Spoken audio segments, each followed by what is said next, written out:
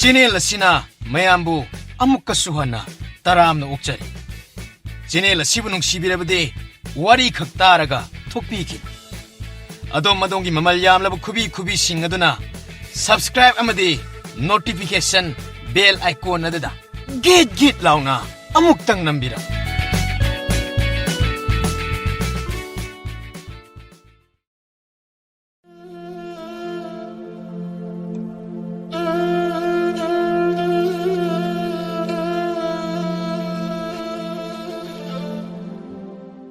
Pathau suklaba mamlaba umang aduda naitum lagle.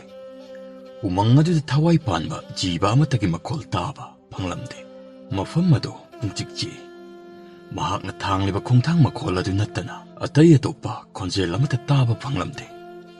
Pathau tapna asum atopa kana takini haiba matagom mikupna humsingna sangsilakle. Tanjasida manaton isang sangba mahaki makhwang muktang wangba.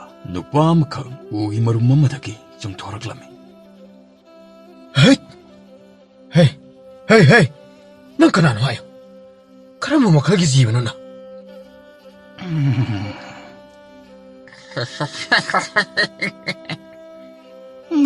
Nang mafam masilakliba sige maram hayo. Hey, lambi lamamay. Matau karam na mafam sita laram libno haiba. Ay, ningsing matoktre. Nangde, mi marak, tawai marak ne. Hausikti, nangdi lambi amata, nak ne kangkiroy. Kari haiba. Nang nakang labadi, matau karam na ay, mafam si yoro kibino haibado, amukta haibiyo. Matude, ay na haiba yate. Selo. Tu, masigi lambi asida, nakakadum, na chalo. Mafam aduda, nanggiwa hangiba kummado, shoida na fanglagani. Kari haiba. Lambi sida sumsat kadaba. Adudi, ay kayam sangna. He, kaday satkre. Untho matuna mangreda. Hoksik kadubo, kari yuwaira bazano.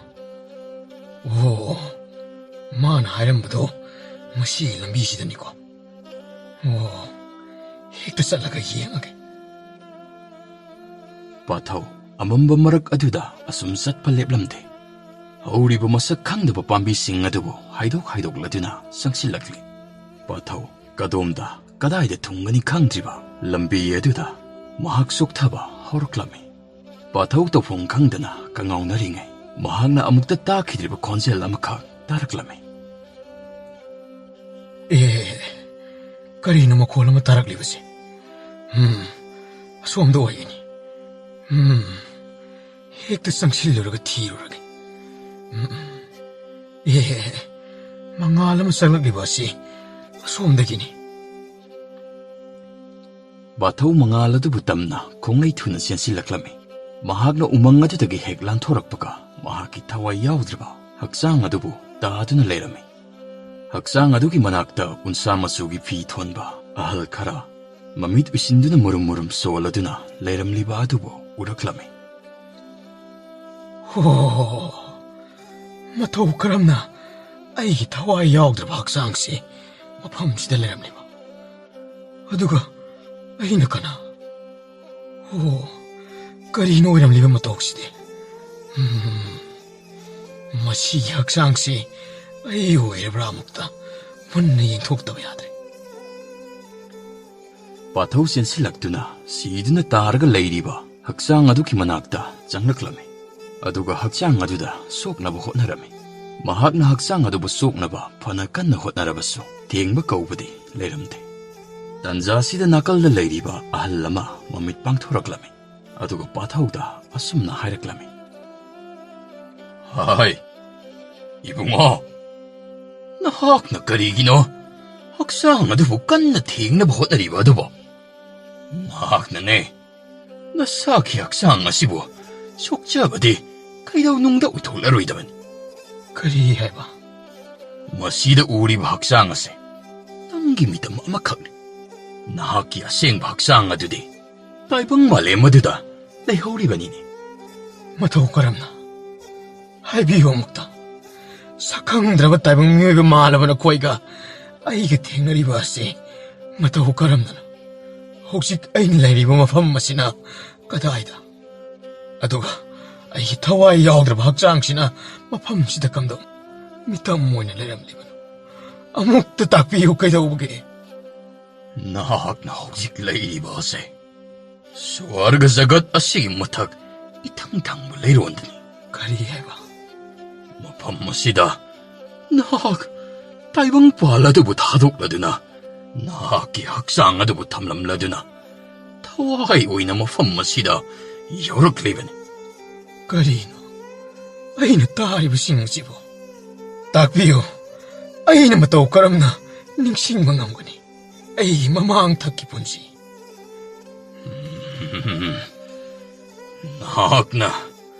ꯅꯍꯥꯛꯀꯤ ꯍꯧꯈ꯭ꯔꯕ ꯄꯨꯟꯁꯤ ꯅꯤꯡꯁꯤꯡꯕꯗꯤ ꯀꯩꯗꯧꯅꯨꯡꯗ ꯉꯝꯂꯔꯣꯏ ꯑꯗꯨꯕꯨ ꯀꯩꯗꯧꯕ ꯀꯅꯥꯒꯨꯝꯕ ꯑꯃꯅ ꯅꯉꯣꯟꯗ ꯍꯧꯈꯤꯕꯁꯤꯡ ꯑꯗꯨꯕꯨ ꯇꯝꯍꯟꯕꯗꯤ ꯑꯣꯏꯊꯣꯛꯀꯅꯤ ꯑꯗꯨꯃꯛꯄꯨ ꯇꯥꯏ ꯍꯥꯏꯕꯈꯛꯅꯤ ꯃꯥꯂꯦꯝ ꯑꯗꯨꯗ ꯅꯪꯅ ꯍꯤꯡꯂꯤꯉꯩ ꯃꯇꯝ ꯑꯗꯨꯗ ꯐꯥꯎꯈꯤꯕꯁꯤꯡ ꯑꯗꯨꯗꯤ ꯑꯃꯠꯇ ꯅꯍꯥꯛꯀꯤ ꯋꯥꯈꯜ ꯆꯪꯂꯔꯣꯏ ꯑꯩ ꯍꯧꯈꯤꯕ ꯑꯃꯠꯇ ꯅꯤꯡꯁꯤꯡꯗ꯭ꯔꯕꯁꯨ ꯌꯥꯔꯦ ꯑꯗꯨꯗꯤ ꯃꯇꯧ ꯀꯔꯝꯅ ꯀꯅꯥꯒꯤ ꯃꯇꯦꯡꯗꯒꯤ ꯑꯩꯒꯤ ꯄꯨꯟꯁꯤꯒꯤ ꯋꯥꯔꯤ ꯇꯥꯕ ꯐꯪꯒꯅꯤ ꯃꯗꯨꯒꯤꯁꯨ ꯂꯝꯕꯤ ꯑꯃꯗꯤ ꯂꯩꯒꯗꯧꯔꯤꯕꯅꯤ ꯑꯗꯨꯕꯨ ꯑꯩꯍꯥꯛꯅ ꯇꯥꯛꯀꯗꯧꯔꯤꯕ ꯑꯁꯤ ꯅꯠꯇꯅ ꯑꯇꯣꯞꯄ ꯋꯥꯈꯜ ꯑꯃꯠꯇꯗꯤ ꯅꯍꯥꯛꯅ ꯂꯥꯝꯂꯨꯕ ꯌꯥꯗꯦ ꯑꯔꯥꯟ ꯑꯍꯨꯏ ꯂꯪꯁꯤꯜꯂꯨꯔꯕꯗꯤ ꯅꯍꯥꯛ ꯊꯋꯥꯏꯂꯛꯇ ꯇꯤꯟꯕ ꯀꯩꯗꯧꯅꯨꯡꯗ ꯐꯪꯂꯔꯣꯏꯗꯕꯅꯤ ꯍꯥꯏꯔꯒꯦ ꯇꯥꯔꯣ ꯃꯐꯝ ꯑꯁꯤꯗꯒꯤ ꯑꯋꯥꯡ ꯄꯥꯡꯕ ꯂꯝꯕꯤ ꯑꯁꯤꯗ ꯆꯠꯂꯒ ꯅꯍꯥꯛꯅ ꯑꯆꯧꯕ ꯈꯣꯡꯅꯥꯡ ꯑꯃ ꯍꯧꯕ ꯊꯦꯡꯅꯒꯅꯤ ꯈꯣꯡꯅꯥꯡ ꯑꯗꯨꯒꯤ ꯃꯈꯣꯡ ꯑꯗꯨꯗ ꯂꯦꯞꯇꯨꯅ ꯑꯂꯩꯄꯨꯛꯀꯤ ꯊꯋꯥꯏ ꯀꯗꯥꯏꯗ ꯂꯩ ꯍꯥꯏꯗꯨꯅ ꯍꯪꯒꯗꯕꯅꯤ ꯊꯣꯛꯂꯛꯇ꯭ꯔꯤ ꯐꯥꯎꯕꯗ ꯅꯍꯥꯛꯅ ꯀꯧꯒꯗꯕꯅꯤ ꯃꯇꯝ ꯑꯗꯨꯗ ꯈꯣꯡꯅꯥꯡ ꯑꯗꯨꯒꯤ ꯎꯔꯥꯁꯤꯡ ꯑꯗꯨ ꯊꯋꯥꯏ ꯄꯥꯟꯗꯨꯅ ꯁꯥꯐꯣꯡꯂꯛꯀꯅꯤ ꯃꯗꯨꯗ ꯅꯍꯥꯛꯀꯤ ꯁꯥꯒꯩ ꯂꯝꯂꯦꯟꯒꯤ ꯃꯤꯡ ꯑꯗꯨ ꯎꯔꯥ ꯑꯗꯨꯅ ꯄꯜꯂꯗꯨꯅ ꯅꯪꯒꯤ ꯍꯧꯈꯤꯕ ꯋꯥꯔꯤ ꯑꯗꯨꯕꯨ ꯁꯣꯏꯗꯅ ꯈꯪꯕ ꯉꯝꯒꯅꯤ ꯌꯥꯝꯅ ꯅꯨꯡꯉꯥꯏꯖꯔꯦ ꯅꯪꯅ ꯄꯨꯝꯅꯃꯛꯁꯤꯡ ꯑꯗꯨꯕꯨ ꯄꯥꯡꯊꯣꯛꯂꯕ ꯃꯇꯨꯡ ꯑꯃꯨꯛ ꯃꯐꯝ ꯑꯁꯤꯗ ꯂꯥꯛꯀꯗꯕꯅꯤꯀꯣ ꯑꯩ ꯀꯥꯎꯖꯔꯣꯏ ꯄꯥꯊꯧ ꯑꯋꯥꯡ ꯄꯥꯡꯕ ꯂꯝꯕꯤ ꯑꯗꯨꯕꯨ ꯇꯝꯅ ꯆꯪꯁꯤꯟꯕ ꯍꯧꯔꯛꯂꯝꯃꯤ ꯃꯍꯥꯛꯅ ꯑꯁꯨꯝ ꯆꯪꯁꯤꯜꯂꯛꯄꯗ ꯂꯥꯞꯇꯛꯅ ꯏꯔꯪ ꯂꯪꯅ ꯍꯧꯔꯤꯕ ꯆꯥꯎꯔꯕ ꯈꯣꯡꯅꯥꯡ ꯄꯥꯝꯕꯤ ꯑꯗꯨꯕꯨ ꯎꯔꯛꯂꯝꯃꯤ ꯀꯌꯥꯗ ꯅꯤꯡꯊꯤꯖꯈ꯭ꯔꯕ ꯈꯣꯡꯅꯥꯡ ꯄꯥꯝꯕꯤꯅꯣ ꯃꯁꯤ ꯁꯣꯏꯗꯅ ꯑꯣꯏꯔꯅꯤ ꯍꯦꯛꯇ ꯆꯪꯁꯤꯜꯂꯒꯦ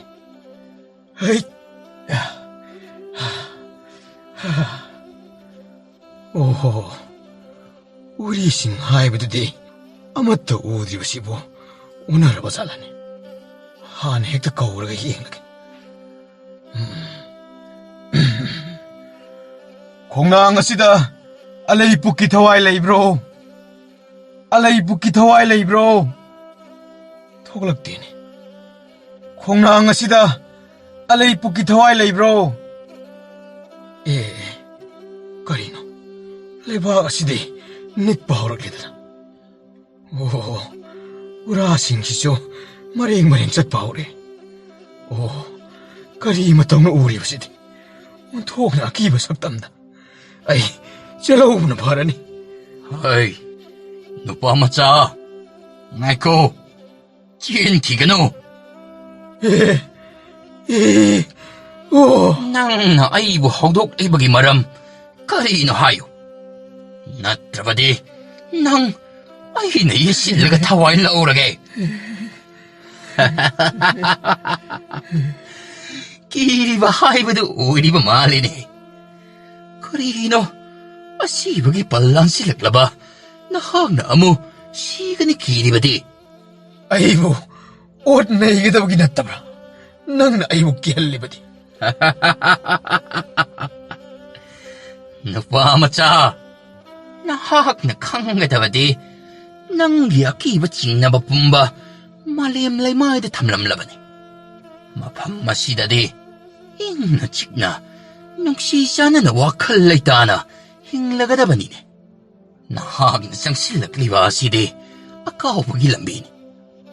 ꯑꯗꯨꯗꯤ ꯑꯩ ꯃꯐꯝꯁꯤꯗ ꯀꯔꯝꯅ ꯍꯤꯡꯂꯤ ꯍꯥꯏꯒꯗꯧꯔꯤꯕꯅꯣ? ꯑꯩꯒꯤ ꯃꯥꯂꯦꯝꯗꯨꯗ ꯇꯨꯝꯈ꯭ꯔꯕ ꯑꯩꯅ ꯀꯔꯤꯒꯤ ꯃꯐꯝꯁꯤꯗ ꯑꯃꯨꯛ ꯍꯧꯗꯣꯛꯄꯤꯗꯨꯅ ꯀꯔꯤꯒꯤ ꯑꯣꯜꯂꯤꯕꯅꯣ? ꯑꯩꯕꯨ ꯇꯨꯝꯍꯟꯕꯤꯔꯣ.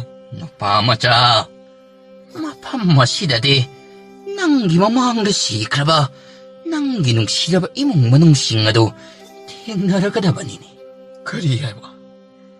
ꯃꯈꯣꯏꯒ ꯂꯣꯏꯅꯗꯨꯅ ꯅꯍꯥꯛ ꯅꯨꯡꯉꯥꯏꯅ ꯂꯩꯔꯒꯅꯤ. ꯅꯍꯥꯛꯅ ꯃꯐꯝ ꯑꯁꯤꯗ ꯃꯤꯠ ꯄꯥꯡꯂꯤꯕꯒꯤ ꯃꯔꯝ ꯁꯣꯏꯗꯅ ꯅꯍꯥꯛꯅ ꯈꯪꯂꯒꯅꯤ. ꯆꯩꯅꯥ ꯄꯨꯝꯕ ꯀꯥꯎꯔꯒꯅꯤ. ꯑꯋꯥꯕ ꯍꯥꯏꯕ ꯑꯃ ꯅꯍꯥꯛꯀꯤ ꯅꯐꯝꯗ ꯂꯩꯔꯔꯣꯏꯗꯕꯅꯤꯅꯦ. ꯑꯣ, ꯍꯦ ꯂꯥꯏꯑꯣꯏꯔꯕ ꯎꯔꯤ. ꯑꯗꯨꯗꯤ ꯃꯥꯂꯦꯝ ꯑꯗꯨꯗꯒꯤ ꯑꯩ ꯃꯇꯧ ꯀꯔꯝꯅ ꯃꯐꯝꯁꯤ ꯌꯧꯔꯛꯈꯤ ꯍꯥꯏꯕꯗꯨ ꯑꯃꯨꯛꯇ ꯈꯪꯍꯟꯕꯤꯌꯨ. ꯑꯁꯤꯕ ꯅꯪꯅꯕꯨ ꯑꯍꯤꯡꯕꯒꯤ ꯋꯥꯔꯤ ꯇꯥꯅꯤꯡꯂꯤꯕ? ꯅꯨꯄꯥ ꯃꯆꯥ, ꯅꯪꯅ ꯅꯤꯡꯁꯤꯡꯕ ꯉꯝꯂꯔꯣꯏꯗꯕ ꯋꯥꯔꯤꯁꯤꯡ ꯑꯗꯨꯕꯨ ꯅꯍꯥꯛꯅ ꯀꯔꯤꯒꯤ ꯇꯥꯅꯤꯡꯂꯤ? ꯀꯔꯤꯒꯤꯅꯣ ꯑꯁꯤꯕꯒꯤ ꯃꯆꯠ ꯅꯍꯥꯛꯅ ꯏꯟꯗ꯭ꯔꯤꯕꯗꯤ? ꯍꯦ ꯂꯥꯏꯑꯣꯏꯔꯕ ꯎꯔꯤ, ꯑꯩꯅ ꯅꯤꯡꯁꯤꯡꯂꯔꯣꯏꯗꯕ ꯋꯥꯔꯤ ꯀꯌꯥ ꯑꯗꯨ ꯑꯃꯨꯛꯇ ꯂꯤꯕꯤꯌꯨ. ꯋꯥꯔꯤꯗꯨ ꯇꯥꯔꯕ ꯃꯇꯨꯡ ꯑꯁꯤꯕꯒꯤ ꯂꯩꯔꯣꯟ ꯑꯁꯤꯒꯤ ꯃꯆꯠ ꯁꯣꯏꯗꯅ ꯀꯥꯏꯗꯅ ꯆꯠꯆꯒꯦ.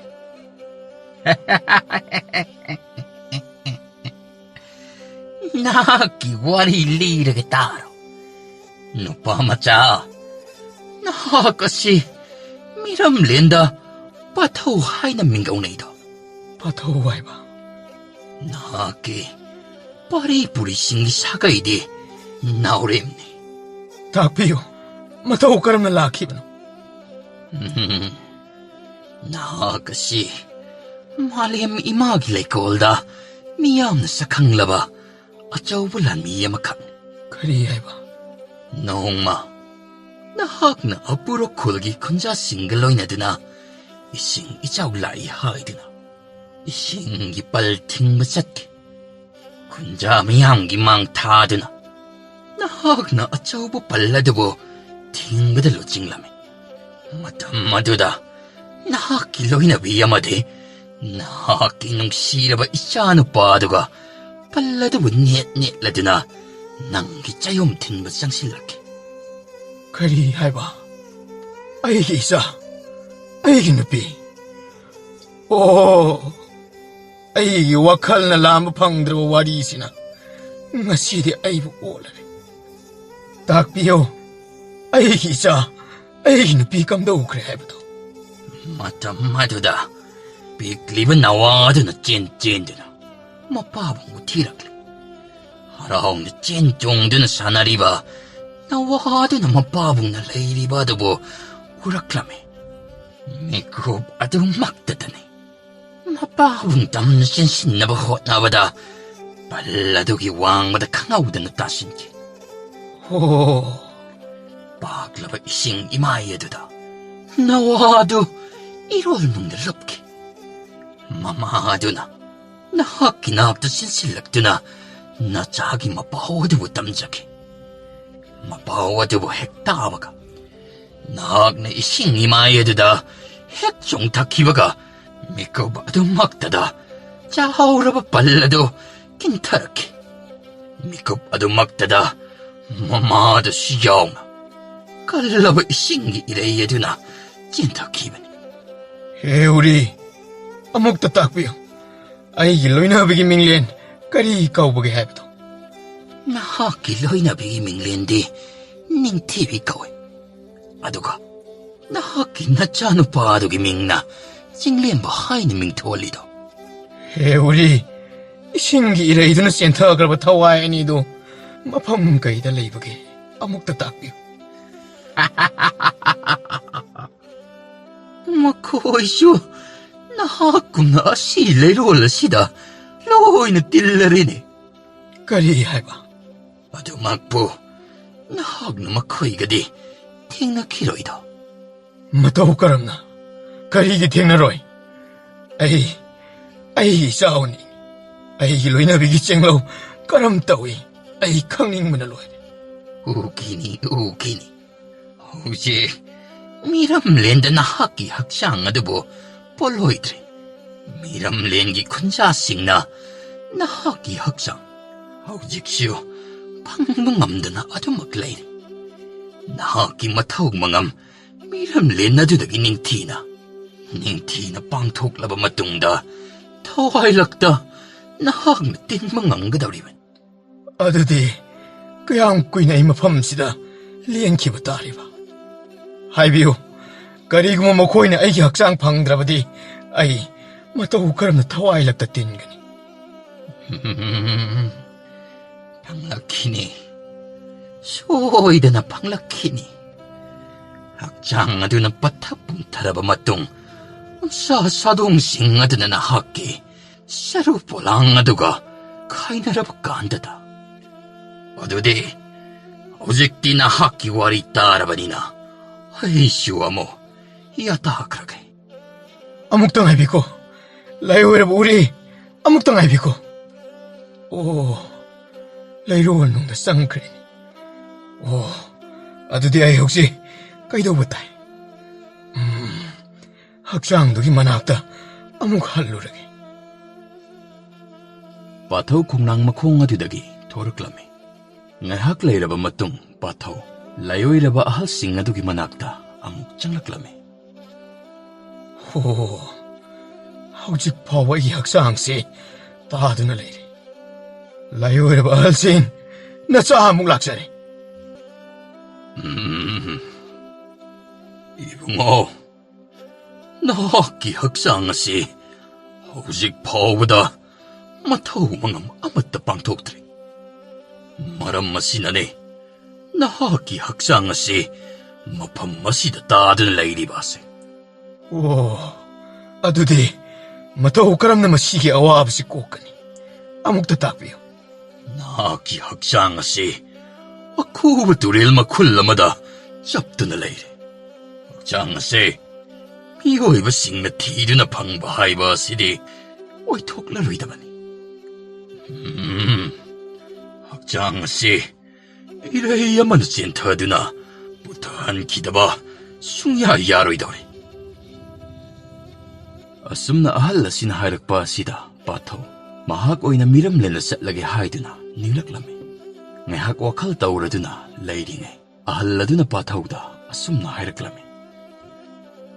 누빠마짜 나하기 학상아시나 레이롤 산드리바세 마탐 얌나쿠 실락라반 마람마시나 말렘 이마 사울클레 거리금바 학상아시부 투나막 잣두나마 팜 홍톡루드라바디 말렘 이마나 잉아 사시기 컬싱아시부까 헬락드나 운기마빠이 굽신 그라바디 나하기 학상아시 사동 여우드나 아두막 라이가 더리바니 Adudi karam tawa. 오지 타와야마 타라드나 나하기 학상상 할로그다바수 거리 토까니 땀멍감드레 나하기 학상아세 나학 나사나 드라바디 야로이 더리니 Kari haiba. Adu oirabadi miramlinda ay hekta sa sarurki. 나학 삿게 더리바세 따라이 타박디 났대 버터 뽐타라바 학상 아두다 타와에도 보모 짱신가 더리바니 아두기 수마탁다 나학 마팜마도 부여크라바디 낭 아이나 하우직 사나리바 와리 뽐바 로이나 까크라가니 미람 렌나두기 와칼 나학 소이드나 칼락라가니 학장아도 해가고뜨는 짤로보 맞담다 그리고 맞다이봉 미요이바 싱나 우크라바디 어기야 강낭가더리바니 어드디 아이영 쌌다바 야로이더리 Adudi 혹시 걔도 쌌거더라. 잘랐지. 아두가 나항 떠오그다 봤시. 아이나 우직 하이르부다 까리쇼 아무것도 까나라. 아이나 이나가다리 봤시. 낭 무시나바니코. 낭 람헨투 헨바야디코. 쌀라시야. 뭐시 버럭 쇼이드는 다락가다바 마비다. 우지 나하키 학상아드다. 나하키 타와이 쇼이드는 쌍라가니. 레이마이다 따리바 나하키 학상아시기 나끌다 힙타드는 레이로. 바타우 마하키 미탐 모이리바 학상아두기 나끌다 힙타드는 레이라메. 아할라드나 맘밋 우실라드나 학상아두다 빠이라드나 그리고마 카라 소리.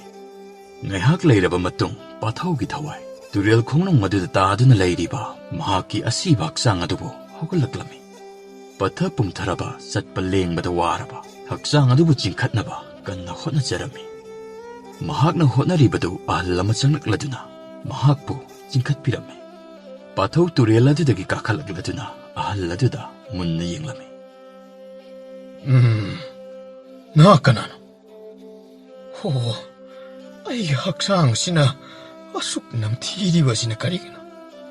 하이 바타오 라오라오 낭부 허긋뻥 암나로이 하이드나 아이 라우브 락리베니니 라오라오 두레일리 쿨라시다 핵트 짤라시라 아두가 콜라마 핵 방바가 아이 거기 마타올로에 까리노.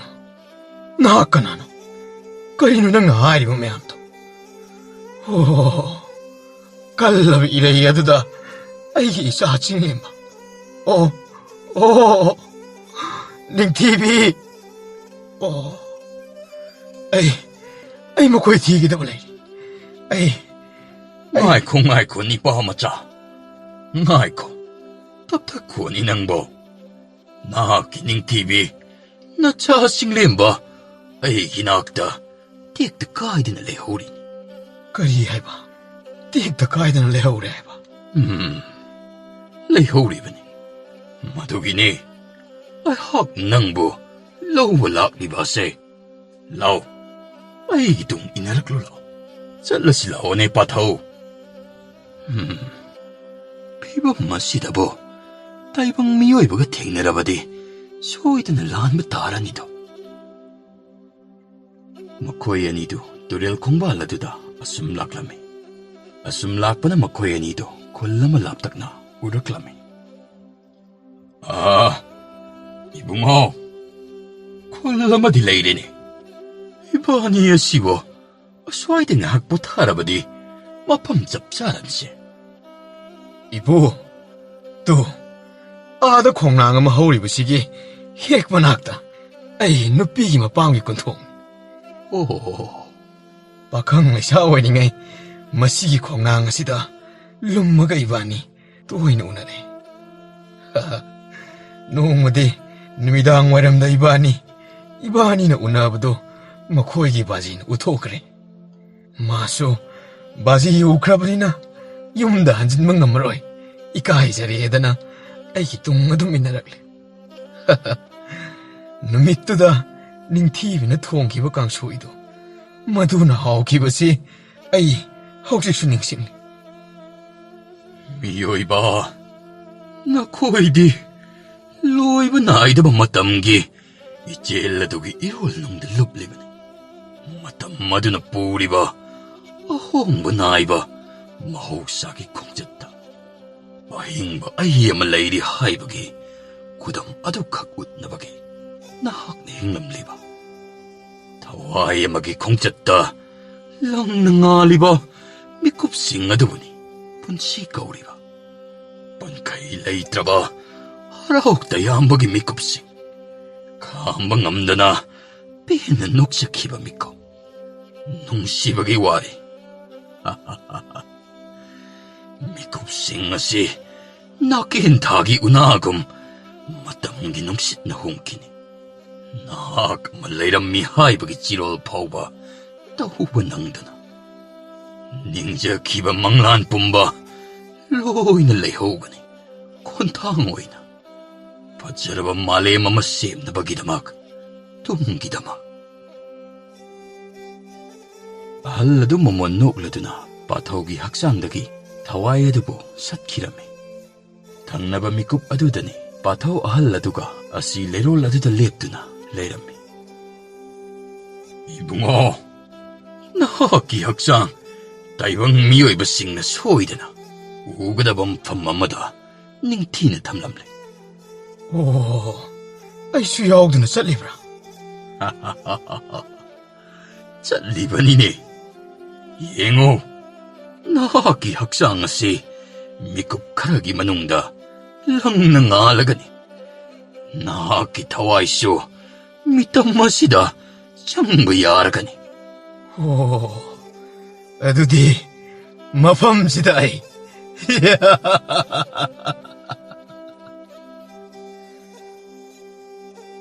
ꯄꯥꯊꯧꯒꯤ ꯍꯛꯆꯥꯡ ꯇꯥꯏꯕꯪ ꯃꯤꯑꯣꯏꯕꯁꯤꯡꯅ ꯃꯊꯧ ꯃꯉꯝ ꯅꯤꯡꯊꯤꯅ ꯄꯥꯡꯊꯣꯛꯂꯗꯨꯅ ꯂꯩꯔꯣꯜ ꯆꯟꯈꯤꯔꯝꯃꯤ ꯑꯁꯤ ꯂꯩꯔꯣꯜꯅꯨꯡꯗ ꯂꯩꯔꯤꯕ ꯃꯍꯥꯛꯀꯤ ꯍꯛꯆꯥꯡ ꯑꯗꯨꯕꯨ ꯊꯋꯥꯏꯂꯛꯇ ꯇꯤꯟꯅꯕꯒꯤꯗꯃꯛ ꯂꯥꯏꯔꯝꯂꯦꯟꯗ ꯆꯪꯂꯛꯂꯝꯃꯤ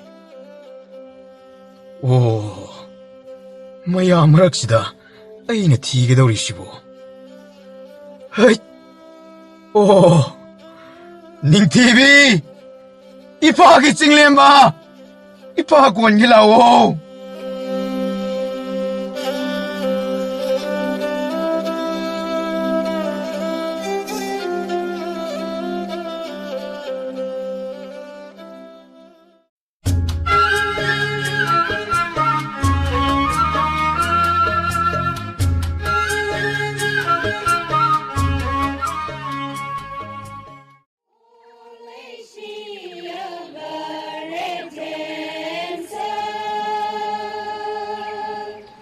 ꯂꯩꯔꯧꯂꯥ ꯂꯩꯔꯧꯂꯥ ꯑꯣꯏ ꯀꯅꯥꯔꯥ ꯑꯩꯅꯦ ꯃꯦꯉꯝꯂꯥ ꯑꯣꯏꯕꯤꯕꯅꯦ ꯄꯥꯝꯗ ꯃꯥꯏꯔꯦꯜ ꯊꯥꯕꯤ ꯍꯦꯛꯄꯤꯔꯨꯁꯤꯅꯦ ꯆꯠꯄꯤꯁꯦ ꯆꯠꯄꯤꯁꯦ ꯑꯩꯁꯨ ꯊꯧꯕꯤꯔꯛꯀꯦ ꯉꯥꯏꯕꯤꯔꯝꯃꯣꯅꯦ ꯑꯩ ꯏꯆꯥꯅꯨꯄꯤ ꯀꯔꯥꯏ ꯆꯠꯄꯤꯒꯦꯔꯥ ꯏꯄꯥ ꯄꯥꯝꯗ ꯆꯠꯄꯤꯒꯦ ꯑꯩ ꯆꯠꯄꯤꯌꯨꯅꯦ ꯆꯠꯄꯤꯌꯨꯅꯦ ꯑꯗꯣ ꯉꯟꯅꯗꯤ ꯍꯜꯂꯛꯄ ꯀꯥꯎꯕꯤꯒꯅꯨꯀꯣ ꯀꯥꯎꯕꯤꯔꯣꯏꯅꯦ ꯏꯄꯥ ꯏꯇꯥ ꯆꯠꯄꯤꯁꯦꯅꯦ ꯆꯠꯄꯤꯁꯦ ꯆꯠꯄꯤꯁꯦ ꯏꯆꯥꯅꯨꯄꯤꯁꯦ ꯆꯥꯎꯔꯦꯅꯦ ꯂꯩꯁꯥꯕꯤ ꯒꯥꯏꯗꯣ ꯐꯥꯕꯤꯔꯛꯂꯦꯅꯦ ꯑꯣꯏ ꯃꯃꯥ ꯅꯪꯀ ꯂꯩꯔꯝꯂꯕꯗꯤ ꯀꯌꯥꯗꯤ ꯍꯔꯥꯎꯕ ꯍꯁ ꯑꯩ ꯏꯇꯣꯝꯇ ꯑꯣꯏꯕꯅꯤꯅ ꯍꯔꯥꯎꯕ ꯉꯝꯗ꯭ꯔꯦꯅꯦ ꯑꯩꯒꯤ ꯃꯄꯣꯛꯁꯦ ꯅꯪ ꯌꯥꯝꯅ ꯐꯠꯇꯦ ꯑꯩꯕꯨ ꯍꯨꯟꯗꯣꯛꯂꯝꯂꯒ ꯍꯦꯛꯇ ꯆꯠꯄꯤꯒꯦ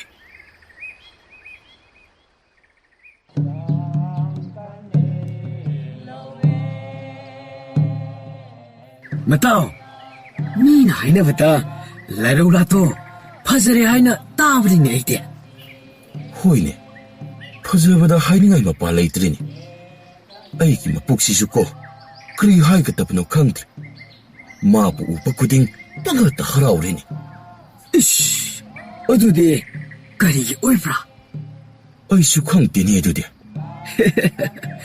ꯑꯗꯨꯗꯤ ꯅꯪꯅ ꯃꯥ ꯄꯥꯝꯕꯒꯤ ꯑꯣꯏꯒꯅꯤ ꯑꯗꯨꯒꯤ ꯑꯣꯏꯕ꯭ꯔꯥ ꯈꯪꯗ꯭ꯔꯦꯅꯦ ꯑꯩꯁꯨ ꯑꯦ ꯑꯣꯏꯒꯅꯤ ꯑꯩꯅ ꯍꯥꯏꯕ ꯆꯨꯝꯒꯅꯤꯀꯣ ꯅꯪꯅ ꯃꯥ ꯄꯥꯝꯕ ꯃꯥꯜꯂꯦꯅ ꯑꯩꯅꯁꯨ ꯈꯟꯕꯤꯕ ꯀꯨꯏꯔꯕꯅꯦꯕ ꯑꯗꯨ ꯑꯣꯏꯔꯀꯅ ꯑꯣꯏꯖꯔꯝꯂꯅꯤꯗ ꯑꯗꯣ ꯅꯪ ꯃꯁꯥꯗꯗꯤ ꯀꯔꯝ ꯀꯥꯟꯗ ꯍꯥꯏꯒꯗ꯭ꯔꯥ ꯈꯪꯗꯦꯗ ꯏꯁꯥꯅ ꯏꯁꯥ ꯐꯥꯎꯕꯗ ꯃꯥꯕꯨ ꯄꯥꯝꯃꯤ ꯈꯪꯕ ꯀꯥꯟꯗ ꯑꯁꯨꯛ ꯄꯥꯈꯠꯂꯕ ꯑꯁꯤꯅꯗꯤ ꯀꯔꯝꯅ ꯃꯁꯤꯗ ꯑꯩꯅ ꯍꯥꯏꯒꯗ꯭ꯔꯥ ꯑꯁ ꯅꯨꯄꯥ ꯃꯥꯟꯗꯕ ꯇꯧꯅꯨꯍꯦ ꯅꯨꯄꯥ ꯅꯠꯇꯕꯗꯧꯅꯀꯣ ꯅꯨꯄꯤꯗꯧꯅ ꯇꯧꯅꯨꯍꯦ ꯑꯁ ꯃꯇꯥꯎ ꯅꯪꯅꯗꯤ ꯑꯗꯨꯝꯅ ꯂꯥꯏꯅ ꯍꯥꯏꯕꯤꯕꯀꯣ ꯑꯗꯨꯕꯨ ꯑꯩꯒꯤ ꯃꯤꯍꯨꯜꯁꯦ ꯀꯔꯤꯅꯣ ꯈꯪꯗꯦ ꯃꯥꯒꯤ ꯋꯥꯔꯤ ꯁꯥꯕ ꯐꯥꯎꯕꯗꯀꯣ ꯊꯛ ꯊꯛ ꯍꯥꯏꯅ ꯀꯟꯅ ꯀꯟꯅ ꯆꯣꯡꯂꯤꯕꯅꯤꯅꯦ ꯑꯩ ꯃꯇꯥꯎ ꯂꯥꯏꯔꯧꯂꯥ ꯍꯣꯏꯗꯤ ꯁꯣꯝꯇ ꯂꯥꯛꯂꯦꯅꯦ ꯀꯔꯥꯏꯔꯥ ꯑꯁ ꯃꯇꯥꯎ ꯃꯤꯍꯨꯜꯁꯦ ꯀꯟꯅ ꯆꯣꯡꯕꯤꯕꯅ ꯂꯣꯏꯔꯦꯅꯦ ꯍꯤꯔꯥ ꯅꯨꯄꯥ ꯃꯥꯟꯗꯦꯗ ꯅꯪꯅ ꯍꯥꯏꯕ ꯉꯝꯗ꯭ꯔꯒꯅ ꯅꯇꯥꯎꯅ ꯑꯣꯏꯅ ꯍꯥꯏꯕꯤꯔꯣꯔꯥ? ꯌꯥꯅꯤꯗ. ꯀꯣꯟꯅ ꯍꯥꯏꯔꯁꯤꯗ. ꯏꯁꯦ, ꯑꯗꯨꯗꯤ ꯑꯗꯨꯝ ꯋꯥꯅ ꯈꯪꯖꯔꯣ. ꯃꯇꯥ, ꯃꯇꯥꯡ ꯆꯥꯗꯅ ꯍꯥꯏꯔꯨꯔꯒ ꯊꯤꯅ ꯆꯩꯔꯛꯂꯗꯤ ꯇꯜꯂꯤꯗ. ꯑꯗꯨꯗꯤ ꯑꯗꯨꯝ ꯈꯪꯖꯔꯣ. ꯑꯣꯏ, ꯃꯦꯡꯂꯝꯂꯥ, ꯄꯥꯝꯗ ꯆꯠꯄꯤꯕ꯭ꯔꯥ? ꯍꯣꯏꯅꯦ ꯏꯕꯨꯡ, ꯄꯥꯝꯗ ꯆꯠꯄꯤꯒꯦꯅꯦ. ꯆꯠꯄꯤꯌꯣ ꯆꯠꯄꯤꯌꯣ. ꯑꯇꯣꯞꯄ ꯅꯣꯏꯁꯦ ꯂꯩꯁꯥ ꯐꯥꯔꯦ ꯍꯥꯏꯗꯤ ꯀꯥꯎꯄꯤꯅꯨꯀꯣ. ꯀꯥꯎꯗꯦꯗ ꯑꯩꯈꯣꯏꯁꯨ. ꯑꯗꯣ ꯏꯕꯨꯡ ꯍꯣꯏꯁꯦ ꯄꯥꯈꯪ ꯐꯥꯔꯦ ꯍꯥꯏꯁꯤ ꯀꯥꯎꯄꯤꯅꯣ. ꯑꯁ ꯃꯦꯡꯂꯝꯂꯥ, ꯆꯠꯄꯤꯁꯤꯅꯦ. ꯀ꯭ꯔꯤ ꯇꯧꯔꯒꯦꯅꯦ? ꯆꯠꯄꯤꯁꯦꯕ. ꯂꯥꯛꯑꯣꯅꯦ, ꯆꯠꯄꯤꯁꯦꯕ. ꯂꯥꯛꯄꯤꯌꯣ, ꯆꯠꯄꯤꯁꯦ. ꯏꯕꯨꯡ ꯑꯅꯤ, ꯑꯩꯈꯣꯏ ꯆꯠꯄꯤꯒꯦꯀꯣ. ꯆꯠꯄꯤꯌꯣ ꯆꯠꯄꯤꯌꯣ. ꯀꯩꯗꯧꯕꯤꯔꯦ? ꯃꯥꯅ ꯑꯩ ꯎꯕꯗ ꯏꯍꯩ ꯍꯩꯅꯗꯕ ꯃꯥꯟꯕꯁꯦ ꯑꯩꯒꯤ ꯃꯄꯨꯛꯁꯤ ꯅꯨꯡꯉꯥꯏꯇꯦꯅꯦ. ꯀꯔꯤꯁꯨ ꯍꯦꯟꯖꯅ ꯈꯟꯕꯤꯅꯨꯗ. ꯀꯨꯏꯔꯀꯣ ꯃꯥꯅꯁꯨ ꯅꯨꯡꯁꯤꯔꯛꯂꯗꯤꯀꯣ ꯅꯪꯅꯦ ꯉꯥꯎꯗꯅ ꯆꯠꯄꯤꯕ ꯁꯣꯏꯔꯣꯏ. ꯑꯗꯨꯕꯨꯗꯤ ꯁꯣꯏꯗ꯭ꯔꯕꯅꯤꯗ. ꯁꯣꯏꯔꯣꯏ. ꯅꯪꯅꯦ ꯏꯇꯥꯎ ꯏꯕꯨꯡꯉꯣ ꯂꯩꯔꯧꯂꯥꯗ ꯇꯁꯦꯡꯅ ꯉꯥꯎꯈ꯭ꯔꯦꯅꯦ. ꯑꯗꯨꯕꯨꯗꯤ ꯑꯩꯁꯦ ꯃꯥꯅ ꯀꯔꯤ ꯇꯧꯁꯤꯟꯈ꯭ꯔꯕꯅꯣ ꯈꯪꯗꯦ. ꯑꯩ ꯇꯁꯦꯡꯅ ꯃꯉꯣꯟꯗ ꯉꯥꯎꯕꯤꯈ꯭ꯔꯕꯅꯤ. ꯌꯥꯔꯦꯀꯣ, ꯂꯝꯕꯤꯁꯤꯗ ꯃꯤꯅ ꯎꯔꯗꯤ ꯁꯣꯏꯗꯅ ꯉꯥꯎꯄꯤꯔꯦ ꯍꯥꯏꯔꯅꯤꯅꯦ. ꯂꯥꯛꯄꯤꯌꯣ, ꯌꯨꯝꯇ ꯍꯟꯈ꯭ꯔꯁꯤ. ꯑꯁꯨꯝꯅ ꯃꯟꯁꯣꯏꯅ ꯃꯇꯥꯎꯕꯨ ꯅꯝꯗꯅ ꯆꯤꯡꯂꯒ ꯄꯨꯈ꯭ꯔꯤ. ꯇꯟꯖꯥꯗ ꯆꯥꯅ ꯈꯨꯌꯨꯝꯂꯥꯏ ꯑꯣꯏꯔꯤꯕ ꯄꯥꯈꯪꯕ ꯏꯄꯥ ꯑꯃꯁꯨ ꯃꯂꯪ ꯏꯋꯥꯍꯩ ꯁꯥꯌꯣꯜꯂꯣ. ꯅꯨꯡꯁꯤ ꯃꯄꯣꯜ ꯄꯥꯏꯗꯅ ꯑꯁꯨꯝ ꯂꯥꯛꯄꯅ ꯂꯪꯃꯥꯏ ꯁꯦꯂꯣꯏꯍꯥ ꯆꯤꯡ ꯂꯥꯏ ꯃꯇꯣꯟ ꯆꯤꯡꯗꯣꯟꯗ ꯐꯅꯦꯛ ꯈꯣꯏꯗꯣꯡꯁꯦꯠ ꯂꯨꯃꯥꯡ ꯁꯝꯂꯥꯡ ꯊꯥꯗꯣꯛ ꯄꯥꯝ ꯌꯥꯜꯂꯤꯕ ꯅꯨꯄꯤ ꯑꯗꯨꯕꯨ ꯎꯕꯗ ꯈꯣꯌꯨꯝꯅꯤ ꯍꯥꯏꯕ ꯀꯥꯎꯅ ꯑꯣꯟꯊꯣꯛꯅ ꯐꯖꯈ꯭ꯔꯦꯗ. ꯄꯥꯈꯪ ꯑꯣꯏꯕ ꯑꯩꯒꯤ ꯄꯥꯏꯃꯁꯦ ꯂꯩꯁꯥ ꯃꯥꯕꯨ ꯎꯕꯗ ꯎꯟꯕꯤꯈꯩꯅ ꯅꯤꯛꯂꯦꯗ. ꯂꯣꯏꯗꯝ ꯀꯅꯥꯒꯤ ꯃꯃꯣꯝꯕꯨ ꯑꯣꯏꯔꯤꯕ ꯎꯟꯊꯣꯛꯅꯁꯨ ꯆꯪꯈꯣꯟꯈ꯭ꯔꯦꯗ. ꯅꯖꯥ ꯃꯥꯒꯤ ꯀꯣꯏꯗꯥꯕꯤ ꯃꯥꯏꯊꯣꯡ, ꯏꯪ ꯏꯪ ꯂꯥꯎꯔꯕ ꯈꯣꯟꯖꯦꯜ, ꯉꯥꯔꯣꯏ ꯁꯥꯕꯥꯜꯕ ꯉꯝꯖꯕꯤ ꯁꯥꯕꯥꯜ, ꯁꯅꯥ ꯃꯆꯨꯒꯨꯝꯅ ꯂꯪꯂꯕꯤ ꯃꯥꯒꯤ ꯀꯨꯆꯨ ꯌꯦꯡꯂꯨ ꯈꯨꯗꯤꯡꯗ ꯄꯥꯏꯃ ꯄꯨꯛꯅꯤꯡ ꯍꯨꯅꯤꯡꯉꯥꯏ ꯉꯥꯛꯇ ꯑꯩꯕꯨ ꯃꯅꯥꯛꯇ ꯍꯦꯛꯇ ꯆꯪꯂꯁꯤꯔꯥꯅꯦ. ꯃꯗꯨꯗꯤ ꯍꯦꯛꯇ ꯂꯥꯟꯅ ꯂꯧꯈꯤꯅꯤ. ꯑꯗꯨꯅ ꯀꯩꯗꯧꯕ ꯇꯥꯏ? ꯄꯥꯝ ꯃꯁꯤꯒꯤ ꯂꯝꯕꯤꯒꯤ ꯅꯥꯀꯜꯒꯤ ꯂꯝꯕꯤ ꯑꯁꯤꯗ ꯁꯒꯣꯜ ꯑꯃ ꯊꯧꯗꯨꯅ ꯌꯥꯡꯅ ꯂꯥꯛꯂꯒ ꯃꯅꯥꯛ ꯋꯥꯏ ꯑꯁꯤꯗ ꯍꯦꯛꯇ ꯇꯨꯁꯤꯜꯂꯒꯦ. ꯍꯥꯏꯕꯒ ꯇꯧꯕꯒ ꯄꯥꯈꯪꯕꯒꯤ ꯁꯥꯌꯜ ꯑꯣꯏꯔꯤꯕ ꯂꯌꯨꯝ ꯄꯥꯈꯪ ꯃꯆꯥꯗꯣ ꯀꯧꯕ꯭ꯔꯨ ꯏꯄꯥꯒꯤ ꯈꯣꯡꯅꯦꯠꯁꯥ ꯑꯣꯏꯔꯤꯕ ꯁꯃꯗꯣꯟ ꯑꯌꯥꯡꯕ ꯑꯗꯨꯕꯨ ꯌꯥꯡꯅ ꯊꯧꯔꯒ ꯂꯥꯛꯂꯒ ꯅꯨꯄꯤ ꯃꯆꯥ ꯑꯗꯨꯒꯤ ꯃꯅꯥꯛꯇ ꯍꯦꯛꯇ ꯇꯨꯁꯤꯜꯂꯒ ꯃꯈꯥꯗ ꯑꯣꯟꯊꯈꯤꯔꯝꯃꯤ. ꯇꯧꯔꯛꯂꯤꯕ ꯃꯇꯧ ꯑꯗꯨꯗ ꯅꯨꯄꯤ ꯃꯆꯥ ꯑꯅꯤ ꯑꯗꯨꯗꯤ ꯏꯉꯛ ꯉꯛꯅ ꯑꯣꯏ, ꯀꯔꯤꯔꯅꯦ? ꯄꯔꯞ ꯌꯥꯡꯅ ꯊꯧꯔꯛꯂꯒ ꯀꯔꯤꯔ ꯇꯧꯔꯤꯕꯁꯤ? ꯂꯩꯔꯧꯂꯥ, ꯅꯨꯄꯥꯁꯤ ꯃꯩꯇꯩ ꯄꯥꯈꯪꯁꯨ ꯃꯥꯜꯂꯤ. ꯑꯝꯇ ꯆꯪꯂꯒ ꯌꯦꯡꯁꯤꯔꯥ? ꯑꯣꯏ, ꯌꯦꯡꯄꯤꯁꯦ. ꯏꯕꯨꯡ, ꯇꯥꯕꯤꯕ꯭ꯔꯣ? ꯇꯥꯕꯤꯕ꯭ꯔꯣ? ꯀꯝꯗꯧꯅꯤ ꯁꯤꯗꯤ? ꯀꯧꯕꯤꯕꯁꯨ ꯇꯥꯗꯦꯅꯦ. ꯑꯥꯏ, ꯃꯦꯡ, ꯁꯝꯇ ꯏꯁꯤꯡ ꯌꯥꯎꯕꯤꯕꯅꯤꯅꯦ. ꯍꯣꯏ, ꯑꯩ ꯂꯧꯕꯤꯒꯦ. ꯁꯤ ꯊꯥꯕꯤꯌꯣ. ꯑꯣꯏ, ꯄꯤꯕꯤꯌꯣ. ꯏꯕꯨꯡ, ꯅꯆꯜꯅ ꯀꯧꯕꯤꯕꯁꯦ ꯇꯥꯕꯤꯕ꯭ꯔꯣ? ꯇꯥꯕ꯭ꯔꯣ ꯏꯕꯨꯡ? ꯈꯣꯌꯨꯝ ꯏꯄꯥ ꯏꯕꯨꯡꯉꯣ ꯄꯥꯈꯪꯕꯅ ꯁꯥꯌꯣꯟꯕ ꯄꯥꯈꯪ ꯃꯆꯥꯗꯣ ꯍꯥꯏꯐꯦꯠ ꯋꯥꯈꯜ ꯂꯥꯛꯄ ꯑꯗꯨꯅ ꯏꯉꯥꯎ ꯉꯥꯎꯅ ꯃꯀꯣꯛ ꯑꯗꯨ ꯄꯥꯏꯔꯒ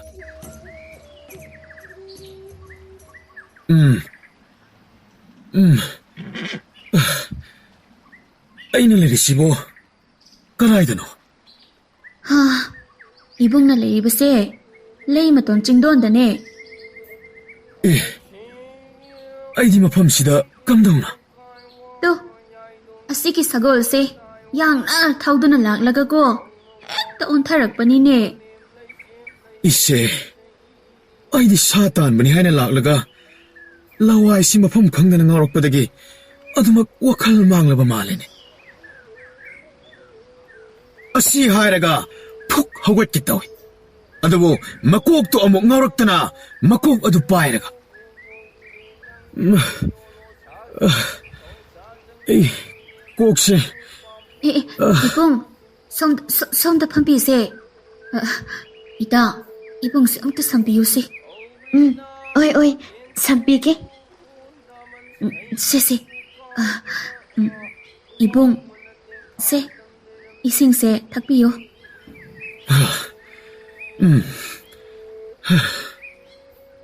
이봉, 와칼 카라 따라보. ꯇꯥꯔꯦ ꯑꯗꯣ ꯏꯆꯜ ꯑꯅꯤꯗꯪ ꯃꯐꯝ ꯑꯁꯤꯗ ꯂꯩꯔꯝꯃꯤꯁꯤꯕꯨ 이봉, 이따가 아이가고 마이렐 핵바 락비버니. 이봉수 마이렐 아마 부비코고. 시기 마이렐세 부비코니. ꯑꯁꯨꯝꯅ ꯑꯣꯛ ꯃꯥꯏꯔꯦꯜ ꯑꯆꯧꯕ ꯑꯗꯣ ꯑꯃꯈꯛ ꯉꯝꯕꯣꯏ ꯉꯝꯗꯕꯣꯏ ꯇꯧꯗꯨꯅ ꯊꯥꯡꯗꯣꯔꯛꯂꯝꯃꯤ ꯈꯣꯌꯨꯝ ꯄꯥꯈꯪ ꯑꯗꯣ ꯃꯥꯏꯔꯦꯜ ꯑꯗꯨ ꯎꯕꯗ ꯉꯛꯅ ꯑꯥꯏ ꯁꯤꯗꯤ ꯑꯣꯟꯊꯣꯛꯅ ꯆꯥꯎꯈ꯭ꯔꯦꯗ 자오빠네 이봉, 부방아 뭐있죠? ꯑꯍꯥ ꯉꯝꯅꯤꯗ ꯑꯗꯣ ꯏꯆꯜ ꯑꯅꯤꯒꯤꯅ ꯀꯔꯤ ꯀꯔꯤ ꯃꯤꯡ ꯀꯧꯕ 이봉, 아이키나 라이로라 까웨. 아두가 이따키나 거, 맹암라 까비바네. ꯑꯣ ꯐꯔꯦ ꯐꯔꯦ ꯏꯆꯜ ꯑꯅꯤꯒ ꯊꯦꯡꯅꯕꯁꯦ ꯏꯆꯜ ꯑꯅꯤꯅ ꯅꯕꯨꯡꯒꯤ ꯊꯋꯥꯏꯁꯨ ꯀꯟꯕꯤꯔꯦ ꯃꯁꯤꯒꯤ ꯂꯃꯟꯁꯨ ꯑꯃꯨꯛ ꯇꯣꯟꯁꯤꯟꯖꯔꯦ ꯑꯩꯁꯨ ꯑꯃꯨꯛ ꯀꯣꯟꯅ ꯂꯥꯛꯂꯒꯦ ꯉꯁꯤꯒꯤꯗꯤ ꯍꯟꯈ꯭ꯔꯒꯦ ꯑꯁꯨꯝꯅ ꯈꯣꯌꯨꯝ ꯄꯥꯈꯪ ꯑꯗꯣ ꯃꯥꯅ ꯇꯣꯡꯂꯛꯄ ꯁꯒꯣꯜ ꯑꯗꯣ ꯁ꯭ꯋꯥꯏꯅ ꯁꯒꯣꯜ ꯑꯗꯨꯕꯨ ꯊꯧꯗꯨꯅ ꯆꯠꯈꯤꯔꯝꯃꯤ ꯂꯩꯔꯧ ꯂꯝꯕꯤꯗꯨ ꯈꯣꯌꯨꯝ ꯄꯥꯈꯪ ꯑꯗꯣ ꯁꯒꯣꯜ ꯑꯗꯨ ꯊꯧꯗꯨꯅ ꯆꯠꯈꯤꯕ ꯑꯗꯣ ꯑꯗꯨꯃꯛ ꯌꯦꯡꯗꯨꯅ ꯂꯩꯔꯤ 이따 낭부 남미또 정톡 빠따리니. ꯅꯪ ꯁꯤꯇꯤꯕ ꯂꯥꯛꯄꯤꯌꯣ ꯌꯨꯝꯗ ꯍꯟꯕꯤꯅꯕ ꯇꯧꯁꯦ ꯑꯩꯈꯣꯏꯁꯨ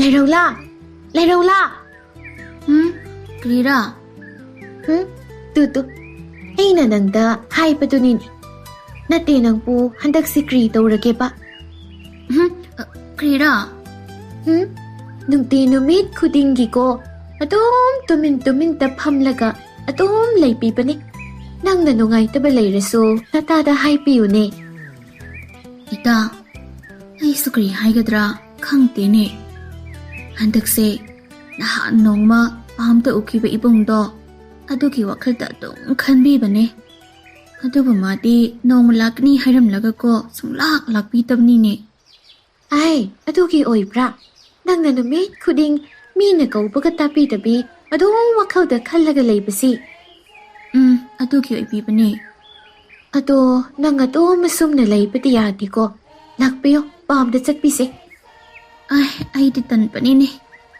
ꯇꯟꯕꯤꯕ ꯌꯥꯗꯦꯅꯦ ꯂꯥꯛꯄꯤꯌꯣꯅꯦ ꯂꯥꯛꯄꯤꯌꯣ ꯅꯪ ꯁꯤꯇꯤꯕꯀꯣ ꯍꯣꯏꯁꯦ ꯆꯠꯄꯤꯁꯦ ꯆꯠꯄꯤꯁꯦ ꯑꯣꯏ ꯃꯦꯉꯝꯂꯥ ꯅꯪꯄꯣ ꯂꯥꯛꯄꯤꯔꯝꯕ꯭ꯔꯥ ꯑꯣꯏ ꯏꯄꯥ ꯂꯥꯛꯄꯤꯕꯅꯦ 이따가 ꯄꯥꯝꯗ ꯆꯠꯄꯤꯁꯤ ꯍꯥꯏꯅ ꯂꯥꯛꯄꯤꯕꯅꯦ ꯆꯠꯄꯤꯌꯣ 이빠 ꯑꯩ ꯄꯥꯝꯇ ꯉꯥꯏꯍꯥꯛ ꯆꯠꯄꯤꯒꯦꯀꯣ ꯆꯠꯄꯤꯌꯣ ꯇꯨꯇꯤ ꯉꯟꯅꯗꯤ ꯍꯟꯄꯤꯔꯛꯑꯣꯀꯣ ꯍꯟꯄꯤꯒꯦ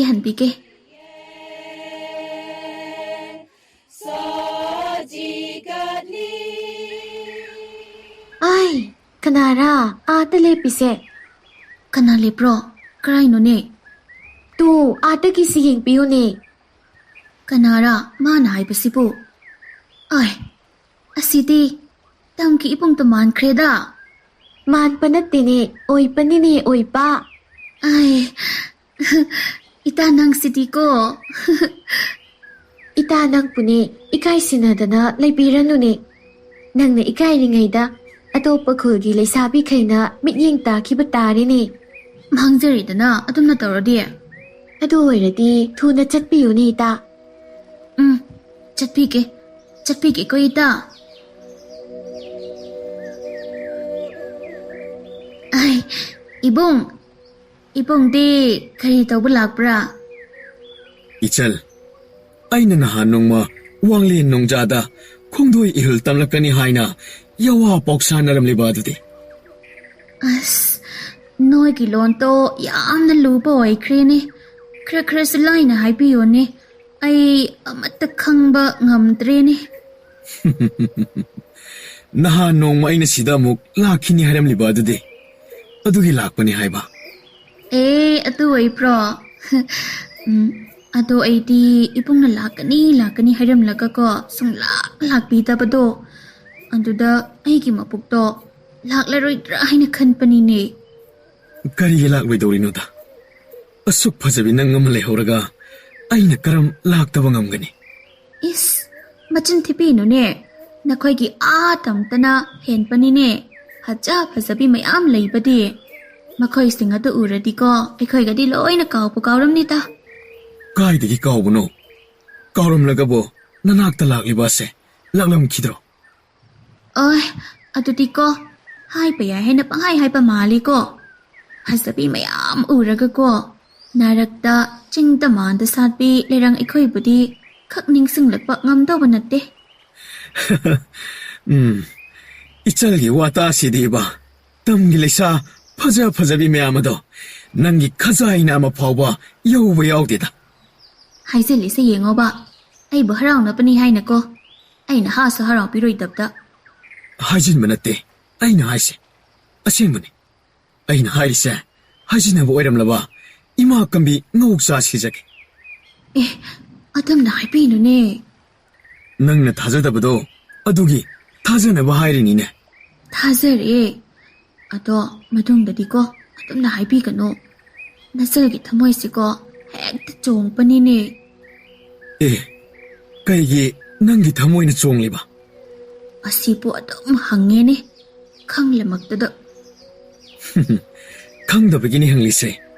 Khanglagabo kaigi hangkidoge ne. Chong khang na hange ne. Tasena khangdabagini ba. Se. Kaigi nung tahayo ba. Ho nuksi pagi. Karira khang de sam hang pa.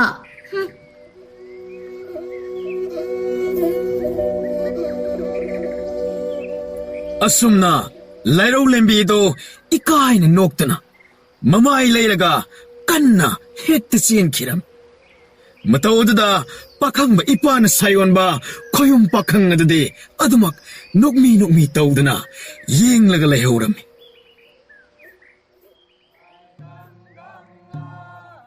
Mataw, Karira.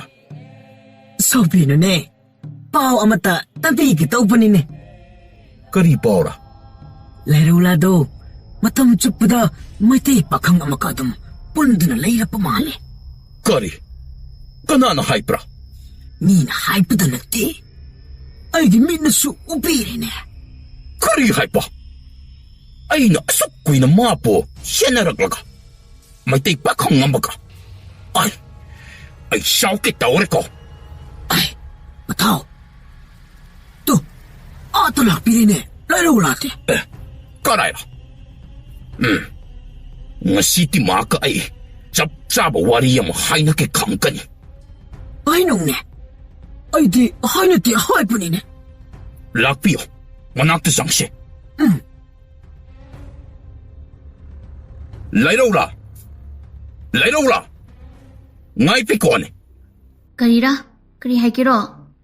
Ay siya. Mataw, hay tabo wagkok, hay no kaduge. May... Lairaw la. Ay, nang putamoy siyang na nung sipa ni. Nang nasuay ki. Ipong. Ay di ipong buko. Ay kahek po mina ba ipong mangnikhan pa ne. Ato na... Uy! At iti kahit ikiyakan eh.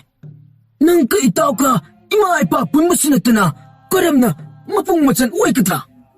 Daw din noy kiwakal ne. Ay giyoy na di ko. Mase, ibong amo ay nakhan ba dagi ne, he nakhan ba ngamde hay ba ni? Lairaw la. Atum na hay pa to tinungay tin eh. Ay na tinang putamoy siyang na. Yari le pero. Ay tinang buko, apam nung sipa matapok tam ne. Ay, atum na tinapal ka kanuhe lairaw la. Nang nasana yana nung sinapa na pa'y kanpaki haipi ni. Kay kumpa nang nanapal hay nagkarakla di ko ay naparagalaw pa sungam may hay pa se nang kangsilo hay layrog ra. Taning teta. Nang nane, pakra ka laurasu ko. Ay tinin nang bustong nung si pangamloy eh. Ay, layrog ra.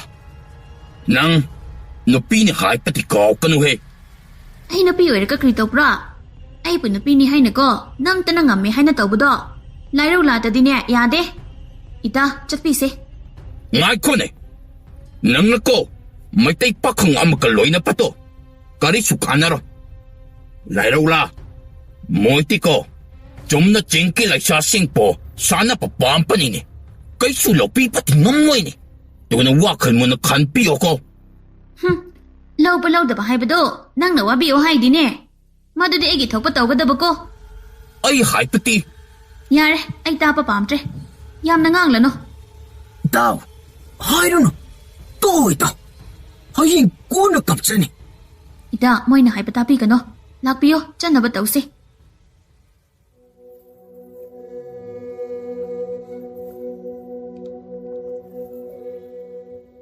Kaino, ngasidi yamna saungna uida. Nati, kanana kanaba horoglage. Natraga, huina chikrabo. Adu kamni dubo. Taning te. Pagi yun na matang isa chade.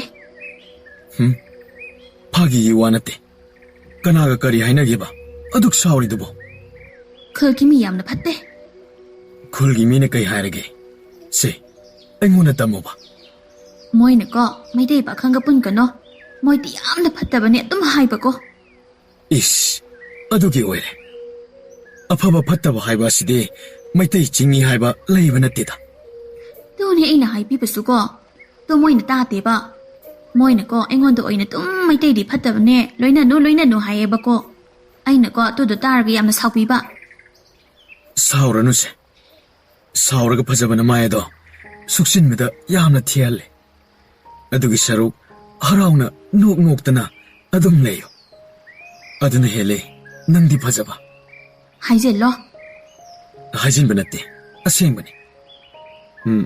Adumaina isaw lang na adum lay no kay doge.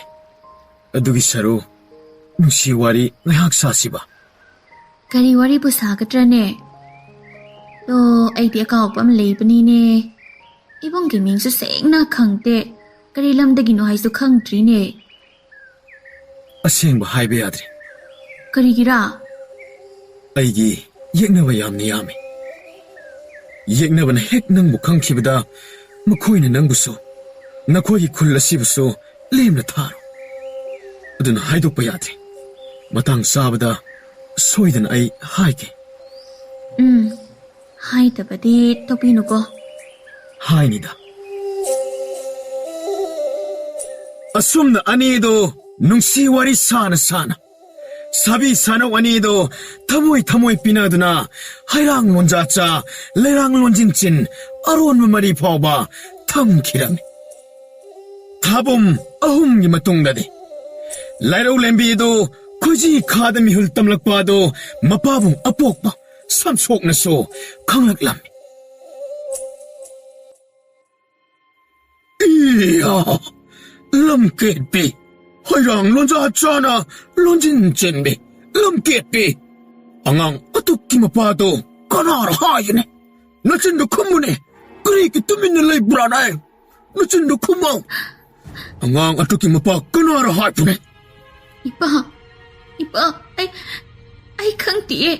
Ay kang tiye, ipa. Ay kang tiye. Iya, hayrang lonjacha, layrang lonjinjilaga, mapa kang tihayne. Lamketbi, nang kahala kita. Mapado ka na hayun eh. Mapakang ka na karam na matapo ko na eh. Hayun eh nang ba? Ipa, tamki ipong na, makakitiik na payami hay na, maming sutak tiye, layfam sutak ba ni? Iya, may tay pakang nalang ng tawra ka nang nalay na tasa pa. Nang nasining tate, ngasig ahing ngasita. Yung sa tadok na sapikro. Sapikro hay pa sila sapikro. Ipa, adoon na kaibigan o. Namumti mapamsitadoglaga. Kadahit itzadkadro. Kongte, nang natok sa bigro. Nang namaram oras ay minsan tigataw. Ay ti minsan tigataw po oras di ko. Sikipan na po pa ni. Ay puko na pa ama oy na kanto na siyan pa pam sa pati. Sa bigro hay pa sida. Yapiyo ni. Yapiyo ko. Ipa, namumlali. Namumlali ba ipa? Adoon na di kaibigan o ipa. Namumlali. Adoon na kaibigan o. Talingte. Langkit pi. Nang tiko. Alam talay ka taban. Yung talay pa yate. Nang layat tiko. Ay pune. Kutsab miyam na nung napat at luwa ni. Tunay yam na tunod sa pikro. Sa pikro hay di. Sa pikro. Ikaw ay dapat tapira na. Ipa, amang ba sita? Namam na cry din sa tiga daw manaw. Talingte. Talingte. Sa pikro hay di. Sa pikro. Ipa! Ipa! Ipa! Ipa!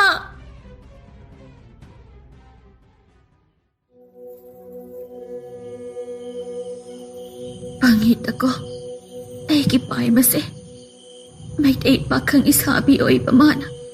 Naunang tao ba da ay natasaban? Nga si ay nawapan eh.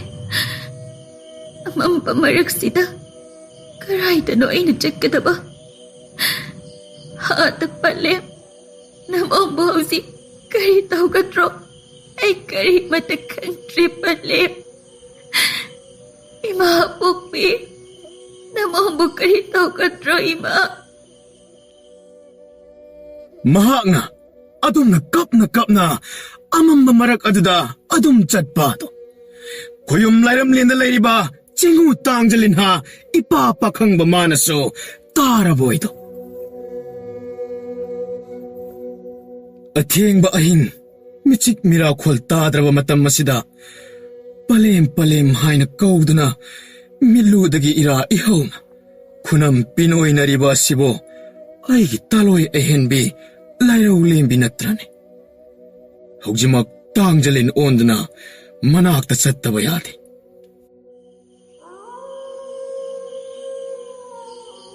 Karira, naragli ba makolesin na? Sidi, lamoy na kong pag-iuwi pa nini. Ay, di kam taon ni. Lamangas sida. Taway taapat at tarabra. Kam tao ka ni ay. Pakat ka no. Nang gidamagta ay le. Sidi, taang jalin ni na. Taang jalil. Nang nadikringam ka dro. Ay say. Atsam matangjalin natte. Kuyum lagi sayon. Ay na nang musya na rin ay da. Sa nga di hayron. Kuyum na pa ba asok apan pibang ngamgada ba natte. Kay gino. Napinang na atiyang ba ahing sida na itom sa libasibo. Karay da no. Lai raw lakaw bi. Ay giyam jing lai bagse. At hong na ti pwede ko. May daylaw nam chow ba. Aka nga magilaw nam tatasa doon na. Mahagamari tamlaw rin. At abag ko'y rin. Mahatilak na ba? Ay kiko'y kataso ko. Nawa mitamle. Ando na. Patawa po panay po. Iyong talay payaroy. Chat mikro ay natalin eh. Hek poksa ba matsano pibo? Apo pamajaoy na suko. Mingjat tayo daw bagay mahunta. Siki ba na henap payahay na hay panini? Ato na iso. Iyong tadog to na lag pani. Aduga, nang nahugjik sa libasina, karayda. Ato so, ay di kari matakang ta panini. Madugida magta, kari matawarudan. Masidagi sumsalaga, singkong da kulla maleram gani. Maduda tunglo. Maduyaw pa ba ay natinbiragi. Ay, ato, kari kira, nang naigi mating pambibadi. Ay nahay da wahay babo, nang ginupado, long nam chow ba nate. Nang bunong sida ba sunate. Madine, koyong moy ba na, nanagtatoy na lag pangamdaban. Se, masigi saisu se maana pirakpani. Masina nangi khoji khadami hul tamliba nawa adugi lambi chingba oinabani haina mahakna pirakpani. Isabi mana pirakpani haiba. Nawa sikini haiba. Ado, nang na ikilambi, chingpini haiba to. Chingpiro. Chatlasi.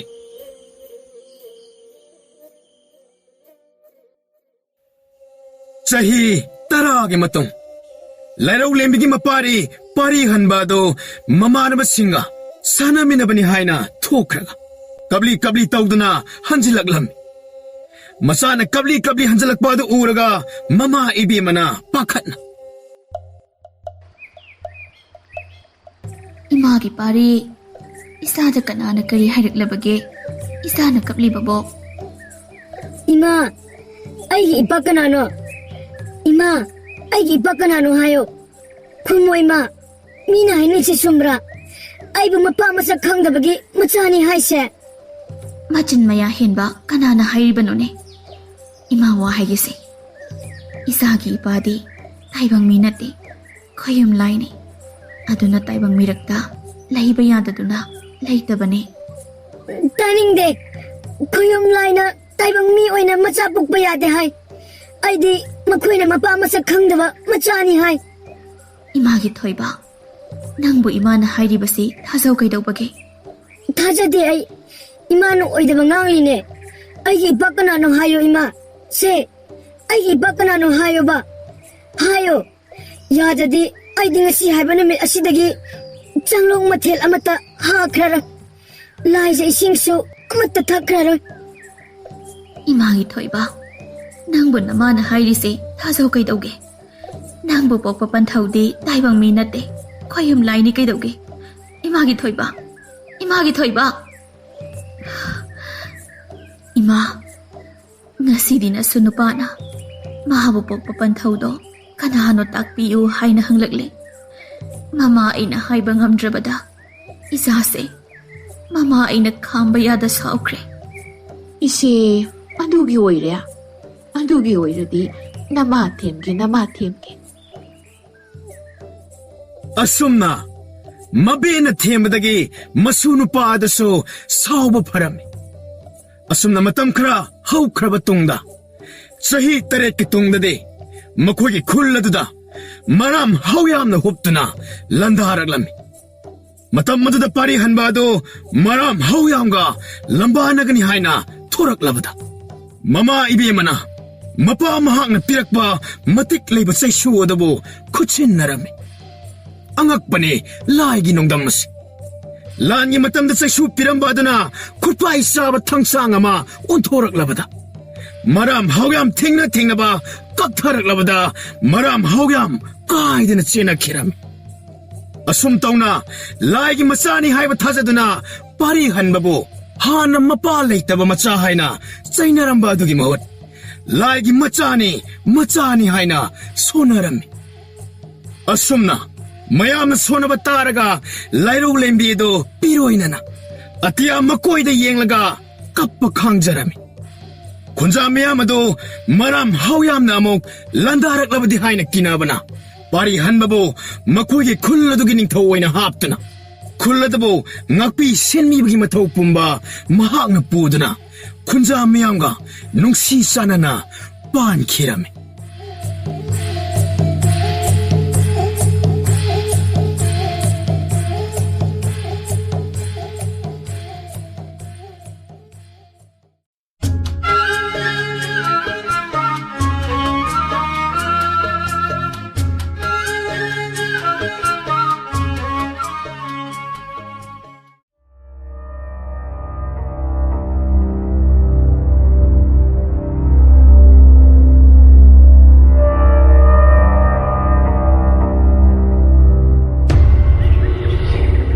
Ayo, sa ibu, kaysa sabaso nati, kasi ontong hiyekreda. Ayo, ima. Isi pugyek pa do, amo hawraklab ra. Nanaw, pugyek pa pana na bihidak do, simzaragi, ngayakta kang biram. Toyno, nang Khitang thorakera. Hoi isi, ai kuirakloy. Isi ngayaktang khangbiram. Ayo, sire. Sire, ayo, ima. Ayo. As, awathabi sidi uthokna hawkreda. Tasingna, oinamna dum hawi. Inaw, nangbu thalep laga. Nang na awathabi charibadubo. Ay, kari matatawdabro. Iche, nanaway ko'y isi hoy gumba nateda. Masida, idak makal saraga. Naiga hiega dum tawrido. Adubune, nanaway ko'y niya, masida, awathabi amunba, tarabuzaga chara phawbada, kayso tawbiba nateda. Sabok na puba yamna phay haydana, niniyam kalakcharibanida, nanaway ko'y Nasi ko'y inawgumna.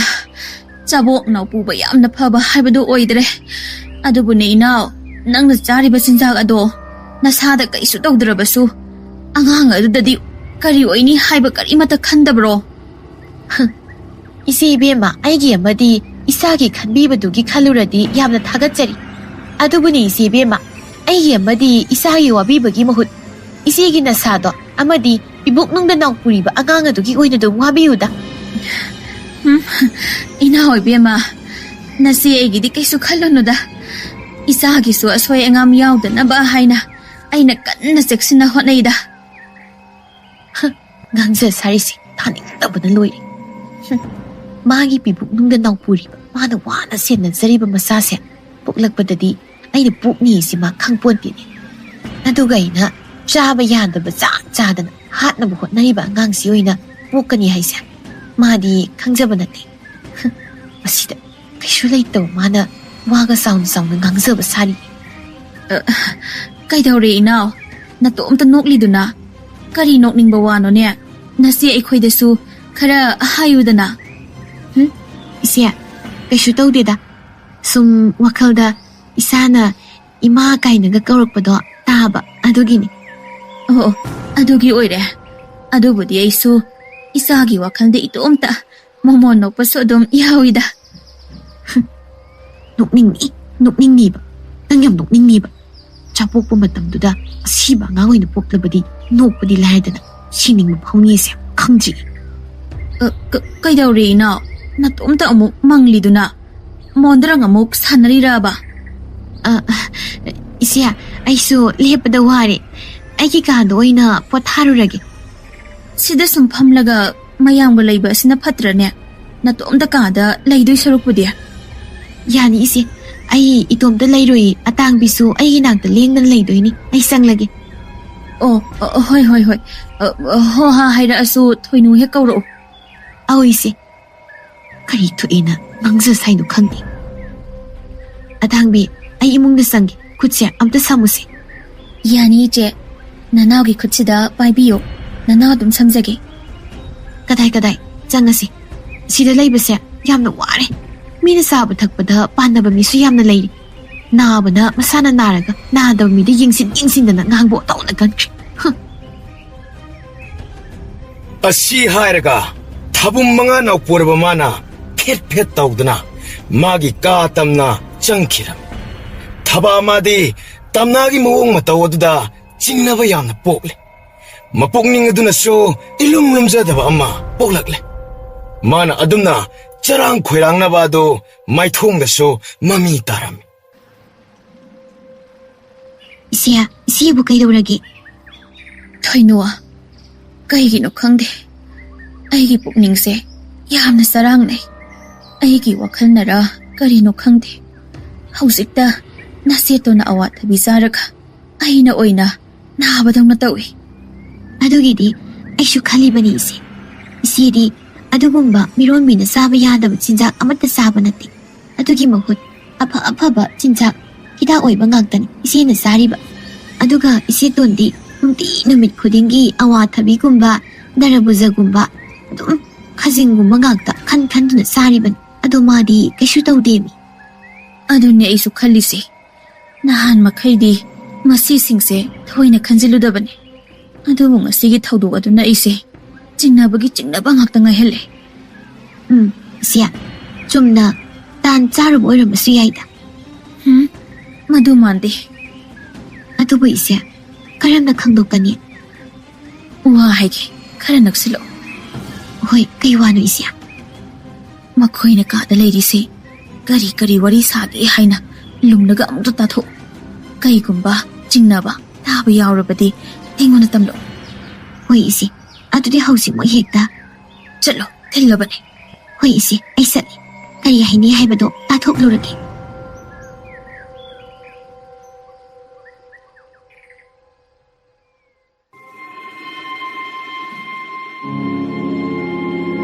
ꯑꯇꯥꯡꯕꯤ, ꯃꯔꯨꯝ ꯃꯌꯥꯗꯒ ꯃꯤ ꯂꯩꯕ꯭ꯔꯥ ꯍꯥꯏꯅ ꯌꯦꯡꯉꯨ. ꯑꯩ ꯊꯕꯛ ꯇꯧꯒꯦ.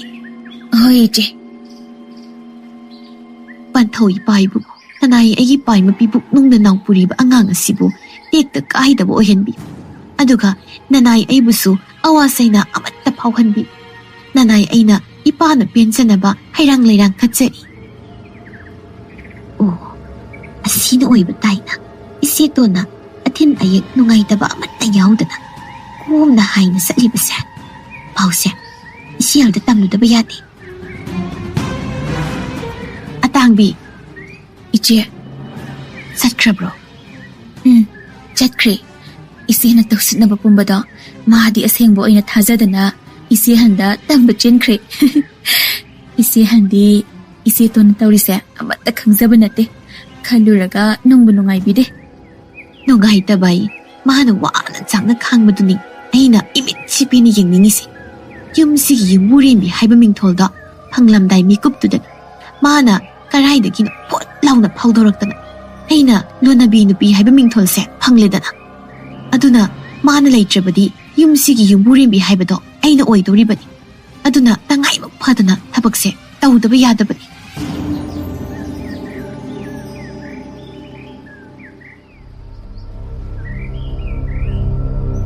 ꯀꯔꯤ ꯀꯔꯤ ꯍꯥꯏꯅꯍꯧꯒꯦ? ꯏꯆꯦ, ꯀꯩꯁꯨ ꯊꯣꯏꯗꯣꯛꯄꯗꯤ ꯍꯥꯏꯅꯍꯧꯗꯦ.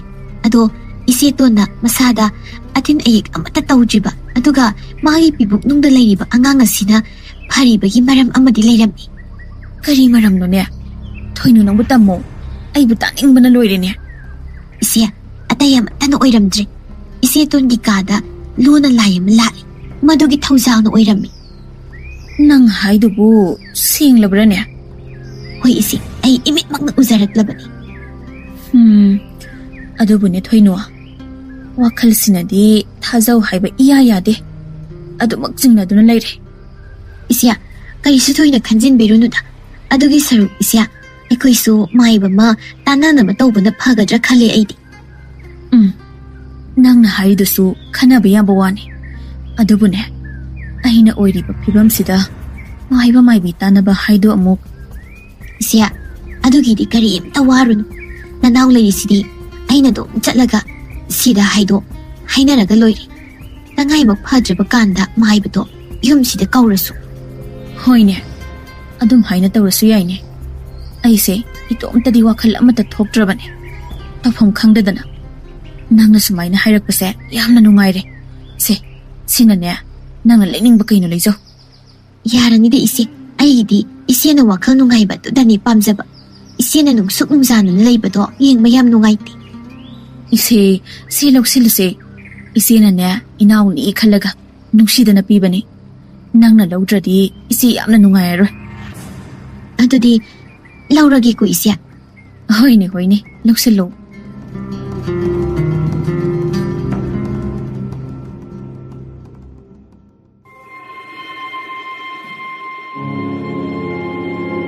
ꯏꯆꯦ, ꯑꯩꯅ ꯏꯆꯦꯅ ꯍꯥꯏꯕ ꯃꯌꯥꯝꯗꯣ ꯃꯥꯏꯕꯗꯨꯗ ꯇꯝꯂꯨꯕꯅꯦꯕ. ꯃꯥꯏꯕ ꯑꯗꯨꯅꯕꯨ ꯀꯔꯤꯅꯦ ꯍꯥꯏꯔꯛꯀꯦ? ꯏꯆꯦ, ꯇꯝꯕꯗꯕꯨ ꯀꯤꯕ ꯋꯥ ꯉꯥꯛꯇꯅꯤ ꯃꯥꯏꯕꯗꯨꯅ ꯍꯥꯏꯔꯛꯂꯤꯕꯁꯦ. ꯊꯣꯏꯅꯨ ꯅꯪꯕꯨ ꯑꯃꯨꯛꯇ ꯃꯌꯦꯛ ꯁꯦꯡꯅ ꯇꯝꯃꯨ ꯀꯩꯗꯧꯒꯦ? ꯑꯩꯅꯦ ꯂꯥꯡꯇꯛꯅꯕꯅ ꯂꯣꯏꯔꯦ ꯀꯩꯗꯧꯒꯦ? ꯏꯆꯦ, ꯃꯥꯏꯕꯗꯨꯅ ꯍꯥꯏꯕꯗ ꯏꯆꯦꯗ ꯇꯧꯔꯤꯁꯤ, ꯏꯆꯦꯇꯣꯟꯅ ꯃꯥꯅ ꯅꯥꯎ ꯄꯨꯕꯗ ꯑꯋꯥꯕ ꯅꯪꯗꯧꯕ ꯇꯨꯔꯩ ꯏꯔꯩ ꯄꯨꯝꯕ ꯏꯆꯦꯗ ꯑꯣꯏꯅ ꯎꯁꯤꯟ ꯇꯧꯁꯤꯟꯗ꯭ꯔꯦ ꯍꯥꯏꯔꯛꯏ. ꯍꯥ? ꯊꯣꯏꯅꯨ ꯑꯗꯨꯃꯛ ꯍꯦꯛ ꯍꯥꯏꯔꯛꯄ꯭ꯔꯥ? ꯍꯣꯏ ꯏꯆꯦ. ꯑꯗꯨ ꯊꯣꯏꯅꯨ, ꯃꯗꯨꯕꯨ ꯍꯟꯗꯣꯛꯄ ꯌꯥꯅꯕ ꯎꯄꯥꯏ ꯑꯃꯠꯇꯗꯤ ꯍꯥꯏꯔꯛꯇ꯭ꯔꯣ? ꯏꯆꯦ, ꯃꯗꯨ ꯍꯟꯗꯣꯛꯄ ꯍꯥꯏꯁꯦ ꯏꯆꯦꯇꯣꯟꯒꯤ ꯃꯈꯨꯠꯇ ꯂꯩꯔꯤꯕ ꯎꯁꯤꯟ ꯑꯣꯏꯅ ꯄꯥꯏꯔꯤꯕ ꯄꯣꯠꯁꯛ ꯑꯗꯣ ꯊꯨꯒꯥꯏꯕ ꯅꯠꯇ꯭ꯔꯗꯤ ꯎꯄꯥꯏ ꯑꯝꯇ ꯂꯩꯔꯣꯏ ꯍꯥꯏꯔꯛꯏ. ꯑꯗꯨꯒ ꯑꯃꯅ ꯍꯧꯖꯤꯛ ꯏꯆꯦꯗꯁꯨ ꯄꯣꯠꯂꯝ ꯑꯗꯨꯒꯤ ꯃꯍꯨꯠ ꯁꯤꯟꯕ ꯄꯣꯠꯁꯛ ꯑꯃ ꯏꯆꯦꯗ ꯄꯥꯏꯔꯝꯒꯅꯤ ꯍꯥꯏ. ꯑꯗꯨ ꯏꯆꯦꯒꯤ ꯅꯁꯥꯗ ꯊꯦꯡꯗ꯭ꯔꯕꯗꯤ ꯍꯟꯗꯛꯀꯤ ꯅꯧꯄꯨꯔꯤꯕ ꯑꯉꯥꯡ ꯑꯁꯤꯃꯗꯤ ꯀꯟꯕ ꯉꯝꯒꯅꯤ ꯍꯥꯏꯅ ꯍꯥꯏꯔꯛꯏ. ꯑꯩꯒꯤ ꯏꯁꯥꯗ ꯅꯞꯄ ꯄꯣꯠꯁꯛ ꯍꯥꯏꯕ. ꯀꯔꯤꯕꯨ ꯑꯣꯏꯔꯤꯕ? ꯑꯣ, ꯑꯩ ꯅꯤꯡꯁꯤꯡꯂꯦ. ꯏꯅꯥꯎꯇꯣꯟꯅ ꯌꯨꯝꯁꯤꯗ ꯑꯍꯥꯟꯕ ꯃꯧ ꯑꯣꯏꯅ ꯂꯥꯛꯈꯤꯕ ꯅꯨꯃꯤꯠ ꯑꯗꯨꯗ ꯃꯥꯅ ꯑꯩꯕꯨ ꯍꯦꯛ ꯄꯣꯛꯃꯤꯟꯅꯕ ꯃꯆꯦ ꯁꯛꯅ ꯈꯜꯂꯤ ꯀꯥꯏꯅ ꯄꯪꯍꯥꯏꯗ ꯍꯥꯏꯖꯤꯟꯗꯅ ꯑꯩꯉꯣꯟꯗ ꯂꯤꯛ ꯑꯃ ꯄꯤꯔꯛꯈꯤꯕꯅꯤ. ꯃꯈꯣꯏꯒꯤ ꯃꯄꯥ ꯃꯄꯨ ꯍꯥꯛꯇꯛꯇꯒꯤ ꯅꯤꯡꯉꯣꯜꯁꯤꯡꯗ ꯑꯎꯟ ꯑꯣꯏꯅ ꯍꯥꯞꯄꯅꯤ. ꯃꯗꯨ ꯑꯩꯉꯣꯟꯗ ꯈꯨꯗꯣꯜ ꯑꯣꯏꯅ ꯑꯣꯏꯔꯕꯅꯤ ꯍꯥꯏꯅ ꯍꯥꯏꯈꯤꯕꯅꯤ. ꯑꯩꯗꯤ ꯃꯗꯣ ꯏꯆꯝ ꯆꯝꯅ ꯈꯜꯂꯒ ꯂꯧꯁꯤꯜꯂꯨꯕꯅꯤ. ꯐꯩ, ꯑꯗꯨꯝꯅ ꯇꯧꯔꯕꯗꯤ ꯑꯩꯅ ꯀꯩꯗꯧꯔꯛꯀꯦ ꯌꯦꯡꯉꯣꯕ. ꯏꯆꯦ, ꯈꯠꯅ ꯆꯩꯅꯗꯤ ꯇꯧꯕꯤꯅꯨꯀꯣ. ꯑꯃꯨꯛ ꯀꯅꯥꯅ ꯀꯔꯤ ꯍꯥꯏꯖꯤꯜꯂꯛꯂꯦꯗꯅ ꯆꯤꯟꯐꯝ ꯋꯥꯐꯝꯅ ꯇꯧꯔꯒ ꯑꯩꯅ ꯍꯥꯏꯕꯅꯤ ꯈꯪꯂꯕꯗꯤ ꯑꯩꯕꯨ ꯑꯃꯨꯛ ꯌꯨꯝꯁꯤꯗꯒꯤ ꯇꯥꯟꯊꯣꯛꯄꯤꯕ ꯁꯣꯏꯗ꯭ꯔꯦ.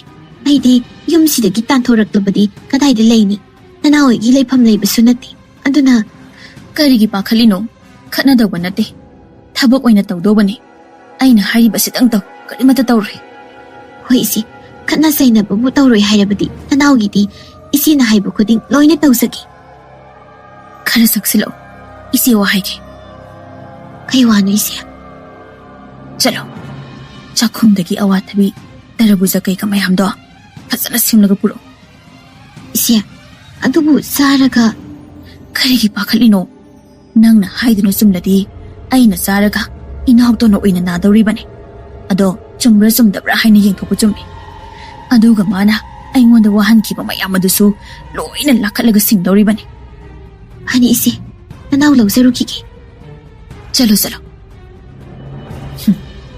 ꯃꯥꯒꯨꯝꯕꯅ ꯑꯩꯕꯨ ꯎꯁꯤꯟ ꯑꯣꯏꯅ ꯇꯧꯁꯤꯟꯕ ꯈꯪꯅꯦꯕ. ꯃꯁꯥꯅ ꯍꯥꯎꯅ ꯆꯥꯖꯕ ꯃꯊꯦꯜ ꯑꯗꯨꯒꯤ ꯃꯍꯥꯎ ꯑꯃꯨꯛ ꯐꯪꯍꯜꯂꯒꯦ ꯈꯪꯒꯅꯦꯕ. ꯉꯥꯏꯍꯥꯛꯀꯤ ꯇꯨꯡꯗ ꯊꯣꯏꯅꯨꯅ ꯆꯥꯅ ꯊꯛꯅꯕ ꯃꯌꯥꯝ ꯑꯗꯨ ꯄꯨꯔꯛꯂꯝꯃꯤ. ꯏꯆꯦ, ꯆꯥꯅꯕ ꯃꯌꯥꯝꯁꯦ ꯁꯤꯗ ꯂꯩꯔꯦ. ꯑꯁꯤꯅ ꯌꯥꯔꯗ꯭ꯔꯥ ꯌꯦꯡꯕꯤꯌꯨ. ꯌꯥꯔꯦ. ꯃꯁꯤꯗ ꯍꯥꯟꯅ ꯑꯃꯨꯛꯇ ꯆꯥꯈꯤꯒꯦ. ꯏꯆꯦ, ꯍꯥꯎꯕ꯭ꯔꯥ? ꯊꯣꯏꯅꯨ, ꯀꯨꯏꯅ ꯆꯥꯗꯕꯅꯔ ꯀꯔꯤꯅꯣ, ꯍꯥꯎꯈ꯭ꯔꯦ ꯑꯣꯟꯊꯣꯛꯅ.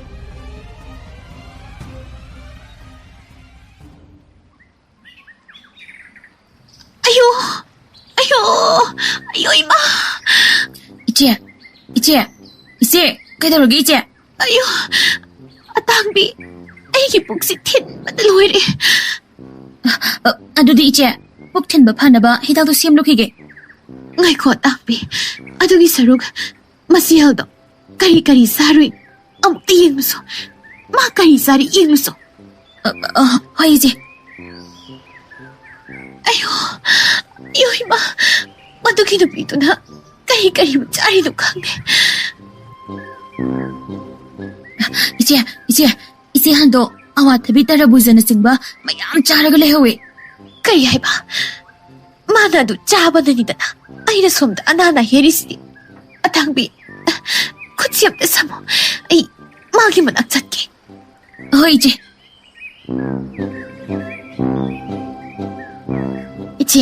이제는 또 미리부터 까리도.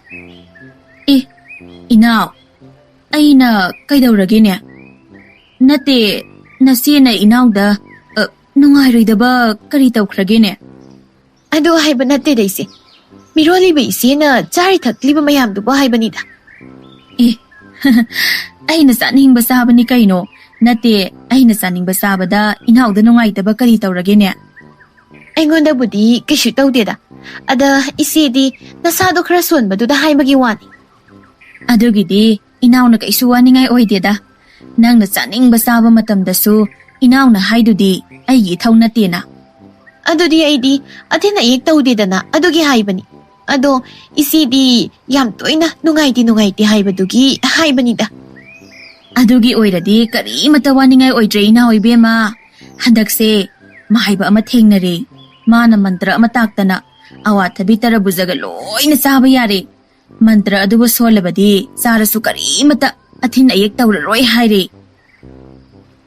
ꯆꯨꯝꯅ ꯃꯁꯥ ꯅꯨꯡꯉꯥꯏꯇꯕꯒꯤ ꯃꯥꯏꯕ ꯇꯥꯅꯕ ꯑꯣꯏꯔꯝꯒꯅꯤꯗ. ꯑꯩꯅ ꯇꯧꯔꯤꯕ ꯑꯗꯨꯛ ꯂꯨꯕ ꯊꯕꯛ ꯑꯗꯨꯗꯤ ꯈꯪꯕ ꯃꯇꯤꯛ ꯅꯠꯇꯦꯗ. ꯏꯅꯥꯎ, ꯍꯩꯃꯥ, Inaw nang buo mo kay Dauragi. Isya, kaisu tawdeda. Maibana adumayna haradi phare. Aisu aigi kaanda mu potharagi. Atangbi, kusimta samuse. Hoi je. Iche, masana China khanglaw matamdadi sauri kaina su tawri. Thoi nuwa. Asengba amadi khangledana. Law, khara sangsilaw. Wa khara haiki. Kay wano isya. Aikoigi hui naw pubi ama leidai ne. Hoi isi, ado kaidawrage. Ado, puro. Aduga tabak yamna tawdobo leire. Hoi isi. Iche, angang bihaido, sida leire. Angangbi, nang warong nuko. Isi na nang busanging ama oy na sizinare. Asigi damakta nang warong no. Thoi nuwa, angangbi se ngasidagi losilaga. Mina uroidaba mafam amada thamkro. Hoi iche. Numit nini humni haukraba matung. Hui amo maduna yekpa thinba tawduna lairiba adu tamna da oina thinba yekpa tawraklami.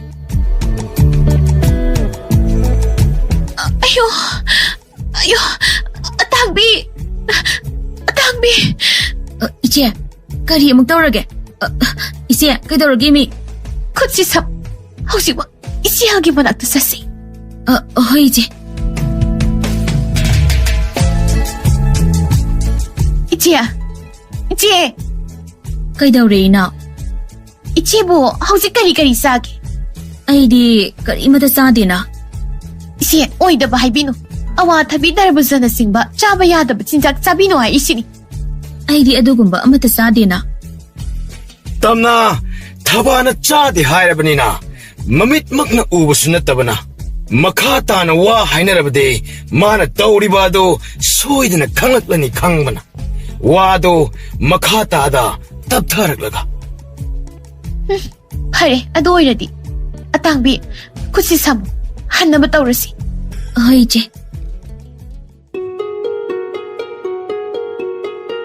Asumna tha marigi matungdadi thaba amadi tamna matam matada angang unanaba haina kanna mayoknabina koichin chel tanja adu hena ngaklebade thabana lotna thamliba hui amom angang bi dasu makum matha sudna punna macha unabagi matam oiraklam.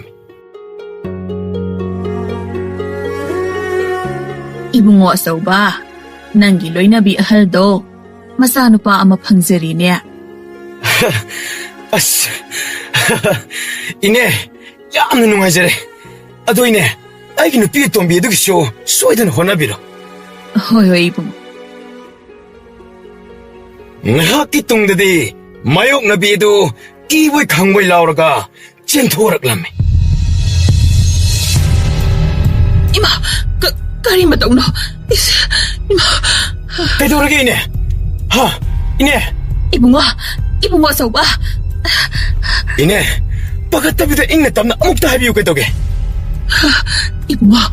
Ibungo asawba. Nanggi loinabi atumbi adudi. Mi nataba. Hui amaway na pukli niya. Ha? Kari haiba?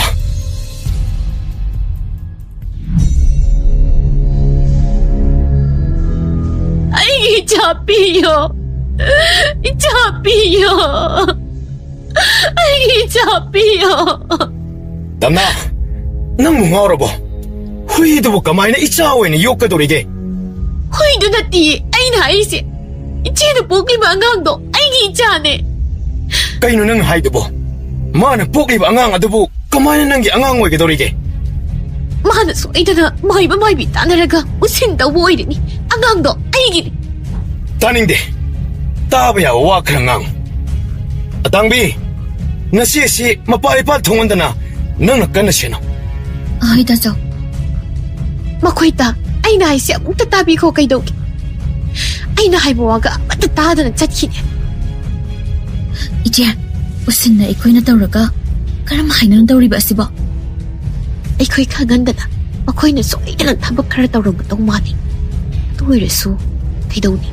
ꯑꯩꯒꯤ ꯈꯨꯠꯇ ꯂꯩꯔꯤꯕ ꯎꯁꯤꯡꯒꯤ ꯄꯣꯠꯂꯝ ꯑꯁꯤꯕꯨ ꯂꯩꯈꯩ ꯃꯊꯪꯒꯤ ꯑꯉꯥꯡ ꯑꯗꯣ ꯑꯃꯨꯛ ꯃꯥꯅ ꯅꯥꯄꯨꯍꯟꯕ ꯉꯝꯃꯤ ꯍꯥꯏꯕꯁꯦ ꯃꯥꯅ ꯈꯪꯄꯣꯠꯇꯦ.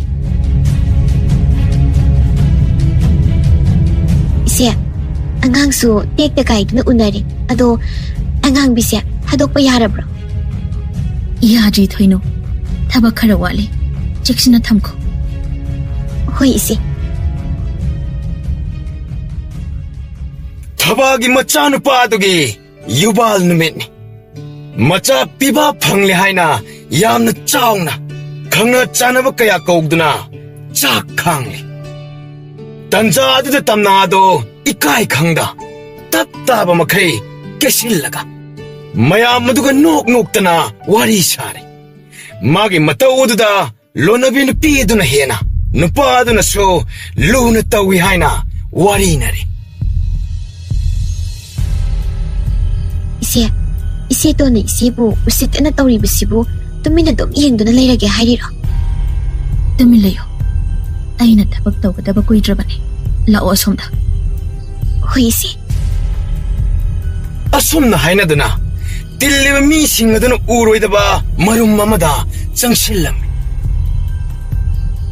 ꯆꯠꯂꯣ. ꯌꯦꯟ ꯃꯔꯨ ꯃꯔꯥꯡ ꯃꯌꯥꯝꯗꯣ ꯁꯤꯗ ꯂꯣꯏꯅ ꯄꯨꯔꯛꯑꯣ. ꯍꯣꯏ ꯏꯆꯦ. ꯃꯤꯗ ꯎꯁꯤꯟ ꯇꯧꯕ ꯌꯥꯝꯅ ꯍꯩꯕ ꯅꯨꯄꯤ ꯑꯃ ꯍꯧꯖꯤꯛ ꯅꯨꯡꯉꯥꯏꯗꯧꯔꯕꯅꯤ. ꯁꯤ ꯌꯥꯔꯗ꯭ꯔ ꯌꯦꯡꯉꯣ. ꯌꯥꯔꯅꯤ. ꯀꯔꯥꯏ ꯑꯉꯥꯡꯕꯤꯗꯤ? ꯁꯤꯗ ꯂꯩꯔꯦ. ꯑꯉꯥꯡꯕꯤ, ꯑꯉꯥꯡꯕꯤ, ꯁꯦ.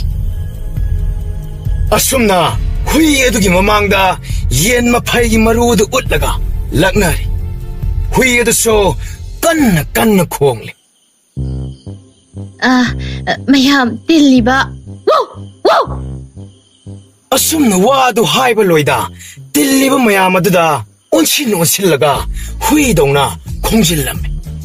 ꯆꯤꯛ ꯇꯧꯕꯒꯤ ꯃꯑꯣꯡ ꯀꯁꯨ ꯇꯧꯕ ꯑꯗꯨꯗ ꯃꯌꯥꯝ ꯑꯗꯨꯗꯤ ꯀꯤꯕꯣꯏ ꯄꯥꯈꯠꯄꯣꯏ ꯀꯥꯏꯗꯅ ꯆꯦꯟꯅꯈꯤꯔꯝꯃꯤ. ꯍꯥꯏ, ꯅꯨꯄꯤ, ꯇꯝꯅꯥ, ꯀꯩꯅꯣ ꯅꯪꯅ ꯇꯧꯔꯤꯕ ꯑꯁꯤꯕꯣ? ꯑꯩꯕꯨ ꯀꯩꯗꯧꯔꯒꯦ? ꯀꯩꯗꯧꯕ ꯑꯩ? ꯍꯨꯏ ꯑꯉꯥꯎꯕꯤꯗꯧꯅ ꯃꯤ ꯈꯨꯗꯤꯡꯒꯤ ꯆꯤꯛꯀꯦ ꯇꯧꯔꯤꯕ ꯑꯗꯨꯕꯨ ꯀꯔꯤꯒꯤꯅꯣ? ꯑꯩꯅ ꯈꯪꯕ꯭ꯔꯣ ꯑꯗꯨꯕꯨ? ꯑꯁꯨꯝꯅ ꯍꯥꯏꯔꯝꯂꯒ ꯑꯃꯨꯛꯁꯨ ꯍꯨꯏꯒꯤ ꯃꯑꯣꯡꯗ ꯈꯣꯡꯗꯨꯅ ꯃꯋꯥꯗ ꯍꯣꯠꯆꯤꯜꯂꯒ ꯆꯤꯛꯀꯦ ꯇꯧꯔꯝꯃꯤ. ꯑꯆꯧꯕ ꯃꯇꯨ ꯑꯇꯣꯝꯕꯤꯒꯤ ꯐꯤꯕꯝ ꯑꯗꯨꯗ ꯄꯥꯈꯠꯄꯣꯏ ꯀꯩꯕꯣꯏ ꯈꯪꯂꯥꯎ ꯂꯥꯎꯗꯨꯅ ꯆꯦꯟꯈꯤꯔꯝꯃꯤ. ꯏꯃꯥꯏ, ꯑꯁꯤꯗꯤ ꯐꯤꯕꯝ ꯑꯃꯅꯤꯅꯦ. ꯇꯝꯅ ꯋꯥꯈꯜ ꯑꯃꯨꯛ ꯂꯥꯛꯇꯨꯅ, ꯉꯥꯏꯈꯨꯋꯣ, ꯅꯨꯄꯥ ꯅꯪꯕꯨ ꯑꯃꯨꯛꯇ ꯉꯥꯏꯈꯨꯋꯣ. ꯑꯁ, ꯀꯩꯅꯣ ꯃꯁꯤꯅ ꯇꯧꯔꯤ ꯃꯌꯥꯝꯁꯤꯕꯣ? ꯑꯇꯥꯡꯕꯤ! ꯏꯆꯦ, ꯑꯩꯕꯨ ꯆꯤꯛꯄꯤꯒꯅꯨ. ꯏꯃꯥ! ꯑꯇꯥꯡꯕꯤꯗꯨꯁꯨ ꯑꯁꯨꯝꯅ ꯂꯥꯎꯔꯝꯂꯒ ꯆꯦꯟꯈꯤꯔꯝꯃꯤ. ꯀꯩꯅꯣ ꯃꯈꯣꯏ ꯃꯌꯥꯝꯅ ꯇꯧꯔꯤꯕꯁꯤꯕꯣ? ꯑꯩꯁꯤꯕꯨ ꯍꯤꯡꯁꯥꯕꯤ ꯑꯣꯏꯅ ꯎꯔꯕ꯭ꯔꯥ ꯈꯪꯗꯦ.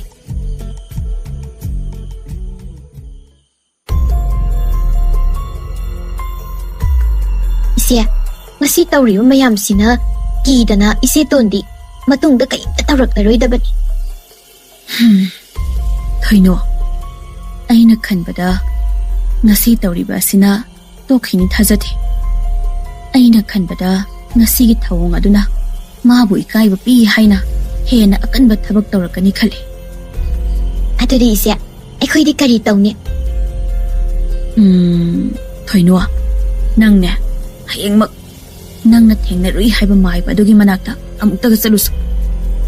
ꯍꯣꯏ, ꯑꯗꯨ ꯏꯆꯦ, ꯃꯥꯏꯕꯗꯨꯗ ꯀꯔꯤ ꯍꯥꯏꯗꯣꯏꯅꯣ? ꯀꯩꯁꯨ ꯍꯥꯏꯅꯣ. ꯁꯨꯞꯅꯒꯤ ꯁꯦꯜ ꯈꯔꯒ ꯑꯇꯩ ꯄꯣꯠꯂꯝ ꯈꯔꯒ ꯄꯨꯔꯒ ꯊꯥꯒꯠ ꯋꯥꯍꯩ ꯈꯔꯗꯃꯛ ꯍꯥꯏꯔꯝꯃꯨ. ꯏꯆꯦ, ꯑꯗꯨ ꯇꯧꯔꯒ ꯀꯔꯤꯕꯨ ꯀꯥꯟꯅꯗꯣꯏꯅꯣꯅꯦ? ꯈꯔ ꯆꯪꯁꯤꯜꯂꯛꯑꯣ ꯍꯥꯏꯒꯦ. ꯀꯩꯅꯣ ꯏꯆꯦ?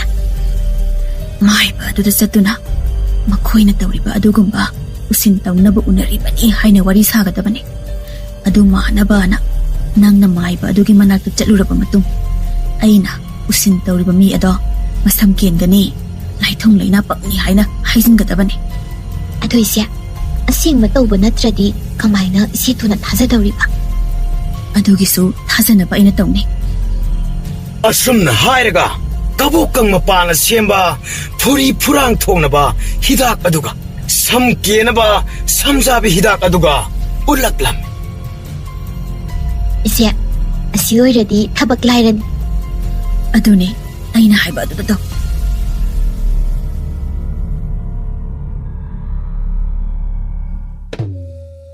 ꯊꯣꯏꯅꯨ ꯏꯆꯦ ꯑꯩꯅ ꯍꯥꯏꯕ ꯊꯕꯛꯇꯨꯗꯤ ꯆꯠꯂꯨꯔꯕ꯭ꯔꯥ ꯍꯣꯏ ꯏꯆꯦ ꯑꯗꯣ ꯃꯥ ꯍꯥꯏꯕ ꯑꯗꯨꯅꯕꯨ ꯀꯔꯤ ꯀꯔꯤ ꯍꯥꯏꯔꯛꯀꯦ ꯏꯆꯦꯗ ꯎꯁꯤꯟ ꯇꯧꯔꯤ ꯃꯤꯁꯛ ꯑꯗꯣ ꯏꯆꯦꯒꯤ ꯑꯃꯨꯛ ꯎꯁꯤꯟ ꯇꯧꯁꯤꯟꯈ꯭ꯔꯕꯅꯤ ꯑꯗꯨꯅ ꯀꯨꯏꯔꯔꯣꯏ ꯎꯁꯤꯟꯒꯤ ꯃꯇꯤꯛ ꯃꯌꯥꯏꯅ ꯃꯁꯝ ꯃꯅꯥ ꯀꯦꯟꯗꯅ ꯂꯥꯏꯊꯨꯡ ꯂꯩꯅꯥ ꯄꯛꯇꯧꯕ ꯋꯥꯔꯤ ꯑꯗꯨꯕꯨ ꯇꯥꯕꯗ ꯂꯨꯝꯗꯨꯅ ꯇꯥꯔꯝꯕ ꯑꯇꯥꯡꯕꯤꯗꯣ ꯈꯪꯄ꯭ꯔꯦꯛ ꯈꯪꯅ ꯃꯆꯤꯟꯅ ꯇꯞꯅ ꯀꯔꯤ ꯏꯆꯦꯇꯣꯟꯕꯨ ꯃꯁꯝ ꯃꯅꯥ ꯀꯦꯟꯗꯅ ꯂꯥꯏꯊꯨꯡ ꯂꯩꯅꯥ ꯄꯛꯂꯒꯗꯕ ꯄꯥꯎꯁꯦ ꯑꯩ ꯏꯆꯦꯇꯣꯟꯗ ꯇꯝꯂꯨꯗꯕ ꯌꯥꯗꯦ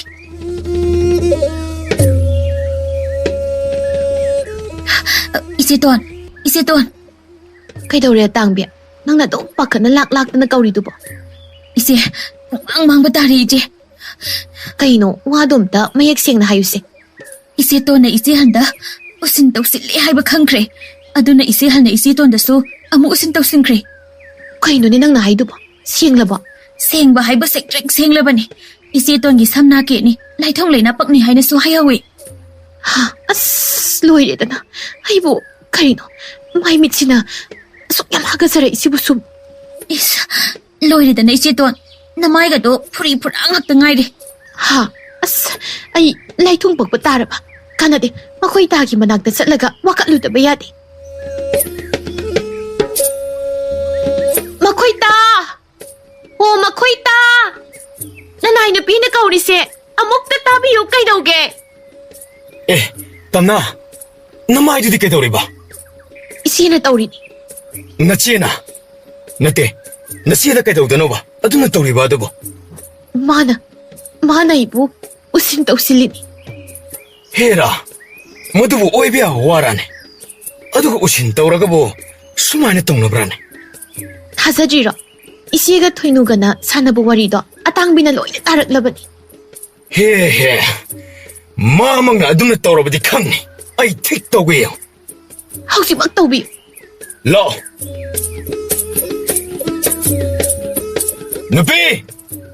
ꯅꯨꯄꯤ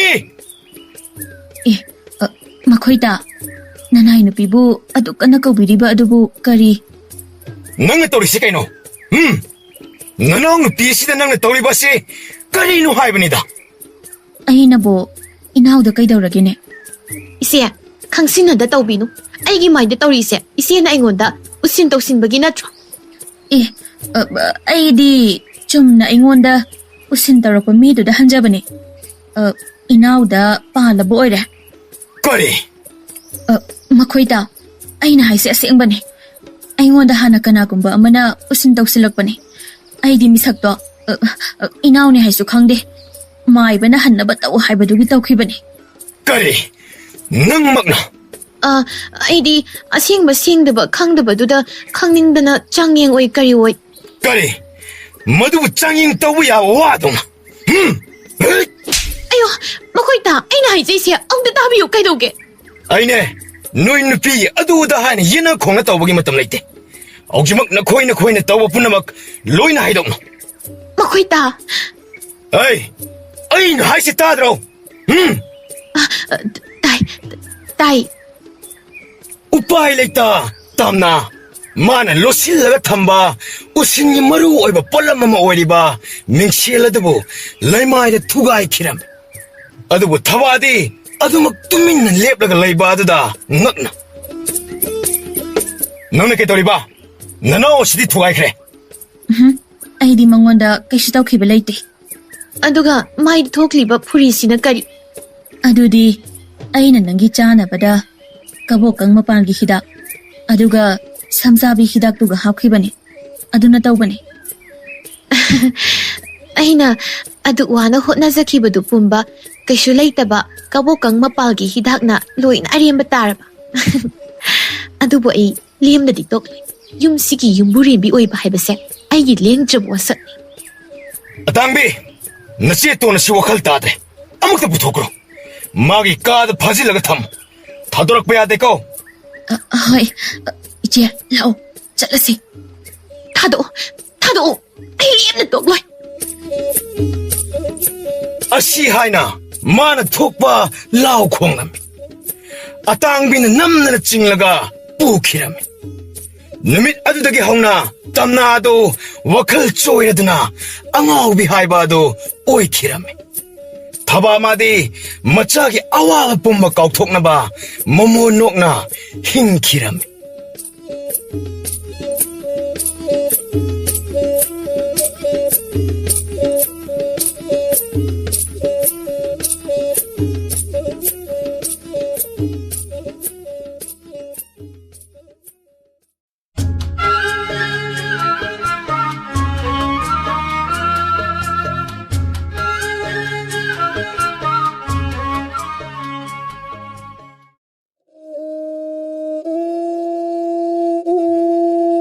ꯃꯇꯝꯗꯨ ꯇꯥꯏꯕꯪ ꯃꯥꯂꯪ ꯑꯀꯣꯏꯕ ꯃꯥꯂꯦꯝ ꯂꯩꯃꯥꯏ ꯑꯁꯤꯗ ꯑꯩꯈꯣꯏ ꯃꯤꯑꯣꯏꯕꯅ ꯃꯤꯁꯤꯡ ꯈꯔꯈꯛ ꯈꯨꯟꯗꯥ ꯂꯩꯇꯥꯔꯗꯨꯅ ꯂꯩꯔꯤꯉꯩ ꯃꯇꯝ ꯑꯃꯈꯛꯅꯤ ꯇꯥꯏꯕꯪ ꯃꯥꯂꯦꯝ ꯑꯁꯤ ꯏꯁꯤꯡꯅ ꯄꯨꯡꯀꯣꯏ ꯀꯣꯏꯁꯤꯜꯂꯗꯨꯅ ꯑꯇꯣꯡꯕ ꯑꯀꯪꯕ ꯃꯐꯝ ꯈꯜꯂꯗꯨꯅ ꯃꯤꯑꯣꯏꯕ ꯑꯩꯈꯣꯏꯅ ꯈꯨꯟꯗꯥꯔꯤꯉꯩ ꯃꯇꯝ ꯑꯗꯨꯒꯤ ꯋꯥꯔꯤꯅꯤ ꯂꯩꯀꯪ ꯑꯇꯣꯡꯕ ꯑꯗꯨꯗ ꯃꯄꯥ ꯃꯆꯥ ꯑꯅꯤꯈꯛ ꯏꯪꯅ ꯆꯤꯛꯅ ꯄꯥꯜꯂꯝꯃꯤ ꯁꯥꯊꯧꯕꯅ ꯄꯟꯊꯧ ꯅꯆꯥ ꯆꯥꯎꯕ ꯁꯔꯦꯐꯥꯟ ꯅꯄꯥꯔꯤꯅ ꯅꯋꯥ ꯑꯣꯏꯔꯤꯉꯩꯗꯒꯤ ꯄꯟꯊꯧ ꯑꯄꯣꯛꯄꯅ ꯆꯔꯥ ꯄꯤꯈꯝꯅꯍꯟꯗꯅ ꯆꯤꯟꯗꯝꯕꯤꯔꯛꯄ ꯉꯁꯤ ꯀꯣꯔꯧꯅꯣꯡꯗꯒꯤ ꯂꯩꯇꯣꯝ ꯄꯣꯛꯄ ꯅꯄꯥꯔꯤ ꯑꯩꯅ ꯂꯝꯂꯦꯟ ꯑꯁꯤꯕꯨ ꯀꯣꯜꯂꯤꯕ ꯏꯄꯨꯗꯧꯒꯤ ꯈꯣꯡ ꯁꯣꯛꯂꯨꯔꯗꯅ ꯄꯣꯛꯄꯤꯕ ꯂꯃꯟ ꯁꯤꯡꯂꯒꯦ ꯆꯔꯥ ꯆꯤꯟꯗꯝ ꯀꯣꯏꯅ ꯆꯠꯇꯨꯅ ꯊꯤꯔꯨꯔꯒꯦ ꯅꯤꯡꯂꯨꯔꯦꯗꯣ ꯄꯟꯊꯧ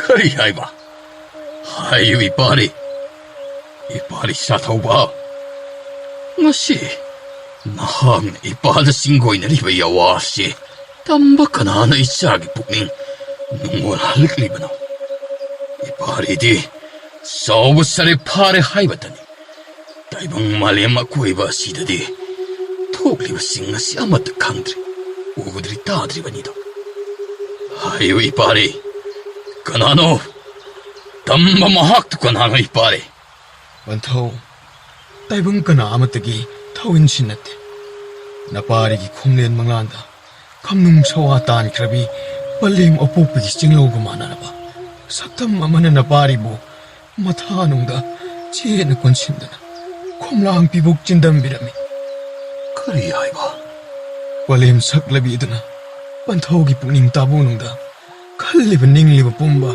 ꯅꯄꯥꯔꯤꯒꯤ ꯑꯣꯏ ꯊꯪꯕ ꯅꯥꯀꯣꯡꯗ ꯃꯔꯤꯛ ꯆꯨꯝꯅ ꯁꯤꯟꯅꯕꯤꯔꯝꯃꯤ ꯀꯔꯤ ꯍꯥꯏꯕ ꯑꯣ ꯅꯨꯡꯆꯥꯏꯔꯦꯜꯕꯤ ꯅꯍꯥꯛꯇꯤ ꯅꯄꯥꯔꯤ ꯁꯥꯊꯧꯕꯒꯤ ꯈꯣꯝꯂꯦꯟ ꯃꯪꯂꯥꯟꯗ ꯁꯥꯐꯣꯡꯂꯛꯂꯤꯕ ꯑꯣꯏꯔꯦꯀꯣ ꯀꯔꯤꯒꯤꯅꯣ ꯅꯍꯥꯛꯅ ꯅꯥꯏꯇꯣꯝ ꯄꯣꯛꯆꯕ ꯅꯄꯥꯔꯤ ꯑꯁꯤꯕꯨ ꯑꯗꯨ ꯉꯥꯏꯉꯝꯗꯅ ꯄꯨꯟꯁꯤ ꯁꯤꯟꯊꯥ ꯄꯥꯡꯊꯣꯛꯂꯒꯦ ꯈꯜꯂꯤꯕ ꯑꯣ ꯅꯣꯡꯗꯝꯕ ꯉꯁꯤꯗꯤ ꯑꯩꯒꯤ ꯏꯆꯥꯕꯨ ꯁꯤꯠꯇꯨꯅ ꯂꯧꯔꯒꯦ ꯅꯍꯥꯛꯅ ꯈꯜꯂꯛꯂꯕꯀꯣ ꯀꯔꯤꯅꯣ ꯇꯥꯛꯄꯤꯔꯤꯕꯗꯨ ꯄꯟꯊꯧ ꯀꯔꯤꯒꯤꯅꯣ ꯅꯆꯥꯅ ꯄꯟꯊꯧꯒꯤ ꯃꯍꯨꯠ ꯁꯤꯟꯗꯨꯅ ꯇꯥꯏꯕꯪ ꯁꯤꯟꯊꯥ ꯄꯥꯡꯂꯒꯦ ꯍꯥꯏꯕꯕꯨ ꯀꯔꯤꯒꯤ ꯑꯗꯨꯛ ꯄꯨꯛꯅꯤꯡ ꯆꯣꯟꯊꯔꯤꯕ ꯑꯣ ꯆꯤꯡꯉꯨ ꯃꯥꯏꯆꯧ ꯄꯨꯔꯣꯛ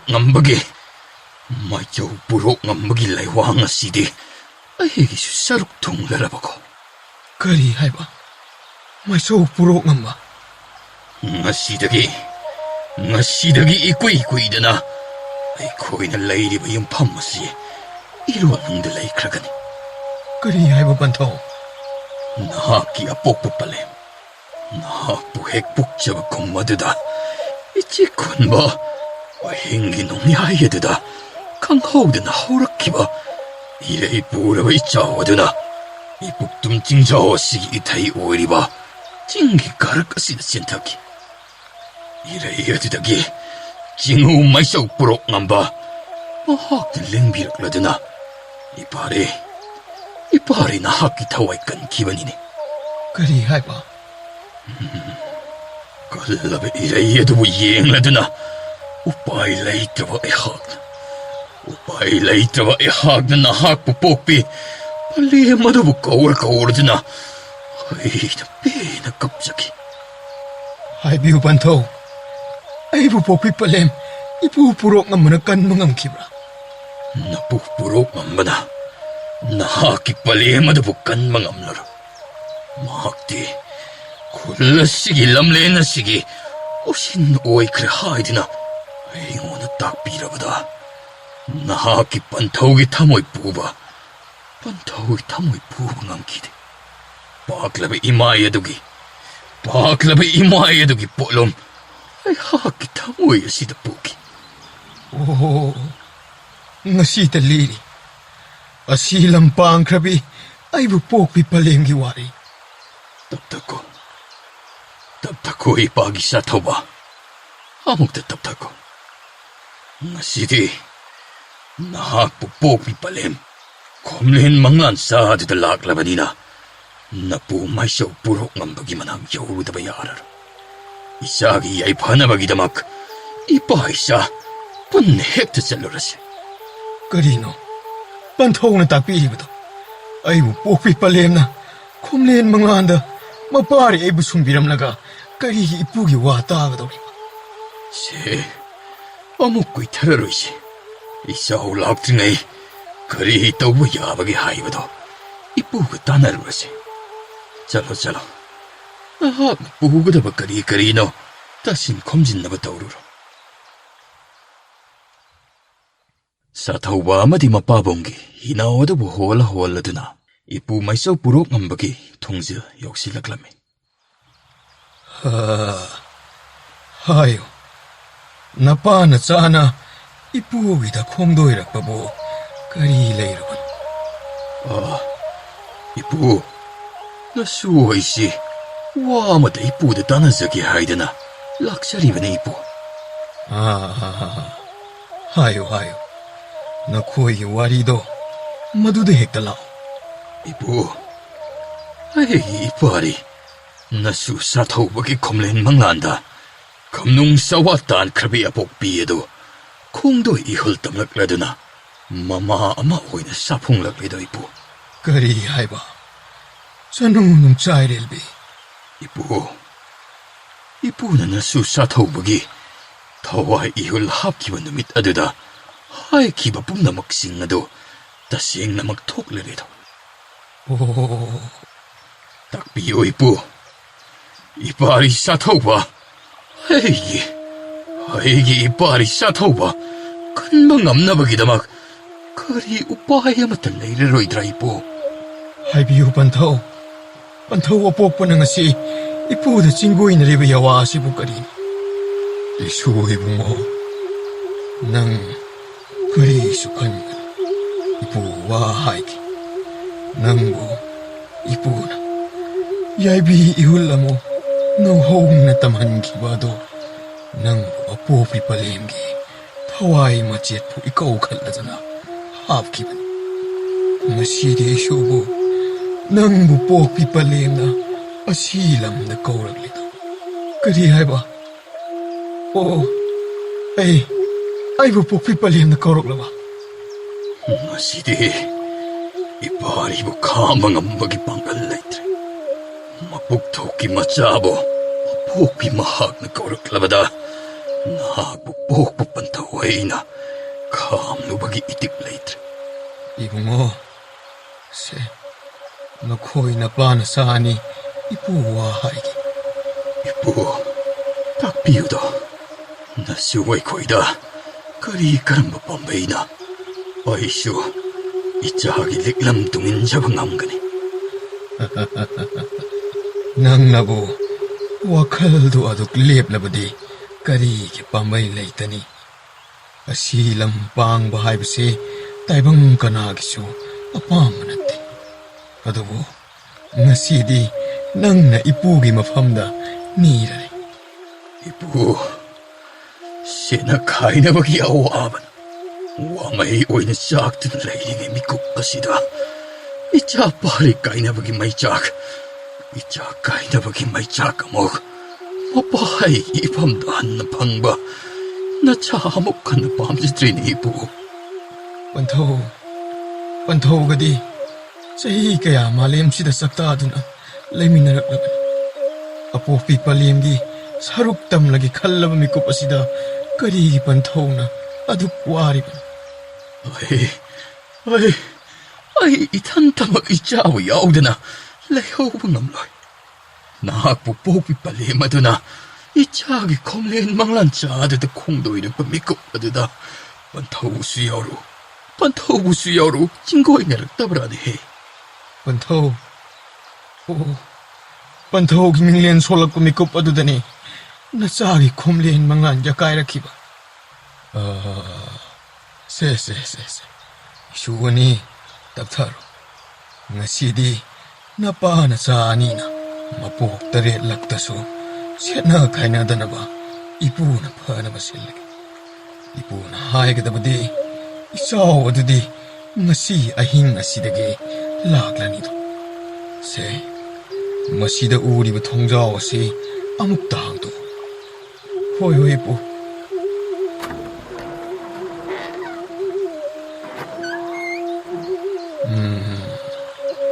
masida lairiba khwaidagi chawba pakhang makop balaba hijaw si napa na sagini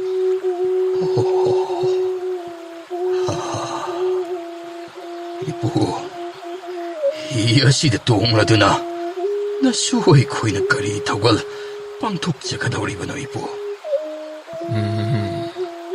hairagita mangda uriba ipoktum jingjaw sigi ithai pham oiriba singsang apom maslan thoklaga kangkai chak kangkai ro amadi kangkai sang haidana chingdum ohum khagleramani ching ohum masigi mayai thangba ching kangkai ro khairiba chingdum madada nakhoi anigi aroiba yahip tan gadawribani aroiba yahip tan gadawriba 징동 마드다 다이방 까나나 마이티바 비바 ngamdriba 라이뿡 꼭 하이니 강나바 흰자바 마기 자다밤 오이드나 레이 하이리바 라이뿡 꼭 흰자바 시기 마진 마나 아훔 레이긴 라이뿡 젤 마나우 야이마니 라이뿡 돈 마나우 아도마니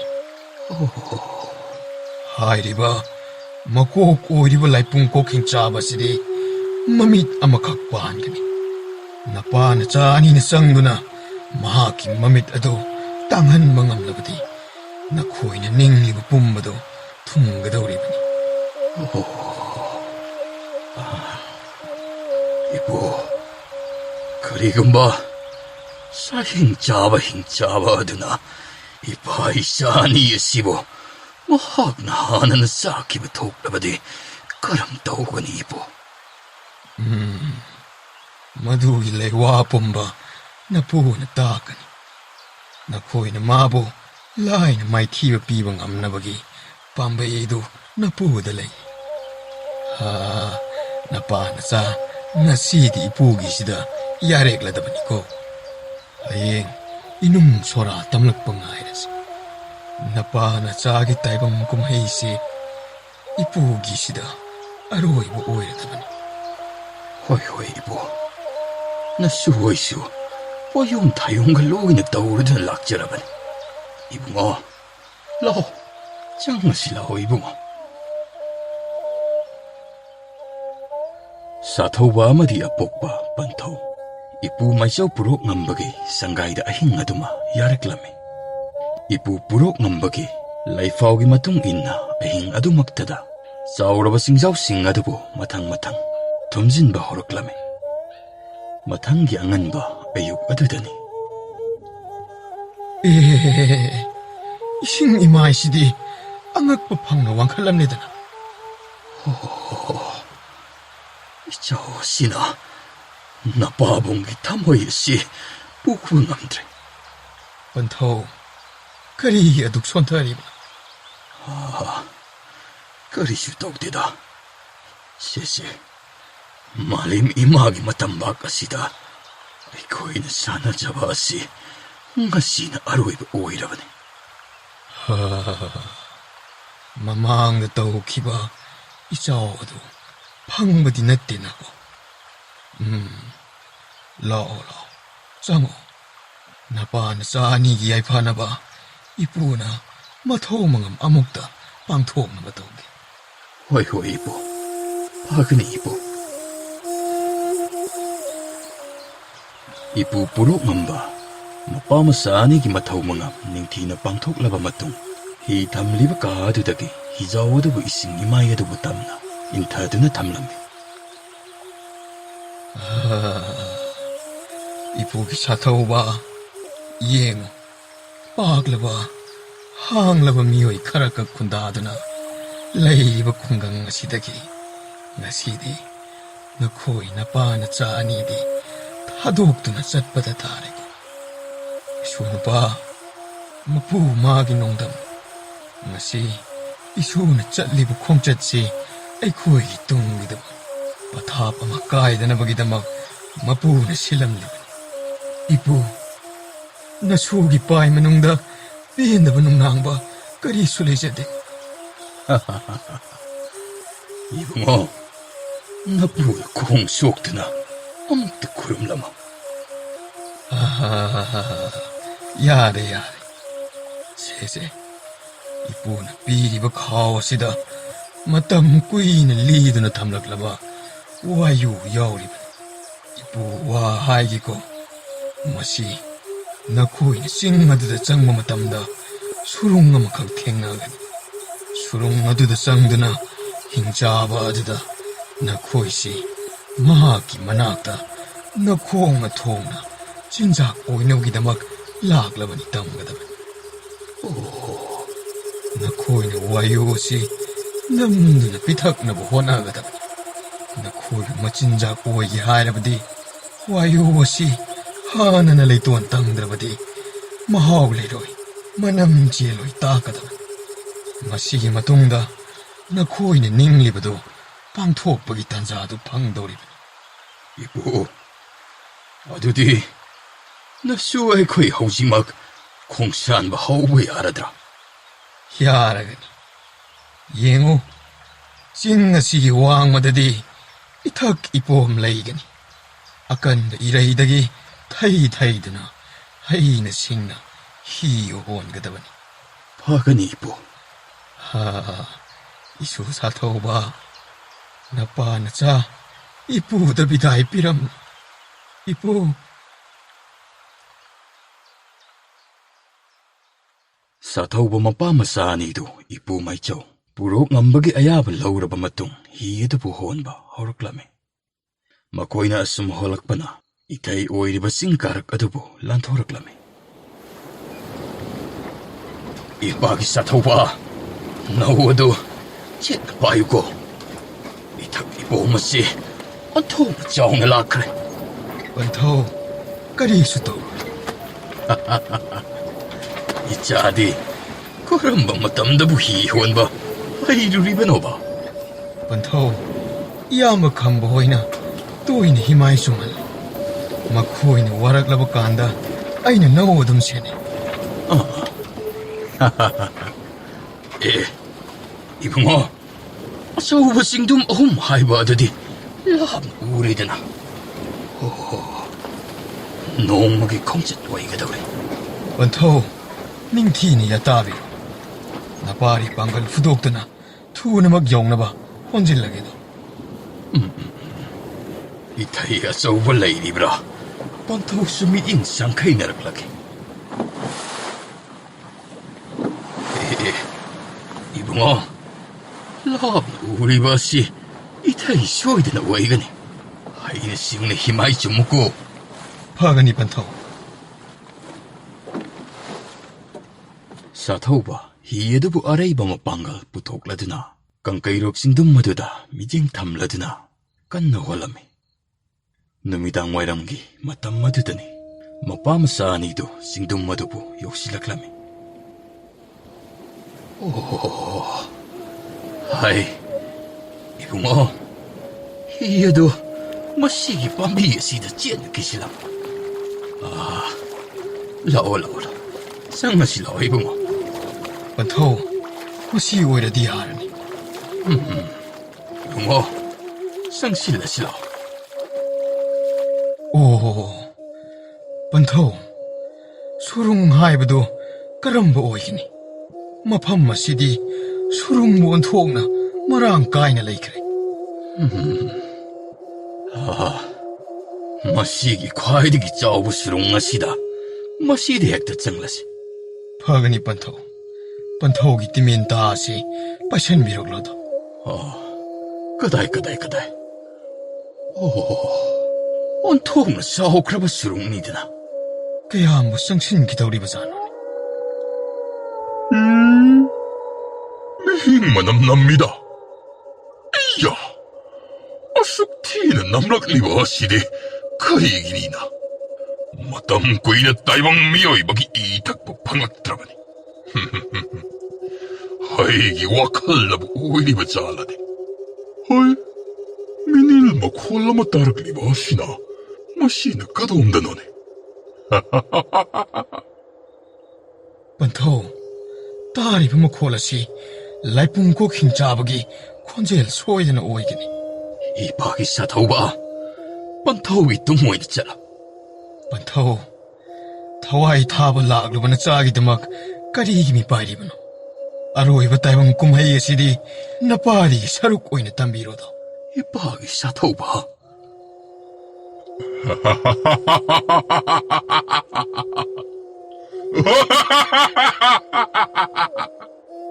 ꯃꯇꯝ ꯀꯨꯏꯅ ꯊꯛꯂꯨꯗ꯭ꯔꯕ E.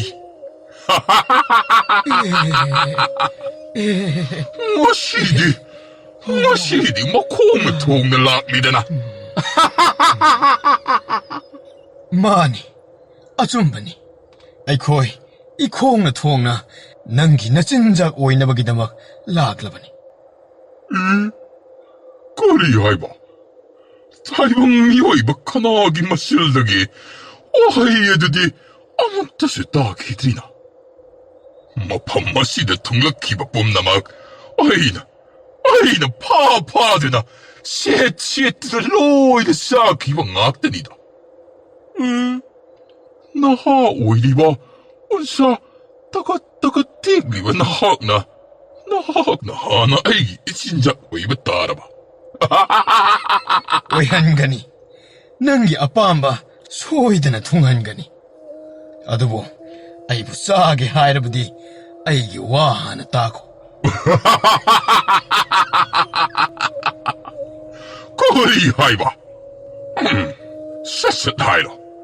ꯑꯩꯒꯤ ꯄꯨꯛ ꯑꯁꯤꯅ ꯍꯥꯡꯗꯨꯅ ꯂꯩꯔꯛꯂꯤꯕ ꯑꯁꯤ ꯑꯣꯟꯊꯣꯛꯅ ꯀꯨꯏꯁꯤꯜꯂꯛꯂꯕꯅꯤ. ꯑꯄꯨꯔꯧ ꯈꯨꯜꯒꯤ ꯋꯥꯌꯨ ꯑꯁꯤ ꯃꯍꯥꯎ ꯍꯥꯟꯅ ꯇꯪꯈꯣ. ꯆꯍꯤ ꯀꯌꯥ ꯆꯦꯛꯁꯤꯟꯅ ꯂꯤꯗꯨꯅ ꯊꯝꯂꯛꯂꯕ ꯋꯥꯌꯨꯅꯤ. ꯃꯁꯤ ꯊꯛꯂꯕꯗꯤ ꯑꯩꯒꯤ ꯁꯥꯗꯣꯡꯒꯤ ꯃꯅꯝ ꯈꯪꯕ ꯉꯝꯒꯅꯤ. ꯃꯍꯥꯎ ꯂꯩꯍꯟꯒꯅꯤ. ꯑꯁꯨꯛ ꯂꯥꯝꯂꯕ ꯀꯥꯟꯅꯁꯤꯗ ꯑꯩꯍꯥꯛꯄꯨ ꯑꯃꯨꯛ ꯏꯟꯁꯤꯜꯂꯦꯕ. ꯀꯗꯥꯏꯅꯣ ꯄꯤꯔꯣ?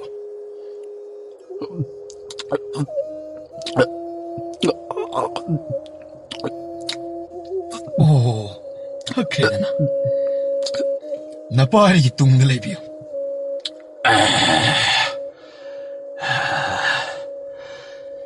ꯅꯍꯥꯛꯅ ꯄꯤꯔꯛꯂꯤꯕ ꯃꯍꯤ ꯑꯁꯤꯗꯤ ꯑꯣꯟꯊꯣꯛꯅꯕ ꯃꯍꯥꯎ ꯂꯩꯈ꯭ꯔꯦꯗꯅ.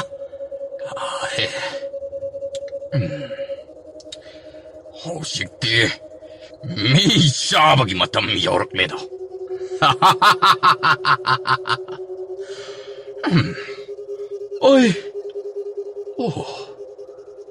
ꯀꯔꯤꯅꯣ?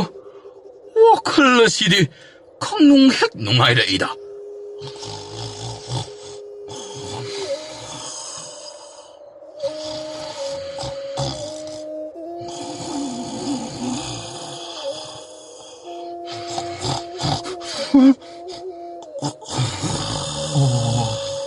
ꯄꯟꯊꯧ, ꯇꯨꯝꯈ꯭ꯔꯦꯗꯅ.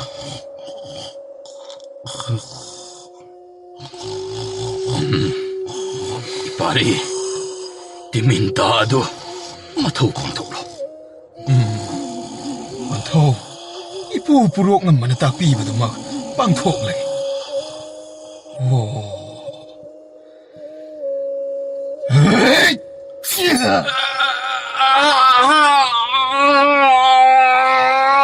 이거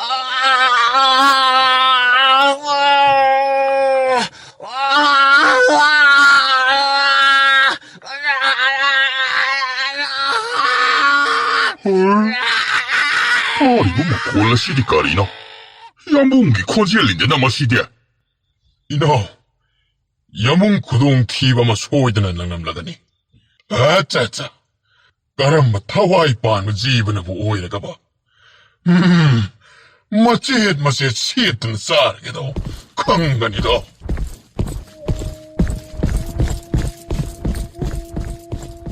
Bantaw, kari mo tong nauwi mo si di. Ipagi pari, lao, napupuro ng magiyatang marikyum na pangtok laban. Hausikti, nongdam mo na tamba masoy din na leram lagan. Ipa isa, mapamasi tadok doon na tunamak satkra sila o isa.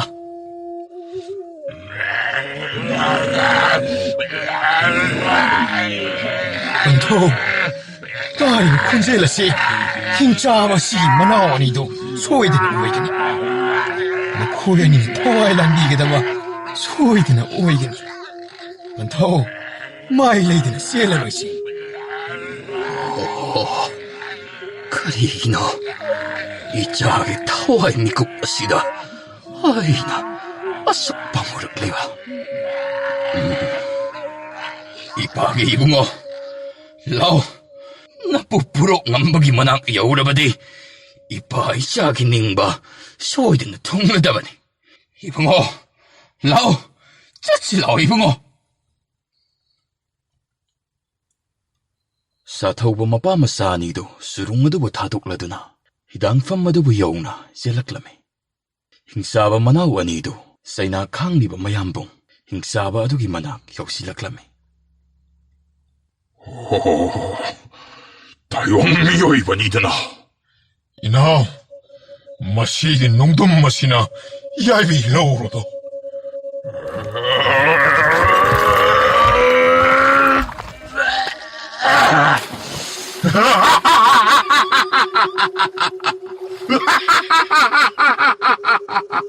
Bantaw, hinchawa mo silman na oksing si. Ako'y da kutaba horak lito. Isur mahakinongdam. Taipang kanana bu. My ladies chin bayarito.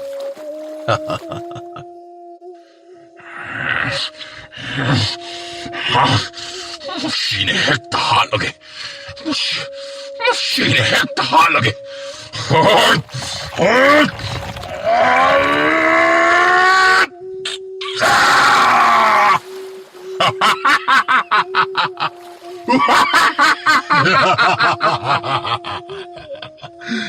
Mapamasahan si ilang na kre. Ising imahe sidagi singkatlaga hekta 진자 koyage.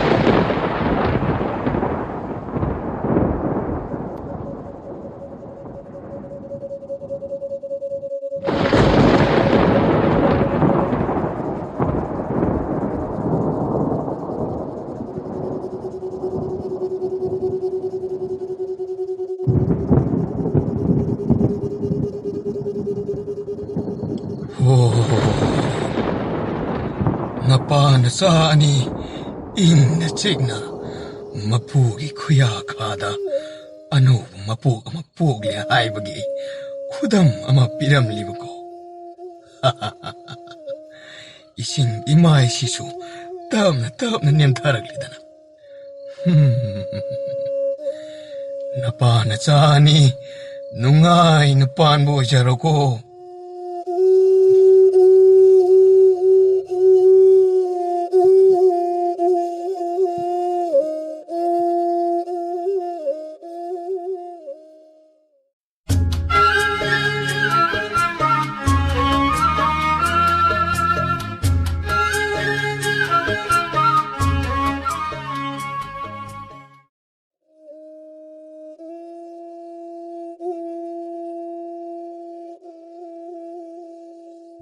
Jairoikul kaithialdagi lapna leiba khungang amakhakni. Lau singu tauduna hingjaba kunja singna koisilladuna kundarami. Leiroi ngamba amadi kangel piklingaidagi hauna. Marup sanaduna laklaba kulladugi naha anikhakni. Nongmadi marup leiroi ngamba boroi makhong aduda ungduna phamle. Nakalladuda marup kangel mabu senaduna leirami. Itaw, atiyasi pumumamsinkre haibani nangbo. Nangi wakaldo aikoi yumdo ina khalurlo.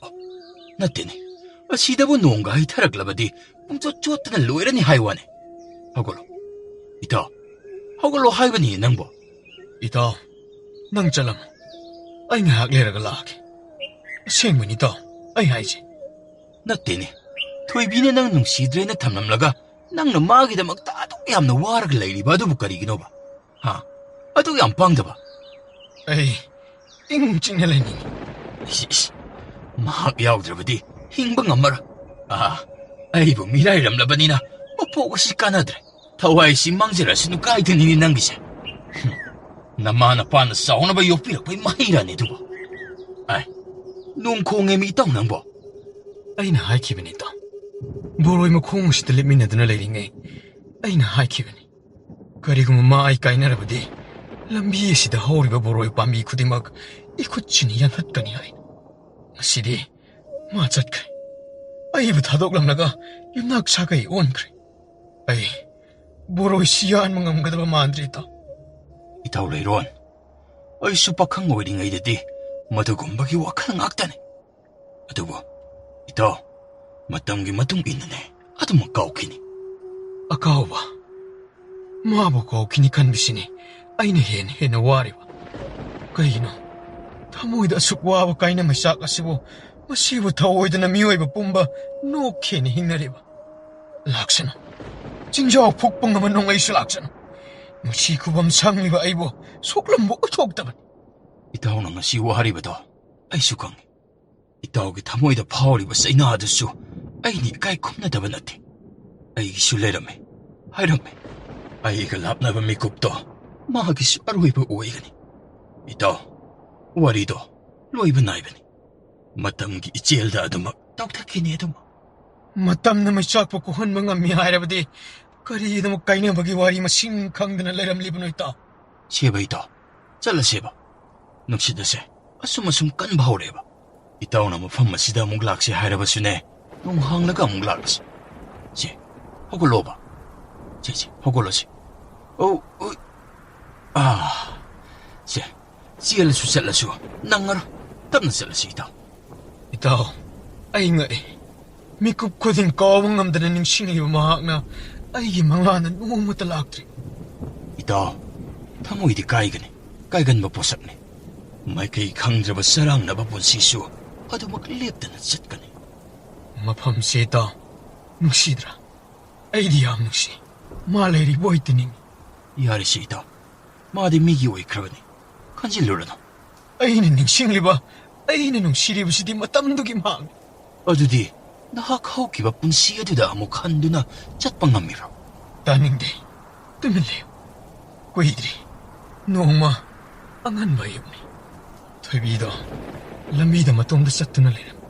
Mamangi kung tang duni, ay nalap na uwida kang. Masuon tore, ay buuki.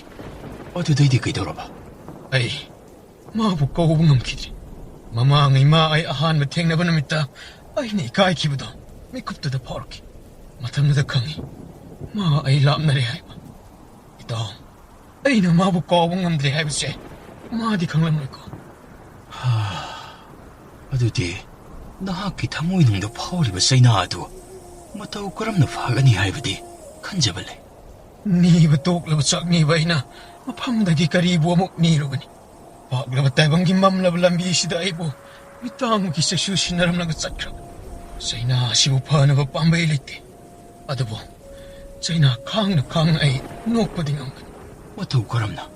Mabunungay ni hinglitara ba di, ay nok gani. Si pare ito, lamlong uhong pangusuyok sila gali. As isa si Jupong lupitaw rin siya. Ito, si Daydi yaudora ba di na siyan krasi? Hay, ito, kaino, ito, nung laksida lambi may ayos dali ba sibo, 토이비나 따브라니다.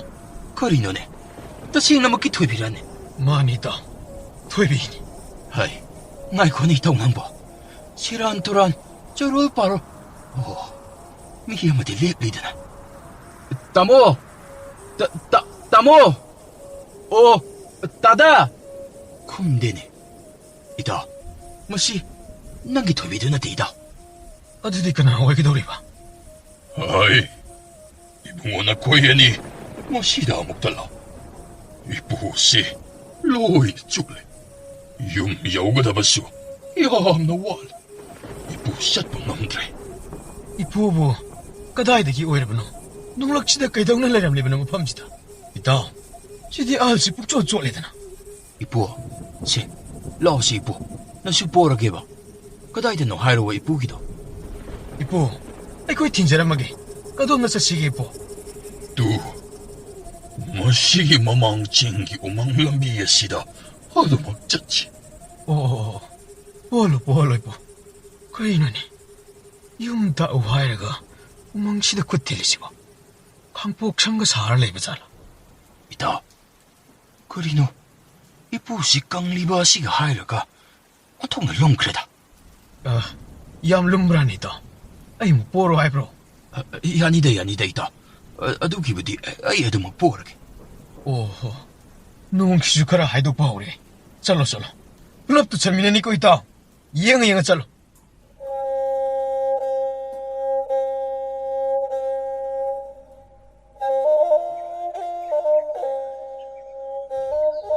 하하, 이붕어. 씨, 소이다 타로. 거리노 이부. 우락와락 시다보 이부가 많이 타남되노. юм나 시행부디. 하이로 이부. 어이니 이뻐. 수와나 틸라가 염여름다. 와이티다 이뻐. 이쁘기 시부. 하이브 딸리와 하이브도 오이게 도리브라니. 아이코이부 기리부 가이드라니 이부기 시보.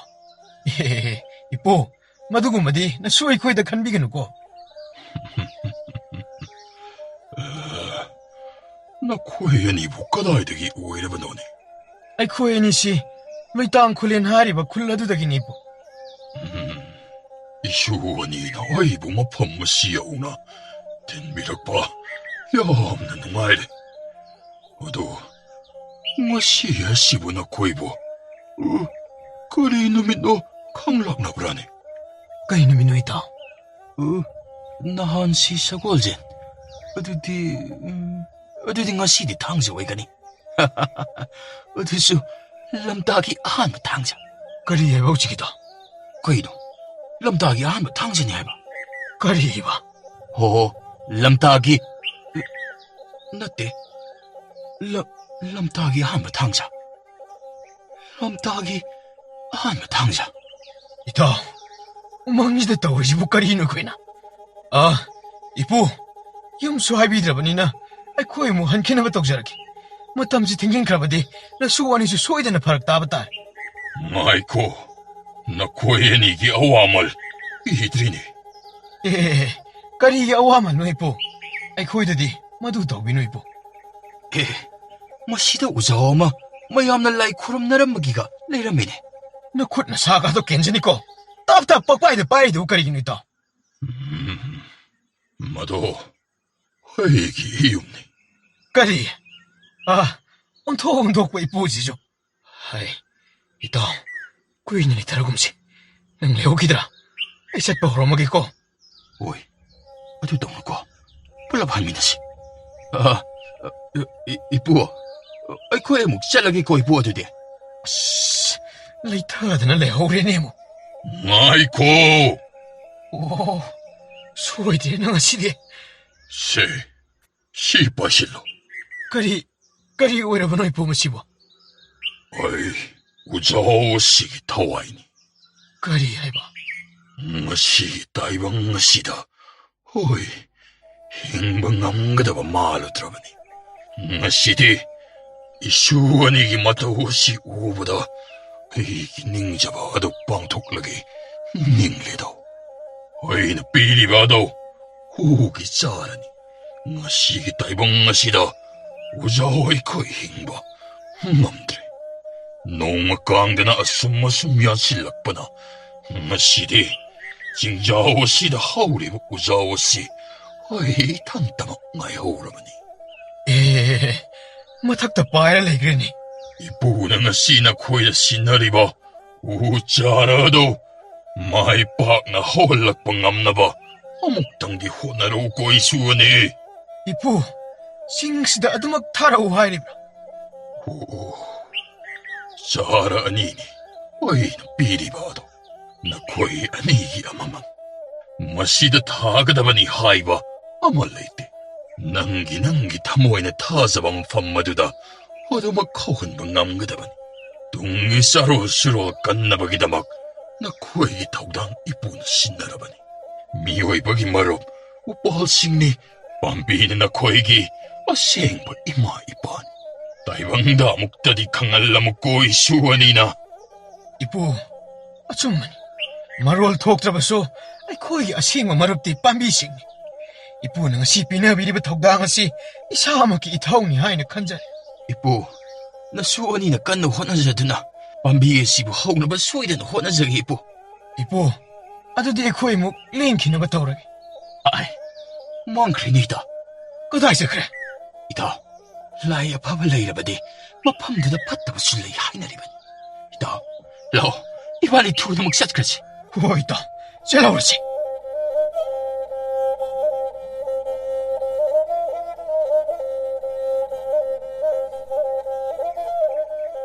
Itaungna purakliba kaidano. Sidaw posay thaba yagadra nito. Ita, karaga sangsinko. Aykoi imana potcha yamna taramba mafam amakakni. Tu. Masida hangliba ase. Masigi mafam masidani. Oh, turiel mapansida thaba na budi. 파가돌이버니 ito. Ita, maruani makse. Mafam masimagtada masidekta honjalasira. Ito, hunbadudi yaida. Kasubudi kaide. Adubo, ayna masina taba mafam amaga among yengningido ito. As, magi kanjanbisi amu haureeba. Se, ita, kasulaiba pot na temisibo. Pambigi pambi, haurabadi chap manadro ita. Mafam sida pambi thabada haurani. Ay sukhangi ito. Adubo aigi thamoisina yaningdaba amadi adum phawre. Se, adudi asum tawrasi. Itawgi marudo adum paisinbira. Aigi marudo mafam masida hullagi leplaidi. Masida aigi oina semsaminarasi ita. Aduga itawgi amu silangminarasi. Hoi ito, adum haina tawrasi. Masiyek loibaga aigi mafam amamuk thiranaba tawrasi ito. Nangbu yungpakto kadai thamgre? Se, sida laire ita. Sibudi ay adum tawjarageda. Itawna nakanda sariba singase. Kara sengjanbiro ita. As, masigi pambisi ayna khanbada chawganibo. Kamay khangiba nangdi? Ayna tharisidi.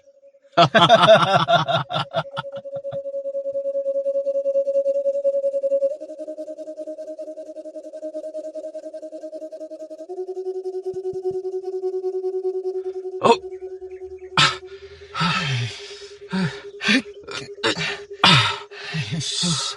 상대리 까방 안돼 있다. 와브라 있다. 싱두월지다 부칼락라가 와브랑 이바도 낭부 ngawbro ita. 포타바부 싱마탁아시다 타니나 칼리바 낭기 와칼라두부 까리노바 ita. 이따 뭐 까리무 될 자랄게. ita. 한가나 까나디 알바 인장도 ngasidiya ko'y mana. Ay, hanggang ita. 와, ita wising yorobro. 이싱시다. 밤비다 짜이나 비디오레 있다. 아이씨, ikaw ba haibadani? Jingda sumna karaga tagani haibadi. Aishu kaludabani na, kanao sisu kakong nabadalwari. 아이씨, 이따. 와인 해. 이따. 징도와 지대기야 고입시. 아묵대요. 그러면 뭐 석토포 하우리버긴. 싸우러 징자오 시고. 나 비는 묻힌 미야브로 있다. 마땅 카이 마뚱다디. 나 비파고 호럭러로. Is, ay di kinam kangi ko. Kay kangi ba? Masigi singgolse. Nanga nong mahaikyuda. To'y binayam na kaningi. Nanga pun na nong masoy na nakasihay ba. Mapam na soy wiramni. Ay kangi ko. Mani ito. Mani kutin ki mapam dumagni. Ay ko'y na liab-libsi. Nung matakalode. 징돌시 땀나 깔았거니 하이바. 징돌시 까르기 아와 농아이도 몽원도스 땀니. haureene. Adudi, nangna masido utadoribasi magidamaktanine. 와 얌나 항닝구 말레도 시미제. Hai, hangradi kainone. Mapam masida nangna mamangaydasu hai kre. Aduga, masida mo mapam masida thani haraklabadi masana taba natro. 마네. 마기다막다니또. 아이는 마기다막 와레 하이드나. 마 할락가답수 레이트레. Adunidana, nupa haibaside. ngasi maana chatpa ngamkhidaba mafamda yauba ngamlibse mabu kaukthokku tamlib thamoi sida chaina puramdrabadi ai chingdol yarloito maana pirama chaina se u si thabada sinagadaba pangal thongna aduda oina onthoklage khal Taibang male masi, ngaktang haiba taredana. Mayam si hamuktang yantat piwa haiba lai amamuk tingnaba soilerwito. maana khutthimkhibdo ai kashu chatpa ngamkidi madugi maramdo chingasi phajaba yaudabagi oirammasu aina usi tharabadi phajaba upal sina mabu soidna chingdol si yauna purakpa ngammasu His, chendana ama, thamoidana ama puba. Toibisi, nang kaugdriniko. Hais, aina hairishiniko. Male masi, ugi ngaktang ngaidori he. Miyamsing kangdaba singa sinadi, thaba kalidana managa pigadoribanido. Angawba sida. 세 bagdu piro ikhot mang hallaga amukta tharamge 세. Ato, ubudi tharani. Adugo, hayeng ising saiba makong sombana kamay tawdoriba. aina magidama khanbada wakhiba adugum usigidama warasanoito somgani aina numit khuding singdola sitamna kakhattuna pambi asina haudribo Numitsi kumkibagi matamga paharabadi mamanibo. Itahogisi, usi hana taram. Aduga, hankibada sanglaba lambi asi itahong sukleb-lebdaba makaya adamak lebiro. Hauro ito. Hausin biro.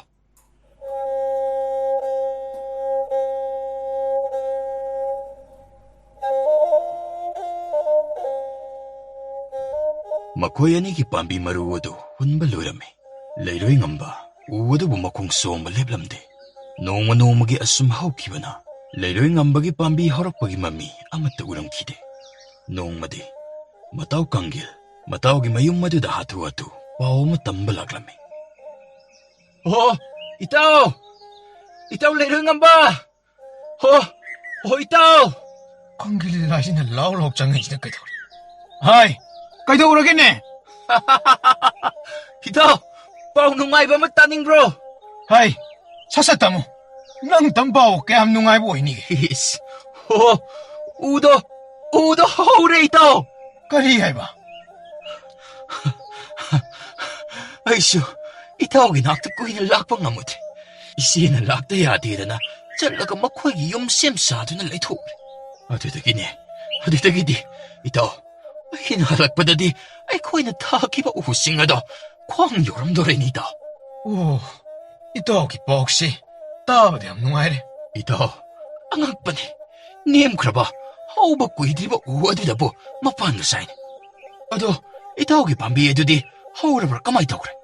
하우디 있다 아드보 아이 시나바디 렙디 까르마까나 호락가다보는 캉데 이따오는 시땀락리바 빠오시가 하유라바디 아이 우시 하우그니 다자래 Aigi haurabanina-di, itawagisi hauranida. Ibanina takibadu nung makakdani kanariba. Natragana, laibagdi na uwiraba salo. Nahangilay na hairambadadi, ay ko'y natasa umfamda tao, haugani haibani. 타자바 마팜다 하이브는디 타모이니 야닝바 미암나 빰나다바 마팜 오이라바소 타자라바디 하우그니 해 이따오기 호락리바도 이따오나 타자바긴 Natragana, nanggidubu, nupi-kay-na-ba ingok sinaraga tabani haydo, lay nang kakangra salo. 소리진 핵 랑악바 Pagitawuni. Si, Lucilo. Hausik, ko'y nipun na talaga itawagida. Amo iyang minaraga loy na. Lo, iyang oras. 로이라바니 잘라지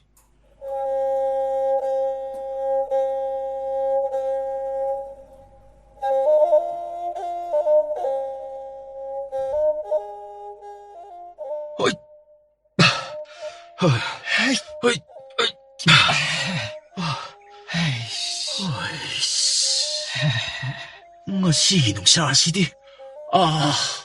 미시디보. 시그래. 어두디, 거야 니다마 나이레니 시드리시대. 낭니네 구인이 옥도이자. 우씨, 이 다제락 대보이다. 찡시덕이 원타락 나갔다. 그러면디 빰비 마루 예뭐 잣보이다. 로레. 낭 녹도바마.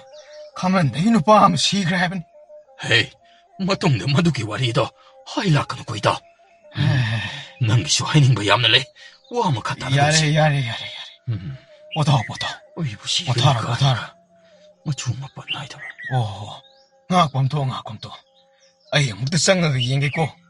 Waring ngang. Asung iwang macingmay di kata krabadi. Di kan mga may ko. Tap na togsaw hari wa sinaydi. Wana ka waba ne. Nang nagamaru na mangaw ne. Toy bi. Adu, ay ka na. Itaw, kumamagiraw. Magi toy bi panmayada bisi. Asi mahuri. Hoy, nasigi numit aside toy bi do. Ay napanbado karisukay da prakalline. Nati, chingmayadi daga onta krabadi. Toy bi do nahang na kasing maragtaga uzaribado.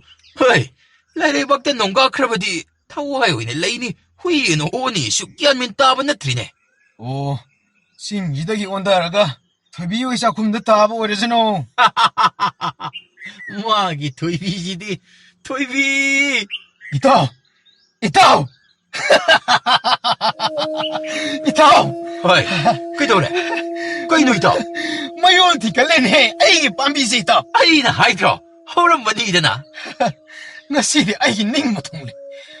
Asim haurabni na. Ay yung ima paba. Ning tini senaduna laibiyar. Toy bidi.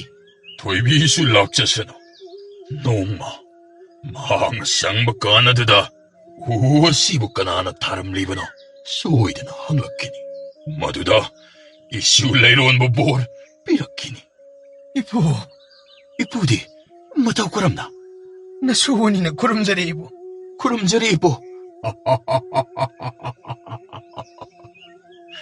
Nungaire. Yamna nungaire. Isuwanida sinakibawa. Ngasidi mahayan. Yengu. Ngasina koyenina tariwa pambiya sidagi. Kelakpa una singadana. Ugi sara amamok. Piba ngamba pambi. Amakakni. Pambiya sidagi matang sandorak ladana. 칭마의 씨부 단도막가이 허우라가니도 하이나 마탐 구이네다기 티락바 다이방 미요이바 아니도데 나코야니니 하잉 이놈 안보다 라이바 기닝토 나코야니기 염보 티락라니 나코이보와 저우바마나 삐라드나 이거이 겁나라가니 이쁘 잘라겠고 Aibo. Korino. Hayo. Toybido. Hoyeng lebok ning tolak pada. Toybi kowitaloy ama piyoy dana. Niyo. Naki toybi yadidagi henbi. Ama oy na adong pijarak lasani. Kari.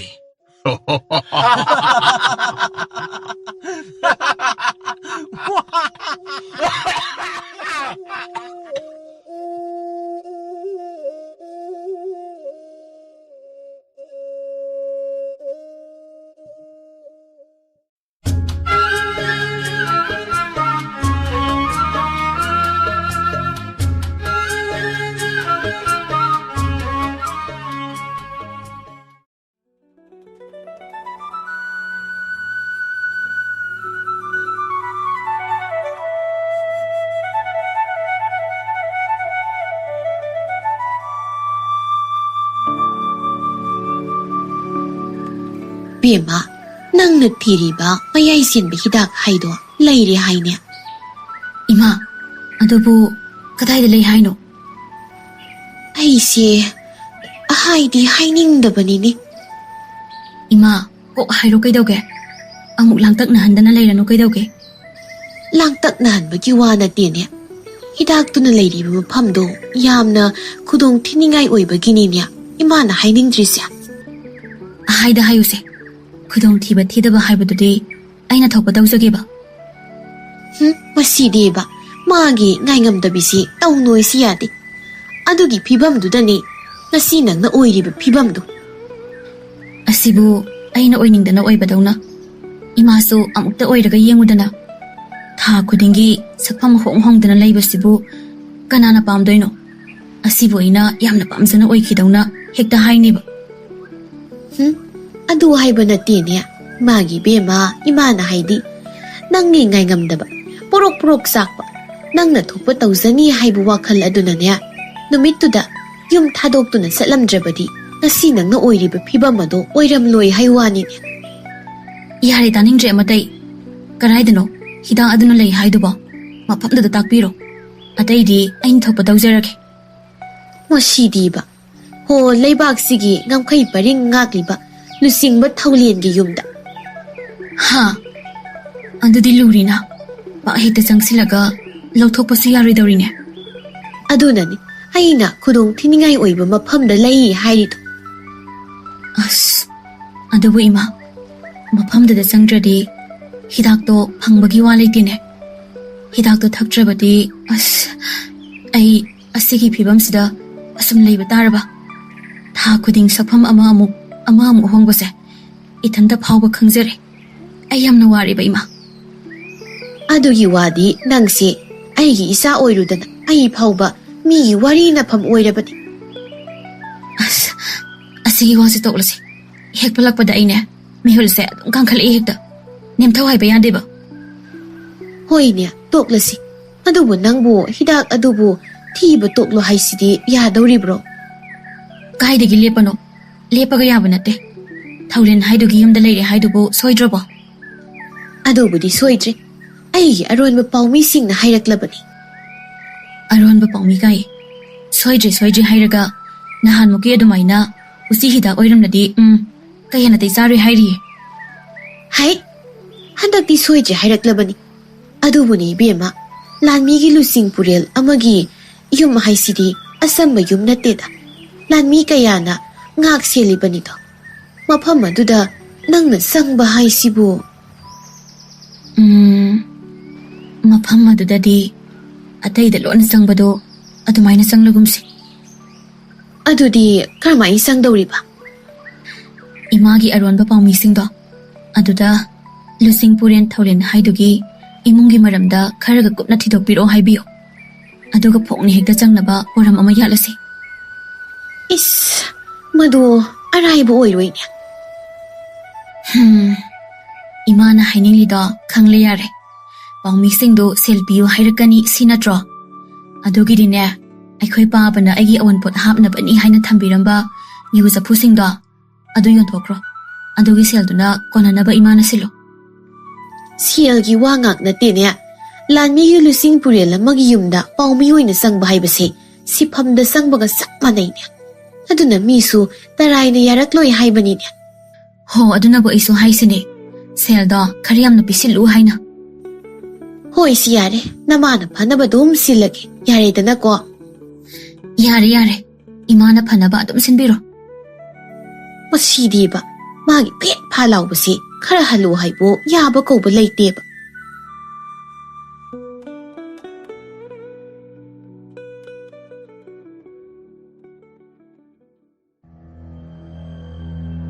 ꯃꯄꯨ ꯏꯕꯨꯡꯉꯣ, ꯑꯔꯣꯟꯕ ꯄꯥꯎꯃꯤ ꯑꯃꯅ ꯄꯥꯎ ꯄꯤꯔꯛꯄꯗ ꯃꯄꯨ ꯏꯕꯨꯡꯉꯣꯅ ꯊꯤꯔꯕ ꯍꯤꯗꯥꯛ ꯑꯗꯨꯒꯤ ꯂꯤꯈꯨꯜ ꯈꯪꯕ ꯉꯝꯃꯦ ꯍꯥꯏꯔꯤ. ꯑꯗꯨꯕꯨ ꯀꯥꯏꯗ ꯂꯩꯔꯦ ꯍꯥꯏꯒꯦ? ꯃꯇꯥꯏ ꯈꯨꯜꯗ. ꯀꯔꯤ ꯃꯇꯥꯏ ꯈꯨꯜꯗ ꯍꯥꯏꯕ? ꯑꯗꯨꯗꯤ ꯂꯨꯆꯤꯡ ꯄꯨꯔꯦꯜ ꯊꯧꯂꯦꯟꯅ ꯉꯥꯛꯂꯤꯕ ꯉꯝꯈꯩ ꯄꯔꯤꯡ ꯑꯗꯨꯒꯤ ꯑꯔꯣꯏꯕ ꯁꯔꯨꯛꯇ ꯅꯠꯇ꯭ꯔꯣ?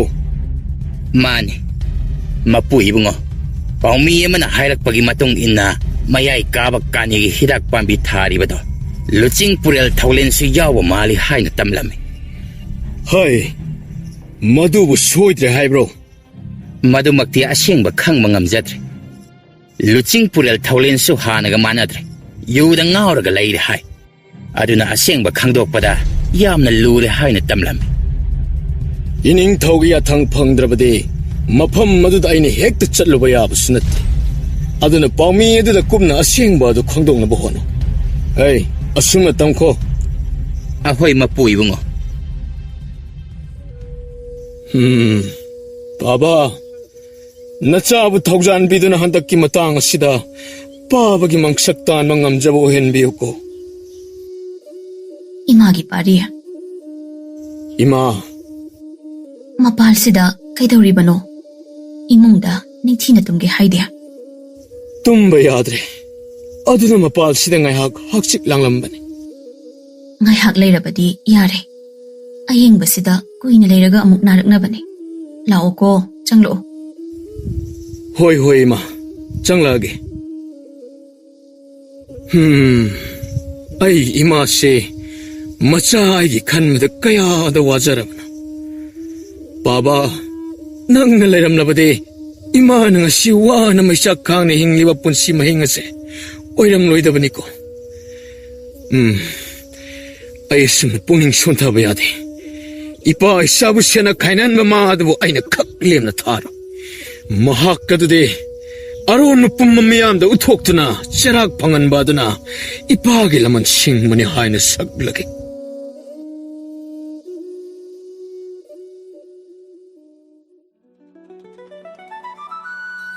ꯕꯦꯝꯃ, ꯑꯩꯗꯤ ꯅꯪꯅ ꯍꯥꯏꯔꯤꯕ ꯊꯧꯁꯤꯜ ꯑꯗꯨ ꯑꯣꯏꯗꯧꯕꯗꯤ ꯃꯥꯟꯈꯤꯗ꯭ꯔꯦꯗ. ꯏꯃꯥ, ꯑꯩꯅ ꯍꯥꯏꯔꯤꯁꯤꯡꯁꯤꯗ ꯇꯧꯁꯤ. ꯑꯗꯨꯕꯨ ꯑꯣꯏꯔꯗꯤ ꯁꯣꯏꯗꯅ ꯑꯗꯨꯝ ꯂꯨꯆꯤꯡ ꯄꯨꯔꯦꯟ ꯊꯧꯂꯦꯟ ꯍꯥꯏꯗꯨꯒꯤ ꯌꯨꯝꯗ ꯑꯗꯨꯝ ꯆꯪꯕ ꯐꯪꯂꯗꯝꯅꯤ. ꯃꯌꯨꯝꯗ ꯆꯪꯕ ꯌꯥꯔꯦꯅ ꯈꯜꯂꯣ. ꯂꯨꯆꯤꯡ ꯄꯨꯔꯦꯜ ꯊꯧꯂꯦꯟꯒꯤ ꯂꯣꯏꯅꯕꯤ ꯑꯗꯨꯒꯤ ꯑꯅꯥꯕꯗꯨꯕꯨ ꯅꯪꯕꯨ ꯂꯥꯌꯦꯡꯕꯕꯨ ꯉꯝꯒꯗꯧꯔꯤꯕꯔꯣ ꯍꯥ? ꯈꯪꯗꯦ. ꯑꯅꯥꯕ ꯑꯗꯨ ꯎꯗꯅ ꯑꯩꯅ ꯀꯝꯗꯧꯅ ꯈꯪꯗꯧꯔꯤꯒꯦ? ꯑꯗꯨꯗꯅꯤ ꯑꯩꯅ ꯃꯐꯝ ꯑꯗꯨꯗ ꯆꯪꯗꯕꯅ ꯐꯩ ꯍꯥꯏꯔꯤꯁꯤ. ꯏꯃꯥ, ꯑꯩꯗꯤ ꯁꯤꯕ ꯆꯪꯕ ꯑꯃꯠꯇ ꯈꯪꯗꯦ. ꯑꯩ ꯃꯐꯝ ꯑꯗꯨꯗ ꯆꯪꯗꯨꯅ ꯍꯤꯗꯥꯛ ꯑꯗꯨ ꯐꯪꯅꯕ ꯍꯣꯠꯅꯗꯕ ꯌꯥꯗꯕꯅꯦ. 이마기 ꯕꯦꯝꯃ, 이마기ꯗꯤ ꯅꯪꯅ ꯊꯋꯥꯏ ꯃꯥꯡꯈ꯭ꯔꯕꯗꯤ ꯀꯔꯤ ꯑꯣꯏꯅꯤ? 이마기ꯗꯤ ꯅꯪꯅ ꯊꯥ ꯈꯨꯗꯤꯡ ꯁꯛꯐꯝ ꯍꯣꯡꯂꯕꯁꯨ ꯑꯗꯨꯃꯛ ꯅꯨꯡꯁꯤꯕ ꯍꯣꯡꯂꯣꯏ. ꯑꯗꯨꯕꯨ ꯅꯪ ꯂꯩꯇ꯭ꯔꯕꯗꯤ 이마ꯗꯤ ꯀꯔꯤ ꯑꯣꯏꯒꯅꯤ? ꯏꯃꯥ, ꯑꯩꯁꯨ ꯁꯤꯕ ꯍꯥꯏꯕꯁꯦ ꯀꯤꯔꯤꯕꯅꯦ. ꯑꯗꯨꯕꯨꯅꯦ, ꯁꯤꯕꯗꯒꯤ ꯍꯦꯟꯅ ꯀꯤꯕꯁꯦ ꯑꯩꯅ ꯊꯥ ꯈꯨꯗꯤꯡ ꯁꯛꯐꯝ ꯍꯣꯡꯂꯒ ꯍꯤꯡꯕ ꯑꯁꯤꯅꯤ. ꯑꯩ ꯇꯁꯦꯡꯅ ꯑꯁꯨꯝꯅ ꯇꯧꯕ ꯑꯁꯤ ꯋꯥꯔꯦ.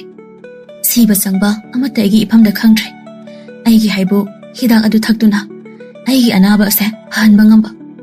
ꯑꯗꯨ ꯅꯠꯇ꯭ꯔꯒ ꯍꯤꯗꯥꯛ ꯑꯗꯨ ꯐꯪꯅꯕ ꯍꯣꯠꯅꯕꯗ ꯁꯤꯕ ꯍꯥꯏꯕꯁꯤ ꯅꯠꯇꯅ ꯑꯩꯒꯤ ꯑꯇꯣꯞꯄ ꯎꯄꯥꯏ ꯑꯃꯠꯇ ꯂꯩꯇ꯭ꯔꯦ. ꯐꯔꯦ. ꯏꯆꯥꯅ ꯑꯗꯨꯝ ꯌꯧꯈ꯭ꯔꯕꯗꯣ ꯏꯃꯥꯅ ꯀꯔꯤꯒꯤ ꯅꯪꯒꯤ ꯂꯝꯕꯤꯗ ꯊꯠꯂꯨꯅꯤ? ꯅꯪꯅ ꯄꯥꯝꯕ ꯇꯧꯔꯣ. ꯑꯩꯁꯨ ꯅꯪꯒꯤ ꯅꯃꯥ ꯑꯃ ꯑꯣꯏꯅ ꯅꯪꯒꯤ ꯃꯇꯦꯡ ꯄꯥꯡꯒꯅꯤ. ꯏꯃꯥ, ꯅꯪꯗꯤ ꯑꯍꯜ ꯑꯣꯏꯔꯕꯅꯦ. ꯅꯆꯥ ꯑꯩꯒꯤ ꯍꯛꯀꯟꯗꯒꯤ ꯏꯃꯥꯅ ꯑꯋꯥꯕ ꯀꯌꯥ ꯅꯪꯕꯅꯦ. ꯍꯟꯗꯛꯀꯤ ꯊꯕꯛ ꯑꯁꯤꯗꯤ ꯏꯃꯥ ꯌꯥꯎꯔꯅꯨ. ꯅꯆꯥꯅ ꯉꯝꯅꯕ ꯍꯣꯠꯅꯖꯔꯒꯦ. 이마기 ꯕꯦꯝꯃ, ꯀꯔꯤꯅꯣ ꯅꯪꯅ ꯍꯥꯏꯔꯤꯕꯗꯨꯕꯣ? ꯅꯪꯒꯤ ꯑꯋꯥꯕ ꯈꯨꯗꯤꯡ ꯃꯃꯥ ꯑꯃ ꯑꯣꯏꯅ ꯑꯩꯅ ꯁꯔꯨꯛ ꯌꯥꯕ ꯐꯪꯗ꯭ꯔꯕꯗꯤ ꯑꯩꯁꯦ ꯃꯃꯥ ꯑꯣꯏꯕꯒꯤ ꯃꯇꯤꯛ ꯆꯥꯗꯕ ꯃꯃꯥ ꯑꯃ ꯍꯥꯏꯕꯗꯣ ꯑꯣꯏꯔꯅꯤ. ꯏꯃꯥ, ꯀꯩꯒꯤ ꯑꯗꯨꯝꯅ ꯍꯥꯏꯔꯤꯕꯅꯣ? ꯅꯆꯥꯅ ꯏꯃꯥꯒꯤ ꯅꯆꯥ ꯑꯃ ꯑꯣꯏꯔꯨꯕꯅ ꯍꯧꯖꯤꯛ ꯐꯥꯎꯕ ꯍꯤꯡꯗꯨꯅ ꯂꯩꯕ ꯉꯝꯖꯔꯤꯕꯅꯦ. ꯅꯪꯒꯤ ꯇꯨꯡꯗ ꯊꯣꯛꯂꯛꯄ ꯈꯨꯗꯣꯡꯊꯤꯕ ꯈꯨꯗꯤꯡꯁꯨ ꯃꯃꯥ ꯑꯃ ꯑꯣꯏꯅ ꯑꯩꯅ ꯃꯥꯡ ꯊꯥꯒꯅꯤ. ꯋꯥꯐꯝ ꯑꯁꯤꯗ ꯅꯪꯅ ꯈꯛ ꯍꯤꯛꯇꯣꯛꯄ ꯌꯥꯔꯣꯏ. ꯏꯃꯥ, ꯑꯩꯗꯤ ꯂꯦꯞꯈ꯭ꯔꯕꯅꯤ. ꯐꯔꯦ. ꯏꯃꯥ ꯏꯆꯥ ꯄꯨꯟꯅ ꯃꯐꯝ ꯑꯗꯨꯗ ꯆꯪꯂꯁꯤ.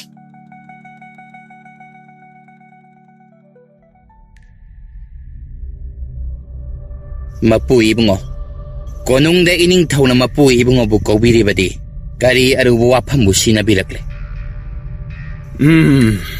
ꯇꯦꯟꯕꯥ, ꯏꯅꯤꯡꯊꯧꯅ ꯑꯩꯕꯨ ꯃꯇꯥꯏ ꯈꯨꯜꯗ ꯂꯥꯟꯃꯤꯁꯤꯡꯒꯤ ꯂꯨꯆꯤꯡ ꯄꯨꯔꯦꯜ ꯊꯧꯂꯦꯟꯒꯤ ꯊꯕꯛ ꯊꯧꯔꯝꯗ ꯌꯦꯡꯁꯤꯟꯕ ꯑꯣꯏꯅ ꯆꯠꯇꯕ ꯌꯥꯗ꯭ꯔꯦ ꯍꯥꯏꯅ ꯊꯧꯗꯥꯔꯛꯂꯦ. ꯑꯣ, ꯑꯗꯨꯗꯤ ꯌꯥꯝꯅ ꯐꯕ ꯋꯥꯅꯤꯅꯦ. ꯑꯗꯨꯕꯨ ꯃꯄꯨ ꯏꯕꯨꯡꯉꯣꯒꯤ ꯃꯤ ꯃꯁꯛ ꯈꯪꯗꯕ ꯐꯤꯕꯝ ꯑꯗꯨꯒ ꯑꯗꯨꯒꯤꯕꯨ ꯍꯟꯗꯛꯅ ꯑꯍꯥꯟꯕꯁꯨ ꯅꯠꯇꯅ ꯍꯥꯟꯅꯁꯨ ꯑꯗꯨꯝ ꯉꯝꯅꯕ ꯊꯦꯡꯅꯔꯤꯁꯤꯗꯤ. ꯑꯗꯨꯕꯨꯗꯤ ꯑꯣꯏꯕ. ꯑꯩ ꯌꯥꯎꯗꯅ ꯃꯄꯨ ꯏꯕꯨꯡꯉꯣ ꯅꯇꯣꯝꯇ ꯆꯠꯄ ꯃꯇꯝꯗ ꯀꯝꯗꯧꯒꯅꯤ ꯈꯟꯕꯗ ꯑꯩꯗꯤ ꯃꯄꯨ ꯏꯕꯨꯡꯉꯣ ꯍꯨꯃꯥꯡꯕꯨ ꯀꯥꯡꯂꯕꯅꯤꯅꯤ ꯀꯩꯁꯨ ꯈꯜꯂꯨꯅꯨꯗ ꯑꯩꯅ ꯊꯣꯛꯄ ꯉꯝꯅꯕ ꯑꯗꯨꯝ ꯊꯦꯡꯅꯒꯅꯤꯗ ꯑꯗꯨꯕꯨ ꯌꯥꯔꯕꯗꯤ ꯃꯄꯨ ꯏꯕꯨꯡꯉꯣꯅ ꯅꯅꯥꯏ ꯑꯩꯕꯨ ꯅꯇꯨꯡ ꯏꯟꯅꯍꯟꯕꯤꯌꯨꯕ ꯑꯩꯅ ꯆꯠꯄ ꯃꯐꯝ ꯈꯨꯗꯤꯡꯗꯕꯨ ꯅꯪꯕꯨ ꯍꯨꯟꯗꯣꯛꯂꯝꯕ ꯌꯥꯕ꯭ꯔꯥꯅꯦꯍꯦ ꯑꯗꯨꯕꯨꯗꯤ ꯆꯨꯝꯕ ꯑꯗꯨꯗ ꯍꯟꯗꯛꯇꯤ ꯈꯨꯔꯥ ꯇꯣꯅꯥꯁꯨ ꯂꯩꯇꯕ ꯑꯁꯤꯗ ꯑꯩꯅ ꯌꯨꯝ ꯑꯁꯤꯕꯨ ꯍꯨꯟꯗꯣꯛꯂꯝꯂꯕꯗꯤ ꯏꯃꯥ ꯏꯕꯦꯝꯃ ꯍꯣꯏꯅ ꯀꯅꯥꯅ ꯑꯃꯨꯛ ꯌꯦꯡꯁꯤꯟꯕꯤꯒꯗꯧꯔꯤꯕ ꯑꯗꯨꯒꯤꯁꯨ ꯃꯊꯛꯇ ꯃꯄꯨ ꯏꯕꯨꯡꯉꯣ ꯏꯃꯥ ꯏꯕꯦꯝꯃꯅꯗꯤ ꯂꯪꯐꯩꯗ ꯆꯠꯅꯤ ꯍꯥꯏꯕꯁꯦ ꯃꯁꯤꯕꯨ ꯍꯦꯛ ꯇꯥꯔꯕꯗꯤ ꯌꯥꯔꯛꯀꯅꯤ ꯍꯥꯏꯕꯗꯤ ꯊꯥꯖꯗꯦ ꯏꯃꯥꯗꯨꯗꯤ ꯍꯥꯏꯗꯣꯛꯂꯨꯅꯨ ꯍꯪꯂꯛꯂꯁꯨ ꯀꯣꯅꯨꯡꯅ ꯊꯕꯛ ꯈꯔ ꯆꯤꯜꯂꯤ ꯍꯞꯇꯥ ꯑꯃꯁꯤꯗꯤ ꯀꯣꯅꯨꯡꯗ ꯂꯩꯅꯤ ꯍꯥꯏꯅ ꯈꯨꯝꯒꯗꯕꯅꯤꯀꯣ ꯑꯗꯨꯕꯨ ꯍꯞꯇꯥ ꯑꯃꯗ ꯊꯕꯛ ꯑꯗꯨꯕꯨ ꯍꯦꯛꯇ ꯂꯣꯏꯁꯤꯟꯕ ꯉꯝꯒꯅꯤ ꯍꯥꯏꯕꯗꯤ ꯊꯥꯖꯗꯦꯗꯅ ꯅꯥꯏꯗꯦ ꯃꯇꯨꯡꯒꯤꯅ ꯃꯇꯨꯡꯒꯤ ꯊꯣꯛꯄ ꯑꯩꯅ ꯍꯥꯏꯕꯁꯤꯗ ꯈꯨꯝꯃꯨꯀꯣ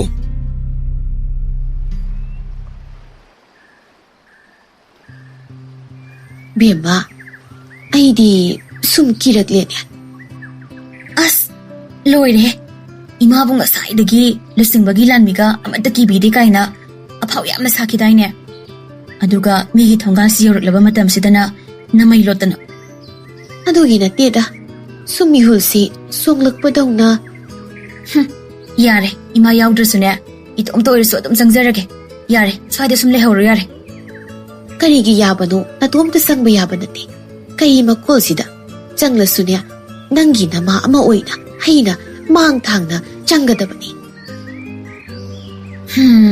ꯃꯁꯤ ꯅꯨꯄꯤꯁꯤꯗꯤꯕ ꯀꯩꯗꯧꯔꯕ ꯑꯃꯨꯛ ꯇꯨꯃꯤꯟ ꯂꯩꯔꯗꯤ ꯅꯪ ꯃꯥꯡ ꯊꯥꯔꯣ ꯑꯩꯅ ꯑꯣꯏꯅ ꯇꯨꯡꯗꯅꯦ ꯅꯇꯨꯡꯗ ꯊꯥꯡꯅꯒ ꯌꯥꯜꯂꯛꯇꯧꯕꯗꯣ ꯉꯥꯛꯊꯣꯔꯛꯀꯦꯕ ꯂꯣꯏꯔꯦꯍꯦ ꯁꯤꯕꯨ ꯏꯃꯥꯅꯤ ꯄꯦꯜꯂꯕꯅꯦ ꯙꯞꯅ ꯀꯜꯂꯤꯕ ꯃꯔꯤꯜꯅ ꯌꯥꯎꯗ꯭ꯔꯤꯕ ꯆꯨꯝꯅ ꯑꯅꯥ ꯂꯥꯌꯦꯡꯖꯒꯦ ꯍꯥꯏꯕꯕꯨ ꯀꯩꯗꯧꯋꯦꯒꯦ ꯂꯥꯛꯑꯣꯁꯦ ꯑꯩ ꯃꯥꯡ ꯊꯥꯔꯒꯦ ꯅꯪꯅ ꯑꯉꯥꯡꯈꯩꯅ ꯊꯣꯛꯑꯦ ꯇꯧꯕꯅꯤꯗ ꯅꯪꯒꯤ ꯇꯨꯡꯗ ꯑꯗꯨꯝ ꯏꯟꯅꯔꯛꯀꯦ ꯑꯩ ꯏꯟꯅꯔꯛꯀꯦ ꯌꯥꯔꯦ ꯅꯣꯛꯂꯅꯣ ꯅꯌꯥꯁꯨ ꯑꯃꯠꯇ ꯌꯥꯎꯗꯅ ꯍꯤꯒꯠꯄꯗꯣ ꯌꯥꯝꯅ ꯊꯤ ꯍꯤꯡꯆꯥꯕꯤ ꯍꯅꯨꯕꯤ ꯃꯥꯜꯂꯦꯕ ꯃꯃꯥ ꯑꯩꯉꯣꯟꯗꯕꯨ ꯍꯤꯡꯆꯥꯕꯤ ꯃꯥꯜꯂꯤ ꯀꯥꯏꯅ ꯍꯤꯡꯆꯥꯕꯤ ꯃꯥꯟꯕꯤ ꯑꯩꯅꯅꯦ ꯍꯥꯡꯀꯣꯛ ꯃꯥꯟꯕꯤ ꯅꯪ ꯄꯣꯛꯏꯁꯤ ꯌꯥꯝ ꯄꯛꯇ꯭ꯔꯦꯀꯣ ꯂꯥꯏꯔꯦꯝꯕꯤ ꯃꯥꯟꯕꯤ ꯑꯩꯉꯣꯟꯗꯕꯨ ꯍꯥꯡꯀꯣꯛ ꯃꯥꯟꯕꯤ ꯀꯥꯏꯅ ꯑꯗꯨꯅꯔꯥ ꯀꯨꯏꯗ꯭ꯔꯦ ꯅꯣꯡ ꯅꯤꯅꯤꯗ ꯉꯥꯏꯔꯤ ꯄꯨꯔꯅꯤꯃꯥ ꯍꯦꯛ ꯑꯣꯏꯕꯒ ꯀꯔꯤ ꯐꯤꯕꯝ ꯑꯣꯏꯔꯛꯇꯣꯏꯅꯣ ꯍꯥꯏꯕ ꯈꯪꯗꯕ ꯑꯗꯨꯒꯤ ꯋꯥꯗꯣ ꯄꯜꯂꯛꯀꯗꯨꯀꯣ ꯀꯥꯏꯗ ꯍꯥ ꯆꯪꯕ ꯌꯥꯔꯣꯏ ꯂꯨꯆꯤꯡ ꯄꯨꯔꯦꯜ ꯑꯃꯨꯛꯇ ꯎꯅꯖꯒꯦ ꯇꯧꯕꯅꯦ ꯍꯦ ꯀꯔꯤꯒꯤꯅꯣ ꯍꯥꯟꯅ ꯑꯌꯥꯕ ꯂꯧꯔꯕꯣ ꯂꯧꯗꯦ ꯀꯩꯅꯣ ꯍꯥꯏꯁꯤꯕꯣ ꯑꯌꯥꯕ ꯌꯥꯎꯗ꯭ꯔꯗꯤ ꯆꯪꯕ ꯌꯥꯗꯕ꯭ꯔꯣ ꯍꯥꯏꯁꯤꯕꯣ ꯌꯥꯗꯦ ꯑꯁ ꯑꯩꯅꯗꯤ ꯂꯨꯆꯤꯡ ꯄꯨꯔꯦꯜꯒ ꯎꯅꯔꯒ ꯋꯥ ꯑꯃꯠꯇ ꯍꯪꯒꯠꯆꯒꯦ ꯈꯜꯂꯤꯁꯤꯒ ꯀꯝꯗꯧꯅꯤ ꯊꯣꯡꯉꯥꯛꯄ ꯌꯥꯔꯒꯗꯤ ꯂꯨꯆꯤꯡ ꯄꯨꯔꯦꯜꯗ ꯌꯥꯅꯅꯕ ꯍꯥꯏꯅꯕꯤꯗꯨꯅ ꯑꯃꯨꯛꯇ ꯑꯩꯈꯣꯏꯕꯨ ꯎꯅꯍꯟꯕꯤꯌꯨꯕ ꯑꯁꯤ ꯍꯥꯏꯔꯒ ꯅꯥꯀꯜꯗ ꯂꯣꯟꯅ ꯁꯦꯜ ꯈꯔ ꯄꯤꯁꯤꯜꯂꯝꯃꯤ ꯑꯗꯨꯗꯒꯤꯗꯤ ꯊꯣꯡꯉꯥꯛꯄ ꯑꯗꯨꯁꯨ ꯅꯣꯛꯃꯤ ꯇꯧꯗꯨꯅ ꯍꯣꯏ ꯑꯩ ꯍꯦꯛꯇ ꯆꯪꯉꯒ ꯍꯥꯏꯕꯤꯔꯨꯔꯒꯦ ꯌꯥꯝ ꯅꯨꯡꯉꯥꯏꯖꯔꯦ ꯊꯣꯡꯉꯥꯛꯄꯒꯤ ꯇꯧꯕꯤꯃꯜꯁꯤ ꯑꯩꯈꯣꯏꯅ ꯄꯨꯟꯁꯤꯒꯤ ꯀꯥꯎꯖꯔꯣꯏ ꯍꯦ ꯇꯧꯕꯤꯃꯜꯒ ꯂꯥꯏꯔꯤ ꯅꯈꯣꯏꯅ ꯍꯥꯏꯅꯤꯡꯂꯤꯁꯤ ꯀꯔꯤꯅꯣ ꯀꯔꯤ ꯍꯥꯏꯅꯅꯣ ꯑꯩꯅ ꯂꯨꯆꯤꯡꯕꯗ ꯇꯝꯒꯗꯧꯔꯤꯕꯁꯦ ꯂꯥꯏꯌꯦꯡ ꯀꯥꯡꯂꯣꯟ ꯃꯨꯟꯅ ꯈꯪꯕ ꯃꯃꯥ ꯃꯆꯥ ꯑꯅꯤꯈꯛꯅ ꯂꯨꯆꯤꯡ ꯄꯨꯔꯦꯜꯒ ꯑꯃꯨꯛꯇ ꯎꯅꯖꯒꯦ ꯍꯥꯏꯅꯗ ꯇꯝꯕꯤꯌꯨ ꯅꯣꯏꯒꯤꯁꯦ ꯃꯤꯗꯤ ꯑꯣꯟꯅꯗꯦꯀꯣ ꯑꯣꯟꯅꯗꯦ ꯂꯨꯆꯤꯡ ꯄꯨꯔꯦꯜ ꯊꯧꯂꯦꯟꯕꯨ ꯑꯃꯨꯛꯇ ꯎꯅꯖꯒꯦ ꯇꯧꯕꯅꯤ ꯖꯥꯠꯀꯤ ꯃꯤꯁꯨ ꯑꯗꯨꯝ ꯂꯩꯕꯖꯥꯠꯅꯤ ꯑꯩꯈꯣꯏꯒꯤ ꯂꯨꯆꯤꯡꯕꯗꯤ ꯀꯩꯁꯨꯁꯨ ꯇꯧꯗꯕꯗ ꯑꯗꯣ ꯐꯔꯦ ꯑꯁꯤꯗ ꯉꯥꯏꯍꯥꯛ ꯂꯩꯔꯝꯃꯣꯀꯣ ꯂꯨꯆꯤꯡꯕꯅ ꯌꯥꯔꯒꯗꯤ ꯀꯧꯁꯤꯜꯂꯛꯂꯒꯦ ꯑꯣꯛꯄꯤ ꯃꯥꯟꯕ ꯅꯪꯅ ꯊꯣꯡꯁꯤ ꯉꯥꯏꯍꯥꯛ ꯁꯪꯂꯝꯃꯣ ꯃꯤ ꯑꯃꯗ ꯆꯪꯍꯟꯗꯅ ꯈꯥꯝꯒꯗꯕꯅꯤꯀꯣ ꯑꯗꯨꯗꯤ ꯃꯣꯏꯁꯤꯅ ꯀꯝꯗꯧꯕ ꯃꯣꯏꯁꯨ ꯑꯗꯨꯝ ꯂꯩꯍꯜꯂꯣ ꯊꯥꯖꯤꯜꯂꯛꯄ ꯌꯥꯗꯦꯀꯣ ꯍꯣꯏ ꯇꯥꯗꯥ ꯌꯥꯔꯗꯤ ꯑꯩꯈꯣꯏꯁꯨ ꯃꯅꯨꯡꯗ ꯍꯧꯖꯤꯛꯇ ꯍꯥꯏꯔꯝꯂꯤꯗꯨ ꯇꯥꯗ꯭ꯔꯣ?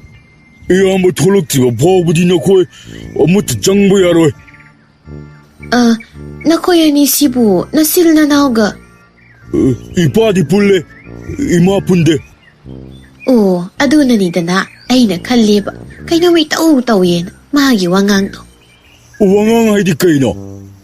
ꯃꯥꯒꯤꯗꯣ ꯅꯪꯕꯨ ꯅꯨꯡꯁꯤ. ꯀꯗꯥꯏꯗꯅꯣ ꯆꯪꯒꯦ ꯇꯧꯔꯤꯗꯣ? ꯑꯩ ꯂꯨꯆꯤꯡ ꯄꯨꯔꯦꯜ ꯑꯃꯨꯛ ꯇꯧꯅꯒꯦ ꯇꯧꯕꯅꯤ. ꯌꯥꯗꯦ ꯌꯥꯗꯦ, ꯂꯨꯆꯤꯡ ꯄꯨꯔꯦꯜꯒꯤ ꯑꯌꯥꯕ ꯌꯥꯎꯗꯅ ꯅꯈꯣꯏ ꯀꯅꯥꯃꯠꯇ ꯆꯪꯕ ꯌꯥꯕ ꯅꯠꯇꯦ. ꯑꯗꯨꯗꯤ ꯀꯩꯗꯧꯅꯤ? ꯑꯗꯣ ꯁꯣꯝꯅ ꯑꯃꯨꯛꯇ ꯌꯥꯗ꯭ꯔꯤ, ꯏꯌꯥꯝꯕ ꯆꯪꯈ꯭ꯔꯦ. ꯃꯥꯅ ꯍꯦꯛ ꯊꯣꯛꯂꯛꯂꯕ ꯃꯇꯨꯡꯗ ꯑꯣꯏꯅ ꯆꯪꯉꯣ. ꯍꯥꯏ, ꯀꯌꯥꯝ ꯋꯥꯠꯂꯤꯕꯒꯅꯤ ꯊꯣꯛꯂꯛꯀꯗꯧꯕ? ꯑꯗꯨꯕꯨ ꯀꯅꯥꯅ ꯈꯪꯒꯅꯤ? ꯑꯣꯟꯊꯣꯛꯅꯁꯨ ꯉꯥꯏ ꯉꯝꯈꯤꯗ꯭ꯔꯕꯅꯤꯗ ꯅꯣꯏꯁꯦ.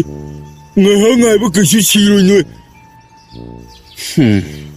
ꯁꯤꯗꯤ ꯄꯨꯔꯥ ꯐꯤꯕꯝ ꯑꯃꯗꯅꯤꯅꯦ ꯂꯩꯔꯝꯂꯤꯕꯁꯦ. ꯀꯔꯤꯕꯣ? ꯀꯔꯤꯁꯨ ꯍꯥꯏꯗꯦꯗ. ꯅꯨꯡꯁꯥꯁꯦ ꯌꯥꯝꯅ ꯁꯥꯏ ꯍꯥꯏꯕꯅꯤꯗ. ꯊꯣꯉꯥꯛꯄ, ꯂꯨꯆꯤꯡ ꯄꯨꯔꯦꯜꯅꯕꯨ ꯀꯔꯤ ꯍꯥꯏꯅ? ꯂꯨꯆꯤꯡꯕꯅ ꯎꯅꯕ ꯄꯥꯝꯗꯦ, ꯆꯠꯈ꯭ꯔꯣ ꯍꯥꯏꯔꯛꯑꯦ. ꯑꯁ, ꯋꯥꯅ ꯂꯥꯛꯂꯤꯁꯦ ꯇꯣꯞꯄ ꯇꯥꯔꯕ? ꯌꯥꯔꯒꯗꯤ ꯊꯣꯉꯥꯛꯄꯅ ꯌꯥꯅꯅꯕ ꯑꯃꯨꯛꯇ ꯍꯥꯏꯅꯕꯤꯌꯨꯕ. ꯌꯥꯝꯅ ꯑꯔꯨꯕ ꯑꯣꯏꯕꯒꯤꯅꯤ. ꯏꯃꯥ ꯍꯥꯏꯒꯗ꯭ꯔꯥ, ꯏꯪꯗꯣꯟ ꯍꯥꯏꯒꯗ꯭ꯔꯥ, ꯑꯩꯈꯣꯏꯒꯤ ꯂꯨꯆꯤꯡꯕꯅ ꯃꯔꯝ ꯆꯥꯗꯕ ꯃꯤ ꯑꯃꯇ ꯎꯅꯕ ꯌꯥꯗ꯭ꯔꯦ ꯍꯥꯏꯔꯛꯑꯦ. ꯑꯗꯨꯅ ꯋꯥꯔꯧꯕꯤꯔꯣꯏ.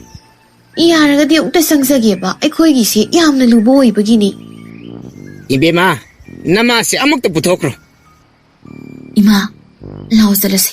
ꯀꯥꯟꯅꯔꯔꯣꯏ. ꯅꯪꯕꯣ ꯑꯁꯤꯗ ꯆꯪꯗ꯭ꯔꯗꯤ ꯅꯪꯒꯤꯗꯨꯅ ꯀꯝꯗꯧꯕ? ꯑꯩꯈꯣꯏꯅ ꯐꯅ ꯍꯥꯏꯔꯁꯨ ꯀꯥꯟꯅꯔꯣꯏ. ꯑꯗꯨꯅ ꯑꯇꯣꯞꯄ ꯎꯄꯥꯏ ꯑꯃ ꯌꯦꯡꯕꯅ ꯍꯦꯟꯅ ꯐꯔꯅꯤ.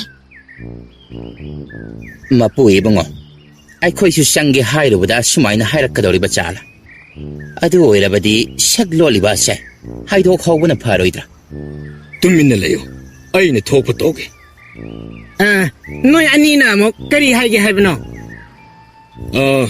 ꯊꯣꯉꯥꯛ. ꯃꯄꯨ ꯏꯕꯨꯡꯉꯣ, ꯑꯁꯣꯝꯗ ꯅꯠꯇꯦ, ꯁꯣꯝꯗꯅꯤ. ꯊꯣꯉꯥꯛꯄ, ꯑꯩꯈꯣꯏ ꯂꯨꯆꯤꯡꯕꯕꯨ ꯑꯃꯨꯛꯇ ꯎꯅꯖꯒꯦ ꯇꯧꯕꯅꯤ. ꯅꯣꯏꯅ ꯑꯃꯨꯛ ꯀꯔꯤ ꯍꯥꯏꯒꯦ ꯍꯥꯏꯕꯅꯣ? ꯀꯔꯤ ꯃꯔꯝꯒꯤꯅꯣ? ꯐꯖꯅ ꯍꯥꯏꯌꯣ. ꯃꯔꯝ ꯆꯥꯗ꯭ꯔꯕꯗꯤ ꯎꯅꯕ ꯐꯪꯂꯣꯏ. ꯑꯩꯈꯣꯏꯗꯤ ꯀꯣꯅꯨꯡꯒꯤ ꯃꯅꯥꯛꯇ ꯂꯩꯕ ꯀꯩꯊꯦꯜ ꯑꯗꯨꯗꯒꯤ ꯂꯥꯛꯆꯕꯅꯤ. ꯂꯝꯗꯝ ꯑꯁꯤꯒꯤ ꯋꯥꯡꯂꯩꯌꯨ ꯑꯁꯤ ꯑꯩꯈꯣꯏꯒꯤ ꯂꯝꯗꯝ ꯑꯗꯨꯗ ꯌꯥꯝꯅ ꯄꯥꯝꯅꯕ. ꯑꯗꯣ ꯂꯂꯣꯟ ꯏꯇꯤꯛ ꯇꯧꯕ ꯑꯁꯤꯗꯤ ꯂꯨꯆꯤꯡꯕꯒꯤ ꯑꯌꯥꯕ ꯌꯥꯎꯗꯅ ꯌꯥꯗꯦ ꯍꯥꯏꯕ ꯑꯗꯨꯗ. ꯑꯣ, ꯑꯗꯨꯅꯗꯤ ꯅꯪꯁꯦ ꯂꯂꯣꯟꯕꯅꯤ ꯍꯥꯏꯕꯅꯦꯕ, ꯅꯠꯇ꯭ꯔꯣ? ꯑꯍꯣꯏ. ꯑꯗꯨ ꯑꯣꯏꯔꯁꯨ ꯌꯥꯔꯣꯏ. ꯃꯔꯝ ꯑꯗꯨꯕꯨ? ꯃꯔꯝ ꯍꯥꯏꯕ ꯂꯩꯇꯦ. ꯂꯨꯆꯤꯡꯕꯅ ꯀꯅꯥꯃꯠꯇ ꯊꯥꯖꯤꯜꯂꯛꯄ ꯌꯥꯗꯦ ꯍꯥꯏꯔꯦ. ꯆꯠꯂꯣ ꯆꯠꯂꯣ. ꯃꯔꯝꯁꯨ ꯍꯪꯕ ꯃꯈꯩ ꯍꯪꯗꯣꯛꯂꯦ, ꯑꯗꯨꯒ ꯆꯪꯕ ꯌꯥꯗꯦ. ꯂꯣ, ꯉꯁꯤꯗꯤ ꯑꯣꯏꯔꯔꯣꯏ. ꯑꯁ, ꯋꯥꯅ ꯂꯥꯛꯂꯒ ꯀꯔꯤꯁꯨ ꯀꯥꯟꯅꯗꯕꯗ ꯍꯟꯒꯗꯧꯔꯕ?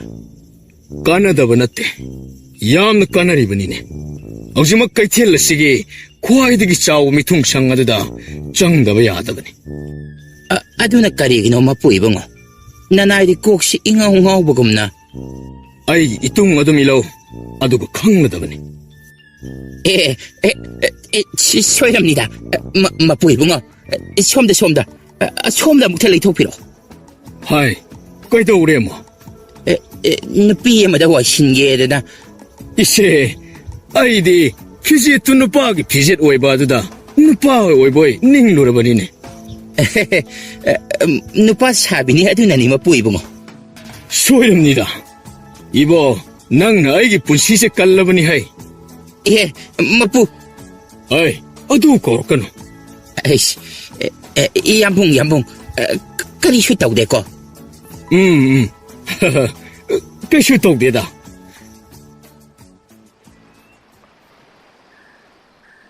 ꯀꯩꯅꯣꯝꯇ.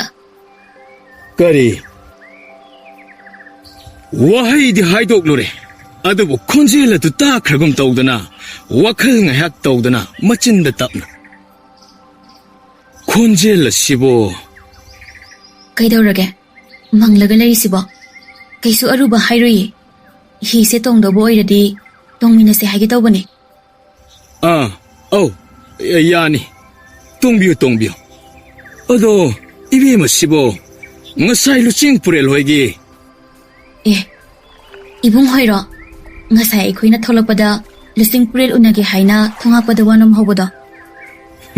Wanom manatida. Chumnata pokthang oina haibiu haina haijerubani. Ho wanom silpi da banane thongakpa aduna yajido. Ha. Asinbrane haisibo. Ima izadagisu sel di lauthokraga lusingbadi unahanbidredana.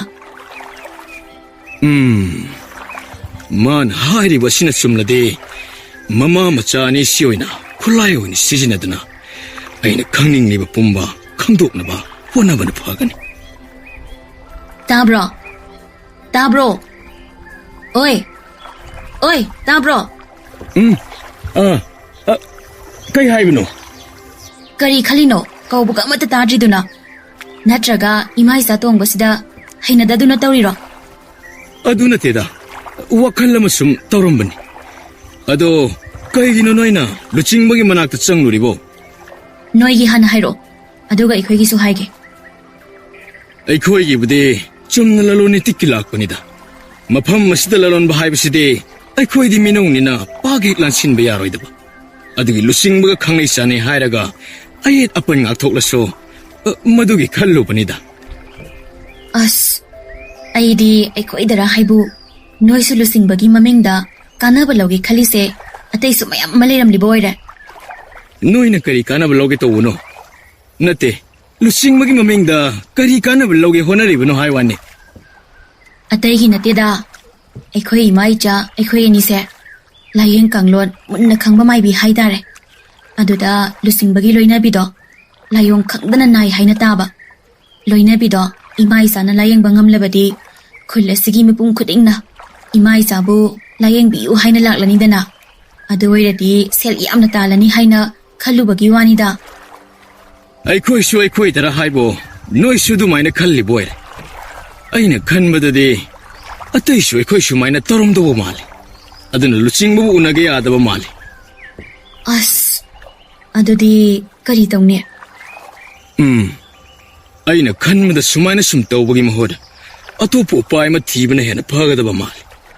Kanade tongan mai tawnadana unaba phangloidabagi sarupudi aikoi punsilaga punna unaba yanaba lambi ama yatlase.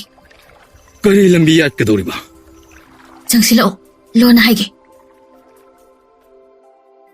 Pari so tapna mana kong adu thangjalli. Lai so juja tawduna kari no khara hairi. Pari mamit lauthok laga. Nang haridubo oibabu yadoribo. Adugidi kenta khalunuse aina haisda taw. Hoine tawragine. Ado asoyangam thoklabadi aidi daita pubangam loiko. Adugidi aina daita pugine. Pare. Adudi horel lungthin numit khara lay tharak badwaida kaithialgi khwaidagi misin mafam ama khallaga hekta tawbasi. Adudi imai sasu asigi hi thangphamsida thabiram. Kumhaurage hairi bro. Kumhaudradi kaidawko hainoi khoibo. Sum hi tong sinongaidana. Aduna ngahak tong khidra haibanida. Haujikne hi tongbagi matam ganate. Potlam chairamda adudum amtalang silukige. Hi do sasa khamoe. Dada, asigi hidena sida amukta khambiyo. Hi honba do kaishu haida. Hidena duda hi du thanglam. Aikoi le haure. Horen matam chana dila uko. Hoi. Soidana lakkanida. Mapu ibungo. Mama masani sibo. Mapu ibungo na asuk thajariba sibo. Karigumba yeknabaga oramlabadi aikoigi arona thu khangna tharakpa mi oramlabadi kamdaw. Aina moibu thajai haibade nangonda kanana hairiba. Thajabagi natro. Makoina horel lao haibada mapu ibungona hoi haikribada. Ai apang aikoigi thabak thorom khudimak masak khangdaba kharana yingshinduna leire haibse nangsu khangliba natro. Aduna makoigi wakhalado nathai aina tauri bas. Haima, aidi adumadi khanbu khaludredana. Kai de khani ge nangde. Nangi namit tu urise tu adugi tampak adutani. As madu phawdi haimandra mapui bungo. Lo, ai khoi su asi hidena sida kakhalasi. Aduga kaino towe abdo taururasi. As somdana aina hisi tongba kanna nong ai khalai. Mapui bungo. Aiding hakta tongba tongnglida. Madudagi dinang tutorial sida suai kauktaranena. Lo. Bema, nangbo ngasai nupa ani dubu thabu thazabrane. Aidi moidu thazaba yaba miwi udeko. Ima, aina bu karam kanda mi amada hekta laina thazaba sibu ima na karam matamda ukrabagene. Adubudi udri. Aduni. Kaigino, thasu thazadaba miduda thabak tawminanaba waga hairamlibaduna. Hone, moi bu khutlai oina sizinanabane. Ani do sizinaraga lusingpurin thawlenda unadaba yadabane. Moina ekhoi oina sizinaramladi kamdauba. Aibo, laizabu mina sizinaba haiba. Madumadi sung oi thoktraba wane. Aina mi sizinabagi wane. Mina ibu sizinaba kaidudi yagadaba napi nateda ai. Nang suibema yai. Ado aina khanbadadi nanga wari sanarakba nupadu araiba mi mandi. Mido miru oina taweba. Hutlaga yengba mi yauri magi mi yengda. Hutlaga yengera, huttabi yengera. Aigi apamba da phanglaga loire. Wa haibu. Atai amata khande. Atai laini. Somda phi masu khra yoli basida. Horen ki sanga dau phi do amata yengu sila. Yaubra haidana. Ahoy.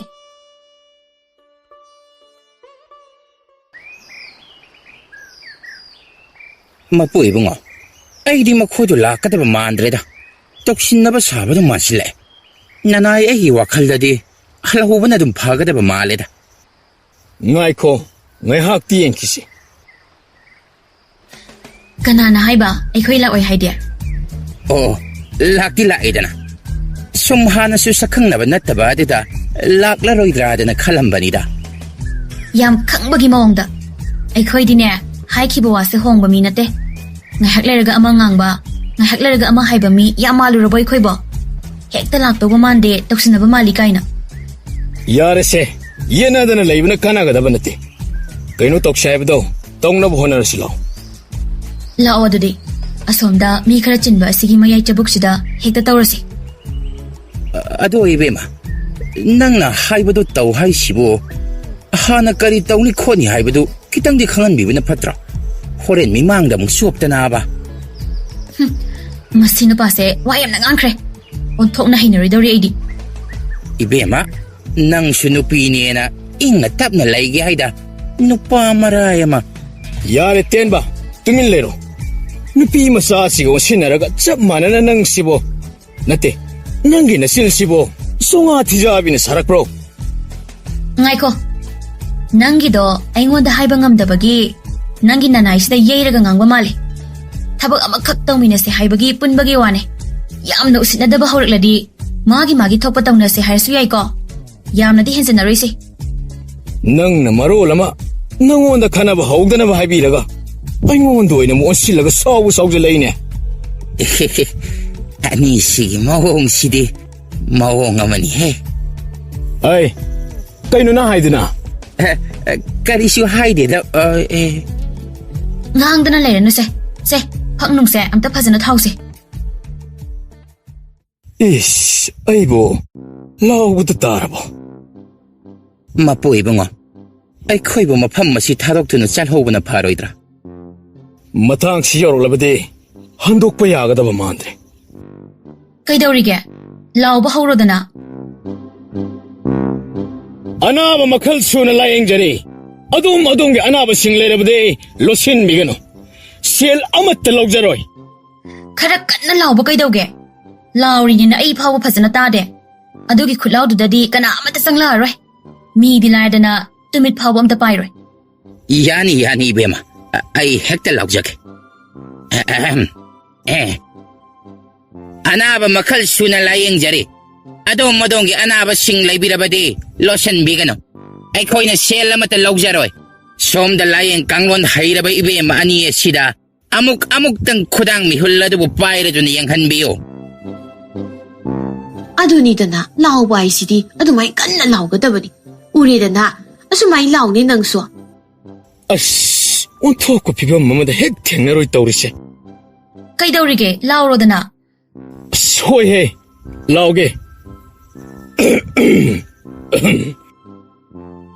ꯑꯅꯥꯕ ꯃꯈꯜ ꯁꯨꯅ ꯂꯥꯌꯦꯡꯖꯔꯤ. ꯑꯗꯣꯝ ꯑꯗꯣꯝꯒꯤ ꯅꯨꯡꯉꯥꯏꯇꯕ ꯑꯅꯥꯕꯁꯤꯡ ꯑꯃꯠꯇ ꯂꯣꯠꯁꯤꯟꯕꯤꯒꯅꯨ. ꯁꯦꯜ ꯑꯃꯠꯇ ꯇꯤꯡꯗꯅ ꯂꯥꯌꯦꯡꯕ ꯌꯥꯔꯕ ꯇꯟꯖꯥ ꯑꯁꯤꯕꯨ ꯂꯦꯝꯅ ꯃꯥꯡꯍꯟꯕꯤꯒꯅꯨ.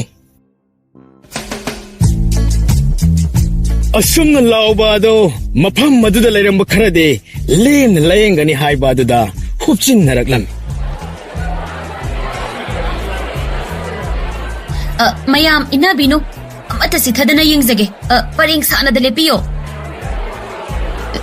ꯁꯣꯝꯗ ꯄꯔꯦꯡ ꯂꯦꯞꯄꯤꯌꯨ. ꯅꯣꯏ ꯑꯅꯤꯁꯨ ꯃꯤꯌꯥꯝꯁꯦ ꯄꯔꯦꯡ ꯁꯥꯅ ꯑꯝꯇ ꯐꯖꯅ ꯁꯤꯟꯗꯣꯛꯂꯒ ꯂꯦꯞꯍꯜꯂꯨꯗꯅ.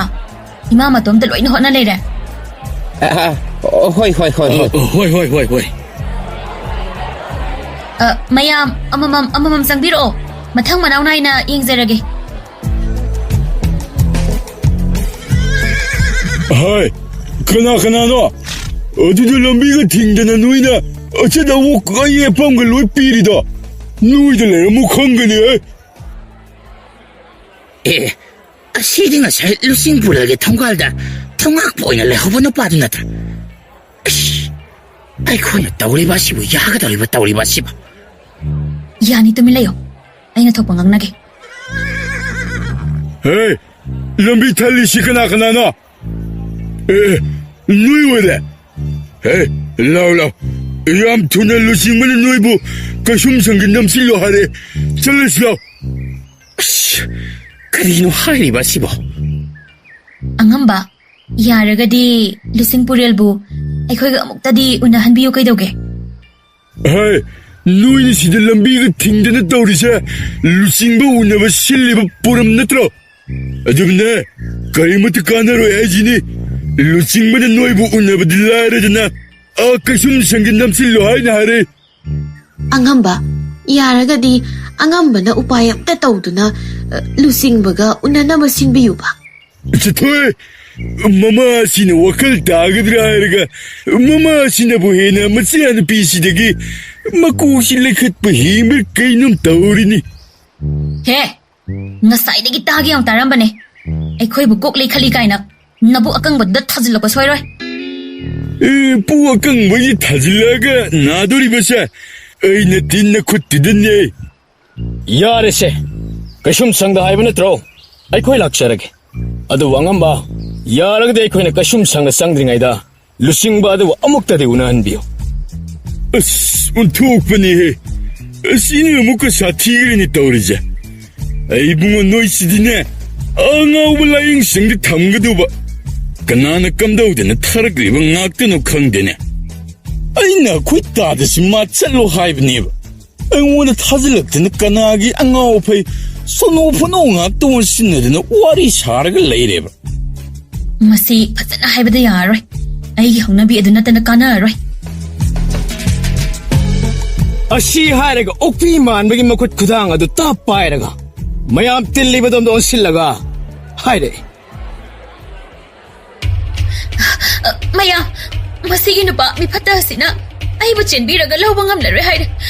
ꯃꯥꯅ ꯑꯩꯕꯨ ꯏꯔꯥꯜꯁꯨ ꯁꯤꯖꯤꯟꯕꯤꯗꯨꯅ ꯂꯨꯆꯤꯡ ꯄꯨꯔꯦꯜꯗ ꯑꯣꯏꯗꯕ ꯀꯌꯥ ꯍꯥꯏꯖꯤꯟꯗꯨꯅ ꯑꯩꯕꯨ ꯀꯩꯁꯨꯝ ꯁꯪꯗ ꯅꯝꯁꯤꯟꯕꯤꯗꯧꯔꯦ. ꯀꯩꯅꯣ ꯅꯨꯄꯤ ꯅꯪꯅ ꯍꯥꯏꯔꯤꯕ ꯃꯌꯥꯝꯗꯣ? ꯅꯁꯛꯁꯨ ꯈꯪꯗꯕ ꯅꯪꯅ ꯀꯩꯒꯤꯅꯣ ꯑꯩꯕꯨ ꯃꯤꯃꯥꯡꯗ ꯌꯣꯟꯒꯦ ꯊꯧꯔꯥꯡꯂꯤꯕꯗ? ꯅꯠꯇꯦ, ꯑꯩ ꯃꯥꯒ ꯀꯩꯁꯨ ꯈꯪꯅꯕ ꯑꯃꯠꯇ ꯅꯠꯇꯦ. ꯑꯩꯒ ꯃꯥꯒ ꯆꯦꯟꯈꯤꯕ ꯑꯃꯠꯇ ꯂꯩꯇꯦ. ꯃꯁꯤꯟꯁꯦ ꯊꯤꯔꯤꯅꯦ. ꯃꯥꯅ ꯑꯩꯕꯨ ꯆꯦꯟꯈꯩ ꯆꯦꯟꯕꯤꯔꯒ ꯅꯝꯊꯥꯛ ꯇꯧꯔꯦ. ꯏꯔꯥꯜꯁꯨ ꯁꯤꯕꯤꯔꯒ ꯑꯩꯕꯨ ꯀꯩꯁꯨꯝ ꯁꯪꯗ ꯅꯝꯁꯤꯟꯕꯤꯗꯧꯔꯦ. ꯑꯩ ꯍꯤꯡꯕꯒ ꯑꯃꯠꯇ ꯄꯥꯝꯖꯗ꯭ꯔꯦ. ꯑꯩꯕꯨ ꯂꯧꯁꯤꯟꯕꯤꯔꯣ ꯍꯦꯟꯂꯥꯏ. ꯀꯩꯗꯧꯔꯤꯒꯦ? ꯑꯩꯕꯨ ꯂꯧꯁꯤꯟꯕꯤꯔꯣꯕ. ꯑꯁꯤꯗꯤ ꯄꯨꯔꯥ ꯃꯑꯣꯡ ꯑꯃꯒꯤ ꯅꯨꯄꯤꯅꯤꯗꯅ. ꯑꯩ ꯇꯨꯃꯤꯟ ꯂꯩꯌꯨ ꯃꯥꯅ ꯁꯨꯝ ꯇꯧꯕ ꯑꯁꯤꯅ ꯑꯩꯈꯣꯏꯗꯁꯨ ꯀꯥꯟꯅꯒꯗꯧꯔꯤꯕꯅꯤꯅꯦ ꯅꯣꯏꯅ ꯄꯥꯝꯂꯤꯕ ꯑꯁꯤ ꯀꯔꯤꯅꯣ ꯀꯔꯤꯅꯣꯕ ꯑꯍꯣ ꯃꯌꯥꯝ ꯋꯥꯕꯤꯔꯅꯨ ꯅꯨꯄꯥ ꯑꯁꯤꯅ ꯑꯩꯕꯨ ꯂꯧꯔꯒꯦ ꯍꯥꯏꯔꯦ ꯑꯗꯨꯅ ꯑꯩꯁꯨ ꯃꯥꯒꯤ ꯃꯇꯨꯡ ꯏꯟꯈ꯭ꯔꯒꯦ ꯂꯥꯛꯑꯣ ꯑꯩ ꯂꯥꯛꯑꯣꯅꯦ ꯆꯠꯍꯧꯔꯁꯤ ꯑꯍꯣꯏ ꯃꯄꯨ ꯏꯕꯨꯡꯉꯣ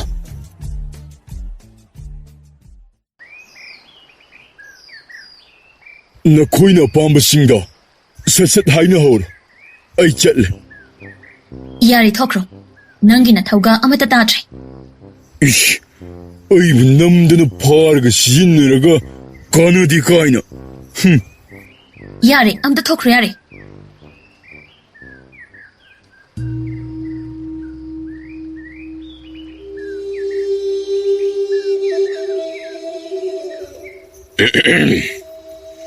ꯀꯔꯤꯅꯣ ꯅꯈꯣꯏꯅ ꯍꯥꯏꯕ ꯄꯥꯝꯂꯤꯕꯁꯦ ꯀꯣꯏꯗꯅ ꯍꯦꯛꯇ ꯍꯥꯏꯌꯨ ꯑꯩꯉꯣꯟꯗ ꯅꯈꯣꯏꯒꯨꯝꯕꯒ ꯑꯣꯟꯁꯤꯟꯅꯗꯅ ꯋꯥ ꯍꯥꯏꯅꯕꯒꯤ ꯃꯇꯝ ꯑꯩꯉꯣꯟꯗ ꯂꯩꯇꯦ ꯂꯨꯆꯤꯡꯕ ꯐꯤꯡꯒꯠꯄꯤꯈꯤ ꯃꯈꯣꯏꯒꯤꯗꯤ ꯈꯪꯗꯦ ꯏꯃꯥ ꯏꯆꯥꯒꯤꯗꯤ ꯂꯨꯆꯤꯡꯕꯒꯤ ꯂꯣꯏꯅꯕꯤ ꯑꯗꯨꯅ ꯑꯅꯥ ꯂꯥꯏꯌꯣꯡ ꯈꯪꯗꯅ ꯅꯥꯔꯤꯕꯗꯨ ꯂꯥꯌꯦꯡꯖꯒꯦ ꯍꯥꯏꯅ ꯍꯦꯛꯇ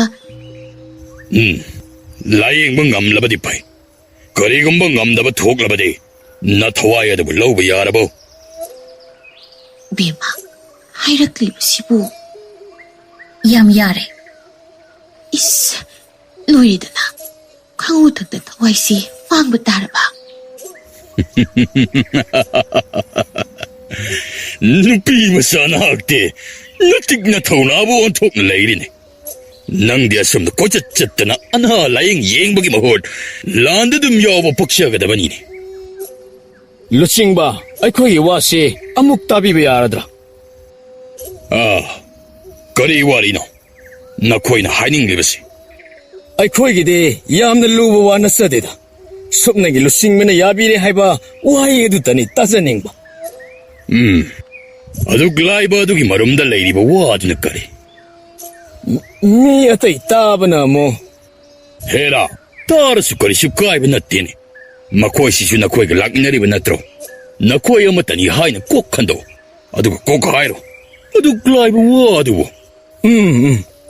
ꯍꯥꯏꯖꯒꯦ ꯑꯇꯩꯒꯤ ꯅꯠꯇꯦꯗ ꯁꯨꯝꯗꯧꯕꯅꯤ ꯍꯩꯃꯥ ꯍꯥꯏꯗꯅ ꯇꯧꯗ꯭ꯔꯕꯁꯨ ꯍꯥꯏꯗꯧꯕꯗꯣ ꯍꯥꯏꯔꯣꯗꯅ ꯑꯩ ꯏꯁꯥꯁꯦ ꯂꯂꯣꯟꯕꯅꯤ ꯌꯥꯔꯒꯗꯤ ꯂꯨꯆꯤꯡ ꯄꯨꯔꯦꯜꯅ ꯂꯝ ꯑꯁꯤꯗ ꯂꯂꯣꯟꯅꯔꯤꯕ ꯀꯥꯅꯤ ꯑꯁꯤꯕꯨ ꯂꯂꯣꯟꯕ ꯌꯥꯕꯒꯤ ꯑꯌꯥꯕ ꯑꯗꯨꯁꯨ ꯏꯐꯝꯗꯁꯨ ꯄꯤꯕꯤꯌꯨ ꯍꯩ ꯅꯪꯒꯤꯗꯨꯗꯤ ꯍꯦꯛꯇ ꯐꯣꯡꯅ ꯍꯥꯏꯃꯟꯗ꯭ꯔꯣ ꯑꯗꯨꯗꯤ ꯂꯣꯟꯅ ꯊꯨꯞꯅ ꯁꯥꯒꯗꯕ ꯋꯥꯔꯤꯅꯤꯅꯦ ꯅꯥꯀꯣꯡ ꯑꯅꯤ ꯁꯨꯕ ꯌꯥꯕ ꯋꯥꯁꯨ ꯅꯠꯇꯦ ꯑꯍꯣꯏ ꯑꯗꯨꯅꯅꯤ ꯑꯩꯅ ꯂꯨꯆꯤꯡ ꯄꯨꯔꯦꯜꯗ ꯃꯤ ꯇꯥꯕꯗ ꯈꯖꯤꯛ ꯅꯨꯡꯉꯥꯏꯒꯗꯕ ꯃꯥꯟꯗꯦ ꯍꯥꯏꯗꯨꯅ ꯍꯪꯒꯠꯆꯕ ꯑꯗꯣ ꯍꯣꯏ ꯅꯪꯒꯤꯁꯤ ꯃꯇꯣꯏꯅꯔꯤꯕ꯭ꯔꯥ ꯂꯩꯄꯥꯛ ꯑꯁꯤꯕꯨ ꯉꯥꯛꯅꯅꯕ ꯂꯩꯔꯤꯕ ꯂꯥꯟꯃꯤꯒꯤ ꯂꯨꯆꯤꯡ ꯄꯨꯔꯦꯜ ꯑꯩꯉꯣꯟꯗꯕꯨ ꯀꯥꯅꯤ ꯂꯂꯣꯟꯕ ꯀꯥꯏꯅ ꯁꯥꯎꯕꯤꯈꯤꯅꯤ ꯂꯨꯆꯤꯡꯕ ꯃꯤꯅ ꯍꯥꯏꯅꯕꯗꯗꯤ ꯃꯐꯝ ꯑꯁꯤꯗ ꯀꯥꯅꯤ ꯂꯂꯣꯟꯕ ꯑꯁꯦ ꯑꯉꯝꯕꯒꯤ ꯑꯌꯥꯕ ꯌꯥꯎꯗꯅ ꯂꯂꯣꯟꯕ ꯌꯥꯗꯦ ꯍꯥꯏ ꯑꯉꯝꯕꯅꯕꯨ ꯌꯥꯕꯤꯔꯕꯗꯤ ꯀꯩꯁꯨ ꯂꯩꯇꯕ ꯊꯕꯛꯅꯤ ꯍꯥꯏꯅꯁꯨ ꯍꯥꯏꯅꯕ ꯃꯤꯅ ꯍꯥꯏꯕ ꯈꯨꯗꯤꯡ ꯊꯥꯖꯔꯕꯗꯤ ꯀꯔꯝꯅ ꯂꯂꯣꯟꯕ ꯑꯣꯏꯔꯛꯂꯤꯕ ꯂꯨꯆꯤꯡꯕ ꯃꯤꯅ ꯍꯥꯏꯅꯕ ꯋꯥ ꯍꯥꯏꯕꯁꯦ ꯂꯣꯏꯅꯃꯛ ꯆꯨꯝꯗꯕ ꯑꯣꯏꯔꯕꯁꯨ ꯁꯔꯨꯛ ꯈꯔ ꯃꯈꯩꯗꯤ ꯑꯗꯨꯃꯛ ꯆꯨꯝꯃꯤ ꯑꯗꯨꯅꯅꯤ ꯇꯪꯈꯥꯏ ꯆꯨꯝꯕꯒꯤ ꯋꯥꯐꯝꯗꯨꯔ ꯑꯆꯨꯝ-ꯑꯔꯥꯟꯒꯤ ꯋꯥꯁꯤ ꯇꯣꯛꯂꯁꯤ ꯂꯨꯆꯤꯡꯕ ꯑꯩꯒꯤ ꯋꯥꯐꯝ ꯑꯁꯤ ꯂꯨꯆꯤꯡꯕꯒꯤ ꯋꯥꯈꯜꯅ ꯀꯔꯤ ꯈꯜꯂꯤꯕ ꯑꯗꯨꯅꯤ ꯑꯩꯅ ꯈꯪꯅꯤꯡꯂꯤꯕ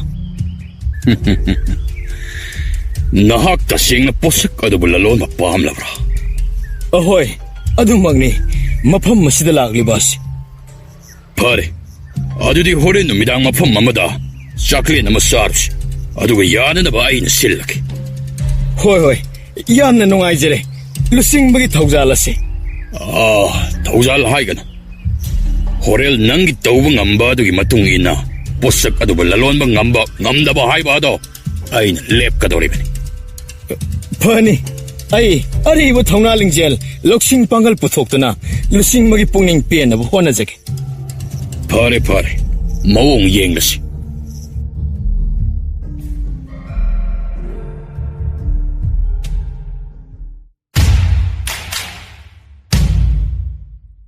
ꯇꯦꯟꯕ ꯅꯨꯃꯤꯗꯥꯡꯁꯤ ꯑꯩ ꯂꯨꯁꯤꯡ ꯄꯨꯔꯦꯜꯒ ꯂꯣꯏꯅꯅ ꯆꯥꯛꯂꯦꯟ ꯑꯃ ꯆꯥꯔꯨꯒꯅꯤ ꯑꯗꯨꯅ ꯅꯪ ꯃꯐꯝ ꯑꯁꯤꯗ ꯂꯦꯡꯗꯅ ꯂꯩꯔꯒ ꯃꯃꯥ ꯃꯆꯥ ꯑꯃꯗꯤ ꯑꯇꯩ ꯂꯩꯔꯤꯕ ꯃꯌꯥꯝ ꯑꯁꯦ ꯆꯦꯛꯁꯤꯟꯅ ꯁꯦꯟꯅꯔꯝꯃꯨ ꯃꯄꯨ ꯏꯕꯨꯡꯉꯣ ꯑꯩ ꯌꯥꯎꯗ꯭ꯔꯕꯗꯤ ꯑꯩꯅ ꯅꯪꯕꯨ ꯃꯐꯝ ꯑꯁꯤꯗ ꯂꯩꯔꯝꯃꯨ ꯍꯥꯏꯔꯤꯕ ꯑꯁꯦ ꯃꯔꯨ ꯑꯣꯏꯕ ꯊꯧꯗꯥꯡ ꯑꯗꯣ ꯅꯪꯅ ꯍꯦꯟꯅ ꯈꯪꯐꯝ ꯊꯣꯛꯄꯅꯤ ꯑꯁꯤ ꯍꯥꯏꯅ ꯃꯄꯥꯝꯕꯣꯝꯗ ꯆꯦꯟꯅ ꯄꯥꯏꯁꯤꯟꯗꯨꯅ ꯋꯥꯗꯤ ꯍꯥꯏꯗ ꯏꯪꯒꯤꯠ ꯑꯃ ꯎꯠꯂꯝꯃꯤ ꯏꯪꯒꯤꯠꯇꯨ ꯈꯪꯂꯕꯗ ꯇꯦꯟꯕ ꯃꯉꯛ ꯅꯣꯝꯗꯨꯅ ꯈꯪꯖꯔꯦ ꯃꯄꯨ ꯏꯕꯨꯡꯉꯣ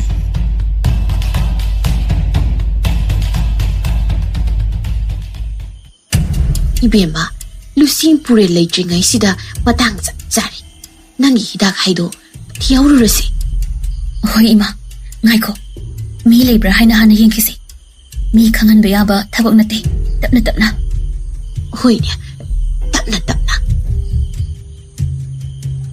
ꯑꯁꯤ ꯍꯥꯏꯔꯒ ꯆꯠꯄꯗ ꯑꯃꯝꯕ ꯃꯔꯛ ꯑꯣꯏꯕꯅ ꯀꯣꯟ ꯑꯃꯗ ꯊꯦꯡꯖꯤꯜꯂꯝꯃꯤ ꯃꯗꯨꯗꯒꯤꯗꯤ ꯃꯈꯣꯜ ꯑꯗꯨ ꯀꯤꯟꯊꯔꯛꯂꯕꯗ ꯂꯨꯆꯤꯡ ꯄꯨꯔꯦꯜ ꯊꯧꯂꯦꯟꯒꯤ ꯅꯨꯄꯤ ꯑꯗꯨ ꯃꯈꯣꯜ ꯑꯗꯨ ꯇꯥꯔꯗꯨꯅ ꯀꯅꯥꯅꯣ ꯍꯦ ꯑꯩꯈꯣꯏꯅꯦ ꯀꯩꯗꯧꯔꯤꯕ ꯅꯣꯏꯗꯤ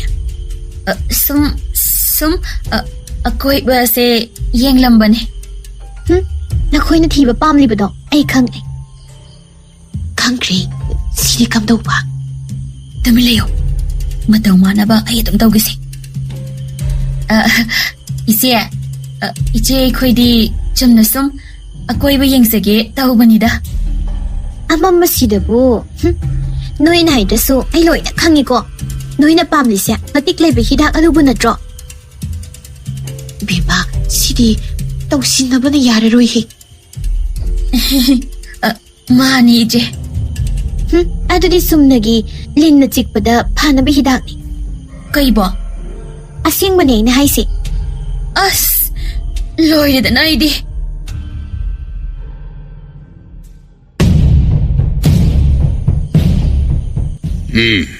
ꯌꯧꯔꯦ ꯃꯐꯝ ꯑꯁꯤꯗꯒꯤ ꯁꯤꯕ ꯆꯪꯕ ꯅꯁꯥꯒꯤ ꯗꯥꯏꯇ ꯑꯣꯏꯖꯔꯣ ꯂꯨꯆꯤꯡꯕ ꯑꯩꯕꯨ ꯋꯥꯈꯜ ꯑꯃ ꯏꯇꯥ ꯇꯥꯕ ꯉꯝꯗ꯭ꯔꯤ ꯀꯥꯅꯤ ꯂꯂꯣꯟꯕ ꯈꯨꯄꯨ ꯑꯗꯨꯒꯤ ꯂꯨꯆꯤꯡꯕꯒꯤ ꯃꯌꯨꯝꯅꯤ ꯑꯗꯨꯒ ꯑꯃꯅ ꯀꯥꯅꯤ ꯂꯂꯣꯟꯕꯗ ꯑꯩꯒꯤ ꯈꯨꯠ ꯑꯃꯠꯇ ꯌꯥꯎꯗꯦ ꯑꯩꯗꯤ ꯁꯨꯞꯅꯇꯒꯤ ꯏꯃꯨꯡ ꯃꯅꯨꯡ ꯏꯇꯨ ꯏꯆꯥ ꯑꯃꯗꯤ ꯑꯩꯒꯤ ꯃꯈꯥꯗ ꯂꯩꯕ ꯂꯥꯟꯃꯤꯁꯤꯡꯕꯨ ꯁꯣꯛꯇꯅꯕ ꯍꯥꯏꯗꯅ ꯃꯈꯣꯏꯒ ꯌꯥꯁꯤꯟꯅꯕ ꯁꯥꯕꯅꯤ ꯑꯁꯦꯡꯕ ꯄꯨꯝꯕ ꯂꯨꯆꯤꯡꯕꯅ ꯏꯐꯝꯗ ꯍꯥꯏꯗ꯭ꯔꯤꯕꯅ ꯀꯔꯤꯒꯤ ꯁꯣꯝꯅ ꯈꯨꯜ ꯑꯁꯤꯗ ꯍꯦꯛ ꯊꯨꯡꯂꯕ ꯅꯨꯃꯤꯠ ꯑꯗꯨꯗꯒꯤ ꯑꯩꯍꯥꯛꯅ ꯁꯣꯝꯕꯨ ꯀꯅꯥꯅꯣ ꯍꯥꯏꯕꯁꯦ ꯍꯥꯟꯅꯅ ꯈꯪꯈ꯭ꯔꯕꯅꯤ ꯑꯗꯣꯝꯒꯤ ꯃꯇꯦꯡ ꯄꯥꯡꯂꯕꯗꯤ ꯄꯨꯝꯅꯃꯛ ꯑꯁꯤꯕꯨ ꯃꯥꯡꯍꯟꯗꯨꯅ ꯀꯥꯅꯤ ꯍꯥꯏꯕ ꯐꯠꯇꯕ ꯅꯤꯁꯥ ꯑꯁꯤꯕꯨ ꯃꯥꯡꯍꯟꯗꯨꯅ ꯂꯩꯄꯥꯛ ꯑꯁꯤꯗ ꯅꯤꯁꯥ ꯂꯩꯇꯕ ꯂꯩꯄꯥꯛ ꯑꯃ ꯑꯣꯏꯍꯟꯕ ꯍꯥꯏꯕꯗꯨꯅꯤ ꯑꯩꯅ ꯄꯥꯝꯂꯤꯕꯁꯨ ꯑꯁꯨꯝꯅ ꯃꯈꯣꯏ ꯑꯅꯤꯗꯨ ꯏꯃꯨꯡ ꯑꯗꯨꯗ ꯍꯦꯛ ꯆꯪꯁꯤꯟꯕꯒ ꯆꯥꯛꯂꯦꯟ ꯑꯗꯨꯕꯨ ꯁꯤꯜꯂꯤꯕ ꯌꯨꯝꯕꯨꯅꯤ ꯍꯥꯏꯅ ꯐꯝꯂꯒ ꯂꯩꯔꯝꯂꯤꯕ ꯅꯨꯄꯥꯗꯨ ꯎꯕꯗ ꯄꯥꯔꯤ ꯁꯥꯎꯅꯤꯡꯕ ꯑꯗꯨ ꯐꯥꯖꯤꯟꯕ ꯉꯝꯗꯦ ꯑꯗꯨꯕꯨ ꯊꯧꯂꯦꯟꯅ ꯃꯈꯨꯠ ꯑꯗꯨ ꯇꯞꯅ ꯄꯣꯞ ꯄꯣꯞ ꯊꯥꯗꯨꯅ ꯁꯥꯎꯈꯤꯅꯨ ꯃꯇꯥꯡ ꯆꯥꯗ꯭ꯔꯦ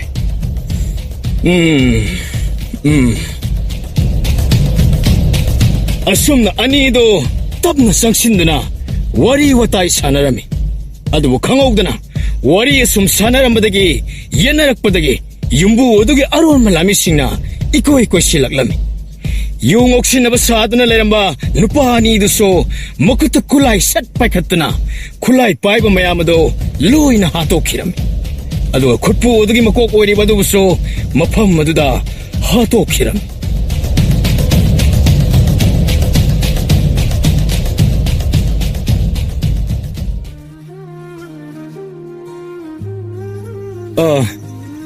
ꯍꯜꯂꯒꯦ ꯍꯥꯏꯁꯤꯕꯣ ꯅꯪꯅ ꯊꯤꯔꯤꯕ ꯄꯣꯠꯁꯛ ꯑꯗꯨꯕꯨ ꯐꯪꯂꯕꯣ ꯑꯩꯅꯗꯤ ꯑꯩꯒꯤ ꯑꯅꯥꯕ ꯑꯁꯤ ꯀꯣꯛꯀꯗꯕ ꯍꯤꯗꯥꯛ ꯑꯗꯨꯅꯦꯅ ꯈꯜꯂꯨꯕꯅꯤ ꯑꯗꯨꯕꯨ ꯂꯤꯟ ꯍꯤꯗꯥꯛ ꯑꯣꯏꯔꯒ ꯂꯩꯔꯝꯃꯦ ꯑꯅꯥꯕ ꯍꯥꯏꯗꯤ ꯊꯥ ꯈꯨꯗꯤꯡꯒꯤ ꯁꯛꯐꯝ ꯍꯦꯛ ꯍꯦꯛ ꯍꯣꯡꯕꯒꯤ ꯂꯩꯅꯥꯅ ꯅꯥꯔꯤꯕꯅꯦ ꯑꯩꯁꯦ ꯏꯁ ꯑꯩꯗꯤ ꯑꯩꯗꯔ ꯍꯥꯏꯕꯣ ꯅꯪꯁꯨ ꯅꯥꯕ꯭ꯔꯣ ꯑꯗꯨꯕꯨꯗꯤ ꯅꯠꯇꯦꯗ ꯑꯩꯒꯤꯅ ꯃꯤ ꯃꯁꯛ ꯈꯪꯕ ꯉꯝꯗꯕꯅꯤ ꯑꯦ ꯑꯗꯨꯗꯤ ꯃꯤꯒꯤ ꯃꯃꯥꯏꯁꯦ ꯎꯗ꯭ꯔꯦ ꯑꯃꯠꯇ ꯍꯦꯛ ꯎꯗꯦ ꯑꯁ ꯑꯗꯨꯗꯤ ꯑꯩꯈꯣꯏ ꯑꯅꯤꯁꯦ ꯌꯥꯝꯅꯕꯨ ꯆꯥꯟꯅꯔꯤꯅꯦ ꯑꯩꯁꯨ ꯑꯗꯨꯅꯦ ꯈꯜꯂꯤꯁꯦ ꯑꯩꯁ ꯑꯣꯟꯊꯣꯛꯄꯅꯤꯍꯦ ꯃꯣꯏꯅ ꯁꯥꯟꯅꯔꯤꯕ ꯋꯥꯔꯤꯁꯤꯗꯤ ꯐꯩꯖꯩ ꯆꯠꯂꯕ ꯅꯨꯡꯁꯤꯕꯒꯤ ꯋꯥꯔꯤꯁꯦ ꯐꯅ ꯑꯗꯨꯝ ꯅꯨꯡꯉꯥꯏꯔꯤ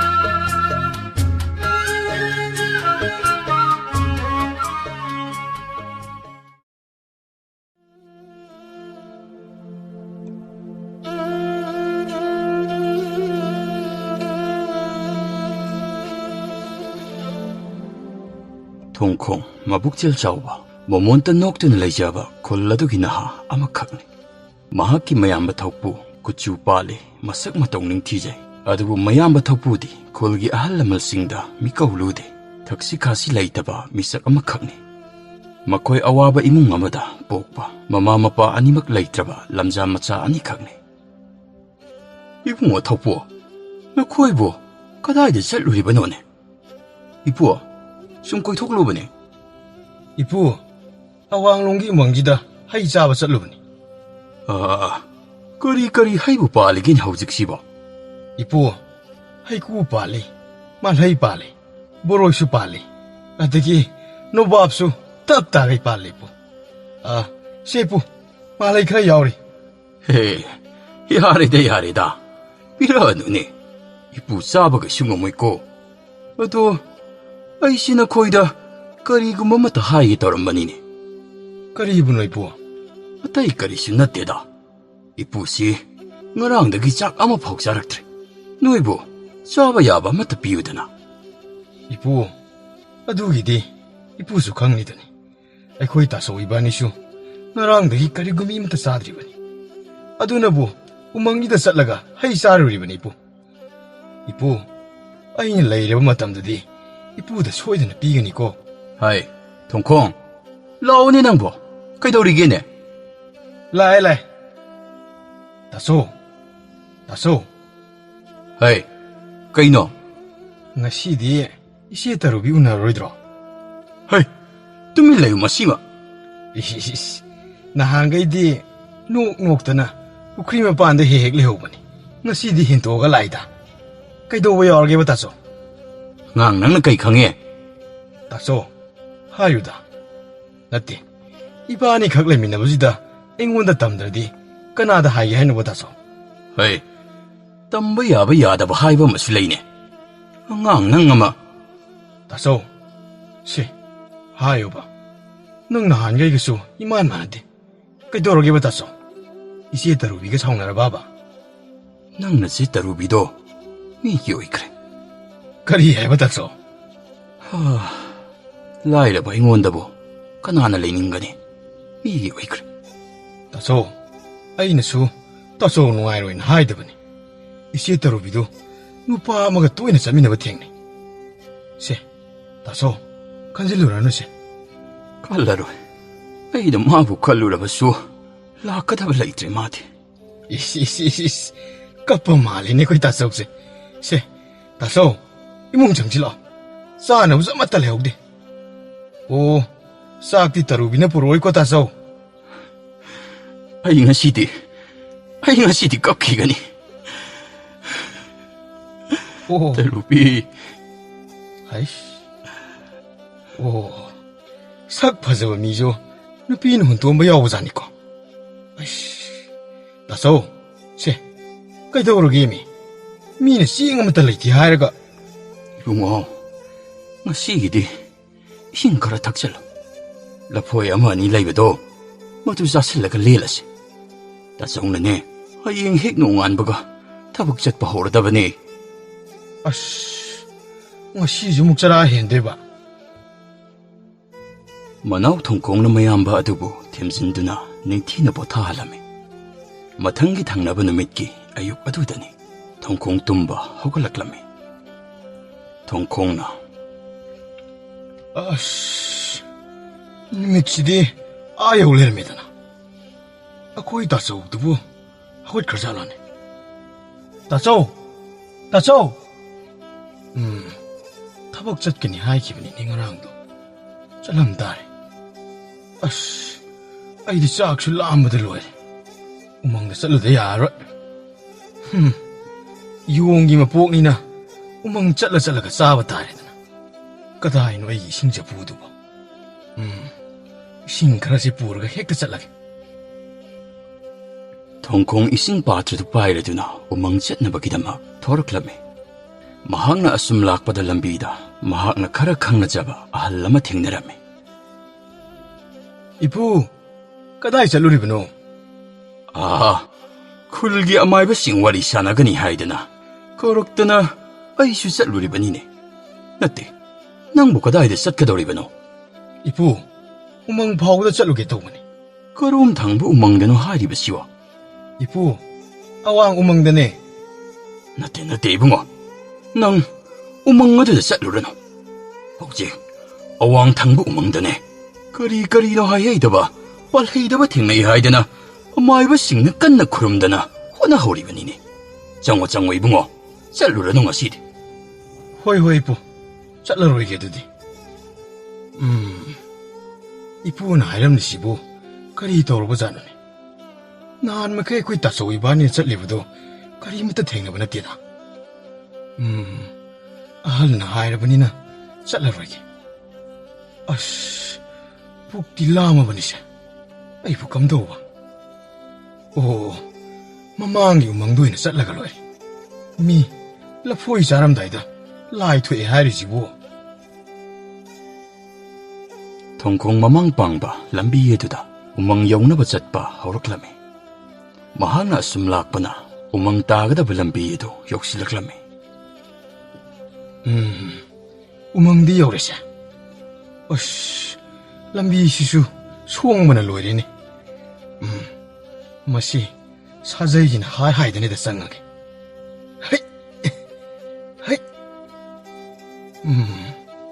이씨, 미기야 상나다보기 하이라징지디 로이 기엘라가 망해드나. 카라 정gel라가 파자파자바 발랑기니시디. 아이씨, 라포이지디 짜오리네세. 아이, 토럭보다 했거든 이래라 묻고. 아이, 아이. 파네암 상나디 정실내세. 마시디 스와이다 윰마마 사라가 레이라디 싸바 탁보디 와라로이부.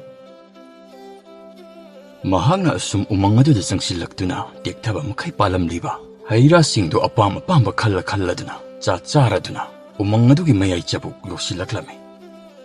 ꯊꯣꯡꯈꯣꯡ ꯋꯥꯔꯗꯨꯅ ꯎꯈꯣꯡ ꯑꯃꯗ ꯐꯝꯂꯒ ꯃꯍꯥꯛꯀꯤ ꯏꯁꯤꯡ ꯄꯥꯇ꯭ꯔꯗꯨ ꯄꯨꯊꯣꯔꯛꯂꯝꯃꯤ. 아이씨, ngasi디 옥시 옥하이돌이네 아이보. 그리노 시디 하이싱시 온통나 하오크레. 싱지죠 코로 항문을 놓이리. 아이보 시부고나 그들하네. ꯇꯟꯖꯥꯁꯤꯗ ꯃꯍꯥꯛꯅ ꯉꯥꯊꯔꯤꯕ ꯎꯈꯣꯡ ꯑꯗꯨꯒꯤ ꯃꯅꯤꯡꯂꯣꯝꯗꯒꯤ ꯃꯈꯣꯜ ꯑꯃ ꯇꯥꯔꯛꯂꯝꯃꯤ. ꯍꯩ, ꯀꯩꯅꯣꯅꯦ? ꯁꯥ ꯀꯩ ꯑꯣꯏꯔꯕꯖꯥꯠꯂꯣ? ꯑꯩꯁ, ꯃꯁꯤꯗꯤ ꯎꯊꯛꯁꯤꯗꯩꯗ ꯀꯥꯈꯠꯂꯧꯔꯒꯦ. 이붕어. ꯍꯦ, ꯃꯇꯧ ꯀꯔꯝꯅ ꯎꯃꯪꯁꯤꯗ ꯑꯁꯨꯛ ꯑꯍꯜ ꯑꯣꯏꯔꯕꯁꯤꯅ? ꯃꯐꯤ ꯐꯨꯔꯤꯠꯁꯤꯡ ꯑꯁꯤꯁꯨ ꯂꯣꯏꯅ ꯁꯦꯒꯥꯏꯔꯦꯅꯦ. ꯑꯍꯜ, ꯀꯔꯤꯅꯣ? ꯀꯔꯤ ꯍꯥꯏꯒꯦ ꯍꯥꯏꯕꯅꯣ? 이쁘시 이싱 ꯌꯥꯝꯅ ꯈꯧꯔꯥꯡꯂꯦꯅꯦ. ꯅꯪꯒꯤ 이싱도 ꯈꯖꯤꯛꯇ ꯊꯛꯆꯒꯦꯕ. ꯀꯔꯤꯅꯣꯅꯦ? ꯑꯩ 이싱 ꯌꯥꯎꯏ ꯍꯥꯏꯕꯗꯤ ꯀꯔꯝꯅ ꯈꯪꯉꯤꯕ? ꯑꯗꯨꯒ ꯑꯁꯨꯛ ꯁꯣꯜꯂꯕ ꯃꯍꯥꯛꯅ ꯃꯇꯧ ꯀꯔꯝꯅꯅꯣ? ꯅꯠꯇ꯭ꯔꯒꯅ ꯃꯐꯝꯁꯤꯗ ꯃꯍꯥꯛꯀꯤ ꯌꯨꯝ ꯂꯩꯕꯖꯥꯠꯂꯥ? 이붕어, 이싱도 이쁘다 ꯑꯃꯨꯛꯇ ꯄꯤꯌꯨꯅꯦ. ꯍꯣꯏ, 이싱 거랑문을 로이래네. 아이고, 이싱시부 마사이마카이 탁탁 뜨는 락박이 가직다 뭔가 실력라바니. 이싱 아숙 거랑라바 간지다. 마시 한우버시나 아숙 얌 예레버시나 가리기노바. 어이, 이싱 거랑문을 로이래네.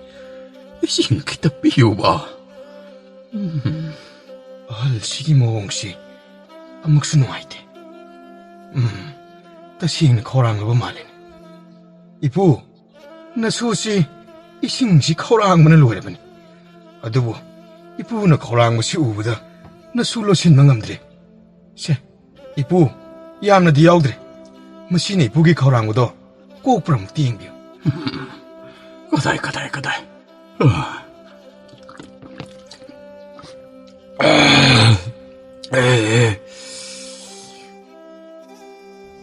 이싱 아두부 핵탁신 키브가 알 오이르바 비말 셋바 니빠 아디다기 랑라바 망알라마 토락라메 아두고 핑옥 세트나 모문 녹바 알라마카 온토락라메 헤헤헤, 가리노.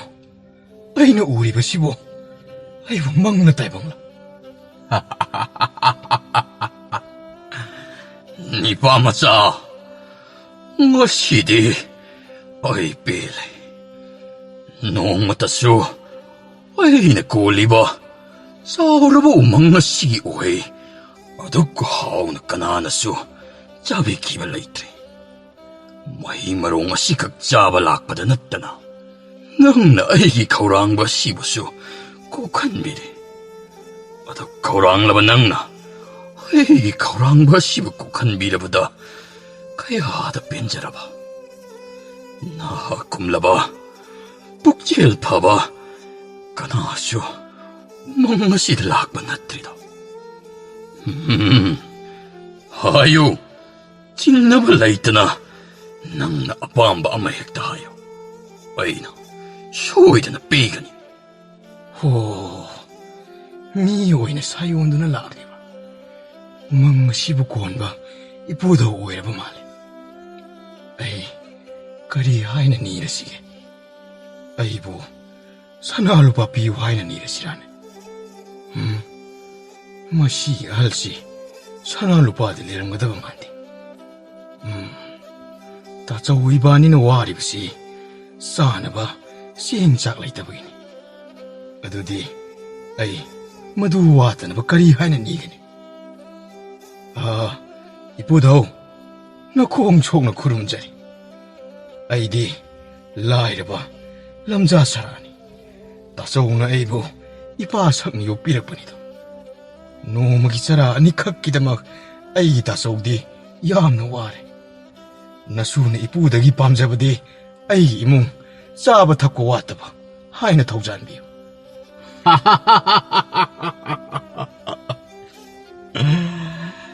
누파 맞자. 어두디 나쁘다 오나 삐라게. 쎄. 에, 까리는 짭푸마 비르리시나. 신호카이 동무 되봐. 이쁘, 마시부. 어이, 하이르게 따로. 짭푸아시, 낭기 타와이는 핵레이리바 마카이디. 로이바 나이드나 자나 탁나바 싱비방암바 아두검라바 자푸와 마카니 마시다 낭나 들깔레락라바 마탐다 낭기 아빠암바 포삭 아두보 통한바 야가다우리바니네 아슴나 우망권바 이쁘다와시나 자푸와시바 마타우 까람나 시진나가니 하이바 마타우 폼바 아두 통콩다 강할라미 아두가 자푸어시 낭기나 컸다 아이나 신나라바쇼 뭐 시기야 싱마마 뿌아두디 나 항나 오이드리바니 아두디 마타오 까람 다우나 자푸시기 마푸이바 ngamganibo.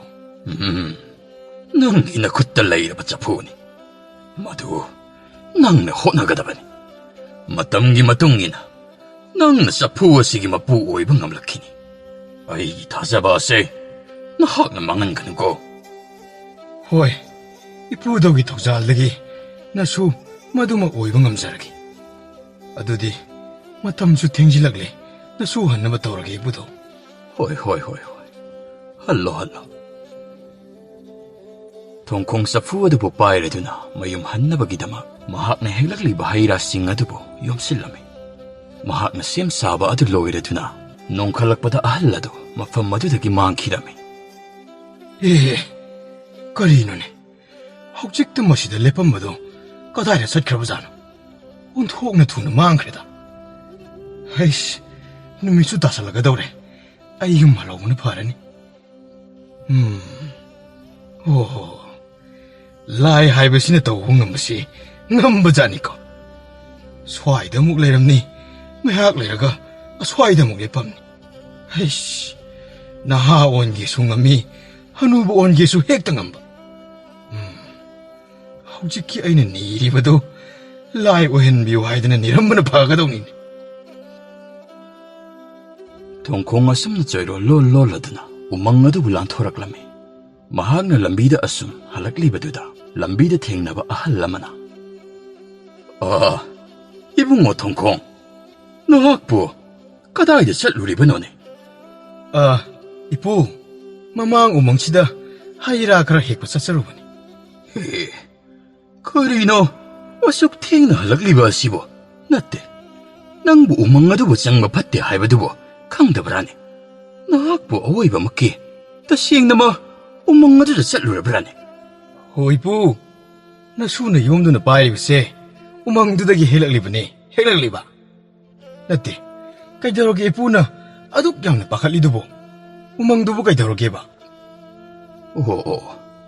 ꯀꯔꯤꯁꯨ ꯇꯧꯔꯛꯇ꯭ꯔꯕꯗꯤ ꯐꯔꯦ ꯃꯇꯨꯡꯗꯗꯤ ꯎꯃꯪ ꯑꯗꯨꯗ ꯆꯪꯂꯨꯔꯅꯨꯀꯣ ꯃꯗꯨꯗ ꯂꯥꯏꯑꯣꯏꯔꯕ ꯍꯅꯨꯕ ꯑꯃ ꯀꯣꯏꯆꯠ ꯆꯠꯇꯅ ꯂꯩ ꯍꯥꯏꯗꯅ ꯈꯨꯟꯖꯥ ꯑꯃꯠꯇꯅ ꯀꯤꯗꯅ ꯆꯪꯅꯗꯕ ꯃꯇꯝ ꯌꯥꯝꯅ ꯀꯨꯏꯔꯕꯅꯤꯅꯦ ꯃꯌꯥꯝꯅ ꯇꯣꯏꯅ ꯆꯪꯅꯔꯤꯕ ꯑꯋꯥꯡ ꯊꯪꯕ ꯎꯃꯪ ꯑꯁꯤꯁꯨ ꯍꯅꯨꯕ ꯑꯗꯨꯕꯨ ꯊꯣꯛꯏ ꯍꯥꯏꯕ꯭ꯔꯥ ꯀꯩꯅꯣ ꯉꯁꯥꯏꯗ ꯑꯃꯥꯏꯕꯁꯤꯡꯅ ꯂꯥꯏ ꯈꯨꯔꯨꯝꯊꯣꯛꯍꯧꯔꯤꯕꯅꯤꯅꯦ ꯅꯠꯇꯦ ꯅꯪꯕꯨ ꯆꯐꯨ ꯑꯗꯨꯅ ꯀꯩꯗꯧꯅꯒꯦꯗꯅ ꯄꯨꯔꯤꯕꯅꯣꯅꯦ ꯏꯄꯨ ꯂꯝꯕꯤꯗ ꯇꯥꯔꯝꯗꯅ ꯁꯨꯝ ꯈꯨꯟꯖꯜꯂꯛꯄꯅꯤꯗ ꯏꯄꯨ ꯑꯗꯨꯗꯤ ꯑꯩꯁꯨ ꯇꯥꯆꯧꯍꯜꯂꯛꯑꯃꯅꯤ ꯆꯪꯈꯤꯅꯕ ꯇꯧꯔꯒꯦꯀꯣ ꯍꯣꯏ ꯊꯦꯡꯉꯤ ꯆꯪꯉꯣ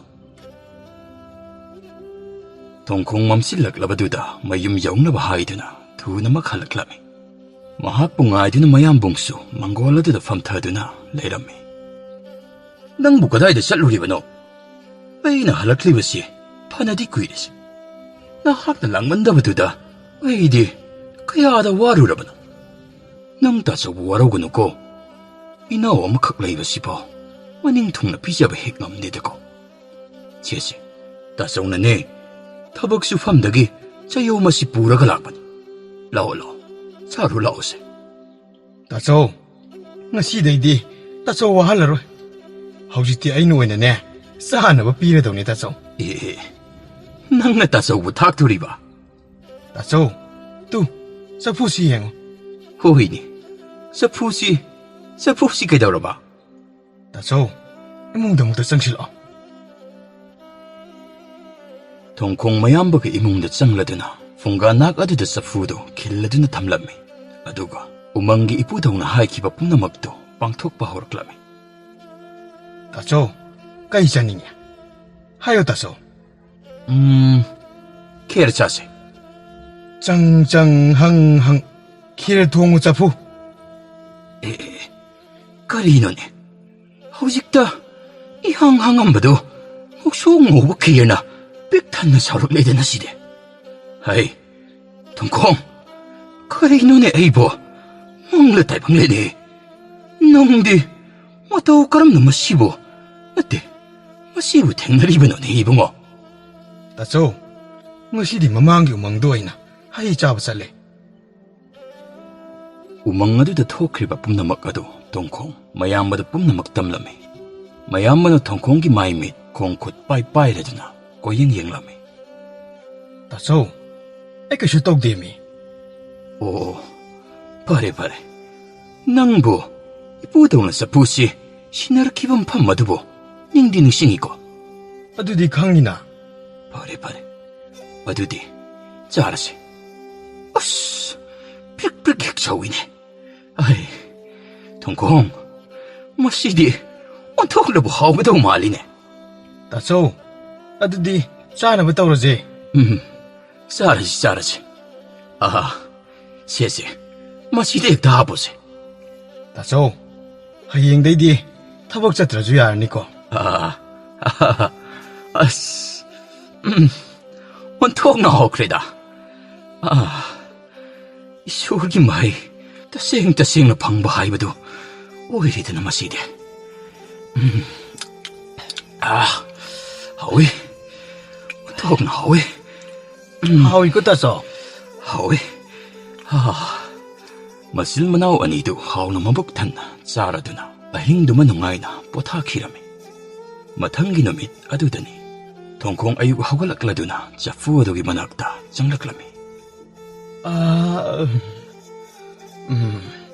ꯇꯥꯆꯧꯁꯦ ꯍꯧꯒꯠꯇ꯭ꯔꯤꯕ ꯃꯥꯜꯂꯤ ꯑꯁ ꯅꯍꯥꯟꯈꯩ ꯎꯃꯪꯗ ꯑꯗꯨꯝ ꯆꯠꯂꯒ ꯆꯥꯕꯅꯤꯅ ꯑꯩꯗꯤ ꯏꯁꯥꯁꯤ ꯏꯍꯩ ꯍꯩꯅꯔꯣꯏꯗꯧꯔꯤꯗ ꯇꯥꯆꯧ ꯇꯨꯝꯃꯤꯉꯩꯁꯤꯗ ꯂꯐꯣꯏꯁꯤ ꯃꯃꯥꯡ ꯂꯝꯄꯥꯛꯇꯨꯗ ꯐꯝꯃꯒ ꯆꯥꯔꯨꯔꯒꯦ ꯊꯣꯡꯈꯣꯡ ꯂꯐꯣꯏ ꯈꯔ ꯄꯥꯏꯔꯗꯨꯅ ꯀꯣꯟꯊꯣꯡꯂꯣꯝꯗ ꯊꯣꯛꯈꯤꯔꯝꯃꯤ ꯉꯥꯏꯍꯥꯛ ꯂꯩꯔꯕ ꯃꯇꯨꯡ ꯃꯌꯥꯝꯕ ꯊꯧꯄꯨ ꯃꯤꯀꯞ ꯊꯣꯔꯛꯂꯝꯃꯤ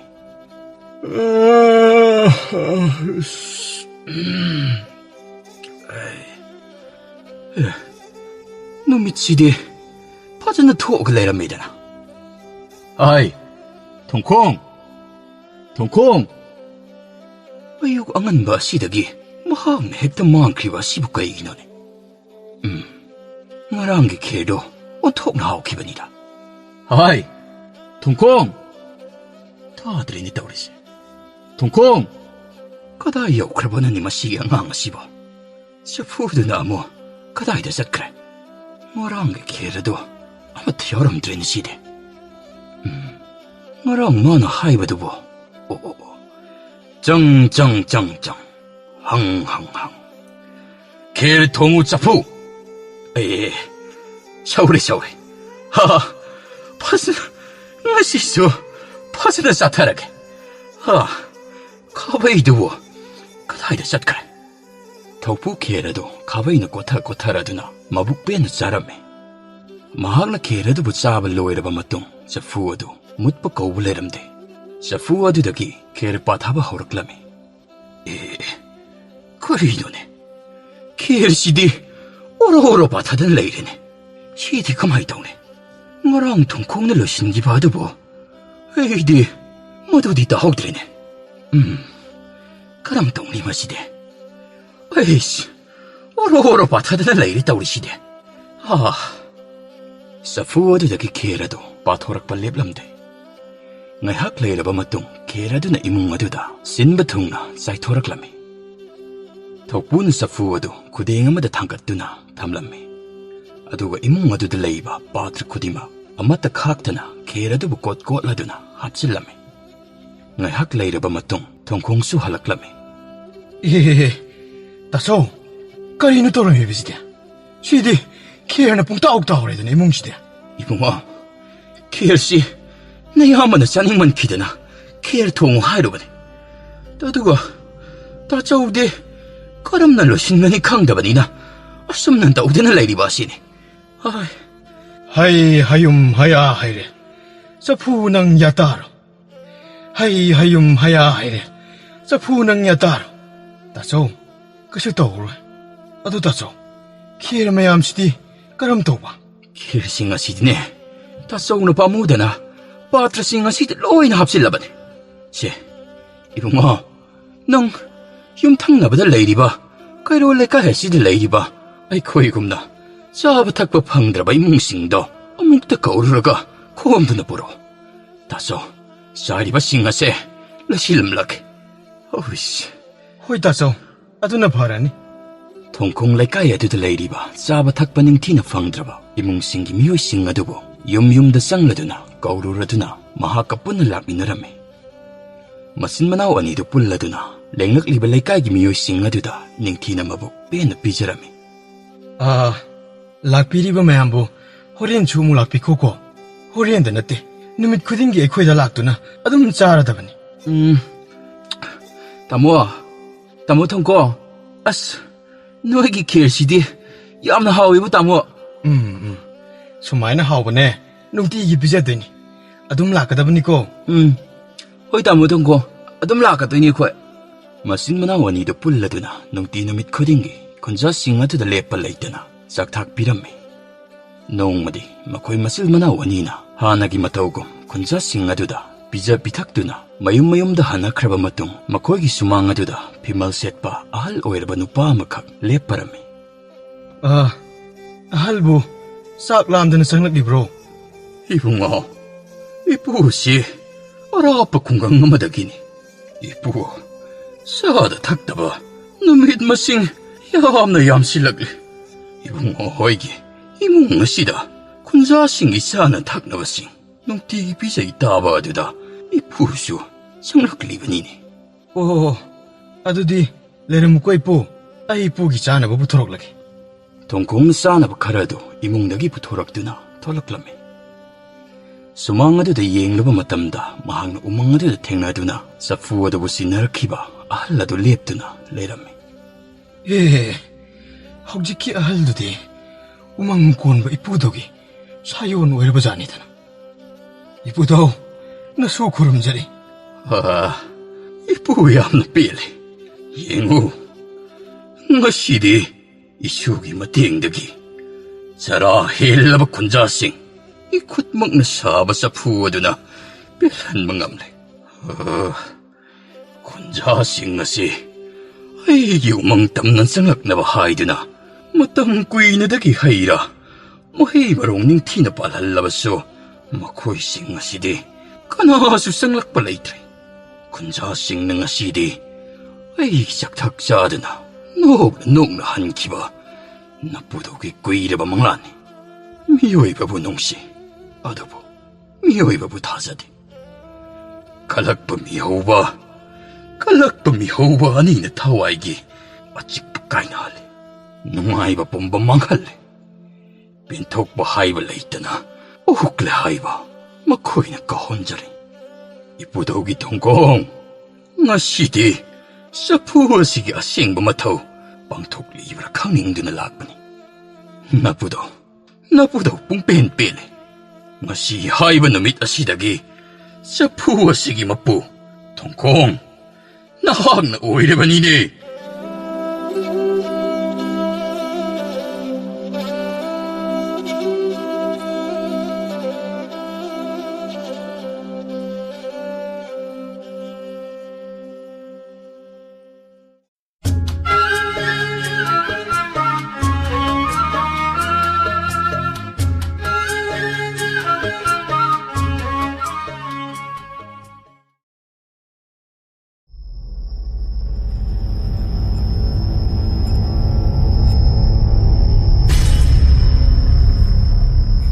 Jinyada layba, kullamagi anak pada layba, habung maraktasil laga layba, lin marumama.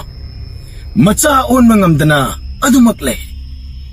Lin marumado, achambalin waydabana, lai pataba mana, taibang ngasibu manghal lagi haina toksin kiba, lin waybana. Machaon mangamdrabadu pawbada, lin marumado na layriba pammadugi, akoybada layriba kulladugi, laybak lahawadudi. Mahaki huchi elaba maniladuna, anak pada layriba kulladugi mi ayambana, tapna, masak khangdaba huchi enba sor honbana, masapumba, asum sonjilaklam.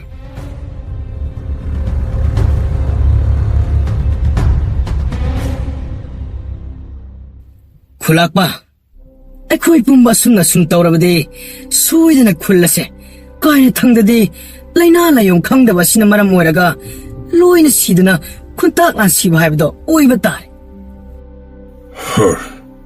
아이슈까리 하이그다마는 강들. 콜라시라기 hen독다나 아낙바다 라이와 콜라시 파오보다 아마이바 거우드나 라이나 라용아시기 말합니다. 곱대 이행할리만. 어느분에 마코에 아맞다는 라이나 라용아시기 말합니다. 까링마다 강암드리바니니. 아이씨, 아드디 깜다우니. 아드 쿨락바. 아나 라잉기 마이바나 까림다 떠봉암드라바니나 하이비디 라이팅이 마이바 마이비 묵다나라가 따봉 시에마 뿌도이나 통이저드나 라이 토우마 떠오나 ꯍꯦꯟꯅ ꯐꯔꯣꯏꯗ꯭ꯔꯥ ꯈꯨꯂꯥꯛꯄ? 이씨, 아이디어들이 토이다고 칼로드레네. 이봐, 난 호돌파 야암나 파래.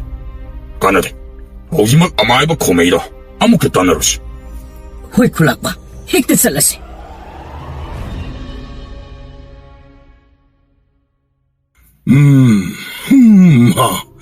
옛다 까봤던 깜나, 예코밋 깜니.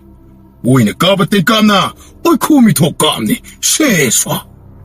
에, 따다. 띠엔도, 아솜다. 어씨, 나도 시리 뿌라 피본 mam마도 오이는 레람미드나 떠올시대. ꯑꯁꯤ ꯐꯤꯕꯝ ꯑꯁꯤꯗꯗꯤ ꯂꯥꯏꯇꯤꯡꯒꯤ ꯊꯧꯒ ꯇꯧꯕ ꯌꯥꯗꯧꯕ ꯃꯥꯟꯗꯦꯗ ꯈꯨꯂꯥꯛꯄ. 감독이 떠올시대. 콜라시다디 라이팅이 말은 마시다디. 다다 났다나 아따이 토이나 강모미쇼. 아무튼 레이브 났대. 거이노, 너희는 하이나리 봐두고, 하, 났대. 아이는 라이기 타워를 보면 떠오르게 시다나 트라브디. 너희 예탐 이레일리 있다보다나 예살레이 시보, 하. 따다 사우비노. 너를 그 시장에 루와 따다가 와기도 따나자기에다나 락자리버니. 아도 따다나 루바 타워마 떠롱거니 해보 강자 혹다버나 그래 예자 그래. 아루바 하이부 거리 와노네. 아이디 마이버니 라이팅이 말은 났다나 아또뽀 와리 사대. 다다. 나나 오이코이나 락셔리 바시쇼. 라이기 오이바. 아루바와 파모모테 따나자기에 되나 락셔리 바. 라이기니 하이바.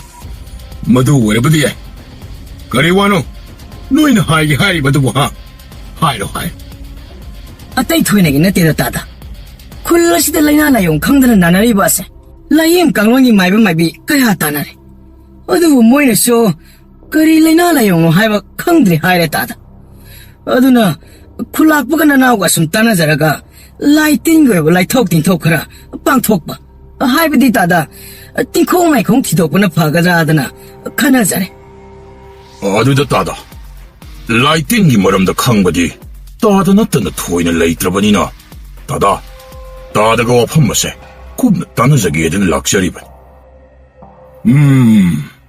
아이디 캉라바니 마시게 말함다 너희 쇼이드나 아이기 낙다 락그니 하이바스 아이나소 너희기 와따와 따다와 쿨러시드 레이브 미에마 오이나 이타옹니 칸나 가라마 카이디 티잘라반 어더보 얌루시나 캉루바 마이바나 따바나 아쿠빠디 캉망함드레봉 어더보 아이나 하이레와 헤이카라도 굽나네 나바다디 쿨러시부 꼬레와 라렘비에마디 따봉 시엠바마 뿌나 마짜 마나이 오이바이 코이다 까리우무 사옹니마 카라 레이바 말레 마두망나 마짜 마나이 오이바이 코이바 와한기 칸나 사이비 세팅 삐브니 하이나 칼레 अदो S SEBI सैथिंग असिबु कोकपियो हाइना हाइजादना लाइटाइनबदि यारोइदा मधुगी थौवदनिने आइना तौरिबासे अदुबु आइना तौरिबु थौवसे पेनबीबा यौद्रबा माले आइना सुम खनबदा नोंपोक माइके सोमदगी आहाइबा माइबा मतानाद्रबदि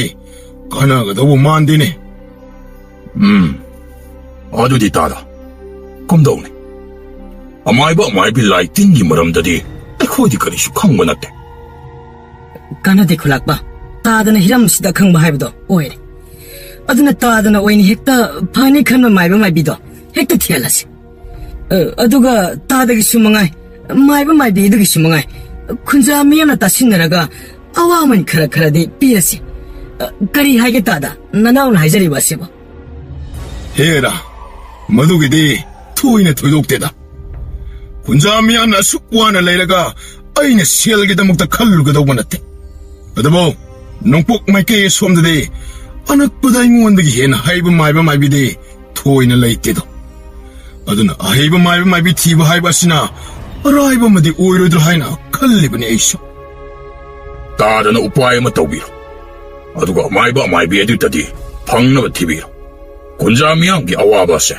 따다나 나트라바디 꼬꾸니 하이브 타자들 나나오나 따다기 콩 꼬라가 하이자오 하라바쇼 했다 하이자라게 따다 아시마다디 따다나 파나마 떠비다바 야다바니 예예예 떠회이되네도면 떠오구나 울라시레바 군자모이나 미양게 아와나 따라라바 마땀다 아와나 꼭나바 떠오 하이바세 아이수 이토오마니 내 아무레리바시디 나야만은 소이드나 파나바 셀라게. 마이바드소 합다 마시기 마농다 소이드나 방나바 따오라게고. ꯌꯥꯝꯅ ꯅꯨꯡꯉꯥꯏꯖꯔꯦ ꯇꯥꯗꯅ ꯑꯁꯨꯝꯅ ꯍꯔꯥꯎ ꯍꯔꯥꯎ ꯌꯥꯕꯤꯔꯛꯄ ꯑꯁꯦ ꯈꯨꯟꯖꯥ ꯃꯤꯌꯥꯝꯒꯤ ꯃꯍꯨꯠ ꯁꯤꯜꯂꯒ ꯅꯅꯥꯎ ꯑꯩꯈꯣꯏꯅ ꯍꯟꯅ ꯍꯟꯅ ꯊꯥꯒꯠꯆꯔꯤ 이세 까리기 타갓바노네 붕어 마시리 군자 모이나 아이 이타옹이네. 파레. 아두디 다다. 아이코이스 군자 따이다 빠오세. 아묵도 담루키. 아두고 따드나 마이바 마이비 티브 셋바다. 서하나 턱내나봐. 실 tum나 찡바도. 마야암덕이 아묵도 공발루키. 합다마기 공찬이나 아이니가 셀라도 토이나 톡다고 오이브나 마도마디 마야암덕이 마띵오이나 로우바 따레이슈. 아이나 레이보 오이라바디 마야암덕이 로우다바 수야라바니. 따다 마시마디 군자 ꯑꯩꯈꯣꯏꯅ ꯉꯝꯍꯟꯕꯤꯔꯣ 따다나 마tam 망비바 시기 하이로라바디 마시디 토이나 토이독ꯄ ꯅꯠꯇꯦꯗ 따다 ꯑꯗꯨꯗꯤ 따다 ꯑꯩꯈꯣꯏ ꯑꯃꯨꯛ ꯌꯧꯖꯈ꯭ꯔꯒꯦ ꯋꯥꯏ ꯑꯩꯁꯨ ꯄꯣꯠꯆꯪ ꯆꯩꯆꯪ ꯁꯦꯠꯅ ꯆꯥꯅꯕ ꯄꯣꯠꯆꯩ ꯃꯌꯥꯝ ꯑꯗꯣ ꯑꯃꯨꯛꯇ ꯌꯣꯝꯂꯨꯈꯤꯒꯦ. ꯈꯨꯂꯥꯛꯄꯒꯤ ꯃꯆꯥꯅꯨꯄꯤ ꯇꯤꯡꯒꯣꯡ ꯂꯩꯃꯥꯗꯣ ꯌꯦꯂꯥꯡ ꯀꯤꯡꯋꯥꯏ ꯍꯦꯛꯄꯅꯤ ꯍꯥꯏꯅ ꯊꯣꯔꯛꯂꯦ. ꯃꯇꯝ ꯑꯗꯨꯗ ꯈꯨꯜ ꯑꯗꯨꯒꯤ ꯈꯔ ꯃꯊꯣꯡ ꯆꯥꯗꯕ ꯄꯥꯈꯪ ꯃꯆꯥ ꯃꯔꯛꯇꯒꯤ ꯂꯨꯆꯤꯡꯕꯨ ꯑꯣꯏꯅ ꯇꯧꯕ ꯃꯨꯛꯇꯥ ꯑꯗꯨꯁꯨ ꯂꯝꯕꯤ ꯅꯥꯀꯜꯗ ꯑꯆꯠ ꯑꯋꯣꯛ ꯂꯪꯅꯗꯨꯅ ꯂꯩ.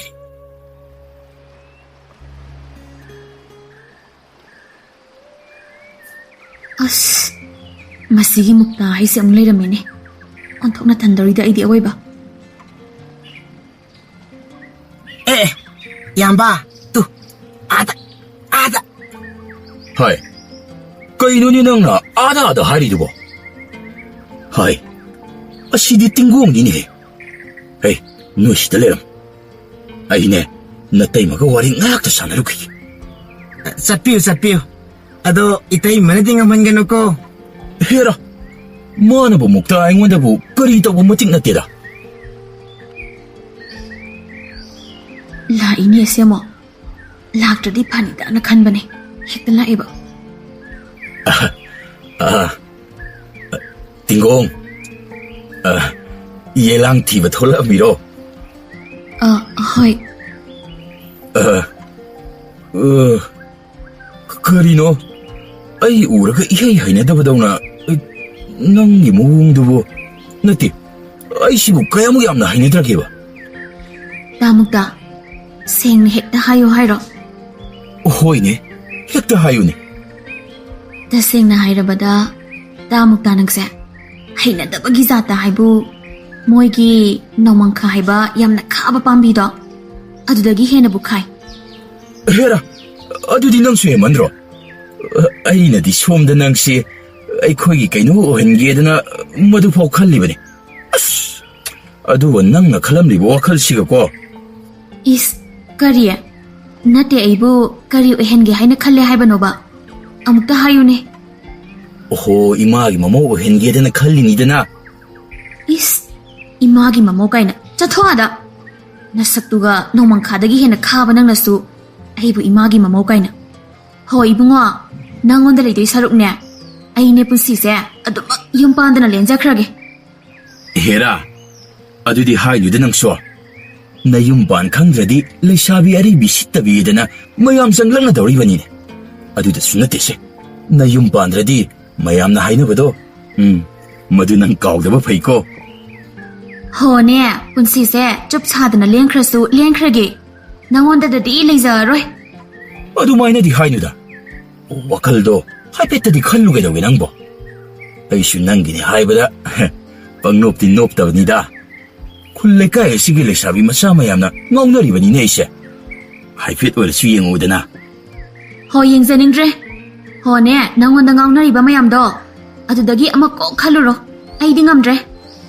ꯑꯁ, ꯃꯌꯥꯝꯗꯣ ꯄꯥꯝꯗꯕꯒꯤ ꯍꯥꯏꯕꯅꯤꯗ. ꯅꯪꯉꯣꯟꯗ ꯈꯛ ꯄꯥꯝꯕꯒꯤ. ꯁꯦꯕ, ꯌꯥꯔꯣꯕ. ꯆꯠꯊꯣꯛꯑꯗ. ꯏꯔꯥꯡ ꯇꯧꯔꯤꯅꯤ ꯀꯥꯏꯅ ꯏꯄꯛ ꯍꯦꯛꯄꯛꯇꯅ ꯍꯧꯗꯣꯡꯅ ꯉꯥ ꯆꯥꯔꯝꯗꯥꯏꯒꯤ ꯇꯥ ꯇꯧꯕ ꯌꯥꯝ ꯃꯥꯜꯂꯦ. ꯍꯟꯗꯣꯛꯁꯦ, ꯑꯩ ꯆꯠꯀꯦ. ꯅꯪꯒ ꯑꯣꯟꯁꯤꯟꯅꯔꯒꯅꯦ ꯉꯥꯡꯅꯕꯒ ꯇꯟꯖꯩ ꯑꯩ. ꯑꯁ, ꯆꯠꯈ꯭ꯔꯦꯅꯦ ꯇꯧꯏꯁꯦ. ꯃꯁꯤ ꯅꯨꯄꯤꯁꯤꯒꯤ ꯊꯃꯣꯏꯁꯤꯕꯨ ꯃꯁꯤ ꯀꯔꯤꯅ ꯁꯥꯕꯅꯣ ꯈꯪꯗꯦꯃꯦ. ꯈ꯭ꯋꯥꯏ ꯀꯜꯂꯦꯕ ꯃꯥꯒꯤ ꯊꯃꯣꯏꯁꯤ ꯅꯠꯇꯦ ꯃꯥꯒꯤ ꯊꯃꯣꯏꯁꯤꯕꯨ ꯅꯨꯡ ꯑꯣꯏꯅꯒ ꯄꯥꯜꯂꯕ꯭ꯔꯥ ꯀꯔꯤꯅꯣ ꯑꯩꯅ ꯑꯁꯨꯛ ꯍꯥꯏꯖꯔꯤꯕ ꯑꯁꯤꯗ ꯍꯥꯏꯐꯦꯠ ꯐꯥꯎꯕ ꯈꯟꯗꯦꯕ ꯑꯁꯤ ꯑꯗꯨꯕꯨ ꯑꯩꯁꯨ ꯅꯨꯄꯥꯅꯤꯗꯅ ꯍꯟꯗꯣꯛꯄꯗꯤ ꯌꯥꯗꯦ ꯌꯥꯗ꯭ꯔꯤꯕ ꯐꯥꯎꯕꯗꯤ ꯑꯩꯅ ꯁꯣꯏꯗꯅ ꯇꯛꯀꯅꯤ ꯃꯥꯅ ꯌꯥꯗ ꯂꯥꯛꯇ ꯉꯝꯕ꯭ꯔꯥ ꯍꯥꯏꯕꯗꯣ ꯌꯦꯡꯒꯦꯕ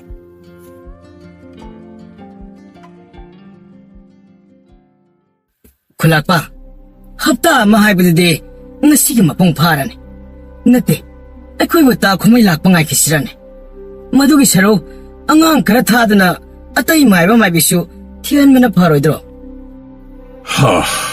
ꯈꯪꯗ꯭ꯔꯦ ꯑꯩꯁꯨ ꯀꯔꯤꯕꯨ ꯍꯥꯏꯒꯗꯕꯅꯣ ꯑꯗꯨꯕꯨꯅꯦ ꯉꯁꯤ ꯈꯛꯇꯪꯗꯤ ꯇꯥ ꯈꯨꯃꯩꯗꯣ ꯂꯥꯛꯄ ꯉꯥꯏꯈꯤꯁꯤ ꯀꯔꯤꯒꯨꯝꯕ ꯉꯁꯤꯁꯨ ꯂꯥꯛꯇꯕ ꯊꯣꯛꯂꯕꯗꯤ ꯍꯌꯦꯡꯗꯒꯤ ꯍꯦꯛꯇ ꯑꯉꯥꯡ ꯈꯔ ꯊꯥꯔꯗꯨꯅ ꯑꯇꯩ ꯃꯥꯏꯕ ꯃꯥꯏꯕꯤ ꯊꯤꯕ ꯍꯥꯏꯕꯗꯣ ꯑꯩꯈꯣꯏ ꯆꯠꯂꯁꯤ ꯑꯦ ꯑꯉꯥꯡꯅ ꯑꯗꯨꯛ ꯇꯥꯁꯤꯜꯂꯛꯂꯤꯕꯨ ꯀꯔꯤ ꯍꯥꯏꯒꯦ ꯍꯥꯏꯕꯅꯣꯅꯦ ꯏꯄꯨ ꯑꯥꯗ ꯃꯥꯏꯕ ꯈꯨꯃꯩꯅ ꯃꯥꯏꯕꯅꯤ ꯍꯥꯏꯕ꯭ꯔꯥ ꯀꯩꯅꯣ ꯃꯁꯝ ꯃꯅꯥ ꯁꯥꯡꯕ ꯑꯉꯥꯎꯕ ꯃꯥꯟꯕ ꯅꯨꯄꯥ ꯑꯃ ꯄꯨꯔꯒ ꯂꯥꯛꯎꯔꯦ ꯍꯥ ꯑꯁꯦꯡꯕꯔꯅꯤ ꯅꯪꯅ ꯍꯥꯏꯔꯤꯕꯗꯨꯕꯣ ꯃꯥꯅꯦ ꯑꯩꯅ ꯍꯥꯏꯁꯦ ꯑꯣ ꯈꯨꯂꯥꯛꯄ ꯂꯥꯛꯑꯣ ꯑꯗꯨꯗꯤ ꯌꯦꯡꯉꯨꯔꯁꯤ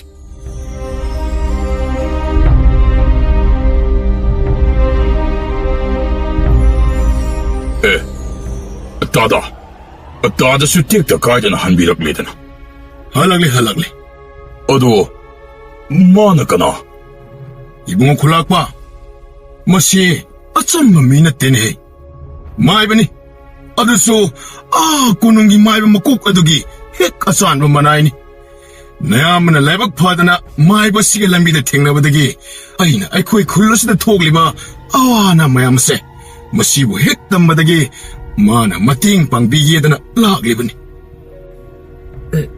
ꯈꯨꯂꯥꯛꯄ ꯑꯁꯤꯕꯨ ꯃꯥꯗꯧꯅ ꯑꯉꯥꯎꯕ ꯁꯣꯏꯗꯅ ꯑꯣꯏꯔꯝꯒꯅꯤꯀꯣ ꯑꯃꯕꯨ ꯑꯣꯏꯔꯦ ꯍꯌꯦꯡꯁꯤꯗ ꯀꯝꯗꯧꯕꯒꯦ ꯍꯥꯏꯕꯗꯣ ꯍꯥꯟꯅ ꯌꯦꯡꯈꯤꯁꯤ ꯀꯩꯗꯧꯕ ꯁꯣꯝꯗ ꯑꯩꯈꯣꯏ ꯑꯅꯤ ꯇꯣꯉꯥꯟꯕ ꯋꯥ ꯑꯃ ꯈꯟꯅꯕꯅꯤꯗ ꯑꯗꯣ ꯃꯥꯏꯕꯁꯤꯒꯤ ꯂꯩꯐꯝ ꯆꯥꯐꯝ ꯑꯁꯤꯕꯨ ꯑꯗꯨꯒ ꯊꯕꯛ ꯊꯧꯔꯝꯅ ꯑꯗꯨꯒꯤꯗꯤ ꯀꯔꯤꯃꯇ ꯋꯥꯔꯅꯨ ꯑꯩꯒꯤꯗ ꯑꯩꯒ ꯄꯨꯟꯅ ꯑꯗꯨꯃꯛ ꯂꯩꯃꯤꯟꯅꯔꯒꯦ ꯑꯗꯨꯒ ꯊꯕꯛ ꯊꯧꯔꯝꯒꯤ ꯋꯥꯗꯨꯃꯅ ꯍꯌꯦꯡ ꯍꯦꯛꯇ ꯄꯥꯡꯊꯣꯛꯄ ꯌꯥꯅꯤ ꯍꯥꯏꯅ ꯇꯥꯛꯄꯤꯔꯛꯂꯦ ꯐꯔꯦ ꯑꯗꯨꯗꯤ ꯇꯥꯗꯅ ꯑꯗꯨꯝꯅ ꯐꯅꯕ ꯍꯦꯛꯇ ꯁꯤꯟꯕꯤꯔꯣ ꯐꯔꯦ ꯑꯗꯨꯗꯤ ꯃꯥꯏꯕꯁꯤꯒ ꯂꯣꯏꯅꯅ ꯑꯩꯁꯨ ꯇꯝꯄꯥꯛ ꯌꯨꯝ ꯄꯥꯡꯂꯒꯦ ꯂꯝꯁꯥꯡ ꯂꯥꯛꯄꯒꯤꯒ ꯀꯩꯒ ꯃꯥꯏꯕꯁꯤꯁꯨ ꯋꯥꯔꯝꯂꯅꯤ ꯑꯗꯨꯅ ꯉꯥꯏꯍꯥꯛ ꯄꯣꯊꯥꯍꯜꯂꯨꯈꯤꯒꯦꯀꯣ ꯐꯒꯅꯤ ꯇꯥꯗ ꯑꯗꯨꯗꯤ ꯂꯦꯡꯕꯤꯔꯣ ꯑꯁ ꯃꯥꯏꯕꯅꯤꯅ ꯇꯧꯔꯤꯁꯦ ꯑꯉꯥꯎꯕꯗꯣ ꯃꯥꯟꯈ꯭ꯔꯦ ꯃꯥꯏꯕꯒ ꯑꯃꯠꯇ ꯃꯥꯟꯖꯗꯦ ꯀꯩꯅꯣ ꯇꯧꯔꯤꯁꯤꯕꯣ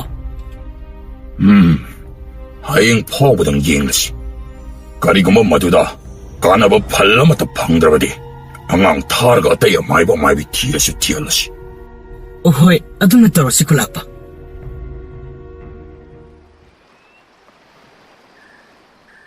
ꯈꯨꯟꯖꯥ ꯃꯤꯌꯥꯝ ꯂꯥꯏꯒꯤ ꯊꯧꯁꯤ ꯇꯧꯕ ꯂꯣꯏꯔꯕꯅꯤꯅ ꯃꯌꯥꯝ ꯃꯐꯝ ꯑꯁꯤꯕꯨ ꯊꯥꯗꯣꯛꯇꯨꯅ ꯆꯠꯄꯤꯈ꯭ꯔꯣ ꯅꯁꯥꯒꯤ ꯌꯨꯝꯗ ꯃꯄꯨꯒꯤ ꯊꯧꯁꯤꯜ ꯉꯥꯏꯗꯨꯅ ꯂꯩꯕꯤꯔꯨꯔꯣ ꯗꯥꯗꯥ ꯁꯈꯤꯅꯥꯗꯤ ꯑꯃꯠꯇꯕꯨ ꯎꯗꯦ ꯃꯥꯏꯕꯁꯤꯅ ꯇꯧꯔꯤꯕꯁꯤꯕꯨ ꯊꯥꯖꯕꯕꯨ ꯌꯥꯒꯗꯧꯔꯤꯕ꯭ꯔꯥꯅꯤ 이봉호 타자다가 떠오고노네 짤로 너희수 까시 로이네 윰윰다 마시 시마디 타보 인칸 까리수 떡다 맛보기 덕실 나이드는 레이루로네 ꯈꯨꯂꯥꯛꯄ ꯑꯩꯈꯣꯏꯕꯨ ꯃꯥꯏꯕꯁꯤꯅ ꯍꯥꯏꯔꯤꯕꯁꯤꯕꯨ ꯏꯟꯗꯨꯅ ꯌꯨꯝꯗ ꯁꯨꯝ ꯄꯣꯊꯥꯔꯨꯔꯁꯤ ꯍꯥꯏꯔꯤꯕ꯭ꯔꯥꯅꯤ ꯌꯦꯡꯕ ꯍꯥꯏꯕꯗꯨꯅꯤ ꯃꯌꯥꯝ ꯌꯨꯝꯗ ꯄꯣꯊꯥꯕꯤꯔꯨꯔꯣ ꯇꯣꯝꯕ ꯑꯩꯈꯣꯏꯁꯨ ꯆꯠꯂꯁꯤ ꯐꯅꯤ ꯈꯨꯂꯥꯛꯄ ꯗꯥꯗꯥ ꯑꯩꯈꯣꯏ ꯃꯌꯥꯝ ꯌꯨꯝꯗ ꯄꯣꯊꯥꯖꯔꯨꯔꯒꯦ ꯑꯗꯨꯕꯨ ꯇꯥꯗꯅ ꯊꯧ ꯑꯁꯤꯕꯨ ꯀꯥꯏꯗꯅꯅꯕ ꯀꯔꯤꯁꯨ ꯄꯥꯈꯠꯀꯅꯨꯅꯦ ꯅꯣꯏꯕꯣ ꯑꯩꯅꯕꯨ ꯈꯨꯜꯂꯁꯤꯒꯦ ꯀꯔꯤ ꯀꯥꯏꯅꯕ ꯇꯧꯒꯗꯧꯔꯤꯒꯦ ꯑꯗꯨꯗꯤ ꯗꯥꯗꯥ ꯑꯩꯈꯣꯏ ꯑꯃꯨꯛ ꯆꯠꯆꯔꯒꯦ ꯂꯦꯡꯕꯤꯔꯣ ꯈꯨꯂꯥꯛꯄ ꯅꯌꯥꯝꯕꯅ ꯀꯥꯏꯗꯅꯕ ꯂꯣꯏꯅ ꯁꯤꯟꯖꯍꯧꯔꯒꯦꯅꯦ 누미당기 맞담니 이캉 캉옥드나 아우바 콘질 아마 따이 하이나 마팔라 센통나락드나 이행보다 아티아마 꼬이득이 짜오르부 마이 불라마 와이타락람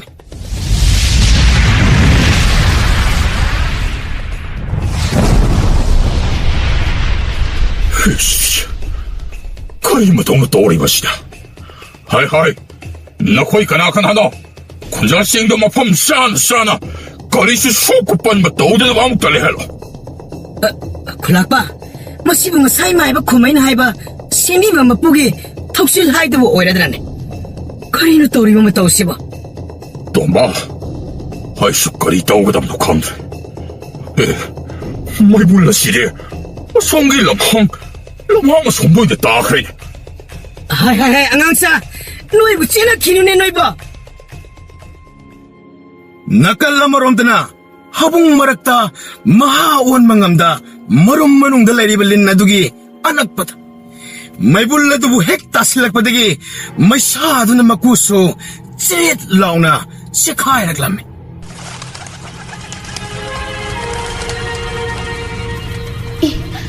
Kayno sini? Asuk ko na mahawan mangamda na lady ba ibo? Nga sini, may bula sina mahawalan mangamling. Untok na dungay rita. Asum na linhaado haraw na. Mabu kuy na pasin na tamliba makudubo. Hogay na haraw na mapamadudagi tokirame. Somda na. Ado na numit ado da atiyadagi tara kibo may bulado na maram oiraga. Linhaadagi huutsiya laba sorna. Nungsit nungsa, lebak lihaw sila mahupumba, manghan kirame. Manamado na, kunza pumba do, ana ayek pumba, loy na panaraglame.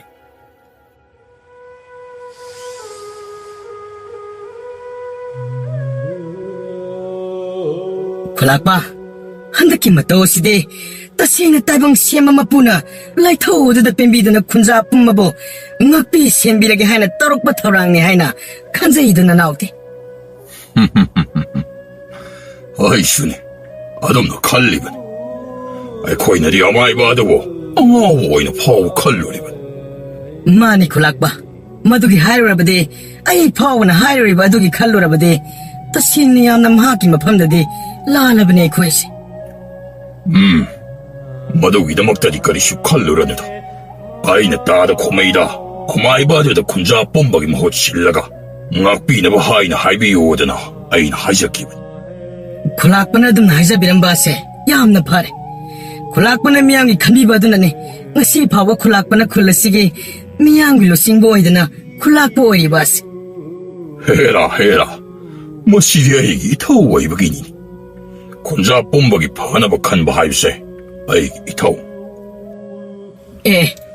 Ta kumai tadabo karom sappi haribano. 오, 이나오니 소 와카나람니. 나야마수 아사이 파워다 아나 라행아마타 쌀로게 도우바니. 거리노니 따라. 하이리 시부 호직부. 군자싱이 말악다 아나아이 야올레 이리브란. 아이 거기 굴러시디 다이방 세미비마 punasan 리베데기 그나마타 아나아이 아마타 레이트레다.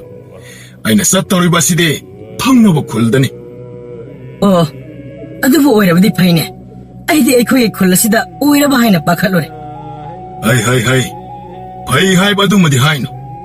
미에 또바 굴로이레소 아나 아예 야우 하이바세. 아빠바나 때꼬이봉어. 너희네 와리 사오코. 아이 아무것도 하이도로키게. 호이 따다. 어디디 아이코에 좀 레이샤오랬고. 굴락바! 하이. 거이도라게네. 굴락바! 손 마이불 따키바드다 마니 야말라이레나 마야미 양무시나 하오레. 카이노니 하이리 시바. 하이. 도마. 낭실라. 아무것도 잉시. Hoy kulakpa, salasi.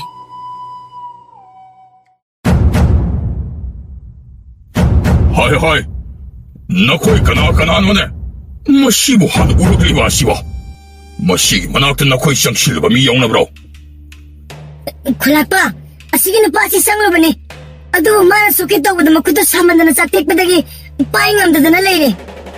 거리 하이바. 이씨.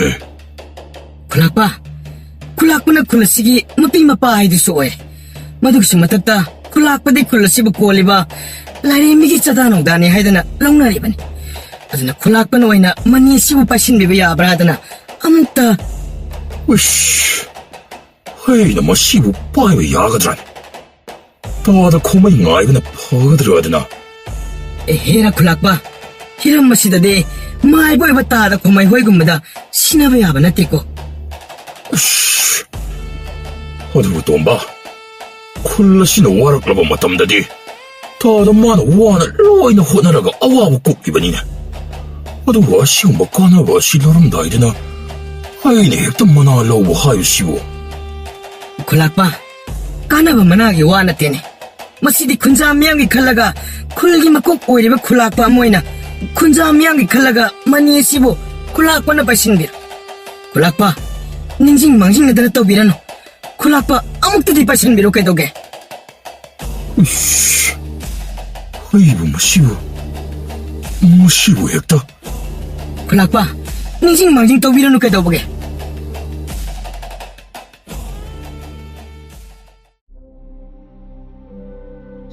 ꯇꯤꯡꯒꯣꯡ ꯂꯩꯃ ꯑꯩꯒꯤ ꯂꯥꯏꯕꯛꯁꯤꯗꯤꯕꯀꯣ ꯀꯔꯤ ꯂꯥꯏꯕꯛꯅꯣ ꯈꯪꯗꯦꯕ ꯑꯌꯨꯛꯇꯒꯤ ꯑꯩꯅ ꯎꯆꯤ ꯁꯨꯝꯕꯜ ꯍꯥꯏꯕ ꯍꯤꯗꯥꯛꯇꯣ ꯍꯦꯛꯀꯦ ꯍꯥꯏꯅ ꯊꯤꯔꯛꯂꯤꯁꯦ ꯑꯃꯠꯇ ꯍꯦꯛ ꯊꯤꯕ ꯐꯪꯗꯦꯗꯀꯣ ꯑꯁ꯭ꯋꯥꯏꯗ ꯌꯥꯝꯅ ꯍꯧꯕꯅꯦꯕ ꯅꯍꯥꯟꯈꯩꯗꯤ ꯍꯤꯗꯥꯛ ꯁꯦꯝꯒꯦ ꯍꯥꯏꯅꯕꯨꯅꯦ ꯍꯦꯛ ꯊꯤꯔꯛꯑꯗꯤꯅꯦ ꯐꯪꯉꯔꯣꯏꯗꯕꯅꯦ ꯏꯃꯥ ꯁꯤꯗꯤ ꯂꯤꯟꯅꯤꯅꯦ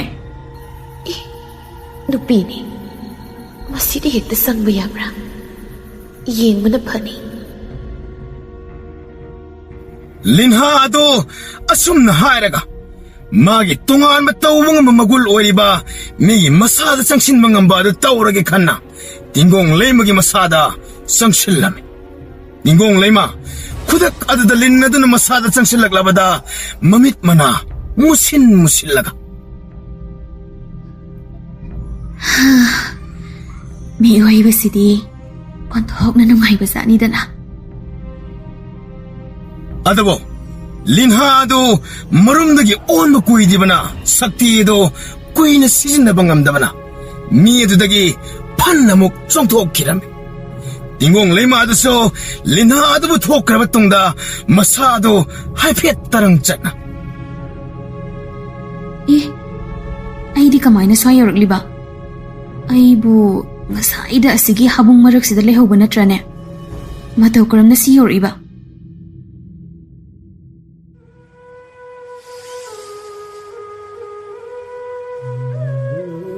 ꯈꯨꯂꯥꯛꯄ ꯃꯅꯤ ꯁꯤꯗꯤ ꯑꯆꯝꯕ ꯃꯥꯟꯗꯦ ꯑꯗꯨꯅ ꯏꯆꯥꯅꯨꯄꯤ ꯇꯤꯡꯒꯣꯡ ꯂꯩꯃꯒꯤ ꯂꯨꯍꯣꯡꯕꯗ ꯃꯁꯤꯅ ꯑꯣꯏꯅ ꯑꯍꯣꯡ ꯑꯉꯣꯟ ꯑꯣꯏꯗꯨꯅ ꯍꯥꯞꯄꯤꯔꯣꯗꯅ ꯈꯨꯂꯥꯛꯄ ꯍꯣꯏꯅꯦ ꯃꯗꯨꯅꯕꯨ ꯐꯔꯅꯤꯅꯦ ꯑꯗꯨ ꯑꯩꯅ ꯁꯨꯝ ꯈꯟꯕꯗ ꯃꯁꯦ ꯑꯩꯈꯣꯏꯒꯤ ꯈꯨꯜꯗ ꯊꯝꯕꯗ ꯑꯇꯣꯞꯄ ꯈꯨꯟꯖꯥ ꯑꯃꯗꯤ ꯑꯇꯣꯞꯄ ꯈꯨꯜꯒꯤ ꯃꯤꯁꯤꯡꯅ ꯁꯣꯏꯗꯅ ꯍꯨꯕ ꯂꯥꯛꯀꯗ꯭ꯔꯗꯅ ꯈꯜꯂꯤꯕꯅꯤꯅꯦ ꯇꯣꯝꯕ ꯑꯦꯍꯦꯔ ꯈꯨꯂꯥꯛꯄ ꯃꯗꯨꯒꯤꯗꯤ ꯊꯣꯏꯅ ꯋꯥꯕꯤꯔꯨꯅꯨ ꯁꯨꯝꯗꯧꯔꯁꯤ ꯈꯨꯜꯒꯤ ꯈꯨꯟꯖꯤꯟ ꯋꯥꯏꯗ ꯂꯩꯕ ꯁꯨꯔꯣꯡ ꯑꯗꯣ ꯃꯗꯨꯗ ꯑꯣꯏꯅ ꯂꯣꯠꯂꯒ ꯍꯦꯛꯇ ꯊꯝꯂꯁꯤ ꯈꯨꯂꯥꯛꯄ ꯍꯣꯏꯅꯦ ꯑꯗꯨꯃꯥꯏꯅ ꯇꯧꯕꯅ ꯐꯔꯅꯤ ꯂꯦꯡꯂꯁꯤ ꯈꯨꯂꯥꯛꯄ ꯃꯐꯝ ꯑꯗꯨꯗ ꯍꯧꯖꯤꯛꯃꯛ ꯍꯦꯛꯇ ꯃꯅꯤꯗꯨꯕꯨ ꯂꯣꯠꯂꯨꯔꯁꯤ ꯂꯦꯡꯂꯁꯤ ꯂꯥꯎ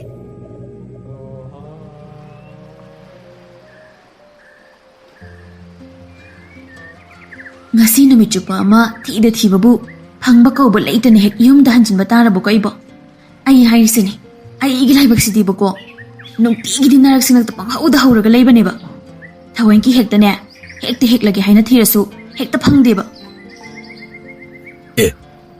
ꯇꯤꯡꯒꯣꯡ ꯀꯩꯅꯣ ꯅꯪ ꯑꯗꯨ ꯁꯨꯛꯂꯒ ꯏꯄꯣꯝ ꯄꯣꯝꯂꯒ ꯂꯥꯛꯂꯤꯕꯗꯨꯕꯨ ꯀꯅꯥꯅ ꯀꯔꯤ ꯑꯃꯨꯛ ꯍꯥꯏꯔꯛꯂꯒꯦ ꯍꯣꯅꯦ ꯅꯣꯏ ꯅꯥꯄꯥꯅ ꯀꯩ ꯆꯥꯒꯦ ꯍꯥꯏꯔꯛꯑꯦ ꯑꯗꯨ ꯑꯣꯏꯗꯤ ꯐꯔꯝꯃꯅꯤ ꯃꯤꯅ ꯁꯥꯎꯅꯤꯡ ꯂꯥꯛꯏꯉꯩꯁꯤꯗꯅꯦ ꯑꯃꯨꯛ ꯂꯛꯅ ꯁꯟꯗꯅꯒ ꯇꯧꯏꯅꯦ ꯅꯠꯇꯦ ꯑꯩꯅ ꯍꯥꯏꯔꯤꯕ ꯋꯥꯁꯤꯕꯨ ꯀꯌꯥꯝ ꯀꯥꯏꯕ ꯋꯥꯅꯣꯅꯦ ꯆꯨꯝꯅ ꯑꯩꯗꯤ ꯀꯔꯤꯒꯤ ꯁꯥꯎꯔꯤꯅꯣ ꯈꯣꯛ ꯍꯪꯕꯅꯤ ꯑꯗꯨꯒ ꯅꯪꯅ ꯑꯗꯨꯛ ꯁꯥꯎꯅ ꯈꯨꯝꯂꯤꯕ ꯑꯗꯨꯒ ꯅꯠꯇꯦꯅꯦ ꯀꯔꯤꯗ ꯆꯥꯟꯅꯔꯤꯒꯦꯕ ꯆꯥꯟꯅꯕ ꯆꯥꯟꯅꯗꯕꯒ ꯑꯃꯠꯇ ꯑꯩ ꯀꯩꯝ ꯈꯪꯗꯦ ꯑꯩꯒꯤ ꯍꯥꯏꯕꯕꯨꯅꯦ ꯅꯪꯕꯨ ꯎꯔꯗꯤ ꯑꯗꯨꯝ ꯁꯥꯎꯅꯤꯡꯉꯦ ꯑꯗꯨꯒ ꯉꯁꯥꯏꯗꯒꯤꯅꯤ ꯎꯆꯤ ꯁꯨꯝꯕꯜꯗꯣ ꯃꯄꯥꯜ ꯑꯃꯅꯤꯇ ꯍꯦꯛꯀꯦ ꯍꯥꯏꯅ ꯊꯤꯕꯕꯨ ꯑꯃꯠꯇ ꯐꯪꯗ꯭ꯔꯤꯕꯅꯦ ꯑꯗꯨꯅꯅꯤ ꯆꯤꯟꯁꯤꯗꯒꯤꯅꯦ ꯐꯖꯕ ꯋꯥꯍꯩ ꯑꯃꯠꯇ ꯇꯥꯕ ꯐꯪꯗ꯭ꯔꯤꯗꯣ ꯏꯁ ꯑꯗꯨꯒꯤ ꯑꯣꯏꯔꯦ ꯇꯨ ꯑꯗꯨꯗꯤꯅꯦ ꯑꯁ꯭ꯋꯥꯏꯗ ꯌꯥꯝꯅ ꯍꯦꯛ ꯍꯧꯕꯅꯤ. ꯀꯔꯥꯏꯋꯥꯏꯗꯅꯣꯅꯦ? ꯑꯩꯅ ꯉꯁꯥꯏ ꯌꯦꯡꯕꯗꯗꯤ ꯎꯔꯝꯗꯦꯗ ꯑꯝꯇ ꯐꯥꯎ. ꯑꯣ ꯑꯗꯨꯕꯨꯔꯣ ꯅꯪꯅ ꯃꯨꯟꯅ ꯌꯦꯡꯗꯕꯒꯤ. ꯂꯥꯎꯁꯦ ꯑꯩꯒ ꯄꯨꯟꯅ ꯆꯠꯃꯤꯟꯅꯔꯒꯅꯦ ꯍꯦꯛꯂꯨꯁꯤ ꯂꯥꯎ. ꯇꯟꯗꯤ ꯇꯟꯈ꯭ꯔꯦꯗꯀꯣ ꯑꯩꯕꯣ. ꯀꯩꯁꯨ ꯇꯧꯔꯣꯏꯃꯤ ꯅꯪꯕꯣ. ꯂꯥꯎꯁꯦ. ꯀꯔꯥꯏꯗꯅꯣꯅꯦ? ꯑꯃꯠꯇ ꯍꯧꯕ ꯎꯗꯦꯗ. ꯉꯥꯏꯈꯣ ꯈꯔꯒ ꯋꯥꯠꯂꯤꯌꯦ. ꯈꯔ ꯆꯪꯂꯒ ꯑꯗꯨꯝ ꯂꯩꯔꯦ. ꯑꯁ ꯇꯥꯃꯨꯛꯇ ꯅꯪꯒꯤꯁꯤꯗꯤ ꯇꯧꯁꯤꯟꯅꯕ ꯃꯥꯜꯂꯛꯑꯦꯗ. ꯑꯩ ꯊꯣꯛꯈ꯭ꯔꯒꯦ. ꯉꯥꯏꯈꯣꯃꯦ ꯑꯁꯦꯡꯕꯩꯅꯦꯃꯦ. ꯈꯨꯠꯁꯤ ꯌꯥꯝ ꯊꯨꯅ ꯊꯥꯗꯣꯛꯑꯣ. ꯊꯥꯗꯣꯛꯈꯤꯁꯦ. ꯁꯥꯎꯅꯨ ꯀꯩꯗꯧꯒꯦ? ꯅꯪꯅ ꯈꯨꯠꯁꯦ ꯊꯥꯗꯣꯛꯑ ꯍꯥꯏꯗꯤꯅꯦ ꯑꯩꯅ ꯍꯥꯏꯕ ꯋꯥ ꯅꯪ ꯌꯥꯅꯤ ꯍꯥꯏꯅ ꯋꯥꯁꯛ. ꯀꯔꯤ ꯋꯥ? ꯑꯩꯗꯤ ꯀꯩꯗꯧꯕꯒꯤ ꯌꯥꯗꯧꯔꯤꯕ? ꯅꯪꯅ ꯍꯥꯏꯕ ꯋꯥ ꯑꯃꯠꯇ ꯌꯥꯕ ꯉꯝꯃꯣꯏ.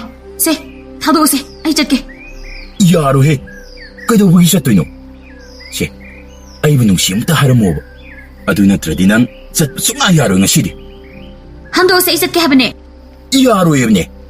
ꯑꯩꯕꯨ ꯈꯪꯕ꯭ꯔꯥ? ꯀꯝꯗꯧꯏ ꯈꯨꯄꯥꯛꯇꯣ ꯍꯥ?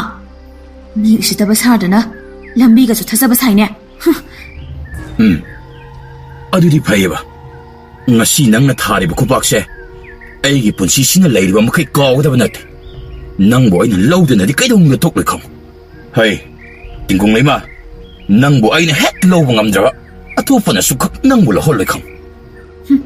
ꯁꯛꯇꯥꯅꯤꯅ ꯀꯔꯤ ꯊꯣꯏꯅ ꯇꯧꯔꯁꯨ ꯍꯥꯏꯅꯣ ꯈꯪꯗꯦꯅꯦ. ꯃꯤꯅ ꯄꯥꯝꯕꯤꯗꯦꯁꯨ ꯈꯪꯗ ꯃꯁꯤꯗꯩꯁꯤꯗ ꯍꯦꯛꯇ ꯄꯪꯌꯥꯗ ꯌꯥꯔꯗꯧꯕꯗꯧꯅ. ꯀꯩꯅꯣꯝꯇ ꯀꯩꯅꯣ? ꯑꯣꯟꯊꯣꯛꯅꯁꯨ ꯁꯥꯎꯅ ꯈꯨꯝꯕꯤꯔꯛꯈ꯭ꯔꯦꯗ. ꯑꯩꯗꯤ ꯆꯨꯝꯅ ꯇꯈꯣꯜ ꯇꯥꯕ ꯂꯝꯕꯤ ꯍꯪꯖꯒꯦ ꯇꯧꯕꯅꯤ. ꯃꯤꯅꯧꯔꯥ? ꯃꯥꯅꯤ.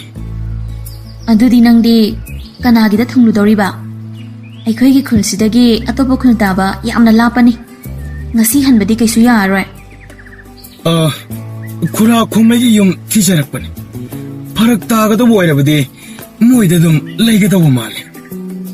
ꯑꯣ ꯑꯗꯣ ꯃꯥꯅ ꯀꯩꯒꯨꯝꯕ ꯃꯣꯏꯗ ꯂꯩꯍꯟꯅꯤꯡꯗꯕꯒꯤ ꯃꯑꯣꯡ ꯇꯧꯔꯛꯂꯁꯨ ꯑꯩꯈꯣꯏꯗ ꯑꯣꯏꯅ ꯂꯩꯁꯦ. ꯑꯩꯈꯣꯏꯒꯤꯗꯤ ꯈꯨꯜꯂꯥꯛꯄꯒꯤ ꯌꯨꯝꯅꯤꯅ ꯆꯥꯎꯁꯨ ꯌꯥꯝꯅ ꯆꯥꯎꯋꯦ.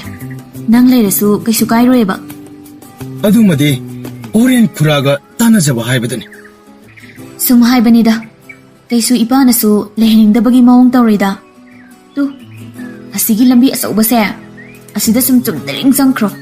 ꯑꯗꯨꯒ ꯍꯣꯔꯦꯟ ꯌꯨꯝꯖꯥꯎ ꯑꯃꯗ ꯀꯣꯟꯊꯣꯡꯗꯣ ꯏꯔꯣꯏ ꯃꯀꯣꯛ ꯊꯦꯠꯄ ꯑꯃ ꯊꯦꯡꯅꯅꯤ. ꯑꯗꯨ ꯃꯥꯒꯤꯅꯤ. ꯌꯥꯝ ꯅꯨꯡꯉꯥꯏꯖꯔꯦ ꯏꯆꯟꯅ ꯇꯥꯛꯄꯤꯕ. ꯑꯗꯨꯗꯤ ꯑꯩ ꯑꯃꯨꯛ ꯆꯠꯂꯨꯈꯤꯒꯦ. ꯑꯩꯁꯨ ꯁꯨꯝ ꯂꯩꯍꯧꯔꯒꯦ. ꯅꯨꯄꯥꯗꯣ ꯅꯨꯄꯤꯗꯨꯅ ꯏꯔꯥꯡ ꯄꯨꯅ ꯅꯣꯛꯂꯤꯕ ꯃꯤꯅꯣꯛ ꯑꯗꯣ ꯑꯗꯨꯃꯛ ꯎꯁꯤꯟꯅꯗꯅ ꯆꯠꯈ꯭ꯔꯦ. ꯃꯇꯧꯗꯨꯗ ꯅꯨꯄꯤꯗꯨꯗꯤ ꯑꯗꯨꯃꯛ ꯆꯥꯡꯅ. ꯑꯁ ꯑꯗꯨꯃꯛ ꯎꯁꯤꯟꯅꯗꯅ ꯆꯠꯈ꯭ꯔꯦꯅꯦ. ꯑꯩꯅꯗꯤ ꯍꯥꯏꯐꯦꯠꯇꯃꯛ ꯑꯣꯏꯔꯁꯨ ꯅꯣꯛꯂꯛꯀꯗ꯭ꯔꯥ ꯈꯜꯂꯒ. ꯑꯗꯨꯝꯅ ꯈꯟꯗꯨꯅ ꯎꯄꯥꯏ ꯂꯩꯇ ꯇꯛꯁꯤ ꯁꯣꯟꯖꯗꯨꯅ ꯅꯨꯄꯤ ꯑꯗꯨꯁꯨ ꯃꯃꯥꯏ ꯂꯩꯗꯨꯅ ꯃꯥꯒꯤ ꯆꯠꯐꯝ ꯊꯣꯛꯄ ꯂꯝꯕꯤ ꯑꯗꯣꯝꯗ ꯆꯠꯈꯤꯔꯝꯃꯤ. ꯃꯥꯅ ꯑꯗꯨꯝꯅ ꯍꯦꯛ ꯃꯃꯥꯏ ꯂꯩꯈꯤꯕꯒ ꯉꯁꯥꯏꯗꯒꯤ ꯎꯁꯤꯟꯅꯗ ꯁꯥꯗꯅ ꯆꯠꯈꯤꯕ ꯅꯨꯄꯥ ꯑꯗꯨꯁꯨ ꯍꯥꯏꯐꯦꯠ ꯃꯃꯥꯏ ꯂꯩꯗꯨꯅ ꯅꯨꯄꯤ ꯑꯗꯨꯗ ꯌꯦꯡꯂꯒ ꯅꯣꯛꯐꯦꯠ ꯇꯧꯔꯒ ꯑꯗꯨꯃꯛ ꯃꯥꯁꯨ ꯃꯃꯥꯏ ꯂꯩꯗꯨꯅ ꯃꯥꯒꯤ ꯊꯣꯛꯄ ꯆꯠꯈꯤꯔꯝꯃꯤ. ꯇꯧꯔꯤꯕ ꯄꯨꯝꯕ ꯑꯗꯨ ꯉꯁꯥꯏꯗꯒꯤ ꯂꯣꯟꯅ ꯌꯦꯡꯂꯤꯕ ꯃꯨꯛꯇꯥ ꯑꯃꯗꯤ ꯆꯥꯛꯅ ꯃꯈꯨꯠ ꯃꯁꯥ ꯊꯦꯛꯂꯒ. ꯏꯁ ꯈꯨꯜ ꯃꯆꯥ ꯑꯩꯕꯨꯅ ꯊꯤꯅ ꯉꯥꯡꯆꯩꯗꯨꯅ ꯇꯧꯕ. ꯈꯨꯄꯥꯛꯅ ꯐꯥꯎꯕ ꯊꯥꯕ. ꯑꯗꯨꯒ ꯉꯁꯤꯈꯛ ꯊꯦꯡꯅꯕ ꯃꯉꯣꯟꯗꯅ ꯀꯔꯤꯁꯨ ꯈꯪꯅꯗꯕ ꯅꯨꯄꯥ ꯑꯁꯤꯗꯒ ꯏꯔꯥꯡꯒ ꯇꯧꯕꯅꯦꯕꯀꯣ. ꯈꯪꯒꯅꯤꯗꯅ ꯑꯗꯨꯕꯨꯗꯤ ꯑꯩꯅ ꯅꯝꯗꯅ ꯂꯧꯒꯦꯕ. ꯑꯗꯨ ꯑꯣꯏꯔꯗꯤ ꯃꯥ ꯑꯩꯉꯣꯟꯗ ꯊꯤꯅ ꯆꯩꯕ ꯉꯝꯕ꯭ꯔꯥ ꯌꯦꯡꯒꯦꯕ.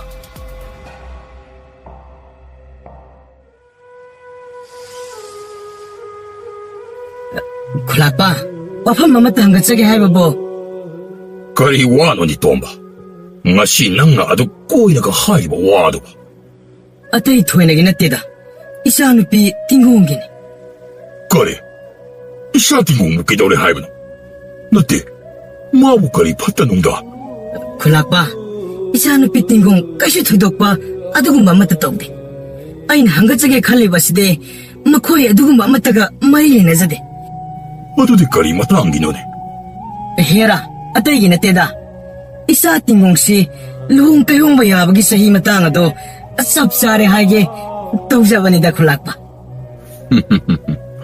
이씨, 아두기 오래. 아이디 까리까리가 오해라 보이닝루래. 아이, 돈바. 모두기 오해라지 마사기야 빠마 미샤까두고 오이나. 뭐 실례뿐 시엠샤누다. Aduda kulakpa.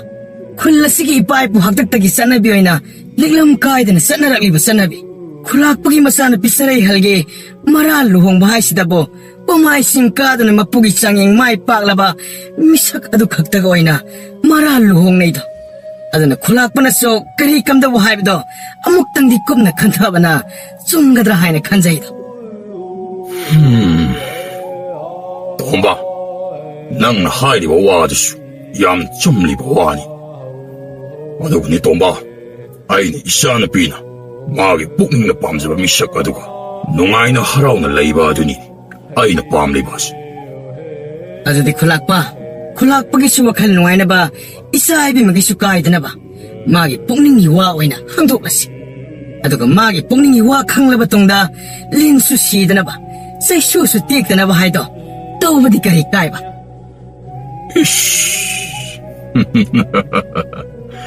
돈바. 낭나 하이바 디디 얌나 파보와니. 가나드. 아이 혹시마 몽기 빠이바 북닝나 까리 칼리 하이바도. 항독룩. Oh, kulakpa sidi mamongi maral luhong magi wa hogdolu ba sidi haraw man na uwaga haiba amata tada na siyan krene tawre sidi.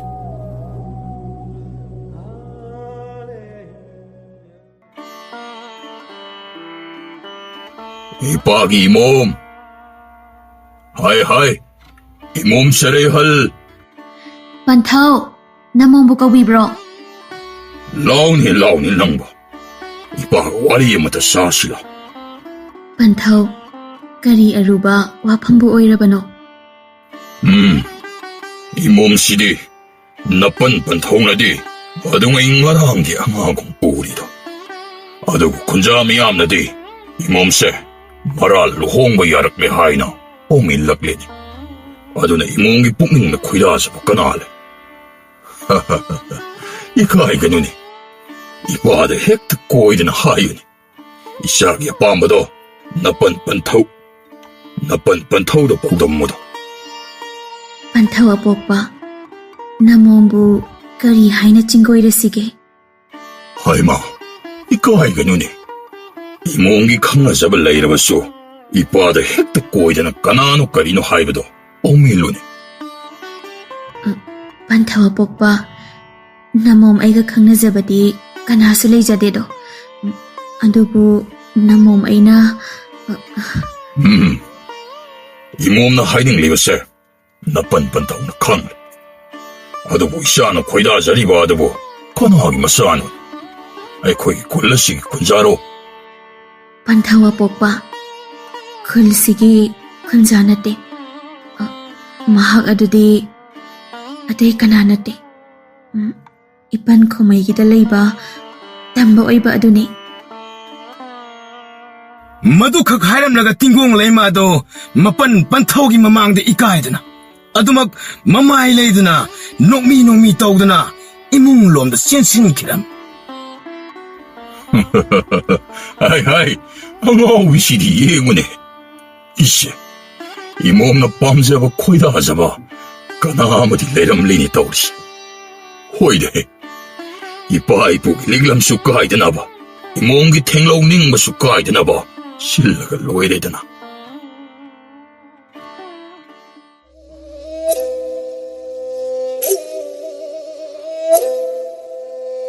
Numit adugi matung ikoy-ikoydana. Kulakpa mamom tserehal tingong leimabo maral luhong lani. Luhong tingayda loyong ba oegadar ba misak adugi matik tsare haibagi sakang na basayang ama tawgani. Tanging aduda pakang wabatam makuding na. Sagay jat amata kaida na yawa yagani haina lautok lan. Maduda sunatana mamongi awan oina atiyadagi tarakpa mani edu hapkani haina so lautok labada. Kulladudagi hindoktana anakpadagi arappadagi pakang kayana changing adabo saruk yazagi haina laknaram.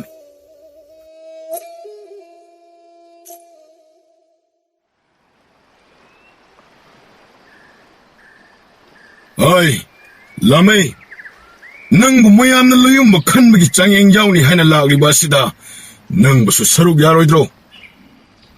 ꯈꯨꯔꯥ, ꯅꯆꯥꯅꯕꯨ ꯌꯥꯎꯔꯒ ꯀꯔꯤꯕꯨ ꯉꯝꯒꯗꯧꯔꯤꯕꯅꯣꯅꯦ? ꯅꯆꯥꯗꯤ ꯏꯄꯥꯒꯤꯁꯤꯗ ꯆꯨꯝꯅꯇ ꯊꯕꯛ ꯃꯀꯨꯞ ꯃꯇꯥ ꯁꯨꯅꯕ ꯍꯥꯏꯅ ꯂꯥꯛꯆꯕꯅꯤ.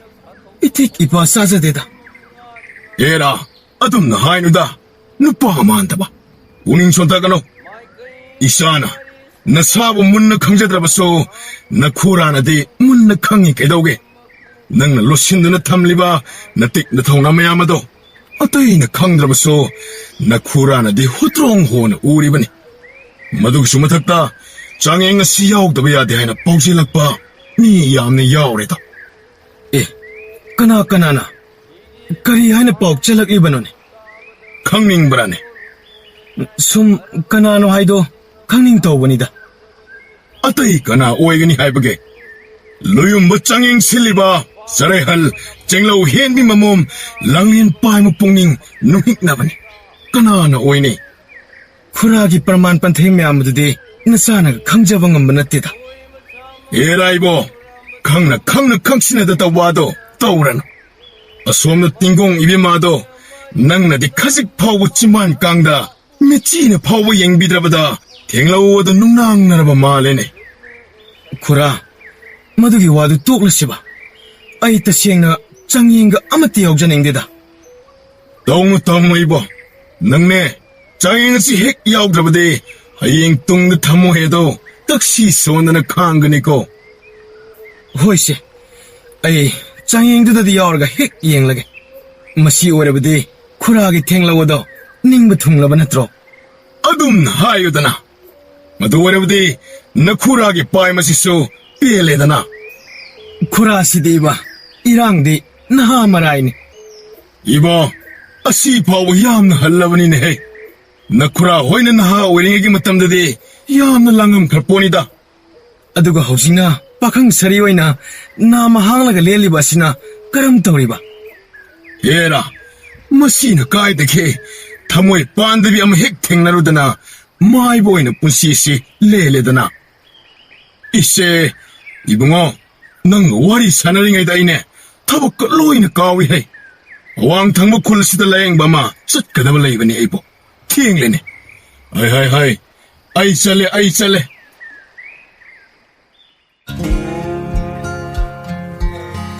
ꯈꯣꯡꯅꯦꯝꯃꯕ ꯏꯕꯨꯡꯉꯣ ꯅꯪ ꯑꯃ. ꯅꯠꯇꯦꯅꯦ, ꯀꯔꯤ ꯋꯥꯈꯜꯗꯅꯣꯕ? ꯅꯇꯩꯃꯒꯤ ꯅꯨꯄꯥ ꯈꯟꯕꯒꯤ ꯆꯥꯡꯌꯦꯡ ꯑꯁꯤꯗ ꯅꯪꯅ ꯌꯥꯎꯒꯅꯤ ꯀꯥꯟꯒ ꯊꯧꯔꯥꯡꯂꯛꯂꯤꯕ ꯑꯁꯤꯕꯣ. ꯇꯥꯃꯨꯛꯇ, ꯅꯍꯥꯟ ꯃꯈꯩꯅ ꯇꯥꯃꯨꯛꯇ ꯋꯥꯈꯜ ꯅꯨꯡꯉꯥꯏꯅꯕ ꯑꯗꯨꯅ ꯄꯪꯍꯥꯏ ꯍꯥꯏꯕꯅꯤ. ꯑꯗꯨꯕꯨꯅꯦ ꯇꯥꯃꯨꯛꯇ, ꯇꯤꯡꯒꯣꯡ ꯂꯩꯃꯅ ꯇꯥꯃꯨꯛꯇꯗ ꯏꯄꯥꯝ ꯄꯥꯝꯗꯕ ꯃꯥꯜꯂꯤꯀꯣ. ꯑꯗꯨꯒ ꯍꯧꯖꯤꯛꯇꯤ ꯈꯨꯂꯥꯛꯄꯅ ꯃꯥꯒꯤ ꯂꯣꯌꯨꯝꯕ ꯈꯟꯕꯒꯤ ꯆꯥꯡꯌꯦꯡꯗ ꯄꯥꯈꯪꯕꯨ ꯑꯣꯏꯔꯕꯗꯤ ꯂꯣꯏꯅ ꯌꯥꯎꯕ ꯌꯥꯅꯤ ꯍꯥꯏꯔꯤꯗꯨꯅꯤ. ꯑꯗꯨꯅ ꯅꯅꯥꯎ ꯑꯩꯁꯨ.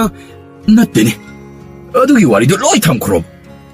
ꯑꯗꯨꯒ ꯅꯪꯅ ꯆꯥꯡꯌꯦꯡ ꯑꯗꯨ ꯌꯥꯎꯅꯤꯡꯂꯛꯂꯤꯁꯦ ꯀꯔꯤ ꯋꯥꯈꯜꯗꯒꯤꯅꯣꯕ? ꯑꯁ, ꯀꯔꯤꯗ ꯑꯣꯏꯅꯤ, ꯃꯥꯒꯤ ꯑꯋꯟꯃꯅꯤꯗꯣ ꯃꯗꯨꯗꯅꯤ. ꯃꯗꯨ ꯂꯩꯔꯕꯗꯤ ꯁꯨꯗ꯭ꯔꯕꯁꯨ ꯅꯨꯡꯉꯥꯏꯅ ꯂꯩꯔꯅꯤ. ꯑꯗꯨꯅ ꯑꯩꯗꯤ ꯃꯥꯕꯨ ꯊꯣꯏꯅ ꯄꯥꯝꯂꯨꯕꯒꯤ ꯅꯠꯇꯦꯗ ꯇꯥꯗ. ꯃꯥꯒꯤ ꯃꯅꯤꯗꯨ ꯄꯥꯝꯕꯒꯤꯅꯦ ꯃꯥꯒꯤ ꯂꯣꯌꯨꯝꯕ ꯈꯟꯕꯒꯤ ꯆꯥꯡꯌꯦꯡꯗ ꯁꯔꯨꯛ ꯌꯥꯒꯗꯧꯔꯤꯕꯁꯦ ꯇꯥꯗ. ꯁꯥꯟꯅꯔꯤꯕ ꯋꯥꯔꯤꯗꯨ ꯇꯥꯔꯒ ꯅꯥꯀꯜꯗ ꯇꯨꯃꯤꯟꯅ ꯇꯥꯔꯤꯕ ꯂꯤꯟꯍꯥꯗꯨꯒꯤ ꯄꯨꯛꯅꯤꯡꯗ ꯑꯩꯅꯗꯤ ꯃꯅꯤꯗꯨꯒꯤ ꯃꯇꯦꯡꯅ ꯏꯁꯥꯁꯤ ꯃꯇꯤꯛ ꯃꯌꯥꯏ ꯍꯦꯟꯒꯠꯅꯕ ꯇꯧꯔꯤ. ꯑꯗꯨꯕꯨ ꯃꯅꯤ ꯑꯁꯤ ꯅꯨꯄꯤ ꯃꯆꯥꯗꯨꯕꯨ ꯂꯧꯕ ꯉꯝꯕ ꯅꯨꯄꯥꯗꯨꯅ ꯑꯣꯏꯈ꯭ꯔꯕꯗꯤ ꯑꯩꯒꯤ ꯃꯇꯤꯛ ꯃꯌꯥꯏ ꯂꯩꯔꯤꯕꯁꯦ ꯌꯥꯔꯔꯣꯏ. ꯑꯗꯨꯅꯗꯤ ꯀꯩꯗꯧꯕ ꯇꯥꯏ ꯑꯩ ꯃꯈꯣꯏ ꯃꯌꯥꯝꯁꯤ ꯑꯃꯃꯝꯇ ꯑꯣꯏꯅ ꯍꯥꯠꯇꯣꯛꯇꯕ ꯌꯥꯗꯦ. ꯈꯟꯕꯒ ꯇꯧꯕꯒ ꯂꯤꯟꯍꯥ ꯑꯗꯨꯅ ꯇꯤꯡꯒꯣꯡ ꯂꯩꯃꯒꯤ ꯃꯁꯥꯗ ꯆꯪꯁꯤꯟꯗꯨꯅ ꯆꯥꯡꯌꯦꯡ ꯂꯥꯛꯄ ꯅꯨꯄꯥ ꯑꯅꯤ ꯑꯍꯨꯝ ꯑꯗꯣ ꯑꯃꯃꯝꯇ ꯑꯣꯏꯅ ꯍꯥꯠꯇꯣꯛꯄ ꯍꯧꯔꯝꯃꯤ. ꯃꯗꯨꯝ ꯇꯧꯕ ꯑꯗꯨꯅ ꯆꯥꯡꯌꯦꯡ ꯂꯥꯛꯄ ꯃꯈꯣꯏ ꯐꯅꯌꯥꯝꯗꯤ ꯀꯤꯅꯗꯨꯅ ꯂꯣꯏꯅ ꯍꯥꯟꯅꯈꯤꯔꯝꯃꯤ. ꯀꯥꯏꯅꯊꯪꯗ ꯂꯩꯍꯧꯔꯤꯕ ꯍꯥꯏꯕꯕꯨ ꯃꯨꯛꯇꯥꯒ ꯈꯣꯡꯅꯦꯝꯒ ꯂꯥꯟꯃꯩꯒꯗ ꯉꯥꯏꯔꯦ. ꯃꯈꯣꯏ ꯑꯍꯨꯝꯗꯤ ꯈꯣꯡꯐꯝ ꯆꯦꯟꯅ ꯂꯦꯞꯂꯤꯕ ꯑꯗꯨ ꯎꯔꯒ ꯂꯤꯟꯍꯥ ꯑꯗꯨꯗꯤ ꯁꯥꯎꯅꯤꯡꯅ ꯃꯈꯣꯏ ꯃꯌꯥꯝꯅ ꯂꯣꯏꯅ ꯀꯤꯗꯅ ꯆꯦꯟꯅꯈ꯭ꯔꯒ ꯃꯈꯣꯏ ꯑꯍꯨꯝ ꯑꯁꯤꯅ ꯑꯁꯨꯛ ꯊꯧꯅꯥ ꯐꯕ ꯁꯥꯗꯅ ꯂꯩꯔꯤꯕꯁꯤꯅ ꯀꯔꯤꯒꯤꯅꯣ? ꯃꯈꯣꯏ ꯑꯍꯨꯝ ꯑꯁꯤꯁꯨ ꯃꯈꯣꯏ ꯃꯁꯦꯜ ꯍꯥꯠꯇꯣꯛꯅꯍꯟꯗꯕ ꯌꯥꯗꯦ. ꯑꯗꯨ ꯅꯠꯇ꯭ꯔꯕꯗꯤ ꯑꯩꯒꯤ ꯏꯈꯨꯠ ꯆꯜꯂꯕ ꯃꯅꯤ ꯑꯁꯤ ꯁꯣꯏꯗꯅ ꯃꯈꯣꯏ ꯑꯁꯤꯒꯤ ꯃꯔꯛꯇꯒꯤ ꯑꯃꯅ ꯁꯣꯏꯗꯅ ꯑꯣꯏꯈ꯭ꯔꯅꯤ. ꯈꯣꯡꯅꯦꯝꯃꯤꯕꯣ, ꯅꯪꯅ ꯑꯁꯨꯛ ꯊꯧꯅꯥ ꯐꯕ ꯁꯥꯗꯅ ꯀꯔꯤꯃꯇꯒ ꯀꯤꯗꯕ ꯃꯈꯩ ꯈꯣꯡꯐꯝ ꯆꯦꯟ ꯂꯦꯞꯄ ꯁꯥꯔꯤꯁꯤꯕꯨ? ꯇꯥꯃꯨꯛꯇ, ꯑꯗꯨꯗꯤ ꯅꯍꯥꯟꯅ ꯅꯅꯥꯎꯅ ꯍꯥꯏꯖꯈ꯭ꯔꯕꯗꯨꯅꯤ. ꯃꯅꯤ ꯃꯥꯒꯤꯗꯃꯛꯇꯅꯤ ꯍꯥꯏꯗꯅ ꯑꯩꯅ ꯍꯥꯏꯖꯈ꯭ꯔꯕꯗꯨꯅꯤ ꯇꯥꯗ. ꯇꯟꯖꯥ ꯑꯗꯨꯗ ꯃꯨꯛꯇꯥꯒꯤ ꯃꯁꯥꯗꯨꯗ ꯂꯤꯟꯍꯥ ꯑꯗꯨꯅ ꯐꯟ ꯂꯥꯎꯅ ꯍꯦꯛꯇ ꯆꯣꯡꯁꯤꯜꯂꯝꯃꯤ. ꯃꯔꯝ ꯑꯗꯨꯅ ꯃꯨꯛꯇꯥ ꯑꯗꯨ ꯃꯔꯝ ꯏꯆꯥ ꯆꯥꯗꯅ ꯈꯪꯆꯥꯎ ꯁꯥꯎꯒꯠꯂꯛꯂꯝꯃꯤ. ꯍꯤꯌꯥ, ꯃꯅꯤ ꯄꯥꯝꯕ ꯅꯪꯗ ꯍꯥꯠꯂꯒꯦꯗ ꯍꯦ.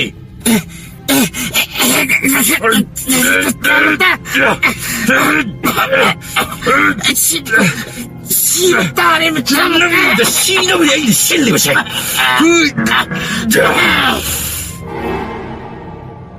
ꯑꯁꯤ ꯍꯥꯏꯔꯒ ꯃꯈꯧꯔꯤꯗꯣ ꯀꯟꯅ ꯍꯦꯛꯇ ꯃꯤꯊꯠꯂꯒ ꯃꯤ ꯑꯗꯨꯕꯨ ꯍꯥꯠꯄ ꯂꯣꯏꯕꯗ ꯂꯤꯟꯍꯥ ꯑꯗꯨ ꯃꯨꯛꯇꯥꯒꯤ ꯃꯁꯥꯗꯒꯤ ꯑꯗꯨꯃꯛ ꯆꯣꯡꯊꯣꯔꯛꯂꯝꯃꯤ. ꯃꯨꯛꯇꯥ ꯂꯤꯟꯍꯥ ꯑꯗꯨꯅ ꯍꯦꯛ ꯆꯣꯡꯊꯣꯛꯈꯤꯕꯒ ꯃꯁꯥꯗꯣ ꯋꯥꯈꯜ ꯂꯥꯛꯄꯗ ꯑꯣꯏꯔꯝꯂꯤꯕ ꯐꯤꯕꯝ ꯑꯗꯨꯗ ꯄꯥꯈꯠꯅ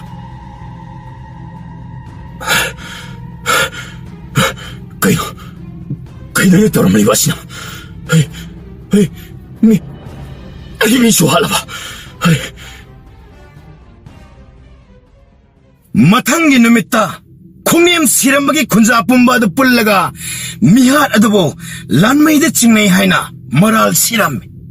ꯃꯨꯛꯇꯥ ꯃꯥꯁꯨ ꯃꯉꯣꯟꯗ ꯆꯤꯡꯅꯗꯅꯕꯅꯤ ꯍꯥꯏꯗꯨꯅ ꯃꯥꯁꯨ ꯌꯥꯎꯅ ꯂꯥꯟꯃꯩꯗ ꯃꯔꯥꯜ ꯑꯗꯨꯃꯛ ꯁꯤꯖꯜꯂꯝꯃꯤ. ꯃꯇꯝ ꯑꯗꯨꯗ ꯇꯤꯡꯒꯣꯡ ꯂꯩꯃꯅ ꯃꯌꯥꯝ ꯃꯃꯥꯡꯗ ꯆꯣꯡꯊꯣꯛꯇꯨꯅ ꯂꯥꯟꯃꯩꯒꯤꯗꯃꯛ ꯂꯦꯞꯂꯝꯃꯤ. ꯑꯗꯨꯝꯅ ꯈꯨꯜꯂꯥꯛꯄꯒꯤ ꯃꯆꯥꯅꯨꯄꯤ ꯑꯣꯏꯕ ꯃꯥꯅ ꯆꯣꯡꯊꯣꯛꯇꯨꯅ ꯅꯨꯄꯥ ꯑꯗꯨꯒꯤꯗꯃꯛꯇꯅꯤ ꯍꯥꯏꯅ ꯂꯦꯞꯂꯕꯗ ꯃꯌꯥꯝ ꯑꯗꯣ ꯋꯥꯗꯤ ꯍꯥꯏꯅꯤꯡ ꯍꯥꯏꯕꯗꯤ ꯉꯝꯗ ꯑꯗꯨꯃꯛ ꯂꯦꯞꯅꯔꯤ. ꯑꯗꯨꯕꯨ ꯃꯨꯛꯇꯥ ꯑꯃꯗꯤ ꯃꯥꯒꯤ ꯃꯔꯥꯜ ꯀꯨꯞꯁꯤꯟꯅꯕ ꯍꯥꯏꯅ ꯁꯥꯎꯅ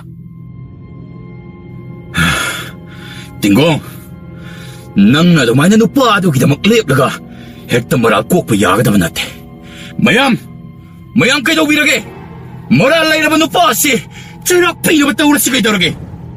ꯃꯇꯤꯛ ꯂꯩꯕ ꯀꯅꯥꯅꯣ? ꯃꯥꯕꯨ ꯁꯣꯛꯀꯗꯕ. ꯇꯤꯡꯒꯣꯡ, ꯅꯪꯅ ꯑꯗꯨꯃꯥꯏꯅ ꯍꯥꯏꯔꯒ ꯍꯦꯛꯇ ꯌꯥꯒꯗꯧꯕ ꯅꯠꯇꯦ. ꯇꯁꯦꯡꯅ ꯅꯨꯄꯥꯗꯣ ꯍꯥꯠꯈꯤꯕ ꯂꯩꯇꯦ. ꯃꯗꯨꯒꯤ ꯄ꯭ꯔꯃꯥꯟꯁꯨ ꯁꯣꯏꯗꯅ ꯄꯤꯒꯅꯤ. ꯑꯗꯨꯕꯨ ꯃꯌꯥꯝꯗꯒꯤ ꯑꯩꯅ ꯑꯁꯦꯡꯕꯁꯤ ꯎꯠꯅꯕ ꯃꯇꯝ ꯈꯔꯗꯤ ꯄꯤꯕꯤꯌꯨ ꯍꯥꯏꯖꯔꯤ.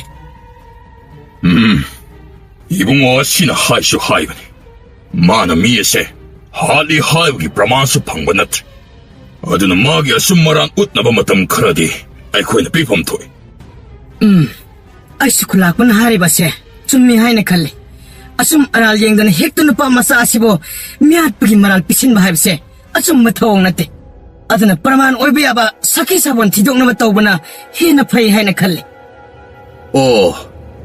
너코이 마얌나 하이리바 신나디 아이코이 그런 헥던 마랄 비신바니 마신나트로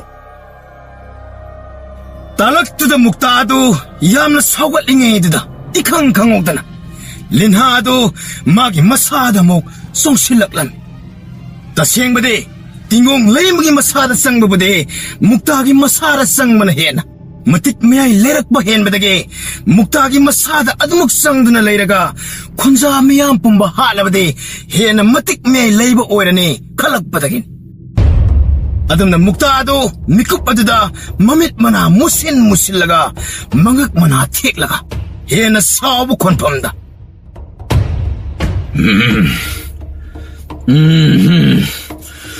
नखोई कनामताइना लेना थारोइदबनी नखोई लोइनाई खुद सिरदबनी खंगो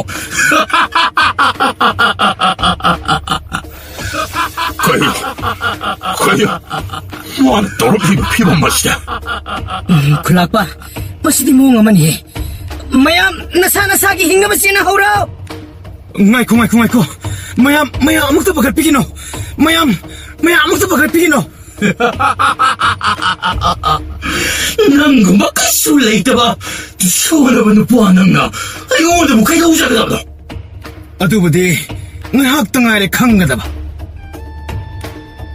ꯑꯁꯤ ꯍꯥꯏꯔꯒ ꯂꯥꯃꯩ ꯃꯥꯒꯤ ꯃꯈ꯭ꯋꯥꯡꯗ ꯌꯥꯜꯂꯤꯕ ꯈꯥꯎ ꯃꯆꯥꯗꯨꯗꯒꯤ ꯌꯥꯝ ꯈꯔ ꯂꯧꯊꯣꯔꯛꯂꯝꯃꯤ ꯑꯗꯨꯒ ꯂꯥꯏꯋꯥ ꯑꯃ ꯁꯣꯟꯗꯨꯅ ꯃꯨꯛꯇꯥꯒꯤ ꯃꯁꯝ ꯇꯝꯅ ꯍꯦꯛ ꯂꯪꯁꯤꯟꯕꯗ ꯉꯁꯥꯏ ꯃꯈꯩ ꯃꯇꯤꯛ ꯃꯌꯥꯏ ꯂꯩꯔꯦ ꯈꯟꯅ ꯃꯁꯥ ꯃꯎ ꯊꯦꯛꯂꯝꯕ ꯂꯤꯟꯍꯥ ꯆꯪꯂꯝꯕ ꯅꯨꯄꯥꯗꯣ ꯊꯛ ꯊꯛ ꯅꯤꯛꯅ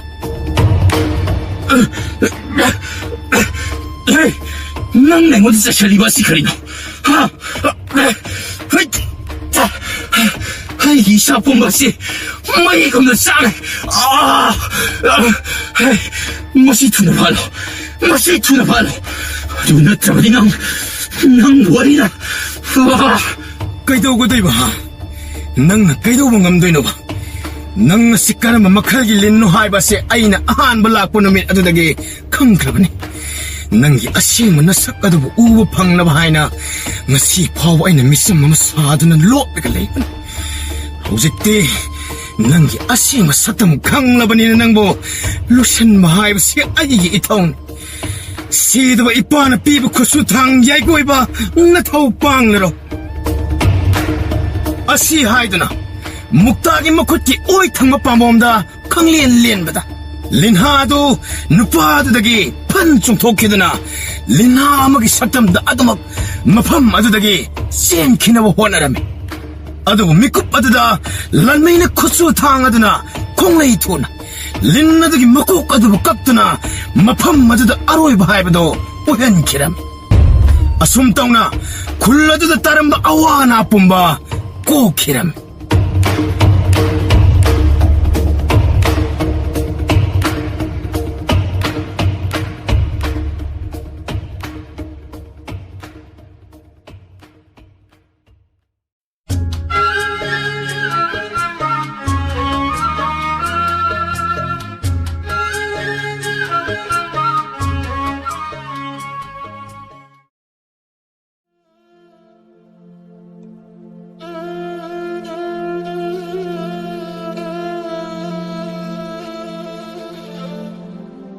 이붕어, 그리노니 너이보.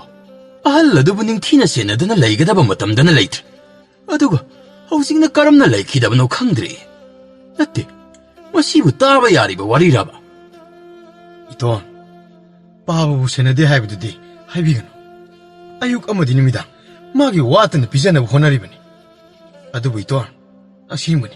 나산 하이자리브세. 바봉세, 누미당 싹 싸라바 마통. 아이는 바몽과 오틴 잘리바니.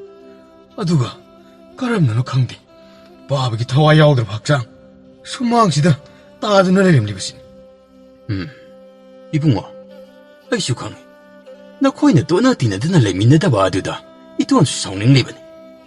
아두부, 이안박이야 시 박상 아시나. 마포 까이드나 마타우 까람나 수망 아시다부 시드나 따람 리바노. 이붕어 싱렌, 넌 이쁘와 마이바 싱타와드부 아묵다 까우르나바 따우르소. 이또한 농안도 우스쿠이드레 나라가 닝티나 잡히나 바로 이들어. 징렌, 멈선, 나 학당 짤루로. 나 학나네 이쁘와드부 투나마 까우르라가 락민나가다바니고. 호이호이 이또한 아이 사고월시 동근이다 짤루르기. 징렌, 마쿠라기 와드부 뿌라드나 아마이바부 까우르라미. 아마이바두 사고알라 마똥라드나 징렌기똥 이나드나 턱질라그래. 아마이바드나 아이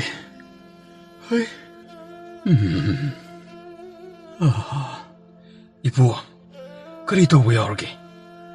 이봉아, 나 코이 용마시 그리고 뭐 띡마야이 레이바 보싹 아마기 싸움데 나 뿌나 방래. 띡 레이가 싹 우다바 미 훌라마카 혼마검나 따오래. 이부 그럼 사우다와. 징렌, 이쁘기 피다비요. 이쁘어, 수험대학 때꿈타비로. 아이고. 어제 용마시기 만한다 짱로키노. 용마농마시 그리고 마 3일남 각방래. 이붕어, 나 빠기야 씨바 학상하시 아무것도 하나 kopsilo. 어낙보다 이싱 레이바자가 아마각 아이모다 따오. 파트라다 한바 이싱 오이라바 시간. 그리 하이베 이부 아이 후일라바도 이몽시대 tum눈을 내오리버니. 어두디, 어두 레이버기 소이드나 오이라가니. 그리 하이바 이쁘. 마학 레이버기 까람나 오이기도리버노. 마학디 까슈 도키드버니. 나때, 마학부 상드나 레이버기니. 이쁘, 까나 오이르버노 상리버시나. 어때 이까나서 나때. 낭기나 바봉이 타와이에도 보니. 오, 헤이기 바바기 타와이. 이붕어, 짤로. 만학 낙바 수아이다. 싱카직다막 오이르버스 레이버. 아낙보다 소이드나 레람가네. 나학 나옥도 티로죠. 이돈 아왕마이 깨시다 티비로. 나사, 마카탕바 시다기 팡나바 티자랄바게. 호이. 어도, 거리군바, 아끼에 강한 낭라바디, 이돈 부고르고. 호이돈. 아이씨, 마닝시디, 뽕맘맥맘니다. 거리노. 이엄마누마 시다기, 따리고마 콜라시디. 통통 나오기마 콜라시나, 깜덩나 톡리바. 농시대 아시쇼, 온통나 깐나 셀리다. 가도움들에게 티게 도리바. 영마시쇼, 닉바오르게드나. 거리노. 마닝놈 당마시다. 랑트릭랑나 레이리고 싶어.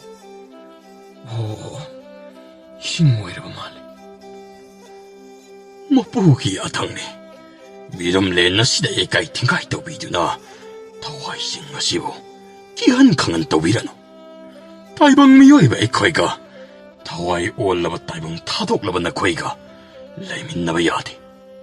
타와이 락비 하이나 민투원자라게. 나 사이고 나 찍바시. 나 사시기 간드나. 미럼 렌나 시대 다이방 미요이바이 코이기다 막. 당 미럼 로네.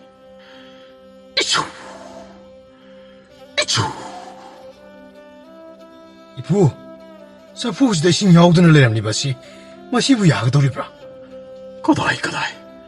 비로우네 이부다. 용탁시대 싱나시. 아이나 하이갓바다. 마치 온드는 거리금바 따르글라바디. 용마시대 레이리바 타와이야세. 아참바 의로이다바니. 어이! 자! 이부, 이 싱시디, 아무 범을 수원에 따라래니. 이붕어, 짤로. 마시기 무가는 마시 용시기 고이바다. 나학 신바퉁나 아무렇던 예람. 나학 러신딩의 마망다. 아예 나빠니까 야마 돌아가네. 모두 나학 기베야데. 랑마시부 바이디나 용마시다. 핵옛바우 그라바디. 마닝 한드나 락바야데고. 아두고 랑마두수 마카라 딴 기베야데. 징렌 랑마두부 제나 바이레드나 랑나두부 삭라두나 우콩어두다 기신바 하우락라메. 아이보, 마닝놈다 삿가도리바시보. 이돈, 이바니우에 도문야로시. 호로 이붕어. 떠오르지. 가다이노니. 마이도 이돈 바라게네. 호호호, 통나옥싱 링미마 콜시, 호우부숨 현절레이니. 붕어. 랑도 다키니까. 랑 연마농 시대 이응으로 넣고. 이돈, 거리노, 까이도부 야오르게. 붕어. 라오네. 컴다로 오네 낭보 샷사 컴다로 오네. 컴라이 두루네 낭보. 마코이애니도 아왕탕바 마이까이에도보 란토락트나 마닝 통하도보 고이나바 기다막 단자도 여럭라메. 하이스 마이시수 무토 크레니 떠오리세. 하이 랑도 쟤나 빠요 꼬이붕어. 이돈, 상답시 깐나 하이바 호럭레니. 하이 프라프라 방타그로 지지 랑돔 댕건데 랑어. 하이, 이돈, 찌라시. 이붕어 카라투나 먹다 꼬이우세. 젤로 라오. 헤이,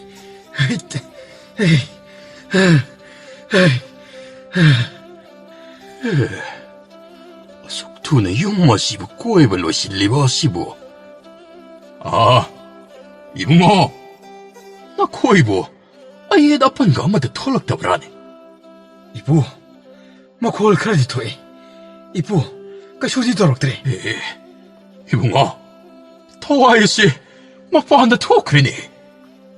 까리 해베부. 아두디, 아코이 바바 허글락라로이드로. 비어세, 곱리브니나 까리슈 떠로. 이붕아, 콩물이 들어라. 학상하세, 막판마 씨먹다다 볼로이나 봤다오로. 위타바이 아드레고, 까리군바, 농안 크라바디 타와이씨, 막판마 씨다 마땀 좁바, 강아옹나드나 레이르가 다바니. 까리 해바. 이돈, 싱데 아마타 술레이테. 마토 그럼 도그니. 까리마타 와그노. 시, 나코이 자루 우쿠가 시다기네. 자루 마분 카라샬로. 어이, 수망마도 원나 시다기, 싱볼시 부실락락해. 아, 마이드보, 쪼칼라고니 너이보. 호이부. 어이, 이건 뭐시디, 피방 너무들 내람리드나. 그도르게 이부. 나코이나디 우로이. 이붕어, 마이드 쪼칼라. 마이 쪼칼람다야 시다보. 용마농마 시다기, 마빠붕나 띵타리 하이버시보. 아이보 하이르드라네. 이부, 마이시 수칼라가 학상시디 싸우야드레네. 아속간 마이시디 마삼시바고 싸우하이비야드레. 이부, 나이 코이들 로트나 탐리바도 나 수웨 코이 강잡아야로이드로. 이붕어, 다이방 미요이 웨이코이가 시르바모 코이가 오신나드나 뿡민뻥민나바 하이버시 마땀기 공쳤다. 자롤스롤다. 아까이바 얌나 라카네. 머럼 마시나. 나 코이다. 나 사이마카이 와시. 아이나 하이독다반. 까리 여러분 이부, 나 수다 롤바마다 탐비라며. 이부, 하이비오, 애기 바봉도 톡리고 시까리노. 이슈노 봐. 씨, 까리슈 간지니까 너지. 이붕어, 마시기 인콜라시, 마망이 아리바 마땀다 라요이 크라바. 이바이부 싱나 익나바보. 익나바 싱구 파드나 타와이까야 옷나이 기바. 레이농데 힝나 품진두나 핫 기바. 마팜마마캉. 까리 해봐. 콜라시다 레이리바. 용기 할로이바 미두. 마학각다나. 뿜나목 싱나세. 탱나가다 우리바니. 타와이까야 하나 뺀다나 닝암다나. 시크라바두기. 우신 싱나두보. 할라드나. 마호도이가 도리바. 한타키 나 바봉나 레이키지 바시. 나 코이기다 먹대. 까톡람리바니. 까리 해봐. 마토 까람나. 옷 나이두나 시크라바 타와이 싱아도. 나 바봉기 학상도 쌍신드나 레이리바니. 마도가. 나 바봉기 타와이나. 마빠한다 털럭드나 레이리바니. 어두디 이부, 타와이시야 뭐 한전비 야라로이드라. 야라로이. 까톡라바니. 이부, 이바기 타와이 까다이다 레이리. 아묵도 따비요. 아이, 아로이 보이나. 바바보 아묵도 꺾자오게. 어이나 리리바 와리 싱아시. 낭기나 바봉. 어이기나 공아시다. 하이락 리방 악다니. 까리 해봐. 낭곰나 나 바봉쇼. 마사이마 카이 낭보. 운하게 하이드나 하이리바니니. 이봉어. 낭기나 바봉시. 나 코이부 이행두나 레이리니네. 이부, 이 바봉 샥담 아묵다디. 아묵당디 완비오와. 바바, 낭부마 펑카이트노. 나 싸기나 구치 속러로 바바. 이봉어. 우르르. 시. 나 바봉나 굽리바 피에세. 마치에다마. 이쁘다 굽. 나 바봉기 타와에시. 아이고한다 짱할라가. 더우부타보. 꾸이베디 야드리고. 마쿠라드나 마바봉다. 굽람리바 피마셋 아마 러우르드나. 아마이바도기 학장다. 굽람미. 피마셋 아두부 해 굽신바가. 이쁘 아마이바도 마밋 빵토락라미. 아두가 하나기 마타우금 허글락라가. 농시나 옌락라미. 징렌. 이부, 다이방 것이다. 아이나 아무것도 허락라바수. 있잖아, 이보. Karino? 징렌, 이봐, 곤길라오. Pabong, 이봐는 낭부 시엔한두나, 막시엔바 숭엄나로이도. 이봐는 하이 기브 리 기브 와리 싱도, 너무부터, 너무부터 까오야 되고. Pabong, 마시데, 이 차부 탐람바따레. 빠붕부 와라오고는 꼭, 너미당기 마탐다. 랑능한 바, 더한 우라바디, 빠붕나 낭부 이행리면, 항능 싱우고, 리리바 말랑노 바싱나시다. 바싱나시다 실레라바디, 마도, 이 바기 건지하니, 낭부 람징리바니 강무고. Pabong, nasabu thadoktu na salano ba? Pabong ni satki harbasu, nasabu su pubiyo. 이봐기 징렌, 제, 농싱한 기가 다오래. 이봐부 다도오세 징렌, 징렌. Ngayhak mapabuko wala duna kapsaribado. Ipu amay ba adugi konjal na tugayrammi. Ipu 징렌, 제, 타도. Baba, 이붕어, 낭기 봐봐. 미람렌치 타독드는 샷그레네. ipo, pabdi ipo, ayo ipo, pabdi. 단자시다 시바 학상어도 마이짱바 허르클라메. 마콕 마마이, 마콩 마탕 짤클라메. 징렌나. Ipo, haksang si sakpaloy ba matong makakari to batare. 이붕어, 낭기나 돈가 떠오르가. 혹시 학상 아시네 따든 레이리범 펌마 심막다다. 떠오르가 봉가다니. Iton, nasahi ka tauragi.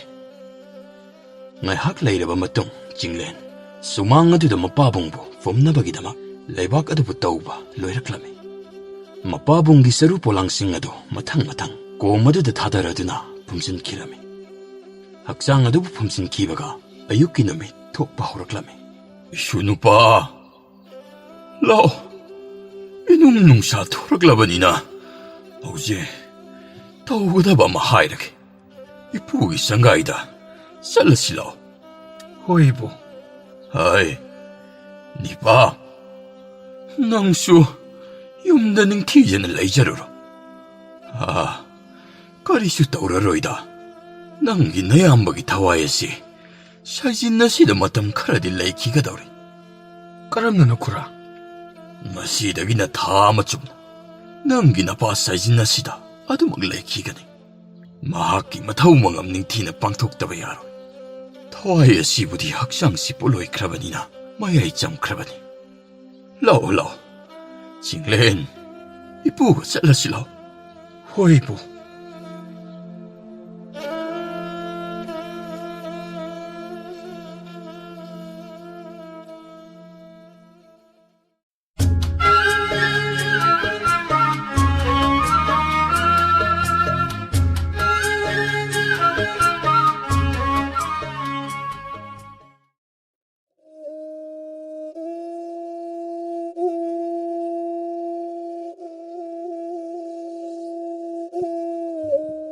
Matamdo ingtham kalen sinabagi cherak thabani. Laibak adugi ningthau mafam khangdana mangkhre haiba kunja singina kong yoraklame. Laibak ngagliba ningthau mafam khangdana mangkhre tabada kunja sing haunaruba tawdana mainam amamungga loinaraduna kononggi thongjilladuda leplarame. Numidangi matamdani kononggi thongjilladuda laibak miyam lagliba adu okum pinabagidamak laibak ki senapati kononggi thongjawadubo hangdoraklame.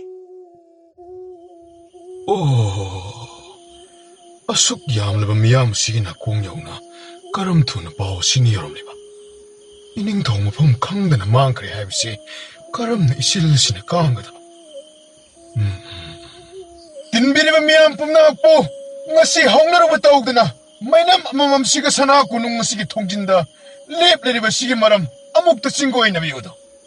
ꯑꯩꯈꯣꯏ ꯂꯩꯕꯥꯛꯀꯤ ꯅꯤꯡꯊꯧ ꯌꯥꯎꯗꯅ ꯂꯩꯕꯥꯛ ꯑꯁꯤꯗ ꯂꯩꯕ ꯉꯝꯂꯣꯏ. ꯑꯊꯨꯕ ꯃꯇꯝꯗ ꯃꯇꯤꯛ ꯆꯥꯕ ꯅꯤꯡꯊꯧ ꯈꯟꯒꯗꯕꯅꯦ. Ngasi Leibak miyam takpiri wafam asibu karino. Marik chumna amuk tatamya. Leibak asigi ningthom isauk chawna leiri. Karigi damak anauba ningthok phana mathagadoribano. Mado, oidaba minambane. Leibakki ningthok sana konung asidagi mafam khangdana mangkhra haiba samsana khanglaba tung asida leibak miyam haunaduna laklibane.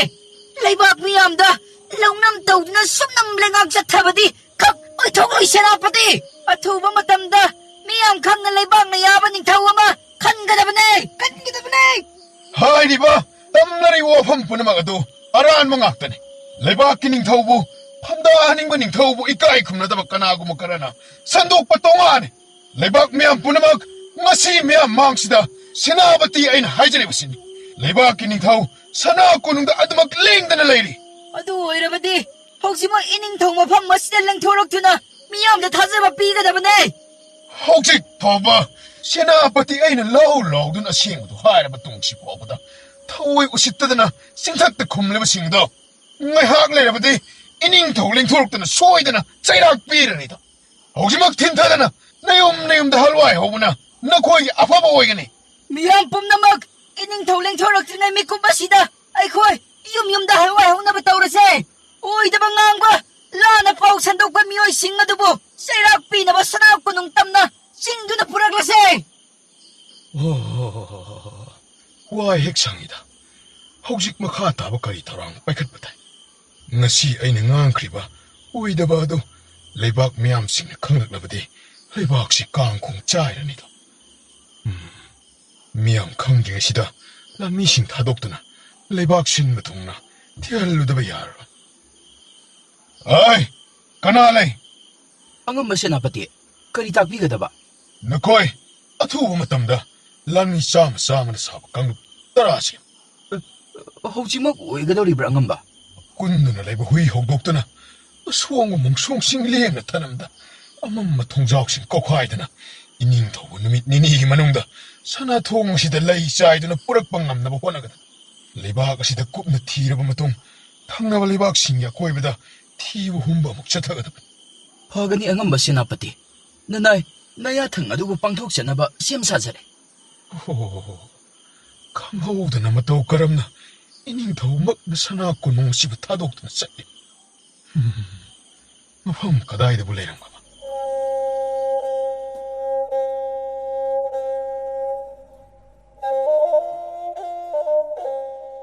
Leibak adugi khunja amakhakni chaikaba. Mapa masa ani tamak leiba yumjau aduda yunggi maungna lonba cha toina thakningi soliba mahaki mapabungni. Makhoigi konthong phauduna chatpa leisabi yamata mahaki mapabung aduna chalonbinaba haijarudaba leisabi atangbani. Chaikaba nupi silhau thiba pakhang amakhakni. Numittu mahaki mapabung mahaki kangthol makhong aduda phamladuna machada mamong nijaba numit amakhakni. Onthokpa icha haidunida tasaibigi masanupa ngarang naanta pokhiba mamit nama udaba adu phawbada ngarangdi mamu yorokhreni. Yumthangnaba nataw ibuhal nupi ahal insang hawtidana atombigi makhut tangkhay. Biri chukatpa haitaba tatumal mahaksu masu pangkhay. Angang apadusu nahakna udaba mo kay halibanido. Ibunga, nahakpu karam tawbanone. Ipadi momonukpada Kajai kut piga mata kalaktre. Kumu topi werabasu ayokki chaha haurabadi ipagidi adumak yariko. Natene ibunga hayune nangbu inkhol khanaba yunglibu uchuk asigum napunsi adubu lekai landana kiemlagi ninglibrane. Aikhoi baji nunga ubina nungaibugum kangthol makhongsida changaibiri. Hai masidi hanagi suradugum adumak nganglina. Sur kalaklabadi Babo kai ni ko baji. Ngasigi konthong phauduna chatkhriba laisa masing khangdre. Nachinaya adu sengthoklaga maning thangbi amata su pharaga chakhum masida khinsidana nahakpa. Thongal hi khongnang ama yalabadi khinbe yaw muti di laina phangida. Hai khoimuna leida indrabadi karamba pambi de phangbu huno. Nahakna mahok tangil lumliba. Hudubu phanglamlabadi nako ngasi pangjage lain dawda niramlo. Ipagi ibunga nahakpu gyan khara taroni. Ipa se sholabani sholaba. Sai shu asina khunang sara si phawbada ꯌꯦꯡꯗꯨꯅ ꯂꯩꯕ ꯉꯝꯃꯤ ꯍꯥꯏꯕ ꯅꯪꯁꯤ? ꯃꯄꯥꯒꯤ ꯑꯋꯥꯕ ꯈꯪꯗꯕ ꯅꯍꯥꯛꯇꯤ ꯄꯣꯛꯄꯤꯕ ꯂꯃꯟ ꯇꯣꯜꯂꯗꯨꯅ ꯑꯗꯨꯃꯛ ꯂꯩꯌꯨꯀꯣ ꯅꯪ. ꯐꯔꯦ, ꯑꯗꯨꯗꯤ ꯅꯍꯥꯛꯅ ꯑꯩꯒꯤ ꯋꯥꯁꯤ ꯊꯑꯣꯏꯅ ꯇꯥꯗ꯭ꯔꯕꯅꯤꯅ ꯃꯧ ꯑꯁꯦ ꯑꯩꯅ ꯑꯣꯏꯅ ꯊꯤꯔꯨꯕ ꯇꯥꯔꯦꯗꯅ. ꯐꯩ, ꯈꯪꯒꯅꯤꯗꯣ ꯉꯁꯤꯗꯤ. ꯑꯥꯏ ꯑꯥꯏ, ꯀꯩꯅꯣ ꯊꯣꯛꯈ꯭ꯔ ꯃꯥꯜꯂꯦꯅꯦ ꯕꯥꯖꯤꯁꯦ. ꯑꯥꯏ ꯕꯥꯖꯤ, ꯕꯥꯖꯤ ꯑꯃꯨꯛꯇ ꯉꯥꯏꯈꯣ. ꯍꯥꯏ, ꯑꯩ ꯆꯠꯂꯦ. ꯅꯍꯥꯛ ꯉꯥꯏꯔꯔꯣꯏꯀꯣ ꯑꯩ. ꯄꯨꯟꯁꯤ ꯅꯨꯃꯤꯗꯥꯡ ꯋꯥꯏꯔꯝ ꯑꯁꯤꯗ ꯅꯨꯡꯉꯥꯏꯅ ꯏꯁꯨꯒꯤ ꯃꯁꯛ ꯌꯦꯡꯂꯗꯨꯅ ꯄꯣꯊꯥꯅꯤꯡꯂꯦ ꯍꯥꯏꯕꯁꯤ ꯅꯍꯥꯛꯅ ꯇꯥꯕ ꯀꯧꯕ ꯂꯩꯇ꯭ꯔꯕꯅꯤꯅ ꯉꯁꯤꯗꯤ ꯑꯩꯅ ꯑꯣꯏꯅ ꯁꯤꯟꯕ ꯇꯥꯔꯦꯗꯅ. ꯕꯥꯖꯤꯅ ꯃꯔꯝ ꯑꯣꯏꯔꯒ ꯍꯧꯖꯤꯛ ꯇꯣꯏꯅ ꯀꯥꯎꯅꯔꯝꯕ ꯂꯩꯁꯥꯕꯤ ꯑꯅꯤ ꯑꯍꯨꯝ ꯀꯧꯔꯛꯈꯤꯗ꯭ꯔꯦ. ꯀꯔꯤ? ꯃꯗꯨꯝꯅ ꯍꯦꯛ ꯊꯣꯛꯄ꯭ꯔꯥꯅꯦ? ꯑꯁꯦꯡꯕꯅꯦ ꯕꯥꯖꯤ. ꯕꯥꯖꯤꯒꯤ ꯃꯑꯣꯡ ꯃꯇꯧꯗ ꯀꯨꯟꯊꯣꯡ ꯂꯥꯜꯂꯛꯈꯤꯗꯕ ꯃꯁꯤꯡ ꯈꯪꯗ꯭ꯔꯕꯅꯤ. ꯁꯦ, ꯉꯁꯤꯗꯒꯤꯅ ꯍꯞꯇꯥ ꯑꯃꯒꯤ ꯃꯅꯨꯡꯗ ꯕꯥꯖꯤꯅ ꯊꯤꯔꯤꯕ ꯅꯃꯧꯗꯣ ꯅꯆꯥ ꯈꯨꯠ ꯊꯤꯟꯕ ꯉꯝꯅꯕ ꯍꯣꯠꯅꯔꯒꯦ. ꯕꯥꯖꯤꯒꯤ ꯃꯤꯔꯩ ꯈꯥꯡꯕꯗ ꯆꯣꯛꯊꯔꯦ. ꯑꯣ, ꯅꯍꯥꯛ ꯃꯗꯨ ꯉꯝꯗꯕꯗꯤ ꯌꯥꯔꯣꯏꯀꯣ. ꯑꯩꯕꯨ ꯍꯞꯇꯥ ꯑꯃ ꯉꯥꯏꯒꯗꯧꯔꯤꯕ ꯑꯁꯤꯕꯨ ꯑꯩꯕꯨ ꯑꯣꯟꯊꯣꯛꯅ ꯋꯥꯒꯗꯧꯔꯤꯗ. ꯆꯩꯀꯥꯕ ꯀꯣꯟꯊꯣꯡ ꯋꯥꯡꯃ ꯂꯥꯟꯊꯣꯔꯛꯂꯝꯃꯤ. ꯃꯄꯥꯒꯤ ꯆꯔꯩ ꯈꯥꯡꯕ ꯉꯝꯗ꯭ꯔꯗꯨꯅ ꯇꯧꯐꯝ ꯈꯪꯗ ꯑꯁꯨꯝ ꯂꯝꯕꯤ ꯑꯃꯅ ꯄꯨꯕ ꯃꯥꯏꯀꯩꯗ ꯑꯗꯨꯃꯛ ꯆꯠꯂꯤ. ꯅꯣꯡꯊꯛꯇꯅ ꯑꯃꯨꯕ ꯅꯣꯡ ꯃꯝꯁꯤꯜꯂꯛꯂꯤ. ꯋꯥꯈꯜ ꯇꯧꯅ ꯃꯍꯥꯛꯅ ꯑꯁꯨꯝ ꯂꯥꯛꯄꯅ ꯃꯈꯣꯏꯒꯤ ꯈꯨꯜ ꯑꯗꯨꯗꯒꯤ ꯂꯥꯞꯇꯛꯅ ꯎꯕ ꯆꯤꯡꯈꯣꯡ ꯑꯃꯈꯛ ꯌꯧꯁꯤꯜꯂꯛꯂꯝꯃꯤ. ꯃꯐꯝ ꯑꯗꯨ ꯌꯧꯔꯕ ꯀꯥꯟꯗꯗ ꯆꯩꯀꯥꯕ ꯋꯥꯈꯜ ꯂꯥꯛꯂꯝꯃꯤ. ꯑꯣ, ꯑꯩꯅ ꯂꯩꯔꯤꯁꯤꯗꯤ ꯃꯅꯤꯡ ꯆꯤꯡ ꯌꯧꯔꯝꯂꯦꯗꯅ. ꯅꯣꯡꯁꯨ ꯃꯔꯤꯛ ꯇꯥꯔꯦꯅꯦ ꯇꯧꯔꯤꯁꯦ. ꯑꯁ, ꯇꯟꯖꯥꯁꯤꯗ ꯌꯨꯝ ꯆꯪꯅꯤ ꯈꯟꯕꯗ ꯇꯤꯟꯕꯤ ꯀꯥꯡꯉꯤ. ꯑꯩ ꯌꯨꯝ ꯌꯧꯔꯒ ꯕꯥꯖꯤꯗ ꯀꯔꯤ ꯍꯥꯏꯖꯜꯂꯁꯤꯒꯦ? ꯃꯗꯨꯁꯨ ꯈꯨꯎꯅ ꯍꯦꯛ ꯋꯥꯡꯒꯩ ꯃꯥꯡꯒꯣꯜꯗꯨꯗ ꯇꯥꯁꯜꯂꯒ ꯉꯥꯏ ꯂꯩꯔꯝꯗꯧꯅꯤꯅꯦ. ꯀꯩꯗꯧꯅꯤ ꯇꯧꯔꯤꯁꯤꯗꯤ? 이봉호, ꯍꯥꯏ, ꯀꯔꯤꯅꯣ? ꯈꯪꯄ꯭ꯔꯦꯛ ꯈꯪꯉꯤ. ꯀꯔꯤꯅꯣ? ꯀꯅꯥꯅꯣ? 어이, 코자오 엄마씨부 탕보다 얌나 와래. 이슈, 아마땅 오이라버스 나학나 마띵 또비우다. ꯑꯥꯏ, ꯑꯍꯜꯅꯤꯗꯅ. ꯀꯩꯅꯣ ꯑꯁꯨꯛ ꯌꯥꯝꯕ ꯄꯣꯠ ꯆꯩꯁꯤꯒ ꯀꯗꯥꯏ ꯌꯧꯅ ꯆꯠꯀꯗꯧꯔꯤꯕꯖꯥꯠꯅꯣ? ꯑꯍꯜꯒꯤ ꯄꯣꯠꯁꯤꯡꯁꯤꯕꯨ ꯀꯗꯥꯏ ꯌꯧꯅ ꯄꯨꯒꯗꯧꯔꯤꯕꯅꯣ? 이봉호, ꯄꯪꯂꯥꯞ ꯅꯠꯇꯦꯗ. ꯑꯗꯨꯕꯨ ꯈꯔꯗꯤ ꯑꯗꯨꯃꯛ ꯆꯠꯂꯅꯤ. ꯁꯤ ꯑꯁꯣꯝ ꯊꯪꯕ ꯆꯤꯡꯃꯥꯏ ꯑꯁꯤꯕꯨ ꯌꯧꯔꯕꯗꯤ ꯑꯗꯨꯃꯛ ꯌꯥꯔꯕꯅꯤ. ꯑꯗꯨꯕꯨ ꯑꯩꯗꯤ ꯃꯇꯝꯁꯤ ꯊꯦꯡꯖꯤꯟꯈ꯭ꯔꯦꯗ. ꯑꯍꯜ, ꯁꯦ, ꯃꯁꯤꯗ ꯉꯥꯏꯍꯥꯛ ꯄꯣꯊꯥꯗꯨꯅ ꯂꯩꯔꯣ. ꯈꯧꯖꯥꯎꯁꯤ ꯄꯨꯕ ꯉꯝꯕ ꯅꯍꯥ ꯑꯃꯗꯤ ꯁꯣꯏꯗꯅ ꯂꯥꯛꯈꯤꯅꯤ. ꯃꯗꯨ ꯍꯦꯛ ꯉꯥꯏꯕꯤꯔꯣ ꯑꯍꯜ. ꯅꯠꯇ꯭ꯔꯁꯨꯅꯦ, ꯑꯩꯅ ꯍꯟꯈꯤꯕꯗ ꯅꯍꯥ ꯑꯃꯕꯨ ꯊꯦꯡꯅꯔꯕꯗꯤ ꯍꯦꯛꯇ ꯃꯐꯝꯁꯤꯗ ꯊꯥꯖꯤꯜꯂꯛꯑꯒꯦ.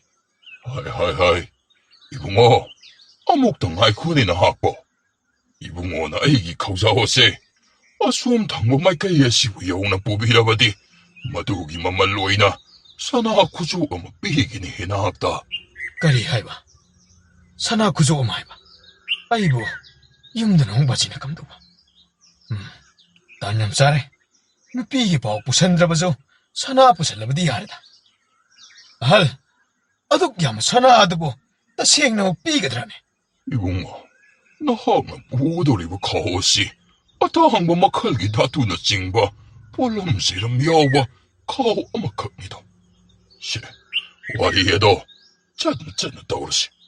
ꯄꯥꯏꯈꯠꯂꯣ. 이쁘ꯅꯅꯦ, 이슈ꯒꯤꯗꯃꯛ 소이ꯗꯅ ꯄꯤꯒꯅꯤꯀꯣ. ꯍꯣꯏ, ꯐꯔꯦ ꯏꯄꯨꯗꯨꯗꯤ. ꯁꯦ, ꯏꯄꯨꯒꯤꯁꯨ ꯊꯣꯡꯒꯠꯄꯤꯔꯒꯦ. ꯏꯄꯨꯅ ꯃꯥꯡ ꯊꯥꯔꯒ ꯂꯝꯕꯤ ꯍꯦꯛꯇ ꯂꯝꯖꯤꯡꯕꯤꯔꯣ. ꯑꯁꯨꯝ ꯇꯧꯅ ꯆꯩꯀꯥꯕ ꯑꯍꯜ ꯑꯗꯨꯒꯤ ꯇꯨꯡ ꯏꯟꯅ ꯆꯤꯡꯊꯛ ꯌꯧꯕ ꯆꯤꯡ ꯂꯝꯕꯤ ꯑꯗꯨꯗ ꯂꯦꯞꯇꯅ ꯆꯠꯂꯤ. ꯃꯈꯣꯏꯅ ꯑꯁꯨꯝ ꯂꯥꯛꯄꯅ ꯆꯤꯡꯊꯛ ꯌꯧꯔꯛꯂꯝꯃꯤ. ꯆꯩꯀꯥꯕ ꯁꯅꯥ ꯑꯗꯨꯒꯤ ꯃꯪꯂꯥꯟꯗ ꯈꯧꯖꯥꯎ ꯑꯗꯨꯕꯨ ꯄꯣꯔꯗꯨꯅ ꯑꯗꯨꯃꯛ ꯆꯠꯂꯤ.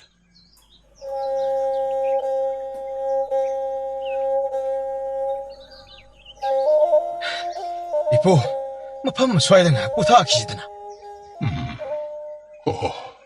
ꯑꯗꯨ ꯀꯨꯏꯅꯗꯤ ꯐꯝꯂꯒꯨꯝꯁꯤꯀꯣ 이봉호. ꯅꯨꯃꯤꯠ ꯑꯁꯦ ꯃꯌꯨꯝ ꯆꯪꯈꯤꯕꯅ ꯍꯥꯟꯈ꯭ꯔꯒꯅꯤꯗꯣ. ꯀꯔꯤꯅꯣ? ꯑꯍꯜ ꯏꯑꯣꯏ ꯑꯣꯏꯔꯒ ꯋꯥꯗꯕ ꯖꯥꯠꯅꯤ ꯃꯍꯥꯛꯇꯤ. ꯏꯄꯨꯗꯤ ꯑꯍꯜꯅꯤꯅ ꯈꯪꯕꯤꯔꯝꯒꯅꯤ. ꯍꯟꯗꯛ ꯑꯩꯈꯣꯏꯒꯤ ꯂꯩꯕꯥꯛ ꯅꯤꯡꯊꯧ ꯁꯅꯥ ꯀꯣꯅꯨꯡꯗꯒꯤ ꯃꯥꯡꯈ꯭ꯔꯦ ꯍꯥꯏꯗꯅ ꯅꯤꯝꯐꯨ ꯉꯥꯡꯅꯔꯛꯂꯤꯕꯁꯤꯕꯨ. ꯃꯤꯑꯣꯏꯕꯒꯤ ꯆꯤꯟꯕꯨ ꯀꯅꯥꯅ ꯃꯦꯟꯕ ꯉꯝꯖꯔꯨꯕꯅꯣꯗ. ꯃꯗꯣ ꯆꯨꯝꯃꯤ ꯂꯥꯜꯂꯤ ꯈꯪꯕ ꯋꯥ ꯅꯠꯇꯦꯗ. ꯑꯩꯅꯁꯨ ꯈꯟꯕꯗ ꯂꯩꯕꯥꯛ ꯅꯤꯡꯊꯧꯅꯕꯨ ꯇꯔꯥꯏꯅ ꯃꯥꯡꯕ ꯌꯥꯕ ꯅꯠꯇꯦꯗ ꯇꯧꯕꯕꯨꯗꯤ ꯅꯤꯡꯊꯧ ꯑꯃ ꯄꯥꯜꯂꯤ ꯍꯥꯏꯕꯒꯤ ꯋꯥꯇꯅꯤ ꯑꯩꯗꯤ ꯑꯩꯈꯣꯏꯒꯤ ꯂꯩꯕꯥꯛ ꯅꯤꯡꯊꯧ ꯃꯁꯛꯀ ꯈꯪꯖꯄꯣꯠ ꯅꯠꯇꯦꯗ ꯏꯄꯨ ꯑꯩꯈꯣꯏ ꯕꯥꯖꯤꯅꯒ ꯇꯝꯕꯗꯤ ꯂꯣꯏꯔꯦ ꯀꯔꯤ ꯍꯥꯏꯅ ꯇꯝꯂꯤꯕ ꯃꯃꯤꯠꯀ ꯏꯈꯨ ꯈꯨꯔꯗꯅ ꯐꯤꯕꯝꯗꯨ ꯌꯦꯡꯕꯗ ꯇꯨꯝꯁꯠ ꯃꯥꯜꯂꯤ ꯑꯁꯤꯅꯤ ꯈꯪꯗꯦ ꯎꯔꯨꯗ꯭ꯔꯕꯅꯤꯅ ꯑꯩꯁꯨ ꯑꯗꯨꯝ ꯊꯥꯖꯔꯦ ꯏꯄꯨꯁꯨ ꯁꯣꯏꯗꯅ ꯎꯕꯤꯔꯝꯂꯒꯅꯤꯗ ꯅꯍꯥꯛꯀꯤ ꯅꯄꯥꯕꯨꯡ ꯑꯗꯨꯅ ꯄꯪꯍꯥꯏ ꯍꯥꯏꯔꯤꯅꯤꯗ ꯑꯩꯈꯣꯏꯒꯤ ꯂꯩꯕꯥꯛꯀꯤ ꯅꯤꯡꯊꯧ ꯑꯗꯨ ꯑꯍꯜ ꯑꯣꯏꯔꯦ ꯐꯤꯕꯝꯃꯨꯛꯇꯤ ꯈꯔ ꯃꯈꯩꯗꯤ ꯑꯗꯨ ꯈꯣꯡꯂꯕꯅꯤꯗ 이붕어, 쎄, 허건나부 따우시, 팅진크라니. 호이호이 부. 제까바 아할라두나 람징라두나 람비 꿈타바 호락라미. 누밋 마윰 짱바 호락라바 마땀마두다 마코이 징콩 욕실락라미. 징콩 아두다 두렐 마짜 아마 극제리바두 우바다 아할라두 랩두나 레라미. 제까바 두렐라두 부꿈 타라두나 란토락라미. 아할, 까이다오래, 란토락로다나. 이붕어, 뿌디 카우사원이야 씨가 두리엘라 씨. 란가다 우리 바 씨부 ngomgada bobo mandreda. 이붕어, 쎄, 카우사와 마씨 아목달 나오로라. 마씨 뿌비박이 이쁘나. 당원다 사나 구족 아마가 행까나 하블라겠고. 까리누네, 마씨 아할씨부 말을 마툼 케하목 야만 레이브 할 오이라자. 이쁘, 레이비라모, 아이 로브 락사라게. 나항 부더리 바세 사나 야오브 카우사오니고. 쎄쎄쎄쎄, 바이로. 오, 사나 야오브 카우사. 이쁘, 쎄쎄쎄쎄, 삐로. 에이, 카라름 떡떡이니 시나. 호이다, 사나 보고. 이쁘, 에코이씨, 찡왕 하이드디 란토락라버니. ꯍꯧꯖꯤꯛ sibu ꯀꯗꯥꯏ ꯆꯠꯀꯗꯧꯔꯤꯕꯅꯣ? 이봉마, 우리가 공람비의 시다. 굴라마 방지바 파오바 어두먹 잘로. 낭나네 멍카라 다름라바쇼 어두먹 가이디고 와라가나 뭐 펌마마드 핵보 타라가 이쁘붕아 아이드나 레라모. 호이호이 이쁘 마두나 수파라니 롱만이나 와드링아시다 핵도망 다자람라게 이쁘 이쁘 나수 아라한바 따오가다바 미나떼고. 제까바 카우자와니 에두보 빠이라두나 아할라두기 망카라 오이나 락바 호락라미. 누밋 마윰 짱키라미. 농턱다 톡리바 마쳇 ngaaliba 다두기 망알다 마학 아숨락라미. ngaihak asumlakpana 제까바 둥한두나 잉락바다 아할라두부 우바 방람키데 단자두다 마학 와칼라마 타우리. 오, 아할라두디 랍나 레오르바 말리니. 오, 마학나 하리부도 아이나 부리부 거기서시 사나니 해. 아두디 혹시 마학 랍나 레오레다. 아이니 시행이 양 시행키보다 마학나 아이부 따나부 방가다부스 레이테. 보세요 흐름다이시 미hul리 수오미네고. 오, 아두디 아소음탕고 마케시다기 핵다 찌안크게. 하씨, 롬니다. 헤라, 너빠하나보 사나우 거기서 부리바. 용나바 핵다 찌안크게. asumna mahak kauzawani edubu puraduna mayum taba lambi eduda chelaklami. Amamba marak aduda 제까바 asumlakpana mahaki 통갈 욕실라klami. 하이씨, 통갈 여러분시디 와 핵상이다. 거이누 юм시부 뿜맘맘니시부 코이 바지디 불라 있다바잖아. 하이 까나노. 예, 맞지야. 거이누 땀나 해비하더브로. 나항나도 강근이 하이버디 까나 강자니 얘기. 거이누 용가 마이 아마다 타는데 거이 바지 그다 잘루리노. 하이, 아이는 셀러가 난 가야 오게봐. 타박 레이드는 셀루리반이네. 바지, 세, 바지기도 하나 땀비로. 나사기 농아이바 뻑세. 마시 땀드링아이다. 아이 부디에 코이기 레이박 타와도 나 카라나 마닝 징롬도 우호이 하이드나 님푸 낭나락 바두덕이 거리노 아할 싱덕이 강루기에드나 톡루반이네. 거리 해봐 바지야. 마닝 찡다. 아이네 탱을고 알라두디 피범 마두가디 오이로. 하이, 멍대다 레디 그도래. 거리노 이사나 농아이바 빠마 땅거니 하이바도. 바지, 아이씨, 짬없나 바마디 레이래. 아이 코이 레바닝 더우디 그야 목디 할로이래 바지. ukidabasa kuide. Panadi alosin kra haigum. 바지, 마학씨, 레박다 삼부로 동브라. 통해. Mahak saktakpada sambro yauri banine. 바지는 나한 마카이 하이데. Hai. Kaidorage din hakpa. Natti. Nakapung ngasi sibu kaidorage. 바지, 세, 나사는 부럭리브 카옥시, 아마씨 바지 독비라고. 헤이, 헤이씨, 까이노시디야. 너무 막단이다나. Hai. Sisu nungnine. Karino isadi. Nung mayam singa sibu kaidong nagidana. Puragliba none. Natti ninangbo. Mo tiba tukriba ni haidena tukraga. Nung mayam asina kaidong nagi hairiba none. 호, 사나니 하이든 아숙 와나 부할라가 아숙 남탁 도는 말. 바지, 아이 괴독시 뻑뻑 짱이다. 아숙 와나 사나 비기니 하이든 부할라가 남탁이 알로야 마. Ibungo. Karino na hak ng asay daging ngang iba mayam singa doba. Kaino nga si ulay ko na rasalane. Hai. Nahak maning cinglom na salobra. 바지, 짤로이. 마닝징 아두다기 뽀락리번 농yan. 바지, 아이 그슈 떠오디. 마닝징 아두다 라이박도 삼부로 둥바 알라마 깍티네. 마학네 걱정없이 사나니 마학 부방암들 뭐 시부 부비라버디 사나 고소가 비기니 하이버디기 아이슈 아독 부르분. Oh, aduga yum yorop baba. Hai. Ibungo. Masida. Jeda da ma yorok liba sidi karino. Nate. Masida. Karino masu irine. 까리 하이바 바지야. Se. Karino ba iri. Amukta paro. 아이기니 하이브다. 이 말이 사다노다 아무타 레이트레. 아이나 따이멍 타도크라바 마통 아이기 이웃 친드는 레바 시봉각나바 그나수 레이트레. 레바 아시기 밤나이브싱 아이 하악나 타자바 아무타 탐네. 마시기다마 아이 하악나 꼬이나 쌌드나 레바 악시다 레이리바 군자싱 시레블람 렐람다마 시보 타모이싱나 ngakpibang makanabu tirakban. Oh. Kaya da live leiki drabano. 바지, 나사 야함은 닝함데, 아이 혹시 막 알라도 티드나 아목등디 하이자로게 바지. Ibungo. Hojikti. Madugi matamado. Henk.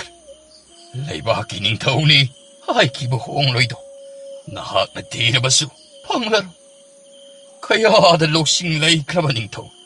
Ibungo. Chaluran. Tamoy sing baka naman na. Leiba kasi. Nga po uwi na sana.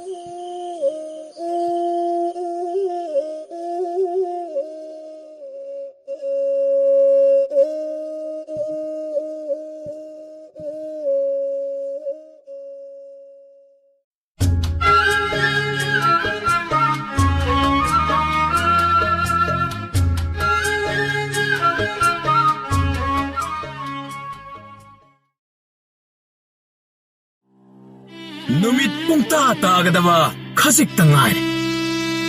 Nongjabi mapay kaya na maykay singdagi mayung mong mamaral wayda halway si iho bagom. Atiyado pungang silag. Yeng bada pungning hunaning kise. Adabo iwang badi matway sok na. Mapimarol singado upul waypul itang makay mayung maykay tamna tapna. Yamna waba soktaba 피벼 mamada makutta tauri makolam mareng banda singjang amaga maray bagado humang ikakaba makay nungay tanalay.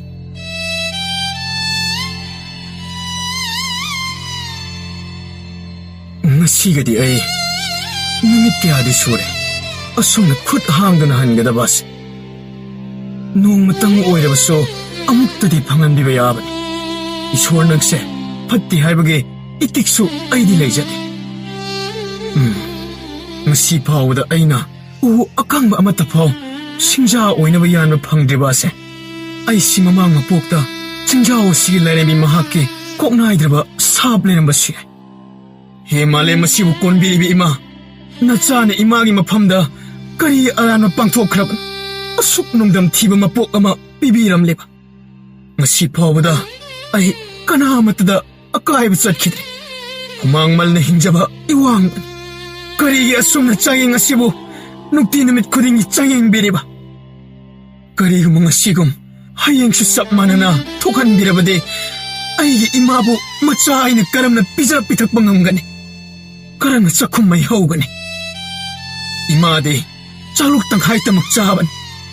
ꯃꯆꯥ ꯑꯩꯒꯤꯗꯃꯛ ꯌꯥꯝꯅ ꯈꯟꯖꯕꯅꯤ. ꯍꯦ ꯏꯁꯣꯔ, ꯑꯩꯕꯨ ꯀꯔꯤ ꯑꯣꯏꯔꯁꯤꯒꯦ? ꯈꯟꯗꯅ ꯂꯩꯊꯣꯛꯄ ꯌꯥꯗꯦ. ꯏꯋꯥꯡꯕ, ꯆꯠꯂꯣ.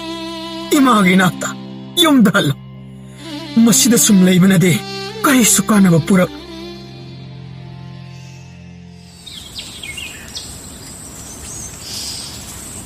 ꯅꯨꯃꯤꯠꯇꯤ ꯇꯥꯔꯛꯀꯗꯧꯔꯤꯁꯦ. ꯑꯩꯒꯤ ꯏꯆꯥꯗꯨꯕꯨ ꯅꯍꯥꯟ ꯃꯈꯩ ꯍꯜꯂꯛꯄ ꯃꯇꯝꯗꯤ ꯌꯧꯔꯕꯅꯤꯁꯦ. ꯍꯧꯖꯤꯛ ꯐꯥꯎꯕ ꯂꯥꯛꯇꯦ. ꯂꯝꯕꯤꯗ ꯋꯥꯗꯅꯒ ꯄꯣꯊꯥꯗꯨꯅ ꯂꯩꯔꯤꯕ ꯖꯥꯠꯂꯥ? ꯅꯠꯇ꯭ꯔꯒꯅ ꯆꯤꯡꯗꯨꯗ ꯀꯔꯤꯒꯨꯝꯕ ꯐꯠꯇ ꯅꯨꯡꯗꯒ ꯌꯥꯎꯔꯕ ꯖꯥꯠꯂꯥ? ꯏꯆꯥ ꯍꯜꯂꯛꯂꯦꯗꯅ. ꯉꯁꯤꯗꯤ ꯌꯥꯝ ꯊꯦꯡꯉꯤ. ꯏꯃꯥꯅ ꯉꯁꯥꯏꯗꯒꯤ ꯉꯥꯏꯔꯝꯂꯤꯕꯅꯦ. ꯀꯩꯗꯧꯔꯦ? ꯉꯁꯤꯁꯨ ꯑꯀꯪꯕ ꯎ ꯑꯃꯠꯇ ꯐꯪꯂꯛꯇ꯭ꯔꯕ꯭ꯔꯥ? ꯉꯁꯤ ꯈꯛꯇꯒꯤ ꯋꯥ ꯅꯠꯇꯦ ꯏꯃꯥ. ꯑꯩꯅ ꯂꯩꯔꯤꯕ ꯆꯤꯡꯁꯥꯡꯁꯤꯡ ꯑꯁꯤ ꯑꯌꯨꯛꯇꯒꯤ ꯅꯨꯃꯤꯗꯥꯡ ꯐꯥꯎꯕ ꯅꯨꯃꯤꯠ ꯆꯨꯞꯄ ꯑꯃ ꯀꯣꯏꯅ ꯀꯥꯗꯨꯅ ꯊꯤꯔꯛ ꯌꯦꯡꯉꯛꯄꯗ ꯑꯃꯠꯇ ꯐꯪꯗ꯭ꯔꯕꯅꯤ. ꯀꯔꯤꯒꯨꯝꯕ ꯊꯦꯡꯅꯔꯕꯁꯨ ꯍꯥꯟꯅꯅ ꯀꯛꯊꯠꯈꯤꯕꯒꯤ ꯑꯔꯦꯝꯈꯥꯛ ꯃꯈꯣꯛ ꯈꯛꯇꯅꯤ ꯊꯅꯝꯂꯤꯕ. ꯑꯩꯅ ꯉꯛꯂꯤꯕꯗꯤ ꯑꯗꯨꯛ ꯌꯥꯝꯕ ꯎꯁꯤꯡ ꯑꯗꯨꯕꯨ ꯀꯅꯥꯅ ꯀꯔꯝꯕ ꯃꯇꯝꯗ ꯑꯗꯨꯛ ꯊꯨꯅ ꯌꯥꯜꯂꯝꯂꯤꯕꯅꯣ ꯃꯁꯤ? ꯐꯔꯦ ꯐꯔꯦ. ꯏꯆꯥꯁꯤꯗꯤ ꯀꯔꯤꯃꯇ ꯈꯜꯂꯨꯔꯅꯨ. ꯏꯃꯥ, ꯑꯩ ꯇꯁꯦꯡꯅ ꯀꯔꯤ ꯇꯧꯒꯗꯕꯅꯣ ꯈꯪꯗ꯭ꯔꯦ. ꯁꯨꯃꯥꯏꯅ ꯁꯨꯝ ꯃꯈꯥ ꯇꯥꯅ ꯇꯧꯔꯕꯗꯤ ꯑꯩꯈꯣꯏ ꯀꯔꯝꯅ ꯍꯤꯡꯒꯅꯤ?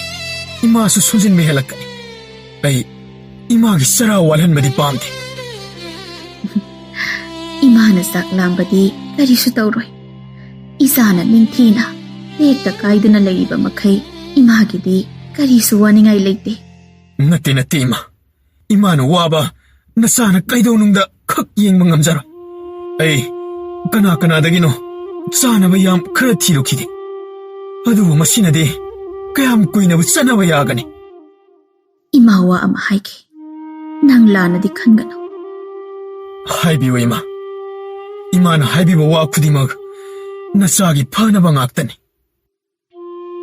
ꯀꯔꯤꯒꯨꯝꯕ ꯆꯤꯡꯁꯤꯡꯗ ꯎꯁꯤꯡ ꯑꯃꯠꯇ ꯊꯤꯕ ꯐꯪꯗ꯭ꯔꯕꯗꯤ ꯑꯩꯈꯣꯏꯒꯤ ꯈꯨꯜ ꯑꯁꯤꯕꯨ ꯂꯥꯟꯗꯨꯅ ꯑꯆꯧꯕ ꯎꯃꯪꯁꯤꯡꯗ ꯊꯤꯕ ꯆꯠꯇ꯭ꯔꯤꯕꯗꯤ ꯀꯔꯤꯒꯤꯅꯣ? ꯏꯃꯥ, ꯎ ꯌꯥꯟꯕ ꯑꯃꯠꯇ ꯃꯐꯝꯗꯨꯗ ꯆꯠꯅꯗꯦ. ꯃꯈꯣꯏꯅ ꯍꯥꯏꯔꯤꯕ ꯃꯐꯝ ꯑꯗꯨ ꯁꯥꯊꯤꯕ ꯁꯥ ꯀꯩ ꯃꯌꯥꯝ ꯂꯩ ꯍꯥꯏ. ꯑꯗꯨꯒ ꯂꯝꯕꯤꯗꯁꯨ ꯏꯁꯨꯛ ꯁꯨꯛꯏ ꯍꯥꯏꯅꯤ. ꯃꯗꯨ ꯑꯩꯁꯨ ꯇꯥꯔꯦ. ꯑꯗꯨꯕꯨ ꯑꯩꯈꯣꯏ ꯃꯥꯏꯊꯤꯕꯒꯤ ꯋꯥꯗꯣ ꯍꯥꯟꯅꯅ ꯈꯟꯗ꯭ꯔꯤꯉꯩ ꯑꯃꯨꯛꯇꯪ ꯌꯦꯡꯊꯣꯛꯂꯨꯕꯅꯗꯤ ꯆꯨꯝꯂꯣꯏꯗ꯭ꯔꯥ? ꯑꯁꯨꯛ ꯀꯨꯏꯕ, ꯑꯁꯨꯛ ꯁꯥꯡꯂꯕ ꯃꯇꯝꯁꯦ ꯉꯁꯤ ꯐꯥꯎꯕꯗ ꯑꯍꯤꯡꯕ ꯖꯤꯕ ꯄꯥꯟꯕ ꯑꯃꯠꯇ ꯑꯩꯈꯣꯏꯅ ꯇꯥꯊꯤ ꯇꯥꯑꯣꯏꯅ ꯁꯣꯛꯍꯜꯂꯨꯕ ꯂꯩꯇꯦ. ꯑꯗꯨꯅ ꯃꯈꯣꯏꯅꯁꯨ ꯑꯩꯈꯣꯏꯗ ꯀꯔꯤꯁꯨ ꯇꯧꯔꯛꯂꯣꯏ ꯍꯥꯏꯕꯁꯦ ꯑꯩꯒꯤ ꯊꯥꯖꯕꯅꯤ. ꯑꯗꯨꯕꯨ ꯀꯔꯤꯒꯨꯝꯕ ꯑꯩꯅ ꯃꯐꯝ ꯑꯗꯨꯗ ꯅꯨꯡꯁꯥ ꯁꯑꯣꯡ ꯃꯈꯣꯏꯕꯨ ꯃꯥꯌꯣꯛꯅꯕ ꯊꯣꯛꯂꯕꯗꯤ ꯑꯩꯗꯤ ꯃꯐꯝ ꯑꯗꯨꯗ ꯏꯇꯣꯝꯇꯁꯨ ꯑꯣꯏꯕꯅ. ꯃꯥꯏꯊꯤꯕ ꯍꯥꯏꯕꯁꯤꯗꯤ ꯃꯍꯧꯁꯥꯅꯤ. ꯑꯗꯨꯕꯨ ꯃꯗꯨ ꯄꯨꯝꯕ ꯃꯥꯌꯣꯛꯅꯒꯗꯕꯁꯤ ꯊꯧꯅꯥꯅꯅꯤ. ꯅꯍꯥꯛꯀꯤ ꯊꯃꯣꯏꯁꯦ ꯌꯥꯝꯅ ꯁꯦꯡꯉꯤ. ꯂꯧꯁꯤꯡꯁꯨ ꯂꯩ, ꯄꯥꯡꯒꯜꯁꯨ ꯂꯩ. ꯂꯣꯏꯅꯅ ꯏꯃꯥꯒꯤꯗꯤ ꯏꯆꯥ ꯈꯛꯇꯅꯤ. ꯃꯍꯧꯁꯥ ꯏꯃꯥ ꯃꯍꯥꯛꯅꯁꯨ ꯃꯁꯤꯒꯨꯝꯕ ꯒꯨꯟ ꯀꯌꯥ ꯆꯦꯟꯕ ꯃꯤꯁꯛꯀꯤꯗꯤ ꯃꯇꯝ ꯄꯨꯝꯅꯃꯛꯇ ꯃꯇꯦꯡ ꯑꯗꯨꯝ ꯄꯥꯡꯕꯤꯒꯅꯤ. ꯑꯗꯨꯕꯨ ꯏꯃꯥ, ꯀꯔꯤꯒꯨꯝꯕ ꯃꯗꯨꯗ ꯊꯧꯗꯣꯛ ꯈꯔ ꯊꯣꯛꯂꯕꯗꯤ ꯈꯨꯟꯖꯥꯁꯤꯡꯅ ꯀꯔꯤ ꯍꯥꯏꯅꯒꯅꯤ? ꯈꯨꯟꯖꯥꯁꯤꯡꯅ ꯅꯪꯒꯤ ꯆꯈꯥꯎ ꯄꯨꯛꯆꯥꯛ ꯊꯥꯛꯄꯤꯒꯗꯕ ꯅꯠꯇꯦ.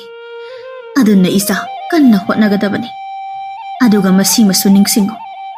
ꯏꯁꯣꯔꯅ ꯃꯇꯝ ꯂꯩꯕ ꯈꯤꯕꯤꯛꯇ ꯍꯣꯠꯅꯕ ꯀꯟꯕ ꯃꯤꯁꯤꯡꯒꯤꯗꯤ ꯃꯇꯦꯡ ꯄꯥꯡꯕꯅꯤ.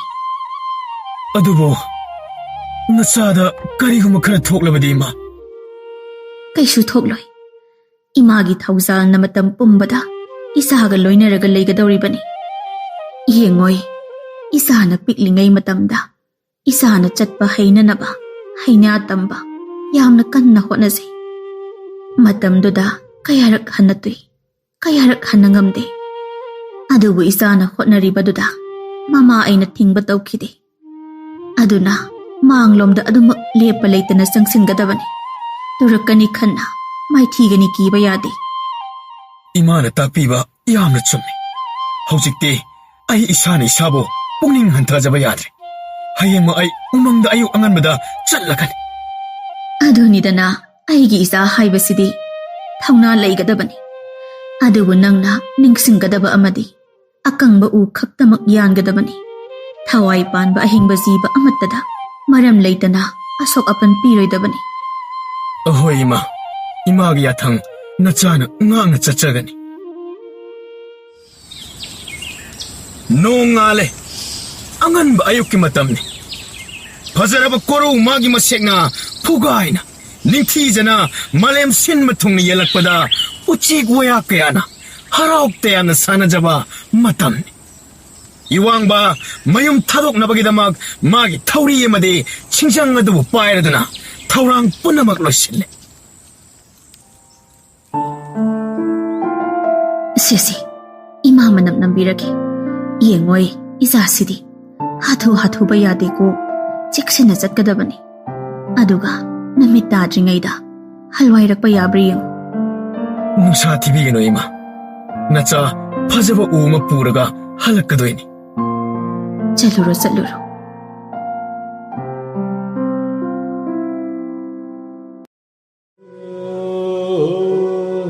Iwangba asum lakpana khundol yoksilakle. Yamna sukpa awang-awangba usingna pareng-pareng hauba umang ama magi mamang magtada leire. Oh, masini ko. Nung khunja amana ingonda changanu haina hayrakkiba umang ado. Adu masidi aina changadoroba ko. Iwangba sor asangba ama honthajai. Aduga changsinba hauki. Sarba ujaoksingna lengbagi makhol. Manapungba upalsingna hai humbagi khonjel. Uchek waya jiba panba kayana khonthangjayna khongbagi khonjeltana pomnin nililare.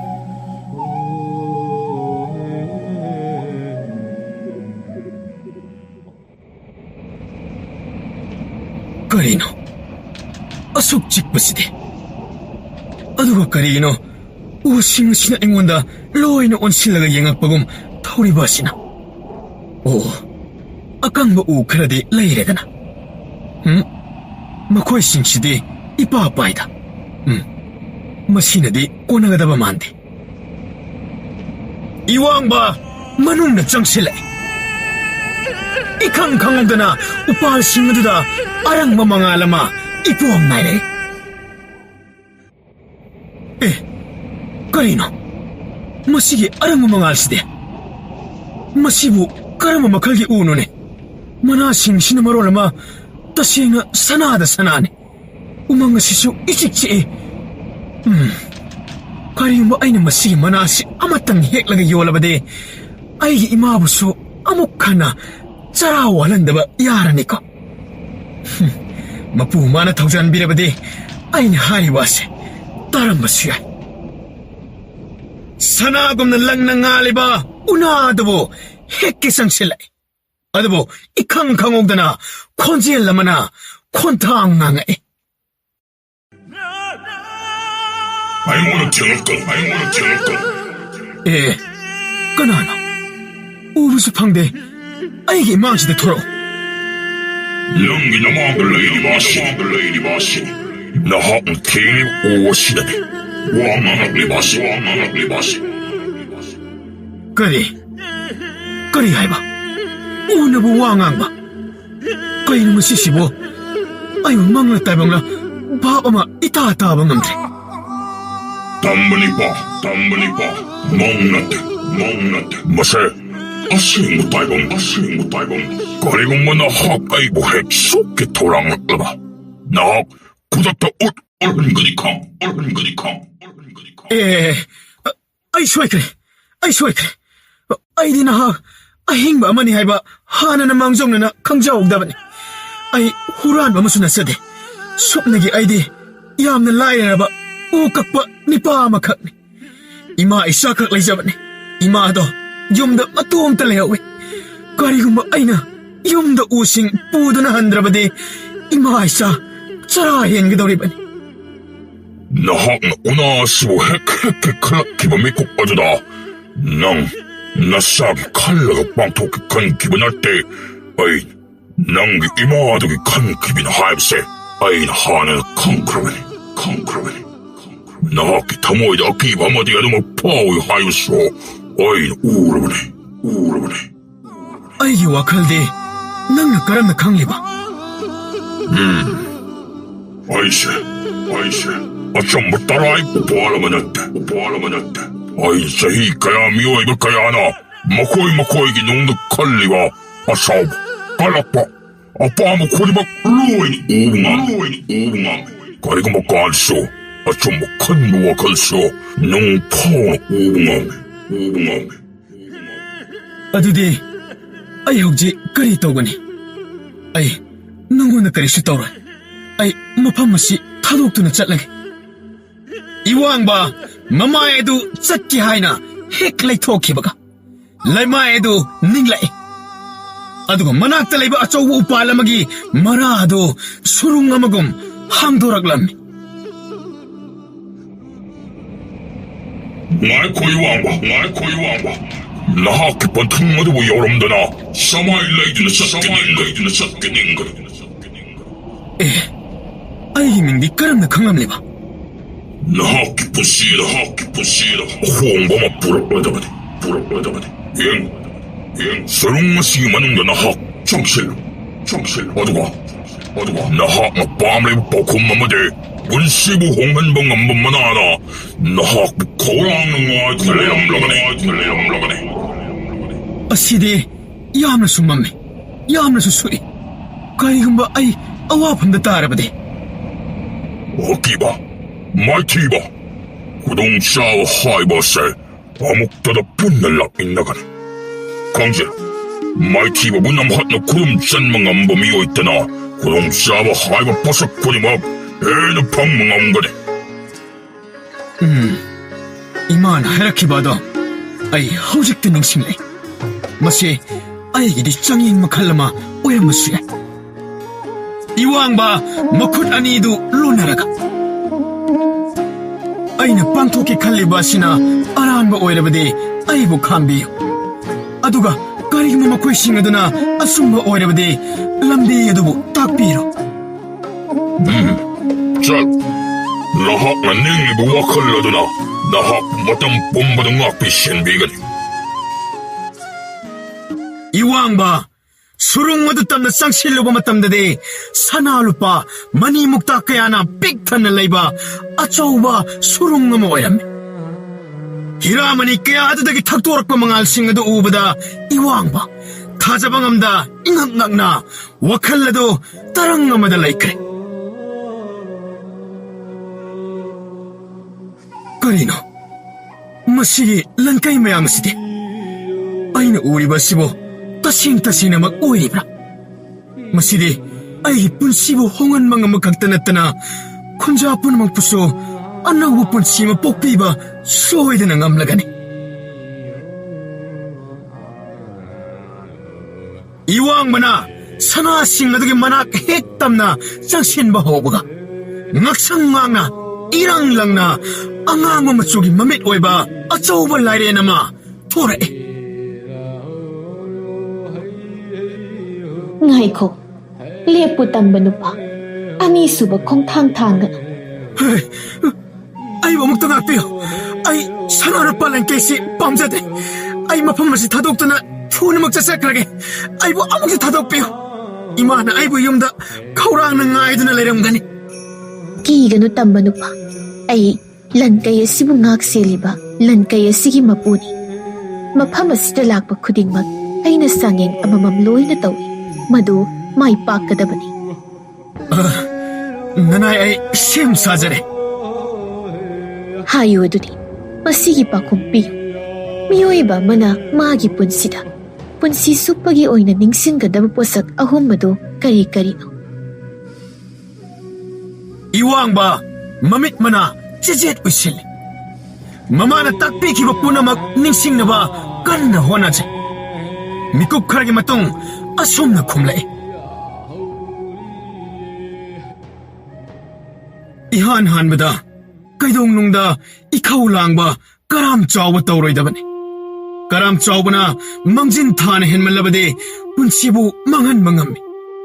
Ani subada waraklaba matam khudong thiba matamda kaidong nungda so thawna hanba tawroidabani.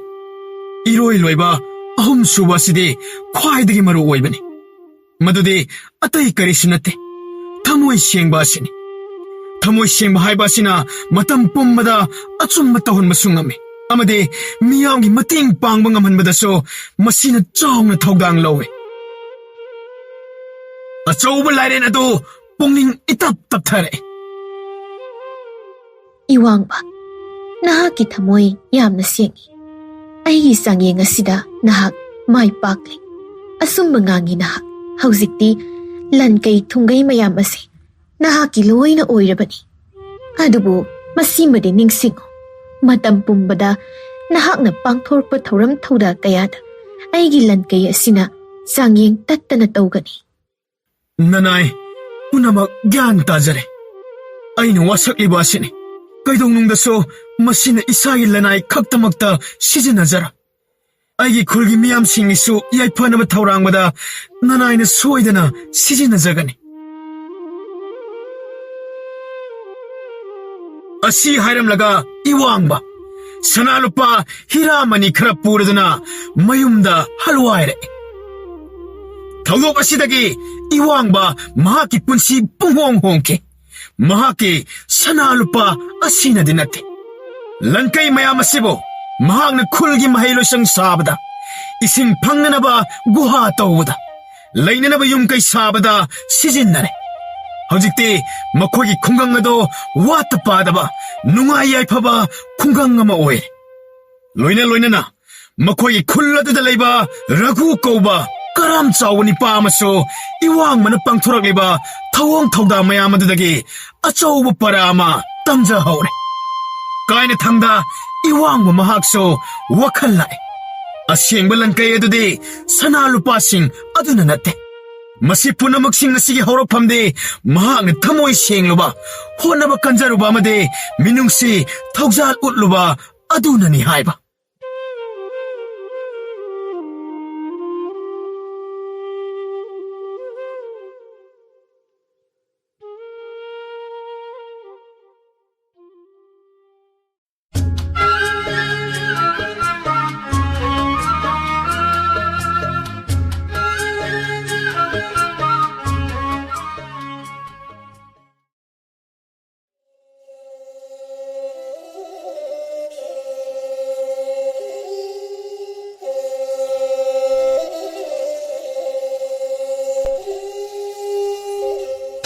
Thai na mamangay ngalingay matamda. Ningthaw panba laybak amada ningthawgi wayel lansinba ngamdaba yamna manung hanjina layba angakpa miyoy tana khundaba khul amakhak lerame. Khul adugi luchingmu oiriba khulakpa thawlendagi hawraga mipung khudimak magi top topa matik mayay tawba ngamba amamam loyna laynarame. Adubu khulakpa thawlengi manaw thawbagi machanupa pathawdi. Karigumba matik mayay tunganba magun amata sendaba misak ama oirame. Lairiba miyoy sing aduna magi oiba tunganba matik mayay tawba ngamba amamam loyna layjarabaso pathawdi karigumba masada matik mayay sendaba aduda nungaitana matomta ukha amada phamduna layram.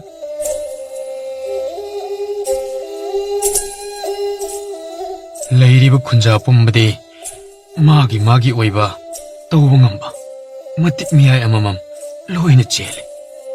Aduga kaigino aina matik miyay amatta yawjiba asiba natte aisibu kanadraba mi haibado oira jala. Asumna matomda sonduna lairingaida mapabunga lona tinajaba mataw paikhombagi machanapi pamo henbi adu nok tuna changaklam.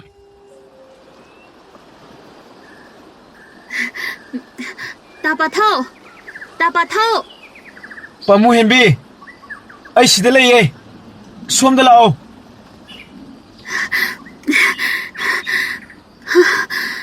Nangdi sida natomda kaidawriba? Mayam marakta aina sanaba yaurasu mi mayamna hekta ibu langbaga kaubaga aduna tandana itomda sida phamamini. Moi suba adum hek tawbududi hendi hamanbane. Adugidi ay kashu khandeda moina matik mi ay sienbane aina kemta siendaba oibagini. Adumaina wakal hantagano. Aina laisa nangi nungaiba paw ama tambi aina laini. Kay paungno? Aikoi pabana amata ay khundagi thangdagi mahay yamna haiba mahay masingsu yamna haiba ipu mapuri aduna nangi na haisune takpini hayawi. Asengbara? Ado aidi karigumamda tawba ngamba tonganba mahi ama yawusu natana adu tamluraga mu karibu kanadoino.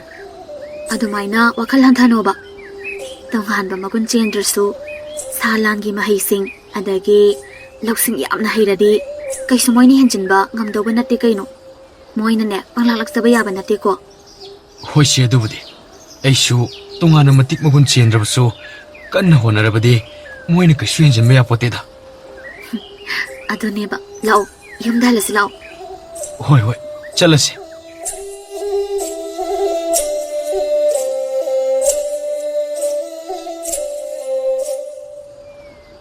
Itaw.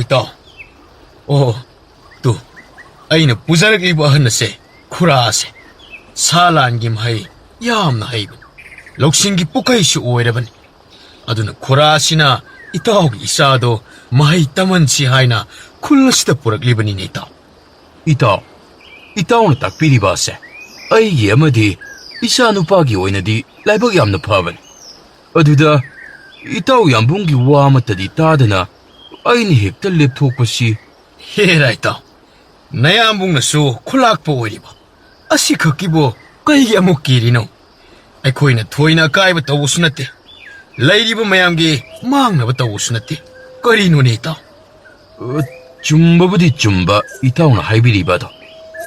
Yarisi itaw adu ada haidana tawrano aigisu mai khara yengu kaidoroge itaw aduga aina tawriuse noigi phattanaba sunatte nangi nasagini maru oina itaw angang aduna atopa matik mayai amata su siendrabanina maya manakta yaudi yauning yawba ngamda ningba kaina leibado madu oina yengba nungaitadana tawbani ne itaw. Hoi si Paris. Khura. Yani ngasidagi aikoida hekta leibiro. Aduga isagi sintakpa oiduna ichabu takpi tambidaba yadabani ko khura. Ibungo na bu yabirabati na khuragidi laibak phabani. Adudi itaw wafam masidi yanarabanina harawa phongdokpa oina aikoida aikoigi nupina sungba wanglai yuse hekta thaklaga nungaiba phongdoklasi itaw. Hoi itaw. Ngasidi isagi mating pangbinaba sintakpa ma itawna pinabibagi harawa phongdokpa oina pina hekta thaklasi itaw. Khura sintakpasu thakpiyuko. Yare. Aidi ahalga oire yamna thaksin manungaite ko. Khura adugidi karimata chingnabigano ai nupi wanglai yusidi thakpada isada karimata sokkadaba natte ko thaksinbiu se itawsu thaksiluse. Makhoi ahum adu punna phamduna yu thaktuna ngauraga lerami sintakpa ahan jaudi ahal oire haina thoina thakpa natte adubu paikhomaga thawbagadi amuk toiba ngaubana masa singado mathong maramga amata khangdrabani.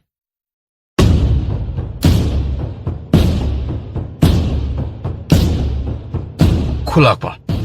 Aise wafam amatadi tamningbane. Ada amuk kaidoraba haigedaba lairabadi kok haiba yadro. Wa sibu amuk aina hairaga khulakpada na khoina sinnaw marakta singshep thabo ina khankrabadi edana. ꯑꯩꯒꯤꯗꯤ ꯑꯔꯨꯕ ꯋꯥ ꯇꯥꯍꯟꯅꯔꯝꯗꯥꯏꯗ ꯅꯪꯉꯣꯟꯗꯒꯤ ꯍꯦꯟꯅ ꯑꯃꯨꯛ ꯂꯨꯕ ꯂꯩꯇꯦꯀꯣ ꯅꯪꯁꯨ ꯈꯪꯂꯤꯕ ꯅꯠꯇ꯭ꯔꯣ ꯑꯃꯨꯛ ꯀꯣꯏꯊꯣꯛ ꯀꯣꯏꯁꯤꯟ ꯇꯧꯗ꯭ꯔꯕꯁꯨ ꯋꯥꯗꯨ ꯀꯣꯛ ꯍꯥꯏꯔꯣꯅꯦ ꯑꯩꯈꯣꯏꯒꯤ ꯃꯅꯥꯎ ꯏꯕꯨꯡꯉꯣꯅ ꯉꯁꯤꯁꯤ ꯃꯇꯥꯎ ꯄꯥꯏꯈꯣꯝꯕꯒꯤꯗ ꯈꯨꯜ ꯑꯁꯤꯗꯒꯤ ꯅꯠꯇꯕ ꯃꯇꯥꯏ ꯈꯨꯜꯗꯒꯤ ꯃꯤ ꯂꯣꯟꯅ ꯄꯨꯁꯤꯜꯂꯛꯇꯨꯅ ꯃꯆꯥꯅꯨꯄꯥꯕꯨ ꯃꯍꯩ ꯇꯝꯍꯟꯒꯅꯤꯗꯅ ꯈꯟꯅ ꯅꯩꯅꯍꯧꯏ ꯍꯥꯏꯅꯦ ꯑꯉꯥꯡꯁꯤꯡꯅ ꯇꯝꯕꯗ ꯑꯗꯨꯗꯤ ꯌꯥꯝꯅ ꯐꯕ ꯋꯥꯅꯤꯗꯅ ꯑꯩꯗꯤ ꯀꯔꯤ ꯑꯔꯨꯕ ꯋꯥꯒ ꯑꯣꯏꯔꯤꯕꯣꯏ ꯅꯤꯡꯂꯨꯔꯦ ꯈꯨꯂꯥꯛꯄꯅꯗꯤ ꯌꯥꯝꯅ ꯐꯅ ꯈꯜꯂꯤ ꯑꯗꯨꯕꯨ ꯑꯩꯈꯣꯏꯒꯤ ꯑꯔꯣꯟꯕ ꯃꯤꯁꯤꯡꯅ ꯇꯝꯕꯗꯗꯤ ꯃꯅꯥꯎ ꯏꯕꯨꯡꯉꯣꯗꯤ ꯂꯩꯉꯥꯛꯀꯤ ꯅꯤꯡꯊꯧꯒ ꯅꯛꯅꯕ ꯂꯥꯂꯣꯡ ꯀꯟꯅ ꯁꯤꯜꯂꯤ ꯍꯥꯏꯗ ꯀꯔꯤ ꯃꯥꯅꯕ ꯂꯩꯕꯥꯛ ꯅꯤꯡꯊꯧꯒ ꯅꯛꯅꯔꯒ ꯀꯔꯤꯕꯨ ꯀꯥꯟꯅꯒꯗꯧꯔꯤꯕ ꯈꯨꯂꯥꯛꯄꯁꯨ ꯋꯥꯈꯜꯂꯣꯟ ꯊꯣꯛꯅ ꯇꯥꯗ꯭ꯔꯕ ꯍꯥꯏꯕꯗꯨꯅꯤꯗ ꯀꯔꯤꯒꯤ ꯑꯣꯏꯅꯤꯒꯦ ꯈꯨꯂꯥꯛꯄꯒꯤ ꯐꯝ ꯑꯁꯦ ꯃꯨꯟꯅꯕꯅꯤꯗꯅ ꯀꯔꯤ ꯃꯥꯅ ꯀꯔꯤ ꯃꯇꯤꯛ ꯑꯣꯏꯗꯅ ꯏꯐꯝ ꯃꯨꯟꯗꯧꯔꯤꯕ ꯈꯨꯂꯥꯛꯄ ꯑꯃꯨꯛꯇ ꯄꯤꯡꯒꯠꯄꯤꯈꯤꯅꯨ ꯃꯥꯅ ꯃꯇꯤꯛ ꯑꯣꯏꯗꯕ ꯑꯗꯨꯅꯅꯤ ꯑꯇꯣꯞꯄꯒꯤ ꯃꯇꯦꯡ ꯂꯧꯅꯕ ꯑꯗꯅ ꯑꯩꯈꯣꯏꯒ ꯁꯝꯅꯗꯕ ꯅꯤꯡꯊꯧ ꯑꯗꯨꯒꯤ ꯃꯇꯦꯡ ꯂꯧꯔꯤꯕ ꯑꯁꯤꯗꯤ ꯐꯩ ꯌꯦꯡꯅꯕ ꯇꯥꯔꯦꯗꯅ ꯃꯥꯅ ꯉꯝꯂꯒ ꯃꯨꯟꯁꯅꯨ ꯑꯩꯅ ꯉꯝꯂꯒ ꯃꯊ꯭ꯋꯥꯏ ꯂꯧꯒꯦ ꯈꯪꯒꯅꯤ ꯁꯥꯔꯤꯁꯨ ꯏꯅꯥꯎ ꯑꯣꯏꯔꯁꯨ ꯏꯐꯝꯗ ꯇꯤꯡꯈꯪ ꯑꯣꯏꯒꯦ ꯈꯜꯂꯕꯗꯤ ꯌꯦꯛꯅꯕꯅꯤ ꯌꯦꯡꯅꯕꯗꯤ ꯑꯃꯠꯇ ꯂꯦꯝꯅ ꯊꯥꯒꯗꯧꯕ ꯊꯧꯂꯦꯟ ꯅꯠꯇꯦ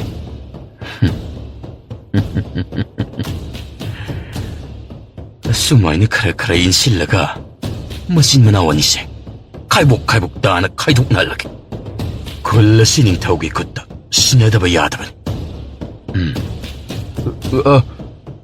ꯈꯨꯂꯥꯛꯄ ꯑꯁꯨꯝꯅ ꯇꯧꯕ ꯍꯥꯏꯗꯨꯅꯤ ꯃꯤꯅ ꯍꯦꯛ ꯋꯥꯈꯜ ꯑꯃꯁꯨ ꯑꯄꯣꯛꯄ ꯃꯅꯥꯎꯕꯨ ꯀꯔꯝ ꯍꯥꯠꯂꯤ ꯍꯥꯏꯅ ꯏꯅꯥꯎ ꯑꯣꯏꯔꯕꯁꯨ ꯌꯦꯛꯅꯕꯗꯤ ꯈꯥꯛꯇꯨꯅ ꯊꯝꯕꯗꯤ ꯇꯨꯡꯗ ꯇꯨꯝꯒꯨꯝꯅ ꯌꯨꯔꯛꯂꯣꯏ ꯍꯥꯏꯅꯤꯡꯉꯥꯏ ꯂꯩꯇꯦ ꯑꯗꯨꯅ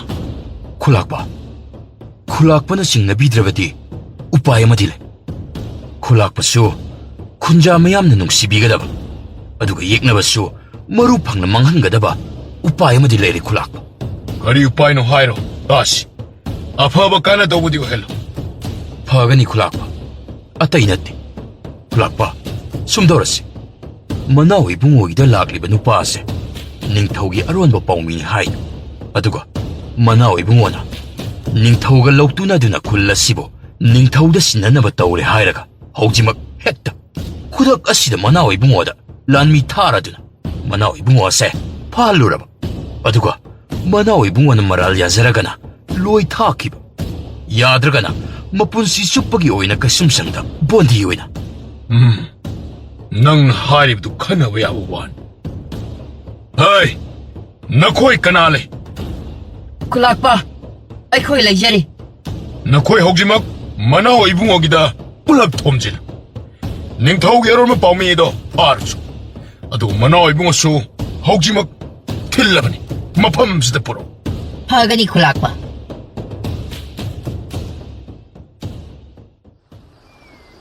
ꯄꯥꯃꯨꯍꯤꯡꯕꯤ ꯑꯩꯈꯣꯏ ꯑꯅꯤꯅ ꯆꯠꯂꯤꯁꯤꯕꯨ ꯌꯨꯝꯒꯤ ꯂꯝꯕꯤꯔꯅꯦ ꯈꯪꯗ꯭ꯔꯦ ꯉꯁꯥꯏꯗꯤ ꯑꯁꯤꯒꯤ ꯂꯝꯕꯤꯁꯤꯗ ꯂꯥꯛꯈꯤꯕꯅꯦ ꯂꯥꯛꯄꯗꯗꯤ ꯀꯩꯁꯨ ꯇꯧꯈꯤꯗꯦ ꯑꯗꯨꯒ ꯍꯧꯖꯤꯛꯅ ꯏꯋꯟ ꯑꯣꯟꯅꯕꯗꯧꯅ ꯇꯧꯔꯤ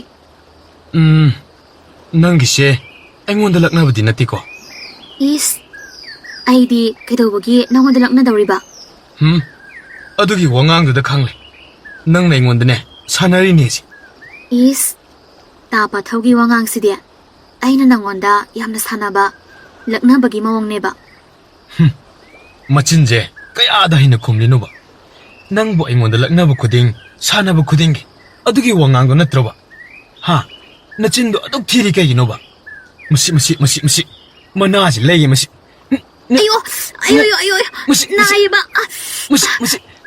ꯑꯩꯅ ꯂꯝꯕꯤ ꯃꯝꯍꯟꯕꯅꯦꯕ ꯁꯤ ꯊꯥꯗꯣꯛꯑꯣꯕ ꯅꯥꯏ ꯍꯥꯏꯕ ꯅꯪꯕꯨ ꯍꯧꯖꯤꯛꯇ ꯑꯩꯉꯣꯟꯗ ꯂꯛꯅꯗꯦꯗꯥꯏꯅꯦ ꯁꯤꯕꯨ ꯀꯗꯥꯏꯗ ꯂꯛꯅꯕꯅꯣ ꯆꯨꯝꯅ ꯂꯝꯕꯤ ꯃꯝꯍꯟꯕꯁꯤꯕꯣ ꯑꯩꯗꯤ ꯅꯣꯏ ꯑꯇꯩꯒ ꯃꯥꯟꯅꯗꯦ ꯈꯪꯅ ꯂꯝꯕꯤ ꯉꯥꯎꯍꯜꯂꯤꯁꯦ ꯂꯛꯅꯔꯤ ꯅꯠꯇ꯭ꯔꯣ ꯁꯥꯎꯈꯤꯅꯣꯕ ꯑꯩꯈꯣꯏ ꯄꯥꯕꯅ ꯃꯈꯣꯏ ꯌꯨ ꯊꯛꯇꯧꯔꯤ ꯑꯗꯨ ꯂꯣꯏꯔꯒ ꯍꯟꯖꯤꯜꯂꯛꯑꯣ ꯍꯥꯏꯕꯒꯤꯅꯦꯕ ꯑꯁꯦꯡꯕ꯭ꯔꯥꯅꯦ ꯑꯩꯗꯤ ꯊꯥꯗꯤ ꯊꯥꯖꯈꯤꯗꯦꯗ ꯅꯪꯗꯤ ꯃꯇꯝ ꯆꯨꯞꯄꯗ ꯀꯩꯁꯨ ꯇꯧꯖꯗꯕ ꯁꯥꯔꯒ ꯌꯥꯝꯅ ꯃꯤ ꯁꯥꯟꯅꯕ ꯍꯩꯕꯅꯤ ꯑꯗꯨꯅ ꯑꯩꯗꯤ ꯊꯥꯖꯕ ꯋꯥꯠꯂꯤꯀꯣ ꯑꯁꯦꯡꯕꯅꯦ ꯑꯩꯅ ꯍꯥꯏꯁꯦ ꯑꯩꯈꯣꯏ ꯄꯥꯕ ꯍꯣꯏ ꯅꯣꯏꯒꯤ ꯏꯄꯟꯁꯨ ꯌꯥꯎꯍꯧꯋꯦ ꯃꯣꯏꯅꯦ ꯌꯨ ꯈꯔꯨꯡ ꯑꯃ ꯈꯤꯜꯂꯒ ꯊꯛꯅꯤ ꯍꯥꯏꯅ ꯇꯧꯍꯧꯋꯦ ꯑꯗꯨꯅ ꯑꯗꯨ ꯊꯛꯄꯗꯣ ꯑꯩꯈꯣꯏꯅ ꯎꯕ ꯅꯨꯡꯉꯥꯏꯇꯦ ꯂꯣꯏꯔꯀꯥꯟꯗ ꯑꯣꯏꯅ ꯂꯥꯛꯑꯣ ꯍꯥꯏꯔꯛꯄꯅꯦ ꯍꯥꯏꯖꯜꯂꯤꯗꯣ ꯈꯪꯉꯦ ꯌꯨ ꯈꯔꯨꯡꯗꯨꯃ ꯊꯛꯑꯗꯤ ꯋꯥꯈꯜꯒ ꯑꯝꯇ ꯇꯥꯔꯝꯃꯔꯣꯏ ꯃꯣꯏꯅ ꯊꯣꯛꯄ ꯑꯃ ꯇꯧꯔ ꯂꯩꯔꯝꯃꯅꯤꯌꯦ ꯑꯩꯈꯣꯏ ꯆꯪꯉꯁꯨ ꯑꯃꯠꯇꯒ ꯈꯪꯂꯔꯣꯏ ꯑꯁꯦꯡꯕꯕꯨꯗꯤ ꯃꯣꯏꯅ ꯀꯩꯁꯨ ꯍꯥꯏꯔꯛꯇꯦꯗ ꯃꯣꯏꯅ ꯍꯥꯏꯅꯕꯗꯣ ꯇꯥꯕꯗꯨꯗ ꯄꯥꯎ ꯇꯝꯒꯦꯅ ꯂꯥꯛꯄꯅꯦ ꯍꯧꯖꯤꯛꯇ ꯅꯔꯣꯜ ꯆꯨꯝꯃꯛꯑꯕ ꯌꯥꯔꯦ ꯑꯗꯨ ꯑꯣꯏꯗꯤ ꯁꯨꯛꯊꯗꯅꯒ ꯇꯧꯔꯅꯨ ꯌꯨꯝꯗ ꯍꯟꯅꯕ ꯇꯧꯔꯁꯤ ꯂꯝꯕꯤꯁꯦ ꯑꯝꯇ ꯉꯥꯟꯊꯣꯛꯍꯜꯂꯨ ꯍꯣꯏ ꯑꯦ ꯇꯥꯄꯊꯧ ꯉꯥꯟꯊꯣꯛꯅꯕ ꯃꯍꯩ ꯁꯣꯜꯂꯁꯨ ꯉꯥꯟꯊꯣꯛꯑꯣ ꯍꯥꯏꯕ ꯌꯥꯗ꯭ꯔꯦ ꯑꯃꯨꯍꯦꯟꯕꯤ ꯅꯪꯒꯤ ꯐꯥꯒꯤꯗꯣ ꯃꯇꯥꯡ ꯆꯥꯗ꯭ꯔꯦꯀꯣ ꯑꯃꯨꯛ ꯁꯥꯟꯅꯗꯅ ꯇꯧꯔꯅꯨ ꯁꯥꯟꯅꯕ ꯅꯠꯇꯤꯌꯦ ꯑꯁꯦꯡꯕꯅꯦ ꯑꯩꯅ ꯍꯥꯏꯁꯦ ꯌꯥꯗ꯭ꯔꯦ ꯍꯥꯏꯕ ꯉꯥꯏꯈꯣ ꯇꯨꯃꯤꯟ ꯂꯩꯌꯨ ꯃꯤ ꯆꯠꯄ ꯃꯥꯜꯂꯤ ꯁꯣꯝꯗ ꯇꯣ ꯂꯥꯛꯑꯣ ꯃꯔꯨꯝꯗ ꯂꯩꯁꯤ ꯂꯥꯛꯑꯣ ꯑꯁꯤꯕꯨ ꯅꯣꯏ ꯏꯄꯟ ꯍꯣꯏꯒꯤꯗ ꯂꯩꯕ ꯂꯥꯂꯣꯏ ꯀꯥꯡꯕꯨꯗꯨ ꯅꯠꯇ꯭ꯔꯣ ꯃꯥꯅꯤ ꯃꯣꯏꯅ ꯆꯠꯂꯤꯁꯤ ꯀꯗꯥꯏꯗꯅꯣ ꯌꯥꯝꯅ ꯐꯤꯡꯅꯁꯨ ꯎꯏ ꯃꯣꯏꯅ ꯆꯠꯂꯤꯁꯤꯕꯨ ꯑꯩꯈꯣꯏꯒꯤ ꯌꯨꯝꯂꯣꯝꯗ ꯅꯠꯇ꯭ꯔꯣ ꯂꯥꯛꯑꯣ ꯉꯥꯏꯈꯣ ꯆꯪꯈꯤꯒꯨꯝꯁꯤ ꯍꯥꯏꯐꯦꯠ ꯂꯥꯞꯇꯛꯅ ꯀꯔꯤ ꯇꯧꯔꯤ ꯍꯥꯏꯅ ꯌꯦꯡꯈꯤꯁꯤ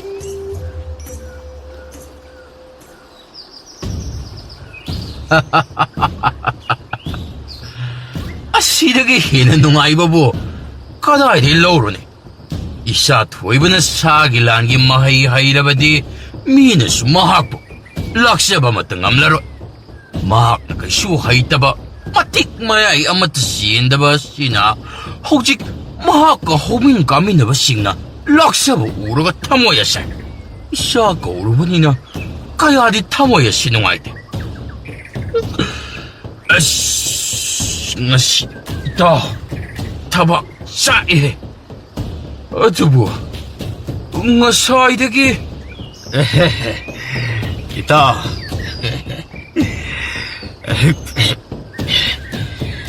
kayamta kalran ito ngasige kurasina na sana bado sagilangi tang-tagi mahay-dagi hendokta na wakal ꯂꯧꯁꯤꯡ ꯑꯣꯏꯕ ꯌꯥꯕ ꯃꯍꯩ ꯀꯌꯥ ꯇꯝꯕꯤꯒꯗꯕꯅꯤ ꯑꯁꯤꯗꯒꯤꯗꯤ ꯏꯆꯥꯕꯨ ꯀꯅꯥꯅꯁꯨ ꯂꯥꯛꯆ ꯈꯨꯗꯨꯝ ꯀꯅꯥꯅꯣ ꯑꯗꯨꯗ ꯂꯥꯛꯏꯗꯣ ꯀꯅꯥꯅꯣ ꯌꯨꯒ ꯊꯛꯇꯅ ꯅꯨꯡꯉꯥꯏꯔꯤ ꯅꯣꯏ ꯉꯁꯤꯗꯤ ꯅꯨꯡꯉꯥꯏꯔꯗꯕꯅꯤ ꯅꯣꯏ ꯉꯥꯡꯉꯤꯗꯣ ꯀꯅꯥꯗꯅꯣ ꯅꯣꯏ ꯑꯩꯁꯤ ꯀꯅꯥꯅꯣ ꯈꯪꯗ꯭ꯔꯕꯔꯣ ꯃꯟꯅ ꯈꯪꯖꯔꯒꯅꯤ ꯂꯥꯛꯆꯔꯤꯕꯁꯤ ꯈꯨꯂꯥꯛꯄꯒꯤ ꯑꯊꯪ ꯃꯇꯨꯡ ꯏꯟꯅ ꯃꯅꯥꯎ ꯏꯕꯨꯡꯉꯣꯕꯨꯁꯨ ꯐꯥꯔꯒ ꯄꯨꯔꯛꯎ ꯍꯥꯏꯔꯤꯕꯁꯤ ꯀꯔꯤ ꯑꯩꯕꯨ ꯐꯥꯕ ꯅꯇꯤꯛ ꯂꯩꯔꯗꯤ ꯐꯥꯎꯅꯦ ꯂꯥꯎ ꯑꯩꯕꯨ ꯐꯥꯔꯨ ꯂꯥꯎꯅꯦ ꯀꯔꯤ ꯃꯔꯝꯒꯤ ꯑꯩꯕꯨ ꯐꯥꯒꯗꯧꯔꯤꯕ ꯃꯅꯥꯎ ꯏꯕꯨꯡꯉꯣꯗ ꯅꯠꯇꯦ ꯃꯅꯥꯎ ꯏꯕꯨꯡꯉꯣꯒꯤ ꯅꯇꯥꯎꯁꯤꯁꯨ ꯑꯗꯨꯒ ꯑꯇꯣꯞꯄ ꯃꯤꯇꯣꯞ ꯑꯁꯤꯅ ꯅꯤꯡꯊꯧꯒꯤ ꯑꯔꯣꯟꯕ ꯄꯥꯎꯃꯤꯅꯤ ꯍꯥꯏ ꯑꯗꯨꯅ ꯅꯈꯣꯏ ꯄꯨꯟꯅ ꯂꯧꯈꯠꯄ ꯂꯥꯛꯂꯤꯕꯅꯤ ꯀꯔꯤ ꯑꯩꯈꯣꯏꯅ ꯀꯔꯤ ꯑꯀꯥꯏꯕ ꯇꯧꯗꯅ ꯑꯩꯈꯣꯏꯕꯨ ꯍꯦꯛꯇ ꯐꯥꯗꯧꯔꯤꯕ ꯑꯗꯨꯗꯤ ꯈꯨꯂꯥꯛꯄꯒꯤ ꯃꯅꯥꯛ ꯌꯧꯔꯒ ꯍꯥꯏꯅꯔꯣ ꯑꯩꯈꯣꯏꯅ ꯂꯥꯛꯂꯤꯕ ꯑꯁꯤꯗꯤ ꯈꯨꯂꯥꯛꯄꯅ ꯇꯧ ꯍꯥꯏꯕ ꯑꯗꯨꯗ ꯄꯥꯡꯕꯅꯤ ꯆꯠꯂꯣꯏ ꯑꯩꯈꯣꯏꯒꯤ ꯏꯔꯥꯜ ꯂꯩꯇꯅ ꯀꯩꯗꯧꯕꯒꯤ ꯑꯩꯈꯣꯏꯕꯨ ꯐꯥꯗꯧꯔꯤꯕꯅꯣ ꯃꯔꯩ ꯃꯇꯥ ꯇꯧꯗꯕꯤꯗ ꯐꯖꯅ ꯍꯥꯏꯔꯤꯉꯩꯁꯤꯗ ꯆꯠꯄꯅ ꯐꯒꯅꯤꯗ ꯆꯠꯇ꯭ꯔꯕꯗꯤ ꯀꯩꯗꯧꯒꯗꯧꯔꯤꯕ ꯀꯩꯗꯧꯗꯣꯏꯅꯣꯕ ꯑꯁꯤ ꯎꯔꯦꯗꯅ ꯉꯥꯏꯈꯣ ꯁꯦ ꯈꯨꯠ ꯁꯥ ꯌꯥꯎꯅꯗꯕꯤ ꯇꯞꯅ ꯏꯪꯅ ꯍꯥꯏꯅꯁꯤ ꯀꯩꯗꯧꯔꯒꯦ ꯏꯇꯥꯎ ꯁꯦ ꯏꯇꯥꯎꯁꯨ ꯐꯤꯡꯃꯜꯂꯦ ꯅꯇꯥꯎ ꯌꯥꯎꯔꯤꯁꯤꯗꯤ ꯁꯦ ꯑꯩꯈꯣꯏ ꯌꯥꯝꯕꯨꯡꯅ ꯑꯩꯈꯣꯏꯕꯨ ꯀꯔꯤꯁꯨ ꯋꯥꯐꯝꯗ ꯇꯥꯍꯜꯂꯣꯏꯗ. ꯁꯦ ꯂꯥꯛꯑꯣ ꯏꯇꯥꯎꯁꯤ, ꯑꯩ ꯃꯥꯡ ꯊꯥꯔꯒꯦ ꯂꯥꯛꯑꯣ. ꯑꯁꯤ ꯍꯥꯏꯅ ꯊꯧꯕꯅ ꯉꯥꯎꯔꯤ ꯉꯥꯎꯔꯤ ꯃꯥꯡ ꯊꯥꯗꯨꯅ ꯆꯠꯄ ꯍꯧꯈ꯭ꯔꯕꯗ ꯄꯥꯏꯈꯣꯝꯕꯅ ꯑꯍꯜ ꯖꯥꯎꯗ ꯑꯣꯟꯁꯤꯜꯂꯒ, ꯈꯨꯔꯥ, ꯂꯦꯡꯉꯁꯤ. ꯄꯥꯈꯠꯄꯤꯅꯨ ꯀꯩꯗꯧꯔꯒꯦ ꯈꯨꯔꯥ? ꯏꯇꯥꯎ ꯌꯥꯎꯔꯤ ꯀꯩꯁꯨ ꯇꯧꯔꯣꯏ ꯈꯨꯔꯥ. ꯍꯣꯏ ꯍꯣꯏ ꯏꯕꯨꯡꯉꯣ. ꯑꯁꯤ ꯍꯥꯏꯅ ꯑꯅꯤ ꯑꯗꯨꯁꯨ ꯇꯨꯡ ꯏꯟꯗꯨꯅ ꯆꯠꯈꯤꯔꯝ. ꯃꯈꯣꯏꯒꯤ ꯇꯨꯡꯗꯅ ꯂꯥꯟꯂꯣꯏꯁꯤꯡ ꯑꯗꯨ ꯃꯔꯤ ꯃꯔꯤ ꯏꯟꯅꯈꯤꯔꯝ. ꯃꯣꯏꯅ ꯄꯔꯦꯡ ꯁꯥꯅ ꯆꯠꯈꯤꯕ ꯑꯗꯨ ꯎꯔꯒ ꯄꯥꯃꯨ ꯍꯦꯟꯕꯤꯅ ꯄꯥꯈꯠꯅ, ꯑꯩꯈꯣꯏ ꯕꯥꯕ ꯍꯣꯏꯁꯦ ꯂꯥꯂꯣꯏꯁꯤꯡ ꯑꯁꯤꯅ ꯐꯥꯈ꯭ꯔꯦ. ꯂꯥꯛꯑꯣ. ꯉꯥꯏꯈꯣꯃꯤ, ꯆꯠꯈꯤꯕ ꯌꯥꯔꯣꯏ. ꯀꯩꯅꯣ ꯅꯪꯅ ꯃꯇꯥꯡ ꯑꯁꯤ ꯌꯧꯔ ꯐꯥꯎꯕꯗ ꯀꯩꯝꯇ ꯄꯥꯈꯠꯇ꯭ꯔꯤꯁꯤꯕꯣ? ꯑꯩꯁꯨ ꯄꯥꯈꯠꯂꯤꯅꯤ. ꯄꯥꯈꯠꯂꯦ ꯍꯥꯏꯅ ꯇꯥ ꯆꯪꯁꯤꯟꯕ ꯌꯥꯗꯕꯒꯤꯅꯤ. ꯑꯩꯈꯣꯏ ꯑꯅꯤꯅ ꯆꯪꯁꯤꯜꯂꯨꯔꯕꯗꯤ ꯑꯩꯈꯣꯏ ꯑꯅꯤꯁꯨ ꯁꯣꯏꯗꯅ ꯐꯥꯒꯦ ꯍꯥꯏꯔꯛꯀꯅꯤ. ꯑꯗꯨꯅ ꯂꯥꯞꯇꯛꯅ ꯃꯇꯨꯡꯗ ꯑꯗꯨꯝ ꯃꯤꯟꯅꯅꯕ ꯇꯧꯁꯤ. ꯍꯥꯏ, ꯑꯩꯅ ꯅꯣꯏꯗ ꯃꯤ ꯐꯥꯒꯠꯂꯁꯨ ꯍꯥꯏꯕꯗꯣ ꯀꯝꯗꯧꯔꯦ? ꯈꯨꯂꯥꯛꯄ, ꯄꯨꯖꯔꯛꯂꯦ. ꯑꯁꯣꯝꯗ ꯗꯔꯕꯥꯔ ꯄꯨꯡꯗ ꯊꯝꯖꯍꯧꯔꯦ. ꯐꯔꯦ ꯐꯔꯦ, ꯑꯩ ꯂꯥꯛꯂꯒꯦ. ꯑꯁꯤ ꯍꯥꯏꯅ ꯊꯧꯂꯦꯟ ꯑꯗꯨ ꯊꯣꯛꯈꯤꯒꯦ ꯍꯦꯛ ꯇꯧꯕꯒ ꯈꯗ꯭ꯔꯥꯛꯄꯅ ꯇꯍꯥ. ꯈꯨꯂꯥꯛꯄ, ꯑꯃꯨꯛꯇ ꯉꯥꯏꯕꯤꯈꯣꯕ. ꯀꯔꯤ ꯑꯃꯨꯛ ꯂꯩꯔꯦ? ꯈꯨꯂꯥꯛꯄꯗ ꯋꯥꯐꯝ ꯑꯃꯇ ꯍꯪꯒꯠꯆꯒꯦ ꯍꯥꯏꯕꯕꯨ. ꯍꯥꯏꯔꯣ. ꯍꯣꯔꯦꯟ ꯑꯩꯈꯣꯏꯒꯤ ꯃꯅꯥꯎ ꯏꯕꯨꯡꯉꯣ ꯍꯣꯏꯅ ꯃꯈꯣꯏꯅ ꯃꯇꯥ ꯇꯧꯔꯛꯄ ꯃꯇꯝꯗ ꯈꯨꯂꯥꯛꯄ ꯊꯥꯖꯕꯤꯕ ꯌꯥꯗꯦꯀꯣ? ꯑꯗꯨꯝ ꯇꯧꯕꯗ ꯊꯥꯖꯕꯤꯔꯕꯗꯤ ꯈꯨꯂꯥꯛꯄ ꯁꯣꯏꯗꯅ ꯑꯋꯥꯐꯝꯗ ꯈꯨꯂꯥꯛꯄꯕꯨ ꯇꯥꯒꯅꯤꯗꯅ ꯍꯥꯏꯖꯒꯦ ꯇꯧꯕꯅꯤ. ꯅꯪꯅ ꯍꯥꯏꯔꯤꯕ ꯑꯗꯨ ꯑꯆꯨꯝꯕ.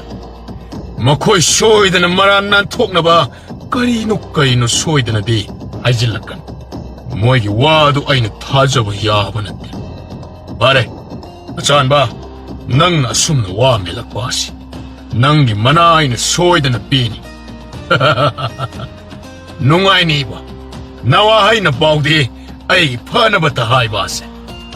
ꯈꯨꯂꯥꯛꯄ, ꯅꯅꯥꯏ ꯑꯩꯍꯥꯛꯇꯤ ꯈꯨꯂꯥꯛꯄꯒꯤ ꯃꯤ ꯑꯣꯏꯖꯔꯕꯅꯤ.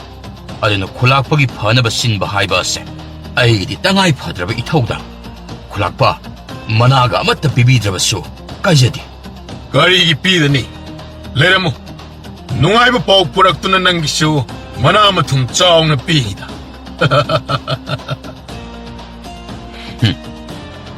ꯑꯄꯪꯕ ꯈꯨꯂꯥꯛꯄ ꯅꯪꯅꯗꯤ ꯑꯩꯅ ꯍꯥꯏꯔꯤꯕ ꯃꯌꯥꯝ ꯑꯁꯦ ꯅꯪꯒꯤ ꯐꯅꯕꯅꯤ ꯍꯥꯏꯗꯨꯅ ꯈꯜꯂꯤ.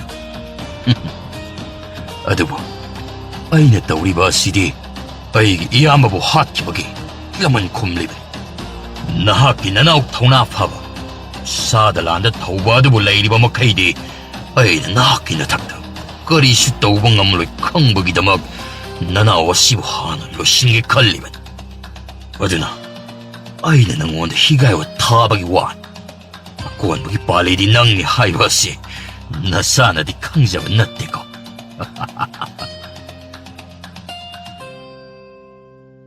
ꯃꯄꯥꯕꯨꯡ ꯑꯍꯜ ꯑꯅꯤꯗꯨꯒ ꯑꯍꯜ ꯑꯣꯏꯔꯕ ꯁꯤꯟꯇꯥꯛꯄ ꯑꯗꯨꯒ ꯄꯨꯟꯗꯨꯅ ꯊꯝꯂꯤꯕ ꯑꯗꯨ ꯎꯕꯗ ꯃꯆꯥ ꯑꯅꯤꯗꯨ ꯇꯞꯅ ꯆꯪꯂꯛꯇꯨꯅ ꯃꯈꯣꯜ ꯊꯣꯛꯍꯟꯗꯕꯤ ꯑꯁꯨꯝꯅ,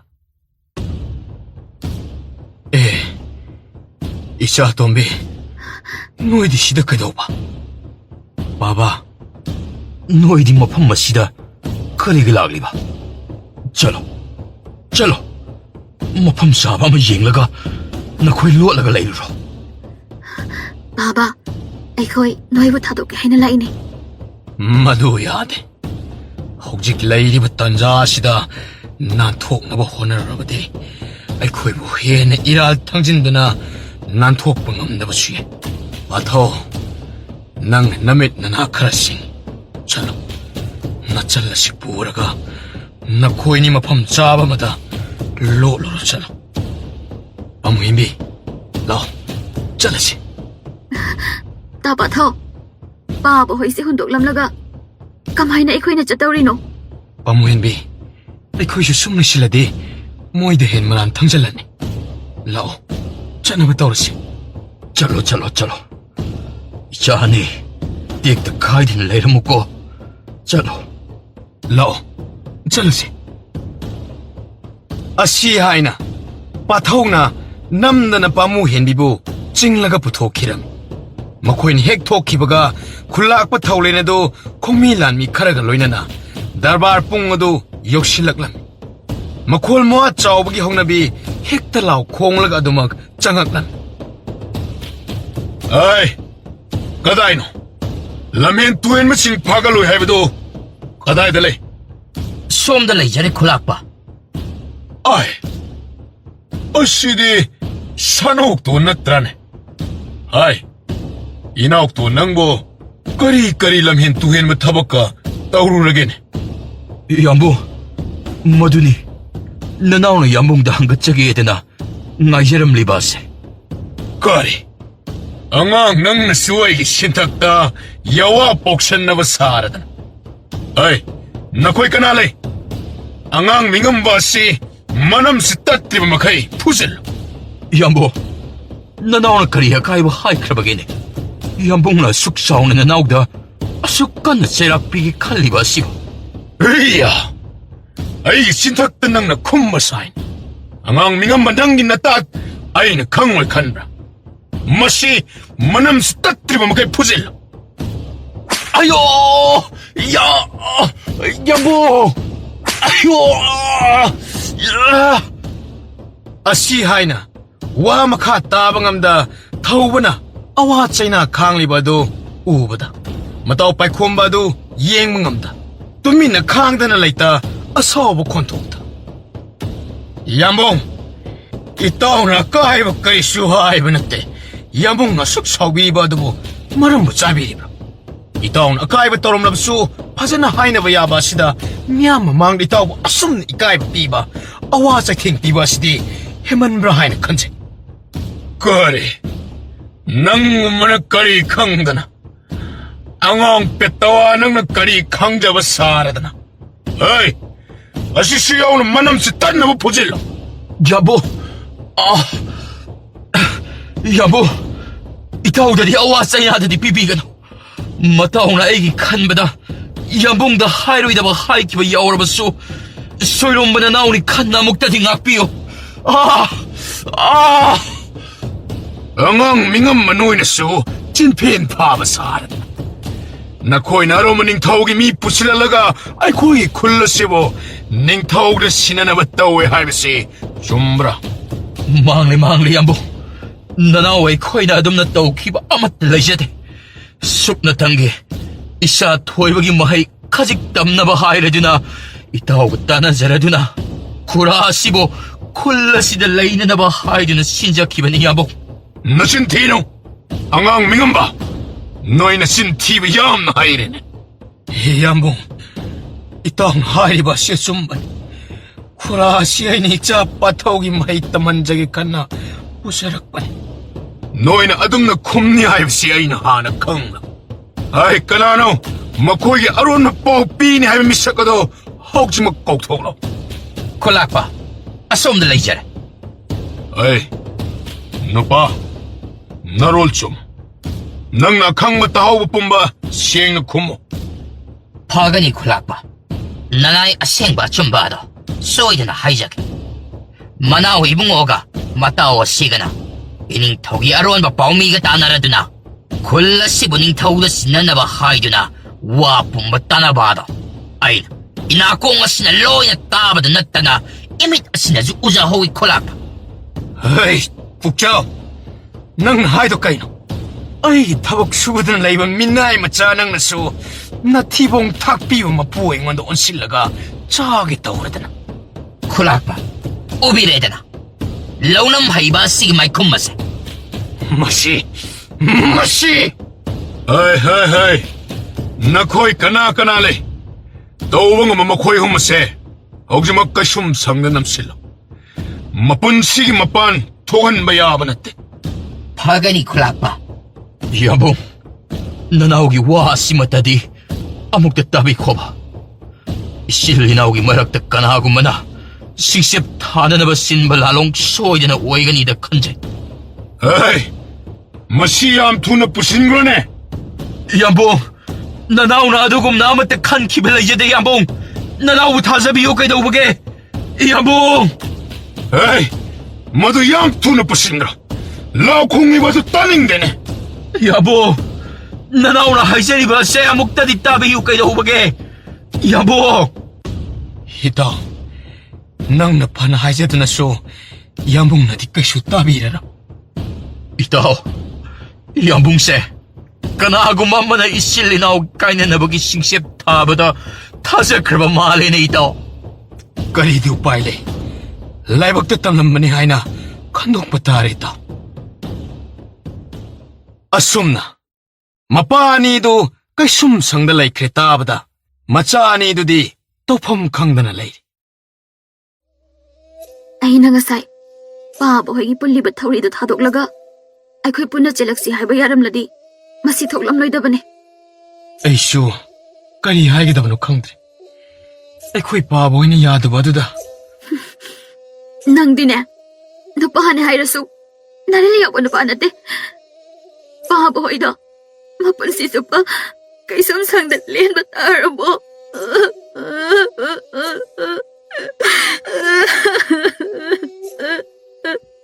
Tumilayo. Aiko. Pamuhin bido, machindu kangmin mengsilakbado sauna. Kay dauri haigum, namdana, wahay na bator. Matawdo da patong na, mi lagpagi makoltay hay na, ingit toram. Wahay ke toram mo pido su, pakan na, tumin na lay kiram.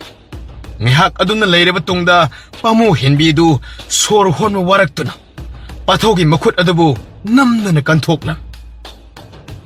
Kidorage. Kidorage? Ay ba sorting aga hati kaliro? 예, ay di wakal bo oirote. Ay ko'y nisyo, yung danjin beyado mante. Suwid na lanloy singa doon na pagi hayrani. Ano di kamdong ni? Kang desyo. Ang hanga nido! Asinalay ne! Karay! Pamuimbi, mako'y miyam sidi ko'y lepang kangre. Lo, chiyasi. Hay! Nakoy na sili ba do karay dano? Ngay ko! Ay! Chin kim si tanaw ne! Lao! Asum do inatanase! Tanase! Asum inatanase! Lao! Laloy mayama doon na, ang anido na chiyan kiba may kaya do da tanakiram. Anido so, may kaya kangda. Laloy singa doon na, pangdana ba ni hay na, pang chiyan da chilam. Laloy singa do so, makoy gitong da tanaba, sukliyap yalam di. Asum na, panakoy na tanarak labada, ang anido, chiyan mangamdra doon na. So tabet holaga, makwang melaga.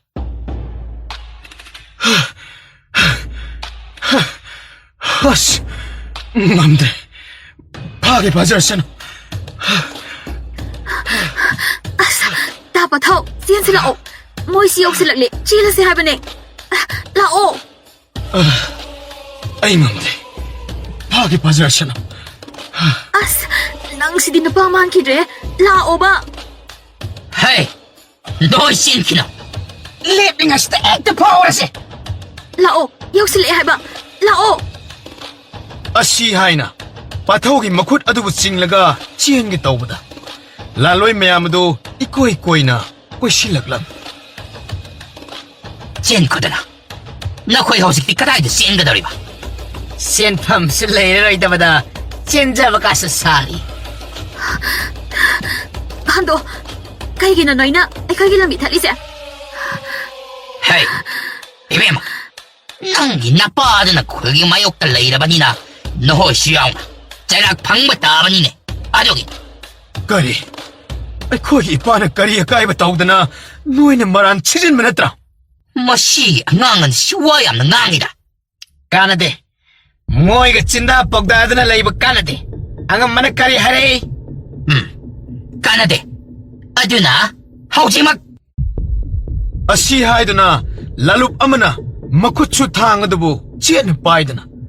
Ang anidubu halag hay na, changsin ba horak pada, makoy na, yam na kinaba, ning tawadugi, kung may lan mising lakpagi, makol tarak lang. Karina, tari mo makola sidi, ay koy na yaning daba ning tawadugi, ꯅꯍꯥꯛꯀꯤ ꯈꯣꯡꯃꯤ ꯂꯥꯟꯃꯤꯁꯤꯡ ꯂꯥꯛꯄꯒꯤ ꯃꯈꯣꯜ ꯅꯠꯇ꯭ꯔꯥꯅꯦ? ꯃꯥꯅꯤ, ꯀꯥꯟꯅꯗꯦ. ꯑꯩꯈꯣꯏ ꯃꯐꯝꯁꯤ ꯊꯥꯗꯣꯛꯇꯨꯅ ꯆꯠꯈ꯭ꯔꯁꯤ. ꯅꯠꯇ꯭ꯔꯕꯗꯤ ꯁꯣꯏꯗꯅ ꯈꯨꯗꯣꯡꯊꯤꯕ ꯅꯪꯂꯅꯤ. ꯑꯁꯤ ꯍꯥꯏꯅ ꯂꯥꯟꯂꯣꯏꯁꯤꯡ ꯑꯗꯨ ꯃꯐꯝ ꯑꯗꯨꯕꯨ ꯊꯥꯗꯣꯛꯇꯨꯅ ꯂꯣꯏꯅ ꯆꯦꯟꯅꯈ꯭ꯔꯕꯗ ꯑꯉꯥꯡ ꯑꯅꯤꯗꯨ ꯁꯣꯔ ꯁꯥꯡꯅ ꯍꯣꯟꯗꯣꯛꯂꯒ ꯍꯩ, ꯈꯖꯤꯛꯇ ꯉꯥꯏꯕꯅꯤꯍꯦ, ꯁꯝꯅꯥꯗ ꯂꯦꯞꯄꯅꯤ. ꯑꯩꯗꯤ ꯄꯥꯈꯠ... ꯋꯥ ꯑꯗꯨ ꯍꯥꯏꯕ ꯂꯣꯏꯕ ꯅꯪꯗ꯭ꯔꯦ. ꯃꯈꯣꯏꯒꯤ ꯍꯦꯛ ꯃꯃꯥꯡꯂꯣꯝꯗ ꯅꯤꯡꯊꯧꯒ ꯂꯣꯏꯅꯅ ꯈꯣꯡꯃꯤ ꯂꯥꯟꯃꯤ ꯃꯌꯥꯝ ꯑꯃ ꯁꯒꯣꯜ ꯇꯣꯡꯗꯨꯅ ꯊꯧꯖꯜꯂꯛꯂꯤꯕ ꯑꯗꯨꯗ ꯄꯥꯈꯠꯅ ꯂꯣꯏꯔꯦꯗꯅ. ꯑꯃꯗꯒꯤ ꯅꯥꯟꯊꯣꯛꯂꯦ ꯍꯥꯏꯔꯒ ꯑꯃꯗ ꯑꯃꯨꯛ ꯈꯨꯗꯤ ꯊꯤꯔꯕ. ꯀꯝꯗꯧꯅꯤ ꯁꯤꯗꯤ? ꯈꯪꯗꯦ. ꯑꯩꯁꯨ ꯀꯔꯤ ꯍꯥꯏꯒꯗꯕꯅꯣ ꯈꯪꯗ꯭ꯔꯦ. ꯑꯁꯤ ꯍꯥꯏꯅ ꯃꯈꯣꯏ ꯑꯅꯤꯗꯨ ꯄꯥꯈꯠꯅ ꯀꯤꯅ ꯃꯃꯥꯡꯗ ꯂꯥꯛꯂꯤꯕ ꯁꯒꯣꯜ ꯇꯣꯡꯂꯤꯕ ꯅꯤꯡꯊꯧ ꯑꯗꯨꯗ ꯃꯨꯟꯅ ꯌꯦꯡꯗꯨꯅ ꯂꯩꯔꯝꯃꯤ. ꯅꯤꯡꯊꯧ ꯑꯗꯨꯗꯤ ꯊꯣꯛꯂꯤꯕ ꯃꯌꯥꯝ ꯑꯗꯨꯗꯤ ꯑꯃꯠꯇ ꯈꯪꯕ ꯅꯠꯇꯦ. ꯁꯨꯞꯅꯇꯒꯤ ꯁꯥ ꯇꯥꯟꯕ ꯂꯥꯛꯄꯅꯤ. ꯑꯗꯨꯅ ꯑꯉꯥꯡ ꯑꯅꯤ ꯑꯗꯨꯅ ꯀꯤꯅ ꯃꯉꯣꯟꯗ ꯃꯆꯤ ꯂꯦꯡꯕ ꯉꯝꯗ ꯌꯦꯡꯂꯒ ꯂꯩꯔꯤꯕ ꯑꯗꯨꯗ ꯔꯣ ꯄꯥꯔꯤ ꯏꯃꯣꯝꯃꯅꯤ, ꯅꯈꯣꯏ ꯑꯅꯤꯗꯤ ꯁꯒꯣꯜ ꯊꯧꯔꯛꯂꯤꯕ ꯑꯁꯤꯕꯨ ꯎꯔꯒ ꯀꯔꯤꯒꯤ ꯃꯁꯤ ꯂꯦꯡꯗ꯭ꯔꯤꯕꯅꯣ? ꯑꯩꯈꯣꯏꯕꯨ ꯀꯔꯤ ꯍꯥꯏꯅ ꯃꯤꯡꯒꯧꯁꯤꯕꯨ? ꯏꯄꯥ ꯍꯥꯏꯅ ꯍꯦꯛꯇ ꯀꯧꯔꯣꯅꯦ. ꯌꯦꯡꯕꯗꯁꯨ ꯏꯆꯥ ꯑꯣꯟꯊꯣꯛꯅ ꯃꯥꯟꯈ꯭ꯔꯦ.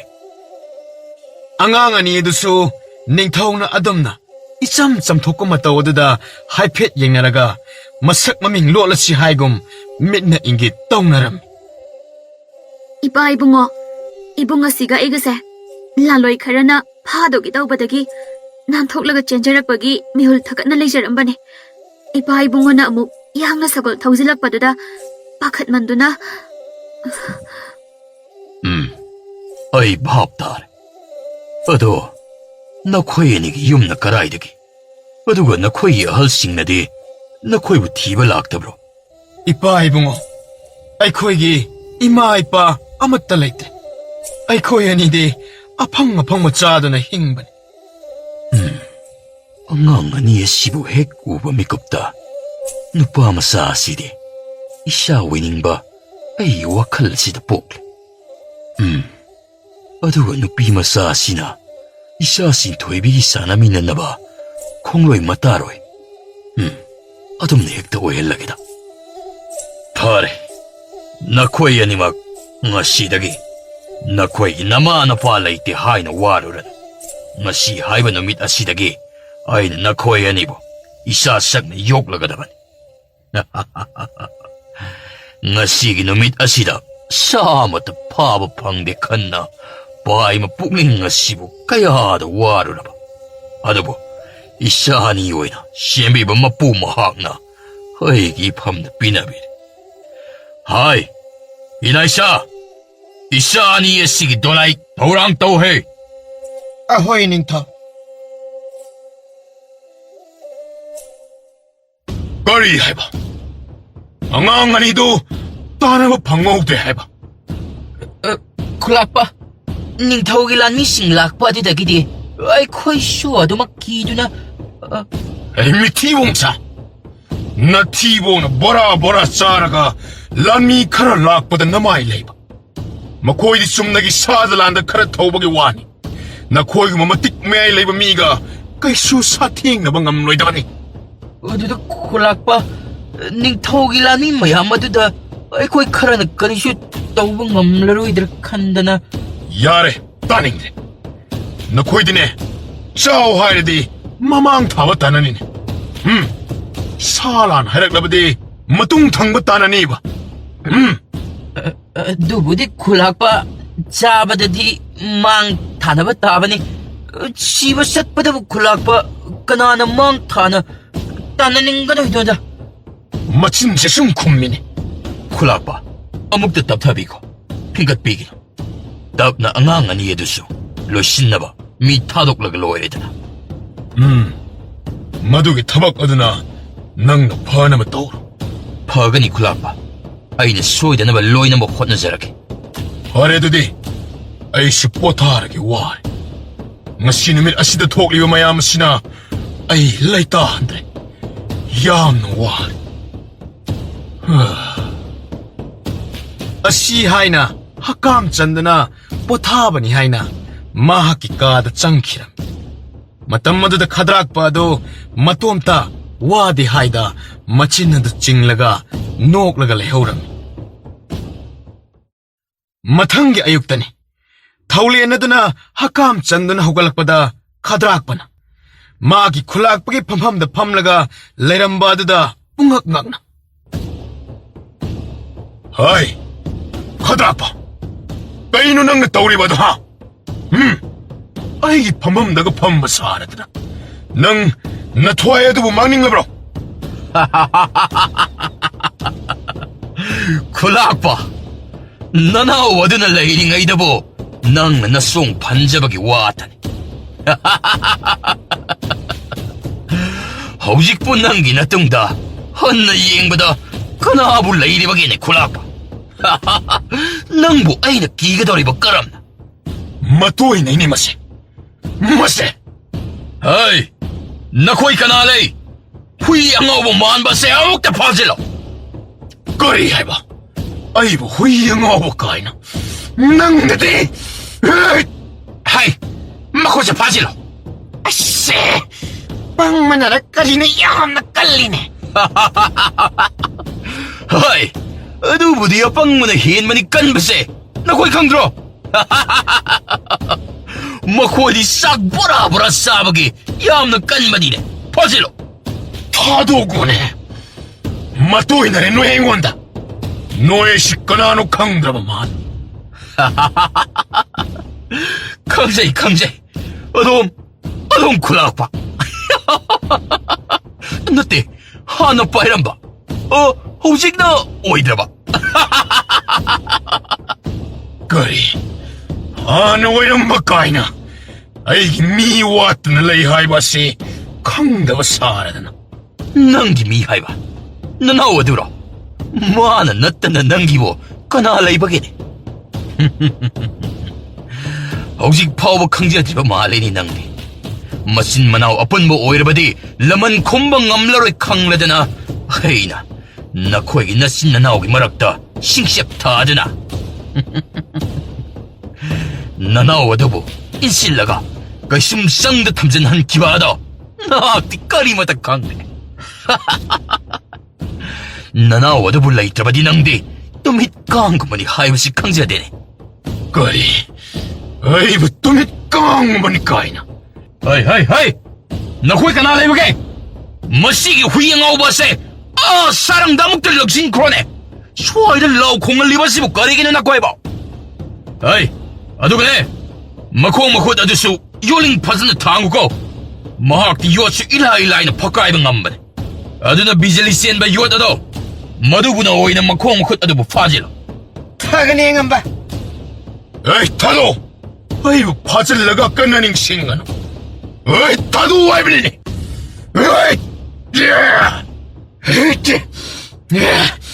ꯍꯦꯔꯥ. ꯍꯩ, ꯂꯥꯎ ꯈꯣꯡꯂꯛꯂꯕ ꯅꯥꯊꯤꯕꯣꯡ ꯆꯥꯗ꯭ꯔꯦ ꯈꯪꯉꯣ.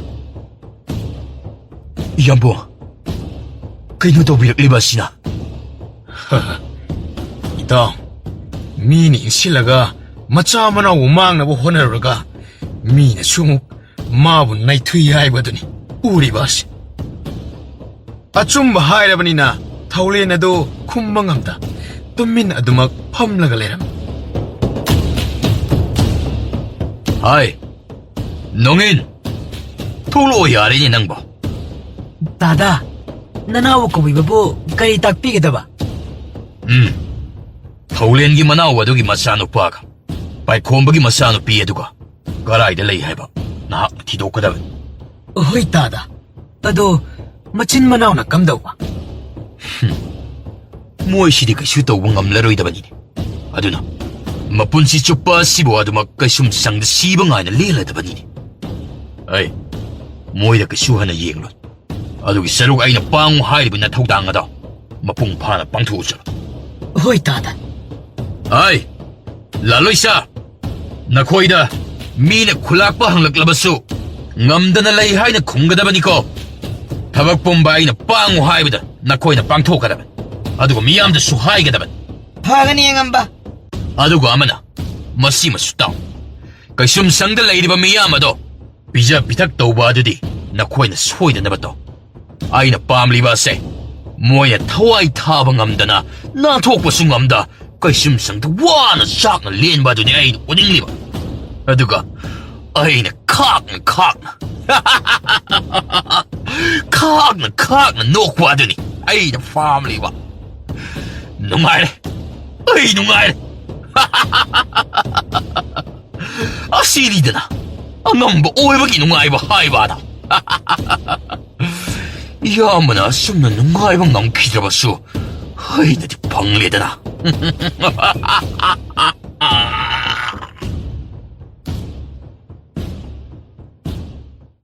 Chahi taragi matungdadi pathau adu chawba sare phadana magi parep pugi purep tan mangamdana mapabung phajiliba adu thadok lage khanna aron malami kangluk ama semgalam mana tawriba pumba ningthaurelsu loina khanglibani adumakpo machana tawbada nongmata khut thingjilude karigino haina sohanglude mana masabu apokpa natrabasu adukki matik thajaram Pamu hen bisumangai. Laisa kangdong padana sakta chuda wattabi ama oiraklam. Mahakso pathogi angam mateng pange khana aron malami semgaliba adugi watana ba yawram. Ta pathau. Aikhoina semgaliba aron balami asinabu khadrak bawaiga thengnaba ngamgadrane. Aduga amu pabung ningthauna khanglaklagana kamdauba. Makhoiga thengnaba ngamnabani. Aina chahi tara chupna mirot oidana wana khanglibasi. Adubu aikhoigi khungi mi khaidi matik mayai loina leidune. Adugi samathakta khatrakpagi kangbuna amukka hena haithoi singthoi banido. Aduna idi pakhattaba ngamde. Adugide karisu warunada. Aina sengwaliba lami singasisu makhoidagi tadaba ngaktani. Aina matam changna akhang ahi tanadana Matik miyay chen mamigumna oina bagida makhaina semgal abala mi ngaktani. Adubadi aisu khangida. Ada pakhatlanu haiba yade. Hekta mi paiba boy. Ipa ani dunaga kaisum sangda leitaba oiradi phaba. Adugidi aigidi ani danate. Ahum. Nate haujiksu noigi ipandu nungsiriba. Mana phattabadagi asi yawna thoklibane. Mana pharamlabadi asigumbasa amata thoklam loidabane. Ma sumigi mihulangda thuruduna tawriba. Mina phatti haine khoshu hekta phattaba tawgadaba nate. Adu oiradi punsi supa wana lilase haira. Ipa singduna a kaisum sangda punsi supa maning tamba phangandana adumak sian khrase hairaba. Adu haiba nateda. I mari haisidi khara khara yengnagadabani haibanita. Khaniye nangdi adumna noigi inina. Aidina ataida nati sauninglise. Noigi napandudane. Mana phanmandabadagini ko haina khanbada. Yarisi. Kunungda hanaba tawro. Nangna asida sumnai thokpase. Pabung ningthau hoi isal sinthoi biyoina soidana wakhalama khalakpa tare. Is wa laithoknaba hotnarido aisu loina khangjare. Wa laithoknaba natiye. Asida sumnai thokpado mina chingnani haibani. Hoise khangi. Ado matam siyamna kuire. Baba hoido waramnani. Thaba khairadi paikhatpana chumdra. Aisu khalini. Handaki tha si siraga pangkhalakpagi numit thabana phaba ma numit ama khallaga thabak pakhatpa hauradabani. Adugidi nangna karimta khalana. Chalo. Adugi saru unungda layru. Madudu naisu nangse safari. Kanana su kashu tawba ngamlai khallaga wakhalse khara netai. Hoise aisu yaukrage. Ado thabak pangthoklamdaidadi pau amadi piraklamo. Aisu aina angamba mateng pangnaba. Hoi hoi. Hairake. Lao. Ai thindoki. Yarani thindoktrasu.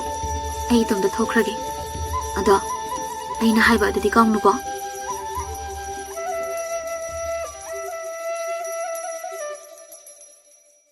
ꯑꯁꯣꯝꯗ ꯈꯗ꯭ꯔꯥꯛꯄꯨ ꯍꯥꯏꯁꯨ ꯈꯨꯜ ꯑꯗꯨꯗꯒꯤ ꯍꯦꯟꯗꯣꯛꯇꯅ ꯆꯍꯤ 10 ꯑꯗꯨꯗꯗꯤ ꯑꯅꯛꯄ ꯈꯨꯜꯁꯤꯡ ꯈꯣꯞꯆꯤꯜꯂꯒ ꯅꯤꯡꯊꯧ ꯄꯥꯟꯕ ꯂꯩꯕꯥꯛ ꯑꯃ ꯁꯦꯝꯒꯠꯄ ꯉꯝꯂꯕꯅꯤ ꯑꯗꯨꯃꯛꯅꯁꯨ ꯀꯅꯥꯁꯨ ꯑꯀꯤ ꯑꯈꯪ ꯂꯩꯇꯅ ꯍꯥꯏꯅ ꯍꯨꯝꯅ ꯄꯥꯜꯂꯤꯕꯅꯤ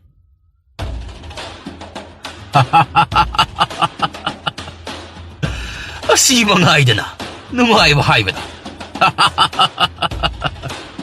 ꯅꯨꯡꯉꯥꯏꯔꯦ ꯄꯨꯟꯁꯤꯗ ꯑꯁꯤꯗꯒꯤ ꯍꯦꯟꯅ ꯅꯨꯡꯉꯥꯏꯕ ꯑꯃꯃꯨꯛ ꯂꯥꯛꯂꯔꯣꯏ ꯇꯥꯗ ꯅꯅꯥꯎꯁꯨ ꯇꯥꯗꯒ ꯄꯨꯜꯂꯨꯗꯅ ꯄꯨꯟꯁꯤꯁꯤ ꯀꯌꯥꯗꯤ ꯃꯔꯦꯛ ꯃꯍꯥꯎ ꯊꯣꯛꯅ ꯍꯤꯡꯂꯦꯗ ꯑꯗꯨꯅꯕꯨ ꯏꯕꯣ ꯇꯤꯟꯅꯕ ꯃꯤ ꯌꯦꯡꯉ ꯇꯤꯟꯅꯧ ꯍꯥꯏꯅꯔꯤꯕ ꯑꯗꯨꯗꯤ ꯃꯤ ꯈꯔꯅ ꯇꯤꯟꯅꯕ ꯅꯛꯅꯕ ꯃꯤꯕꯨ ꯆꯤꯡꯊꯅꯕ ꯍꯣꯠꯅꯕ ꯈꯔ ꯑꯃꯅ ꯄꯨꯟꯅ ꯅꯨꯡꯉꯥꯏꯅ ꯀꯥꯟꯅꯃꯤꯟꯅꯅꯕ ꯍꯣꯠꯅꯕ ꯍꯥꯏꯕꯁꯦ ꯃꯍꯧꯁꯥꯅꯤꯗꯤ ꯃꯍꯧꯁꯥ ꯃꯥꯅꯤ ꯑꯗꯨꯕꯨꯗꯤ ꯁꯦꯝꯕꯤꯕ ꯉꯝꯕ ꯃꯤ ꯇꯤꯟꯅꯔꯒꯅ ꯄꯨꯟꯁꯤꯁꯤ ꯊꯥꯛ ꯋꯥꯡꯈꯠꯂꯦ ꯑꯗꯨꯒ ꯆꯤꯡꯊꯕꯤꯕ ꯃꯤ ꯂꯣꯏꯅꯔꯒꯅ ꯂꯩꯈꯥ ꯇꯥꯏ ꯍꯥꯏꯅꯔꯤꯕ ꯑꯗꯨꯅꯤ ꯑꯁꯨꯝꯅ ꯋꯥꯔꯤ ꯅꯨꯡꯉꯥꯏꯕ ꯁꯥꯗꯨꯅ ꯉꯥꯎꯗꯅ ꯅꯨꯡꯉꯥꯏꯅ ꯂꯩꯔꯤ ꯑꯁꯣꯝꯗꯅ ꯀꯩꯁꯨꯝꯁꯪ ꯃꯅꯨꯡꯗꯅ ꯄꯥꯏꯈꯣꯝꯕꯅ ꯄꯦꯟꯗꯅ ꯑꯩꯈꯣꯏꯕꯨ ꯀꯌꯥꯝ ꯀꯨꯏꯅ ꯁꯨꯝꯅ ꯈꯥꯡꯈꯤꯁꯤ ꯍꯥꯏꯔꯤꯕꯅꯣ ꯄꯨꯟꯁꯤꯁꯦ ꯁꯤꯕꯁꯨ ꯉꯝꯗ ꯍꯤꯡꯂꯤ ꯃꯁꯤꯗꯒꯤ ꯍꯦꯟꯅ ꯋꯥꯕ ꯅꯤꯡꯉꯝꯗꯕ ꯑꯃꯃꯨꯛ ꯄꯨꯟꯁꯤꯗ ꯂꯥꯛꯀꯅꯤ ꯊꯥꯖꯗꯦ ꯈꯥꯡꯕꯗ ꯀꯜꯂꯨ ꯏꯇꯥꯎ ꯏꯆꯥꯁꯤꯡꯅ ꯑꯩꯈꯣꯏꯕꯨ ꯁꯣꯏꯗꯅ ꯀꯟꯕ ꯂꯥꯛꯈꯤꯒꯅꯤ ꯃꯈꯣꯏ ꯁꯣꯏꯗꯅ ꯂꯥꯛꯈꯤꯅꯤ ꯏꯆꯥꯁꯤꯡ ꯍꯥꯏꯔꯒ ꯃꯈꯣꯏꯕꯨ ꯀꯔꯝ ꯂꯦꯜꯂꯝꯒꯅꯤ ꯈꯟꯕꯗ ꯍꯦꯟꯅ ꯊꯃꯣꯏ ꯑꯁꯤ ꯀꯥꯏ ꯃꯄꯥ ꯃꯃꯥ ꯑꯣꯏꯕ ꯑꯩꯈꯣꯏꯗ ꯅꯧꯊꯤ ꯁꯥꯖꯗꯨꯅ ꯀꯦꯅ ꯃꯧꯅ ꯍꯤꯡꯖꯒꯗꯧꯕ ꯏꯆꯥꯁꯤꯡ ꯑꯗꯣ ꯄꯨꯟꯁꯤꯒꯤ ꯑꯋꯥ ꯆꯩꯊꯦꯡꯗ ꯑꯣꯟꯊꯣꯛꯅ ꯋꯥꯔꯝꯂꯅꯤ ꯈꯟꯕꯗ ꯍꯦꯟꯅ ꯊꯃꯣꯏ ꯑꯁꯤ ꯄꯨꯕ ꯉꯝꯗ꯭ꯔꯦ ꯇꯣꯛꯂꯣ ꯌꯥꯔꯦ ꯏꯇꯥꯎ ꯏꯆꯥꯁꯤꯡꯒꯤ ꯈꯟꯕꯗ ꯊꯃꯣꯏ ꯑꯁꯦ ꯑꯩꯁꯨ ꯀꯥꯏꯔꯤꯕꯅꯤ ꯄꯨꯝꯅꯃꯛ ꯑꯩꯅ ꯐꯠꯇꯕꯗꯒꯤ ꯊꯣꯛꯍꯟꯈꯤꯕ ꯉꯥꯛꯇꯅꯤ ꯑꯩꯅ ꯃꯤꯋꯥ ꯂꯧꯔꯝꯗ꯭ꯔꯕꯗꯤ ꯁꯨꯝꯅ ꯈꯛ ꯊꯣꯛꯂꯝꯂꯣꯏꯗꯕ ꯏꯌꯥꯝꯕꯨꯡꯁꯨ ꯇꯣꯛꯄꯤꯔꯣ ꯀꯩꯗꯧꯕꯒꯦ ꯅꯇꯣꯝꯇ ꯑꯗꯨꯝꯅ ꯅꯁꯥꯗ ꯅꯤꯟꯗꯥ ꯇꯧꯗꯨꯅ ꯋꯥꯅ ꯈꯥꯡꯂꯤꯕ ꯑꯁꯤꯗꯒꯤ ꯃꯗꯨꯗꯒꯤ ꯍꯦꯟꯅ ꯋꯥꯅꯅꯕ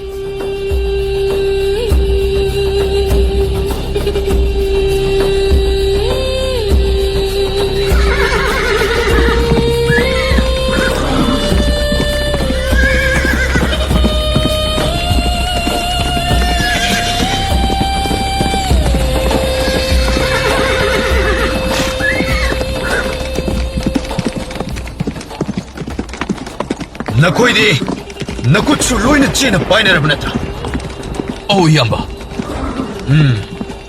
ꯊꯕꯛ ꯇꯧꯕꯗ ꯆꯦꯛꯁꯤꯟꯅ ꯇꯧꯗꯕ ꯌꯥꯗꯕ ꯑꯁꯣꯏ ꯑꯉꯥꯝ ꯑꯃꯠꯇ ꯌꯥꯎꯗꯅꯕ ꯍꯣꯠꯅꯒꯗꯕꯅꯤꯀꯣ ꯃꯃꯥꯡꯂꯣꯝꯗꯒꯤ ꯑꯩꯈꯣꯏ ꯈꯔꯅ ꯈꯗ꯭ꯔꯥꯛꯄꯨ ꯍꯥꯏꯒ ꯊꯦꯡꯅꯅꯕ ꯍꯣꯠꯅꯔꯤꯉꯩ ꯇꯟꯖꯥꯗ ꯃꯅꯤꯡꯂꯣꯝꯗꯒꯤ ꯅꯈꯣꯏ ꯈꯔꯅ ꯊꯦꯡꯅꯅꯕ ꯍꯣꯠꯅꯔꯛꯀꯗꯕꯅꯤ ꯐꯒꯅꯤ ꯏꯌꯥꯝꯕ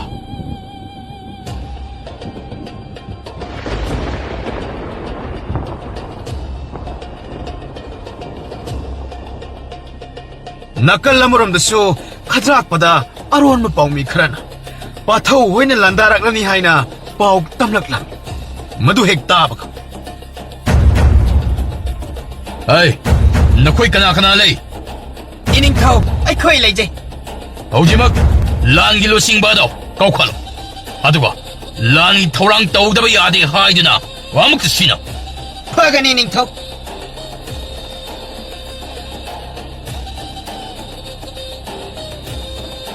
ꯑꯁꯣꯝꯗꯅ ꯄꯥꯊꯧꯅ ꯂꯨꯆꯤꯡꯗꯨꯅ ꯂꯥꯛꯂꯤꯕ ꯂꯥꯟꯃꯤꯁꯤꯡ ꯑꯗꯨ ꯈꯗ꯭ꯔꯥꯛꯄꯒꯤ ꯀꯣꯅꯨꯡꯒꯤ ꯁꯅꯥꯊꯣꯡ ꯌꯧꯁꯤꯜꯂꯛꯂꯕ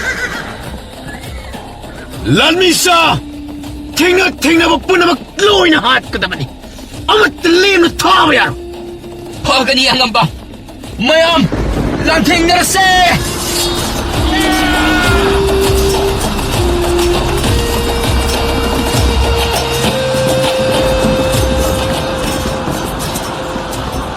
ꯃꯈꯣꯏ ꯃꯌꯥꯝ ꯑꯗꯨ ꯂꯥꯎꯔꯒ ꯆꯦꯟꯁꯤꯟꯈꯤꯔ ꯈꯗ꯭ꯔꯥꯛꯄꯒꯤ ꯂꯥꯟꯃꯤꯁꯤꯡ ꯑꯗꯨ ꯐꯅ ꯃꯇꯤꯛ ꯃꯌꯥꯏ ꯂꯩꯕ ꯑꯣꯏꯗꯨꯅꯁꯨ ꯄꯥꯊꯧꯅ ꯃꯈꯣꯏꯒꯤ ꯍꯩꯁꯤꯡꯕ ꯈꯨꯗꯤꯡ loina hana khangkraba oibana mukhoi sing aduga panabada laina laksin bangamlakpa aduda khadrakpa adu pakhat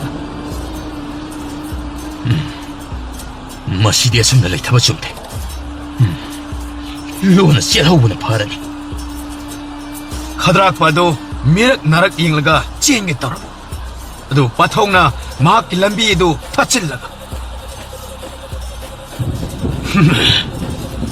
kadaida chenge doriba chelasu hinlaroi haiba si nasana khangjadeni Aibu. aremada matam mangnabani asi hairaga khadrakpagi wadu loiba nangna mangak sama padada thangna amuktang haikibada mangak sammadu lendana I hatharaklaga mikup aduda aroiba oikira khadrakpa leitrabada magi lami sing adu makutta paira mukhulai thamduna pathogda changjaraklam changjaraklaba mukhoibudi ngakpiduna kaisum sangda bandi oriba mapa mapantho mapagi matao makhoi pumba loina thadoklan thobadi machana khadrakpabu halaga makhoibu kaisum sang adudagi lauthokpa aduda harau Ipagi bungo. Ipapel. Isadi. Mama mapagi laman tuandaba. Macha haibado. Nahakoiraman. Ipapel. Baba, kari adum na hairibano nachada. Baba na pokpirambagi nachana taibangi awa nungai khangjaban. Baba imagi lamandi nachana mapok tare lagpok labaso singba khak ngamjaroido. Masi pomba siya ina pataba miwa laurubadagi thokriba ngaktani. Ay amuk pataba misakasiwa taibang palasida ani surang kidrani. Ipan, kari yedum na hairibano. Haukrabadi haukre. Lakadaba tungda ay kuy puna nung sisana na lamin na naba honaraga luwari pantaw. Isana haibatsum. Haukrabadi haukre. Lakadaba tungi khallaga nung sisana na hingmin naba na maron. Maruni. Asi haina kheng launa law duna changlakpa aduda mayam punamaktu matau yenglaga awawa kaugduna wawa launa noknarami asumna awawa pendaba mayam adu kaukthoknaduna hanugumna nungsi chanana pankhirami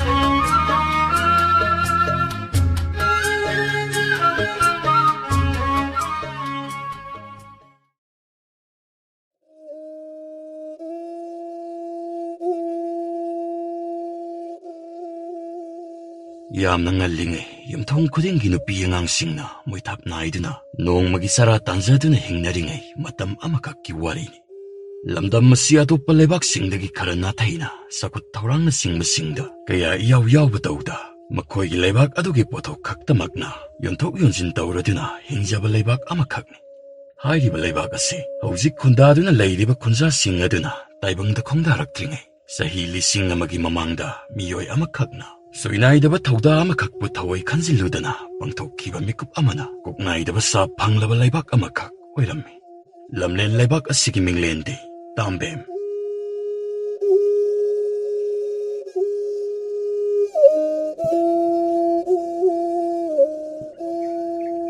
Aish inghe naga chiklau he Hera. Ingamoida nangjo. Kayam ingagini. Lo. Na khongdo. Gam thango. Numi tholakpana hankrani ni nangbo. Salai. Kaigino nangna atay mafam ililita dawna tau mayam isong na haw mafam sida puraklibajibo. Aduisu mathakta amuk numisisu tholakadaba yam wali. As maro.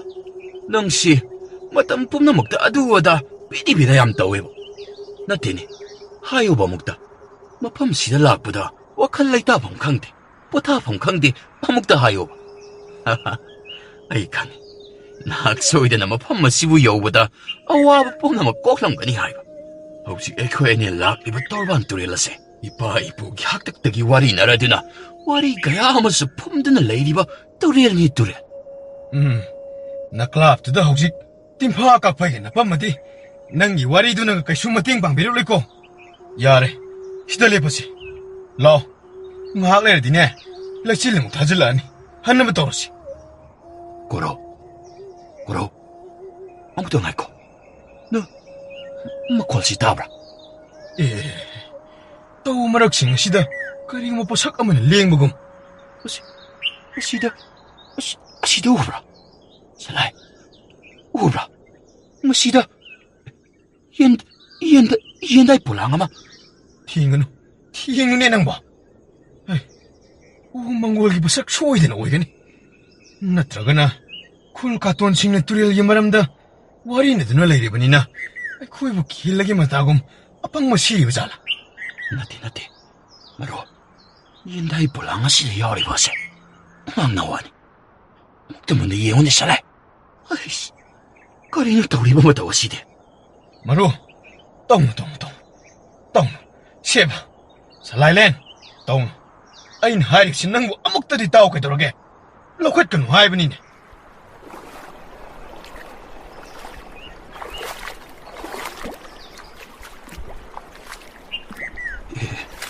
ꯃꯤꯍꯨꯜ ꯂꯩꯔꯤꯅꯦ ꯑꯉꯥꯡꯁꯤꯗꯤ. ꯃꯔꯣ, ꯁꯣꯔ ꯍꯣꯜꯂꯤ ꯑꯉꯥꯡꯁꯦ. ꯀꯌꯥꯗ ꯅꯨꯡꯁꯤꯅ ꯌꯦꯡꯉꯨꯅꯦ. ꯃꯔꯣ, ꯏꯇꯞꯀ ꯇꯞꯄ ꯃꯈꯩ ꯌꯦꯡꯉꯨꯅꯦ ꯑꯃꯨꯛꯇ. ꯃꯃꯤꯠ ꯑꯅꯤ ꯑꯁꯤꯁꯨ ꯀꯔꯤꯁꯨ ꯃꯣꯡ ꯍꯥꯗꯕ ꯃꯇꯧꯒꯨꯝ ꯑꯀꯤꯕ ꯑꯃꯠꯇ ꯐꯥꯎꯕꯒꯤ ꯃꯃꯤ ꯃꯁꯦꯠ ꯑꯃꯠꯇꯁꯨ. ꯈꯪꯉꯤꯔꯣꯏ. ꯃꯍꯥꯛꯇꯤ ꯇꯥꯏꯕꯪ ꯃꯥꯂꯦꯝ ꯑꯁꯤꯒꯤ ꯆꯠꯅꯅꯤꯇꯤ ꯑꯃꯠꯇ ꯈꯪꯕ ꯅꯠꯇ꯭ꯔꯦ. ꯑꯗꯨꯅ ꯅꯥꯔꯛ ꯇꯧꯁꯤꯡ ꯑꯁꯤꯒꯤ ꯃꯔꯛꯇ ꯂꯩꯔꯝꯂꯤꯕ ꯑꯉꯥꯡꯅ ꯂꯨꯔꯤꯕꯅ ꯍꯟꯗꯛꯀꯤ ꯊꯥ ꯑꯁꯤꯗꯤ ꯅꯨꯃꯤꯠꯅ ꯊꯥꯕꯨ ꯎꯝꯁꯤꯟꯅ ꯆꯥꯕꯒꯤ ꯄꯟꯊꯥ ꯑꯃꯈꯛꯁꯨ ꯑꯣꯏꯔꯤꯕꯅꯤ. ꯃꯔꯨ, ꯅꯍꯥꯛ ꯃꯁꯤꯅ ꯍꯥꯏꯅꯤꯡꯉꯤꯕꯁꯤ ꯀꯔꯤꯅꯣ ꯈꯪꯂꯕ꯭ꯔꯥ? ꯃꯁꯤ ꯁꯣꯏꯗꯅ ꯃꯇꯤꯛ ꯃꯌꯥꯏ ꯆꯦꯟꯕ ꯑꯉꯥꯡ ꯁꯣꯏꯗꯅ ꯑꯣꯏꯅꯤ. ꯑꯗꯨ ꯑꯣꯏꯔꯕꯗꯤ ꯑꯉꯥꯡ ꯑꯁꯤꯕꯨ ꯊꯦꯡꯅꯅꯕꯒꯤꯗꯃꯛ ꯑꯩꯈꯣꯏꯕꯨ ꯃꯄꯨ ꯃꯍꯥꯛꯅ ꯊꯧꯖꯥꯟꯕꯤꯕ ꯑꯣꯏꯒꯅꯤ. ꯅꯠꯇ꯭ꯔꯒꯅ ꯑꯩꯈꯣꯏꯕꯨ ꯆꯥꯌꯦꯡꯕ. ꯃꯔꯣ, ꯑꯩꯗꯤ ꯑꯉꯥꯡ ꯑꯁꯤꯕꯨ ꯂꯃꯈꯥꯡ ꯑꯁꯤꯗ ꯃꯊꯟꯇꯃꯛ ꯍꯨꯟꯗꯣꯛꯇꯨꯅ ꯊꯝꯂꯝꯕꯗꯤ ꯄꯥꯝꯗ꯭ꯔꯦ. ꯃꯍꯥꯛꯄꯨ ꯄꯨꯕꯤꯔꯛꯂꯁꯤ. ꯃꯔꯣ, ꯃꯍꯥꯛꯄꯨ ꯄꯨꯕꯤꯔꯛꯂꯁꯤ. ꯑꯗꯨꯒ ꯂꯣꯠꯇꯨꯅ ꯃꯍꯥꯛꯄꯨ ꯑꯩꯈꯣꯏ ꯑꯅꯤ ꯆꯪꯗꯨꯅ ꯆꯥꯎꯕ ꯁꯔꯦꯞ ꯐꯥꯅ ꯅꯥꯀꯣꯟꯕꯤꯔꯁꯤ. ꯑꯣꯏꯗꯕ ꯂꯝꯆꯠ ꯋꯥꯉꯥꯡ ꯑꯃꯕꯨ ꯅꯨꯡꯗ ꯌꯥꯗꯅ ꯐꯨꯝꯁꯟꯕ ꯑꯁꯦ ꯀꯅꯥꯅꯁꯨ ꯌꯥꯅꯤꯡꯕ ꯂꯝꯆꯠ ꯅꯠꯇꯦ. ꯑꯗꯨꯒ ꯁꯂꯥꯏꯂꯦꯟ, ꯑꯩꯍꯥꯛꯀꯤꯁꯨ ꯃꯁꯛ ꯅꯠꯇꯦ. ꯑꯗꯨꯕꯨ ꯅꯨꯡꯁꯤꯔꯕ ꯑꯉꯥꯡ ꯑꯁꯤꯒꯤꯗꯃꯛ ꯈꯟꯅ ꯃꯤꯅꯨꯡꯁꯤ ꯑꯃꯒꯤꯗꯃꯛ ꯃꯤꯅꯝꯕ ꯑꯣꯏꯗꯕ ꯑꯃꯕꯨ ꯄꯥꯡꯊꯣꯛꯄꯗꯤ ꯃꯥꯏ ꯁꯣꯏꯗꯅꯃꯛ ꯌꯥꯟꯒꯅꯤ ꯃꯔꯨꯞ. ꯁꯂꯥꯏ, ꯅꯪ ꯑꯉꯥꯎꯕꯒꯤ ꯋꯥꯉꯥꯡꯒꯨꯝ ꯉꯥꯡꯒꯅꯨꯀꯣ ꯃꯔꯣ. ꯅꯤꯡꯊꯧꯒꯤ ꯃꯅꯥꯏꯁꯤꯡꯅ ꯀꯔꯤꯒꯨꯝꯕ ꯈꯪꯈ꯭ꯔꯕꯗꯤ ꯑꯩꯈꯣꯏꯅ ꯇꯧꯔꯤꯕꯁꯦ ꯃꯈꯣꯏꯗ ꯂꯝꯊꯥꯛ ꯂꯧꯅꯝꯕꯅꯤ ꯍꯥꯏꯅ ꯈꯟꯈꯤꯗꯧꯔꯤꯕꯅꯤ. ꯑꯗꯨꯒ ꯆꯩꯔꯥꯛꯁꯨ ꯁꯣꯏꯗꯅꯃꯛ ꯄꯤꯒꯦ ꯍꯥꯏꯔꯛꯀꯗꯧꯔꯤꯕꯅꯤ. ꯑꯣꯏꯅꯤꯡꯕ ꯑꯣꯏꯖꯔꯁꯅꯨ. ꯃꯈꯣꯏꯅ ꯂꯥꯛꯂꯕꯁꯨ ꯈꯪꯂꯕꯁꯨ ꯐꯔꯦ. ꯑꯗꯨꯕꯨ ꯃꯈꯣꯏꯁꯤꯡ ꯑꯗꯨꯗ ꯑꯩꯗꯤ ꯍꯪꯕꯗꯤ ꯍꯪꯒꯅꯤ. ꯀꯔꯤꯒꯤꯗꯃꯛ ꯑꯩꯅ ꯄꯨꯟꯁꯤ ꯑꯃꯕꯨ ꯀꯟꯕꯒꯤ ꯈꯣꯡꯆꯠ ꯋꯥꯔꯦꯞ ꯑꯃꯕꯨ ꯈꯟꯅ ꯂꯦꯞꯂꯤꯕ ꯑꯁꯤ ꯃꯔꯝ ꯀꯔꯤꯒꯤꯅꯣ ꯈꯪꯕ꯭ꯔꯥ ꯍꯥꯏꯗꯤ? ꯃꯔꯨ, ꯂꯥꯛꯑꯣꯁꯤ. ꯑꯩꯈꯣꯏ ꯃꯐꯝ ꯑꯁꯤꯕꯨ ꯊꯥꯗꯣꯛꯇꯨꯅ ꯀꯅꯥꯅꯁꯨ ꯊꯤꯕ ꯐꯪꯂꯣꯏꯗꯕ ꯑꯔꯥꯞꯄ ꯃꯐꯝ ꯑꯃꯗꯅꯦ ꯆꯠꯈ꯭ꯔꯁꯤ.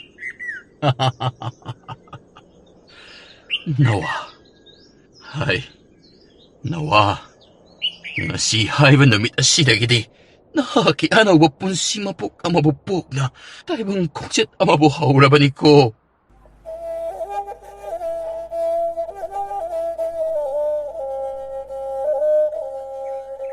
ꯃꯔꯨ, ꯃꯍꯥꯛꯁꯤꯕꯨ ꯑꯩꯈꯣꯏ ꯀꯔꯤ ꯍꯥꯏꯅ ꯀꯧꯒꯅꯤ? ꯑꯩꯁꯨ ꯈꯪꯗꯦꯅꯦ ꯃꯔꯨꯞ. ꯑꯗꯨꯕꯨ ꯃꯤꯡꯂꯦꯟ ꯑꯃꯗꯤ ꯊꯣꯟꯕ ꯍꯧꯅꯩꯗꯅ. ꯇꯧꯕꯇꯕꯨ ꯃꯒꯨꯟ ꯂꯩꯕ, ꯃꯇꯤꯛ ꯃꯌꯥꯏꯕꯨ ꯆꯦꯟꯒꯗꯕ ꯑꯃꯗꯤ ꯊꯣꯟꯅꯤꯡꯂꯦ. ꯃꯤꯅꯁꯨ ꯍꯥꯏꯕꯗ ꯋꯥꯍꯩ ꯀꯌꯥ ꯏꯆꯪ ꯆꯪꯗꯅ ꯃꯒꯨꯟꯅ ꯍꯦꯟꯅ ꯑꯗꯨꯝ ꯉꯥꯟꯊꯣꯏꯕ ꯑꯃ. ꯃꯔꯨ, ꯅꯍꯥꯛꯁꯦ ꯍꯧꯖꯤꯛꯀꯥꯟꯗꯤ ꯍꯤꯔꯝ ꯈꯨꯗꯤꯡ ꯑꯃ ꯍꯦꯛꯇꯗ ꯂꯥꯏꯊꯣꯛꯅ ꯌꯥꯡꯅ ꯈꯟꯕꯁꯦ ꯀꯌꯥ ꯏꯄꯥꯡ ꯄꯥꯡꯊꯣꯛꯇꯕꯒꯨꯝ ꯇꯧꯏ. ꯑꯣꯏꯔꯝꯕꯁꯨ ꯌꯥꯏ. ꯑꯗꯨ ꯑꯩꯈꯣꯏꯅ ꯏꯆꯥꯒꯤ ꯃꯃꯤꯡ ꯆꯞ ꯆꯥꯕ ꯑꯃ ꯊꯣꯟꯗ꯭ꯔꯤꯕ ꯐꯥꯎꯕꯗꯤ ꯇꯨꯔꯦꯜꯒꯤ ꯃꯆꯥ ꯍꯥꯏꯅ ꯊꯣꯜꯂꯁꯤꯗ. ꯃꯍꯥꯛꯁꯦ ꯆꯥꯎꯔꯥꯏ ꯌꯥꯝꯅ ꯀꯜꯂꯤ. ꯑꯗꯨꯒ ꯃꯍꯥꯛꯀꯤ ꯆꯍꯤ ꯂꯦꯡꯁꯨ ꯅꯠꯇꯕ ꯆꯍꯤ 2-3 ꯍꯟꯕ ꯑꯉꯥꯡ ꯅꯤꯄꯥ ꯃꯆꯥꯁꯤꯡꯗꯒꯤꯁꯨ ꯃꯍꯥꯛꯅ ꯍꯩꯊꯣꯏ ꯁꯤꯡꯊꯣꯏꯕ ꯌꯥꯝꯅ ꯍꯦꯜꯂꯤ. ꯃꯔꯨꯞ, ꯃꯉꯣꯟꯗ ꯑꯩꯅ ꯊꯣꯏꯅ ꯑꯣꯟꯁꯤꯟꯅ ꯉꯥꯡꯕꯁꯨ ꯅꯠꯇꯕꯗ ꯃꯍꯥꯛꯇꯤ ꯃꯗꯨꯗ ꯐꯥꯎꯕ ꯒ꯭ꯌꯥꯟ ꯇꯥꯕ ꯉꯝꯕꯒꯤ ꯃꯃꯤ ꯑꯃꯗꯤ ꯑꯩꯅ ꯁꯨꯝ ꯎꯏ. ꯑꯗꯨꯒ ꯊꯣꯏꯗꯣꯛꯅ ꯑꯩꯅ ꯀꯌꯥ ꯈꯟꯖꯤꯜꯂꯨꯗꯕ ꯄꯣꯠꯁꯛꯇꯁꯨ ꯃꯍꯥꯛꯅ ꯍꯦꯟꯅ ꯅꯍꯥꯟꯅ ꯈꯟꯖꯤꯟꯕ ꯈꯪꯕꯒꯨꯝꯁꯨ ꯐꯥꯎꯔꯤꯗꯣ. ꯃꯔꯨꯞ, ꯃꯍꯥꯛꯅ ꯊꯋꯥꯟꯃꯤꯆꯥꯛꯁꯤꯡꯗꯁꯨ ꯃꯃꯤꯠ ꯀꯨꯞꯇꯕ ꯃꯈꯩ ꯇꯣꯞ ꯇꯣꯞꯄ ꯇꯣꯉꯥꯟꯕ ꯃꯑꯣꯡꯁꯤꯡꯗ, ꯍꯥꯏꯕꯗꯤ ꯏꯆꯝ ꯆꯝꯅ ꯌꯦꯡꯕꯒꯤ ꯃꯍꯨꯠ ꯀꯔꯤꯒꯨꯝꯕ ꯑꯃꯕꯨ ꯅꯤꯡꯁꯤꯡꯕꯒꯨꯝ ꯌꯦꯡꯕ ꯃꯍꯥꯛꯀꯤ ꯃꯤꯠꯌꯦꯡ ꯑꯃꯁꯨ ꯑꯩꯅ ꯑꯗꯨꯃꯛ ꯎꯔꯤꯕ. ꯑꯗꯨ ꯑꯣꯏꯔꯕꯗꯤ ꯑꯩꯈꯣꯏ ꯑꯅꯤ ꯇꯨꯡꯒꯤꯗꯃꯛ ꯏꯆꯥ ꯑꯁꯤꯒꯤ ꯈꯟꯅ ꯅꯤꯡꯊꯤꯅ ꯍꯣꯠꯅꯍꯧꯔꯗꯨꯅ ꯃꯅꯤꯡ ꯊꯨꯡꯍꯟꯅꯕꯒꯤꯗꯃꯛ ꯁꯦꯝ ꯁꯥꯔꯁꯤꯗꯣ ꯃꯔꯨꯞ. ꯏꯆꯝ ꯆꯝꯕ ꯅꯤꯄꯥ ꯃꯆꯥ ꯑꯃꯗꯤ ꯑꯣꯏꯔꯣꯏꯗꯧꯔꯤ. ꯃꯁꯦ ꯂꯥꯏꯔꯣꯏꯗꯧꯔꯤꯕꯅꯤ ꯃꯔꯨꯞ. ꯃꯇꯤꯛ ꯃꯌꯥꯏꯇꯅ ꯊꯟꯅ ꯑꯩꯈꯣꯏꯒꯤ ꯂꯩꯕꯥꯛ ꯅꯤꯡꯊꯧ ꯐꯥꯎꯕꯅ ꯎꯔꯣꯏ ꯈꯪꯂꯣꯏꯗꯕ ꯑꯍꯣꯡꯕ ꯀꯌꯥ ꯑꯃꯕꯨ ꯄꯨꯔꯛꯂꯗꯨꯅ ꯍꯣꯡꯍꯟꯕ ꯉꯝꯕ ꯅꯤꯄꯥ ꯃꯆꯥ ꯑꯃꯗꯤ ꯅꯣꯡꯃꯗꯤ ꯁꯣꯏꯗꯅ ꯑꯣꯏꯔꯛꯀꯗꯧꯔꯤ ꯃꯔꯨꯞ.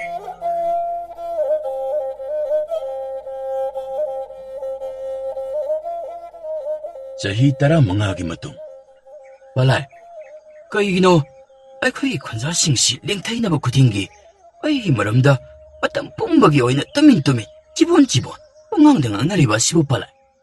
ꯏꯆꯥ ꯀꯧꯄꯥꯜꯂꯣ, ꯃꯈꯣꯏꯅ ꯏꯆꯥꯕꯨ ꯃꯨꯟꯅ ꯈꯪꯗꯦꯗꯨꯅꯅꯤ. ꯃꯈꯣꯏꯅ ꯏꯆꯥꯕꯨ ꯀꯤꯔꯤꯕ. ꯍꯥꯏꯕꯤꯌꯨ ꯕꯂꯥꯏ, ꯑꯩꯁꯤ ꯃꯤꯌꯥꯝꯂꯛꯇꯒꯤ ꯇꯣꯉꯥꯟꯕ꯭ꯔꯥ? ꯇꯣꯉꯥꯜꯂꯦ. ꯑꯗꯨ ꯃꯈꯣꯏꯅ ꯇꯧꯔꯛꯂꯤꯕꯁꯤꯡ ꯑꯗꯣ ꯅꯍꯥꯛꯀꯤ ꯁꯛꯇꯝ ꯀꯩꯗꯥ ꯑꯗꯨꯗꯗꯤ ꯅꯠꯇꯦ, ꯅꯍꯥꯛꯅ ꯑꯣꯏꯔꯤꯕꯗꯨꯗꯅꯤ. ꯕꯂꯥꯏ, ꯑꯗꯨꯗꯤ ꯕꯂꯥꯏ ꯍꯥꯏꯕꯤꯔꯣ. ꯅꯆꯥꯗ ꯑꯔꯣꯠꯄ ꯑꯃꯗ ꯊꯝꯕꯤꯗ ꯑꯩ ꯑꯁꯤꯕꯨ ꯀꯅꯥꯅꯣ ꯍꯥꯏꯕꯗꯣ ꯉꯁꯤꯗꯤ ꯅꯆꯥ ꯑꯣꯏꯕ ꯑꯩꯍꯥꯛꯇ ꯍꯥꯏꯕꯤꯔꯣꯅꯦ ꯕꯂꯥꯏ. ꯅꯍꯥꯛ ꯑꯁꯦ ꯅꯣꯡꯃꯌꯨꯛ ꯑꯃꯗ ꯁꯅꯥ ꯀꯣꯅꯨꯡꯒꯤ ꯐꯤꯖꯦꯠ ꯐꯤꯒꯥꯏꯅ ꯆꯦꯠꯅ ꯌꯣꯝꯁꯤꯜꯂꯗꯨꯅ ꯑꯩꯈꯣꯏꯒꯤ ꯇꯥꯃꯦꯝ ꯈꯨꯜ ꯑꯁꯤꯒꯤ ꯇꯨꯔꯦꯜ ꯇꯣꯔꯕꯥꯟ ꯑꯃꯈꯛꯀꯤ ꯇꯧꯁꯤꯡꯅ ꯃꯔꯥꯡ ꯀꯥꯏꯅ ꯍꯧꯕ ꯃꯐꯝ ꯑꯃꯗ ꯅꯪꯒꯤ ꯄꯂꯥꯏ ꯑꯃꯗꯤ ꯑꯩꯅ ꯅꯍꯥꯛꯄꯨ ꯐꯪꯂꯛꯈꯤꯕꯅꯤ. ꯑꯗꯨꯒ ꯀꯔꯤꯒꯤ ꯍꯥꯏꯕꯤꯗ꯭ꯔꯤꯕ? ꯑꯁꯨꯛ ꯀꯨꯏꯕ ꯃꯇꯝ ꯑꯁꯤꯗ ꯃꯆꯥ ꯑꯩꯉꯣꯟꯗ ꯂꯣꯠꯇꯨꯅ ꯂꯧꯅꯝꯕꯤꯔꯝꯂꯤꯕ ꯃꯁꯤꯅ ꯑꯃꯨꯛ ꯀꯔꯤꯒꯤ? ꯑꯆꯨꯝꯕ ꯍꯥꯏꯕ ꯋꯥꯍꯩ ꯄꯣꯠꯁꯛ ꯑꯗꯨꯕꯨꯅ ꯅꯍꯥꯛꯄꯨ ꯈꯨꯗꯣꯡ ꯊꯤꯕꯗ ꯇꯥꯍꯟꯒꯗꯧꯔꯤꯕꯅꯤ. ꯑꯗꯨꯅ ꯍꯧꯖꯤꯛꯁꯨ ꯄꯨꯝꯅꯃꯛꯅ ꯈꯪꯂꯕꯗꯤ ꯑꯗꯨꯃꯛ ꯄꯥꯡꯊꯣꯛꯂꯒꯅꯤ. ꯑꯃꯥꯏꯕꯁꯤꯡꯒꯤ ꯄꯥꯎꯇꯥꯛ ꯄꯨꯝꯅꯃꯛ ꯑꯗꯨꯕꯨ ꯆꯨꯝꯕ ꯑꯣꯏꯒꯗꯧꯔꯤꯕ꯭ꯔꯥ? ꯃꯇꯝ ꯑꯗꯨꯗ ꯐꯥꯎꯈꯤ.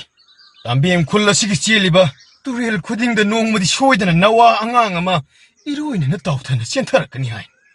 ꯑꯗꯨꯒ ꯃꯍꯥꯛꯃꯛꯅ ꯁꯣꯏꯗꯅ ꯇꯨꯡꯒꯤ ꯂꯩꯕꯥꯛ ꯈꯨꯜ ꯑꯁꯤꯒꯤ ꯅꯤꯡꯊꯧꯒꯤ ꯈꯨꯕꯝꯕꯨ ꯐꯝꯂꯛꯀꯅꯤ.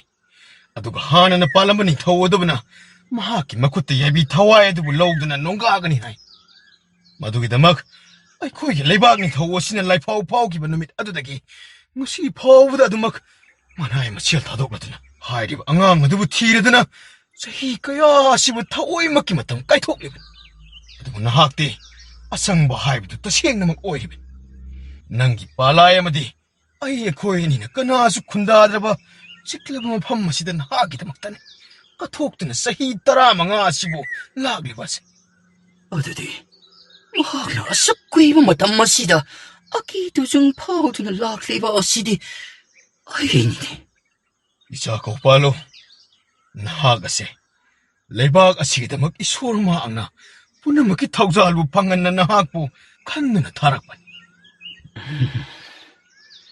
ꯑꯗꯨ ꯑꯣꯏꯔꯕꯗꯤ ꯑꯩ ꯏꯁꯥ ꯏꯊꯟꯇꯃꯛ ꯋꯥꯔꯦꯞ ꯂꯧꯖꯔꯒꯅꯤ. ꯑꯩꯒꯤ ꯁꯛꯇꯝꯕꯨ ꯀꯨꯏꯅ ꯂꯣꯠꯇꯨꯅ ꯀꯩꯗꯧꯅꯨꯡꯗ ꯐꯝꯗꯨꯅ ꯊꯝꯂꯣꯏ.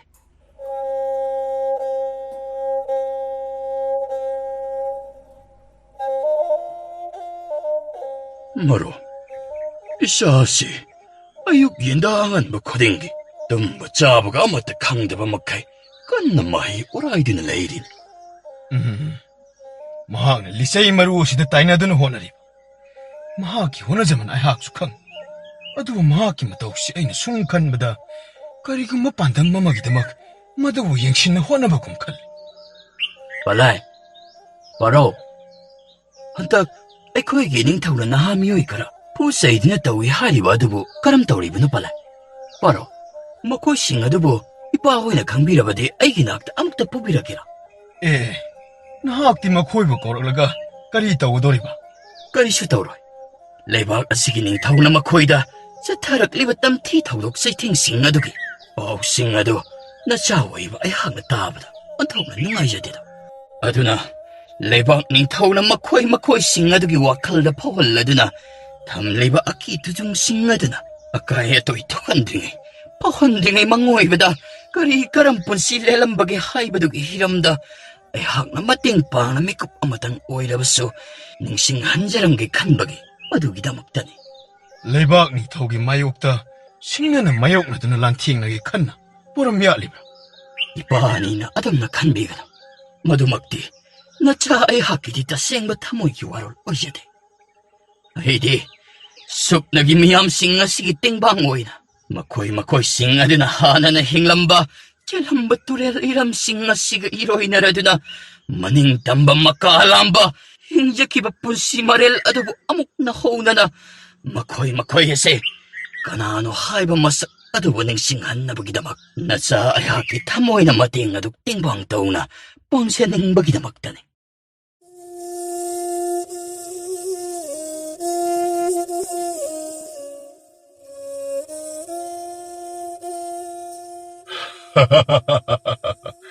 Nahakti panabu na thawna leina tumina lei thokpa ngamli.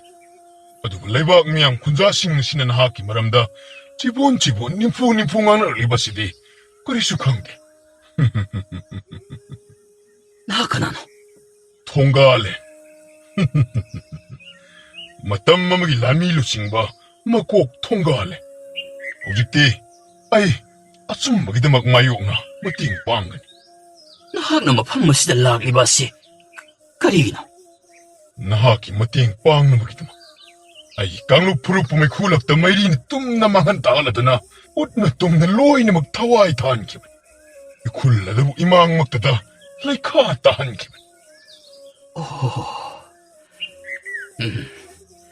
Adu oirabadi nahaki natik na yai leiraba kuchu thanglenaduna masana masabu ngakchabu ngamjadraba miyam singadugidamak nahakna leplodana. Kayada singna thawna leiba wahayna phongdoklib.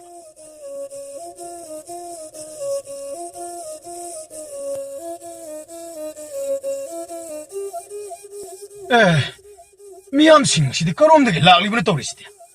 Mahang taklaba lekha taraba mafam kaya amadagi kul kaya amadagi laklibani. Torban mapuk oirubana makoi angam mathaw kayagi longlam tonga singaduda illibani. Nithawgi mapari mazaibunga polangku mahangna miyoi kaya marum amabu hanabidamak khuzil thoram shillibani. Mahangna khale tamthiba miyot mine kaya amasatarabadi mahang soidana tungi tholakadaba singadubu tingmangamgani hai.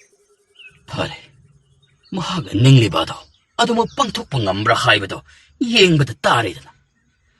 Miyam singa sibudi ima turel mahakna soidan nakonbiraduna ngaksenbigani. Adubu kariguma nahakna mai pakpa thoklabadi ngamlabadi nahakna anawba leingak lusingba oina phamgarakadoribra. Paro adumna natte ayakti adumna karisu khankiba leite mafam asida luchingba ama oinabagidamak ayhak lakhiba natte.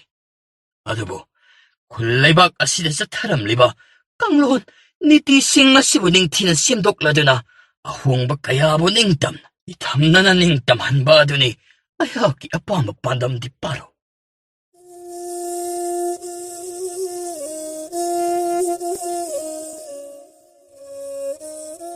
Ichago palo aisu khangi nangona mayoknariba awabasingda loina khangi. Kari haigedabno khangdi. Ipapalai awaba saithing sing asina hojik aikoina oiriba mong sing asibu sembirakpada mateng yamna oiribani. Punsi haiba asidi hojikdama khanglai manadaba saithing singna para oina miyoiba aikoina tunglamchat khonglamchatta leptana maklakani haibase. Aduna oi hojiksu lakadaba pumnamak singadabu mayoknanabagidamak semsaduna leirabani. Natte isa palo natte nahak makoy ke mayok na lamba tawba yade ꯅꯍꯥꯛ ꯃꯐꯝ ꯑꯁꯤꯕꯨ ꯊꯥꯗꯣꯛꯇꯨꯅ ꯍꯧꯔꯛꯂꯤꯕ ꯏꯔꯥꯡ ꯏꯍꯧ ꯑꯁꯤꯕꯨ ꯅꯥꯊꯩꯅꯃꯛ ꯆꯠꯈ꯭ꯔꯦ. ꯑꯩꯒꯨꯝꯅ ꯑꯋꯥ ꯆꯩꯊꯦꯡ ꯀꯌꯥꯕꯨ ꯃꯥꯌꯣꯛꯅꯒꯗꯧꯔꯕ ꯑꯉꯥꯡꯁꯤꯡ ꯑꯗꯨꯒꯤ ꯊꯋꯥꯏ ꯑꯗꯨꯕꯨ ꯑꯩꯅ ꯀꯜꯂꯝꯗꯕꯃꯛ ꯁꯨꯡꯌꯥ ꯌꯥꯗꯦ. ꯑꯗꯨꯅ ꯑꯩꯅ ꯀꯩꯗꯧꯅꯨꯡꯗ ꯃꯐꯝ ꯑꯁꯤꯕꯨ ꯊꯥꯗꯣꯛꯂꯗꯨꯅ ꯁꯨꯡꯆꯠ ꯆꯠꯂꯣꯏ. ꯒ꯭ꯔꯍꯣꯟ ꯂꯥꯛꯂꯤꯉꯩ ꯃꯤꯀꯨꯞ ꯊꯣꯡꯉꯥꯜꯂꯦ ꯑꯩꯍꯥꯛ ꯌꯥꯝ ꯂꯨꯆꯤꯡꯕꯁꯤꯡꯅ ꯂꯩꯔꯤꯕ ꯃꯐꯝ ꯈꯨꯗꯤꯡꯗ ꯍꯌꯦꯡ ꯑꯁꯤ ꯑꯩꯈꯣꯏꯅ ꯂꯥꯟꯗꯥꯕ ꯍꯧꯔꯦ. ꯄꯥꯡꯊꯣꯛꯂꯤꯕ ꯈꯨꯗꯤꯡ ꯀꯔꯤꯒꯤꯗꯃꯛꯇꯅꯣ ꯍꯥꯏꯕꯁꯨ ꯏꯁꯣꯔ ꯃꯍꯥꯛꯅ ꯄꯨꯝꯅꯃꯛ ꯈꯪꯕꯤ ꯎꯕꯤꯒꯅꯤ. ꯀꯧꯄꯥꯜꯂꯨ ꯑꯩꯍꯥꯛꯀꯤ ꯏꯇꯤꯛꯄꯨ ꯌꯦꯡꯅꯕꯒꯤꯗꯃꯛ ꯂꯌꯥꯝꯁꯤꯡꯁꯨ ꯉꯥꯏꯗꯨꯅ ꯂꯩꯔꯝꯂꯒꯅꯤ. ꯈꯪꯖꯔꯁꯅꯨ ꯃꯈꯣꯏꯁꯨ ꯍꯣꯏ ꯑꯁꯤꯕꯨ ꯀꯅꯥꯅꯣ ꯍꯥꯏꯕ ꯑꯗꯣ.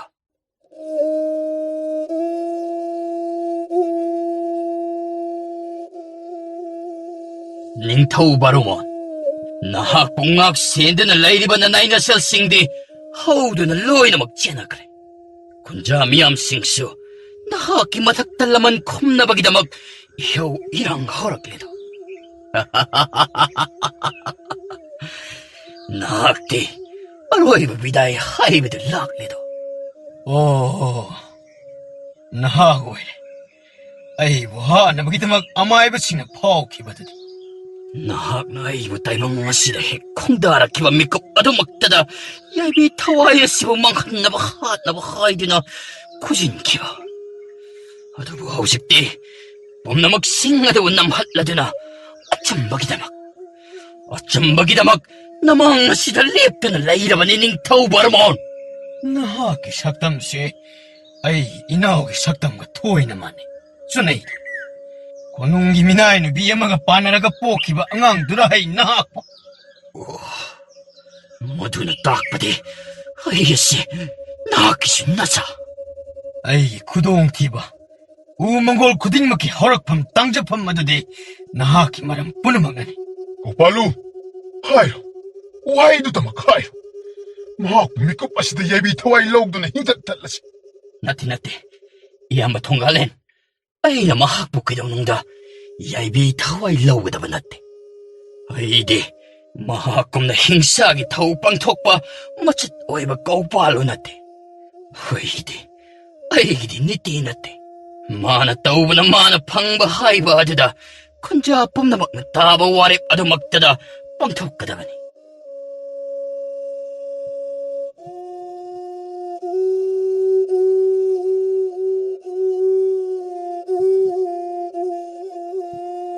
ꯍꯧꯖꯤꯛꯇꯤ ꯐꯠꯇ꯭ꯔꯕ ꯃꯤꯐꯠꯇ ꯃꯍꯥꯛꯁꯨ ꯐꯝꯗꯥꯔꯕꯅꯤꯅ ꯀꯩꯗꯧꯁꯦꯕ? ꯍꯧꯖꯤꯛꯇꯤ ꯑꯩꯈꯣꯏꯅ ꯑꯃꯨꯛ ꯅꯧꯅ ꯁꯦꯝꯒꯠꯂꯗꯕꯅꯤ.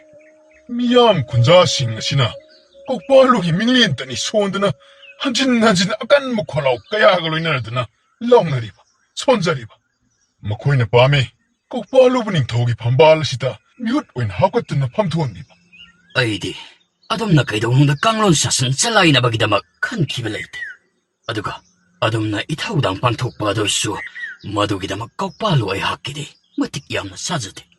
ꯑꯩꯍꯥꯛꯅ ꯄꯥꯝꯖꯕꯗꯤ ꯃꯤꯌꯥꯝ ꯄꯨꯝꯅꯃꯛ, ꯈꯨꯟꯖꯥ ꯄꯨꯝꯅꯃꯛꯄꯨ ꯃꯤꯀꯞ ꯊꯧꯒꯠꯂꯗꯨꯅ ꯑꯐꯕ ꯈꯨꯟꯅꯥꯏ ꯑꯃꯕꯨ ꯁꯦꯝꯒꯠꯄꯗ ꯃꯤꯠ ꯃꯥꯏ ꯄꯥꯡꯍꯟꯕ ꯑꯗꯨꯗꯃꯛꯅꯤ ꯀꯧꯄꯥꯜꯂꯨ ꯑꯩꯍꯥꯛꯀꯤ ꯂꯦꯡꯗ꯭ꯔꯕ ꯄꯥꯟꯗꯝ ꯑꯗꯨꯗꯤ. ꯑꯗꯨꯗꯤ ꯏꯆꯥ ꯀꯧꯄꯥꯜꯂꯨ, ꯅꯍꯥꯛꯉꯣꯟꯗ ꯀꯔꯤ ꯍꯥꯏꯅ ꯑꯩꯈꯣꯏꯅ ꯃꯤꯡꯒꯧꯖꯧ ꯍꯥꯏꯕꯅꯣ? ꯏꯄꯥ ꯄꯥꯔꯣ, ꯀꯔꯤꯒꯤ ꯑꯗꯨꯅ ꯅꯆꯥ ꯑꯩꯉꯣꯟꯗꯕꯨ ꯑꯗꯨ ꯈꯟꯊꯕ ꯋꯥꯍꯩ ꯄꯪꯉꯪ ꯊꯝꯕꯤꯔꯤꯕꯅꯣ? ꯑꯗꯨꯝꯅ ꯃꯇꯨꯡ ꯇꯥꯕ ꯃꯤꯀꯨꯞ ꯋꯥꯍꯩꯁꯤꯡꯗꯗꯤ ꯊꯝꯕꯤꯒꯅꯨ. ꯅꯆꯥꯒꯤ ꯄꯥꯏꯃ ꯊꯃꯣꯏ ꯑꯁꯤꯗ ꯆꯩꯅꯥ ꯃꯁꯤꯡ ꯊꯤꯉꯝꯗꯅ ꯐꯧꯖꯩꯗꯣ ꯏꯄꯥ ꯄꯥꯔꯣ. ꯅꯆꯥ ꯑꯩꯕꯨ ꯍꯥꯟꯅꯒꯨꯝ ꯏꯆꯥ ꯄꯥꯜꯂꯨ ꯍꯥꯏꯗꯨꯅ ꯑꯗꯨꯃꯛ ꯏꯪꯒꯧꯕꯤꯌꯨꯗꯣ. ꯇꯥꯏꯕꯪ ꯀꯨꯝꯍꯩ ꯎꯍꯩꯔꯔꯣꯏꯗꯕ ꯅꯆꯥ ꯑꯩꯍꯥꯛꯄꯨ ꯑꯃꯨꯛ ꯏꯄꯥ ꯄꯥꯔꯣ ꯑꯃꯗꯤ ꯏꯄꯥ ꯄꯂꯥꯏ ꯑꯅꯤꯅ ꯅꯆꯥꯒꯤ ꯇꯥꯏꯕꯪ ꯀꯨꯝꯍꯩꯕꯨ ꯃꯄꯨꯡ ꯐꯥꯍꯟꯕꯤꯔꯛꯈꯤꯕꯅꯤ. ꯍꯥꯏꯅꯤꯡꯉꯥꯏ ꯂꯩꯇꯅ ꯏꯄꯥ ꯑꯅꯤꯕꯨ ꯃꯆꯥ ꯑꯣꯏꯕ ꯑꯩꯍꯥꯛꯅ ꯃꯄꯣꯛ 8ꯂꯛꯇꯁꯨ ꯁꯤꯡꯉꯝꯂꯔꯣꯏꯗꯕ ꯂꯃꯟ ꯇꯣꯟꯁꯤꯟꯖꯔꯕꯅꯤꯗꯣ. ꯉꯁꯤ ꯍꯥꯏꯕ ꯀꯣꯔꯧ ꯅꯣꯡꯖꯥ ꯃꯤꯀꯨꯞ ꯑꯁꯤꯗꯒꯤꯗꯤ ꯂꯦꯡꯂꯤ ꯄꯥꯜꯂꯤꯕ ꯄꯨꯝꯅꯃꯛꯅ ꯈꯪꯍꯧ ꯎꯍꯧꯔꯁꯅꯨ. ꯃꯥꯂꯦꯝ ꯇꯥꯏꯕꯪ ꯃꯍꯥꯛꯀꯤ ꯑꯍꯣꯡ ꯊꯧꯁꯤꯟ ꯈꯨꯗꯤꯡꯃꯛꯀꯤ ꯃꯤꯀꯨꯞ ꯅꯨꯃꯤꯠ ꯑꯗꯨꯃꯛꯇꯗ ꯃꯗꯨꯗ ꯄꯣꯛꯂꯛꯄ ꯍꯥꯟꯅꯅ ꯂꯥꯟꯅ ꯊꯥꯖꯅꯗꯨꯅ ꯎ ꯃꯪꯒꯣꯜꯒꯤ ꯃꯁꯛꯅꯤ ꯈꯜꯂꯝꯂꯤꯕ ꯃꯍꯥꯛ ꯑꯗꯣ ꯎ ꯃꯪꯒꯣꯜꯒꯤ ꯃꯁꯛ ꯅꯠꯇꯦ. ꯃꯍꯥꯛ ꯑꯗꯨꯗꯤ ꯇꯥꯏꯕꯪ ꯄꯥꯜ ꯑꯁꯤꯕꯨ ꯁꯦꯝꯕꯤꯕ ꯃꯄꯨ ꯃꯍꯥꯛꯃꯛꯅ ꯃꯤꯑꯣꯏꯕ ꯈꯨꯟꯅꯥꯏ ꯈꯨꯗꯤꯡꯃꯛꯀꯤ ꯌꯥꯏꯐꯅꯕ ꯍꯥꯏꯔꯗꯨꯅ ꯃꯄꯨ ꯃꯍꯥꯛꯃꯛꯅ ꯁꯥꯌꯣꯜꯂꯛꯂꯕꯅꯤ ꯍꯥꯏꯅ ꯂꯦꯞꯂꯕꯅꯤꯍꯦ.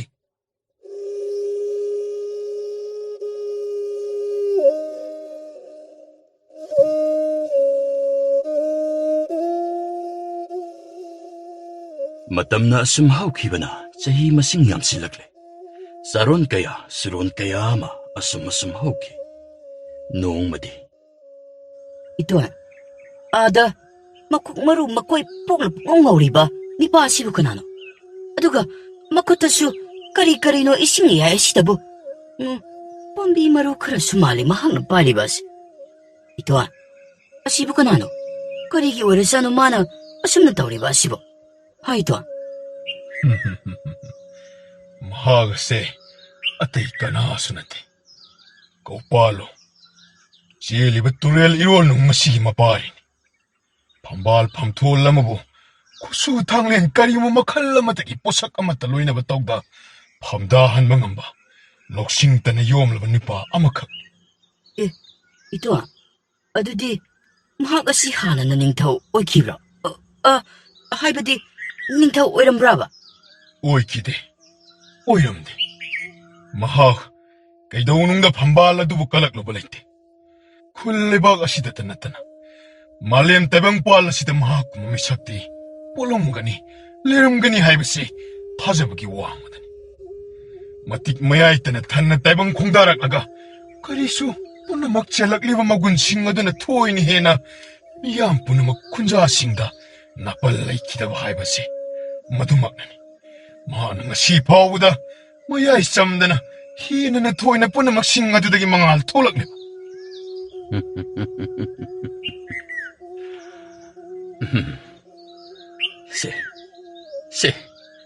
ꯁꯦ, ꯅꯍꯥꯛꯅ ꯃꯁꯤꯗ ꯍꯧꯔꯣ. ꯅꯍꯥꯛꯅ ꯃꯁꯤꯗ ꯆꯠꯂꯨꯔꯣ. ꯅꯈꯣꯏ ꯄꯨꯝꯅꯃꯛꯅ ꯍꯌꯦꯡ ꯃꯄꯨꯡ ꯁꯥꯔꯦ ꯐꯔꯛꯂꯕ ꯃꯤꯀꯨꯞ ꯑꯗꯨꯗ ꯇꯥꯏꯕꯪ ꯃꯥꯂꯦꯝ ꯑꯁꯤꯕꯨ ꯍꯦꯟꯅ ꯃꯇꯤꯛ ꯍꯥꯞꯂꯛꯀꯗꯕꯅꯤꯀꯣ. ꯅꯍꯥꯛꯅ ꯃꯁꯤꯗ ꯆꯠꯂꯣꯀꯣ. ꯏꯔꯣꯜ ꯅꯨꯡꯗ ꯂꯨꯞꯅ ꯑꯩꯍꯥꯛ ꯇꯥꯏꯕꯪ ꯐꯥꯎꯔꯛꯂꯕꯁꯨ ꯑꯩꯗꯤ ꯍꯦꯟꯅ ꯃꯉꯥꯜꯇꯕꯨ ꯄꯥꯝꯖꯕ ꯀꯧꯄꯥꯜꯂꯨꯅꯤ. ꯍꯦ ꯇꯥꯏꯕꯪ ꯃꯤꯑꯣꯏꯕ, ꯀꯧꯄꯥꯜꯂꯨ ꯑꯩꯍꯥꯛꯇꯤ ꯅꯈꯣꯏꯒꯤꯗꯃꯛ ꯍꯦꯟꯅ ꯃꯁꯦꯛ ꯃꯉꯥꯜ ꯐꯪꯂꯗꯨꯅ ꯅꯈꯣꯏꯕꯨ ꯉꯥꯛ ꯁꯦꯟꯈꯤꯒꯅꯤꯀꯣ.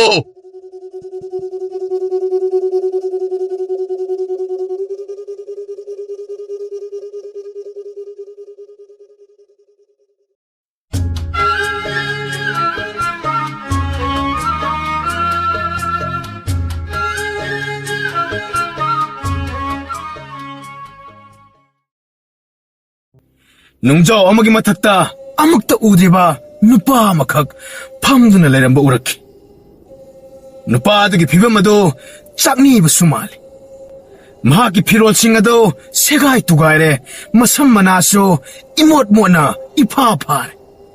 ꯑꯗꯨꯕꯨ ꯃꯍꯥꯛꯀꯤ ꯃꯤꯠ ꯑꯅꯤ ꯑꯗꯨꯗꯤ ꯊꯋꯥꯟ ꯃꯤꯆꯥꯛꯀꯨꯝ ꯂꯪꯏ. ꯆꯥꯛꯅꯤꯕ ꯃꯥꯜꯂꯕ ꯅꯨꯄꯥ ꯑꯗꯨ ꯅꯣꯡꯊꯛꯇ ꯃꯨꯟꯅ ꯌꯦꯡꯈꯠꯇꯨꯅ ꯇꯨꯃꯤꯟꯅ ꯂꯩꯔꯤ. ꯂꯦꯝꯕ ꯅꯨꯄꯥ ꯑꯗꯨꯒꯤ ꯃꯅꯥꯛꯇ ꯆꯪꯁꯤꯜꯂꯛꯏ.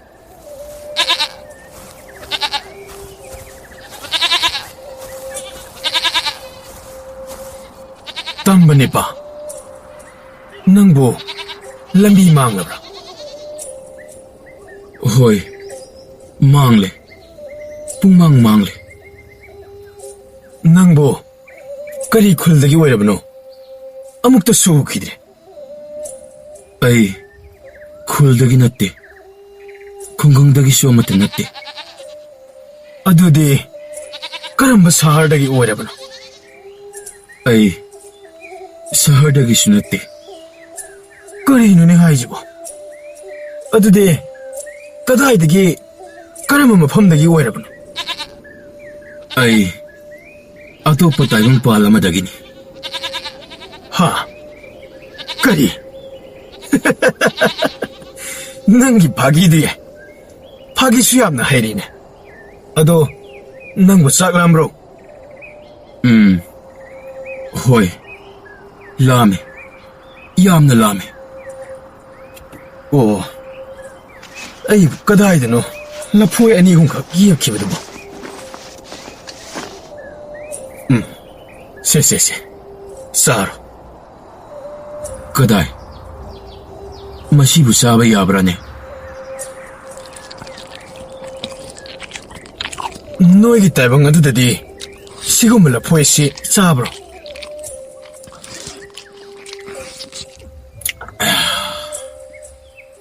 ꯆꯥꯗꯦ. ꯇꯥꯏꯕꯪ ꯃꯉꯥꯜ ꯑꯁꯦ ꯑꯩꯈꯣꯏꯒꯤ ꯆꯤꯟꯖꯥꯛꯅꯤ. ꯀꯔꯤ ꯍꯥꯏꯕ? ꯀꯔꯤ ꯆꯥꯏ ꯍꯥꯏꯕ ꯅꯪꯒꯤꯗꯣ? ꯃꯉꯥꯜ. ꯑꯌꯨꯛꯀꯤ ꯃꯉꯥꯜꯗꯤ ꯌꯥꯝꯅ ꯊꯨꯝꯃꯤ. ꯅꯨꯃꯤꯗꯥꯡ ꯋꯥꯏꯔꯝꯒꯤ ꯃꯉꯥꯜ ꯑꯁꯤꯗꯤ ꯍꯥꯎꯇꯦ.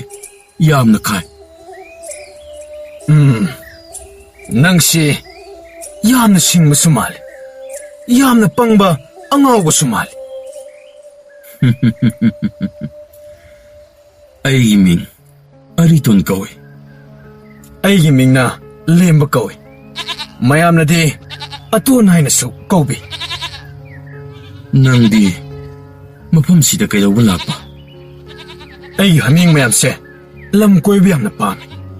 ꯑꯌꯨꯛ ꯈꯨꯗꯤꯡꯒꯤ ꯆꯤꯡꯌꯥꯗ ꯇꯣꯏꯅ ꯆꯠꯂꯤ. ꯃꯁꯦ ꯑꯩꯒꯤ ꯅꯣꯡꯃꯒꯤ ꯏꯊꯧꯅꯤ. ꯍꯛꯁꯥꯁꯦ ꯏꯃꯟꯃꯜꯂꯤ. ꯀꯩꯒꯤꯅꯣ ꯁꯨꯃꯥꯏ ꯂꯩꯔꯤꯕꯣ? ꯀꯩꯒꯤꯅꯣ ꯑꯁꯨꯛ ꯆꯤꯛꯄ ꯑꯁꯤꯗ ꯅꯇꯣꯝꯗ ꯐꯝꯃꯤꯗꯦ? ꯆꯥꯅ ꯊꯛꯅꯕꯗꯤ ꯈꯨꯜꯂꯛꯇ ꯆꯪꯉꯒ ꯐꯪꯒꯗꯕꯅꯤ. ꯅꯥꯄꯤ ꯆꯥꯕ꯭ꯔꯣ ꯅꯪꯕꯣ? ꯅꯀꯣꯛꯀꯥꯁꯦ ꯅꯥꯄꯤ ꯉꯥꯛꯇ. ꯑꯩ ꯅꯤꯡꯊꯧꯅꯤ. ꯀꯔꯤ? ꯅꯤꯡꯊꯧ? ꯃꯥꯅꯤ. ꯀꯔꯝꯕ ꯂꯩꯕꯥꯛꯀꯤ ꯅꯤꯡꯊꯧ? ꯍꯥꯃꯦꯡ ꯂꯩꯕꯥꯛꯀꯤ? ꯄꯨꯔꯥꯂꯣꯟ ꯂꯩꯕꯥꯛꯀꯤ. ꯅꯣꯡꯊꯛꯀꯤ ꯂꯩꯆꯤꯜ ꯑꯁꯤꯒꯤ ꯃꯊꯛꯇ ꯂꯩꯕ ꯇꯥꯏꯕꯪ ꯑꯃꯒꯤ. ꯀꯩꯅꯣꯅꯦ? ꯅꯪ ꯍꯥꯏꯁꯤꯕꯨ ꯑꯁꯦꯡꯕ꯭ꯔꯣ? ꯑꯁꯦꯡꯕꯅꯤ. ꯑꯁ. ꯑꯣ, ꯏꯅꯤꯡꯊꯧ. ꯏꯅꯤꯡꯊꯧꯒꯤ ꯐꯝꯕꯥꯜ ꯑꯗꯨꯕꯨ ꯀꯩꯗꯧꯈ꯭ꯔꯕꯒꯦ? ꯀꯗꯥꯏꯗ ꯇꯥꯍꯧꯔꯕꯒꯦ? ꯂꯨꯞꯇꯤ. ꯑꯩꯕꯨ ꯃꯤꯅꯝꯕꯤꯔꯝꯂꯦ. ꯈꯣꯡꯒꯣꯏꯅꯔꯝꯂꯦ. ꯑꯩꯒ ꯌꯥꯝꯅ ꯅꯛꯅꯕ ꯃꯔꯨꯞ ꯑꯃꯅ ꯃꯍꯥꯛꯅ ꯐꯝꯕꯥꯜ ꯑꯗꯨꯕꯨ ꯀꯜꯂꯛꯇꯨꯅ ꯑꯃꯝꯕꯒꯤ ꯊꯣꯡ ꯑꯗꯨꯕꯨ ꯍꯥꯡꯂꯛꯈꯤ. ꯆꯔꯣꯏ ꯉꯥꯔꯣꯏ ꯀꯌꯥ ꯊꯣꯛꯂꯛꯈꯤ. ꯑꯩꯕꯨ ꯇꯥꯏꯕꯪ ꯃꯤꯑꯣꯏꯕꯒꯤ ꯃꯥꯂꯦꯝ ꯑꯁꯤꯗ ꯏꯟꯊꯔꯛꯄꯅꯤ.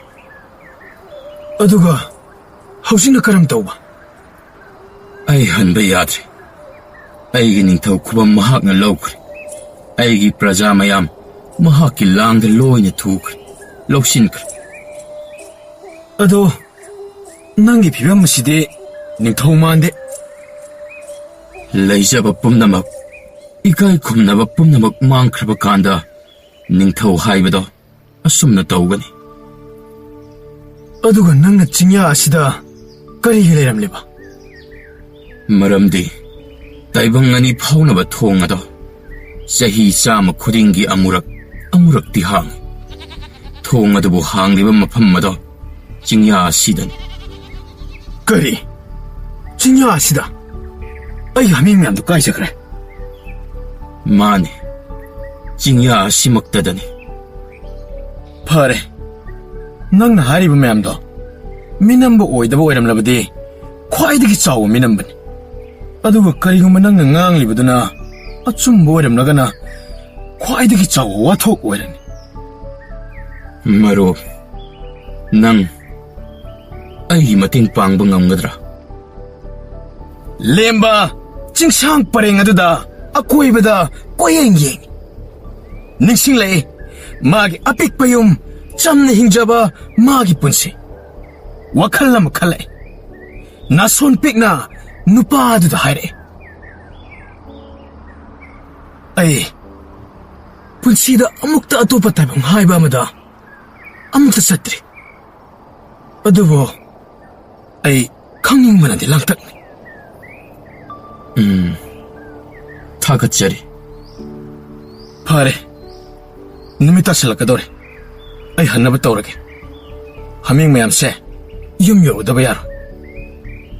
ꯅꯪꯒꯤ ꯍꯥꯃꯦꯡ ꯃꯌꯥꯝꯁꯦ ꯊꯝꯖꯤꯜꯂꯨꯔꯣ. ꯑꯗꯨꯒ ꯂꯥꯛꯄꯗꯤ ꯀꯥꯎꯒꯅꯨ. ꯅꯪꯗꯤ ꯀꯝꯗꯧꯕ? ꯑꯩꯗꯤ ꯃꯐꯝꯁꯤꯗ ꯃꯔꯨꯞꯄꯨ ꯑꯗꯨꯝ ꯉꯥꯏꯔꯝꯂꯒꯦ.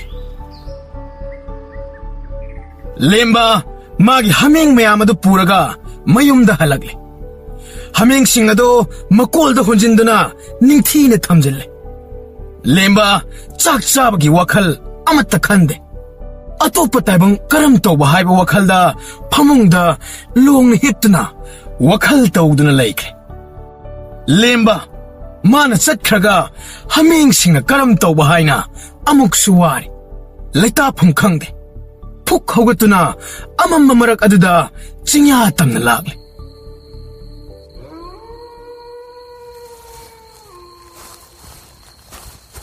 ꯃꯔꯨ! ꯍꯣ ꯃꯔꯨ! ꯅꯪꯅ ꯑꯗꯨ ꯀꯟꯅ ꯀꯧꯔꯤꯕꯗꯤ ꯀꯔꯤꯒꯤꯅꯣ? ꯀꯥꯏꯗꯒꯤ? ꯊꯥ ꯁꯤꯔꯝꯗꯥꯏꯒꯤ ꯅꯨꯡ ꯑꯃꯝꯕꯅꯦ꯫ ꯀꯅꯥꯅ ꯀꯤꯔꯣꯏꯗꯣꯏꯅꯣ? ꯑꯣ, ꯇꯥꯏꯕꯪ ꯅꯈꯣꯏꯒꯤ ꯑꯀꯤꯕꯁꯦ ꯑꯃꯝꯕ ꯑꯣꯏꯔꯦ꯫ ꯃꯔꯨ, ꯂꯥꯎ, ꯅꯨꯡꯖꯥꯎ ꯑꯁꯤꯒꯤ ꯃꯅꯥꯛꯇ꯫ ꯀꯔꯤꯅꯣꯅꯦ ꯑꯃꯝꯕ ꯑꯁꯤꯗ? ꯅꯪꯒꯤꯁꯤꯕꯨ ꯍꯧꯖꯤꯛ ꯍꯦꯛꯇ ꯆꯠꯇꯣꯔꯕꯣ? ꯌꯦꯡꯉꯨ, ꯅꯃꯤꯠ ꯆꯣꯏꯒꯅꯨ꯫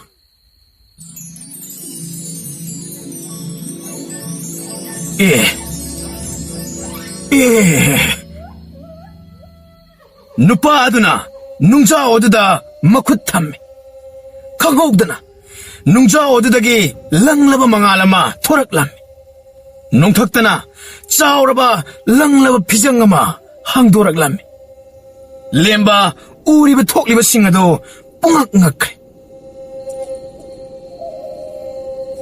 ꯑꯍꯣꯏ, ꯑꯝꯇ ꯉꯥꯏꯈꯣ꯫ ꯑꯩꯒꯤ ꯖꯤꯕ ꯃꯌꯥꯝꯗꯨꯗꯤ ꯀꯅꯥꯅ ꯊꯥꯛꯇꯣꯏꯕ? ꯃꯈꯣꯏ ꯀꯔꯤꯁꯨ ꯇꯧꯔꯣꯏ꯫ ꯐꯔꯦ, ꯀꯩꯒꯨꯝꯕ ꯑꯩ ꯁꯤꯕ ꯅꯥꯕ ꯊꯣꯛꯂꯕꯗꯤ ꯑꯩꯗꯤ ꯅꯉꯣꯟꯗ ꯇꯥꯏꯅꯅꯤꯀꯣ?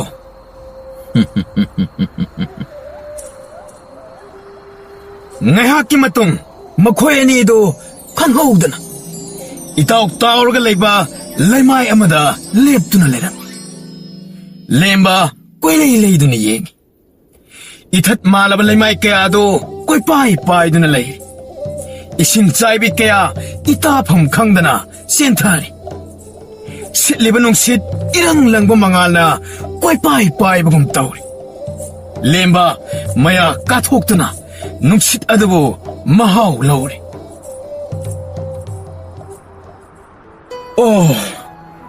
ꯑꯣ, ꯃꯁꯤꯗꯤ ꯑꯩꯒꯤ ꯈꯨꯡꯒꯪ ꯊꯥꯡꯒ꯭ꯔꯤ ꯑꯗꯨ ꯅꯠꯇꯦ꯫ ꯊꯥꯡꯒ꯭ꯔꯤ ꯅꯠꯇꯦ, ꯃꯁꯤꯅꯤ ꯑꯩꯒꯤ ꯇꯥꯏꯕꯪ ꯍꯥꯏꯕꯗꯣ꯫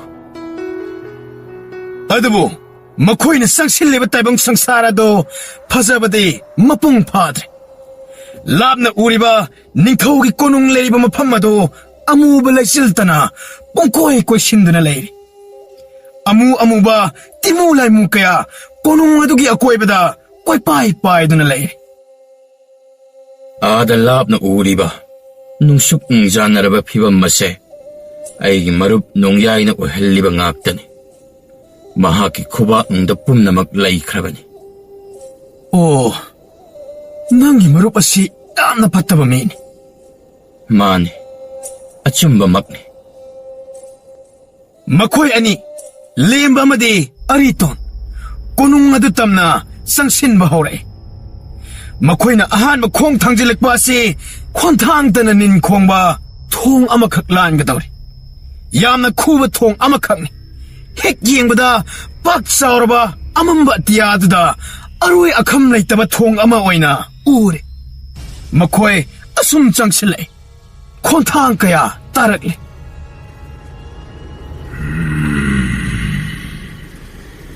ꯅꯪ ꯁꯣꯏꯗꯅ ꯇꯥꯔꯅꯤ꯫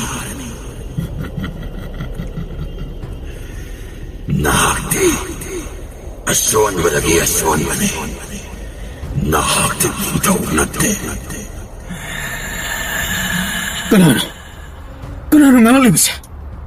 ꯍꯥꯏ, ꯅꯁꯛꯇꯣ ꯎꯍꯜꯂꯣ꯫ ꯀꯤꯒꯅꯨ, ꯊꯣꯡ ꯑꯁꯤꯅ ꯅꯪꯒꯤ ꯑꯀꯤꯕꯕꯨ ꯆꯥꯡꯌꯦꯡ ꯇꯧꯔꯤꯕꯅꯤ꯫ ꯑꯩ ꯀꯤꯗꯦ, ꯑꯩ ꯀꯤꯗꯦ꯫ ꯍꯣꯏ, ꯊꯣꯡ ꯑꯁꯤꯗꯤ ꯃꯊꯣꯡ ꯈꯪꯗꯅ ꯍꯥꯏꯕ ꯍꯧꯔꯛꯂꯦꯗꯅ꯫ ꯍꯣꯏ.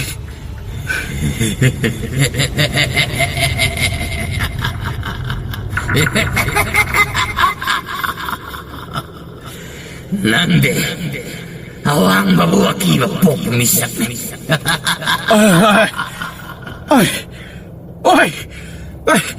Ay, yamna kigan mamini.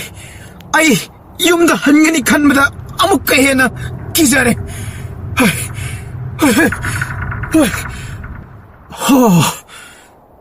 lepkrene.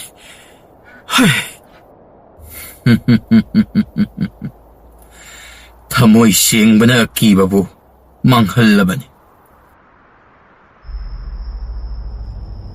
Thongdumadi makhoi mai pakna lantorak pangamkre. Makhatana ani subatan pham amamok thengna batare. Asum changsilai. Yamna sukpa marol thokpa umangama phau batare. Usingado mamai pal. Makhoi ani na sangsilakibado uzaw singaduna marol lon bahore. Warigina. Taibang miyoybana. Mapam masida laklibadi. Haima. Masidi yamna pikpa jibanidana. Ihe. Sumnaga ngangdeni usingja. Hey. Ay picture so yamna kanaba jibani. Nang khangro. Nang nakari tauba ngamjagadawriba. Ayje. Sak thongma ngama jibani. Marup, makoising ase, asengba, achumba macha-machabudi, ikay kumnaba upalsing. Pamtar maning thau. Ay khoi na nangbudi karigi mapam masilan thoktuna chalhangani. Ay gitayang pala sida, ay maitire. Achumbani, mahak maitire. Adabu mahak mai laydana siyende. Mahak kitayang asida mo kahalagli. Pare, nakoy, umang nasibulan na chat payaragan. Uzaw sing na pungyom-yom na leramba umangado, taydokladuna makoygi lambi piraki. Asum na makoy makata na sangsin bahore. Asum lakpana makoy turel amakak tengharami. Mayay kanba turel ni. Turel asidagi ising marik amabo laytuan tangkrabade taybang kahwal. Masana masaka nano kahwanjaba isil amakak ni siyeliba. Lamsang lakpa na makoy ni ising kaurang bana loy na bani. Lemba torban aduda kuduk kuntarami. Ising adu taklagi matagum kuzok ama paikat lure. Maru, turel la si ising ase, takpayate, ising adu tuna tado. Karam tauni tauriside. Maru, tuna tado. Haima, karam tauni. Mamit aniya sidi, sangtik iyeng duna lay kredana. Hay, nang kanano? Ay bukanano hanggadaba natte. Nang lemba ni. Haming loiba. Isa-isak pa haytaba lemba. Kari, ay bu haming loiba. Isa'y haytaba hayba. Ahoy, haming loiba lemba. Maratsume, lao chasi. Oo. Wakal laklaba maalidana. Matungda ay buwadom nakihanganu ko. Unang ji, kamay tawag iyang bani. Lao chasi. Makoy ani, turin turban adada asum lakpana. Lam na ukiba, amam makunong ado yokshilaglam. Amam makunong isanatong, isang karaba, kunong ngakliba, wang lubutsekpan. Yeng bada wakal toktaba, amam masangsaraman. Wang lubutsekpan ladugi matakta, nongyay. Lang laban ning tau luhup adabu upladuna, liptu na leramba, tengaki. Ariton! Nahag amok halagle. Apang bukunja maloy na naga nang lagle. Oy! Tamba! Ay kuy ubraw!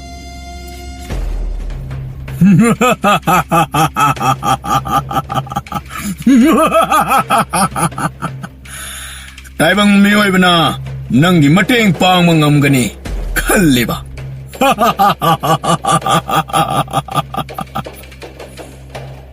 Ay, sidi wayang ngangina. Nongyay, nahak aigi inaw ni. Ay, nanggi maning na lepto na layba kang bangamlagpe. Nahak ti aigi nakal da lepto na laybay na. Ngamoy, ay mado sungam ngamoy. Oh, amu ba timulay mo kaya ko'y pay-pay na wari si tari na.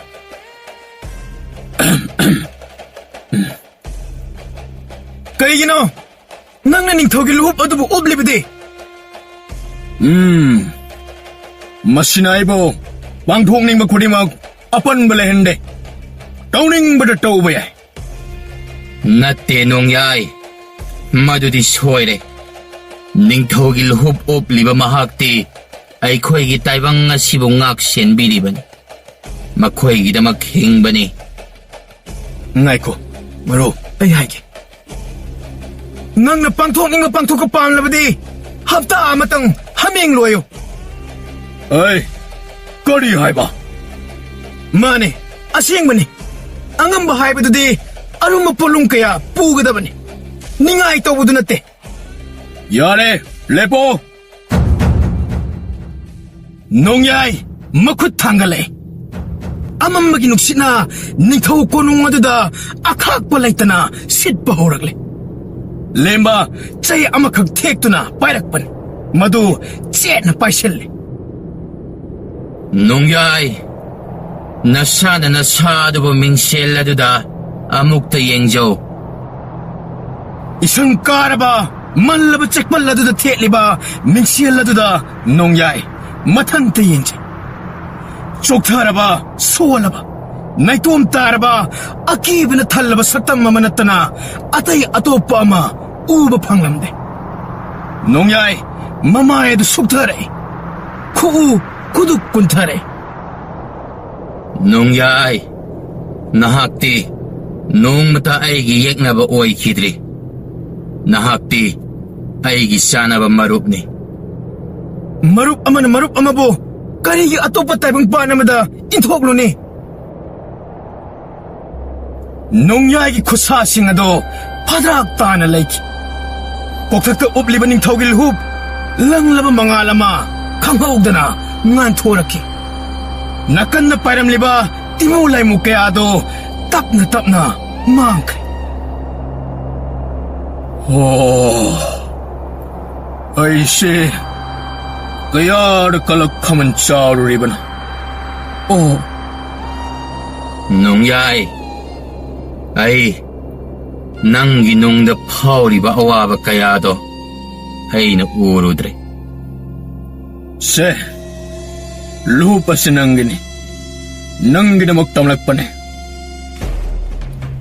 Nongyay amadi ariton, mamit ado, ngun na yung nadunali. Matam kaya matungda, nongyay, ning tawagil lupado, nga sili lautok. Ning taw lupado, payra na, ariton, limagi manakta, sang sila eh. Taway pandra ka po, sumaywari siya nagadro. Ay di, sa hilising kaya hinglakli. Kaya masu, makata na hinggada bawali. Adu haraka nije. Ay kangida. Asing mo wari kaya ama takre. Ay kitabang nilahori mo singado. Ay napanglibase. Wari nga na makoy di amata kang manatre. Nga si marup nang ay wari siya. Ay natabang nahalabakan miyoy kuding magtaligan ni Marup. Marup, taibang paw na batong ase hanglakli. Marup han na bagi matam yorakli. Marup, mapamasyay na matampum ba daning singani? Marup ki chamjaba tamoy siyeng bado busu ay naning singani. Ado, marup ki mga alsabado, sa kidoy na tro. Chaki ni Marup, mado, ꯑꯩꯒꯤꯗꯤ ꯆꯤꯟꯖꯥꯛꯅꯤ ꯌꯥꯝꯅ ꯍꯥꯎꯕ ꯃꯊꯦꯜ ꯑꯃꯅꯤ ꯑꯩꯒꯤ ꯂꯐꯣꯏ ꯑꯗꯨꯒꯨꯝꯅꯗꯤ ꯃꯍꯥꯎ ꯂꯩꯔꯝꯃꯣꯏꯗ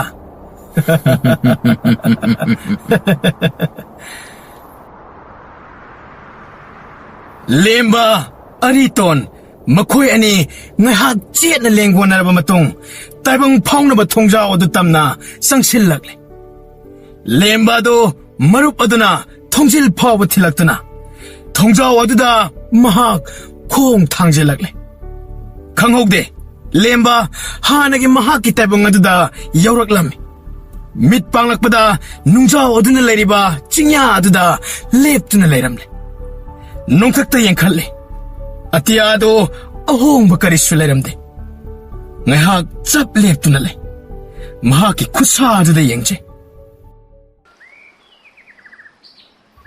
ꯑꯣ ꯃꯁꯤꯕꯨ ꯇꯁꯦꯡꯅ ꯊꯣꯛꯂꯤꯕ꯭ꯔꯥꯅꯦ ꯑꯁꯦꯡꯕꯃꯛ ꯑꯣꯏꯔꯤꯗ꯭ꯔꯥ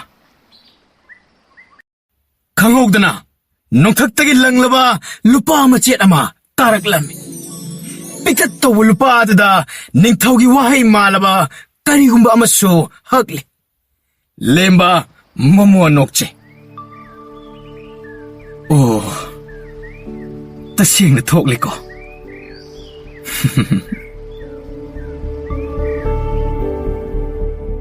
ꯅꯨꯃꯤꯠ ꯑꯗꯨꯗꯒꯤ ꯍꯧꯅ ꯊꯥꯡꯒ꯭ꯔꯤ ꯈꯨꯡꯒꯪꯗ ꯂꯩꯔꯤꯕ ꯑꯉꯥꯡꯁꯤꯡꯗ ꯂꯦꯝꯕ ꯋꯥꯔꯤꯁꯤꯡ ꯑꯗꯨ ꯇꯠꯇꯅ ꯂꯤꯔꯝꯃꯤ ꯃꯔꯣꯜ ꯊꯣꯛꯄ ꯎꯖꯥꯎꯁꯤꯡꯒꯤ ꯋꯥꯔꯤ ꯀꯣꯏꯄꯥꯏ ꯄꯥꯏꯗꯨꯅ ꯂꯩꯕ ꯏꯁꯤꯡ ꯆꯥꯏꯕꯤꯒꯤ ꯋꯥꯔꯤ ꯇꯥꯏꯕꯪ ꯊꯋꯥꯏ ꯃꯥꯟꯅꯗꯕ ꯃꯔꯨꯞ ꯑꯅꯤꯅ ꯄꯨꯟꯅ ꯅꯣꯛꯃꯤꯟꯅꯈꯤꯕ ꯂꯣꯏꯕ ꯅꯥꯏꯗꯦ ꯂꯦꯝꯕꯒꯤ ꯋꯥꯔꯤ ꯀꯔꯤꯒꯨꯝꯕꯗ ꯈꯨꯜꯒꯤ ꯃꯤꯑꯣꯏꯁꯤꯡꯅ ꯐꯠꯇꯕ ꯑꯣꯏꯗꯕ ꯀꯂꯛ ꯈꯝꯃꯟꯕ ꯅꯥꯏꯇꯣꯝ ꯇꯥꯅ ꯁꯣꯊꯕ ꯀꯅꯥꯕꯨ ꯊꯦꯡꯅꯔꯕꯗꯤ ꯂꯦꯝꯕ ꯋꯥꯔꯤ ꯃꯆꯥ ꯑꯃ ꯂꯤꯒꯅꯤ ꯇꯧꯍꯟꯅꯤꯡꯕꯇ ꯇꯧꯕ ꯑꯣꯏꯍꯟꯅꯤꯡꯕꯇ ꯑꯣꯏꯍꯟꯕ ꯍꯥꯏꯕ ꯑꯁꯦ ꯏꯅꯥꯛ ꯈꯨꯟꯕ ꯑꯗꯨ ꯅꯠꯇꯦ ꯅꯤꯡꯊꯧꯒꯤ ꯐꯝꯕꯥꯜ ꯇꯣꯡꯗꯨꯅ ꯂꯨꯍꯨꯞ ꯂꯩꯇꯦꯡꯕ ꯑꯗꯣ ꯅꯠꯇꯦ ꯃꯗꯨ ꯄꯨꯝꯕꯗꯤ ꯑꯃꯒ ꯑꯃꯒ ꯃꯇꯦꯡ ꯄꯥꯡꯅꯕ ꯄꯣꯠꯂꯨꯝ ꯄꯨꯃꯤꯟꯅꯕꯇꯅ ꯑꯣꯏꯊꯣꯛꯍꯟꯕ ꯉꯝꯕꯅꯤ ꯑꯗꯨꯒ ꯀꯔꯤꯒꯨꯝꯕ ꯃꯇꯝꯗ ꯑꯆꯤꯛꯄ ꯅꯨꯃꯤꯗꯥꯡ ꯋꯥꯏꯔꯝꯗ ꯅꯪꯅ ꯆꯤꯡꯌꯥ ꯑꯗꯨꯗ ꯂꯦꯞꯂꯤꯉꯩ ꯅꯣꯡꯊꯛꯇ ꯄꯤꯛꯂꯕ ꯂꯪꯂꯕ ꯃꯉꯥꯜ ꯑꯃ ꯊꯦꯡꯅꯕꯁꯨ ꯌꯥꯏ ꯃꯗꯣ ꯊꯋꯥꯟꯃꯤꯆꯥꯛ ꯑꯣꯏꯔꯝꯕꯁꯨ ꯌꯥꯏ ꯃꯗꯣ ꯅꯤꯡꯊꯧ ꯑꯃꯅ ꯃꯉꯥꯜ ꯐꯥꯗꯨꯅ ꯆꯥꯕ ꯑꯣꯏꯔꯝꯕꯁꯨ ꯌꯥꯏ ꯃꯗꯣ ꯃꯍꯥꯛꯄꯨ ꯅꯤꯡꯊꯧ ꯐꯝꯕꯥꯜ ꯑꯃꯨꯛ ꯇꯣꯡꯅꯕ ꯃꯇꯦꯡ ꯄꯥꯡꯈꯤꯕ ꯑꯄꯪꯕ ꯈꯨꯟꯖꯥ ꯑꯃꯕꯨ ꯅꯤꯡꯁꯤꯡꯂꯝꯕꯒꯤ ꯑꯣꯏꯔꯝꯕꯁꯨ ꯌꯥꯏ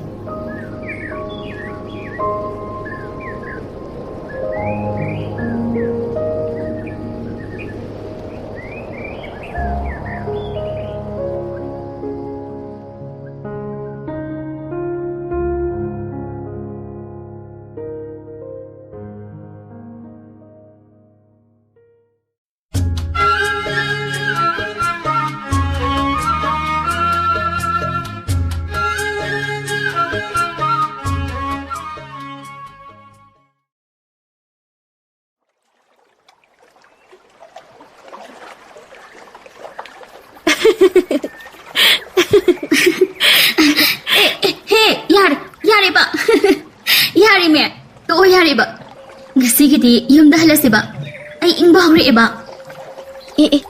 ꯏꯪꯉꯤ ꯀꯥꯏꯅꯒ ꯑꯗꯨ ꯑꯣꯏꯔꯗꯤ ꯍꯩꯃꯥ ꯉꯁꯤꯗꯤ ꯃꯥꯅ ꯉꯝꯕ꯭ꯔꯥ ꯑꯩꯈꯣꯏꯅ ꯉꯝꯕ꯭ꯔꯥ ꯌꯦꯡ ꯇꯥꯔꯦꯗꯅ ꯃꯥꯏꯁꯤꯗ ꯑꯩꯈꯣꯏ ꯑꯍꯨꯝꯕꯨ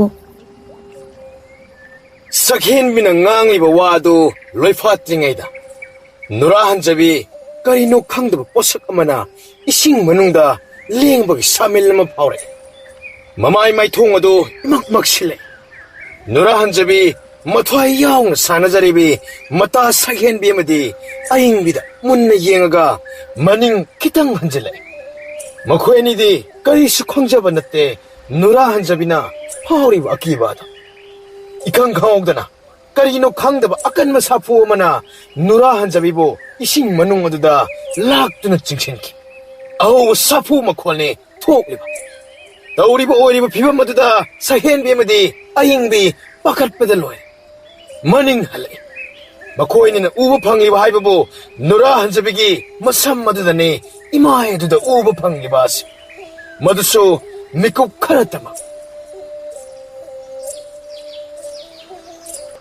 누라 누라디 누라 가다이 사크라바기 누라 세바 하기 떠오르노바 아묵다 코모 가다이다 레리노 돌아오 ꯅꯪꯅ ꯑꯩꯈꯣꯏ ꯁꯥꯟꯅꯔꯤꯗꯣ ꯑꯩꯈꯣ이 ꯈꯪꯉꯣꯏ ꯈꯜꯂꯤꯔꯣ ꯁꯦꯕ ꯀꯤꯍꯜꯂꯅꯨ ꯌꯥꯔꯤꯃꯦ ꯊꯣꯔꯛꯑꯣ ꯉꯥꯡꯖꯩ ꯍꯥꯏꯕꯇꯅꯤ ꯂꯥꯎꯖꯩ ꯍꯥꯏꯕꯇꯅꯤ ꯃꯈꯣꯏ ꯑꯅꯤꯒꯤ ꯋꯥ ꯑꯗꯨ ꯀꯔꯤꯁꯨ ꯀꯥꯟꯅꯕ ꯐꯪꯗꯦ ꯅꯨꯔꯥꯗꯤ ꯊꯣꯔꯛꯄ ꯇꯧꯗꯦ ꯑꯅꯤꯗꯨ ꯈꯣꯡꯐꯝ ꯑꯃꯐꯥꯎ ꯂꯦꯡꯕ ꯇꯧꯗ ꯃꯇꯨ ꯃꯃꯥꯟ ꯆꯞ ꯆꯞ ꯌꯨꯡꯈꯠꯂꯒ ꯑꯃꯅ ꯑꯃꯒꯤ ꯃꯈꯨꯠ ꯆꯤꯖꯤꯠ ꯄꯥꯏꯁꯤꯟꯅꯗꯨꯅ ꯂꯦꯞꯃꯤꯟꯅꯔꯤ ꯁꯛꯍꯦꯟꯕꯤ ꯊꯧꯅꯥ ꯂꯩꯌꯨ ꯑꯩꯈꯣꯏ ꯃꯐꯝ ꯑꯁꯤꯗ ꯀꯨꯏꯅ ꯄꯟꯊꯗꯨꯅ ꯂꯦꯞꯂꯒ ꯂꯩꯔꯨꯁꯤ ꯂꯥꯛꯑꯣ ꯆꯠꯁꯤ ꯀꯅꯥ ꯀꯅꯥꯗꯒꯤꯅꯣ ꯃꯇꯦꯡ ꯂꯧꯔꯨꯁꯤ ꯅꯠꯇꯦ ꯑꯩꯗꯤ ꯑꯩꯒꯤ ꯏꯇꯥꯒ ꯄꯨꯟꯅ ꯂꯥꯛꯃꯤꯟꯅꯕꯅꯤ ꯑꯩ ꯃꯥꯕꯨ ꯊꯥꯗꯣꯛꯂꯝꯂꯒ ꯍꯟꯕ ꯉꯝꯂꯣꯏ ꯃꯥꯅ ꯍꯦꯛ ꯂꯥꯛꯇ꯭ꯔꯤꯕ ꯃꯈꯩ ꯑꯩ ꯃꯐꯝ ꯀꯗꯥꯏꯗꯁꯨ ꯆꯠꯂꯣꯏ ꯀꯔꯤꯅꯣ ꯇꯧꯒꯗꯕꯁꯦ ꯁꯤ ꯆꯦꯠꯅ ꯄꯥꯏꯔꯛꯑꯣ ꯃꯨꯟꯅ ꯇꯥꯎ ꯃꯥ ꯄꯨꯈ꯭ꯔꯤ ꯃꯅꯨꯡꯁꯤꯗ ꯃꯥꯡꯈꯤꯕꯅꯤ ꯏꯀꯣꯟ ꯀꯣꯟꯕ ꯃꯥꯒꯤ ꯃꯁꯝꯅ ꯂꯨꯞꯊꯈꯤꯕꯗꯣ ꯑꯩ ꯎꯍꯧꯏ ꯃꯗꯨꯅ ꯇꯥꯛꯄꯗꯤ ꯃꯥꯅ ꯑꯩꯈꯣꯏꯗ ꯀꯔꯤꯒꯨꯝꯕ ꯁꯈꯤꯅꯥ ꯈꯔꯗꯤ ꯎꯠꯂꯤ ꯂꯥꯛꯑꯣ ꯑꯩꯈꯣꯏ ꯃꯥꯒꯤ ꯃꯇꯦꯡ ꯂꯧꯕ ꯅꯠꯇꯅ ꯎꯄꯥꯏ ꯑꯃꯠꯇ ꯂꯩꯔꯔꯣꯏ ꯃꯥ ꯍꯥꯏꯕꯗꯤ ꯈꯣꯡꯅꯥꯡ ꯀꯥꯕ ꯂꯥꯛꯑꯣ ꯈꯨꯟ ꯁꯤꯟꯕ ꯊꯨꯡꯅ ꯊꯧꯑꯣꯡꯁꯦ ꯄꯥꯛꯇꯛꯅꯅ ꯁꯟꯗꯣꯛꯇ꯭ꯔꯤꯉꯩ ꯃꯥꯒꯤ ꯃꯅꯥꯛꯇ ꯊꯨꯅꯃꯛ ꯆꯠꯍꯧꯁꯤ ꯍꯥꯊꯨ ꯂꯥꯛꯂꯤꯉꯩ ꯇꯟꯖꯥ ꯆꯩꯔꯛ ꯑꯗꯨꯗ ꯁꯍꯦꯟꯕꯤꯒꯤ ꯃꯄꯥꯅ ꯃꯈꯣꯏ ꯑꯅꯤꯕꯨ ꯈꯥꯝꯂꯦ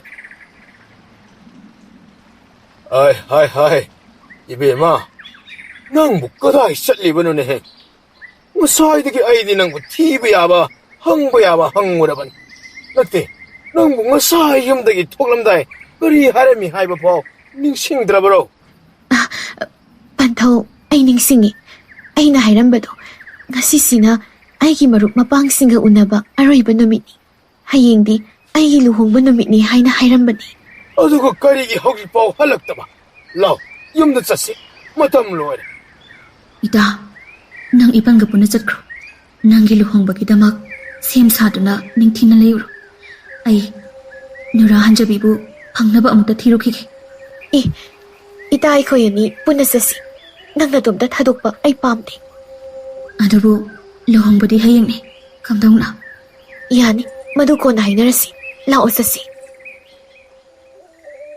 ꯁꯍꯦꯟꯕꯤ ꯃꯥꯒꯤ ꯄꯟꯊꯧꯗ ꯍꯥꯏꯅꯕ ꯌꯥꯕ ꯍꯥꯏꯅꯁꯤ ꯑꯗꯨꯕꯨ ꯌꯥꯕ ꯀꯧꯕ ꯂꯩꯇꯕꯅ ꯅꯝꯗꯅ ꯃꯌꯨꯝꯗ ꯄꯨꯈꯤ ꯑꯌꯤꯡꯕꯤ ꯐꯨꯃꯪꯅꯅ ꯃꯊꯟꯇ ꯂꯦꯞꯇꯨꯅ ꯂꯩꯍꯧꯏ ꯑꯁꯨꯝ ꯇꯞꯅ ꯂꯥꯛꯂꯒ ꯅꯨꯔꯥ ꯍꯟꯖꯕꯤꯅ ꯃꯥꯡꯈꯤꯕ ꯃꯈꯣꯏꯒꯤ ꯏꯔꯨꯖꯐꯝ ꯑꯗꯨꯗ ꯇꯧꯐꯝ ꯈꯪꯗ ꯐꯝꯗꯨꯅ ꯂꯩꯔꯤ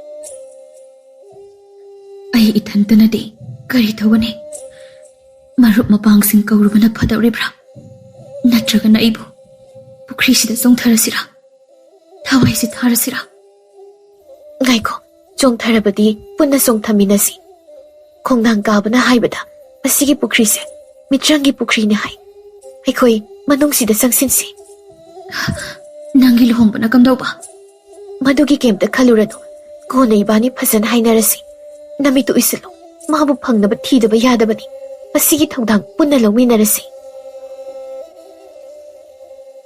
ꯑꯃꯅ ꯑꯃꯒꯤ ꯃꯈꯨꯠ ꯆꯤꯖꯦꯠ ꯄꯥꯏꯁꯤꯟꯅꯔꯒ ꯆꯣꯡꯊꯈꯤ ꯍꯦꯛ ꯂꯨꯞꯊꯈꯤꯕꯒ ꯁꯣꯔ ꯍꯣꯟꯕ ꯀꯟꯅ ꯂꯥꯛꯅꯔꯤ ꯃꯁꯤꯗꯤ ꯃꯤꯇ꯭ꯔꯪꯒꯤ ꯄꯨꯈ꯭ꯔꯤ ꯑꯃꯠꯇ ꯅꯠꯇꯦ ꯈꯣꯡꯅꯥꯡ ꯀꯥꯕꯅ ꯅꯝꯊꯥꯛ ꯇꯧꯕꯅꯤ ꯃꯁꯤꯗꯤ ꯁꯨꯞꯅꯒꯤ ꯏꯆꯝ ꯆꯝꯕ ꯏꯁꯤꯡꯅꯤ ꯑꯩꯈꯣꯏ ꯑꯅꯤ ꯁꯣꯏꯗꯅ ꯊꯋꯥꯏ ꯂꯥꯟꯕ ꯇꯥꯔꯦ ꯍꯦ ꯃꯄꯨ ꯏꯕꯨꯡꯉꯣ ꯑꯩꯈꯣꯏꯒꯤ ꯃꯇꯦꯡ ꯑꯃꯨꯛꯇ ꯄꯥꯡꯕꯤꯌꯨ ꯀꯔꯤ ꯀꯔꯝꯕ ꯄꯥꯎꯒꯤꯗꯃꯛ ꯃꯔꯨꯞ ꯑꯩꯈꯣꯏ ꯑꯍꯨꯝꯕꯨ ꯄꯨꯟꯅ ꯊꯋꯥꯏ ꯂꯧꯅꯕ ꯊꯧꯔꯥꯡꯕꯤꯔꯤꯕꯅꯣ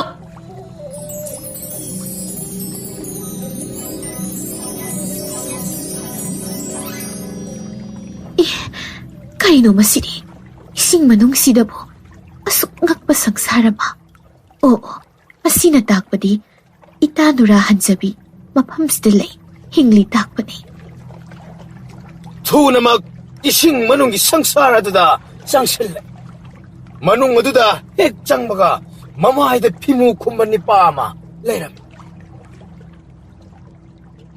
Oh, adude noi se miyoi ba sangsar dagi lakpa nura hanjabi bu thiba lakliba natra. Nang di kamdang na khanglam liba. Nang kanano? Ay ita kaday delay. Lao, chango.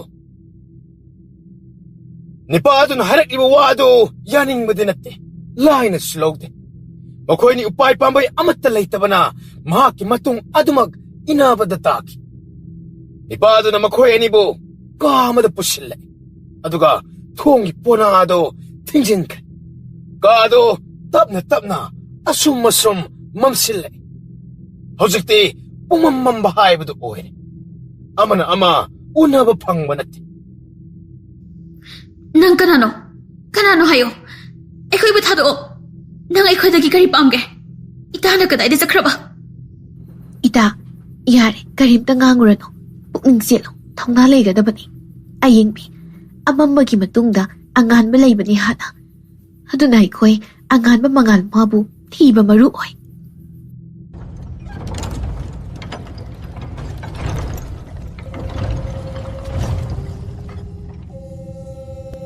Tokbiro, majay bi manakor. Amam marakta ngasay makay lero ba na? Mamid pang badingam. Adabo, masyeng marang hik urak pagayeng lo ba dadi? Nura hanjabi do, yam na chaw ba? Arang mamachogi, nung chaw ma.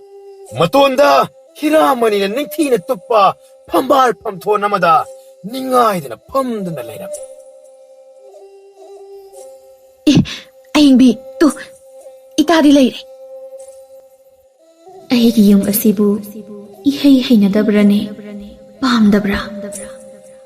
Kari hay ba? Nanggi yung hay ba? Mani, mapam sida ay, chahi kun, hingdo na laklabani. Adubo, mataw karam na ahal o sinji ba? Lao, yung da sa lasi. Hayang sa ihin bigi luhong ba namin eh. Luhong ba oy raga, kay daw ba? Yari, salasi di salasi. Hausik, nanggi dugong mapagi taba, ako'y pamchay. Nakoy bu mapam asida, lak na bagidamak. Taurang pumba, ay nasinbani. Hausik di, ay gilang da turidana. Apang banoy na tudana, kanana tugani haybagi. Kaino nang haydo po? Ay noy ka, amuk hanapun gadaba laytre. Ay na nakoy bu, mapam asida, urak pa yan na bagidamak. Nakoy da, marup oy sinbani, lang takbani. Nura hanjabi, sahin bi madi, aying bi. Makoy anita yan na ningam da ba miyeng amagaloy na na, watap na, ngang bahaurak lami.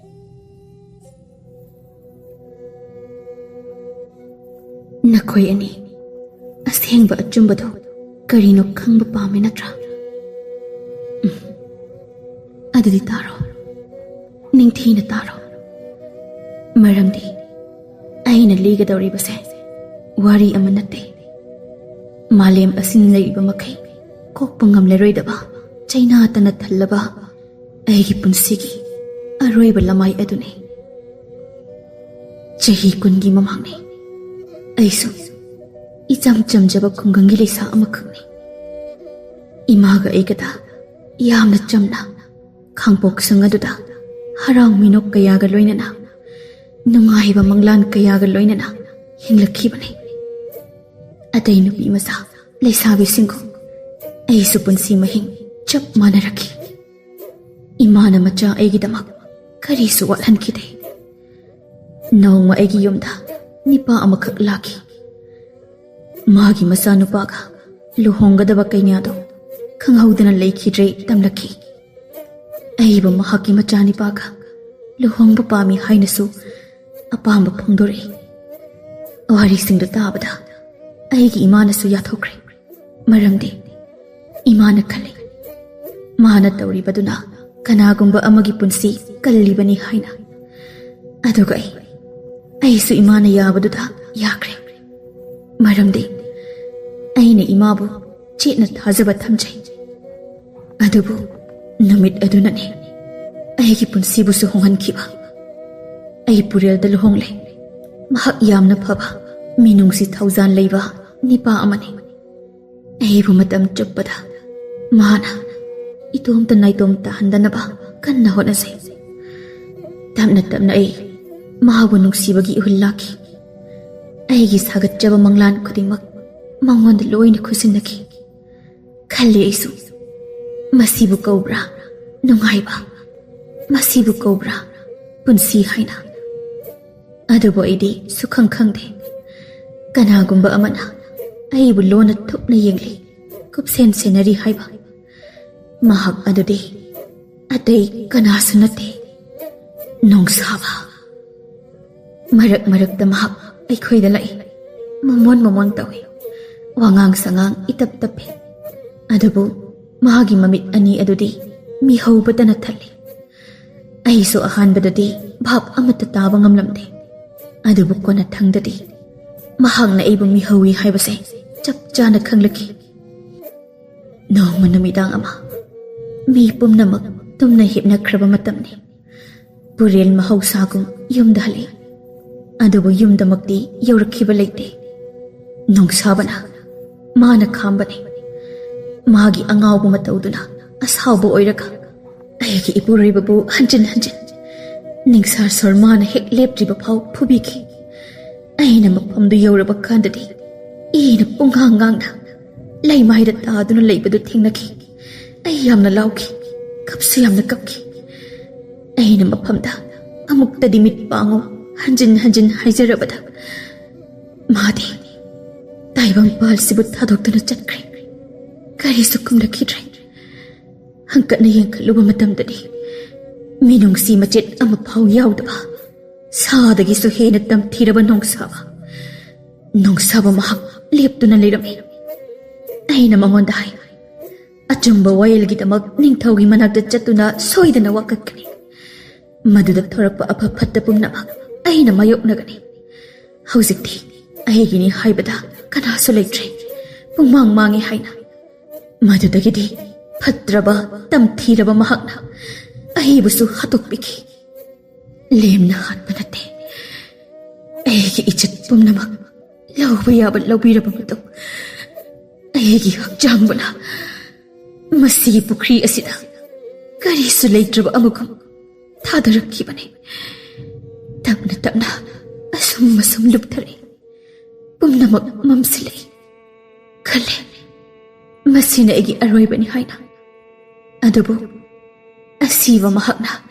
ꯑꯩꯕꯨ ꯂꯧꯁꯤꯟꯕꯤꯗ꯭ꯔꯦ ꯃꯗꯨꯒꯤ ꯃꯍꯨꯠ ꯀꯔꯤꯒꯨꯝꯕ ꯈꯔ ꯑꯩꯒꯤ ꯏꯐꯝꯗ ꯊꯣꯛꯂꯦ ꯌꯥꯝꯅ ꯑꯍꯜ ꯑꯣꯏꯔꯕꯤ ꯍꯅꯨꯕꯤ ꯑꯃ ꯃꯤꯑꯣꯏꯕꯗꯤ ꯅꯠꯇꯦ ꯀꯔꯤꯒꯨꯝꯕ ꯃꯤꯇ꯭ꯔꯪꯒꯤ ꯄꯥꯡꯒꯜ ꯆꯦꯟꯕ ꯑꯃ ꯃꯍꯥꯛꯅ ꯑꯩꯕꯨ ꯊꯦꯡꯅꯈꯤ ꯑꯩꯒꯤ ꯁꯣꯛꯄꯜꯂꯕ ꯍꯛꯆꯥꯡ ꯑꯃꯗꯤ ꯊꯋꯥꯏꯕꯨ ꯃꯍꯥꯛꯅ ꯑꯃꯨꯛ ꯅꯧꯍꯧꯅꯅ ꯑꯅꯧꯕ ꯃꯄꯣꯛ ꯑꯃꯗ ꯄꯤꯕꯤꯈꯤ ꯑꯗꯨꯕꯨ ꯃꯤ ꯈ꯭ꯋꯥꯏꯒꯨꯝ ꯃꯥꯟꯅꯕ ꯄꯨꯟꯁꯤ ꯑꯃꯗꯤ ꯅꯠꯇꯦ ꯃꯍꯥꯛꯅ ꯄꯤꯕꯤꯔꯛꯈꯤꯕ ꯄꯨꯟꯁꯤꯁꯤ ꯁꯥꯞ ꯑꯃꯒ ꯏꯔꯣꯏꯅꯕ ꯄꯨꯟꯁꯤ ꯃꯄꯣꯛ ꯑꯃꯅꯤ ꯃꯍꯥꯛꯅ ꯍꯥꯏ ꯑꯩꯒꯤ ꯆꯍꯤ ꯍꯥꯏꯕ ꯑꯃ ꯂꯩꯔꯣꯏ ꯁꯤꯕꯁꯨ ꯅꯥꯏꯔꯔꯣꯏ ꯑꯗꯨꯕꯨ ꯑꯩꯒꯤ ꯄꯨꯛꯅꯤꯡ ꯊꯃꯣꯏꯁꯤꯅ ꯍꯦꯛ ꯇꯪꯗꯨ ꯂꯩꯇꯥꯅ ꯁꯥꯟꯇꯤ ꯂꯩꯇ꯭ꯔꯤꯕ ꯐꯥꯎꯕꯗꯤ ꯑꯩꯒꯤ ꯄꯨꯟꯁꯤꯁꯦ ꯑꯃꯝꯕ ꯃꯔꯛꯁꯤꯗ ꯍꯤꯡꯒꯅꯤ ꯁꯤꯟꯅꯔꯝꯃꯤ ꯁꯥꯟꯇꯤ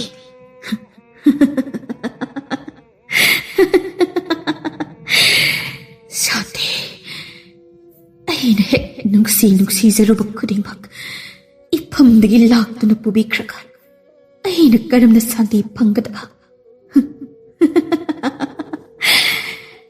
ꯃꯤꯀꯨꯞ ꯑꯗꯨꯃꯛꯇꯗꯒꯤ ꯑꯩ ꯑꯃꯨꯛ ꯍꯟꯅ ꯃꯤꯑꯣꯏꯕ ꯑꯣꯏꯈꯤꯗ꯭ꯔꯦ ꯑꯔꯥꯝꯕ ꯈꯧꯔꯥꯡꯕꯅ ꯀꯔꯤꯅꯣ ꯃꯇꯝ ꯍꯥꯏꯕꯁꯤꯅ ꯀꯔꯤꯅꯣ ꯄꯨꯟꯁꯤ ꯍꯥꯏꯕꯁꯤꯅ ꯀꯔꯤꯅꯣ ꯑꯩ ꯑꯃꯠꯇ ꯈꯪꯈꯤꯗ꯭ꯔꯦ ꯑꯗꯨꯕꯨ ꯑꯩꯅ ꯃꯇꯝ ꯆꯨꯞꯄꯗ ꯐꯥꯎꯗꯨꯅꯇ ꯂꯩꯕ ꯄꯣꯠꯁꯛ ꯑꯃꯈꯛꯇꯤ ꯂꯩ ꯃꯗꯨꯗꯤ ꯑꯇꯩ ꯀꯔꯤꯁꯨ ꯅꯠꯇꯦ ꯂꯃꯟ ꯈꯨꯝꯕ ꯑꯁꯨꯛ ꯁꯥꯡꯂꯕ ꯆꯍꯤ ꯀꯨꯟꯁꯦ ꯏꯊꯟꯇ ꯃꯝꯂꯕ ꯁꯨꯛꯂꯕ ꯃꯐꯝ ꯑꯁꯤꯗ ꯃꯤꯀꯨꯞꯇꯨꯒꯤ ꯈꯣꯜꯂꯥꯎ ꯅꯤꯡꯉꯝꯗꯕ ꯆꯦꯟꯊꯈꯤꯕ ꯏꯈꯦꯡꯁꯤꯡ ꯑꯗꯨꯇꯕꯨ ꯎꯅ ꯂꯥꯏꯅꯤꯡ ꯑꯣꯏꯅ ꯅꯤꯡꯁꯤꯡꯗꯨꯅ ꯋꯥꯅ ꯂꯦꯜꯂꯛꯄꯅꯤ ꯃꯗꯨꯒꯤ ꯃꯇꯨꯡ ꯑꯩ ꯑꯃꯨꯛ ꯍꯟꯅ ꯅꯈꯣꯏꯒꯤ ꯃꯤꯔꯝ ꯂꯦꯟꯗ ꯂꯥꯛꯈꯤꯕꯅꯤ ꯑꯗꯨꯁꯨ ꯅꯪꯒ ꯃꯔꯨꯞ ꯁꯥꯟꯅꯒꯦ ꯍꯥꯏꯅ ꯂꯥꯛꯈꯤꯕ ꯅꯠꯇꯦ ꯅꯪꯒꯤ ꯅꯔꯥꯏꯕꯛ ꯑꯗꯨꯕꯨ ꯂꯦꯞꯅꯕꯒꯤꯗꯃꯛ ꯂꯥꯛꯈꯤꯕꯅꯤ ꯑꯗꯨꯕꯨ ꯑꯩꯒꯤ ꯂꯥꯏꯕꯛ ꯐꯕꯅ ꯑꯩꯁꯦ ꯅꯪꯒꯤ ꯃꯔꯨꯞ ꯑꯃ ꯑꯣꯏꯔꯦ ꯅꯛꯁꯤꯟꯅꯅꯕ ꯀꯟꯅ ꯍꯣꯠꯅꯈꯤ ꯅꯉꯣꯟꯗ ꯑꯗꯨꯁꯨ ꯑꯆꯦꯠꯄ ꯃꯔꯤ ꯑꯣꯏꯔꯛꯈꯤ ꯑꯩꯗꯤ ꯈꯪꯉꯤ ꯅꯣꯡꯃꯗꯤ ꯁꯣꯏꯗꯅ ꯑꯩꯅ ꯅꯪꯕꯨ ꯃꯐꯝ ꯑꯁꯤꯗ ꯄꯨꯔꯛꯄ ꯉꯝꯒꯅꯤ ꯍꯥꯏꯕꯁꯦ ꯃꯁꯤꯇꯕꯨꯅꯤ ꯑꯩꯅ ꯃꯇꯝ ꯀꯌꯥ ꯋꯥꯅ ꯉꯥꯏꯔꯛꯂꯤꯕ ꯈꯪꯉꯣ ꯑꯩꯒꯤ ꯄꯨꯟꯁꯤꯕꯨ ꯈꯪꯕ ꯊꯛꯇ ꯃꯥꯡꯍꯟꯈꯤꯕ ꯂꯣꯏꯁꯤꯟꯈꯤꯕ ꯅꯨꯄꯥ ꯑꯗꯨ ꯑꯇꯩ ꯀꯅꯥꯅꯁꯨ ꯅꯠꯇꯦ ꯅꯪꯒꯤ ꯅꯄꯥ ꯑꯗꯨꯅꯅꯤ ꯃꯥꯕꯨꯁꯨ ꯑꯩꯅ ꯐꯪꯂꯤꯕ ꯆꯩꯅꯥ ꯑꯁꯤꯒ ꯆꯞ ꯃꯥꯟꯅꯅ ꯐꯪꯍꯟꯒꯅꯤ ꯍꯥꯏꯕꯁꯦ ꯑꯩꯒꯤ ꯂꯦꯡꯗ꯭ꯔꯕ ꯋꯥꯁꯛꯅꯤ ꯄꯨꯟꯁꯤꯗ ꯈ꯭ꯋꯥꯏꯗꯒꯤ ꯅꯨꯡꯁꯤꯖꯕ ಮಿಸꯛ ꯑꯃ ꯀꯥꯏꯅꯈꯤꯕ ꯂꯥꯞꯈꯤꯕ ꯍꯥꯏꯕ ꯑꯁꯤꯗꯒꯤ ꯍꯦꯟꯕ ꯑꯋꯥꯕ ꯃꯩꯆꯥꯛ ꯑꯃ ꯃꯥꯂꯦꯝ ꯑꯁꯤꯗ ꯑꯃꯨꯛ ꯂꯩꯇ꯭ꯔꯕꯅꯤ ꯃꯩꯆꯥꯛꯁꯦ ꯃꯥꯕꯨꯁꯨ ꯑꯩꯅ ꯐꯪꯍꯟꯗꯅ ꯂꯦꯝꯅ ꯇꯣꯛꯂꯣꯏ ꯅꯈꯣꯏ ꯑꯅꯤꯅꯗꯤ ꯑꯩꯕꯨ ꯃꯔꯨꯞ ꯑꯃꯒꯨꯝ ꯈꯜꯂꯝꯒꯅꯤ ꯑꯗꯨꯕꯨ ꯑꯩꯅꯗꯤ ꯃꯇꯥꯡ ꯆꯥꯕ ꯇꯟꯖꯥ ꯉꯥꯏꯗꯨꯅꯇ ꯂꯩꯕꯅꯤ ꯇꯟꯖꯥꯗꯣ ꯍꯧꯖꯤꯛꯇꯤ ꯂꯥꯛꯂꯦ ꯃꯤꯀꯨꯞ ꯑꯁꯤꯅꯤ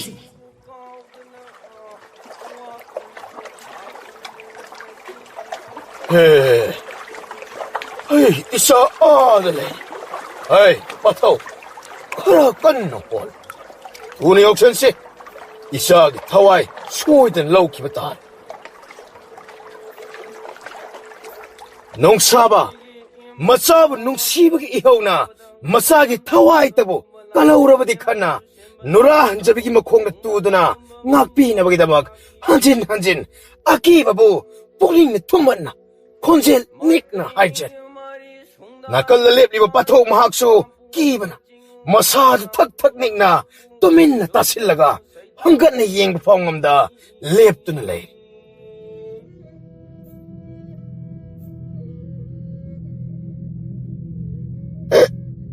Ay koy na asoy ba mataw kre? Yama sati ba aki ba asoy ba ma? Adabo madu ay koy na taw kayaw na taw kiba din at kite. Kari ꯑꯁꯣꯏꯕ ꯍꯥꯏꯕ ꯃꯗꯨꯕꯨ ꯅꯈꯣꯏꯅ ꯑꯁꯣꯏꯕ ꯍꯥꯏꯅ ꯀꯧꯕ ꯑꯩ ꯀꯔꯤ ꯇꯧꯒꯗꯕꯅꯣ ꯈꯪꯗ꯭ꯔꯦ ꯀꯔꯤꯅꯣ ꯑꯩ ꯚꯥꯞ ꯇꯥꯕ ꯉꯝꯗ꯭ꯔꯦ ꯁꯦ ꯆꯥꯟꯕꯤꯗꯨꯅ ꯑꯩꯒꯤ ꯏꯆꯥꯅꯨꯄꯤꯕꯨ ꯑꯃꯨꯛꯇ ꯊꯥꯗꯣꯛꯄꯤꯌꯨ ꯅꯪꯅ ꯆꯩꯔꯥꯛꯄꯒꯤ ꯈꯜꯂꯕꯁꯨ ꯑꯩ ꯑꯣꯏꯅ ꯄꯤꯕꯤꯌꯨ ꯅꯣꯡꯁꯥꯕ ꯑꯃꯗꯤ ꯄꯥꯊꯧ ꯅꯨꯔꯥ ꯍꯟꯖꯕꯤꯒꯤ ꯁꯛꯐꯝ ꯑꯗꯨꯕꯨ ꯌꯦꯡꯂꯨꯕꯗ ꯑꯁꯨꯝ ꯀꯤꯕ ꯍꯦꯟꯖꯤꯜꯂꯦ ꯅꯣꯡꯁꯥꯕ ꯅꯍꯥꯛ ꯑꯍꯤꯡ ꯑꯗꯨ ꯅꯤꯡꯗꯤ ꯅꯤꯡꯁꯤꯡꯂꯤꯀꯣ ꯅꯨꯃꯤꯠꯇꯒꯤ ꯅꯨꯃꯤꯗꯥꯡ ꯑꯍꯤꯡ ꯃꯤꯀꯨꯞ ꯑꯗꯨꯃꯛꯇꯗ ꯅꯪꯅ ꯑꯩꯒꯤ ꯏꯄꯨꯔꯣꯏꯕ ꯑꯃꯗꯤ ꯑꯩꯕꯨ ꯏꯍꯥꯠ ꯆꯥꯗꯅ ꯇꯝꯊꯤꯅ ꯍꯥꯠꯇꯣꯛꯄꯤꯈꯤꯕ ꯃꯥ ꯑꯃꯗꯤ ꯑꯩꯒꯤ ꯅꯨꯡꯁꯤꯖꯅ ꯁꯥꯒꯠꯆꯔꯛꯄ ꯃꯪꯂꯥꯟ ꯃꯌꯣꯟ ꯆꯣꯡꯕꯇ ꯉꯥꯏꯔꯤꯉꯩ ꯅꯍꯥꯛꯅ ꯂꯃꯛꯈꯥꯡꯗ ꯀꯔꯤꯁꯨ ꯂꯩꯇꯅ ꯃꯤ ꯍꯧꯕ ꯈꯔꯒꯤꯗꯃꯛ ꯊꯋꯥꯏ ꯑꯅꯤꯕꯨ ꯆꯦꯠꯅ ꯈꯥꯏꯅꯍꯟꯈꯤꯕꯅꯤꯀꯣ ꯑꯩꯈꯣꯏ ꯀꯔꯤ ꯇꯧꯒꯗꯕꯅꯣ ꯈꯪꯗ꯭ꯔꯦ ꯌꯥꯝꯅ ꯀꯤꯔꯦ ꯍꯦ ꯅꯍꯥꯛꯅꯅꯦ ꯑꯩꯕꯨ ꯀꯔꯤꯁꯨ ꯂꯩꯇꯕ ꯑꯃꯒꯨꯝ ꯄꯨꯈ꯭ꯔꯤ ꯑꯁꯤꯗ ꯂꯥꯛꯇꯅ ꯂꯪꯊꯈ꯭ꯔꯤꯕꯗꯣ ꯄꯨꯝꯅꯃꯛ ꯑꯩꯅꯅꯦ ꯄꯨꯝꯅꯃꯛ ꯑꯩꯅ ꯊꯣꯛꯍꯟꯕꯅꯤ ꯃꯈꯣꯏꯗꯤ ꯆꯝꯖꯕ ꯀꯔꯤꯁꯨ ꯈꯪꯖꯗꯕ ꯉꯥꯛꯇꯅꯤ ꯃꯁꯤꯗ ꯃꯈꯣꯏꯒ ꯃꯔꯤ ꯑꯃꯠꯇ ꯂꯩꯅꯗꯦ ꯃꯈꯣꯏꯕꯨ ꯑꯃꯨꯛꯇ ꯊꯥꯗꯣꯛꯄꯤꯌꯨ ꯆꯝꯖꯕ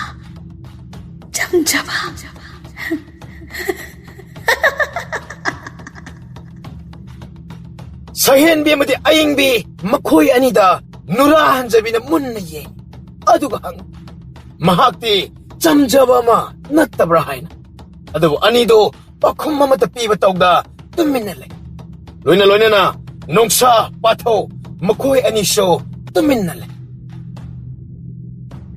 ꯑꯩꯁꯤ ꯁꯤꯔꯁꯨ ꯌꯥꯔꯕ ꯑꯃ ꯑꯣꯏꯔꯝꯒꯗ꯭ꯔꯥ ꯑꯩꯒꯤ ꯅꯨꯡꯁꯤꯕꯗꯣ ꯁꯤꯔꯁꯨ ꯌꯥꯔꯕ ꯑꯃ ꯑꯣꯏꯔꯝꯒꯗ꯭ꯔꯥ ꯅꯪꯉꯣꯟꯗ ꯊꯣꯛꯂꯤꯕ ꯇꯧꯔꯤꯕꯁꯤꯡꯁꯦ ꯌꯥꯝꯅ ꯂꯥꯜꯂꯦ ꯑꯗꯨꯗꯤ ꯅꯈꯣꯏꯅ ꯁꯤꯗ ꯂꯩꯔꯤꯕꯁꯤ ꯀꯔꯤꯒꯤꯅꯣ ꯃꯍꯥꯛꯅ ꯃꯔꯝ ꯑꯣꯏꯔꯒꯅꯤ.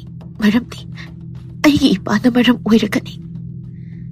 ꯁꯥꯡꯂꯕ ꯆꯍꯤ 10 ꯑꯁꯦ ꯑꯩ ꯏꯊꯟꯇ ꯑꯃꯝꯕ ꯁꯪꯁꯥꯔ ꯑꯁꯤꯗ ꯁꯤꯔꯁꯨ ꯁꯤꯡꯉꯝꯗ ꯍꯤꯡꯂꯁꯨ ꯍꯤꯡꯉꯝꯗ ꯂꯩꯔꯤꯕꯅꯤ. ꯑꯗꯨꯕꯨ ꯊꯃꯣꯏꯅꯨꯡ ꯑꯁꯤꯗꯗꯤ ꯃꯨꯊꯠꯄ ꯉꯝꯗꯅ ꯂꯃꯟ ꯈꯨꯝꯅꯤꯡꯕꯒꯤ ꯃꯩꯔꯤꯇꯅ ꯆꯥꯛꯂꯒ ꯋꯥꯅ ꯈꯥꯡꯗꯨꯅ ꯂꯥꯛꯈꯤꯕꯅꯤ. ꯍꯥꯜꯂꯣ! ꯑꯩꯕꯨ ꯍꯥꯜꯂꯣ! ꯃꯈꯣꯏꯕꯨ ꯆꯠꯍꯟꯈ꯭ꯔꯣ! ꯊꯥꯗꯣꯛꯈ꯭ꯔꯣ! ꯅꯪꯒꯤ ꯅꯐꯝꯗꯗꯤ ꯁꯤꯕ ꯍꯥꯏꯕꯁꯤ ꯀꯔꯤꯁꯨ ꯂꯩꯇꯕ ꯑꯣꯏꯔꯦꯀꯣ. ꯌꯥꯝꯅ ꯂꯥꯏꯔꯦ ꯅꯠꯇ꯭ꯔꯥ? ꯅꯪꯅ ꯈꯜꯂꯤꯕꯨ ꯅꯪꯒꯤ ꯑꯀꯤꯕ ꯆꯩꯅꯥ ꯑꯗꯨ ꯁꯤꯔꯕꯗꯤ ꯄꯨꯝꯅꯃꯛ ꯂꯣꯏꯈ꯭ꯔꯅꯤ ꯑꯁꯤ ꯅꯠꯇ꯭ꯔꯥ? ꯅꯠꯇꯦ ꯅꯣꯡꯁꯥꯕ. ꯅꯔꯥ ꯂꯩꯕ ꯅꯍꯥꯛꯀꯤ ꯆꯩꯔꯥꯛꯇꯤ ꯃꯇꯝ ꯄꯨꯝꯕꯗ ꯀꯣꯛꯅꯥꯏꯗꯅ ꯂꯩꯒꯅꯤ. ꯑꯩꯅ ꯀꯅꯥꯁꯨ ꯌꯥꯎꯗꯅ ꯏꯍꯥꯡ ꯍꯥꯡꯕ ꯁꯪꯁꯥꯔ ꯑꯁꯤꯗ ꯋꯥꯅ ꯂꯦꯟꯕꯒꯨꯝ ꯅꯍꯥꯛꯁꯨ ꯆꯩꯅꯥ ꯑꯁꯤꯒ ꯃꯔꯤꯛ ꯑꯃ ꯐꯥꯎ ꯈꯦꯠꯅꯗꯅ ꯑꯩꯅ ꯐꯪꯍꯟꯒꯅꯤ. ꯁꯤ ꯃꯗꯨꯒꯤ ꯃꯍꯨꯠ ꯑꯩꯕꯨ ꯑꯣꯏꯅ ꯆꯩꯔꯥꯛ ꯑꯗꯨꯕꯨ ꯐꯪꯍꯜꯂꯣ. ꯁꯛꯍꯦꯟꯕꯤ, ꯀꯩꯅꯣ ꯅꯪ ꯍꯥꯏꯗꯨꯕꯣ? ꯑꯩꯁꯤ ꯃꯥꯒꯤ ꯑꯃꯠꯇ ꯄꯣꯛꯆꯕꯤ ꯃꯆꯥꯅꯨꯄꯤꯅꯤ. ꯃꯥꯒꯤ ꯏ ꯀꯔꯤꯒꯨꯝꯕ ꯀꯅꯥꯒꯨꯝꯕ ꯑꯃ ꯄꯤꯒꯗꯕ ꯂꯩꯔꯕꯗꯤ ꯃꯗꯣ ꯑꯩ ꯑꯣꯏꯍꯜꯂꯣ. ꯅꯠꯇꯦ ꯁꯛꯍꯦꯟꯕꯤ, ꯑꯗꯨꯝꯅ ꯍꯥꯏꯒꯅꯨ. ꯃꯁꯤꯗꯤ ꯅꯪꯒꯤ ꯅꯔꯥꯜ ꯑꯃꯠꯇ ꯂꯩꯇꯦ.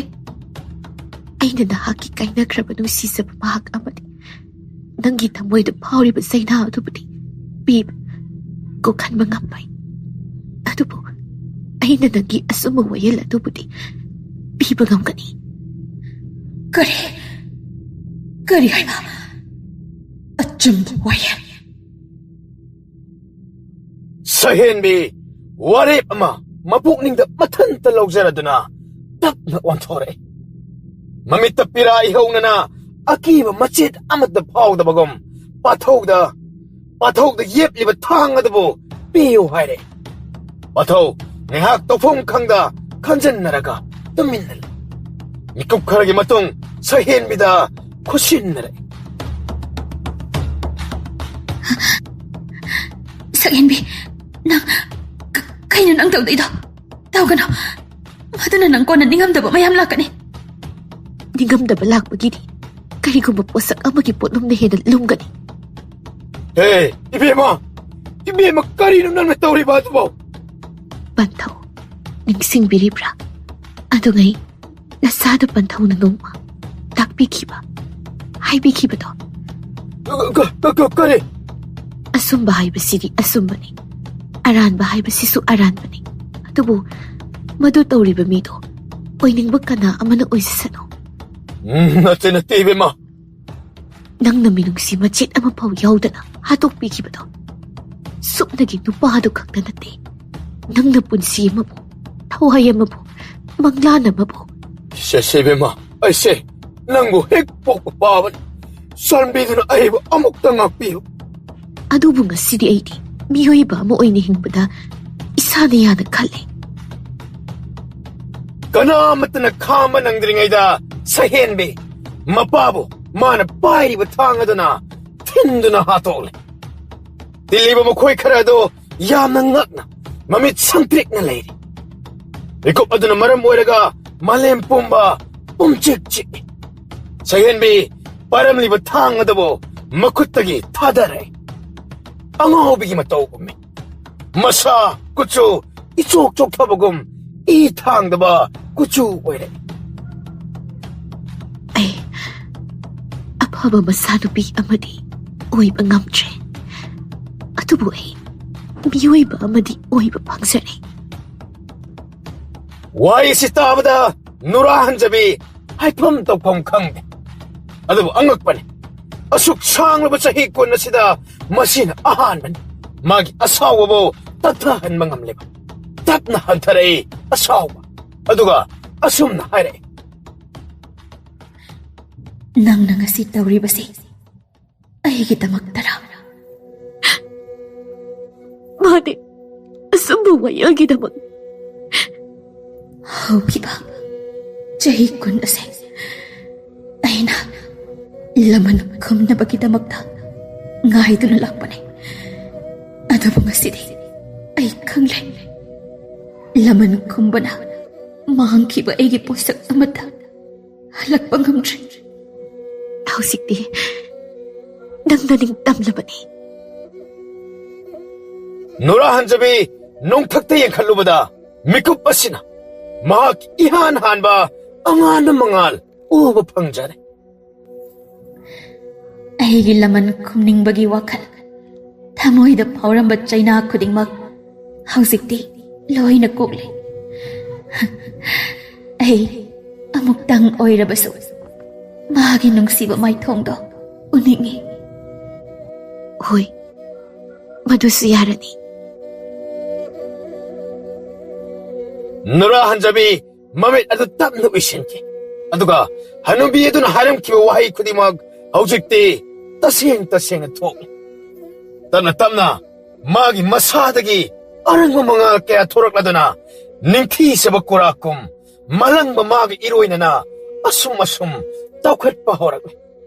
아는 멍원들 내려 마사바마디 잘람 마삭티 뿌는 막소 망크리. Karino nang natawrito? Ay chatlabani. Amuk hana amambas thangsar asida ay layba pamdre. Amuk hana China si khang bangamlaroy. Ay magi managda amuk hana chatpa pame. Tapna mangkre.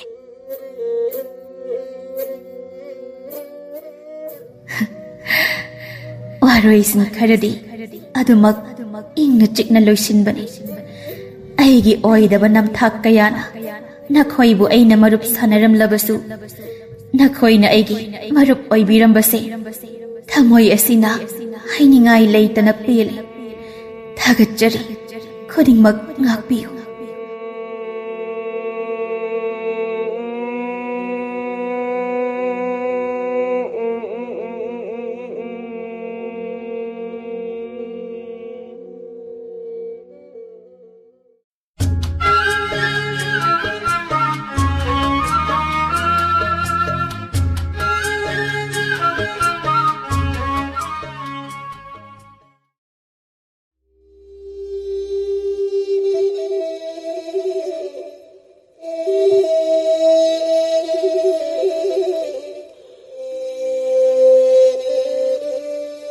Thayna mamangay ngallingi matam ningthau pan malibak amada ningthau kolda apokpi mamai bi malai khidrabe yamna tolabe nungthil chaibi kaubi majaibi mamaleram majaibi ma amo ojarabasu apokpi mama adusu atun ma kanglukki napidagi oibaga apokpi aduna majaibi madubu unabada laikhidabaga oibana majaibi madu majaibi mama oidunasu konungda Laira nangna wana khanglam. Sada thaktabadi yadabana majaibe mado magi haija singjaba phi lolaga yamna wana sel tandana khudimak yanaba silam. Nongmaso majaibe maduna phi lolingaida manai nupi do manak changsilaktuna nakalda tikliba mai phududa maital hapna. Majai bema na shumna wana leigadabagi saru ining thodoina wakatpana pharoidra. Tombi, ipa ibungodi leibak miyamgi hotnabada makok sariba asida ainasu hainingdeda. Majai bema ining thoda hainingdraga natai bema lingjilda oina. Hairunuda masu loisangi thodang pubanina waribane. Aduda amu aina mangonda awaba biba pamdeda. Tombi macha man hairibu khuding magi mabi maduna amatta yadrabada upai leita tuminna thokhiram. Nakal amaromdana lanmigi luksing purel oiriba thaulenado mayumda humang kangna halaklam. Mapur oibana humang kangna halakpadu ubada magi loina beduna hena pakhatna. Makoy mapa bu kaido biragi namai sisu humang ngakta nate kari kudong thibaga. Mama aibu ꯀꯩꯅꯣ ꯍꯥꯏꯗꯣꯏꯁꯤꯕꯣ? ꯀꯩꯗꯧꯕꯤꯔꯕꯒꯤ ꯋꯥꯗꯨ ꯁꯦꯡꯅ ꯇꯝꯕꯤꯌꯨ ꯀꯩꯗꯧꯒꯦ? ꯀꯅꯥꯅ ꯀꯔꯤ ꯍꯥꯏꯖꯤꯟꯕꯅꯣ ꯈꯪꯗꯦ. ꯏꯆꯥꯅꯨꯄꯤ ꯃꯥꯂꯦꯝꯁꯦ ꯅꯥꯄꯜ ꯀꯥꯕꯤꯅꯤ ꯃꯖꯥꯏꯕꯤꯃ ꯏꯅꯨꯡꯉꯥꯟꯕꯤꯕꯨ ꯎꯁꯤꯠ ꯊꯑꯣꯏꯗꯅ ꯍꯥꯏꯅ ꯇꯝꯁꯤꯜꯂꯕ ꯌꯥꯎꯔꯕ ꯃꯥꯜꯂꯦꯅꯦ. ꯑꯁꯣꯝꯅ ꯃꯖꯥꯏꯕꯤꯃ ꯏꯅꯨꯡꯉꯥꯟꯕꯤꯗꯣ ꯑꯃꯨꯛꯇꯣꯏꯕ ꯀꯣꯅꯨꯡꯗ ꯁꯥ ꯂꯥꯟ ꯇꯥꯍꯧꯔꯦꯅꯦ ꯃꯃꯥ. ꯑꯁ, ꯀꯩꯅꯣ ꯍꯥꯏꯔꯤꯁꯤꯕꯣ? ꯑꯩꯒꯤ ꯏꯆꯥꯅꯨꯄꯤꯅꯕꯣ? ꯍꯣꯏ, ꯃꯁꯥꯒꯤ ꯅꯨꯄꯥꯗꯧꯅ ꯈꯔ ꯇꯧꯖꯕꯗꯅꯤ. ꯃꯈꯣꯏꯒ ꯄꯨꯟꯕ ꯄꯥꯝꯗꯕꯒꯤ ꯑꯗꯨ ꯃꯥꯒꯤ ꯂꯩꯐꯝ ꯊꯣꯛꯄ ꯂꯩꯕꯅꯤ. ꯑꯗꯨꯕꯨ ꯑꯗꯨꯝꯅ ꯍꯥꯏꯖꯤꯟꯕꯗꯨꯕꯨ ꯀꯅꯥꯅꯅꯣꯅꯦ? ꯃꯃꯥ, ꯍꯧꯖꯤꯛꯅꯦ ꯀꯅꯥꯅꯣ ꯀꯔꯤꯅꯣ ꯍꯥꯏꯅ ꯊꯤꯕꯒꯤ ꯃꯇꯝ ꯅꯠꯇ꯭ꯔꯦꯅꯦ. ꯅꯪꯅꯅꯦ ꯍꯌꯦꯡꯃꯛ ꯅꯆꯥꯅꯨꯄꯤ ꯑꯁꯤꯕꯨ ꯃꯖꯥꯏꯕꯤꯃ ꯏꯅꯨꯡꯉꯥꯟꯕꯤꯒꯤ ꯃꯅꯥꯛꯇ ꯄꯨꯔꯒ ꯇꯤꯟꯅꯍꯜꯂꯨꯅꯦ. ꯃꯗꯨꯒꯤ ꯋꯥꯗꯨꯕꯨ ꯅꯆꯥꯅꯨꯄꯤꯅꯕꯨ ꯌꯥꯕꯨ ꯌꯥꯒꯗ꯭ꯔꯅꯦ? ꯍꯦ, ꯌꯥꯗꯕꯅꯤꯅꯦ. ꯃꯥꯅ ꯍꯦꯛ ꯌꯥꯗꯕꯗ ꯏꯃꯨꯡꯁꯦ ꯂꯣꯏꯅ ꯑꯋꯥꯕ ꯅꯪꯒꯗꯧꯔꯤꯕꯅꯤ. ꯍꯣꯏꯁꯦ, ꯑꯩꯅ ꯌꯥꯅꯕ ꯊꯦꯝꯂꯒꯦ. ꯐꯔꯦ, ꯑꯃꯨꯛꯇ ꯊꯦꯝꯂꯨꯔꯣ. ꯑꯩ ꯉꯥꯏꯍꯥꯛꯇ ꯄꯣꯊꯥꯔꯨꯒꯦꯀꯣ. ꯑꯗꯣ ꯀꯥꯗꯣ ꯊꯣꯡꯗꯤ ꯂꯣꯟꯁꯤꯟꯕꯤꯅꯨꯀꯣ. ꯊꯧꯂꯦꯟ, ꯃꯥꯒꯤ ꯅꯨꯄꯤꯅ ꯍꯥꯏꯔꯤꯕ ꯋꯥꯗꯣ ꯇꯥꯕꯗ ꯋꯥꯗꯤ ꯍꯥꯏꯗ ꯃꯈꯨꯠ ꯍꯥꯏꯔꯒ ꯆꯪꯈꯤꯔꯝꯃꯤ. ꯁꯅꯥꯇꯣꯝꯕꯤꯁꯨ ꯃꯤꯍꯨꯜ ꯊꯥꯍꯨꯜ ꯆꯤꯡꯒꯥ ꯆꯤꯡꯉꯨꯝꯅꯗꯨꯅ ꯃꯆꯥꯅꯨꯄꯤꯒꯤ ꯀꯥꯗ ꯆꯪꯂꯛꯂꯝꯃꯤ. ꯑꯗꯨꯕꯨ ꯃꯆꯥꯅꯨꯄꯤ ꯑꯗꯨꯗꯤ ꯀꯥꯗ ꯂꯩꯔꯝꯗꯕ ꯑꯗꯨꯗ ꯊꯥꯡ ꯇꯥ ꯇꯝꯐꯝꯗ ꯂꯩꯔꯝꯂꯅꯤ ꯈꯟꯕꯅ ꯁꯣꯔ ꯐꯨꯏꯅ ꯍꯣꯟꯗꯣꯛꯂꯒ, ꯃꯁꯤ ꯑꯉꯥꯡꯁꯤꯅ ꯃꯔꯣꯜ ꯑꯃ ꯅꯨꯄꯤ ꯃꯆꯥ ꯑꯃ ꯑꯣꯏꯕꯒꯤ ꯅꯨꯄꯤꯒꯤ ꯁꯤꯟꯐꯝ ꯑꯃꯠꯇ ꯇꯧ ꯍꯥꯏꯕ ꯌꯥꯗꯦꯕ.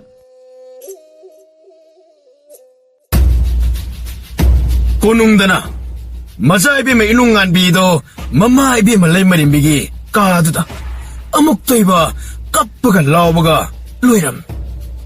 ꯃꯆꯥꯅꯨꯄꯤꯅ ꯀꯞꯂꯤ ꯂꯥꯎꯔꯤꯕ ꯃꯌꯥꯝ ꯑꯗꯣ ꯇꯥꯅꯤꯡꯗꯗꯨꯅ ꯂꯩꯃꯔꯦꯝꯕꯤ ꯂꯩꯃꯍꯜ ꯃꯅꯥꯀꯣꯡ ꯍꯥꯏꯐꯦꯠ ꯃꯦꯜꯂꯒ, ꯑꯩꯅꯦ ꯅꯥꯀꯣꯡꯁꯦ ꯄꯪꯗꯧꯔꯦ. ꯀꯩꯅꯣ ꯅꯪꯅ ꯄꯥꯝꯂꯤꯕ ꯑꯁꯤꯕꯨ ꯀꯔꯤꯅꯣꯕ? ꯏꯃꯥꯕꯨ ꯂꯩꯃꯔꯦꯝꯕꯤ ꯅꯠꯇ꯭ꯔꯣ? ꯂꯩꯕꯥꯛ ꯑꯁꯤꯒꯤ ꯃꯕꯦꯝꯃ ꯅꯠꯇ꯭ꯔꯣ? ꯑꯗꯨꯒ ꯅꯪꯒꯤ ꯅꯆꯥꯅꯨꯄꯤ ꯑꯩꯕꯨ ꯃꯤꯅ ꯎꯁꯤꯠꯇꯅ ꯉꯥꯡꯂꯒ ꯏꯃꯥꯅ ꯑꯗꯨꯃꯛ ꯇꯥꯁꯤꯟꯅꯗ ꯂꯩꯔꯤꯁꯤꯕꯣ? ꯀꯔꯤꯅꯣ ꯅꯪꯅ ꯍꯥꯏꯔꯤꯕ ꯃꯌꯥꯝꯗꯨꯕꯣ? ꯏꯃꯥꯕꯨ ꯇꯥꯕꯤꯗ꯭ꯔꯤꯕ꯭ꯔꯣ? ꯂꯥꯟꯃꯤꯒꯤ ꯂꯨꯆꯤꯡꯕ ꯑꯣꯏꯔꯦ ꯍꯥꯏꯗꯅ, ꯑꯉꯝꯕ ꯑꯣꯏꯔꯦ ꯍꯥꯏꯅ ꯊꯧꯂꯦꯟꯒꯤ ꯃꯆꯥꯅꯨꯄꯤ ꯑꯗꯨꯅ ꯑꯩꯒꯤ ꯃꯔꯝꯗ ꯎꯁꯤꯠꯇꯅ ꯍꯥꯏꯕꯗꯣ ꯏꯃꯥꯁꯨ ꯂꯣꯏꯅ ꯇꯥꯔꯕ ꯅꯠꯇ꯭ꯔꯣ? ꯇꯥꯅ ꯏꯃꯥꯅ ꯇꯥꯁꯤꯟꯅꯗꯅ ꯑꯗꯨꯝ ꯂꯩꯔꯤꯕꯁꯤꯕꯨ ꯀꯔꯤꯒꯤꯅꯣ? ꯏꯃꯥꯒꯤ ꯕꯦꯝꯃ, ꯏꯃꯥ ꯋꯥ ꯍꯥꯏꯒꯤꯁꯦ. ꯃꯤꯅ ꯄꯪꯍꯥꯏ ꯍꯥꯏꯖꯤꯟꯕ ꯋꯥ ꯈꯔ ꯇꯥꯔꯒ ꯑꯗꯨꯝꯅ ꯇꯧꯅꯨ. ꯅꯪꯁꯦ ꯃꯖꯥꯏꯕꯦꯝꯃ ꯑꯃꯅꯤ ꯍꯥꯏꯕꯁꯦ ꯀꯔꯤꯒꯤ ꯀꯥꯎꯔꯤꯕꯅꯣ? ꯏꯃꯥ, ꯑꯩꯁꯦ ꯃꯖꯥꯏꯕꯦꯝ ꯑꯃ ꯑꯣꯏꯔꯨꯕꯒꯤꯅꯤ ꯑꯩꯅ ꯍꯥꯏꯔꯤꯕ ꯃꯌꯥꯝꯁꯦ. ꯂꯩꯕꯥꯛ ꯑꯁꯤꯒꯤ ꯃꯖꯥꯏꯕꯦꯝ ꯑꯃ ꯐꯥꯎꯕ ꯑꯁꯨꯛ ꯎꯁꯤꯠꯇꯅ ꯉꯥꯡ ꯁꯛꯂꯕꯗ ꯂꯩꯕꯥꯛ ꯃꯤꯌꯥꯝꯗꯗꯤ ꯀꯔꯤ ꯑꯣꯏꯅꯤ ꯍꯥꯏꯕꯁꯦ ꯑꯃꯨꯛꯇꯗꯤ ꯈꯟꯕꯤꯌꯨ ꯀꯩꯗꯧꯒꯦ? ꯏꯃꯥꯒꯤ ꯕꯦꯝꯃ, ꯅꯪꯅ ꯄꯥꯝꯂꯤꯕꯁꯤ ꯀꯔꯤꯅꯣ? ꯀꯔꯤꯅꯣꯕ? ꯑꯩꯅ ꯄꯥꯝꯕ ꯍꯥꯏꯕꯨ ꯂꯝꯍꯦꯟꯕꯤ ꯅꯨꯄꯤꯗꯣ, ꯑꯗꯨꯕꯨ ꯗꯟꯗꯤ ꯄꯤꯕ. ꯑꯗꯨꯗꯤꯅꯦ, ꯋꯥꯐꯝꯗꯣ ꯀꯔꯥꯏ ꯐꯥꯎꯕ ꯆꯨꯝꯃꯤ ꯆꯨꯝꯗꯦ ꯍꯥꯏꯅ ꯊꯤꯒꯠꯂꯒ ꯗꯟꯗꯤ ꯄꯤꯗꯧꯕꯅꯤ. ꯑꯗꯨ ꯑꯗꯥ ꯑꯝꯇ ꯈꯪꯗꯦ ꯑꯩꯗꯤ ꯍꯥꯏꯔꯤꯁꯤꯅꯤ, ꯗꯟꯗꯤ ꯄꯤꯗꯕ ꯌꯥꯔꯣꯏ ꯍꯥꯏꯔꯤꯁꯤꯅꯤ. ꯑꯁꯨꯝꯅ ꯀꯥꯗꯒꯤ ꯐꯦꯠ ꯍꯥꯏꯗꯣꯛꯂꯒ ꯃꯃꯥꯅ ꯍꯥꯏꯕꯒ ꯑꯃꯠꯇ ꯇꯥꯗꯅ ꯊꯣꯛꯈꯤꯔꯝꯃꯤ. ꯃꯆꯥꯅꯨꯄꯤꯗꯨꯒꯤ ꯐꯦꯠ ꯂꯥꯎꯕ ꯃꯇꯧ ꯑꯗꯨꯗ ꯁꯣꯔ ꯑꯁꯥꯡꯕ ꯑꯃ ꯍꯣꯟꯇꯣꯛꯂꯒ, ꯃꯁꯤ ꯑꯉꯥꯡꯁꯤꯗꯤꯕ. ꯏꯃꯥꯒꯤ ꯏꯕꯦꯝꯃ, ꯏꯃꯥ ꯅꯪꯉꯣꯟꯗ ꯋꯥ ꯈꯔ ꯍꯥꯏꯒꯦ. ꯏꯃꯥ, ꯀꯩ ꯋꯥꯅꯣ? ꯕꯦꯝꯃ, ꯅꯪꯅ ꯈꯔ ꯅꯨꯄꯥꯗꯧꯅ ꯂꯩꯕ ꯃꯇꯧꯁꯤꯒ ꯅꯄꯥꯅꯒ ꯅꯤꯡꯊꯧꯅ ꯆꯥꯟꯕꯁꯤꯗ ꯀꯜꯂꯛꯄ ꯈꯔꯅ ꯅꯪꯒꯤ ꯃꯔꯝꯗ ꯑꯔꯥꯟꯕ ꯋꯥ ꯈꯔ ꯁꯟꯗꯣꯛꯂꯦꯅꯦ. ꯏꯃꯥ, ꯃꯤꯒꯤ ꯃꯆꯤꯟ ꯍꯥꯏꯕꯁꯤꯗꯤ ꯑꯩꯈꯣꯏꯅ ꯃꯦꯟꯕ ꯉꯝꯕ ꯅꯠꯇꯦ. ꯍꯥꯏꯅꯤꯡꯕ ꯃꯈꯩ ꯍꯥꯏꯅꯖꯁꯅꯨ. ꯑꯗꯨꯗ ꯂꯨꯔꯤꯕꯗꯤ ꯋꯥꯗꯨ ꯍꯥꯏꯕ ꯉꯝꯗ ꯇꯨꯃꯤꯟꯅ ꯂꯩꯈꯤꯔꯝꯃꯤ. ꯃꯃꯥꯒꯤ ꯃꯇꯧꯗꯨꯗ ꯃꯆꯥꯅꯨꯄꯤ ꯑꯗꯨꯅꯁꯨ ꯆꯤꯡꯅꯔꯗꯅ, ꯏꯃꯥ, ꯀꯅꯥꯅ ꯀꯔꯤ ꯍꯥꯏꯅꯔꯤꯕꯅꯣ? ꯅꯆꯥꯗ ꯁꯦꯡꯅ ꯇꯝꯕꯤꯌꯨꯁꯦ. ꯏꯃꯥ, ꯅꯪꯅ ꯃꯖꯥꯏꯕꯦꯝꯃ ꯏꯅꯨꯡꯉꯥꯟꯕꯤꯒꯤ ꯃꯔꯝꯗ ꯑꯊꯤꯕ ꯋꯥ ꯍꯥꯏꯗꯅ ꯁꯟꯗꯣꯛꯂꯦꯅꯦ. ꯁꯟꯗꯣꯛꯄꯗ ꯅꯠꯇꯦ, ꯀꯣꯅꯨꯡ ꯐꯥꯎꯕ ꯌꯧꯈ꯭ꯔꯦ ꯍꯥꯏꯅꯦ.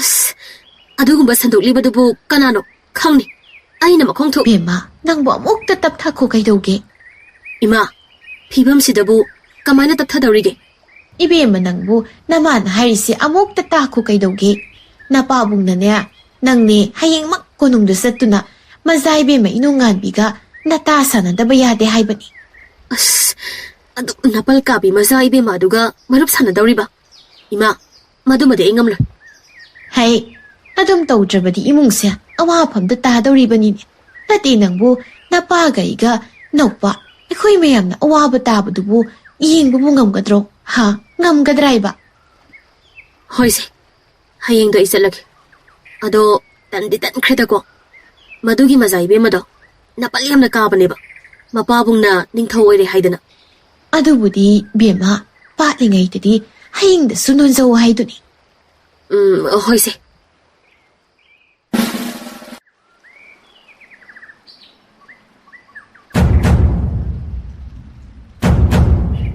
ꯃꯖꯥ ꯏꯕꯦꯝꯃ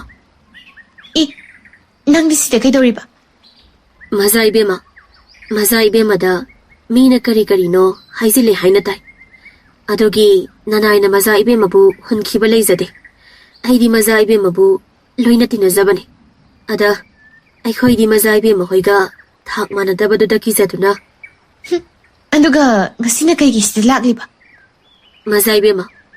ꯃꯖꯥ ꯏꯕꯦꯝꯃꯗꯤ ꯊꯧꯖꯥꯜ ꯍꯩꯕꯤꯅꯤ ꯆꯪꯖꯔꯛꯄꯕꯨ ꯉꯥꯛꯄꯤꯍꯩ ꯍꯥꯏꯅꯁꯨ ꯇꯥꯖꯩꯗꯣ ꯆꯥꯟꯕꯤꯗꯨꯅ ꯃꯖꯥ ꯏꯕꯦꯝꯃꯅ ꯅꯅꯥꯏ ꯑꯩꯒꯤ ꯑꯔꯥꯟꯕ ꯃꯤꯅ ꯍꯥꯏꯖꯤꯟꯕ ꯌꯥꯋꯥꯍꯩ ꯈꯔ ꯇꯥꯕꯤꯔꯒ ꯏꯃꯨꯡ ꯃꯅꯨꯡꯕꯨ ꯑꯋꯥꯕ ꯄꯤꯕꯤꯒꯅꯨ ꯍꯥꯏꯅ ꯍꯥꯏꯖꯔꯤ ꯃꯁꯥꯒꯤ ꯅꯥꯄꯜ ꯑꯃꯗ ꯂꯩꯖꯕꯤ ꯃꯖꯥ ꯏꯕꯦꯝꯃ ꯑꯗꯨꯗꯤ ꯃꯤꯅꯒ ꯑꯁꯨꯝꯅ ꯍꯥꯏꯖꯔꯛꯄ ꯑꯗꯨꯗ ꯑꯊꯣꯏ ꯅꯥꯄꯜ ꯀꯥꯟ ꯌꯥꯔꯦ ꯑꯗꯣ ꯅꯪ ꯅꯁꯥꯅ ꯅꯈꯣꯡꯅ ꯊꯣꯡꯅ ꯑꯩꯒꯤ ꯂꯩꯀꯣꯜꯁꯤꯗ ꯂꯥꯛꯂꯕꯅꯤꯅ ꯑꯩꯒꯤ ꯏꯇꯥꯔꯣꯏꯁꯤꯡꯗ ꯆꯜꯂꯗꯕꯅꯤ ꯑꯗꯣ ꯅꯪꯗꯤ ꯄꯨꯟꯕ ꯍꯧꯕꯗ ꯉꯥꯏꯔꯤꯕꯅꯤꯅ ꯃꯌꯥꯝ ꯑꯁꯤꯒ ꯁꯛꯈꯪ ꯃꯥꯏꯈꯪꯅꯕ ꯑꯣꯏꯅ ꯑꯁꯤꯗꯒꯤ ꯊꯛꯅꯕ ꯃꯍꯤꯁꯦ ꯃꯌꯥꯝꯒꯤ ꯁꯦꯝ ꯁꯥꯎꯁꯦ ꯑꯍꯣꯏ ꯃꯖꯥ ꯏꯕꯦꯝꯃ ꯍꯥꯏ ꯂꯩꯍꯥꯎ ꯅꯪꯕꯨ ꯁꯤꯗ ꯂꯥꯎꯅꯦ ꯑꯩꯅ ꯅꯪꯉꯣꯟꯗ ꯋꯥ ꯈꯔ ꯍꯥꯏꯗꯧꯕ ꯂꯩꯅꯦ ꯀꯔꯤ ꯋꯥꯐꯝꯕꯨꯅꯣ ꯃꯖꯥ ꯏꯕꯦꯝꯃ ꯍꯦꯛꯇ ꯆꯤꯡꯅꯗꯅ ꯆꯤꯡꯒꯣꯏꯕꯤꯌꯨꯗꯣ ꯁꯨꯝꯗꯧꯕꯅꯤ ꯄꯥꯕꯨꯡ ꯅꯤꯡꯊꯧꯒꯤ ꯃꯄꯣꯛ ꯀꯨꯝꯑꯣꯜꯁꯨ ꯌꯧꯔꯛꯇꯧꯔꯦꯗꯣ ꯅꯠꯇꯦ ꯑꯩꯕꯨ ꯀꯔꯤ ꯈꯨꯗꯣꯜ ꯄꯤꯁꯤꯒꯦ ꯈꯟꯕꯗ ꯈꯟꯐꯝ ꯈꯪꯗ꯭ꯔꯦꯅꯤ ꯁꯅꯥ ꯂꯨꯄꯥ ꯍꯥꯏꯗꯨꯗꯤ ꯄꯤꯔꯨꯗꯅ ꯀꯩꯁꯨ ꯀꯥꯟꯅꯔꯣꯏ ꯍꯥꯏꯗꯤ ꯃꯣꯏꯗꯨꯗꯤ ꯏꯄꯥ ꯏꯕꯨꯡꯉꯣꯒꯤ ꯃꯐꯝꯗꯗꯤ ꯋꯥꯠꯇꯅ ꯂꯩꯔꯤꯕꯅꯤꯗꯣ ꯀꯩꯅꯣ ꯑꯩꯅ ꯄꯤꯗꯣꯏꯁꯤꯕꯣ ꯅꯣꯏꯁꯨ ꯈꯤꯇ ꯈꯜꯂꯛꯑꯣꯕ ꯃꯖꯥ ꯏꯕꯦꯝꯃ ꯅꯅꯥꯏ ꯑꯩꯅ ꯁꯨꯝ ꯈꯟꯖꯕꯗ ꯐꯖꯅ ꯃꯌꯦꯛ ꯊꯣꯛꯄ ꯑꯔꯣꯟꯕ ꯀꯕ꯭ꯔꯪ ꯃꯨꯀꯥꯅ ꯂꯣꯟꯕ ꯐꯤ ꯑꯃ ꯑꯣꯏꯅ ꯄꯤꯁꯤ ꯍꯥꯏꯅ ꯈꯟꯖꯩꯗꯣ ꯑꯁꯥꯟꯕꯤ ꯅꯪꯁꯤꯗꯤꯕ ꯑꯩꯒꯤ ꯄꯨꯛꯅꯤꯡꯒꯤ ꯏꯍꯨꯜꯁꯦ ꯈꯪꯅ ꯍꯦꯛꯇ ꯋꯥꯁꯦ ꯍꯥꯏꯔꯛꯄ ꯅꯪꯇꯅꯤ ꯑꯩꯒꯤ ꯀꯥꯟꯅꯔꯝꯗꯥꯏꯗ ꯋꯥꯈꯜ ꯊꯣꯛꯄꯁꯦ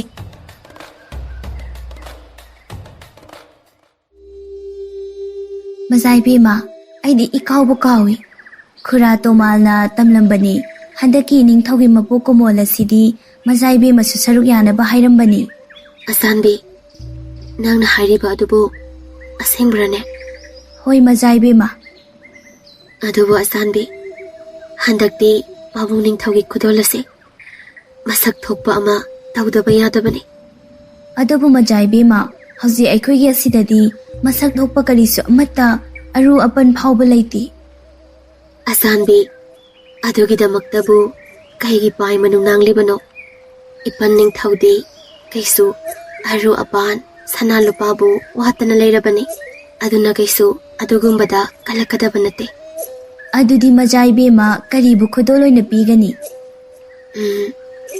ꯑꯩꯅꯁꯨ ꯍꯩꯖꯕ ꯐꯤꯂꯣꯟ ꯑꯁꯤꯅꯤ ꯑꯗꯨꯅ ꯐꯖꯔꯕ ꯐꯤꯌꯦꯛꯇ ꯂꯩꯉꯥꯟ ꯐꯤ ꯑꯃꯗ ꯂꯣꯜꯂꯒꯦ ꯍꯣꯏꯅꯦ ꯃꯖꯥ ꯏꯕꯦꯝꯃ ꯑꯗꯨꯕꯨ ꯑꯣꯏꯔꯕꯗꯤ ꯏꯅꯤꯡꯊꯧꯅꯁꯨ ꯁꯣꯏꯗꯅ ꯄꯦꯟꯕꯤꯔꯅꯤ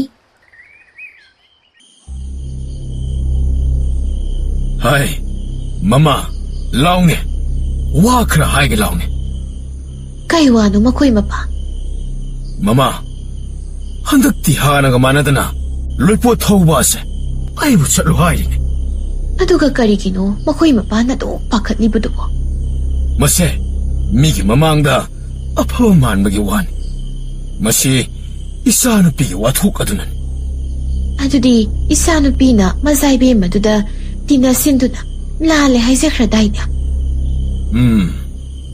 ꯃꯖꯥꯏꯕꯦꯝ ꯑꯗꯨꯅ ꯉꯥꯛꯄꯤꯔꯦ ꯀꯥꯏꯅ ꯍꯥꯏꯖꯤꯟꯕꯒꯤ ꯋꯥꯅꯤ. ꯑꯗꯨꯛ ꯅꯥꯄꯜ ꯀꯥꯕꯤ ꯃꯖꯥꯏꯕꯦꯝ ꯑꯗꯨꯅ ꯂꯦꯝꯅ ꯍꯦꯛꯇ ꯉꯥꯛꯄꯤꯔꯦ ꯍꯥꯏꯔꯒ ꯂꯣꯏꯕ ꯌꯥꯕ ꯅꯠꯇꯦ. ꯑꯗꯨꯅ ꯃꯆꯤꯟꯗ ꯑꯐꯕ ꯁꯥꯕꯒꯤ ꯉꯥꯛꯄꯤꯔꯦ ꯍꯥꯏꯔꯤꯕꯅꯤ. ꯑꯗꯨꯕꯨ ꯑꯩꯈꯣꯏꯗ ꯉꯝꯃꯦ ꯍꯥꯏꯕ ꯎꯠꯅꯕꯅꯤ ꯍꯟꯗꯛ ꯂꯩꯄꯣꯠ ꯈꯣꯝꯃ ꯊꯥꯔꯤꯕ ꯑꯁꯤ. ꯀꯩꯒꯨꯝꯕ ꯈꯣꯡꯆꯠ ꯑꯁꯤꯗ ꯁꯣꯏꯕꯗ ꯑꯩꯈꯣꯏꯅ ꯑꯋꯥꯕ ꯇꯥꯒꯗꯧꯔꯤꯕꯅꯤ. ꯈꯪꯗ꯭ꯔꯦ. ꯑꯩꯈꯣꯏꯅꯗꯤ ꯌꯥꯔꯗꯤ ꯀꯣꯅꯨꯡꯒꯤ ꯃꯤꯆꯪ ꯈꯣꯝꯕꯒꯤ ꯂꯥꯟꯖꯪ ꯑꯁꯤꯗ ꯌꯥꯎꯗꯅ ꯏꯪꯅ ꯂꯩꯅꯕ ꯍꯣꯠꯅꯕꯅꯤ. ꯑꯩꯈꯣꯏꯒꯤꯗꯤ ꯁꯦꯝꯃꯤꯕ ꯃꯄꯨꯗ ꯑꯁꯣꯏ ꯑꯉꯥꯝ ꯌꯥꯎꯍꯟꯗꯅ ꯂꯩꯍꯟꯕꯤꯌꯨ ꯍꯥꯏꯕ ꯃꯁꯤ ꯅꯠꯇꯅ ꯀꯔꯤꯁꯨ ꯎꯄꯥꯏ ꯂꯩꯕ ꯅꯠꯇ꯭ꯔꯦ. ꯑꯇꯩ ꯂꯥꯏꯔꯤ ꯏꯅꯤꯡꯊꯧ ꯑꯃꯗꯤ ꯂꯩꯃꯔꯦꯝꯕꯤꯅ ꯁꯥꯎꯗꯅꯕ ꯍꯟꯗꯛꯀꯤ ꯅꯤꯡꯊꯧꯒꯤ ꯃꯄꯣꯛ ꯀꯨꯝꯑꯣꯜ ꯑꯁꯤꯗ ꯑꯩꯈꯣꯏꯒꯤ ꯁꯔꯨꯛꯇꯒꯤꯁꯨ ꯀꯔꯤꯅꯣ ꯇꯝꯕ ꯌꯥꯕ ꯃꯇꯤꯛ ꯃꯒꯨꯟ ꯂꯩꯕ ꯄꯣꯠ ꯑꯃ ꯇꯝꯅꯕ ꯍꯣꯠꯅꯔꯁꯤ. ꯍꯣꯏ ꯑꯗꯨꯅ ꯇꯧꯔꯒ ꯌꯦꯡꯂꯁꯤ. ꯁꯥꯎꯕ ꯐꯕ꯭ꯔꯥ ꯍꯥꯏꯕꯗꯣ. इस मजाइबेमा फियेक्सिदी असुक फजबदी इमाना पोकपदगी बो अमुक्ता उजद्रीने. अचानबी असिंगबगिसु फजब्रने. होय मजाइबेमा असी उबदा इनिंगथौना सोयदना पेनबीरनी. अई हराउनबा पंगाई हाइजिनबदी नत्तेको. कराइदगिनोदा ननाय नुपीना हाइजरीबा पुंबा सेंगबनी. आइदी मजाइबेमाना पंगलांग लांगदना लेबदुदा अशुमाइना हैरमगनी काइदी थाबु थाजरुदी हाइबा. अदुबुदी बेमा अखोइसु नुपीनीदना अदुसु लैमकोलदा इनिंग तमना हाइना हुमना सातलिबि लैरांगनी. अदुना अहैबा अहैबी मयामना सिनफम खुदिंग ताक्लिबनीदना. अदुबुदी कैनोने मजाइबेमा होइगी लैमकोलगा ननाय खुगी सुमना युमदा इमा होइना अखंग खरा ताक्पी तंबीबगदी कनाना मानबा यानी. अदुबुदी कैनो लैमकोलदा मजाइबेमा ओइना लैबा हाइसिदबो अहेनबा ngaktani. अदुगिसु मथक्ता इमाइबेमना लैमरेम्बीनी मामना मसिदा फमनाइबा मको. अदुनबु लेबाक असिदा लैबा नुजा अमत्तना मजाइबेमागा चांगदमनबा ngamdribaniदना.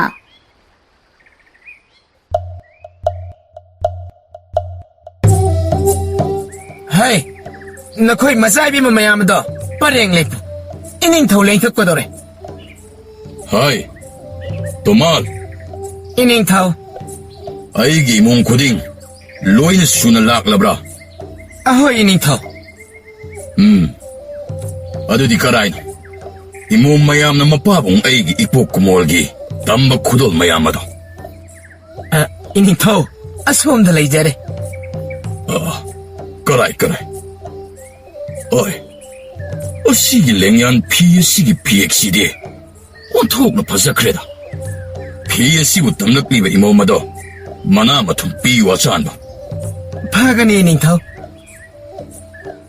हाइनरिबा पुंबादु ताबदा मजाइबेमा इनुंगानबिदी मपाबुंगना हाइरिबा फिदो माना पीखिबा फिदुनि हाइना खनबने. अदबो मदुगी ओना तैनाबदा मजाइबेमा नुथिल चाइबी असोमना नपाबुंग निंथौना मना लौनबा हाइना कौसिल्लिदो. अहोय लाक्चरी बाइबुंगो. मजाइबेमा इनुंगानबिदो मची मदुना नोकमी तौदना मपाबुंग निंथौगी मनाक्ता चंखिबादो उबदा पेंदना ममित्तु खाना येंगदुना लेरम्मी.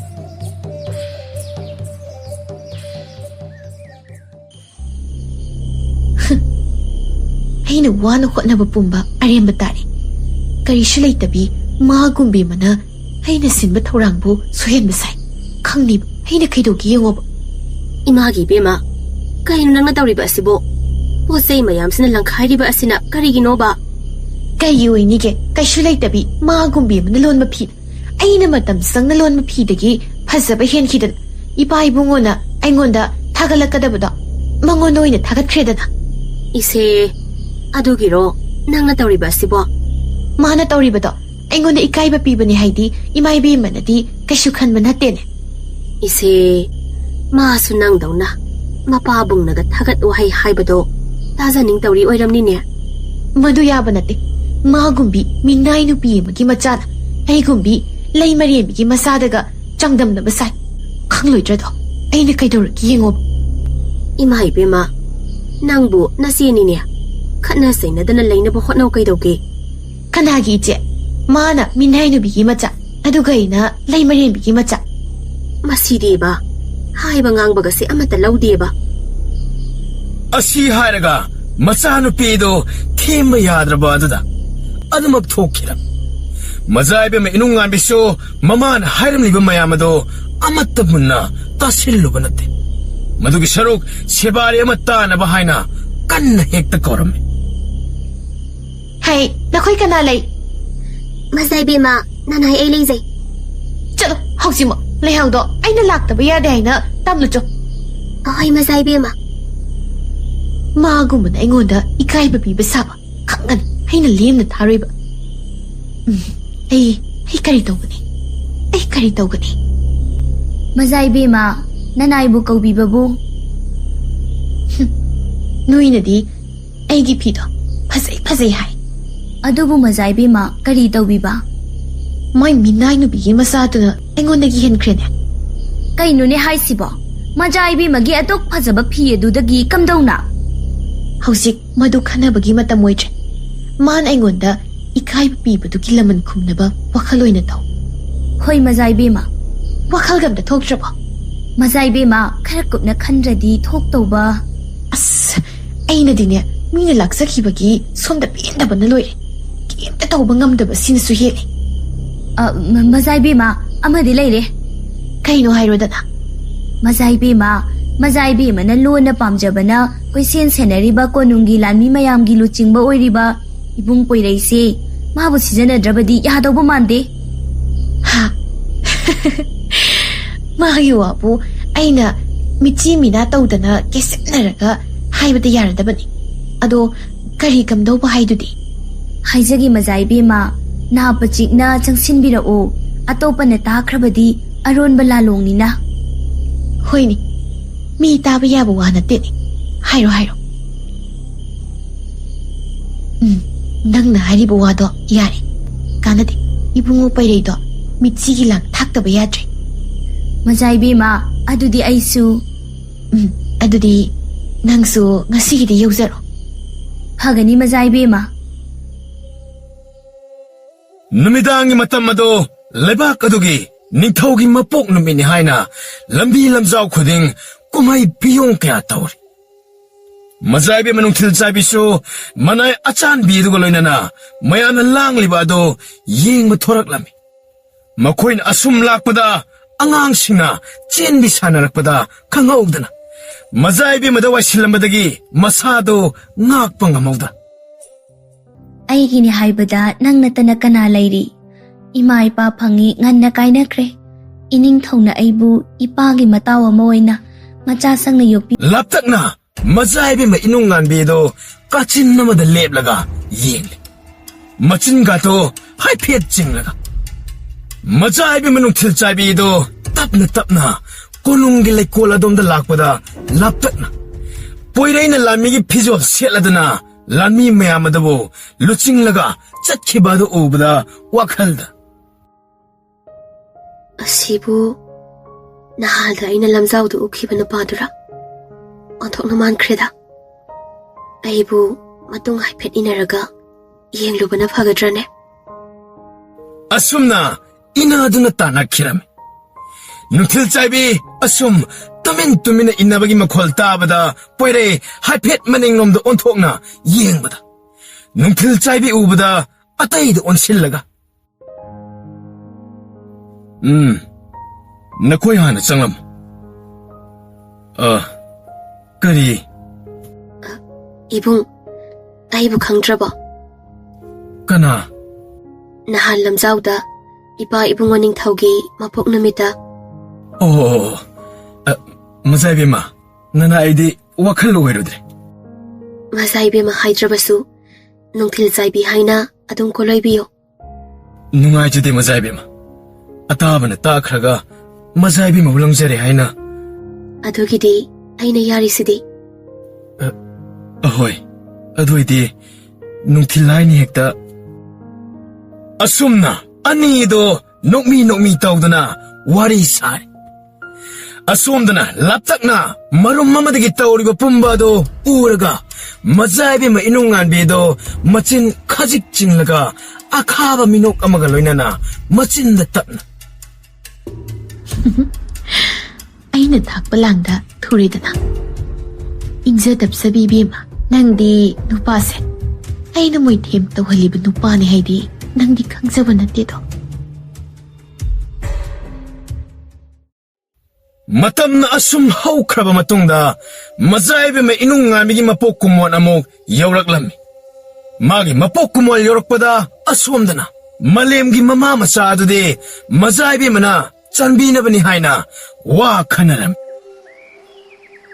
ꯕꯦꯝꯃ ꯃꯖꯥꯏꯕꯦꯝꯃ ꯏꯅꯨꯡꯉꯥꯟꯕꯤꯒꯤ ꯃꯄꯣꯛ ꯀꯨꯝꯑꯣꯟꯁꯦ ꯌꯧꯔꯛꯄꯁꯤꯗ ꯑꯩꯈꯣꯏꯕꯨ ꯆꯥꯟꯕꯤꯅꯅꯕ ꯈꯨꯗꯣꯜ ꯑꯃꯗꯤ ꯄꯤꯅꯕ ꯇꯧꯁꯤꯅꯦ ꯏꯃꯥ ꯀꯔꯤ ꯈꯨꯗꯣꯜꯅꯣꯅꯦ ꯑꯩꯈꯣꯏꯅ ꯄꯤꯗꯣꯏꯁꯦ ꯃꯈꯣꯏꯒꯨꯝꯕ ꯅꯥꯄꯜꯅ ꯌꯣꯝꯂꯕ ꯃꯣꯏꯗ ꯀꯔꯤꯁꯨ ꯋꯥꯠꯄ ꯅꯠꯇꯦꯗ ꯕꯦꯝꯃ ꯑꯩꯅ ꯁꯨꯝ ꯈꯟꯕꯗ ꯅꯄꯥꯅ ꯁꯗꯥꯟꯕ ꯆꯠꯄꯗ ꯐꯔꯛꯄ ꯂꯝꯍꯨꯏꯒꯤ ꯃꯇꯨꯅ ꯁꯦꯝꯕ ꯁꯝꯇꯨꯒꯤ ꯐꯤꯗꯣ ꯃꯗꯨ ꯑꯣꯏꯅ ꯄꯤꯔꯁꯤ ꯏꯃꯥ ꯑꯗꯨꯅ ꯐꯔꯗ꯭ꯔꯥ ꯍꯩ ꯅꯃꯥꯅ ꯆꯥꯕꯣ ꯀꯔꯤ ꯍꯥꯏꯅꯔꯝꯃꯤꯅꯣꯅꯦ ꯍꯣ ꯃꯖꯥꯏꯕꯦꯝꯃ ꯏꯅꯨꯡꯉꯥꯟꯕꯤꯒꯤ ꯃꯄꯣꯛ ꯀꯨꯝꯑꯣꯟ ꯌꯧꯁꯤꯜꯂꯛꯂꯦ ꯑꯗꯨꯅ ꯀꯔꯤꯅꯣ ꯈꯨꯗꯣꯜ ꯑꯃ ꯄꯤꯁꯤ ꯍꯥꯏꯗꯅ ꯈꯟꯅꯔꯝꯂꯤꯕꯅꯤ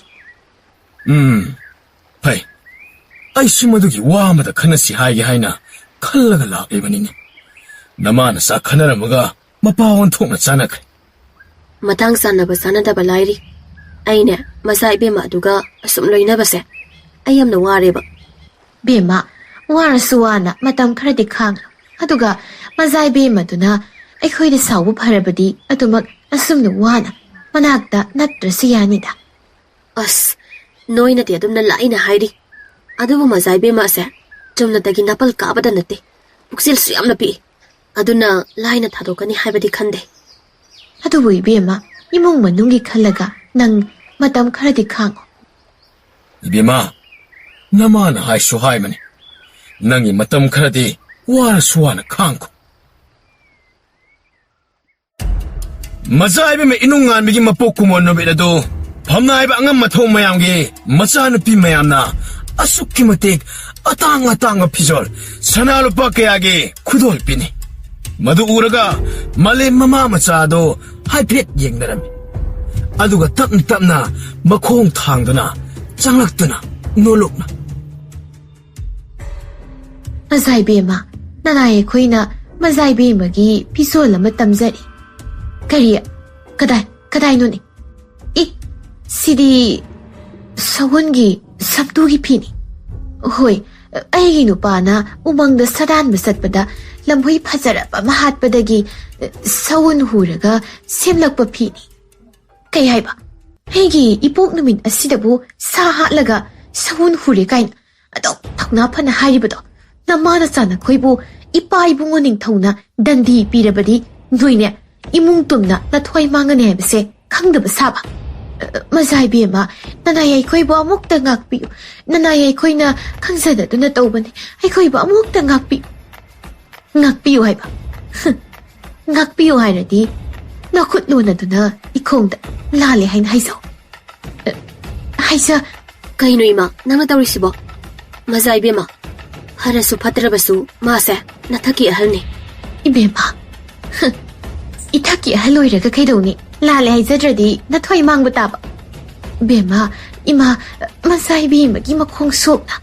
이마, 나사 레이나 kaigi imana mida haizadawrige nasano ina haizage asumna makut lonaduna kurumgi tawbada mazaibi manung thilchabi do sangsilaktuna adumna tawgano hawgatlo yare kariya isina karina tholaidana no aya pasadana aina dandi piba mi mabu hekta ngakpiba sarisiba nangi na pok namit asida asumna tawi haina ipa ibungo ning thawgi mana yawrabadi nang kari oini haibase khandriba karigino se aigi khutolni asigumbadi aikhoida gadi chanaba nateda se achanbe nangi dum oitho hoi mazaibe ma na pirabani na nanai hikta lausinjare lausilo ꯅꯨꯡꯊꯤꯜ ꯆꯥꯏꯕꯤ 마부 우싯ꯇꯅ 웃리ꯕ ꯊꯧꯒꯜꯂꯣꯟ ꯑꯗꯨꯗ ꯀꯨꯏꯅ ꯂꯩꯊꯕ ꯍꯩꯅꯗꯗꯨꯅ ꯑꯗꯨꯃꯛ ꯆꯠꯈꯤꯔꯝꯃꯤ. ꯑꯗꯨꯕꯨ ꯉꯁꯥꯏꯗꯒꯤ ꯃꯨꯛꯇꯅ ꯂꯩꯔꯝꯕꯤ ꯃꯅꯥꯎ 이비마 ꯑꯗꯨ ꯃꯆꯤ ꯑꯃꯗꯨꯅ ꯍꯦꯛ ꯆꯠꯈꯤꯕꯒ ꯁꯥꯎꯅ ꯃꯐꯝ ꯑꯗꯨꯗ ꯂꯩꯔꯝꯕ ꯄꯣꯠ ꯃꯈꯩ ꯂꯪꯈꯥꯏꯕ ꯆꯩꯈꯥꯏꯕ ꯇꯧꯔꯛꯂꯝꯃꯤ. ꯃꯇꯧꯗꯨꯗ ꯑꯇꯩ ꯃꯌꯥꯝ ꯑꯗꯨꯗꯤ ꯀꯤꯗꯅ ꯂꯣꯏꯅ ꯃꯐꯝ ꯑꯗꯨ ꯊꯥꯗꯣꯛꯇꯨꯅ ꯆꯠꯈꯤꯔꯝꯃꯤ. ꯑꯗꯨꯕꯨ ꯑꯆꯥꯟꯕꯤ ꯂꯩꯍꯥꯎꯗꯤ ꯃꯇꯥꯔꯣꯏ ꯑꯗꯨꯅ ꯁꯥꯎꯕ ꯎꯔꯒ ꯃꯖꯥꯏꯕꯦꯝꯃ ꯄꯥꯏꯃꯗꯣ ꯑꯃꯨꯛꯇ ꯐꯥꯊꯕꯤꯌꯨ. ꯑꯩ ꯐꯥꯊꯗꯨꯅ ꯂꯩꯕꯒ ꯑꯝꯇ ꯉꯝꯗ꯭ꯔꯦ. ꯉꯁꯤꯁꯨ ꯑꯩꯒꯤ ꯄꯣꯛ ꯅꯨꯃꯤꯠ ꯑꯁꯤꯗ ꯑꯩꯕꯨ ꯏꯀꯥꯏꯕ ꯄꯤꯔꯝꯕ ꯑꯗꯨꯁꯨ ꯃꯤꯅꯥꯏ ꯅꯨꯄꯤꯒꯤ ꯃꯆꯥꯗꯨꯅ ꯑꯩ ꯌꯥꯝ ꯄꯦꯟꯗꯦꯗ. ꯃꯖꯥꯏꯕꯦꯝꯃ ꯑꯁꯥꯎꯕꯗꯣ ꯑꯝꯇ ꯐꯥꯊꯕꯤꯌꯨ ꯀꯩꯗꯧꯒꯦ? ꯃꯥꯅ ꯇꯧꯔꯝꯕ ꯄꯨꯝꯕꯒꯤ ꯂꯃꯟ ꯈꯨꯝꯃꯒ ꯂꯣꯏꯔꯦ. ꯂꯃꯟ ꯈꯨꯝꯅꯕ ꯅꯠꯇ꯭ꯔꯣ ꯑꯩꯈꯣꯏꯅ ꯂꯣꯟꯅ ꯑꯔꯣꯟꯕ ꯂꯥꯂꯣꯡ ꯁꯤꯜꯂꯤꯕꯁꯦ? ꯑꯩꯈꯣꯏꯅ ꯍꯧꯖꯤꯛ ꯁꯤꯜꯂꯤꯕ ꯂꯥꯂꯣꯡ ꯑꯁꯤꯅꯒ ꯃꯁꯤꯈꯛꯅ ꯌꯥꯔꯣꯏ. ꯑꯍꯦꯟꯕ ꯍꯥꯞꯆꯤꯟꯗꯨꯅ ꯑꯩꯅ ꯐꯪꯂꯤꯕ ꯏꯀꯥꯏꯕꯁꯤꯒꯤ ꯁꯔꯨꯛ 100 ꯍꯦꯟꯅ ꯏꯀꯥꯏꯕ ꯄꯤꯒꯗꯕꯅꯤ. ꯑꯗꯨꯕꯨ ꯀꯔꯤ ꯀꯝꯗꯧꯅ? ꯃꯥꯒꯨꯝꯕꯤꯅꯁꯨ ꯑꯩꯁꯦ ꯂꯩꯃꯔꯦꯟꯒꯤ ꯃꯆꯥꯅꯨꯄꯤꯅꯤ ꯍꯥꯏꯕꯁꯦ ꯈꯪꯗꯕ ꯁꯥꯏ. ꯑꯩꯅ ꯇꯧꯕ ꯉꯝꯗꯕ ꯈꯪꯅ ꯆꯥꯟꯅꯗꯕ ꯀꯅꯥꯁꯨ ꯂꯩꯇꯦ ꯍꯥꯏꯕꯁꯦ ꯈꯟꯗꯦꯕ. ꯍꯧꯖꯤꯛꯃꯛ ꯃꯥꯃꯗ ꯄꯥꯎ ꯄꯤꯈꯣ. ꯊꯪꯅꯕ ꯂꯩꯕꯥꯛꯀꯤ ꯅꯤꯡꯊꯧꯅ ꯂꯨꯍꯣꯡꯕꯒꯤ ꯋꯥ ꯍꯧꯗꯣꯔꯛꯅꯕ ꯇꯧ ꯍꯥꯏꯌꯣ. ꯍꯣꯏ ꯍꯥꯏꯖꯒꯦ ꯃꯖꯥꯏꯕꯦꯝꯃ. ꯑꯗꯣ ꯃꯖꯥꯏꯕꯦꯝꯃ ꯋꯥꯐꯝꯁꯦ ꯑꯇꯣꯞꯄꯅ ꯈꯪꯂꯛꯂꯕꯗꯤ?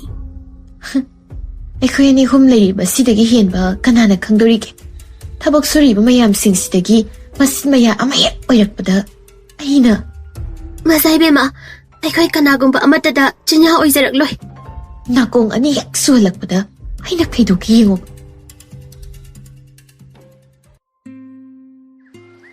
ꯃꯖꯥꯏꯕꯦꯝꯃ ꯑꯁ ꯑꯩꯅ ꯃꯖꯥꯏꯕꯦꯝꯃ ꯀꯧꯔꯅꯨ ꯍꯥꯏꯔꯃꯛꯇꯗ ꯁꯨꯝ ꯃꯤꯅ ꯇꯥꯔꯗꯤ ꯍꯥꯏꯅ. ꯀꯅꯥꯅ ꯇꯥꯗꯧꯔꯤꯒꯦ? ꯑꯩꯈꯣꯏ ꯑꯅꯤꯈꯛ ꯂꯩꯔꯒ. ꯍꯣꯏꯁꯦ ꯅꯪꯅ ꯃꯖꯥꯏꯕꯦꯝꯃꯅꯤꯗ. ꯑꯗꯨꯒ ꯑꯩꯅ ꯁꯨꯞꯅꯒꯤ ꯀꯣꯅꯨꯡ ꯑꯁꯤꯗ ꯂꯩꯕ ꯂꯥꯟꯃꯤ ꯑꯃꯈꯛꯅꯤ. ꯑꯩꯈꯣꯏ ꯑꯅꯤꯒꯤ ꯃꯔꯤꯁꯦ ꯃꯤꯌꯥꯝ ꯈꯪꯅꯔꯛꯂꯒ ꯀꯝꯗꯧꯕ? ꯀꯔꯤꯒꯤ ꯀꯤꯔꯤꯅꯣ? ꯑꯩꯅ ꯅꯪꯒꯤꯗꯃꯛꯇ ꯂꯦꯞꯂꯤꯁꯤꯗ. ꯀꯤꯕꯒꯤ ꯋꯥ ꯅꯠꯇꯦꯗ. ꯅꯪꯒ ꯑꯩꯒꯒꯤ ꯈꯦꯠꯅꯔꯤꯕ ꯃꯔꯛꯁꯤꯗ ꯋꯥꯈꯜꯁꯦ. ꯑꯁ ꯇꯥꯅꯤꯡꯗꯦꯀꯣ. ꯅꯨꯡꯁꯤꯕꯗꯕꯨ ꯑꯅꯦꯝ ꯑꯋꯥꯡ ꯊꯥꯛ ꯀꯥꯏꯅ ꯂꯩꯕꯗꯧꯅ. ꯅꯨꯡꯁꯤꯕ ꯍꯥꯏꯕꯁꯤꯗꯤ ꯅꯨꯡꯁꯤꯕꯅꯤ. ꯃꯥꯗꯤ ꯑꯅꯦꯝꯕꯅꯤ, ꯃꯥꯗꯤ ꯑꯋꯥꯡꯕꯅꯤ, ꯅꯨꯡꯁꯤꯒꯅꯨ ꯍꯥꯏꯕ ꯌꯥꯕ ꯅꯠꯇꯦ. ꯑꯗꯨꯕꯨꯗꯤ ꯆꯨꯝꯃꯤꯗ. ꯑꯩꯒꯤ ꯅꯨꯄꯤꯁꯦ ꯑꯣꯟꯊꯣꯛꯅ ꯍꯩꯈ꯭ꯔꯦ ꯋꯥ ꯉꯥꯡꯕꯗꯤ. ꯏꯁ ꯑꯁꯤꯗꯤ ꯅꯪꯅ ꯇꯝꯕꯤꯕ ꯅꯠꯇ꯭ꯔꯣ? ꯑꯦ ꯑꯩꯅ ꯀꯗꯥꯏ ꯇꯝꯕꯤꯔꯤꯕ? ꯇꯝꯂꯤꯗꯨꯅꯤ. ꯑꯦ ꯇꯝꯗꯦꯀꯣ ꯑꯩ. ꯇꯝꯃꯤ. ꯇꯝꯗꯦꯀꯣ. ꯇꯝꯃꯤ. ꯌꯥꯔꯦꯁꯦ. ꯑꯁꯣꯝꯗ ꯑꯩꯁꯨ ꯊꯕꯛ ꯂꯩꯊꯣꯛꯏꯗꯅ ꯁꯣꯏꯗꯅ ꯊꯤꯅꯔꯛꯄ ꯇꯥꯔꯦ. ꯑꯗꯨꯅ ꯆꯠꯈ꯭ꯔꯒꯦ. ꯆꯠꯂꯣ ꯅꯪꯁꯨ. ꯆꯪꯉꯣ. ꯑꯗꯣ ꯅꯪ ꯍꯥꯟꯅ ꯆꯠꯂꯣ. ꯑꯁ ꯅꯪ ꯍꯥꯟꯅ ꯆꯪꯉꯣꯕ. ꯑꯗꯨꯗꯤ ꯑꯩ ꯆꯠꯂꯦꯀꯣ. ꯅꯨꯡꯊꯤꯜ ꯆꯥꯏꯕꯤꯗꯨ ꯃꯃꯤꯠ ꯏꯊꯛ ꯊꯛꯀꯅ ꯏꯔꯥꯡ ꯏꯄꯨ ꯄꯨꯅ ꯅꯨꯡꯉꯥꯏ ꯃꯪꯂꯥꯟꯗ ꯇꯥꯎꯗꯅ ꯑꯁꯨꯝ ꯂꯥꯛꯄꯅꯤ. ꯃꯥꯅ ꯂꯥꯛꯄ ꯑꯗꯨ ꯎꯕꯗ ꯃꯅꯥꯏ ꯑꯆꯥꯟꯕꯤꯗꯨꯅ ꯆꯦꯟꯁꯤꯜꯂꯛꯇꯨꯅ ꯃꯖꯥꯏꯕꯦꯝꯃ. ꯇꯣꯝꯕꯤ ꯀꯩꯗꯧꯔꯦ ꯍꯥꯏꯕꯅꯣ? ꯁꯦ ꯇꯞꯅ ꯍꯥꯏꯌꯨꯁꯦ. ꯃꯖꯥꯏꯕꯦꯝꯃ ꯍꯧꯖꯤꯛꯇ ꯈꯨꯔꯥ ꯇꯣꯃꯥꯜꯅ ꯍꯥꯏꯔꯝꯕꯅꯤ. ꯃꯖꯥꯏꯕꯦꯝꯃꯕꯨ ꯊꯛꯅꯕ ꯂꯩꯕꯥꯛꯀꯤ ꯃꯖꯥꯏꯕꯨꯡꯉꯣ ꯑꯃꯗ ꯊꯥꯖꯈ꯭ꯔꯦ ꯍꯥꯏ. ꯍꯥ ꯀꯩꯅꯣ ꯍꯥꯏꯁꯤꯕꯣ? ꯑꯗꯨꯕꯨ ꯁꯣꯏꯗ꯭ꯔꯦ ꯍꯥꯏꯕ꯭ꯔꯣ? ꯍꯣꯏ ꯃꯖꯥꯏꯕꯦꯝꯃ. ꯊꯪꯅꯕ ꯂꯩꯕꯥꯛꯀꯤ ꯃꯖꯥꯏꯕꯨꯡꯉꯣꯗ ꯍꯟꯗꯛꯀꯤ ꯄꯥꯟꯈꯠꯂꯛꯄꯁꯤꯗ ꯃꯖꯥꯏꯕꯦꯝꯃꯕꯨ ꯂꯨꯍꯣꯡꯕꯤꯔꯅꯤ ꯍꯥꯏꯅꯁꯨ ꯇꯝꯂꯝꯃꯤ. ꯀꯔꯤꯅꯣ ꯑꯩꯒꯤ ꯌꯥꯝꯖꯤꯡ ꯂꯥꯏꯕꯛ ꯑꯁꯤꯕꯣ? ꯅꯣꯡꯗꯝꯕ ꯅꯪꯅꯁꯨ ꯑꯣꯟꯊꯣꯛꯅ ꯅꯣꯡꯗꯝ ꯊꯤꯅ ꯇꯝꯕꯤꯔꯝꯂꯕꯣꯏꯔꯦꯗꯀꯣ. ꯍꯥ ꯄꯂꯦꯝ, ꯅꯃꯣꯝ ꯑꯩꯒꯤ ꯑꯋꯥꯕ ꯑꯁꯤꯕꯨ ꯌꯦꯡꯕ ꯉꯝꯂꯤꯕ꯭ꯔꯣ? ꯑꯋꯥꯕ ꯃꯌꯥꯝꯁꯤ ꯀꯣꯛꯂꯦ. ꯅꯨꯡꯁꯤꯕ ꯃꯥꯒ ꯊꯦꯡꯅꯔꯦ ꯈꯟꯖꯅ ꯅꯨꯡꯉꯥꯏ ꯄꯥꯛꯇ ꯊꯧꯖꯔꯛꯄꯗ ꯉꯥꯏꯔꯤꯕꯤ ꯅꯃꯣꯝꯒꯤ ꯂꯥꯏꯕꯛꯇ ꯑꯁꯨꯛ ꯑꯋꯥꯕ, ꯈꯥꯡꯕ ꯉꯝꯂꯣꯏꯗꯕ ꯑꯋꯥꯕ ꯑꯁꯤꯕꯨ ꯀꯔꯤꯒꯤ ꯏꯀꯣꯛ ꯊꯛꯇ ꯅꯟꯊꯕꯤꯔꯤꯕꯅꯣ? ꯃꯖꯥꯏꯕꯦꯝꯃ ꯑꯝꯇ ꯇꯞꯊꯕꯤꯈꯣ. ꯀꯩꯗꯧꯕꯒꯦ? ꯏꯅꯤꯡꯊꯧꯅ ꯑꯃꯨꯛ ꯇꯥꯔꯒ ꯋꯥꯊꯣꯛ ꯑꯣꯏꯕ ꯇꯥꯔꯦ.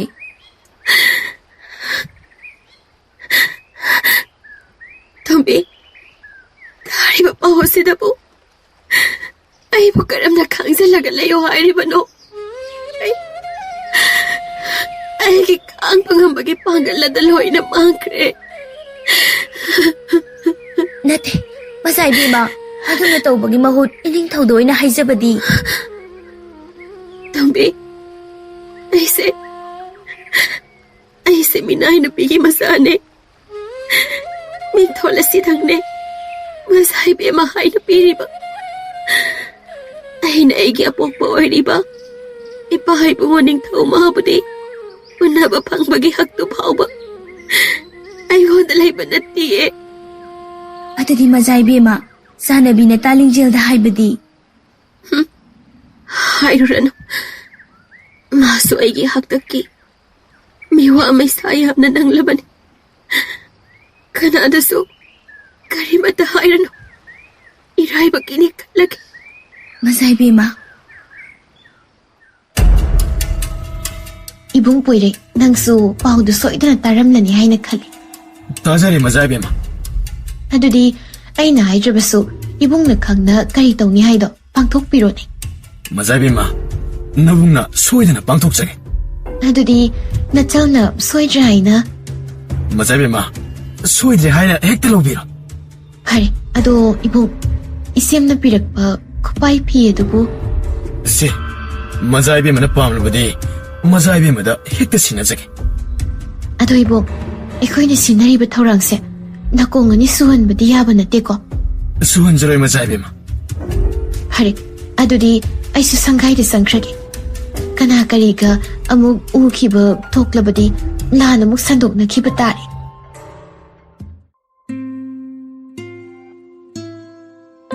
Ibong, nang soigi paudo. Soidana taramlani haina khale. Tare Masai Bima. Hausiksu kauri. Aina Masai Bima kaurano hairaba maktada. Aibo, kari haigedabano khangdre. Aigidamakta lepangamloi hairibra. Phare. Leptrabasu yare. Adubu sakhangdaba tamba aduda aidi leiba sungam-ngamloi. Maadi hairano. Kanasu khangnadaba lamlenduda karamnano. Itomta wana lelugadawriba asibo. Natti. Aibu kaidaw haribno. Nang nupa natro. Karino upay amadi khalaga. Aibu ipa ibungona sa singnaroydaba maongda. Nanthongnaba upay amatang ditawsida.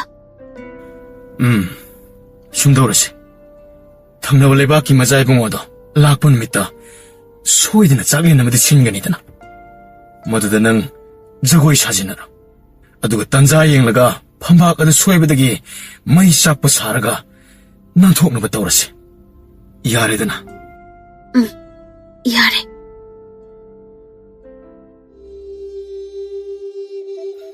Ngasi, imom nungkil saibiga, Masai Bungo soksung bagi sakang makang naba, yumbal punsida sangsin gadaba, yanaba numit asida, tinbiriba pumbabu, ain tagat pupongduk sari. Ining thawusu tagat sari. Yare. Bayam, luk haung naba tawrasi. Ipa ibungo, namom wapamamata. Hayo, kari hiding bagi. Ipa ibungo, namom na ipa ibungo bu thagasaba oina. Phazaraba jagoi sathek amata kachage. Mayam so adumak chaklen ha yengsanaba. Saru. Phagani ipa ibungo. Nungthil chaibi jagoi sana isaiso masana adumak sakcharami. Oina hunma tanthana khongdoi ihun tanthadani. Yena hunba ihulna liching ihul tanthani. Ho thanglen pamuba. Asuna isai sakna jagoi sabada soibadagi. Mainam yungliba amada thengjillubadagi mainam madudagi tarakpa maikhakna phambak ado chakhalaklami. Aish, kaino tawribaside? Hai, nakoibu mai siamukta muthanaba tawre. Hey, sebarisa ising haijallune. Asi haina 이싱 하이질루버드나 헤나 마에도 nga랑 짝할락람 떠리마 떠오드다 nga 사이드기 만ung다 센스링기 떠오르면 링젤나 Ising haijingano. Adon hena chakhatli. Nungjing si oina kolag haijilo. mayam nungay ngoy singse oy na haijilase Nungthil. Kaino nang natawrisibo? Lingzen ang zanglakano. Ay ba thadok na sakro. Kaino nang nahaidubo? Nungthil. mayedo kan 짝할락보다 mayamadu디 nungtil chaibido mayna kan mangamda adumak matwai thakre haina khanaram adu madi somna phampak adugi makhada semlaga thamliba lambi aduda kumthadana adumak konunggi mapalda thokhiram asomdana boirei hoisu atoppa lebaki majaibung adu pakhat patare haina konungdagi thindorupagi lambida nungtil chaibiga thengnarame makhoi ani wadi hainadana poireina maikai amada talaktuna makhoina hana hainaduna thamlaba awaiba yum madu tamna laklamni mazaibi menung thilchaibi do maning tamle nuksiba pamu maga ponchi chuppagi oina nungaina lairani khana yum madagi thongado he khangdorpaga manau nubi inungan bedo phamnaga lerambada ubada ngakpana wangang phawangam lepnaga leramni mataudu uraga manau nupidudi mi usittana karayamna boy kaiba ngakpra aina sida leirambase ngakno nangna khalibu ibung poireina nangbu tasengna nungsisai pamsei sinine mingai nubi macha nangondabu kanana nungsibini haise asana khangsadene Nang maphamsida kamdauna. Karamna khangliba. aina haiba siga hairabadi asaina khangba yarabani nangna ipa ibungogi mapokuma numita lamzauda ibung poirege thengakibado chumnagi chanarubagini haina khali adubu madu pumbado aina sinba thosini aduga nangna khanjariba ibung poireina nangbu thamoi singna nungsi haina adubu madu pumba aina tau haina tausinabani haise nangni khangsadene Kari. Madu ay thoktabani. oithoktabani haiba tu siyengo asidabu oithoktabani haina khankige haribra Yare taningre. Lepo yare. asi haina inungan bido makutta paiba kupai phi masado puthokduna ulaklam phiyek aduda hakiba mayek adu nukhil chaibi manatana kanamatana haitaban adugisu mathakta phi masado mahakna poireida pikibani madu ubada wa mata haiba ngamda mamittagi mapi leptana sintaraklami mataudu uraga inungan bi adumak usittana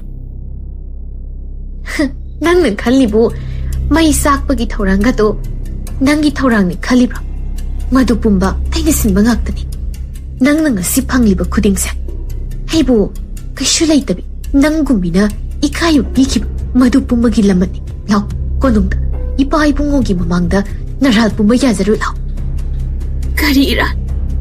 Masi pumba. Nang nasiliba na tro. madu pumbadi nang aitana khangadobani law Thado. karigi thadokpa law hairaga Thado haibane. asumna machin manawdo ina kauna tawbada mazaibi manu thilchaibina sapu kana inmeda manaw no pido soibadagi ukhong tenda makokado kanni sinbadagi I oro chintaralaga yamna wan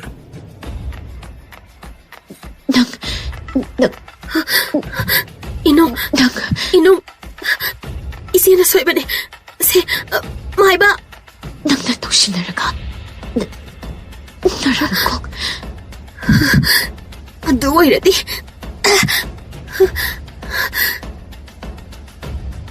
asumna nuthil chaibi manang nupigi mangak sammadabu pairaga amuk ukhong tenda susillam aduga madi mafam madu thadoktana adumak chen khirame mathangi numittane numit amatada mazaibe manina mafam toan leikhiraba adugi warina lebak sinba thunglamme thaduk aniduna konungi wael loisangbe amok toiba phamna duna leiba phawba ngamnadre posin chendana achum aran kamdang noriba haina thijannaram nakal amaramdana onungi lami luchingbo oiramba poiringedaso chen khinabani haina mafi marol yomsilaga nambo thabo tawraga chenthorokpada lambida mazaibi minuthel jabina masak lotna mabu khamlami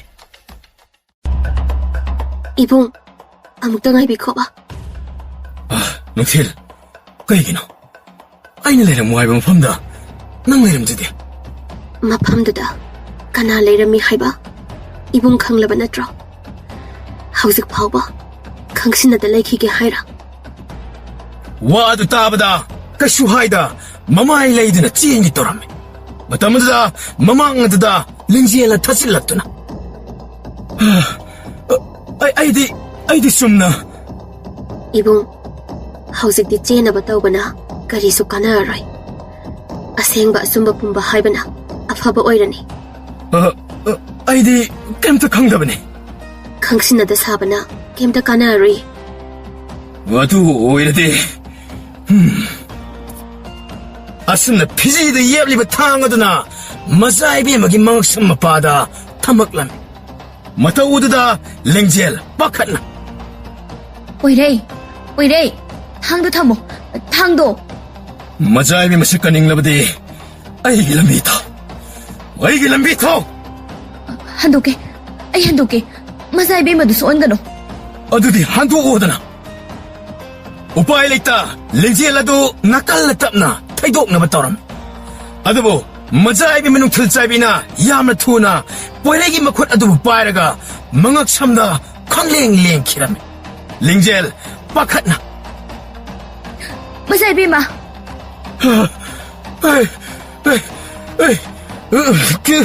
Aini nate mama sanani aini nate Masipumba nang natuan ba ni? Masay be mabu nang nahat pa ni. asi haraga adamak poireibusu mikap aduda mathwai lo khiram thang adu thadadana mazaibi mabu yamna thuna koikhatlam Masay be ma. Kaino nang natawrisibo. Masay be ma. mazaibi magi thawai yaugdaba masado konduna tingthajaram asumna numit aduda mazaibi maso tamthiba lebaki nongdamdagi nanthokpa ngamda adumak thawai thajaduna aron warido kanana su khangdana adumak anakpa mo oiduna laikhirame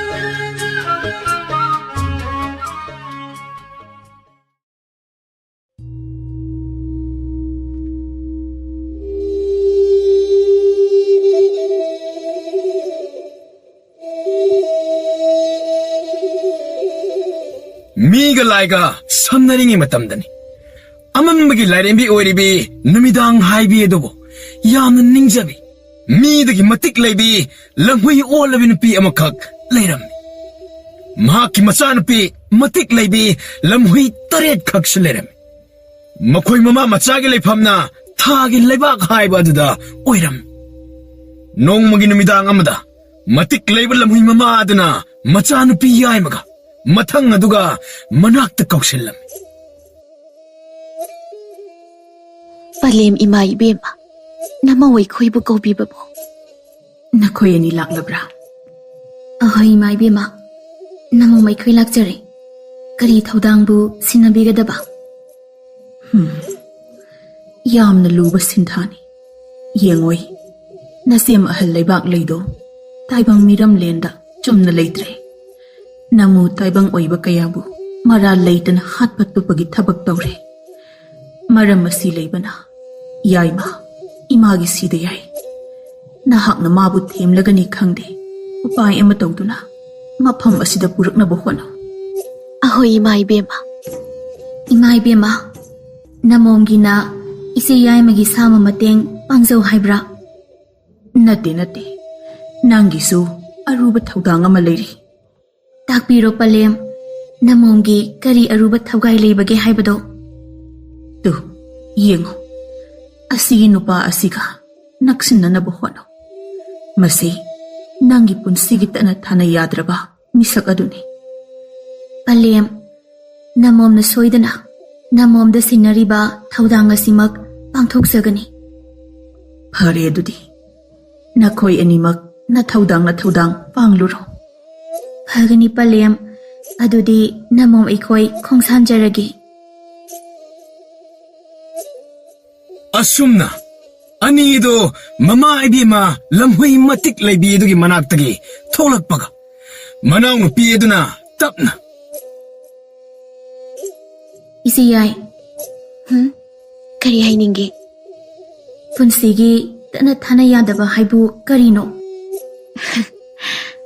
ꯄꯨꯟꯁꯤꯒꯤ ꯇꯠꯅ ꯊꯥꯅ ꯌꯥꯗꯕ ꯍꯥꯏꯗꯤ ꯅꯪꯒꯤ ꯄꯨꯟꯁꯤꯅ ꯂꯩꯔꯤꯈꯩ ꯑꯗꯨꯃꯛ ꯊꯥꯗꯣꯛꯅꯕ ꯌꯥꯗꯕ ꯆꯠꯃꯤꯟꯅꯒꯗꯕ ꯃꯤꯁꯛ ꯍꯥꯏꯕꯅꯤ꯫ ꯑꯁ, ꯑꯗꯨꯗꯤ ꯄꯂꯦꯝ ꯏꯃꯥꯅ ꯑꯩꯒꯤꯅꯤ ꯍꯥꯏꯅ ꯁꯤꯟꯅꯔꯛꯂꯤꯕ ꯊꯧꯒꯥꯏ ꯑꯁꯤꯗꯤ ꯈꯖꯤꯛ ꯂꯨꯗ꯭ꯔꯣ? ꯑꯩꯅꯗꯤ ꯏꯔꯥꯏ ꯂꯥꯏꯅ ꯈꯜꯂꯨꯔꯤꯕ ꯑꯁꯤꯒ꯫ ꯅꯪꯒꯤ ꯍꯧꯅꯕꯤ ꯋꯥꯈꯜ ꯏꯈꯟ ꯈꯟꯊꯗꯅ ꯊꯕꯛ ꯇꯧꯕꯤꯗꯣ ꯇꯧꯅꯨ ꯍꯥꯏꯁꯤ ꯌꯥꯗꯦꯕ꯫ ꯍꯧꯖꯤꯛꯇꯤ ꯀꯔꯤ ꯁꯥꯔꯦ? ꯅꯪꯅ ꯄꯂꯦꯝ ꯏꯃꯥꯗꯁꯨ ꯊꯧꯒꯥꯏꯗꯣ ꯁꯣꯏꯗꯅ ꯄꯥꯡꯂꯛꯀꯦ ꯍꯥꯏꯅ ꯌꯥꯊꯣꯛꯂꯝꯃꯦ꯫ ꯀꯔꯤ ꯇꯧꯕ ꯇꯥꯔꯦ? ꯑꯁ, ꯑꯩꯗꯤ ꯄꯨꯟꯁꯤꯒꯤ ꯇꯠꯅ ꯊꯥꯅ ꯌꯥꯗꯕ ꯍꯥꯏꯕꯗꯣ ꯀꯩꯅꯣ ꯍꯥꯏꯁꯨ ꯃꯨꯟꯅ ꯈꯪꯗꯦꯗꯣ꯫ ꯑꯩꯒꯤ ꯍꯥꯏꯕꯕꯨ ꯄꯂꯦꯝ ꯏꯃꯥꯅ ꯏꯆꯦꯒꯤꯅꯤ ꯍꯥꯏꯅ ꯁꯤꯟꯅꯕ ꯊꯧꯗꯥꯡ ꯈꯨꯗꯤꯡꯗ ꯃꯇꯦꯡ ꯄꯥꯡꯖꯕꯇꯅꯤ꯫ ꯍꯟꯗꯛ ꯑꯩꯒꯤ ꯑꯣꯏꯕ ꯊꯧꯒꯥꯏ ꯑꯃ ꯁꯤꯟꯅꯕ ꯑꯁꯤꯗ ꯑꯩꯗꯤ ꯍꯔꯥꯎꯃꯟꯗꯅ ꯍꯣꯌꯥ ꯊꯣꯛꯂꯨꯕꯅꯤ꯫ ꯑꯁ, ꯑꯗꯨꯒꯗꯤ ꯑꯁꯨꯛ ꯂꯨꯕ ꯊꯧꯒꯥꯏ ꯑꯃ ꯑꯣꯏꯔꯝꯅꯤ ꯍꯥꯏꯕꯗꯤ ꯑꯩꯗꯤ ꯀꯅꯥꯅ ꯈꯪꯅꯤ? ꯃꯁꯤꯗꯤꯕ, ꯂꯥꯛꯑꯣꯁꯦ, ꯑꯩꯒꯤ ꯊꯧꯒꯥꯏꯁꯤ ꯍꯥꯟꯅ ꯃꯇꯦꯡ ꯄꯥꯡꯂꯔꯣ, ꯑꯗꯨꯒ ꯅꯪꯒꯤꯗꯣ ꯑꯃꯨꯛ ꯏꯆꯦꯅ ꯁꯥꯃ ꯃꯇꯦꯡ ꯄꯥꯡꯕꯤꯔꯒꯦ꯫ ꯑꯗꯨ ꯑꯣꯏꯔꯗꯤ ꯌꯥꯔꯦ, ꯏꯔꯥꯏ ꯂꯥꯏꯔꯅꯤ꯫ ꯃꯁꯤꯗꯤ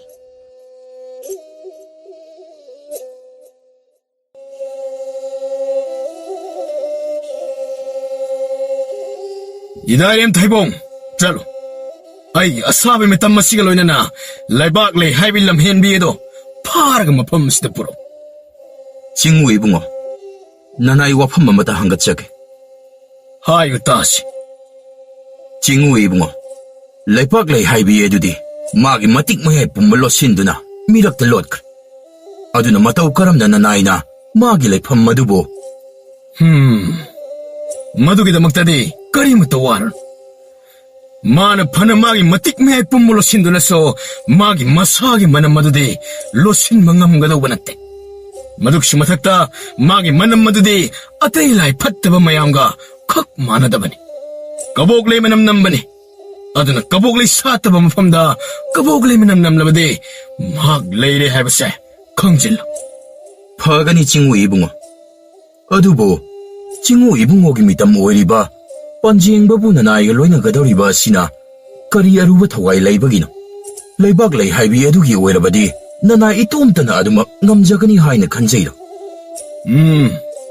ꯏꯗꯥꯏꯔꯦꯝ, ꯂꯩꯕꯥꯛ ꯂꯩ ꯍꯥꯏꯕꯤꯗꯣ ꯂꯥꯏꯅ ꯂꯧꯒꯅꯨ꯫ ꯑꯗꯨꯒ ꯑꯃꯅ, ꯃꯇꯝ ꯑꯁꯨꯛ ꯀꯨꯏꯕ ꯑꯁꯦ ꯑꯩꯒꯤ ꯌꯥꯊꯪꯗ ꯏꯟꯗꯨꯅ ꯂꯩꯔꯝꯕꯤ ꯃꯥꯅ ꯍꯟꯇꯛ ꯑꯩꯒꯤ ꯌꯥꯊꯪꯒꯤ ꯋꯥꯡꯃꯗ ꯅꯃꯨ ꯇꯥꯏꯕꯪ ꯃꯤꯒꯤ ꯃꯥꯡꯅꯕ ꯁꯤꯜꯂꯛꯂꯤꯕ ꯑꯁꯦ ꯑꯆꯝꯕ ꯅꯠꯇꯦ꯫ ꯑꯗꯨꯅ ꯑꯩꯒꯤ ꯑꯁꯥꯕ ꯃꯇꯝ ꯑꯁꯤꯒ ꯂꯣꯏꯅꯗꯅ ꯇꯧꯔꯤꯕ ꯊꯧꯑꯣꯡ ꯄꯨꯝꯕ ꯑꯩꯅ ꯀꯨꯞꯅ ꯈꯪꯗꯕ ꯌꯥꯗꯕꯅꯤ꯫ ꯆꯤꯡꯎ ꯏꯕꯨꯡꯉꯣ, ꯅꯅꯥꯏꯅ ꯋꯥꯈꯜ ꯃꯨꯟꯅ ꯈꯟꯊꯖꯔꯨꯗ꯭ꯔꯦ꯫ ꯅꯅꯥꯏꯕꯨ ꯉꯥꯛꯄꯤꯌꯨ꯫ ꯌꯥꯔꯦ ꯌꯥꯔꯦ, ꯅꯊꯧꯗꯥꯡ ꯑꯗꯨ ꯑꯗꯨꯝ ꯄꯥꯡꯖꯔꯨꯔꯣ꯫ ꯐꯒꯅꯤ ꯆꯤꯡꯎ ꯏꯕꯨꯡꯉꯣ꯫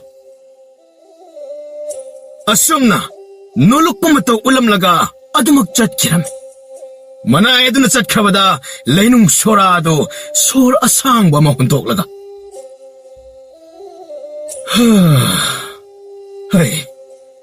ꯍꯟꯗꯛ ꯃꯔꯛꯀꯤ ꯅꯨꯃꯤꯠ ꯊꯥ ꯊꯋꯥꯟ ꯃꯤꯆꯥꯛꯀꯤ ꯈꯨꯗꯝ ꯑꯁꯤꯅꯗꯤ ꯃꯥꯂꯦꯝ ꯂꯩꯃ ꯏꯃꯥꯁꯦ ꯑꯣꯟꯊꯣꯛꯅ ꯋꯥꯅ ꯈꯥꯡꯉꯨ ꯍꯥꯏꯅ ꯇꯝꯈ꯭ꯔꯦꯗꯣ ꯀꯝꯗꯧꯅꯤ? ꯑꯣꯟꯊꯣꯛꯅꯁꯨ ꯂꯨꯕ ꯇꯥꯡꯀꯛ ꯍꯥꯏꯕꯗꯣ ꯑꯣꯏꯔꯦꯗꯀꯣ꯫ ꯑꯗꯨꯕꯨ ꯃꯥꯂꯦꯝ ꯂꯩꯃ ꯏꯃꯥ ꯃꯥꯒꯤ ꯃꯁꯥꯏꯒꯣꯟꯗ ꯂꯩꯔꯤꯕ ꯑꯆꯠ ꯆꯠꯇ ꯄꯨꯝꯕꯒꯤ ꯉꯥꯛ ꯁꯦꯟꯕ ꯍꯥꯏꯕ ꯑꯁꯤꯅ ꯂꯩꯅꯨꯡ ꯁꯣꯔꯥꯏꯒꯤ ꯊꯧꯗꯥꯡꯅꯤꯗ꯫ ꯑꯗꯨꯅ ꯑꯩꯅ ꯉꯝꯅꯕ ꯊꯦꯡꯅꯕ ꯍꯥꯏꯕꯁꯦ ꯑꯩꯒꯤ ꯊꯧꯗꯥꯡ꯫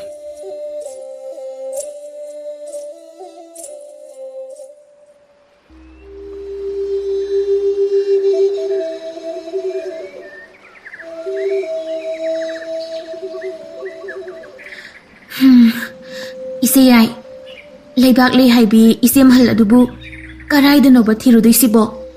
ꯏꯅꯥꯎꯇꯣꯟ, ꯀꯔꯤꯒꯤ ꯑꯗꯨꯛ ꯅꯨꯡꯅꯥꯡꯕꯅꯣꯅꯦ? ꯏꯁ ꯀꯩꯅꯣꯗ ꯏꯆꯦ ꯌꯥꯏ, ꯏꯆꯦ ꯌꯥꯏꯒꯤ ꯊꯧꯗꯥꯡꯗꯣ ꯃꯁꯤ ꯑꯃꯠꯇ ꯂꯦꯡꯗ꯭ꯔꯒ ꯄꯥꯈꯠꯀꯗ꯭ꯔꯥ ꯍꯥꯏꯔꯒ ꯑꯣꯟꯊꯣꯛꯅ ꯍꯔꯥꯎꯔꯤꯕ ꯑꯁꯤꯕꯨ ꯀꯝꯗꯧꯔꯤꯅꯣ? ꯑꯩꯗꯤ ꯊꯧꯗꯥꯡ ꯄꯥꯡꯗꯦ ꯀꯥꯏꯅ ꯀꯔꯤꯝꯇ ꯄꯥꯈꯠꯄꯤꯗꯦꯗ. ꯑꯗꯣ ꯅꯪꯅ ꯑꯗꯨꯛ ꯄꯥꯈꯠꯂꯤꯕ ꯅꯨꯡꯅꯥꯡꯂꯤꯕꯗꯨꯕꯨ ꯀꯔꯤꯒꯤꯅꯣꯕ? ꯏꯆꯦ ꯌꯥꯏ, ꯑꯩꯅꯦ ꯐꯥꯒꯤꯗꯒꯤ ꯁꯨꯝ ꯁꯥꯎꯔꯛꯇꯧꯔꯦꯀꯣ. ꯑꯩꯒꯤ ꯊꯧꯒꯥꯏꯗ ꯁꯥ ꯃꯇꯦꯡ ꯄꯥꯡꯕꯤꯅꯤ ꯍꯥꯏꯅ ꯅꯪꯒꯤꯁꯨ ꯅꯅꯥꯎꯅ ꯃꯇꯦꯡ ꯄꯥꯡꯖꯒꯦ ꯍꯥꯏꯕꯅꯦ. ꯑꯗꯨꯕꯨ ꯏꯆꯦ ꯏꯕꯦꯝꯃꯗꯤ ꯅꯁꯥꯒꯤ ꯊꯧꯒꯥꯏ ꯄꯥꯡꯕꯒꯤ ꯃꯃꯤ ꯑꯃꯠꯇ ꯇꯥꯗꯦ. ꯑꯗꯨꯒꯤ ꯃꯍꯨꯠ ꯃꯥꯂꯦꯝꯗ ꯂꯥꯛꯂꯒ ꯅꯨꯡꯉꯥꯏꯔꯦ ꯈꯟꯅ ꯑꯗꯨꯛ ꯃꯀꯥ ꯂꯥꯡꯕꯗꯨ ꯎꯕꯗ ꯑꯩꯅꯦ ꯃꯤꯍꯨꯜꯁꯦ ꯑꯀꯥ ꯑꯀꯨꯝ ꯇꯧꯔꯦꯀꯣ. ꯏꯅꯥꯎꯇꯣꯟ ꯏꯕꯦꯝꯃ, ꯅꯪꯕꯨ ꯅꯪꯒꯤ ꯄꯨꯟꯁꯤꯒꯤ ꯇꯠꯅ ꯊꯥꯅ ꯌꯥꯗꯕ ꯇꯝꯕ ꯑꯣꯏꯕꯗꯣ ꯎꯅꯤꯡꯂꯦ ꯍꯥꯏꯅ ꯀꯣꯛ ꯍꯥꯏꯕ ꯌꯥꯕꯗꯨꯗ ꯑꯗꯨꯛ ꯏꯁꯧ ꯇꯧꯗ꯭ꯔꯁꯨ ꯌꯥꯕꯁꯤꯗ. ꯏꯁ ꯀꯌꯥꯗ ꯑꯩꯉꯣꯟꯗ ꯏꯔꯥꯜ ꯑꯃꯨꯛ ꯁꯤꯖꯤꯟꯕꯤꯔꯛꯑꯦꯅꯦ, ꯃꯊꯧ ꯄꯥꯡꯁꯤ ꯍꯥꯏꯔꯒ. ꯍꯣ, ꯑꯗꯨꯒꯤ ꯑꯣꯏꯔꯗꯤ ꯀꯔꯤꯝꯇ ꯋꯥꯕꯤꯔꯨꯅꯨ. ꯏꯆꯦꯝꯍꯜ ꯂꯩꯕꯥꯛ ꯂꯩꯅ ꯂꯩꯔꯤꯕ ꯃꯐꯝꯗꯣ ꯈꯪꯖꯔꯦ ꯑꯩꯅ. ꯑꯗꯨꯕꯨ ꯃꯐꯝ ꯑꯗꯨꯗ ꯆꯪꯕ ꯌꯥꯗ꯭ꯔꯦ. ꯑꯗꯨꯒꯤꯅꯤ ꯑꯩꯅ ꯑꯇꯩ ꯃꯐꯝꯗ ꯀꯣꯏꯆꯠ ꯆꯠꯇꯅ ꯂꯩꯔꯤꯁꯦ. ꯏꯆꯦ ꯌꯥꯏꯗꯤ ꯀꯃꯥꯏꯅ ꯈꯪꯂꯤꯕ? ꯃꯇꯝ ꯆꯨꯞꯄꯗ ꯑꯩꯒ ꯑꯗꯨꯝ ꯂꯣꯏꯅꯔꯒ ꯀꯃꯥꯏꯅ ꯈꯪꯂꯤꯅꯣꯕ? ꯑꯗꯨꯒ ꯑꯩꯅ ꯀꯔꯤꯃꯠꯇ ꯈꯪꯗ꯭ꯔꯤꯕ ꯑꯁꯤꯅ ꯀꯔꯤꯒꯦ? ꯏꯆꯦꯝꯍꯜꯅ ꯅꯥꯃꯨ ꯇꯥꯏꯕꯪꯂꯛꯇ ꯂꯩꯈ꯭ꯔꯤꯕꯁꯦ ꯀꯌꯥꯝꯗꯤ ꯀꯨꯏꯔꯦ ꯍꯥ? ꯀꯨꯏꯔꯦ ꯀꯩꯅꯣ, ꯆꯍꯤ ꯆꯥꯝꯃꯅ ꯈꯨꯖꯤꯡ ꯑꯣꯏꯕꯕꯨ ꯌꯥꯔꯅꯤ. ꯑꯗꯨꯅ ꯅꯪꯗꯤ ꯏꯆꯦꯝꯍꯜꯒꯤ ꯑꯣꯏꯕ ꯃꯒꯨꯟ ꯀꯌꯥ ꯑꯃ ꯀꯥꯎꯔꯝꯂꯅꯤ. ꯀꯔꯤ ꯃꯒꯨꯟꯅꯣꯅꯦ ꯍꯥꯏꯁꯤꯕꯣ? ꯀꯔꯤꯕꯨ ꯑꯣꯏꯅꯤꯒꯦ, ꯃꯤꯔꯛꯇ ꯂꯣꯠꯇꯅ ꯂꯩꯈ꯭ꯔꯕꯅꯤꯅ ꯑꯩꯈꯣꯏꯅ ꯐꯪꯗꯅꯕ ꯍꯥꯏꯗꯅ ꯃꯇꯤꯛ ꯃꯌꯥꯏ ꯄꯨꯝꯕ ꯂꯣꯠꯁꯤꯜꯂꯒ ꯅꯥꯃꯨ ꯇꯥꯏꯕꯪ ꯃꯤ ꯁꯥꯗꯅꯅꯤ ꯂꯩꯔꯝꯗꯣꯏꯁꯦ. ꯑꯗꯨꯗꯤ ꯑꯩꯈꯣꯏꯅ ꯀꯔꯝ ꯊꯤꯕ ꯐꯪꯗꯧꯔꯤꯕ? ꯃꯇꯥꯡ ꯑꯗꯨꯗꯅꯤ ꯏꯆꯦꯝꯍꯜꯒꯤ ꯃꯒꯨꯟ ꯑꯃ ꯑꯣꯏꯔꯤꯕ ꯑꯇꯩ ꯑꯩꯈꯣꯏꯗ ꯆꯦꯟꯗꯕ ꯀꯕꯣꯛꯂꯩꯒꯤ ꯃꯅꯝ ꯑꯗꯨꯗꯅꯤ ꯊꯤꯗꯧꯔꯤꯕꯁꯦ. ꯑꯣ, ꯑꯗꯨꯅꯅꯤꯅꯦ ꯏꯆꯦ ꯌꯥꯏꯅ ꯃꯁꯤꯗ ꯅꯨꯡꯉꯥꯏꯅ ꯃꯥꯂꯦꯝ ꯀꯣꯏꯗꯅ ꯂꯩꯔꯤꯕꯁꯦ. ꯑꯗꯣ ꯀꯕꯣꯛꯂꯩ ꯃꯅꯝ ꯅꯝꯕ ꯃꯐꯝꯗꯤ ꯑꯃꯨꯛꯇ ꯐꯥꯎ ꯊꯦꯡꯅꯗꯅ ꯀꯔꯝꯅ ꯏꯆꯦ ꯌꯥꯏꯅ ꯏꯆꯦꯝꯍꯜꯒꯤ ꯂꯩꯐꯝ ꯈꯪꯂꯦ ꯍꯥꯏꯔꯤꯕꯅꯣ? ꯑꯁꯤꯒꯤ ꯂꯝꯍꯨꯏꯒꯤ ꯃꯃꯩꯁꯤ ꯎꯔꯕ꯭ꯔꯥ? ꯑꯁꯤꯅ ꯑꯃꯨꯛ ꯀꯗꯥꯏꯗꯒꯤ? ꯑꯁꯤꯅ ꯏꯆꯦꯝꯍꯜꯒꯤ ꯃꯃꯩꯅꯤ. ꯑꯁꯤꯗ ꯁꯨꯠ ꯅꯝꯕꯗ ꯑꯗꯨꯃꯛ ꯏꯆꯦꯝꯍꯜꯒꯤ ꯂꯩꯐꯝ ꯏꯔꯥꯏ ꯂꯥꯏꯅ ꯈꯪꯕ ꯉꯝꯃꯤ.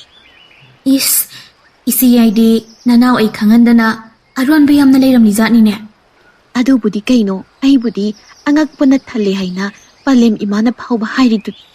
ꯑꯗꯨ ꯂꯥꯏꯔꯤ, ꯃꯐꯝ ꯑꯗꯨꯗ ꯑꯩꯅ ꯍꯦꯛꯇ ꯆꯪꯁꯤꯟꯕ ꯍꯥꯏꯁꯤ ꯌꯥꯔꯣꯏꯗꯧꯔꯤ. ꯑꯗꯨꯅ ꯅꯪꯅ ꯅꯥꯃꯨ ꯇꯥꯏꯕꯪ ꯃꯤ ꯁꯥꯗꯅ ꯆꯪꯗꯕ ꯌꯥꯔꯣꯏꯗꯧꯔꯤ. ꯍꯧꯖꯤꯛꯇ ꯌꯥꯝꯅ ꯂꯥꯏꯅ ꯍꯥꯏꯈꯤꯗꯥꯏꯅꯦ, ꯑꯗꯨꯒ ꯑꯩꯉꯣꯟꯗ ꯁꯥ ꯃꯇꯦꯡ ꯄꯥꯡꯉꯨ ꯀꯥꯏꯅ. ꯍꯣ, ꯑꯗꯨꯗꯤꯅꯦ ꯑꯩꯅ ꯅꯇꯧ ꯌꯦꯡꯒꯦ ꯍꯥꯏꯅ ꯂꯛꯅꯕꯅꯤ. ꯑꯗꯣ ꯑꯩꯕꯨ ꯀꯔꯤ ꯇꯧ ꯍꯥꯏꯔꯤꯕꯅꯣ? ꯑꯩꯅ ꯏꯆꯦꯝꯍꯜꯒꯤ ꯂꯩꯐꯝꯗꯣ ꯈꯪꯕꯒꯤ ꯋꯥꯅꯤ. ꯃꯥꯒꯤ ꯑꯁꯦꯡꯕ ꯃꯁꯛ ꯑꯗꯨꯗꯤ ꯂꯣꯠꯈꯤꯕꯅ ꯀꯅꯥꯅꯣ ꯀꯔꯤꯅꯣ ꯈꯪꯕ ꯉꯝꯗ꯭ꯔꯦ. ꯑꯗꯨꯕꯨ ꯃꯥꯅ ꯂꯩꯔꯤꯕ ꯃꯐꯝ ꯑꯗꯨꯗ ꯂꯨꯍꯣꯡꯕ ꯑꯃꯗꯤ ꯂꯩꯔꯤ. ꯑꯗꯨꯒꯤ ꯍꯧꯖꯤꯛ ꯏꯃꯨꯡ ꯃꯅꯨꯡꯗꯣ ꯌꯥꯝꯅ ꯂꯥꯡꯂꯤ. ꯅꯨꯄꯥ ꯃꯌꯨꯝꯗ ꯑꯗꯨꯃꯛꯁꯨ ꯍꯣꯡꯗꯧꯕ ꯑꯣꯏꯔꯕ ꯃꯥꯜꯂꯤ. ꯑꯗꯨꯅ ꯅꯪꯅ ꯀꯩꯅꯥꯗꯨꯒꯤ ꯃꯅꯥꯎꯁꯤꯡ ꯁꯥꯗꯨꯅ ꯃꯐꯝ ꯑꯗꯨꯗ ꯂꯩꯔꯨꯅꯕ ꯇꯧ. ꯑꯗꯨꯒꯤ ꯑꯣꯏꯔꯦ. ꯑꯗꯨꯗꯤ ꯌꯥꯝꯅ ꯂꯥꯏꯈ꯭ꯔꯕ ꯊꯕꯛꯅꯤꯗ. ꯂꯥꯏ ꯍꯥꯏꯔꯒ ꯁꯤꯠ ꯅꯥꯟꯊꯣꯛꯄꯗꯤ ꯌꯥꯗꯦꯀꯣ. ꯅꯥꯟꯊꯣꯛꯂꯣꯏꯗ. ꯐꯔꯦ, ꯅꯪꯁꯨ ꯊꯕꯛꯇꯣ ꯁꯣꯏꯗꯅꯕ ꯇꯧ. ꯑꯩꯁꯨ ꯇꯥꯟꯖꯥ ꯌꯦꯡꯂꯒ ꯌꯨꯝꯗꯨꯗ ꯆꯪꯂꯛꯅꯕ ꯇꯧꯒꯦ. ꯍꯣꯏ. ꯐꯔꯦ, ꯑꯩꯁꯨ ꯆꯠꯂꯦ.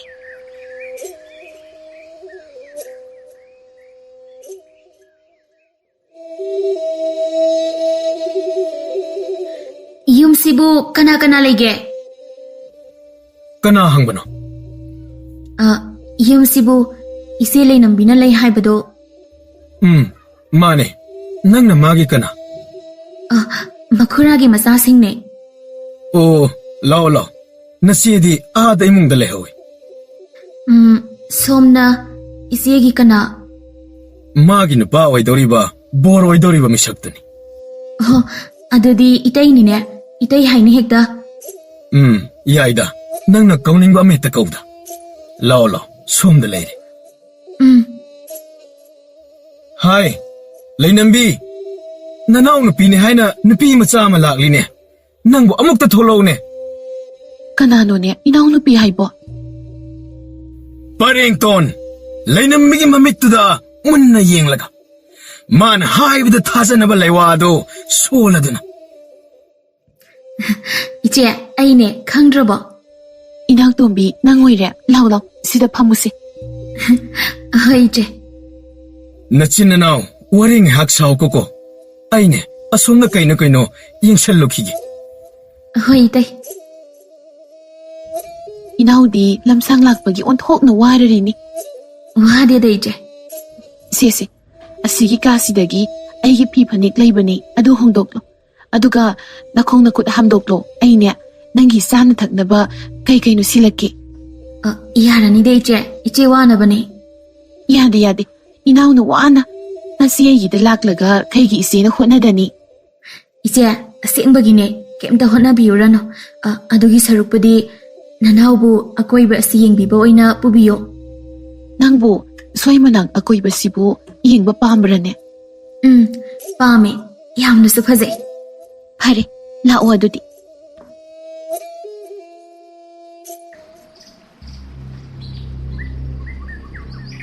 Hojik asibo kabuk lai satpam matam sunatana yum masige koiba sida kabuk lai manam namliba sina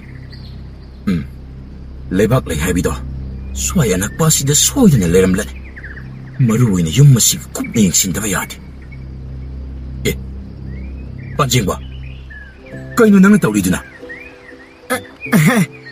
adagi nupise phajai haina sum masidiba tanza sida nupiga mu yengleramini kaino phajai haina yengini kaino nupi yengbu matang matam haiba ma leibro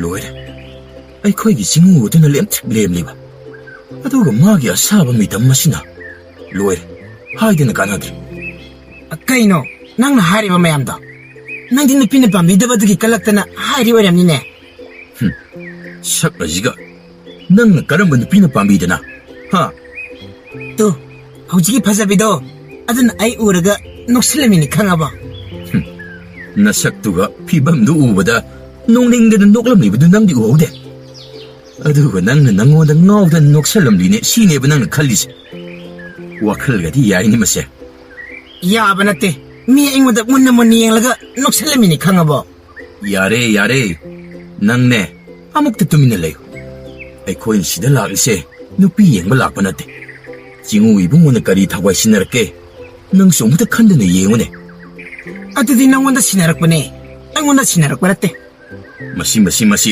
lukhamjida pak laune thajilakpa ai itung ilaklise koidana langdana leinaba natene khanglabo ai iting pangluso haina tharakli aduga masida mana thokpa nungainaga yengdana nangnadi phangjadadana kalaktana harido aisu khange yarebo masi tumileyo nonto adunu pam tholakle kara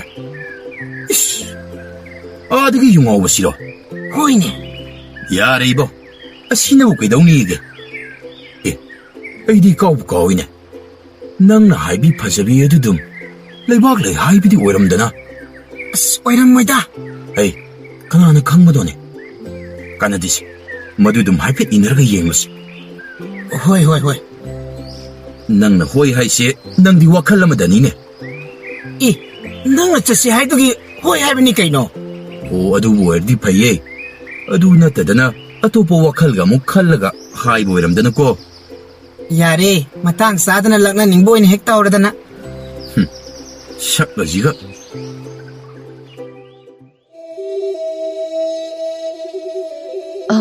Inawton aikhoigi tungda kanagumba khara inabadawna Karainone midi amata leiba udeda aigi wakhalnara karino khangte isegi wakhalna oirinida kaino sidia ibema hoi chekshinbiyo masigi usi ese asamba usi nate lai phattabana onba usini is kaino haisibo Inawton sokani somda lawo somda Nupi asigi mawang mataw hayrabadi isemhan leibak lady kaisuman khitrida. Mana oiradi usi masa asinabu kaidawa ngamjagani. Nupi asigi mawang mataw hayrabadi isemhan leibak lady kaisuman khitrida. Mana bu oirabadi usi masa asinabu kaidawa ngamjagani. Adu natraga maabu phaba laklani haiba khangbadagi tawsinnababu oiribra. Adubu aisu tawsinnadabadi yade. Ima! Sidi yamna chawe! Tanare! Si! Pakat-kino. Usi ase, aina soidana pazag. Hantana kapatin kapna. Hankana kapatin kaptagi. Masing chakalo. Shwa! Asumna solaga mantra yauraba leiwadu usidu tamna kamchin kirami. Madudagi usidu thauri amana tap phaduna lengba otpa ngamlamde. Komdawi, lamhenba uche. Ha! Nangna garayda shingadari. Hojik khawasida leirani. Ilshu! Shwa!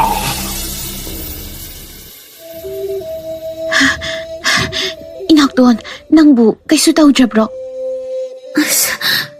Isibima, nanawdi pakat pa na mihalse. Atharagta hulurabane. Karimata pakatluran. Asigamba usinaga lampang henba yaba nattida. Yam nungaizari. Somna mateng pangbidana thawai sumanghautre. Karinabu laman singadabano khangsadre tawrisi. Adumna haibiganuda. Masidi aigi. Hoi, songgibudi ithau oiramni. Adubu somna mateng pangbijabadi inaw asiga igadi kari oini haiba tamba ngamba nattido. Somna mamal pidaba yadi kaina khallagana.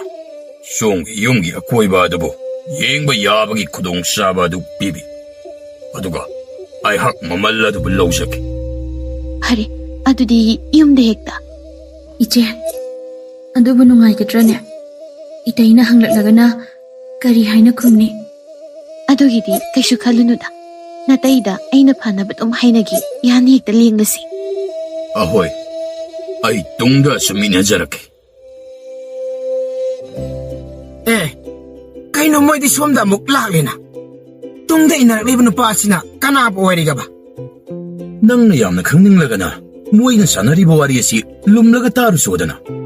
Hera adu phawbadi aina tawdaba natteda. Nanga maibo. Adu maina muklingaida nupasina nangi phajabi ase hek munkisanigo. Ha, adu werati mangjaredana. La, matungda angka ta tholosi. Masidiba. Ngangdan lerano lao hey. Lai hey. Masidi.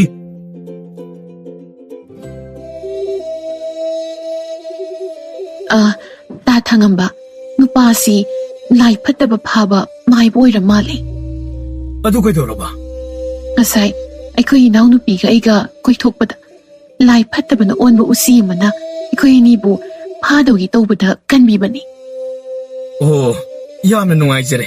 Itaw honabidana aigi nupiga manaw nupiga se asoy ngam yawhanbidre. Kaidida. Madudi aigi itawni. Adubo, ngasai haikiba wadudi. Kai haigine. Aina awaman pige haibada aikoi mungi akoi basi yenglaga lauge haiba adugi purakpani.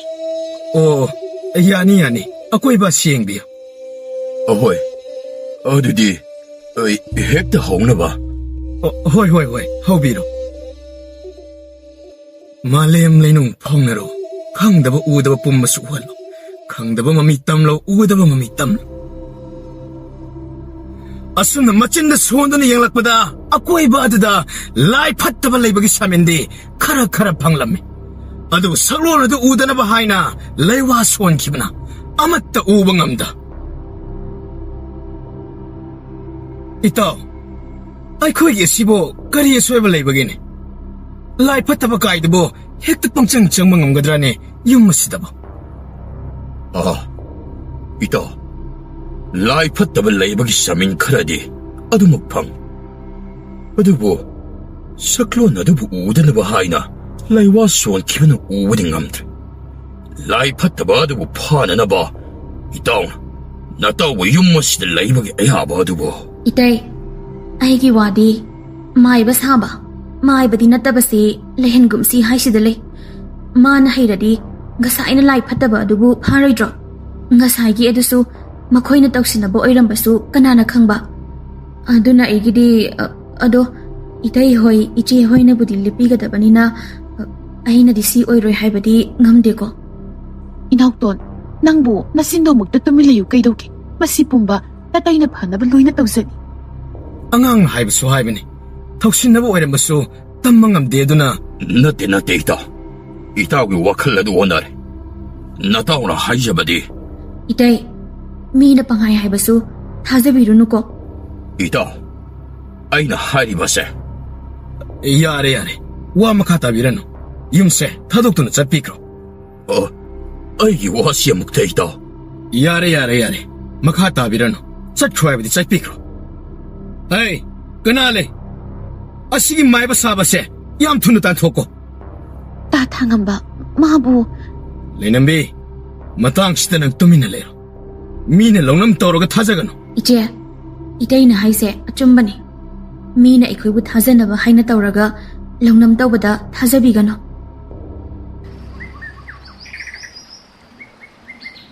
ꯑꯩ ꯂꯩꯔꯥꯡ ꯑꯩꯈꯣꯏ ꯂꯩꯕꯥꯛ ꯃꯆꯥꯗꯤ ꯀꯔꯥꯏ ꯆꯠꯈ꯭ꯔꯦ ꯇꯥꯡꯉꯝꯕ ꯇꯥ ꯂꯩꯕꯥꯛ ꯃꯆꯥꯗꯤ ꯉꯔꯥꯡ ꯅꯨꯃꯤꯗꯥꯡ ꯏꯌꯨ ꯇꯥꯕ ꯃꯈꯩ ꯊꯛꯆꯤꯜꯂꯒ ꯂꯥꯛꯇꯅ ꯃꯥꯒꯤ ꯀꯥꯗ ꯇꯨꯝꯍꯧꯔꯤ ꯃꯁꯤꯕꯨ ꯑꯩꯕꯨ ꯀꯔꯝ ꯉꯥꯡꯅꯗꯧꯕꯅꯣ ꯈꯪꯗ꯭ꯔꯦ 이쿠라가 인도인간아디 시다이 타박 마팅 빵나버니 하이나 타래 아두가 마나 시키만 마팅 떠우디 라이라다나 탁바가 싸바가 아둠 떠오라가 레이 ꯈꯪꯗꯦ ꯑꯩꯁꯨ ꯀꯩ ꯍꯥꯏꯗꯧꯕꯅꯣ ꯑꯩꯅꯁꯨ ꯐꯅ ꯀꯟꯅꯗꯤ ꯍꯥꯏꯕꯅꯤ ꯑꯗꯨꯕꯨ ꯃꯥꯒꯤ ꯋꯥꯈꯜꯁꯦ ꯀꯔꯤꯕꯨ ꯈꯜꯂꯤꯅꯣ ꯈꯪꯗꯦ ꯍꯣꯏꯁꯦ ꯑꯗꯣ ꯅꯆꯦ ꯂꯩꯅꯝꯕꯤꯗꯣ ꯍꯌꯦꯡ ꯂꯨꯍꯣꯡꯕꯗ ꯁꯦꯠꯀꯗꯕ ꯐꯤ ꯐꯅꯦꯛꯀꯥꯗꯣ ꯄꯥꯝꯂꯕ꯭ꯔꯥꯗꯅ ꯑꯃꯨꯛꯇ ꯌꯦꯡꯍꯜꯂꯣ ꯑꯄꯥꯝꯗꯤ ꯌꯦꯡꯂꯕ ꯇꯨꯡꯗ ꯄꯥꯝꯗꯕ ꯌꯥꯎꯔꯕꯁꯨ ꯑꯩꯉꯣꯟꯗ ꯍꯥꯏꯔꯛꯎ ꯍꯥꯏꯌꯨꯀꯣ ꯍꯣꯏ ꯑꯩ ꯁꯣꯏꯗꯅ ꯍꯥꯏꯖꯒꯦ ꯐꯔꯦ ꯑꯗꯨꯗꯤ ꯑꯩꯁꯨ ꯑꯇꯩ ꯑꯋꯥꯠꯄ ꯃꯌꯥꯝꯁꯦ ꯑꯃꯨꯛꯇ ꯌꯦꯡꯁꯤꯜꯂꯨꯈꯤꯒꯦ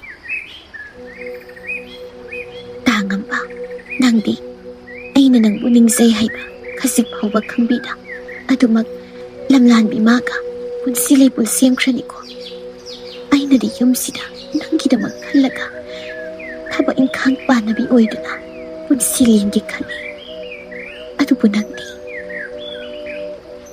ꯂꯩꯔꯥꯡ 이치돈 ꯑꯩꯕꯨ ꯀꯧꯕ꯭ꯔꯣ 이세디 우데 ꯀꯥꯏ ꯆꯠꯈ꯭ꯔꯒꯦ ꯑꯩꯁꯨ ꯑꯁꯤꯒꯤ ꯎꯗ꯭ꯔꯤ ꯑꯁꯨꯝ ꯐꯤꯁꯥꯀꯣꯜ ꯑꯁꯣꯝꯗ ꯂꯩꯔꯝꯗꯧꯕ ꯃꯥꯜꯂꯤ ꯑꯣ ꯑꯗꯨꯗꯤ ꯑꯩꯁꯨ ꯑꯃꯨꯛꯇ ꯆꯠꯂꯨꯈꯤꯒꯦ 이치돈 ꯑꯝꯇ ꯉꯥꯏꯈꯣꯕ ꯀꯩ ꯍꯥꯏꯒꯦ ꯍꯥꯏꯕꯅꯣ 이제 ꯇꯥꯡꯉꯝꯕꯅ ꯂꯨꯍꯣꯡꯕꯗ ꯁꯦꯠꯅ ꯆꯥꯅꯕ ꯐꯤꯁꯤꯡꯗꯣ ꯃꯈꯣꯏꯒꯤ ꯀꯥꯗ ꯊꯝꯂꯕꯅꯤ ꯁꯦꯠꯂꯒ ꯑꯄꯥꯝ ꯄꯥꯝꯗ ꯌꯦꯡꯉꯨ ꯍꯥꯏꯗꯅ ꯑꯝꯇ 이때이나부 ꯑꯗꯨꯃꯥꯏꯅ ꯍꯥꯏꯔꯝꯕ꯭ꯔꯣ ꯍꯥꯏꯔꯝꯕꯅꯤ ꯏꯆꯦꯅ ꯆꯠꯄꯗ ꯈꯔ ꯇꯝꯕꯤꯌꯨ ꯐꯔꯦ ꯑꯩ ꯍꯥꯏꯕꯤꯔꯒꯦ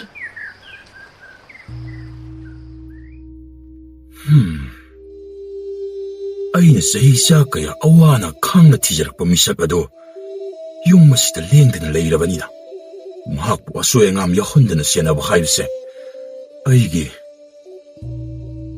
ꯏꯊꯧꯗꯥꯡ ꯑꯣꯏꯔꯕꯅꯤꯀꯣ ꯍꯣꯏ ꯀꯅꯥꯅꯣ ꯑꯗꯨꯗ ꯂꯨꯝꯂꯤꯕꯗꯣ ꯑꯩꯅꯦ ꯆꯤꯡꯎ ꯏꯕꯨꯡꯉꯣ ꯆꯤꯡꯎ ꯑꯣꯏꯕ ꯃꯥꯗꯤ ꯃꯄꯥꯜ ꯊꯣꯛꯂꯛꯄ ꯌꯥꯗꯕꯅꯤ ꯑꯁꯤꯅ ꯀꯅꯥ ꯍꯣꯏ ꯅꯪꯗꯤ ꯑꯗꯨꯗ ꯀꯩꯗꯧꯔꯤꯕ ꯍꯥ ꯁꯨꯝ ꯌꯨꯝꯁꯤꯗ ꯂꯩꯕꯤ ꯐꯖꯕꯤꯗꯣ ꯑꯗꯨ ꯁꯨꯝ ꯌꯦꯡꯂꯝꯕꯅꯤ ꯌꯨꯝꯁꯤꯗ ꯂꯩꯕꯤ ꯍꯥꯏꯗꯤ 이때이마로 하 그리 이때이마 하이 이때이마데 낭나 예행바 야브라 하 ꯅꯠꯇꯦ ꯋꯥꯈꯜꯗ ꯑꯣꯟꯅꯔꯦ ꯑꯩꯅ ꯍꯥꯏꯔꯤꯁꯤꯗꯤ ꯂꯩꯁꯥꯕꯤꯅꯤ ꯑꯩꯅ ꯍꯥꯏꯔꯤꯕ ꯑꯁꯤꯁꯨ ꯂꯩꯁꯥꯕꯤꯅꯤ ꯂꯨꯍꯣꯡꯒꯗꯕ ꯀꯨꯏꯗ꯭ꯔꯕꯒꯤ ꯋꯥꯅꯤ ꯅꯠꯇꯦ ꯃꯗꯨ ꯅꯠꯇꯦ ꯑꯩꯅ ꯍꯥꯏꯕꯗꯤ ꯃꯁꯛ ꯌꯥꯝꯅ ꯐꯖꯕꯤ ꯑꯃ ꯂꯩꯕꯗꯣ ꯑꯗꯨꯅꯦꯕ ꯅꯪꯅ ꯍꯥꯏꯔꯤꯕ ꯑꯁꯤꯕꯨ ꯑꯩꯈꯣꯏ ꯏꯇꯩꯃꯒꯤ ꯃꯅꯥꯎꯅꯨꯄꯤ ꯑꯃ ꯂꯩꯕꯗꯨꯔꯣ ꯃꯥꯅꯦ ꯑꯣ ꯐꯔꯦ ꯃꯗꯨꯕꯨ ꯑꯣꯏꯔꯕꯗꯤ ꯇꯨꯕ ꯇꯥꯔꯦꯅꯦ ꯌꯥꯅꯤ ꯑꯩ ꯑꯗꯨꯝ ꯆꯠꯄ ꯉꯝꯒꯅꯤ ꯂꯩꯕꯥꯛ ꯃꯆꯥ ꯅꯪꯒꯤ ꯍꯧꯅꯕꯤ ꯅꯣꯡꯉꯥꯟꯕꯒ ꯊꯛꯆꯤꯜꯂꯒ ꯂꯥꯛꯂꯤꯕꯁꯦ ꯑꯃꯨꯛ ꯍꯧꯔꯦ ꯀꯅꯥꯅꯣ ꯅꯪꯒ ꯍꯧꯖꯤꯛꯇ ꯋꯥꯔꯤ ꯁꯥꯟꯅꯈꯤꯕꯗꯨꯕꯨ ꯁ꯭ꯋꯥꯏꯗ ꯍꯧꯖꯤꯛꯇ ꯍꯧꯖꯤꯛꯇ ꯂꯩꯔꯝꯕꯗꯨ ꯂꯩꯔꯝꯗ꯭ꯔꯦꯅꯦ ꯑꯩꯈꯣꯏꯒꯤ ꯏꯇꯩꯃꯒꯤ ꯃꯅꯥꯎꯅꯨꯄꯤ ꯑꯗꯨꯕꯨ ꯂꯨꯝꯕ ꯂꯥꯛꯄ ꯑꯣꯏꯔꯕ ꯃꯥꯜꯂꯤꯅꯦ ꯅꯪꯅꯒ ꯏꯕꯣ ꯃꯊꯣꯡ ꯆꯥꯗꯕꯅꯦ ꯅꯪꯅ ꯊꯦꯡꯅꯔꯛꯄ ꯑꯁꯤ ꯃꯖꯨꯠ ꯆꯥꯗꯕ ꯅꯉꯣꯟꯗꯒꯤ ꯍꯦꯟꯖꯟꯕ ꯉꯥꯛꯇ ꯑꯗꯨꯕꯨꯗꯤ ꯅꯅꯥꯎꯒꯤ ꯂꯥꯏꯕꯛꯅꯅꯦ ꯑꯗꯣ ꯌꯥꯝꯕꯨꯡꯅ ꯅꯅꯥꯎꯕꯨ ꯊꯤꯕꯤꯕꯕꯨ ꯊꯕꯛ ꯏꯪꯈꯥꯡ ꯈꯤꯇ ꯌꯦꯡꯁꯜꯂꯨ ꯍꯥꯏꯒꯦ ꯇꯧꯕꯅꯤ ꯌꯥꯅꯤ ꯅꯅꯥꯎ ꯑꯗꯨꯝ ꯇꯧꯖꯒꯦ ꯌꯥꯔꯦ ꯐꯤꯕꯝꯗꯨꯗ ꯁꯣꯏꯔ ꯈꯣꯠꯂꯒ ꯐꯤꯕꯝ ꯇꯥꯗꯅꯕꯅꯤꯀꯣ ꯆꯠꯂꯣ ꯅꯪꯒꯤ ꯀꯥꯗ ꯄꯣꯊꯥꯔꯒ ꯂꯩꯔꯨꯁꯨ ꯆꯠꯂꯣ ꯍꯣꯏ ꯌꯥꯝꯕꯨꯡ ꯍꯩ ꯂꯩꯔꯥꯡ ꯅꯕꯨꯡꯁꯦ ꯐꯤꯕꯝ ꯑꯃ ꯇꯧꯔꯦ ꯃꯥꯒꯤ ꯀꯥꯗ ꯄꯨꯁꯤꯜꯂꯒ ꯑꯃꯨꯛꯇ ꯄꯣꯊꯥꯍꯜꯂꯣ ꯍꯣꯏ ꯇꯥꯉꯝꯕ ꯂꯥꯛꯑꯣ ꯇꯥ ꯂꯩꯕꯥꯛ ꯃꯆꯥ ꯑꯩ ꯁꯝꯒꯦ ꯁꯦ ꯈꯨꯠꯁꯦ ꯑꯃꯨꯛꯇ ꯁꯝꯕꯤꯔꯣ ꯇꯧꯔꯤꯁꯤ ꯌꯦꯡꯉꯨꯅꯦ ꯃꯁꯦ ꯃꯥꯒꯤ ꯈꯟꯕꯗ ꯏꯟꯗꯣꯟꯒ ꯈꯨꯔꯥꯒꯗꯣ ꯁꯣꯏꯗꯅ ꯃꯀꯣꯛ ꯄꯥꯏꯔꯝꯂꯅꯤꯕ ꯇꯥ ꯂꯩꯕꯥꯛ ꯃꯆꯥ ꯁꯤꯗ ꯐꯝꯁꯤꯁꯦ ꯌꯥꯔꯅꯤꯗ ꯑꯩ ꯑꯗꯨꯝ ꯐꯝꯂꯒꯦ ꯑꯩ ꯁꯝꯒꯦꯕ ꯑꯃꯨꯛ ꯇꯨꯁꯤꯟꯕ ꯇꯥꯔꯦ ꯍꯣ ꯑꯗꯨ ꯑꯣꯏꯔꯗꯤ ꯁꯝꯃꯨꯁꯦ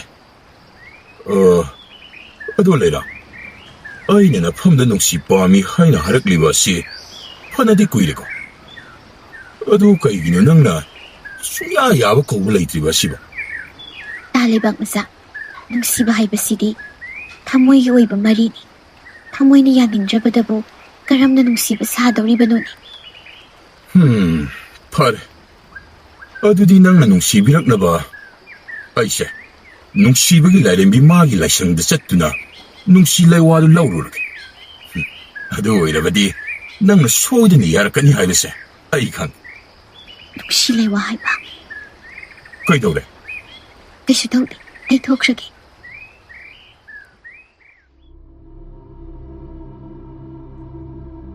ꯂꯩꯋꯥꯁꯤ ꯊꯥꯔꯕꯗꯤ ꯃꯥꯅ ꯑꯩꯕꯨ ꯁꯣꯏꯗꯅ ꯅꯨꯡꯁꯤꯕꯤꯔꯛꯀꯅꯤ ꯍꯥꯏꯕꯅꯦꯕ ꯐꯔꯦ ꯑꯗꯨꯗꯤ ꯍꯣꯔꯦꯟꯁꯦ ꯃꯁꯥꯗ ꯍꯦꯛꯇ ꯊꯥꯔꯒꯦ ꯑꯗꯨꯝ ꯇꯧꯔꯕꯗꯤ ꯂꯨꯍꯣꯡꯕꯁꯤꯁꯨ ꯀꯥꯏꯔꯅꯤ ꯑꯩꯒꯤ ꯅꯨꯡꯁꯤꯕꯁꯨ ꯐꯪꯂꯅꯤ ꯂꯩꯔꯥꯡ ꯅꯪ ꯑꯗꯨꯗ ꯀꯩꯗꯧꯔꯤꯕꯅꯣ ꯇꯥꯉꯝꯕ ꯑꯩ ꯁꯤꯗ ꯄꯣꯠ ꯑꯃ ꯁꯨꯝ ꯌꯦꯡꯂꯝꯕꯅꯤ ꯑꯃꯨꯛꯇ ꯂꯥꯎꯅꯤ ꯑꯁꯣꯝꯗ ꯅꯪꯅ ꯄꯥꯏꯁꯤꯟꯈꯤꯕ ꯄꯣꯠ ꯆꯩ ꯈꯔ ꯅꯪ ꯌꯥꯎꯗꯅ ꯂꯧꯊꯣꯛꯄ ꯌꯥꯗ ꯂꯩꯔꯦꯅꯦ ꯍꯣꯏ ꯑꯩ ꯂꯥꯛꯂꯒꯦ खरा थुरो तबली सुम थांग ले है मतंग सारे लैसे एक थोम लगे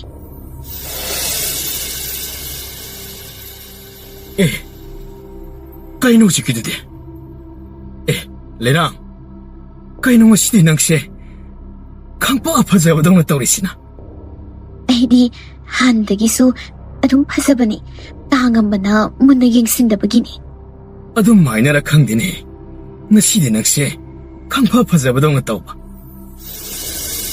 kaino noina duda tawrido hausi hainari mayam maduna kaino ba iche chumna tangambana isi phajaina hairamani kari ai leina nangna atopa nupida phajai haibane ba leinambe nangamda saukino base ai wa haige yare ai amata taningtre se nangi leido ngasi haiba numit asidagi nangai ga loinarabani luhongbadusune asigi nupi isi ko hongaur ngaiko saukino me aina haise amta ta ko kedoge lenambe asta dana satkrene lenambi nangbo amukta ngai ko haibane asimak ina pambasu asioradi ta thangam babu ai hoi yare dana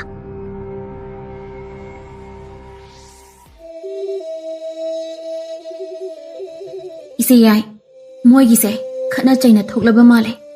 Luhongba asisu, kaibagi phibam da leire. ꯑꯩꯅꯗꯤ ꯏꯂꯥꯏ ꯂꯥꯏꯒꯗ꯭ꯔꯥ ꯈꯜꯂꯨꯕꯅꯤ ꯑꯗꯨꯕꯨ ꯌꯨꯝꯁꯤꯗ ꯂꯩꯔꯤꯕ ꯅꯨꯄꯤ ꯅꯨꯄꯥ ꯄꯨꯝꯕ ꯀꯕꯣꯛ ꯂꯩ ꯃꯅꯝ ꯂꯣꯏꯅ ꯅꯝꯃꯤ ꯑꯗꯨꯅ ꯀꯅꯥꯅ ꯀꯅꯥꯅꯣ ꯍꯥꯏꯅ ꯈꯟꯗꯣꯛꯄ ꯉꯝꯗ꯭ꯔꯦ Adune, aisu asuk kuin leirakpase. Amada amuk manam susut namdana yengbane. Adubu khandokpham ama ikhang khangdre. Nakhoi anina thiribasina kanano? ꯀꯅꯥꯅꯣ ꯅꯪꯗꯤ ꯑꯩꯈꯣꯏꯅ ꯂꯣꯟꯅ ꯁꯥꯔꯤꯕ ꯋꯥꯔꯤ ꯀꯔꯝꯅ ꯇꯥꯔꯤꯕ ꯑꯩꯁꯦ ꯆꯤꯡꯃꯨ ꯏꯕꯨꯡ ꯃꯃꯥꯅ ꯊꯥꯔꯛꯄꯅꯤ ꯂꯩꯄꯥꯛ ꯂꯩ ꯍꯥꯏꯕꯤ ꯂꯝꯍꯦꯟꯕꯤ ꯑꯗꯨꯕꯨ ꯐꯥꯔꯒ ꯄꯨꯔꯛꯎ ꯍꯥꯏꯅ Kari, aikhoi leina ichem halbu pharaga puni kaina. Matik leradi ngambre yengna sine. ꯌꯦꯡꯅꯕ ꯇꯥꯔꯦꯗꯅ Ise yai, asigi taibang mi asidi yamna katli he. Kaino, matik mayai leiba aikhoi ga changingnabada khasik phawba ayo haidi mi. Kamdawni sidi. ꯑꯁꯤ ꯂꯥꯏꯔꯤꯛꯇꯨ ꯑꯥꯗ ꯅꯪꯒꯤ ꯄꯨꯟꯁꯤꯒꯤ ꯇꯠꯅ ꯊꯥꯅ ꯌꯥꯗꯕ ꯅꯨꯄꯥꯗꯣ ꯂꯩꯔꯦꯗꯣ Karaino? Asidi sida leire. Nangdi sida kaidawriba? Nang yengine. Nangdi mawang mandana mi sumba yamna haina. Kaino, mi sumba haide. Mi sumba haidi mi bungaw hanbado. Kadaitagino da aide. Adumbaga amata hijaba natte. Nasinthino hairi magtada. Aide. Hai, Panjingba, nang adida uida padaba tawraga leirabra. Aigi sama iting pangmu laklini hairaga nupigo ina hidaw kadana leirabra nangbo. Natte.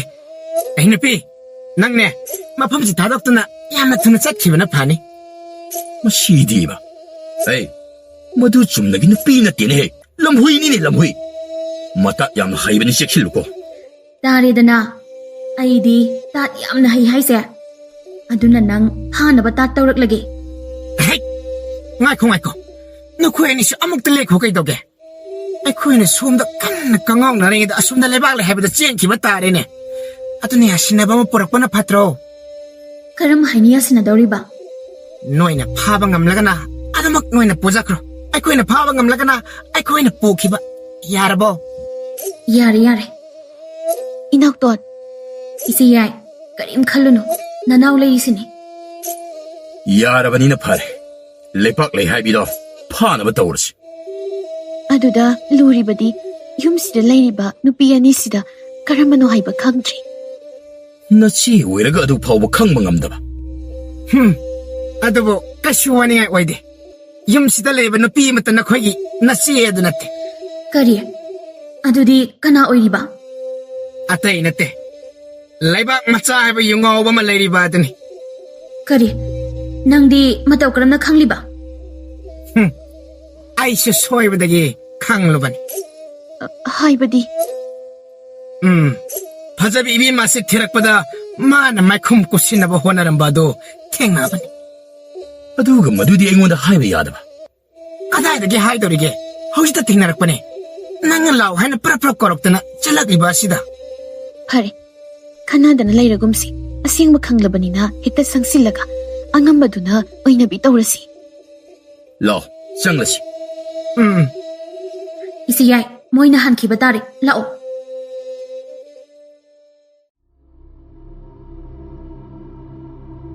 Lenambi, nangbu aina haise amukta taw kaidoge. ꯌꯥꯔꯦ ꯑꯩ ꯑꯃꯠꯇ ꯇꯥꯅꯤꯡꯗ꯭ꯔꯦ ꯅꯪꯒꯤ ꯂꯩꯔꯥꯡ ꯍꯥꯏꯕꯤꯗꯨꯒ ꯂꯩꯖꯍꯧ ꯑꯩꯗꯤ ꯆꯠꯆꯈ꯭ꯔꯒꯦ Nang aina haribsi yaroi. ꯊꯥꯗꯣꯛ ꯈꯨꯗꯥꯡꯁꯤ ꯑꯩ ꯅꯪꯒꯤ ꯋꯥꯒ ꯑꯝꯇ ꯇꯥꯅꯤꯡꯗ꯭ꯔꯦ ꯑꯩ ꯆꯠꯂꯒꯦ ꯍꯥꯏꯁꯤꯅꯤ Lenambi, nangbu aibu songanu harisini. ꯁꯥꯎꯔꯒ ꯀꯩꯗꯧꯒꯦ ꯊꯥꯗꯣꯛ ꯍꯥꯏꯁꯤꯅꯤ Adu oirati. Asi haraga mabukta haijrang aduna tinjan kiram. Tinjan kai tinjan kraba matungda nupado wakhal laktuna pakana. Lenambi.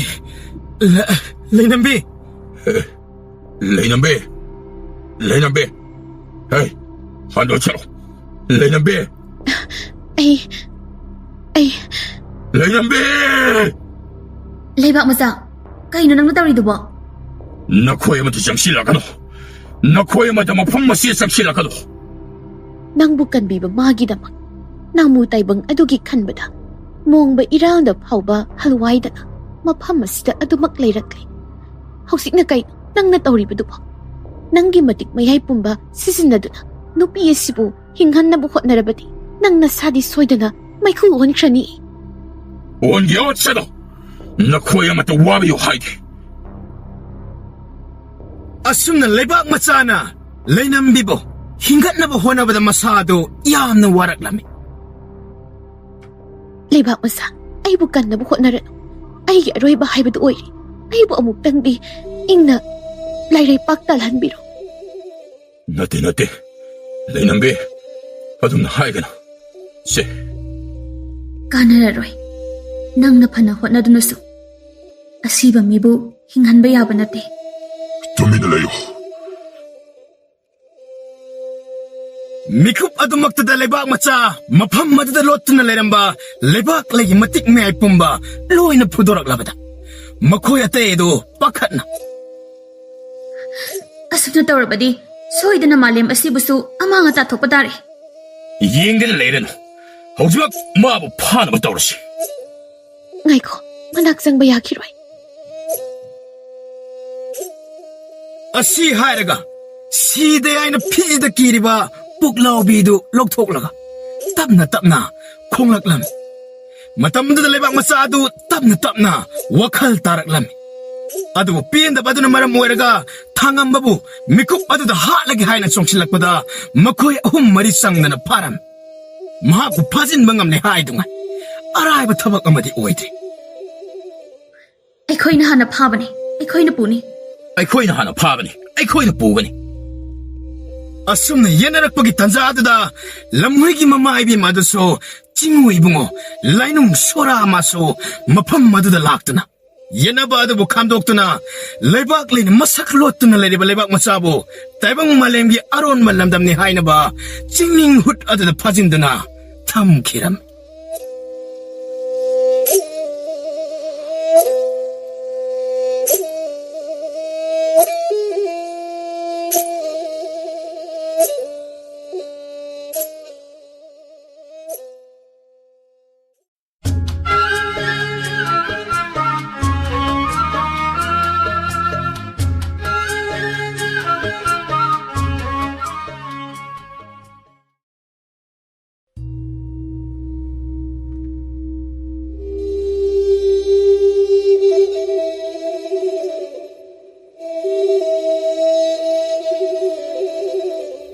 Ningthok somagi konong ado, aduk tina, awaba polong purakti.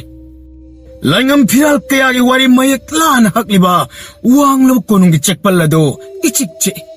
Makoysyo, mikup adugi, awaba polong mado, paurabago.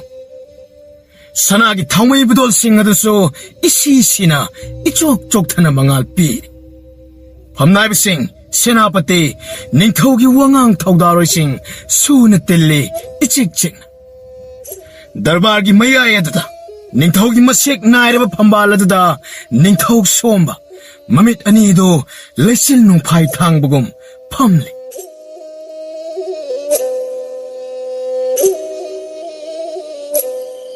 아이 레파키 부카이 랑카이 고농도 섹시나 탐리바 마말라이레 발레파 간바야바 포섭싱나세 마라이 로이나 사이타락 아이코이 레파키 부카이 랑카이 로이나 막와이차이 마라 쳇 Iningthaw, nanay na thazazabada, masipumbase, kwaidagi haisingba.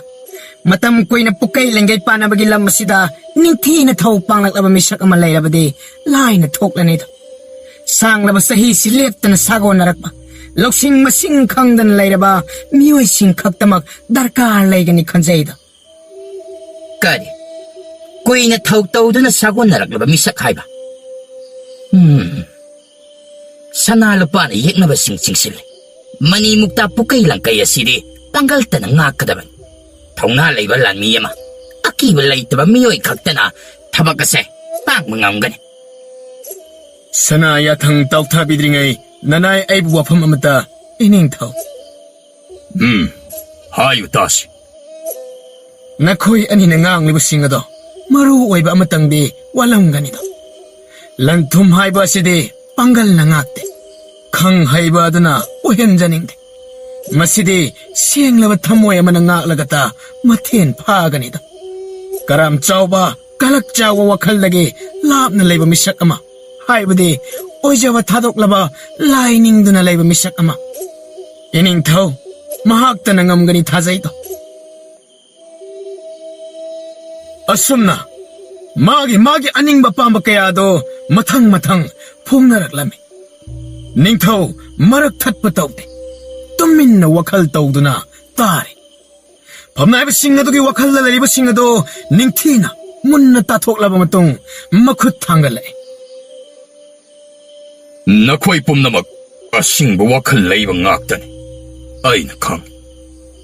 Nakoi na ngang liba singadusu ay loy na tari. Adubu nakoi matana mapung pan haid. Ay di sanalo pa bo yokpo siyan mangamba.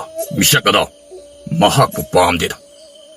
Ay na pambade bukay lang kay manimukta. Sanalo pa na puking wakal tumat pangamdaba. Misak adubu. Ngasay makay darbar aduda ngang na riba mayamado ing na chik na pamdana tasin komjelibi ningthok pambagi oida ngan thoiribi lay marimbi aroy panbi do wangak lagle. Ining thau, nanay nubi ay su, wapam amata hanggat sa bayagadra. Hayo da na lay marebe. Ngasay makay nang butumin na lay ruribani. Ining thau, asing bat hamoy di lay makolda, ning thau kolda, sangyeng zaning dedo. Puradalan maratta, madugo mamisak panggani thazadi. Madudi, sup na tagi, lam laba. Charam sadat na raba, lairaba imong dagida pangganito. Adumakpo, kway dagi puksiyal sing mamisak adudi, darbara sida amat na supamche. Soy da na layram gani, mahak adudi, chekpal la sige wang mada. Hay, isabi aroy panbe. Mahaki wasi tabada ay. Nakoy loy na taro. Hayeng inong hek ngan bagalay pa kasi, sintung kung saan bahogadaban. Asumbagi da magsibag kida magkanaga mamisak ama, ay da magpurk kadaban. Pagani ningthaw nana ako'y soy da na magpangthok jage.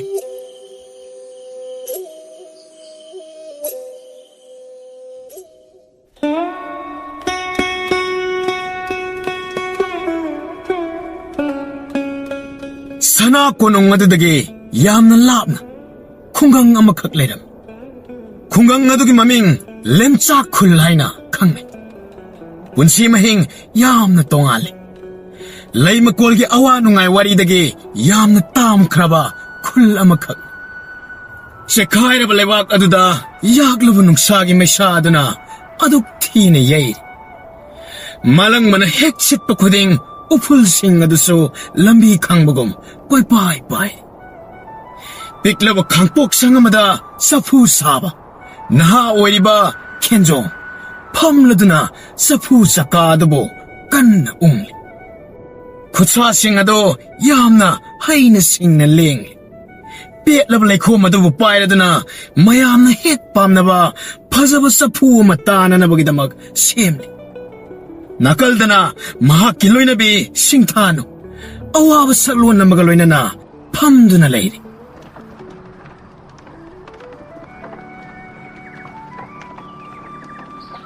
Naribro, janaba amata laytre. Hoy, sillaga loire kaino. Ekoise, ngarang nungdang da ichak chadre bane. Chingbu du pao, chingmaru amata hekta haudre. Adu oiragana ngasigi sapuse masi yonba tabani.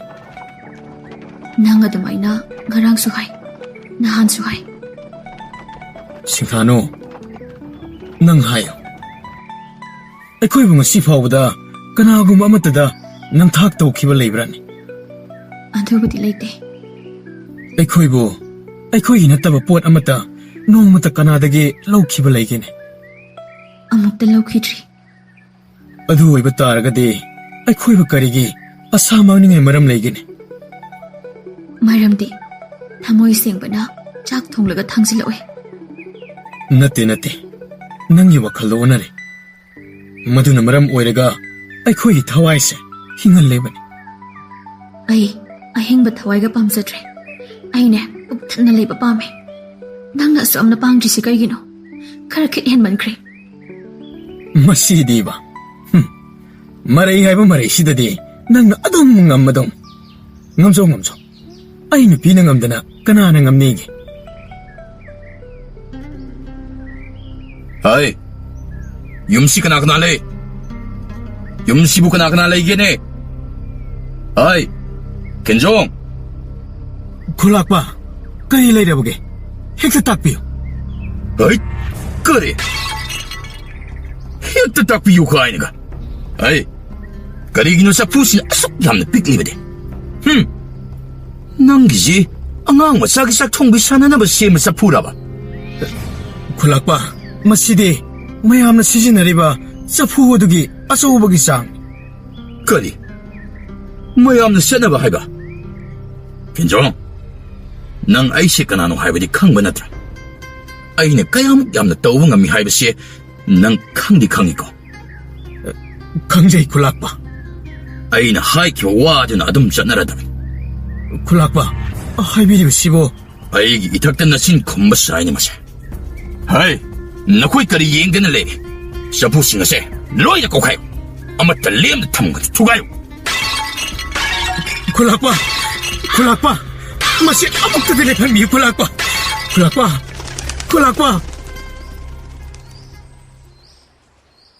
Mikup adumaktada. Apik pa kangpok adugi asama macha kayado temna mang tagan biki. Kenjong makutlo na duna kamjaba natana karisu upay laikide. Tamoy saklabi singtano tamoy da sokre. ꯑꯩꯈꯣꯏꯒꯤ ꯆꯐꯨ Ay hayeng amuk lakani. Hayeng ay na lakad sa pu asaw ba? Ay na pama sa pu sarong gadaban. Natrabadi nang asaw ba ningamdaba malakpas yun. Ay sal. Ay, nang sakyam na lam na uine. Se, sandi sabi se, lekong maraksitagi kulsutan. ꯑꯩꯈꯣꯏꯁꯤꯕꯨ ꯏꯁꯥꯒꯤ ꯏꯖꯠ ꯂꯩꯇꯕ ꯂꯨꯈꯥꯛꯀꯨꯝꯗ ꯂꯩꯕ ꯃꯤ ꯑꯣꯏꯅ ꯎꯔꯕꯣ? Se, ayna ko kungkalaga lore. Ako.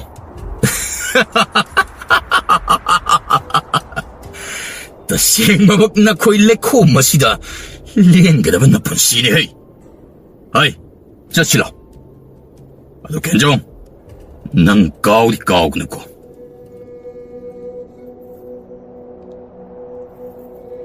Kaygino nangna, asumay na dumi na nga malisibo. Minato ko si Tanan Tauraga, nang natumi na lito na laiba kaygino. Ngasi mo ang tali babayam si, karana pugat bigan ni.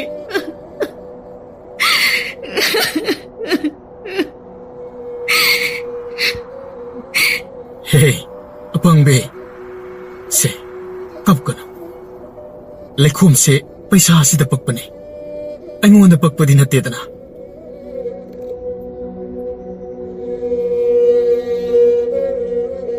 Matangi, tangnaba ayok adudane. Yamna ahal oireba hanuba makak say suwa masusuradana makoy sumang aduda leplarame. Sapu saduna leram leba kenjong matay manawado ahal adu yengbada yamna sona awaba sapam madaoy. Yung madugi akoy badu ngahag yenglaga kauraklam.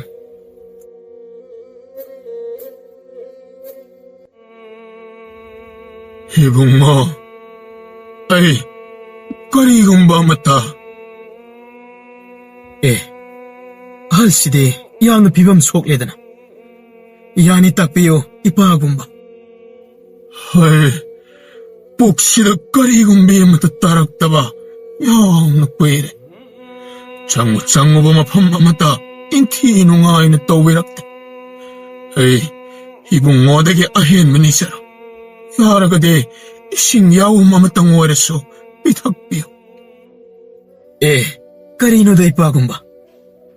ꯀꯗꯥꯏ? ꯅꯪ ꯍꯧꯖꯤꯛꯀꯤ ꯏꯁꯤꯡꯗꯨꯗꯤ? ꯁꯤꯁꯤ, ꯁꯤꯗ ꯂꯩꯔꯦ. 이빠군바, 세, 우옥나바 탁비요. 아이부, 딴 맛을지 못한 숭아래. 비르시라네. 세, 딴 맛을지 못한가 마이슨비요. 오토나 뺄. 시덕이 해는 농아이바 레이트. 농아이의 푸아바도 오이고, 나코기 가족단이 레이리바. 아다보, 아이기다막 아목수 담비리. 이빠군바, 아이코이 마시나 랩다나 마땡 빵나라바디, 아이기 아라이바 카라두나, 농아이는 권한에 행나라 마수야바니. 아이코이시.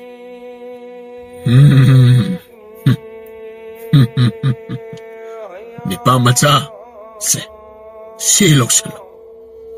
나티나 티빠군바, 아이코이 그리수 아헤마다 갈레테. 이참참나 아halgi mating pangjabatani. Aikoy lawzaroi ipagumba.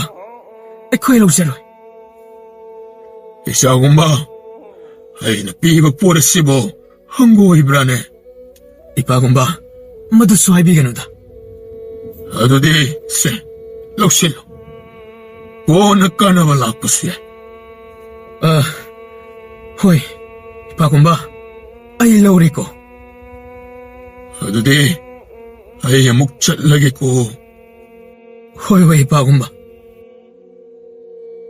Asigi ahalsina, chapu ama piramlibasibu karigi oizano. Chapu na wai chairaba yumsida chapu ama mo. Se, yare se. Ahalsina thamoising na pijarambani. Siksina thamjilo. Hoy. Ado, horen chara hendana batawsiko. Hai. Safu sabaji tokthoga huran boina chachagini ko. Hoy yare. Madu batawramlabadi asumna hingoi. Masideba. Man hekti henjalakpa.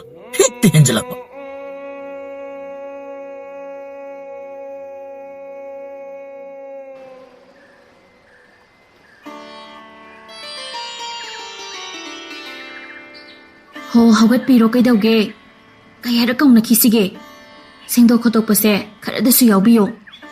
Chairauba ngamdrasu yumsidi tarutanana thamba yaina. Ngarang ta wari sanakibadubu kaubirabro. Ho thabakse yawbiramo amta aduga amuk tumjau. Ngarang khara thengna tumkhrene nangba. Imungidi nangi khuya aswaiji khakta ngairabane. Tabiribro. Sakhungka sinda leiba saphuse langthokhrase. Hoy. Tapna toko. Kainone manungsida yaurisibo. Aima.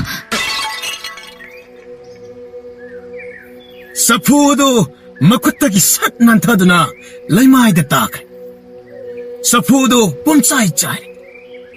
Sapu akaiba machet marak aduda sanagi sandi mayama masaiduna laibado singthanu na uram. Ngakpana masado lengba ngamde. Chap leptuna. Tabiri bro. Amta thuna lao. Tabiri bro. Hey. Kaidawba yaurage. To yengo. Sananupa. Aikoise kayada laibak pharabano. Mase angakpa thawdok amane. Aikoi nungayu tamlabane. Singthanu. Masi aikhoigi oiramdrabadi karam tawni. Adubu mahaki makuna aikhoida piraklabasidi.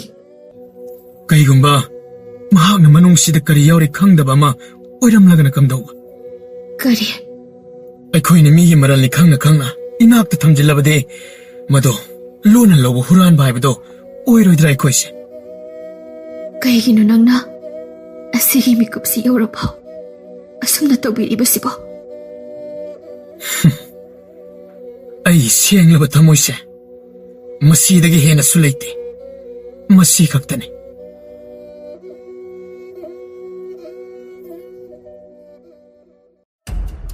Yamna pao amakak khungang aduda sandokre. Madadi ꯑꯇꯩ ꯀꯔꯤꯁꯨ ꯅꯠꯇꯦ ꯈꯦꯟꯖꯣꯡ ꯁꯤꯡꯊꯥꯅꯨ ꯃꯇꯩ ꯃꯅꯥꯎꯅ ꯁꯅꯥ ꯂꯨꯄꯥ ꯃꯌꯥꯝ ꯑꯃ ꯐꯪꯕꯒꯤ ꯄꯥꯎ ꯑꯗꯨꯅꯤ ꯄꯥꯎ ꯑꯁꯤ ꯈꯨꯜ ꯅꯤꯡꯊꯧ ꯈꯨꯜ ꯂꯥꯛꯄ ꯈꯨꯂꯥꯛꯄꯒꯤ ꯃꯅꯥꯀꯣꯡ ꯌꯧꯔꯦꯗ ꯈꯦꯟꯖꯣꯡꯒꯤ ꯁꯨꯃꯥꯡ ꯇꯝꯅ ꯆꯪꯁꯤꯜꯂꯛꯏ ꯈꯨꯂꯥꯛꯄ ꯌꯥꯝꯅ ꯁꯥꯎꯅ 켄종 레이브라 하이 켄종 레이브로 ꯑꯣ ꯈꯨꯂꯥꯛꯄ ꯂꯥꯛꯄꯤꯔꯝꯂꯦ ꯍꯦꯛꯇ ꯀꯥꯈꯠꯄꯤꯔꯣ 하이 아이 너에게 시금번 망고라 시대 까칼라가 판비가 되면 미났대 머시 마크자이드 머시 ꯈꯨꯂꯥꯛꯄ ꯇꯞꯊꯕꯤꯌꯨ ꯑꯩ ꯈꯨꯂꯥꯛꯄꯒꯤ ꯆꯐꯨꯗꯣ ꯄꯨꯊꯣꯛꯆꯔꯛꯀꯦ ꯑꯄꯥꯝ ꯄꯥꯝꯗ ꯌꯦꯡꯕꯤꯔꯣ 하이 아이 사푸 옌바 락바 나대 ꯑꯗꯨꯗꯤ ꯀꯔꯤ ꯃꯇꯥꯡꯒꯤ ꯇꯥꯛꯄꯤꯌꯨ ꯈꯨꯂꯥꯛꯄ 켄종 샤나 가다이들래 ꯁꯅꯥ ꯍꯥꯏꯕꯗꯤ 너코이 나테이나 나오는 거랑 펑키바 샤나로 빠싱가도 아이는 강한모야 하니 칸브로 ꯈꯨꯂꯥꯛꯄ ꯁꯅꯥꯁꯤꯡ ꯑꯗꯨ ꯌꯥꯝꯅ ꯆꯦꯛꯁꯤꯟꯅ ꯊꯝꯖꯤꯟꯖꯔꯤ ꯑꯗ 파이 섹신나 탐리거도 야함나 파이 켄종 샤나도 아이기니 하이바디낭 캉브로 ꯅꯠꯇꯦ ꯈꯨꯂꯥꯛꯄ ꯑꯗꯨꯝꯅ ꯍꯥꯏꯕꯤꯒꯅꯨ ꯁꯅꯥ ꯂꯨꯄꯥꯁꯤꯡ ꯑꯗꯨꯗꯤ ꯑꯍꯜ ꯑꯗꯨꯒꯤꯅꯤ 하이 알라도 아이기 미니니 낭보 ꯈꯨꯂꯥꯛꯄ ꯃꯗꯨꯗꯤ ꯇꯧꯕꯤꯒꯅꯨ ꯃꯗꯨ ꯈꯨꯂꯥꯛꯄꯒꯤ ꯅꯠꯇꯦ 거리 아이기 탁다가서 환진 식나디는 콩버사리네 파이 하이엔 꺼보는 밑에 레카이 굴마야 마마앙아디다 낭보 아이는 후라한 분이 하이는 샵다하거니 ꯅꯠꯇꯦ ꯈꯨꯂꯥꯛꯄ 하이 뚜기늘래요 비닷바닷바 짜푸 사르가 나쁜 실리엔바 낭나수 헤헤 ꯊꯪꯅꯕ ꯅꯨꯃꯤꯠ ꯑꯗꯨꯗꯅꯤ ꯂꯩꯀꯥꯏ ꯃꯤꯌꯥꯝ ꯁꯨꯅ ꯄꯥꯛꯂꯕ ꯂꯝꯄꯥꯛ ꯑꯃꯗ ꯇꯤꯜꯂꯝꯃꯤ ꯃꯤꯌꯥꯝ ꯃꯗꯨꯒꯤ ꯃꯌꯥꯏ ꯆꯕꯨꯛꯇ ꯈꯨꯂꯥꯛꯄ ꯑꯗꯨꯅ ꯈꯦꯟꯖꯣꯡꯕꯨ ꯄꯨꯊꯣꯛꯂꯗꯨꯅ ꯂꯦꯞꯍꯜꯂꯝꯃꯤ 미안 뿜나막 hꯧꯖꯤꯛ 미안 마망 ꯑꯁꯤꯗ ꯂꯦꯞꯇꯨꯅ ꯂꯩꯔꯤꯕ ꯃꯤꯁꯛ ꯑꯁꯦ ꯁꯅꯥ ꯍꯨꯔꯥꯟꯕ ꯃꯤꯁꯛ ꯑꯗꯨꯅꯤ ꯁꯅꯥ ꯂꯨꯄꯥ ꯃꯌꯥꯝ ꯑꯗꯣ ꯑꯩꯅ ꯐꯪꯖꯕꯅꯤ ꯑꯗꯨꯕꯨ ꯃꯗꯨ ꯑꯩꯒꯤꯗꯤ ꯅꯠꯇꯦ 하요 어두디 까나기노 까나기 얼품 독바노 ꯌꯥꯝꯅ ꯁꯣꯜꯂꯕ ꯑꯍꯜ ꯑꯃꯈꯛꯅ ꯑꯩꯉꯣꯟꯗ ꯈꯨꯠꯁꯤꯟꯅꯕꯤꯔꯝꯕꯅꯤ 미안 뿜나막 따비로 마학만 ꯉꯥꯡꯉꯤꯕ ꯁꯤꯡ ꯑꯁꯦ ꯑꯣꯏꯗꯕ ꯅꯝꯊꯥꯛ ꯉꯥꯛꯇꯅꯤ 하이 켄종 하이리오 알라도 아이기 미니 하이크라바 나트로 낭원다 ꯉꯥꯏꯈꯣ ꯃꯗꯨ ꯄꯨꯝꯅꯃꯛ ꯑꯩꯅ ꯋꯥꯌꯦꯜꯒꯅꯤ ꯇꯤꯜꯂꯝꯂꯤꯕ ꯃꯤꯌꯥꯝ ꯑꯗꯨ ꯅꯨꯄꯥ ꯑꯗꯨꯒꯤ ꯈꯣꯟꯖꯦꯜ ꯇꯥꯕꯗ ꯄꯨꯝꯆꯤꯛ ꯆꯤꯛꯈ꯭ꯔꯦ ꯑꯍꯜ ꯑꯗꯨꯇꯗ ꯃꯌꯥꯝ ꯑꯗꯨ ꯌꯦꯡꯅꯔꯛꯂꯝꯃꯤ ꯈꯦꯟꯖꯣꯡ ꯍꯣꯏꯅ ꯂꯦꯞꯂꯤꯕ ꯃꯐꯝ ꯑꯗꯨ ꯇꯝꯅ ꯇꯞꯅ ꯆꯪꯁꯤꯜꯂꯛꯏ ꯑꯩ ꯂꯩꯕꯥꯛ ꯑꯁꯤꯒꯤ ꯁꯅꯥ ꯀꯣꯅꯨꯡꯒꯤ ꯏꯅꯤꯡꯊꯧꯒꯤ ꯑꯃꯠꯇ ꯉꯥꯏꯔꯕ ꯐꯝꯅꯥꯏꯕ ꯃꯀꯣꯛ ꯑꯩ ꯑꯍꯜ ꯑꯗꯨꯒꯤ ꯁꯛꯂꯣꯟ ꯂꯧꯗꯨꯅ ꯂꯥꯛꯈꯤꯕ ꯅꯨꯃꯤꯠꯇꯨꯒꯤ ꯅꯨꯄꯥ ꯑꯗꯨꯅꯤ ꯈꯨꯂꯥꯛꯄ ꯑꯩꯅ ꯑꯔꯥꯝ ꯈꯧꯔꯥꯡꯅ ꯅꯪꯒꯤ ꯅꯥꯛꯇ ꯂꯥꯛꯈꯤꯕ ꯃꯇꯝꯗꯗꯤ ꯑꯩꯕꯨ ꯂꯥꯛꯇꯨꯅ ꯏꯟꯊꯣꯔꯛꯈꯤ ꯅꯨꯃꯤꯠꯇꯨ ꯑꯗꯨꯕꯨ ꯉꯁꯤ ꯅꯪꯅ ꯍꯨꯔꯥꯟꯕꯅꯤ ꯍꯥꯏꯅ ꯃꯔꯥꯜ ꯁꯤꯔꯤꯕ ꯅꯨꯄꯥꯁꯤꯅꯗꯤ ꯃꯍꯥꯛꯀꯤ ꯑꯔꯣꯏꯕ ꯆꯥꯂꯨꯛ ꯑꯗꯨꯗꯒꯤ ꯑꯩꯒꯤꯕꯨꯁꯨ ꯈꯥꯏꯕꯤꯔꯛꯈꯤ ꯃꯤꯌꯥꯝ ꯄꯨꯝꯅꯃꯛ ꯇꯥꯕꯤꯌꯨ ꯁꯅꯥ ꯂꯨꯄꯥꯁꯤꯡ ꯑꯗꯨ ꯆꯥꯡꯌꯦꯡ ꯑꯃꯈꯛꯅꯤ ꯆꯥꯡꯌꯦꯡ ꯑꯗꯨꯗ ꯅꯨꯄꯥꯁꯦ ꯃꯥꯏ ꯄꯥꯛꯂꯕꯅꯤ ꯀꯔꯤ ꯁꯅꯥ ꯀꯣꯅꯨꯡꯒꯤ ꯐꯝꯅꯥꯏꯕ ꯃꯀꯣꯛ ꯑꯗꯨꯒ ꯑꯩꯒꯤ ꯌꯨꯝꯗ ꯀꯔꯝꯅ ꯀꯔꯤꯅꯣꯅꯦ ꯇꯧꯔꯤꯁꯤꯕꯣ ꯑꯉꯝꯕ ꯐꯝꯅꯥꯏꯕ ꯅꯅꯥꯏꯕꯨ ꯑꯃꯨꯛꯇ ꯉꯥꯛꯄꯤꯌꯨ ꯑꯩꯒꯤ ꯑꯁꯣꯏꯕ ꯀꯌꯥ ꯂꯩꯔꯝꯂꯕꯁꯨ ꯑꯩ ꯃꯇꯨꯡꯗ ꯑꯃꯨꯛ ꯍꯟꯅ ꯇꯧꯔꯔꯣꯏ ꯅꯪꯒꯤ ꯀꯔꯥꯝ ꯆꯥꯎꯕ ꯃꯤꯍꯧꯕ ꯑꯗꯨꯅ ꯅꯪ ꯅꯁꯥꯅ ꯅꯁꯥꯕꯨ ꯆꯩꯔꯥꯛ ꯄꯤꯖꯔꯕꯅꯤ ꯑꯗꯨꯕꯨ ꯅꯤꯄꯥꯁꯤꯗꯤ ꯑꯋꯥꯠꯄ ꯈꯝ ꯊꯦꯡꯅ ꯂꯩꯔꯕꯁꯨ ꯌꯥꯝꯈ꯭ꯔꯕ ꯁꯅꯥ ꯂꯨꯄꯥꯗꯣ ꯃꯍꯥꯛꯀꯤꯅꯤ ꯍꯥꯏꯗꯦ ꯑꯉꯝꯕ ꯅꯅꯥꯏꯗꯤ 아이기 타모이는 쯤이 간잡아 타박두다니 빵톡잡아. 마람 모두나네 낭보 해는 마말레 할래바. 따오 따베요 마ям 뿜나막 이링 타오게 야탕네 하이리브 켄종 하이리브 누빠시 선악고농기 까이 센잡아 합라다니 마말얌라바 선악고농기 뿌까일링게 마야마도 마항나 셀라가니 에이버 라이리브 서푸사바 에이버 켄종 낭디 아생부 타모에 하이버다니 ngasi디 마얌 юмюм다 한비로 켄종 ጸ시 필로 샬로시 angamba nanay ngasi ahing sidade ay nung siraba iyong madada ahing yarek sakige haibubo yengoy inay karatanamge ayeng moirang kay tiyak karakpada nakoy ngak shalandana purak hange angamba nanay ay gidi mapam layjadedo inay mayam singase tambiramgana nangi sanalo pa mayamadobo akaw paray san kraboy tako hayayom sidaba pamna iba makoktsat kre singtano mapi irik ihaw na kenjongbu yengduna pothaajare Mikup aduda awa bagi piga nungai bagi piga kenaba laitre Kenjong changsilai nang na haiba chume thamoy sengbana athoy bane hayeng aina pumnamakse loina takane kanadabu takadoriba ho aduburo 강해.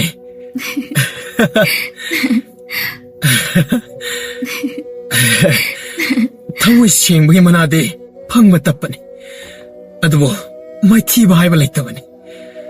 알싱 하이나 봐도 좀 그래도 온통나. 예문이 ngasi aina panggadoriba mana mayamse.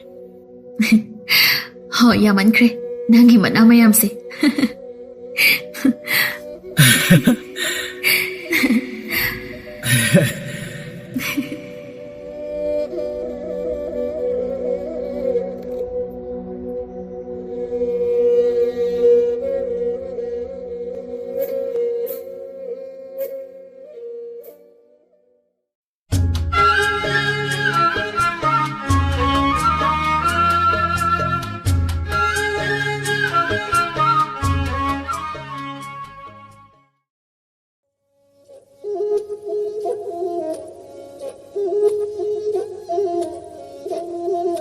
Matam madu laiga miga tinaringai mathai thainagi matam mamakhat matam madu gi ishor se nongthaktale taibang miyoiba singna ishor mayam ningjabagi mahai malem laimaida ishor sing kumtharaktuna hakthengna mangal pirami masing khangdraba layam singna nongthaktagi malembu senaduna lairam layam marak asida yamna tonganba lai amakhak lerami masana masabu yendi amani haina khanjaba lai amakhakni hariba lai ase taibang miyoiba singna chamam naba lai haina khangne lai ase malem laimaida leiba wang chaurba chingjaw amagi chingdolda ngan thoiduna leram lai ase taibang kanamatana kinaramde kanamatana ningnaramde Khwaidagi ningnadaba kaungnaraba yamna su pangba lai amakhakni haiduna thawoina bidribani nongmadi chamam lai ado awangba chingdol aduda phamnaduna wakhal tawduna leiri oh asuk koina malem masiwa senaduna laglaga makhoina aibo hojiksu thoksadaba lai mayamna su aibo thawoidaba taibang miyoibana aibo thawoidaba aigi chingjaw se malle haibagi thawoidabra nate ꯑꯣꯏꯔꯣꯏ ꯌꯦꯔꯨꯝ ꯑꯁꯨꯛ ꯌꯥꯝꯅ ꯀꯣꯛꯂꯤꯕ ꯑꯩꯕꯨ ꯃꯈꯣꯏꯅ ꯊꯑꯣꯏꯗꯕ ꯌꯥꯕ꯭ꯔꯥꯅꯦ ꯑꯗꯨꯗꯤ ꯃꯤꯁꯨ ꯂꯥꯏꯁꯨ ꯑꯅꯤꯃꯛ ꯈꯪꯖꯅꯕ ꯑꯩ ꯊꯕꯛ ꯑꯃ ꯇꯧꯗꯕ ꯁꯨꯌꯥꯃꯛ ꯌꯥꯗ꯭ꯔꯦ ꯆꯤꯡꯗꯣꯜ ꯑꯁꯤꯗꯒꯤ ꯑꯩꯅ ꯍꯦꯛ ꯍꯦꯛ ꯂꯥꯎꯕꯤꯗꯣ ꯍꯦꯛꯇ ꯇꯧꯔꯒꯦ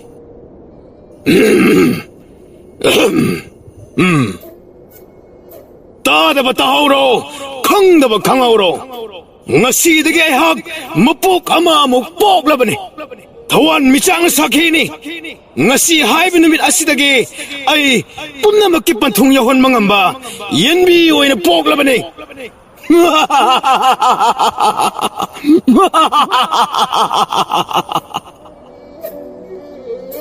asumna mahaki kholaw sitabda layam singado pendaba poknaram amaromda maming leiraba layam singadunade mahakpu namthaduna thamba adumak pamlibani layam singadugi marakta khara hena thoina yengsilliba nuroi lai amade lokoi lai makhoi ani do khoi saungnaraduna asumna wa khanaram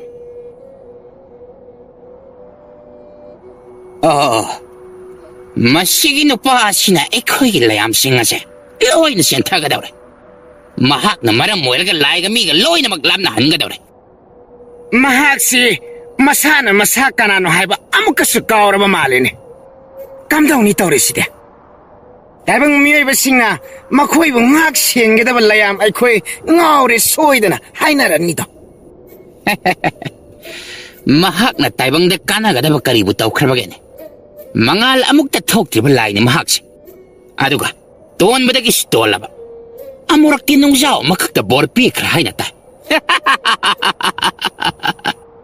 madudagidi mahak nung masa mayamgi ningthau oikhredana mane achumbane hangoi khara pha nga khara pha tawdana leiba laini da mabude ngapur mayam ma pharaga taibang miyoi bada pi hairibani ne onthok balai haibudini masibo chingdol asidagi aikhoi sangdana kauthagrasira hey madu madi yade hey layam changdana aikhoi anibu norokta thadakiba soiroi hey adugi sarukpudine magi asoiba hana thikisi madugi matungda lining thaugi manakta setlearaga tamluraga loiredana adun tawbanadi asingba sakkani tanja sida chamam layado lachil pomai mathak aduda kochin cheladana ishor kanana su tawnadaba angakba thawong amakhak tawnanabagi sem sarami dasengnamakti chamam layadugi tawbangambadu layam amatana khangdribani mahakase wayong chadaba isoramani haiduna taibang kanamatana ningna khidaba oirambasu yaribani ngasai mana chin chongduna leiribadu nuroi lai amade lokoi lai aniduna amuk uraklami hai amuk piyenguna he kaidore laichil mathak asida chongduna silisi yenguna he hai mage sidi laichil pomai sibo hangtoga kainoma tawdorine yenguna he amukta oh mage sidi mamangai tawkiba marum kokbidunine hoine mage masak udabi marumdo adusu labagi mahakna khallibo sibu karinone as khangdreda taibang mida wakhal choiba haidana leiribanina lai akhoi su leiraklibani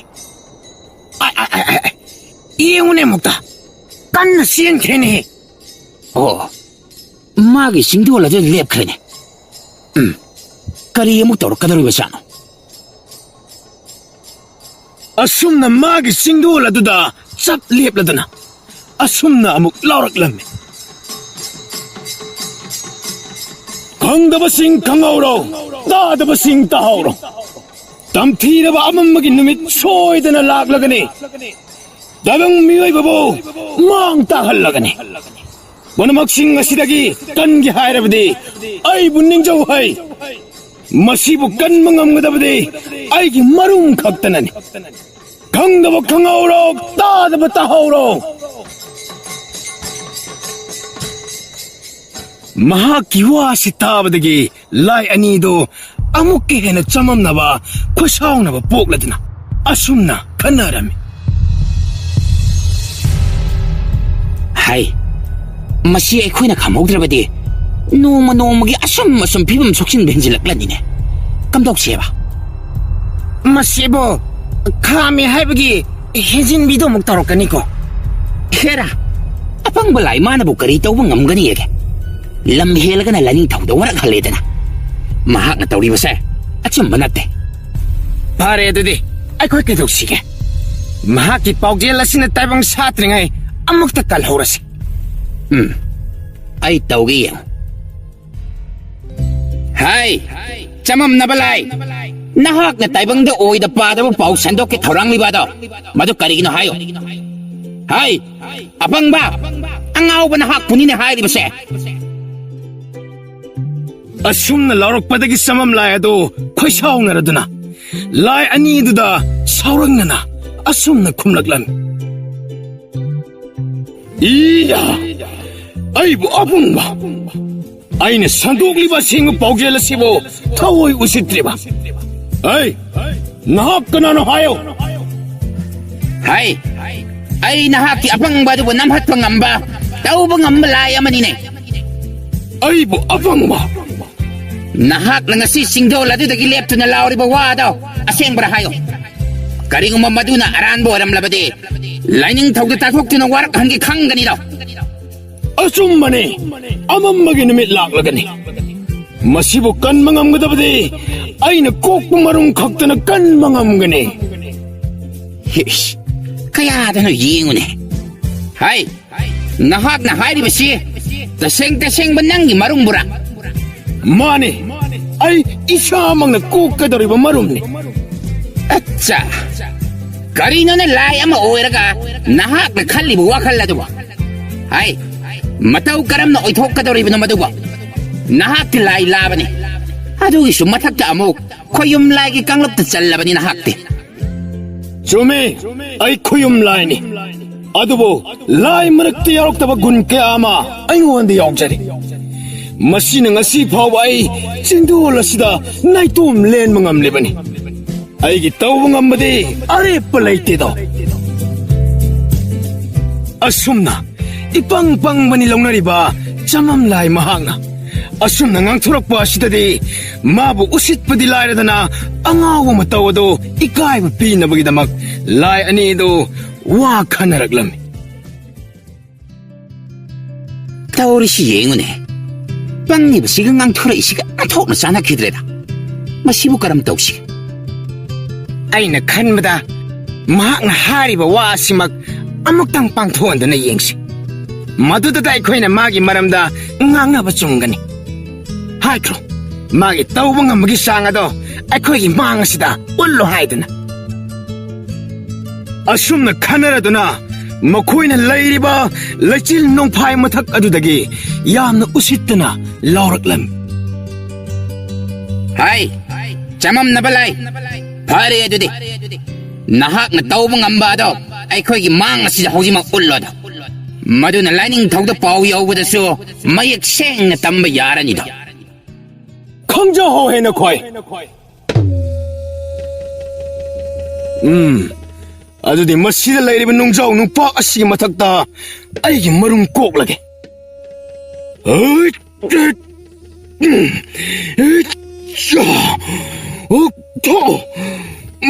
sana machugi yana ama kokto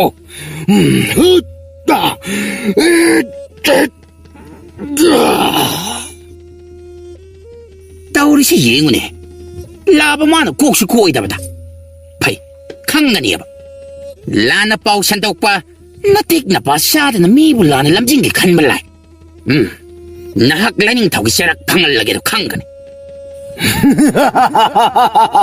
kari haiba natik na pasadribadi nakhoi ni hai kare asuk phajana koktana taaduna leiriba marum masibo udriba nakhoibo ei tu yengo nung masi sikhai ragi basi 와시 하락바닥에 얌능악나 라이 아니도 망악 탕같으나 뭉자 어두땀나 이행락람미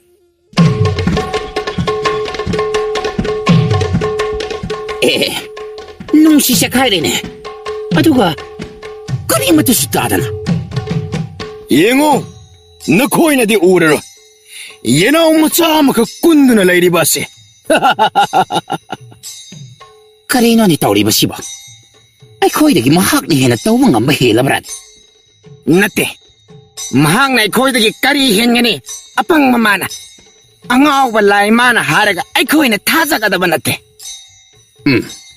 Pumna mo kasi. Layam da hana tanan na ba taurasi. Mun na tidok laba matong mabo amok tang di warak siya. tay amok tang di kangan ba na tsumi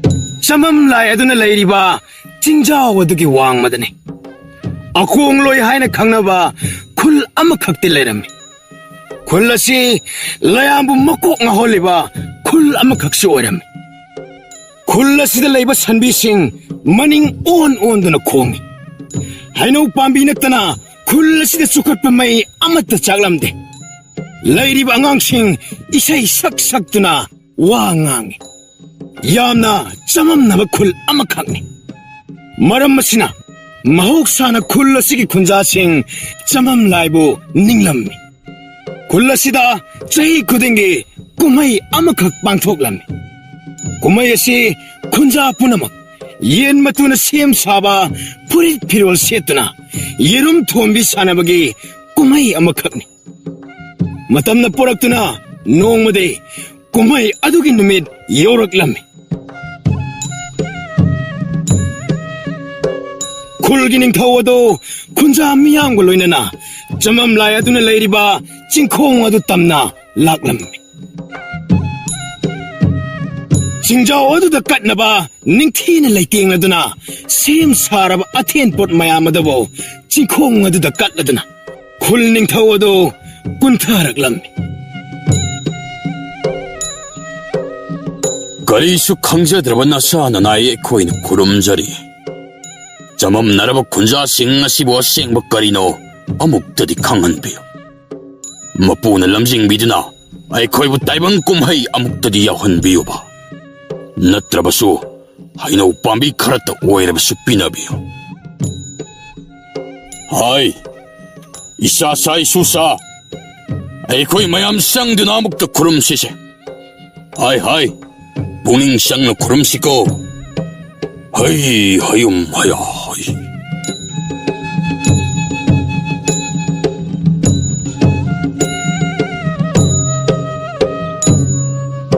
Ipuning tho, lai si ate to paning dadana, ay koy na yengi lai oy na ningi sibu karigino.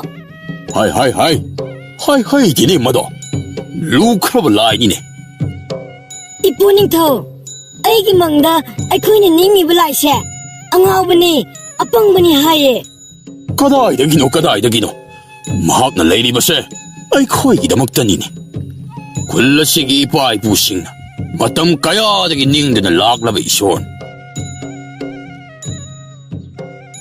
Samam layado kunja miyam na tauriba singado jingdola dudagi loy na kang uribani akong loy ki kunja sing na mabu ningjaba adubo piladana wakal nungay na asum na sonjari.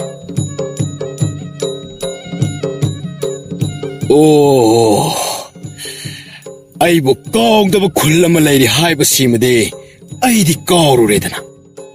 Asuk tang laba ay gi inay singase matik chawa boramade piningise.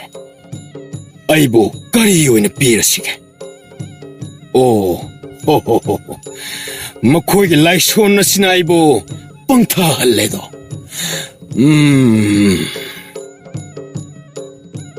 Asum na solam badagi tuk hawatana. Kunja miyam na layri batsin kong adu tamna kumtarak lam. Aduga kunja sing adugi mangda kwang mielaga leptuna asum na harak lam.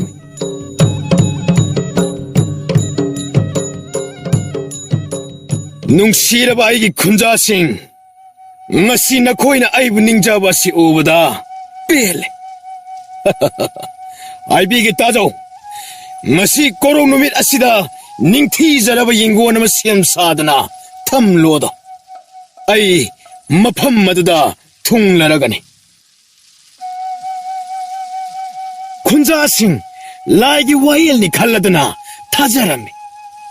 ꯃꯍꯥꯛꯅ ꯍꯥꯏꯔꯤꯕ ꯌꯦꯡꯒꯣꯟ ꯑꯗꯣ ꯅꯨꯃꯤꯠ ꯑꯗꯨꯃꯛꯇꯗ ꯊꯧꯔꯥꯡ ꯇꯧꯔꯗꯨꯅ ꯁꯥꯕ ꯄꯨꯡꯂꯣꯏ ꯂꯣꯏꯁꯤꯜꯂꯝꯃꯤ. ꯆꯃꯝꯂꯥꯏ ꯃꯁꯥ ꯄꯥꯟꯕ ꯌꯦꯔꯨꯝ ꯃꯥꯜꯂꯕ ꯗꯣꯂꯥꯏ ꯑꯃ ꯇꯣꯡꯂꯗꯨꯅ ꯃꯥꯂꯦꯝ ꯂꯩꯃꯥꯏ ꯇꯝꯅ ꯀꯨꯝꯊꯔꯛꯂꯦ. ꯈꯨꯟꯖꯥꯁꯤꯡꯅ ꯃꯍꯥꯛꯄꯨ ꯎꯕꯗ ꯀꯞꯄ ꯂꯥꯎꯕ ꯇꯧꯔꯗꯨꯅ ꯍꯔꯥꯎ ꯃꯊꯣꯏ ꯀꯥꯖꯔꯝꯃꯤ. ꯈꯨꯜꯒꯤ ꯅꯤꯡꯊꯧ ꯑꯗꯨꯅ ꯆꯪꯁꯤꯟꯗꯨꯅ ꯇꯔꯥꯝꯅ ꯑꯣꯛꯆꯔꯝꯃꯤ. ꯍꯦ ꯆꯃꯝꯅꯔꯕ ꯃꯄꯨ, ꯅꯅꯥꯏ ꯑꯩꯈꯣꯏꯗ ꯄꯥꯡꯍꯟꯅꯤꯡꯂꯤꯕ ꯊꯧꯗꯥꯡ ꯄꯨꯝꯕ ꯇꯥꯛꯄꯤꯌꯨꯗꯣ. ꯑꯍꯤꯡꯕ ꯍꯥꯏꯕ ꯑꯁꯤꯗꯤ ꯗꯛꯐꯝ ꯈꯔꯗꯤ ꯂꯩꯕ ꯇꯥꯔꯦꯗ. ꯃꯥꯂꯦꯝꯗ ꯑꯩꯈꯣꯏ ꯅꯨꯡꯁꯤ ꯆꯥꯟꯅꯅ ꯍꯤꯡꯃꯤꯟꯅꯔꯤꯕ ꯑꯁꯤ ꯃꯔꯨꯝ ꯀꯣꯛꯅꯕꯒꯤꯗꯃꯛꯅꯤ. ꯑꯗꯨ ꯑꯣꯏꯔꯕꯗꯤ ꯇꯥꯏꯕꯪ ꯅꯅꯥꯏ ꯑꯩꯈꯣꯏꯅ ꯃꯄꯨꯒꯤꯗꯃꯛꯇ ꯀꯔꯤ ꯁꯤꯟꯊꯥ ꯄꯥꯡꯊꯣꯛꯆꯕ ꯇꯥꯔꯤ? ꯍꯥꯏꯕꯤꯒꯦ ꯇꯥꯖꯧ. ꯇꯥꯏꯕꯪ ꯃꯥꯂꯪ ꯑꯀꯣꯏꯕ ꯃꯥꯂꯦꯝ ꯑꯁꯤꯗ ꯑꯇꯩ ꯃꯐꯝꯗ ꯐꯪꯗꯕ ꯈꯨꯜ ꯑꯁꯤꯗ ꯈꯛꯇꯃꯛ ꯐꯪꯒꯅꯤ. ꯇꯧꯔꯣ, ꯇꯧꯊꯔꯣ. ꯅꯈꯣꯏꯒꯤ ꯈꯨꯡꯒꯪ ꯑꯁꯤꯒꯤ ꯂꯩꯈꯥꯗ ꯂꯧꯁꯤꯡꯒꯤ ꯇꯤꯟꯊ꯭ꯔꯣꯛ ꯁꯣꯏꯗꯅ ꯐꯥꯕ ꯉꯝꯒꯅꯤꯗ. ꯑꯣ, ꯃꯄꯨꯅ ꯇꯥꯛꯄꯤꯕ ꯑꯆꯨꯝꯕ ꯑꯣꯏꯒꯅꯤꯗꯣ.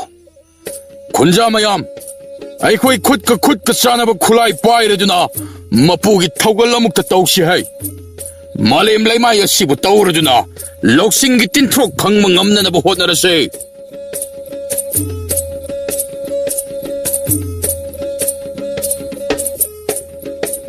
ꯈꯨꯟꯖꯥꯁꯤꯡ ꯊꯥꯖꯕ ꯑꯃꯒ ꯂꯣꯏꯅꯅ ꯃꯁꯥ ꯃꯁꯥꯒ ꯆꯥꯅꯕ ꯈꯨꯠꯂꯥꯏ ꯑꯃꯃꯝ ꯄꯥꯏꯔꯗꯨꯅ ꯂꯩꯕꯥꯛ ꯂꯩꯈꯥ ꯇꯧꯊꯕ ꯍꯧꯔꯛꯂꯝꯃꯤ. ꯑꯉꯥꯡ ꯅꯨꯕꯤ ꯈꯥꯏꯗꯅ ꯃꯄꯨꯒꯤ ꯊꯧꯒꯜ ꯂꯦꯞꯇꯅ ꯇꯧꯔꯤꯉꯩ ꯃꯤꯀꯨꯞ ꯑꯗꯨꯗꯅꯤ ꯈꯨꯜ ꯑꯗꯨꯒꯤ ꯅꯤꯡꯊꯧ ꯃꯁꯥꯃꯛꯅ ꯂꯩꯅꯨꯡꯗꯒꯤ ꯑꯉꯧꯕ ꯄꯣꯠꯁꯛ ꯑꯃꯈꯛ ꯂꯧꯈꯠꯂꯛꯂꯝꯃꯤ. ꯈꯨꯟꯖꯥ ꯃꯌꯥꯝ, ꯑꯃꯨꯛꯇ ꯂꯦꯞꯄꯤꯈꯣ, ꯑꯃꯨꯛꯇ ꯂꯦꯞꯄꯤꯈꯣ. ꯍꯧꯖꯤꯛ ꯂꯩꯅꯨꯡꯗꯒꯤ ꯀꯔꯤꯒꯨꯝꯕ ꯃꯔꯨ ꯑꯣꯏꯕ ꯄꯣꯠꯁꯛ ꯑꯃꯈꯛ ꯊꯦꯡꯅꯔꯦ. ꯍꯥꯏ, ꯃꯌꯥꯝ ꯑꯃꯨꯛꯇ ꯂꯦꯞꯄꯤꯈꯣ. ꯑꯣ, ꯃꯁꯤ ꯑꯣꯏꯒꯅꯤ. ꯃꯁꯤꯕꯨ ꯁꯣꯏꯗꯅ ꯑꯣꯏꯒꯅꯤ. ꯂꯧꯁꯤꯡꯒꯤ ꯇꯤꯟꯊ꯭ꯔꯣꯛ ꯍꯥꯏꯕꯗꯣ ꯃꯁꯤ ꯁꯣꯏꯗꯅ ꯑꯣꯏꯒꯅꯤ. ꯉꯁꯥꯏ ꯃꯈꯩ ꯈꯨꯟꯖꯥ ꯃꯤꯌꯥꯝꯅ ꯇꯧꯔꯤꯕ ꯑꯗꯣ ꯌꯦꯡꯗꯨꯅ ꯂꯩꯔꯤꯕ ꯆꯃꯝꯂꯥꯏ ꯑꯗꯣ ꯆꯪꯁꯤꯜꯂꯛꯇꯨꯅ ꯇꯤꯟꯊ꯭ꯔꯣꯛ ꯑꯗꯨꯗ ꯌꯦꯡꯗꯨꯅ ꯑꯁꯨꯝꯅ ꯍꯥꯏꯔꯛꯂꯝꯃꯤ.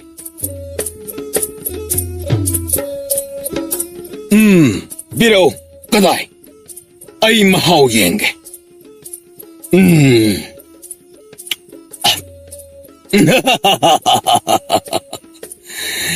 ꯅꯈꯣꯏ ꯈꯨꯟꯖꯥꯁꯤꯡꯅ ꯐꯪꯂꯤꯕ ꯑꯁꯦ ꯑꯇꯥꯡꯕ ꯄꯣꯠꯁꯛ ꯑꯃꯅꯤ. ꯑꯁꯤꯡꯕ ꯊꯧꯖꯥꯜ ꯂꯩꯕ ꯈꯨꯜ ꯈꯛꯇꯅ ꯃꯁꯤꯒꯤ ꯃꯄꯨ ꯑꯣꯏꯕ ꯉꯝꯂꯤꯕꯅꯤ. ꯃꯍꯥꯎꯗꯤ ꯆꯅꯝꯒꯤ ꯃꯍꯥꯎꯅꯤꯗ.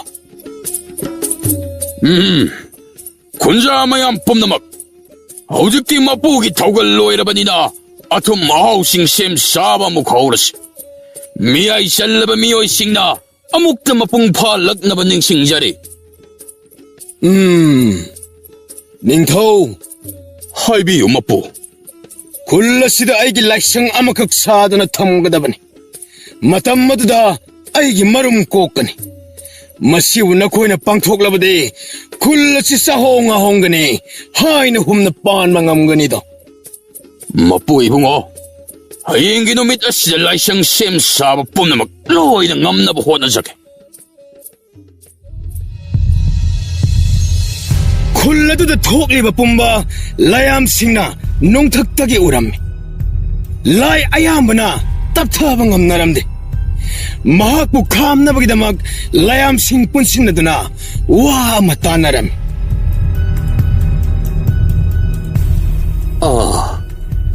ꯃꯁꯤꯗꯤ ꯅꯣꯡꯃ ꯅꯣꯡꯃꯒꯤ ꯑꯁꯨꯝ ꯍꯦꯟꯖꯜꯂꯛꯄꯅꯤꯗꯅ. ꯑꯩꯈꯣꯏ ꯃꯌꯥꯝ ꯂꯩꯅ ꯈꯪꯍꯧꯗꯕꯒꯤ ꯃꯁꯤ ꯄꯨꯝꯅꯃꯛ ꯑꯁꯦ ꯊꯣꯛꯂꯤꯕꯅꯤ. ꯉꯁꯤ ꯑꯣꯏꯔꯤꯕ ꯐꯤꯕꯝ ꯑꯁꯤꯗꯤ ꯈꯝ ꯊꯦꯡꯂꯦꯗꯅ. ꯌꯥꯝꯅ ꯂꯨꯔꯦ ꯑꯗꯨꯗꯤ ꯑꯩꯈꯣꯏꯁꯤ ꯀꯔꯤ ꯇꯧꯕ ꯃꯊꯧ ꯇꯥꯏ ꯈꯨꯟꯖꯥ ꯄꯨꯝꯅꯃꯛꯅ ꯃꯍꯥꯛꯄꯨ ꯃꯔꯨꯝ ꯀꯣꯛꯄ ꯌꯦꯟꯕꯤ ꯑꯃꯅꯤ ꯍꯥꯏꯅꯁꯨ ꯊꯥꯖꯈ꯭ꯔꯕꯅꯤ ꯑꯗꯨꯁꯨ ꯃꯥꯅ ꯁꯪꯕꯗ ꯁꯣꯏꯕꯗꯒꯤ ꯁꯅꯥ ꯃꯆꯨꯒꯤ ꯃꯇꯨꯝ ꯑꯃ ꯇꯥꯔꯛꯄ ꯈꯛꯇꯅꯤꯗ ꯃꯁꯤꯗꯤ ꯁꯣꯏꯔꯔ ꯃꯍꯥꯛꯅ ꯈꯨꯟꯖꯥꯁꯤꯡ ꯑꯁꯤꯕꯨ ꯁꯨꯡꯂꯩ ꯂꯩꯇꯕ ꯑꯔꯥꯟꯕ ꯃꯥꯏꯀꯩ ꯑꯃꯗ ꯄꯨꯗꯨꯅ ꯆꯠꯈꯤꯒꯗꯕ ꯑꯗꯨꯗꯤ ꯑꯩꯈꯣꯏ ꯃꯥꯒꯤ ꯃꯅꯥꯛꯇ ꯆꯠꯇꯨꯅ ꯌꯥꯝꯅ ꯊꯨꯅ ꯈꯥꯝꯂꯨꯅꯕ ꯇꯧꯁꯤ ꯉꯥꯏꯈꯣ ꯑꯃꯨꯛꯇ ꯉꯥꯏꯈꯣ ꯀꯔꯤꯒꯨꯝꯕ ꯑꯩꯈꯣꯏꯅ ꯃꯍꯥꯛꯄꯨ ꯆꯩ ꯉꯥꯡꯗꯨꯅ ꯑꯃꯨꯛ ꯇꯧꯔꯨꯔꯕꯗꯤ ꯈꯨꯟꯖꯥꯁꯤꯡ ꯑꯁꯤꯅ ꯑꯩꯈꯣꯏꯕꯨ ꯂꯥꯟꯅ ꯎꯈꯤꯒꯅꯤ ꯀꯝꯗꯧꯁꯤ ꯍꯥꯏꯕꯗꯣ ꯅꯤꯡꯊꯤꯅ ꯑꯃꯨꯛꯇ ꯈꯟꯅꯈꯤꯁꯤ ꯑꯁꯦꯡꯕ ꯍꯥꯏꯕꯁꯤꯗꯤ ꯑꯁꯦꯡꯕꯅꯤ ꯍꯥꯏꯗꯣꯛꯇ꯭ꯔꯕꯁꯨ ꯂꯩꯒꯅꯤ ꯍꯥꯏꯔꯕꯁꯨ ꯂꯩꯒꯅꯤ ꯐꯨꯝꯖꯤꯟꯗꯨꯅ ꯂꯣꯠꯇꯨꯅ ꯈꯨꯟꯖꯥꯁꯤꯡꯕꯨ ꯑꯔꯥꯟꯕꯗ ꯆꯠꯈꯤꯒꯗꯕꯗꯒꯤꯗꯤ ꯑꯁꯦꯡꯕꯗꯣ ꯍꯥꯏꯗꯣꯛꯂꯒ ꯀꯜꯍꯧꯕꯅ ꯐꯒꯅꯤꯗꯣ ꯐꯔꯦ ꯑꯗꯨꯗꯤ ꯑꯩꯈꯣꯏ ꯀꯨꯝꯂꯁꯤ ꯑꯗꯨꯒ ꯆꯃꯝꯂꯥꯏ ꯃꯍꯥꯛꯄꯨ ꯊꯦꯝꯅꯧꯗꯨꯅ ꯐꯥꯔꯒ ꯄꯨꯔꯛꯅꯕ ꯍꯣꯠꯅꯔꯁꯤ ꯑꯁꯨꯝꯅ ꯂꯌꯥꯝꯁꯤꯡ ꯑꯗꯨ ꯋꯥ ꯈꯟꯅꯔꯗꯨꯅ ꯇꯥꯏꯕꯪ ꯃꯥꯂꯦꯝꯗ ꯑꯃꯠꯇ ꯑꯣꯏꯅ ꯄꯨꯟꯅ ꯆꯃꯝꯂꯥꯏꯅ ꯂꯩꯔꯤꯕ ꯈꯨꯜ ꯑꯗꯨꯗ ꯊꯨꯡꯂꯔꯝꯃꯤ ꯂꯌꯥꯝꯁꯤꯡ ꯑꯗꯨꯅ ꯊꯨꯡꯂꯔꯕꯗ ꯑꯁꯨꯝꯅ ꯍꯥꯏꯔꯛꯂꯝꯃꯤ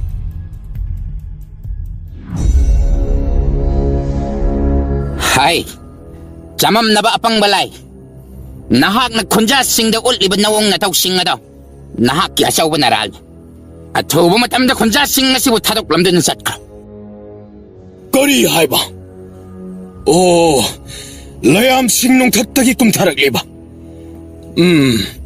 ꯍꯥꯏꯕꯤꯌꯨ ꯂꯌꯥꯝ ꯄꯨꯝꯅꯃꯛ ꯀꯔꯤꯒꯤꯗꯃꯛ ꯑꯩꯅ ꯈꯨꯟꯖꯥꯁꯤꯡꯕꯨ ꯊꯥꯗꯣꯛꯇꯨꯅ ꯆꯠꯀꯗꯧꯔꯤꯕꯅꯣ ꯃꯈꯣꯏꯅ ꯑꯩꯕꯨ ꯑꯁꯨꯛꯀꯤ ꯃꯇꯤꯛ ꯍꯥꯏꯅꯤꯡꯉꯥꯏ ꯂꯩꯇꯅ ꯊꯥꯖꯔꯤꯗꯣ ꯅꯤꯡꯖꯔꯤꯕꯅꯤ ꯍꯩ ꯅꯍꯥꯛꯅ ꯃꯈꯣꯏꯕꯨ ꯆꯃꯝꯅꯍꯜꯂꯤꯕꯅꯤꯅꯦ ꯃꯈꯣꯏꯗꯤ ꯆꯝꯖꯔꯕ ꯇꯥꯏꯕꯪ ꯃꯤꯑꯣꯏꯕ ꯉꯥꯛꯇꯅꯤ ꯆꯃꯝꯅꯕ ꯍꯥꯏꯕ ꯑꯁꯦ ꯇꯁꯦꯡꯕ ꯇꯥꯏꯕꯪꯅꯤ ꯑꯣ ꯐꯩ ꯑꯩꯈꯣꯏꯅ ꯍꯥꯏꯕ ꯏꯟꯗ꯭ꯔꯕꯅꯤꯅ ꯍꯧꯖꯤꯛꯇꯤ ꯅꯪꯕꯨ ꯐꯥꯗꯨꯅ ꯄꯨꯕ ꯇꯥꯔꯦꯗꯅ ꯅꯇꯤꯛ ꯊꯣꯛꯀꯩ ꯂꯥꯛꯅꯒꯤ ꯈꯪꯒꯅꯤ ꯑꯣ ꯍꯩ ꯑꯩꯕꯨ ꯐꯥꯒꯗꯕꯒꯤ ꯆꯪꯁꯤꯜꯂꯛꯂꯦꯅꯦ ꯃꯁꯤꯗꯤ ꯑꯩꯒꯤ ꯂꯥꯏꯁꯪ ꯑꯁꯤ ꯇꯝꯅ ꯍꯦꯛꯇ ꯆꯤꯟꯁꯤꯟꯈ꯭ꯔꯒꯦ ꯆꯃꯝꯂꯥꯏ ꯃꯍꯥꯛꯀꯤ ꯂꯥꯏꯁꯪ ꯑꯗꯨꯒꯤ ꯃꯇꯣꯟ ꯇꯝꯅ ꯀꯥꯈꯠꯈꯤꯔꯝꯃꯤ ꯈꯨꯟꯖꯥꯁꯤꯡ ꯇꯤꯡꯉꯛ ꯂꯦꯞꯇꯨꯅ ꯌꯦꯡꯗꯨꯅ ꯂꯩꯅꯔꯝꯃꯤ ꯆꯃꯝꯂꯥꯏ ꯃꯆꯤꯟꯅ ꯄꯦꯟꯗꯕ ꯅꯤꯡꯉꯝꯗꯕꯒꯤ ꯆꯣꯏꯔꯣꯜ ꯀꯌꯥ ꯂꯣꯜꯂꯗꯨꯅ ꯂꯥꯏꯁꯪ ꯃꯊꯛ ꯑꯗꯨꯗꯒꯤ ꯃꯈꯨꯠ ꯑꯅꯤ ꯑꯗꯨꯕꯨ ꯐꯟꯇꯣꯛꯂꯗꯨꯅ ꯆꯣꯡꯊꯈꯤꯔꯝꯃꯤ ꯃꯗꯨ ꯃꯍꯥꯛꯀꯤ ꯑꯀꯥꯎꯕꯅꯤ ꯄꯥꯏꯕ ꯉꯝꯗꯦ ꯍꯥꯏꯕ ꯀꯥꯎꯔꯗꯨꯅ ꯆꯣꯡꯊꯔꯛꯂꯤꯕꯅꯤ ꯃꯍꯥꯛꯅ ꯍꯦꯛ ꯂꯩꯃꯥꯏꯗ ꯇꯥꯈꯤꯕꯒ ꯂꯪꯂꯕ ꯃꯉꯥꯜ ꯑꯃ ꯊꯣꯔꯛꯂꯝꯃꯤ ꯃꯩꯈꯨꯅ ꯅꯤꯜꯂꯤꯕ ꯑꯗꯨ ꯎꯕꯗ ꯈꯨꯟꯖꯥ ꯑꯃꯠꯇ ꯆꯦꯟꯁꯤꯟꯕ ꯉꯝꯂꯝꯗꯦ ꯉꯥꯏꯍꯥꯛ ꯂꯩꯔꯕ ꯃꯇꯨꯡ ꯂꯌꯥꯝꯁꯤꯡ ꯑꯗꯨꯅ ꯑꯁꯨꯝꯅ ꯍꯥꯏꯔꯛꯂꯝꯃꯤ ꯈꯨꯟꯖꯥ ꯄꯨꯝꯅꯃꯛ ꯅꯈꯣꯏꯅ ꯅꯤꯡꯖꯔꯤꯕ ꯂꯥꯏ ꯑꯗꯣ ꯇꯥꯏꯕꯪ ꯃꯥꯂꯦꯝ ꯑꯁꯤꯕꯨ ꯊꯥꯗꯣꯛꯇꯨꯅ ꯆꯠꯈ꯭ꯔꯦ ꯃꯍꯥꯛ ꯑꯃꯨꯛ ꯍꯜꯂꯛꯂꯔꯣꯏ ꯉꯁꯤꯗꯤ ꯂꯌꯥꯝ ꯑꯩꯈꯣꯏꯒꯤ ꯊꯧꯖꯥꯜꯗꯒꯤ ꯅꯈꯣꯏ ꯄꯨꯝꯅꯃꯛ ꯃꯍꯥꯛꯄꯨ ꯀꯥꯎꯕ ꯑꯣꯏꯖꯔꯣ ꯑꯁꯨꯝꯅ ꯍꯥꯏꯔꯝꯂꯒ ꯂꯌꯥꯝꯁꯤꯡ ꯑꯗꯨ ꯃꯤꯀꯨꯞꯇ ꯃꯐꯝ ꯑꯗꯨꯗꯒꯤ ꯃꯥꯡꯈꯤꯔꯝꯃꯤ ꯊꯣꯛꯂꯤꯕ ꯄꯨꯝꯅꯃꯛꯁꯤꯡ ꯑꯗꯨꯕꯨ ꯎꯔꯒ ꯄꯨꯛꯅꯤꯡ ꯐꯥꯊꯅꯕꯒꯤꯗꯃꯛ ꯊꯋꯥꯏ ꯋꯥꯔꯕ ꯈꯨꯜꯒꯤ ꯅꯤꯡꯊꯧ ꯑꯗꯨꯅ ꯈꯨꯟꯖꯥ ꯃꯌꯥꯝꯕꯨ ꯑꯁꯨꯝꯅ ꯊꯦꯝꯂꯝꯃꯤ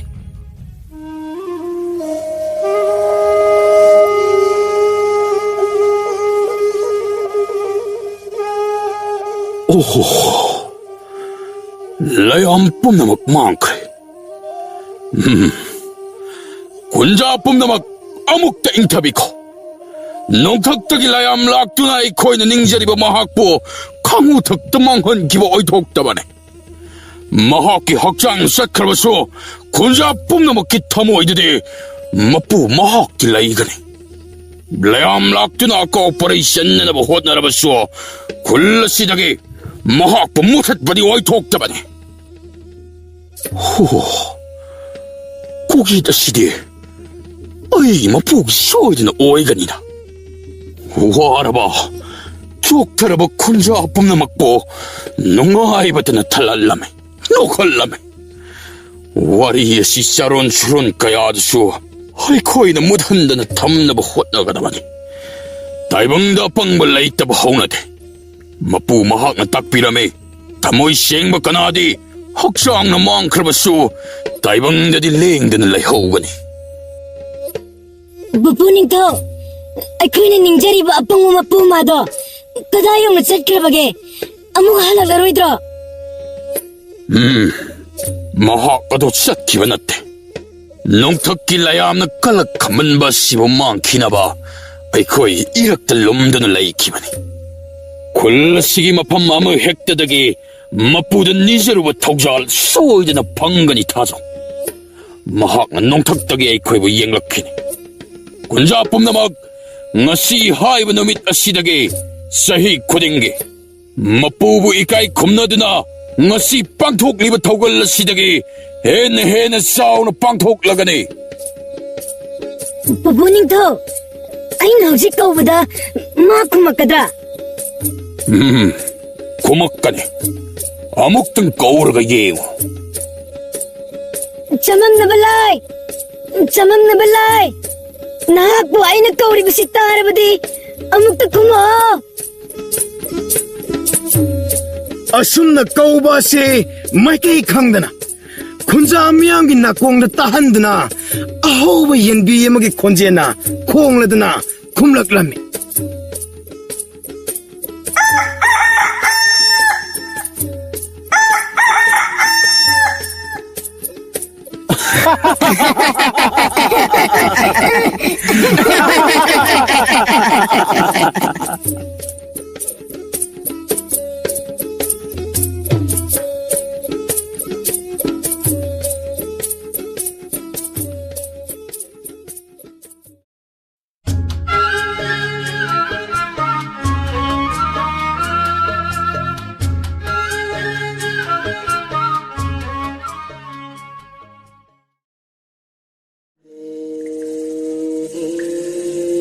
Ningthau likhomba do sadlanda yamna thawai yegnaba leibak kaya so man loksindaba amatta hek leramde adubo nupi thibagi wafam hek hogdoklurabade magi pokningna khoidaba apama nupi logdrabade nupi thiroi haina hekta leithoi aduna phamnaiba mayamdagi hendoktana leibak miyam phawba yauna hek thawai wanaram ꯑꯩꯈꯣꯏꯒꯤ ꯏꯅꯤꯡ ꯊꯧꯁꯤꯕꯨ ꯑꯁꯣꯏꯕꯒ ꯂꯩꯔꯕ ꯖꯥꯠꯂ ꯈꯪꯗ꯭ꯔꯦꯗ ꯀꯩꯅꯣꯅꯦ ꯅꯪꯅ ꯍꯥꯏꯗꯨꯕ ꯂꯩꯕꯥꯛꯀꯤ ꯑꯉꯝ ꯃꯊꯧ ꯐꯥꯎꯕꯒꯤ ꯃꯔꯝꯗ ꯉꯥꯡꯅꯕ ꯌꯥꯗ꯭ꯔꯕ ꯃꯌꯥꯝꯁꯤꯅ ꯅꯪꯅ ꯏꯅꯤꯡꯊꯧꯒꯤ ꯃꯔꯝꯗ ꯍꯥꯏꯔꯤꯕꯗꯨꯕꯨ ꯑꯇꯥꯕꯅ ꯇꯥꯈ꯭ꯔꯕꯗꯤ ꯏꯕꯦꯝꯃ ꯅꯪꯅꯦ ꯁꯣꯏꯗꯅ ꯈꯨꯗꯛꯇ ꯂꯨꯔꯦꯜꯗꯣ ꯀꯦꯟꯕ ꯇꯥꯔꯦꯅꯦ ꯍꯦꯔꯥ ꯀꯩꯁꯨ ꯇꯧꯔꯣꯏꯗ ꯑꯩꯍꯥꯛꯅ ꯍꯥꯏꯕ ꯅꯠꯇꯦ ꯂꯩꯕꯥꯛ ꯃꯌꯥꯝ ꯄꯨꯝꯕꯅ ꯋꯥ ꯂꯥꯎꯅ ꯍꯥꯏꯅꯔꯕ ꯋꯥꯐꯝꯅꯤ ꯑꯩꯗꯤ ꯀꯔꯤꯝꯇ ꯈꯪꯗꯦꯅ ꯀꯔꯤ ꯃꯇꯥꯡꯒꯤꯅꯣꯅꯦ ꯑꯇꯩꯒꯤ ꯅꯠꯇꯦꯗ ꯍꯣꯅꯦ ꯑꯩꯈꯣꯏꯒꯤ ꯏꯅꯤꯡꯊꯧꯁꯦ ꯁꯥ ꯂꯥꯟ ꯃꯤꯒꯤ ꯂꯩꯕꯥꯛ ꯂꯧꯁꯤꯟꯕꯒꯤ ꯋꯥ ꯍꯧꯗꯣꯛꯄꯗꯗꯤ ꯑꯁꯨꯛꯀꯤ ꯃꯇꯤꯛ ꯊꯧꯅꯥ ꯐꯗ꯭ꯔꯣ ꯍꯣꯏꯅꯦ ꯑꯗꯨꯕꯨꯗꯤ ꯑꯩꯈꯣꯏꯒꯤ ꯊꯪꯅꯕ ꯂꯩꯕꯥꯛꯁꯤꯡꯁꯦ ꯏꯅꯤꯡꯊꯧꯅ ꯂꯧꯁꯤꯟꯗꯕ ꯑꯃꯠꯇꯕꯨ ꯌꯥꯎꯗ꯭ꯔꯦꯅꯦ ꯍꯣꯏ ꯑꯗꯨꯅꯤ ꯍꯥꯏꯁꯤ ꯑꯗꯨꯕꯨꯅꯦ ꯏꯕꯦꯝꯃ ꯁꯥꯗ ꯂꯥꯟꯗ ꯊꯧꯈ꯭ꯔꯕ ꯏꯅꯤꯡꯊꯧꯁꯦ ꯅꯨꯄꯤ ꯄꯟꯕ ꯃꯌꯨꯝ ꯃꯩꯀꯩ ꯄꯥꯟꯕꯒꯤ ꯋꯥ ꯍꯧꯗꯣꯛꯄꯗꯤ ꯌꯥꯗꯦ ꯍꯥꯏꯅꯦ ꯑꯗꯨꯅ ꯀꯩꯒꯤ ꯑꯗꯨꯗꯅꯦ ꯑꯩꯅ ꯍꯥꯏꯁꯤ ꯑꯩꯈꯣꯏ ꯏꯅꯤꯡꯊꯧ ꯑꯁꯦ ꯑꯁꯣꯏꯕ ꯑꯃ ꯂꯩꯕ ꯃꯥꯜꯂꯤ ꯍꯥꯏꯔꯤꯁꯤ ꯈꯪꯗ꯭ꯔꯦ ꯂꯩꯕꯥꯛ ꯅꯤꯡꯊꯧꯒꯤ ꯋꯥꯗ ꯑꯩꯈꯣꯏꯅꯕꯨ ꯀꯔꯤ ꯍꯥꯏꯔꯨꯅꯤ ꯏꯅꯤꯡꯊꯧꯒꯤꯁꯨ ꯑꯅꯤꯡꯕ ꯄꯥꯝꯕ ꯑꯃ ꯂꯩꯗꯅ ꯍꯥꯏꯕ ꯑꯣꯏꯔꯝꯕꯁꯨ ꯌꯥꯏꯗ ꯈꯪꯗꯦ ꯏꯕꯦꯝꯃ ꯑꯗꯨꯒꯨꯝꯕꯗꯣ ꯑꯣꯏꯔꯗꯤ ꯑꯗꯨ ꯅꯠꯇ꯭ꯔꯗꯤ ꯍꯥꯏꯅ ꯈꯜꯂꯤꯕꯅꯤ ꯑꯗꯣ ꯃꯌꯥꯝꯅ ꯅꯤꯟꯐꯨꯡ ꯑꯁꯨꯝ ꯍꯥꯏꯅꯕꯗ ꯊꯪꯅꯕ ꯂꯩꯕꯥꯛꯀꯤ ꯂꯣꯏꯄꯣꯠ ꯀꯥꯕꯗ ꯍꯟꯗꯛꯇꯤ ꯔꯥꯖꯀꯩꯅ ꯑꯃꯃꯝꯁꯨ ꯍꯥꯄꯛꯀꯅꯤ ꯍꯥꯏꯔꯤꯅꯦ ꯏꯁ ꯑꯗꯨꯅ ꯀꯔꯥꯏꯗꯒꯤ ꯇꯥꯔꯛꯂꯤꯕ ꯄꯥꯎꯅꯣ ꯏꯕꯦꯝꯃ ꯅꯪꯁꯨꯅꯦ ꯇꯥꯒꯟꯈꯤꯗ꯭ꯔꯦ ꯂꯩꯕꯥꯛ ꯃꯌꯥꯝ ꯄꯨꯝꯕꯅ ꯋꯥ ꯂꯧꯅꯔꯕ ꯋꯥꯅꯤ ꯄꯪꯍꯥꯏ ꯍꯥꯏꯅꯕ ꯑꯣꯏꯔꯤꯅꯤꯗ ꯀꯗꯥꯏꯗꯒꯤ ꯂꯩꯕꯥꯛ ꯃꯆꯥ ꯃꯌꯥꯝ ꯑꯃꯁꯨ ꯌꯥꯎꯔꯤ ꯃꯈꯣꯏ ꯃꯌꯥꯝꯗꯒꯤ ꯔꯥꯖ ꯀꯩꯅ꯭ꯌꯥ ꯑꯃꯃꯝ ꯏꯅꯤꯡꯊꯧꯒꯤ ꯂꯣꯏꯅꯕꯤ ꯑꯣꯏꯅ ꯍꯥꯞꯂꯛꯂꯕꯗꯤ ꯀꯥꯏꯗꯒꯤ ꯂꯩꯃꯀꯣꯜꯗ ꯏꯅꯤꯡꯊꯧꯒꯤ ꯅꯨꯄꯤ ꯃꯌꯥꯝ ꯂꯩꯅꯕ ꯁꯤꯜꯂꯛꯄꯗ ꯀꯣꯅꯨꯡꯒ ꯂꯣꯏꯅ ꯀꯣꯟꯁꯤꯟꯈꯤꯕꯕꯨ ꯁꯣꯏꯔꯔꯣꯏꯅꯦ ꯏꯕꯦꯝꯃ ꯀꯣꯅꯨꯡꯒ ꯂꯥꯏꯔꯤ ꯏꯅꯤꯡꯊꯧꯅꯦ ꯇꯧꯔꯤꯁꯤꯅ ꯅꯨꯄꯤ ꯄꯟꯕꯁꯨ ꯌꯥꯗꯅ ꯔꯥꯁ ꯀꯩꯅꯥ ꯃꯌꯥꯝꯗꯣ ꯍꯥꯞꯂꯛꯂꯕꯗꯤ ꯀꯝꯗꯧꯗꯣꯏꯅꯣꯃꯤ ꯆꯠꯈ꯭ꯔꯣ ꯀꯥꯏꯅ ꯍꯦꯛꯇ ꯇꯥꯜꯂꯕꯁꯨ ꯂꯩꯕꯥꯛ ꯋꯥꯊꯣꯛ ꯑꯣꯏꯗꯧꯔꯤꯕꯅꯤꯗꯣ ꯍꯣꯏꯅꯦ ꯑꯗꯨꯁꯨ ꯆꯨꯝꯃꯤꯅꯦ ꯑꯗꯣ ꯃꯈꯣꯏ ꯃꯌꯥꯝꯗꯣ ꯑꯃꯨꯛ ꯂꯩꯍꯜꯂꯦꯅ ꯈꯜꯂꯨ ꯂꯩ ꯃꯔꯦꯝꯕꯤ ꯑꯣꯏꯅꯕ ꯃꯤꯆꯪ ꯈꯣꯝꯕ ꯂꯥꯛꯅꯕꯗ ꯁꯣꯏꯗꯅ ꯂꯩꯕꯥꯛꯁꯦ ꯋꯥꯊꯣꯛ ꯑꯣꯏꯕꯕꯨ ꯁꯣꯏꯔꯣꯏꯗ ꯈꯪꯗ꯭ꯔꯦ ꯂꯩꯕꯥꯛ ꯅꯤꯡꯊꯧꯒꯤ ꯋꯥꯕꯨꯗꯤ ꯑꯣꯏꯔꯦ ꯍꯥꯏꯕꯨ ꯄꯤꯔꯛꯂꯤꯕ ꯃꯑꯣꯡꯁꯤꯗ ꯃꯤꯄꯥꯏꯕ ꯑꯃꯕꯨ ꯄꯣꯛꯂꯤꯕꯅꯤꯅꯦ ꯍꯦꯔꯥ ꯏꯅꯤꯡꯊꯧꯅ ꯃꯔꯥꯏꯅ ꯉꯝꯅꯕꯗꯨꯃꯛ ꯊꯦꯡꯅꯖꯁꯅꯤꯗ ꯑꯁꯤꯕꯨ ꯍꯦꯟꯕ ꯂꯥꯟꯐꯝ ꯀꯌꯥꯗ ꯂꯥꯟꯉꯝ ꯐꯤꯔꯥꯜ ꯊꯦꯜꯂꯛꯂꯕ ꯏꯅꯤꯡꯊꯧꯅꯤ ꯑꯗꯨꯕꯨꯅꯦ ꯂꯥꯟꯐꯝꯒ ꯂꯩ ꯃꯀꯣꯜ ꯅꯤꯡꯊꯧꯀꯣꯜꯒꯤ ꯅꯨꯡꯗ ꯁꯣꯛꯅꯕ ꯂꯥꯟꯒꯗꯤ ꯈꯔ ꯈꯦꯠꯅꯩꯗꯣ ꯑꯗꯨꯅꯅꯦ ꯃꯤꯍꯨꯜꯁꯦ ꯆꯦꯡꯒꯨꯝ ꯆꯦꯡꯒꯥꯟꯅꯔꯤꯁꯦ ꯑꯩꯈꯣꯏꯒꯤ ꯏꯅꯤꯡꯊꯧꯁꯤꯗꯤ ꯅꯨꯄꯤ ꯊꯤꯌꯨ ꯌꯥꯗꯦ ꯍꯥꯏꯕꯒꯤ ꯋꯥꯅꯤꯗꯣ ꯐꯕꯒꯤ ꯍꯥꯏꯔꯕꯗꯤ ꯃꯄꯥ ꯂꯩꯕ ꯅꯠꯇꯦꯗꯣ ꯑꯗꯨꯕꯨꯗꯤ ꯀꯩꯅꯣꯅꯦ ꯂꯩꯕꯥꯛ ꯃꯤꯌꯥꯝꯅ ꯍꯔꯥꯎ ꯇꯌꯥꯝꯅ ꯃꯔꯥ ꯇꯞꯅ ꯄꯥꯟꯕ ꯉꯝꯂꯤꯕꯁꯤ ꯏꯅꯤꯡꯊꯧꯅ ꯐꯕꯒꯤ ꯅꯠꯇ꯭ꯔꯣ ꯑꯗꯨꯅꯦ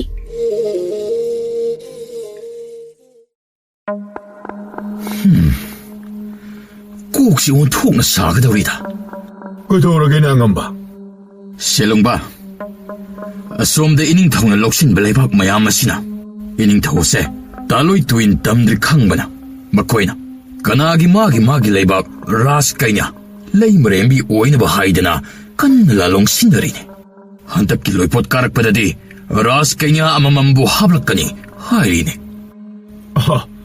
ꯑꯗꯨꯗꯤ ꯌꯥꯝꯅ ꯐꯕ ꯋꯥꯅꯤꯗꯅ ꯀꯗꯥꯏꯗꯒꯤ ꯐꯕꯅꯣ ꯑꯩꯈꯣꯏꯒꯤ ꯅꯤꯡꯊꯧ ꯑꯁꯤꯅꯗꯤ ꯃꯥꯒꯤ ꯄꯨꯛꯅꯤꯡꯅ ꯈꯣꯏꯗꯥꯖꯕꯤ ꯀꯅꯥꯃꯠꯇ ꯊꯦꯡꯅꯗ꯭ꯔꯤꯕ ꯐꯥꯎꯕ ꯇꯥꯂꯣꯏ ꯇꯨꯏꯟ ꯇꯝꯂꯣ ꯍꯥꯏꯕ ꯌꯥꯗꯗꯅ ꯂꯩꯔꯤꯕꯅꯤꯅꯦ ꯅꯨꯄꯤ ꯃꯌꯥꯝ ꯑꯗꯣ ꯑꯃꯨꯛ ꯂꯥꯛꯂꯒ ꯀꯝꯗꯧꯕ ꯍꯥꯏꯕ ꯑꯁꯤꯗ ꯑꯩꯒꯤ ꯀꯣꯛ ꯑꯁꯤ ꯁꯦꯂꯨꯡꯕ ꯉꯥꯎꯔꯕꯅꯤ ꯍꯦꯔꯥ ꯑꯗꯨꯒꯤꯕꯣ ꯀꯅꯥꯅ ꯈꯪꯕꯅꯣ ꯔꯥꯁ ꯀꯟꯌꯥ ꯃꯌꯥꯝꯗꯨꯒꯤ ꯃꯔꯛꯇꯒꯤ ꯏꯅꯤꯡꯊꯧꯅ ꯊꯃꯣꯏꯅ ꯈꯣꯏꯗꯥꯖꯕꯤ ꯑꯃ ꯍꯦꯛ ꯌꯥꯎꯔꯛꯄꯁꯨ ꯍꯣꯏꯅꯦ ꯃꯗꯨꯕꯨ ꯑꯣꯏꯔꯕꯗꯤ ꯐꯩ ꯍꯥꯏꯔꯤꯕꯅꯤꯅꯦ ꯑꯗꯨꯕꯨ ꯅꯠꯇꯗꯅ ꯅꯨꯄꯤꯁꯤꯡ ꯑꯗꯣ ꯑꯃꯨꯛ ꯃꯥꯒꯤ ꯂꯩꯕꯥꯛꯇ ꯍꯟꯈ꯭ꯔꯣ ꯀꯥꯏꯅꯒ ꯊꯤꯅꯒ ꯑꯃꯨꯛ ꯆꯩꯕꯤꯔꯕꯗꯤ ꯈꯜꯂꯤꯕꯅꯤꯅꯦ ꯁꯦꯂꯨꯡꯕ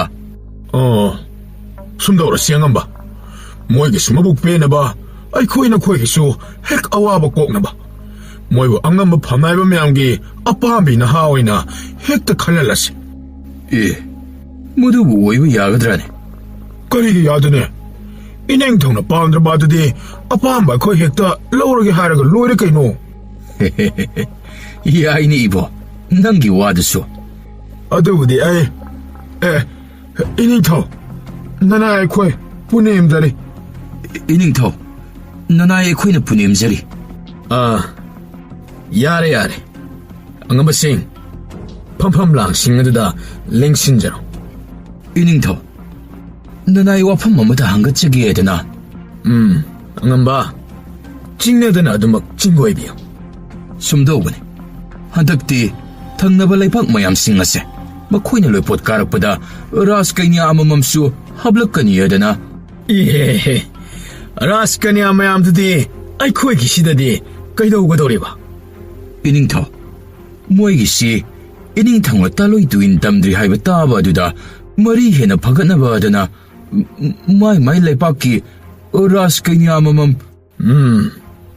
ꯐꯝꯅꯥꯏꯕ ꯃꯗꯨꯒꯤ ꯑꯣꯏꯔꯕꯗꯤ ꯑꯩꯅꯁꯨ ꯍꯥꯟꯅ ꯃꯃꯥꯡꯗ ꯍꯥꯏꯈ꯭ꯔꯕꯗꯨꯅꯤ ꯑꯩꯒꯤꯗꯤ ꯄꯨꯛꯅꯤꯡꯅ ꯈꯣꯏꯗꯥꯖꯕ ꯀꯅꯥ ꯑꯃ ꯊꯦꯡꯅꯗ꯭ꯔꯤ ꯐꯥꯎꯕ ꯇꯥꯂꯣꯏ ꯇꯨꯏꯟ ꯇꯝꯂꯣꯏ ꯍꯥꯏꯅ ꯑꯩꯗꯤ ꯍꯥꯟꯅ ꯏꯄꯥ ꯏꯄꯨꯁꯤꯡꯅ ꯆꯠꯊꯔꯛꯄ ꯅꯤꯡꯊꯧ ꯑꯣꯏꯔꯕꯗꯤ ꯅꯨꯄꯤ ꯂꯣꯟꯒꯗꯕꯅꯤ ꯍꯥꯏꯕ ꯋꯥꯐꯝ ꯑꯗꯣ ꯄꯥꯝꯗꯦ ꯑꯩꯒꯤ ꯑꯣꯏꯅꯗꯤ ꯂꯩꯕꯥꯛ ꯑꯃꯒ ꯃꯔꯤ ꯁꯦꯝꯒꯠꯄ ꯍꯥꯏꯕꯁꯦ ꯂꯨꯍꯣꯡ ꯀꯩꯍꯣꯡꯂꯒ ꯂꯧꯅ ꯂꯩꯅꯕ ꯈꯛꯅ ꯑꯣꯏꯒꯅꯤ ꯍꯥꯏꯕꯗꯣ ꯈꯟꯗꯦ ꯂꯩꯕꯥꯛ ꯑꯅꯤ ꯅꯨꯡꯁꯤ ꯆꯥꯟꯅꯅ ꯂꯩꯕ ꯍꯥꯏꯕꯁꯤꯗꯤ ꯑꯃꯅ ꯑꯃꯕꯨ ꯏꯀꯥꯏ ꯈꯨꯝꯅꯅ ꯃꯇꯦꯡ ꯄꯥꯡꯅꯗꯨꯅ ꯂꯩꯕ ꯑꯗꯨꯕꯨꯅꯤ ꯑꯩꯅ ꯈꯜꯂꯤ ꯍꯣꯏ ꯑꯩꯅ ꯃꯈꯣꯏꯒꯤ ꯂꯝꯁꯤꯡ ꯈꯨꯗꯨꯝ ꯆꯪꯁꯤꯜꯂꯤ ꯃꯁꯤ ꯄꯨꯝꯕ ꯃꯈꯣꯏꯅ ꯑꯩꯒꯤ ꯂꯩꯕꯥꯛꯁꯤꯕꯨ ꯀꯥꯏꯅꯕ ꯁꯤꯜꯂꯒ ꯃꯈꯣꯏꯅ ꯈꯨꯗꯨꯝ ꯆꯟꯁꯤꯟꯅꯕ ꯍꯣꯠꯅꯔꯛꯄ ꯑꯗꯨꯗꯒꯤ ꯉꯥꯛꯊꯣꯛꯅꯕ ꯍꯣꯠꯅꯕꯗ ꯇꯉꯥꯏ ꯐꯗꯅ ꯂꯥꯟ ꯊꯦꯡꯅꯗꯕ ꯌꯥꯗꯕꯒꯤ ꯊꯦꯡꯅꯈꯤꯕꯅꯤ ꯑꯗꯨꯃꯛꯅ ꯃꯈꯣꯏꯒꯤ ꯂꯩꯕꯥꯛꯁꯦ ꯑꯩꯅ ꯂꯣꯏꯅ ꯂꯧꯁꯤꯜꯂꯕꯁꯨ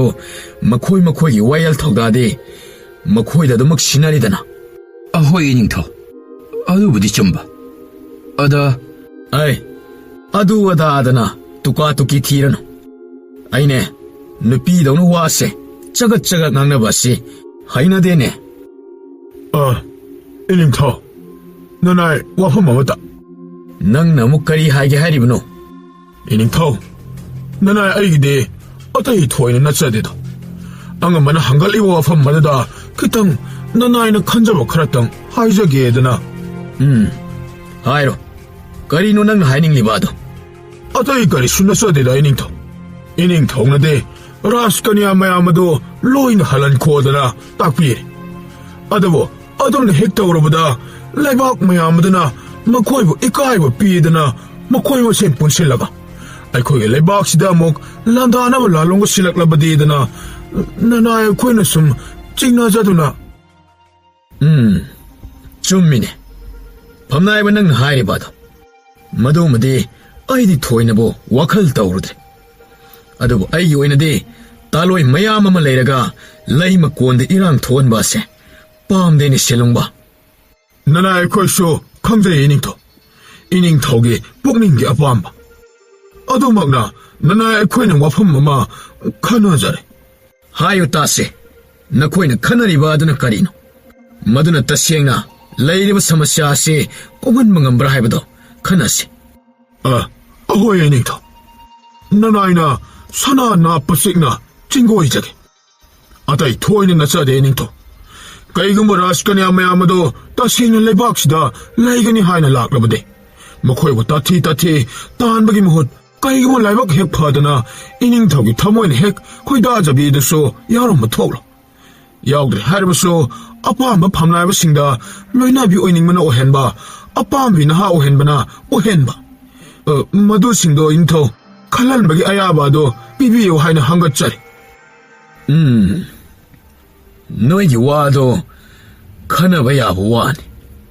아드먹보 락가도리바 라스카니 아마야마도기 아빠암밤다소 항라가 떠오바 타레드나. 가이구마 모이나 마두 아무따 밤자데 마코이기 마라이박다 한자키게 하이라바소 아야바 아이나 삐기니. 마시마소 와롤다 합질로. 어호이 닝토. 어두디 닝토. खनगदब मरुवै वाफमसु लैत्रबनिना यारे ngasiди darbar se swaida tensilase phagani ningtho nanai suna purem jare ningtho yare aisu ai ka da potharorake nakhoiso nara nyai da hanjoroko yare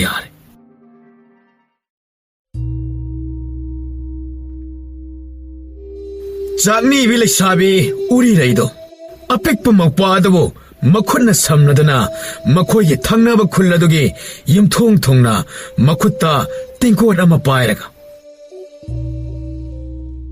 yamsibu kana lege poksil chawba ibungo ibe masing aikhoi gi sanaba khita pibiyuba kana lege aina kaujari se tarabadi chana thaknaba khita pinabiyuba Kanano ne numit sak yung basida laite salo ai khoi phawba saningai leitra matam sida mi dong pizaba kaina laite salo iche chalasiba chalasi iche ngasidi kanamadasu chanaba hapiyo haiba yade aduna ngasidi ichini pwasi chara hinba tarani ko iche isi mu kari haina kumlasige Aidi ikaw-kawidana. Ngarangi, may nahablagpatan ama. Iyom do dalihaw ba ni? Iyom dahalaga, mahabupizaragi. Ay na, ising taglagalian bahay ba doon eh? Kay dawragi iche, tumin layradi. Ay nagpanggal chawbo irabadi, iche bo sumna wahaloy dabani. Ay siya, yam na pati ko iche. Kahigi atom na hari no. Isiya na kumdaba adodi. Wakal ama tawrubagini. Lao, iyom da oy nahalasi. Bikyalep labadi, ay koy di kari chaday ba?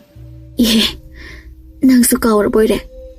Ngarang nupi ama na bikyada hapirak ba, tan lehuri dudi. Ado oy na zawrasi. Ay di kawu rese, ado oy na hekta zawrasi. Nasaydagi, Machil makpa aniduna sanariba warido makoina bikya sangluba imung adugi thangnabagi mauduna loin hek taram ꯃꯥꯗꯤ ꯃꯆꯥ ꯑꯄꯤꯛꯄ ꯑꯃꯁꯨ ꯂꯩꯈꯤꯗꯕ ꯑꯣꯏꯕꯅ ꯅꯨꯄꯥ ꯃꯆꯥꯗꯨꯕꯨ ꯌꯥꯝꯅ ꯅꯨꯡꯁꯤꯔꯨꯔꯕ ꯃꯥꯜꯂꯦ ꯑꯗꯨꯅ ꯆꯠꯀꯦ ꯍꯥꯏꯅ ꯃꯃꯥꯏ ꯂꯩꯒꯦ ꯇꯧꯕꯒ ꯑꯅꯤꯗꯨꯗ ꯑꯣꯟꯁꯤꯜꯂꯒ ꯏꯕꯦꯝꯃ ꯏꯕꯨꯡꯉꯣ ꯑꯅꯤꯈꯛ ꯅꯈꯣꯏ ꯑꯅꯤꯕꯨ ꯑꯃꯨꯛꯇ ꯉꯥꯏꯈꯣꯅꯦꯍꯦ ꯑꯩꯈꯣꯏꯕꯨꯔꯣ ꯃꯥꯅꯦ ꯃꯥꯅꯦ ꯁꯣꯝꯗ ꯑꯩꯒꯤꯁꯤꯗ ꯑꯃꯨꯛꯇ ꯆꯪꯂꯛꯈꯣꯅꯦ ꯀꯔꯤ ꯅꯪꯅ ꯃꯆꯦꯔꯥ ꯏꯅꯦꯅꯦ ꯅꯣꯏ ꯑꯅꯤꯒꯤ ꯆꯥꯅꯕ ꯆꯥꯛ ꯁꯤꯜꯂꯛꯀꯦ ꯉꯁꯤꯗꯤ ꯅꯅꯦꯒꯤꯁꯤꯗ ꯆꯥꯈ꯭ꯔꯣ ꯍꯥꯏꯅ ꯍꯥꯏꯒꯦ ꯇꯧꯕꯅꯤ ꯍꯥꯏꯔꯛꯂꯤꯕ ꯋꯥ ꯑꯗꯨ ꯇꯥꯕꯗ ꯃꯆꯤꯟ ꯃꯧꯄ꯭ꯋꯥ ꯑꯅꯤꯗꯣ ꯉꯛꯅ ꯌꯦꯡꯅꯩ ꯎꯔꯤꯔꯩꯅ ꯈꯨꯝꯒꯦ ꯇꯧꯕꯗ ꯅꯪꯍꯧꯗꯦ ꯃꯧꯄ꯭ꯋꯥ ꯑꯗꯨꯅ ꯐꯠ ꯂꯥꯎꯅ ꯏꯅꯦ ꯑꯗꯨꯗꯤ ꯑꯩꯈꯣꯏꯒꯤ ꯂꯥꯏꯕꯛ ꯌꯥꯝꯅ ꯐꯕꯅꯦ ꯃꯁꯤ ꯑꯉꯥꯡꯁꯤꯗꯤꯕ ꯂꯥꯛꯑꯣ ꯂꯥꯛꯑꯣ ꯃꯥꯡꯒꯣꯜꯗ ꯀꯥꯈꯠꯂꯣ ꯌꯥꯔꯅꯤꯗ ꯏꯅꯦ ꯀꯩꯁꯨ ꯀꯣꯏꯔꯨꯅꯨ ꯅꯌꯨꯃꯛꯅꯤ ꯍꯦꯛ ꯈꯟꯗꯣꯛꯎ ꯂꯥꯛꯑꯣ ꯂꯥꯛꯑꯣ ꯏꯅꯦꯅꯦ ꯆꯥꯛ ꯁꯦꯝꯂꯛꯀꯦ ꯁꯤꯗ ꯉꯥꯏꯍꯥꯛ ꯐꯝꯃꯨ ꯂꯣꯏꯔꯒ ꯀꯧꯁꯤꯜꯂꯛꯂꯒꯦ ꯏꯅꯦ ꯋꯥ ꯀꯩꯗꯧꯔꯦ ꯀꯔꯤ ꯍꯥꯏꯅꯤꯡꯉꯤ ꯌꯥꯔꯗꯤ ꯆꯥꯛꯇꯣ ꯑꯁꯤꯗ ꯑꯁꯨꯝ ꯃꯥꯡꯒꯣꯜꯁꯤꯗ ꯏꯅꯦ ꯍꯣꯏꯒꯤ ꯆꯥꯛꯁꯪꯗ ꯆꯪꯕ ꯍꯩꯅꯗꯦ ꯍꯥꯏꯔꯤꯕ꯭ꯔꯣ ꯑꯗꯨꯒꯤ ꯅꯠꯇꯦꯗ ꯑꯩꯈꯣꯏꯅ ꯃꯅꯨꯡ ꯆꯪꯕꯗꯣ ꯏꯅꯦ ꯍꯣꯏ ꯑꯗꯨꯒꯤꯗꯤ ꯀꯩꯁꯨ ꯈꯟꯕ ꯂꯩꯇꯦꯗ ꯏꯅꯦꯅꯅꯦ ꯀꯨꯏꯔꯣꯏ ꯐꯠ ꯁꯦꯝꯂꯛꯂꯒꯦ ꯉꯥꯏꯍꯥꯛꯇꯪꯅꯤ ꯏꯅꯦꯅ ꯑꯗꯨꯝ ꯀꯧꯁꯤꯜꯂꯛꯀꯦ ꯅꯣꯏꯅꯦ ꯆꯪꯂꯛꯇꯕꯗꯤ ꯇꯧꯅꯨꯀꯣ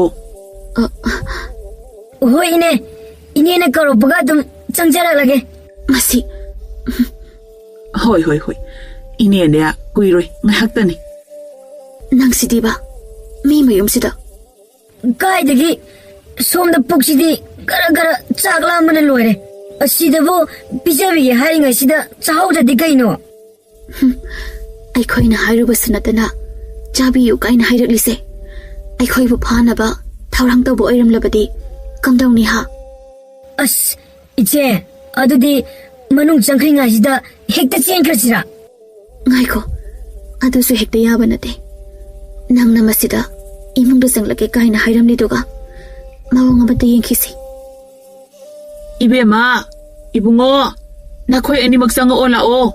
이니나 싹 티벌 로이래. 아씨, 이제 쌍라씨 하이라네. 라오 쌍라씨. 아씨, 아이디 달래다 뭐. 낭보 하우직다 짝람이 하이드디. 라오, 짱아가 싸르러시. 람부디 람리니. 라오 어두디. 당나발 레바키 닝토 삼소까도 मनाउ नुपागी मचा नुपी सोजरिकतु कौरउ हाइना मनाय अमा थाखिबादु पाक लाक्तबादुदा मसादु तौफुम खंगदा हंगत हंदा सत्तुना मिनाय मचा सिंसिदे थबक अमतंग सिनाबदा मसु तानामत पांथोक्तबनेबा मी अमतंग कौरचो हाइना थाखिबाबो असक्कुइ चंगेबा 그라이나 몰래 신드나 레이 크로노 강디아버시 코도 쇼토고 짓거리다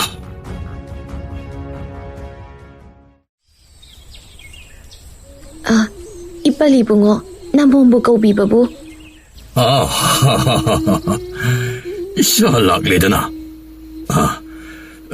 그리 토이내긴 했대 이빠이샤 따나다바 야다바 와마기니 딱비요 이빨나 딱비바 야와하이 나몸나 찡나 빠레이 레이따나 피가우 사나 야자가니 이몸기 나와 하이따바 시디 이빨기 빠이마세 거이나 삐레 라우라 펌펌 랑시다 랭실 펌라 이빨가 답는 와카라 카나시 야니 이빨 펌로니 랩라가 와리샤나바도 이빨디 그야는 와이티 아두디 이빨 अतई करीस नत्ते ऐ लेपाक असी लौसिल्लेबा लेपाक असीदा लोइपोत काबगी मतम सि यौरक्लेदा लेपाक अतई सु असम हाइनबदा अंतकि लोइपोत काबा सिदे रास कैनिया अममम हापकनी हाइनसु हाइनब तारिदो मदुदा अखोइगि सोमतंगदि हापसिरादना इपलना खल्लिबन अदबो नसे अहल तेलोंगदि मसासु याम सोलेदा अदुना mayum makai pan magi wase ipal na kaya kaidaudeda ꯑꯗꯨꯒ ꯑꯃꯨꯛ ꯅꯅꯥꯎ ꯅꯨꯄꯤ ꯕꯥꯏꯁꯨꯡꯂꯥꯁꯨ ꯑꯉꯥꯡ ꯑꯣꯏꯔꯤ, ꯌꯥꯝꯅ ꯅꯧꯔꯤ. ꯑꯗꯨꯅ ꯃꯌꯨꯝ ꯄꯥꯟꯕ ꯍꯥꯏꯕ ꯑꯁꯤꯃ ꯃꯥꯒꯤꯗꯤ ꯌꯥꯕ ꯅꯠꯇ꯭ꯔꯤꯗ. ꯑꯗꯨꯅ ꯏꯄꯜꯁꯦ ꯈꯟꯐꯝ ꯈꯪꯂꯛꯇ꯭ꯔꯗꯨꯅ ꯋꯥꯐꯝ ꯑꯁꯦ ꯅꯄꯥꯏꯕꯨꯡꯉꯣꯗ ꯍꯥꯏꯐꯦꯠ ꯍꯧꯗꯣꯛꯂꯨꯕꯅꯤ. ꯃꯗꯨꯗ ꯅꯄꯥꯕꯨꯡꯅꯗꯤ ꯏꯃꯣꯝ ꯅꯍꯥꯛꯄꯨ ꯑꯣꯏꯅ ꯍꯟꯗꯛꯀꯤ ꯑꯁꯤꯃꯗꯤ ꯑꯩꯈꯣꯏꯒꯤ ꯂꯩꯄꯥꯛꯀꯤ ꯃꯍꯨꯠ ꯁꯤꯜꯂꯒ ꯂꯣꯏꯄꯣꯠ ꯀꯥꯕꯗ ꯌꯥꯎꯍꯜꯂꯁꯤ ꯍꯥꯏꯗꯨꯅ ꯋꯥꯔꯦꯞꯅꯔꯦꯗ. ꯏꯆꯥꯅꯗꯤ ꯀꯔꯤ ꯈꯜꯂꯤꯕ ꯍꯥꯏꯕꯗꯣ ꯏꯄꯜꯁꯨ ꯈꯪꯕ ꯄꯥꯝꯂꯤꯗ. ꯑꯗꯨꯕꯨ ꯏꯃꯣꯝ ꯅꯍꯥꯛꯅꯕꯨ ꯄꯥꯝꯗ꯭ꯔꯕꯗꯤ ꯏꯄꯜꯅꯗꯤ ꯊꯧꯔꯥꯡ ꯑꯁꯦ ꯇꯣꯛꯂꯕꯁꯨ ꯀꯥꯏꯗꯦ ꯍꯥꯏꯅ ꯈꯜꯂꯤ. ꯂꯩꯕꯥꯛ ꯑꯅꯤ ꯑꯁꯤꯒꯤ ꯃꯔꯤ ꯐꯒꯠꯅꯕꯅꯤ ꯍꯥꯏꯗꯨꯅ ꯏꯆꯥꯕꯨ ꯃꯤꯉꯣꯟꯗ ꯏꯄꯜꯅ ꯍꯦꯛꯇ ꯃꯟꯇꯤꯛꯅꯗꯨꯅ ꯊꯥꯖꯕ ꯑꯗꯨꯁꯨ ꯏꯄꯜꯅ ꯄꯥꯝꯗꯦ. ꯏꯄꯜ, ꯊꯧꯔꯥꯡꯗꯨꯗ ꯅꯃꯣꯝꯅ ꯀꯩꯁꯨ ꯄꯥꯝꯗꯕ ꯂꯩꯖꯗꯦ. ꯏꯃꯥ ꯂꯩꯕꯥꯛ ꯑꯁꯤꯅꯕꯨ ꯁꯥꯐꯅꯕꯅꯤ ꯍꯥꯏꯔꯕꯗꯤ ꯅꯃꯣꯝ ꯑꯩꯒꯤ ꯊꯋꯥꯏ ꯐꯥꯎꯕ ꯊꯥꯔꯕꯗ ꯀꯩꯁꯨ ꯁꯤꯡꯅꯖꯕ ꯂꯩꯇꯦ. ꯐꯔꯦ ꯐꯔꯦ. ꯏꯃꯣꯝꯅꯕꯨ ꯍꯣꯌꯥꯔꯕꯗꯤ ꯐꯔꯦ. ꯑꯗꯨꯗꯤ ꯏꯄꯜ, ꯅꯃꯣꯝ ꯑꯃꯨꯛ. ꯐꯔꯦ ꯐꯔꯦ. ꯌꯧꯔꯣ ꯌꯧꯔꯣ. ꯁꯝꯁꯣꯛ ꯁꯣꯖꯔꯤꯛꯅ ꯍꯦꯛ ꯊꯣꯛꯈꯤꯕꯒ ꯃꯆꯤꯟꯗꯣ ꯍꯥꯏꯐꯦꯠ ꯆꯤꯡꯂꯒ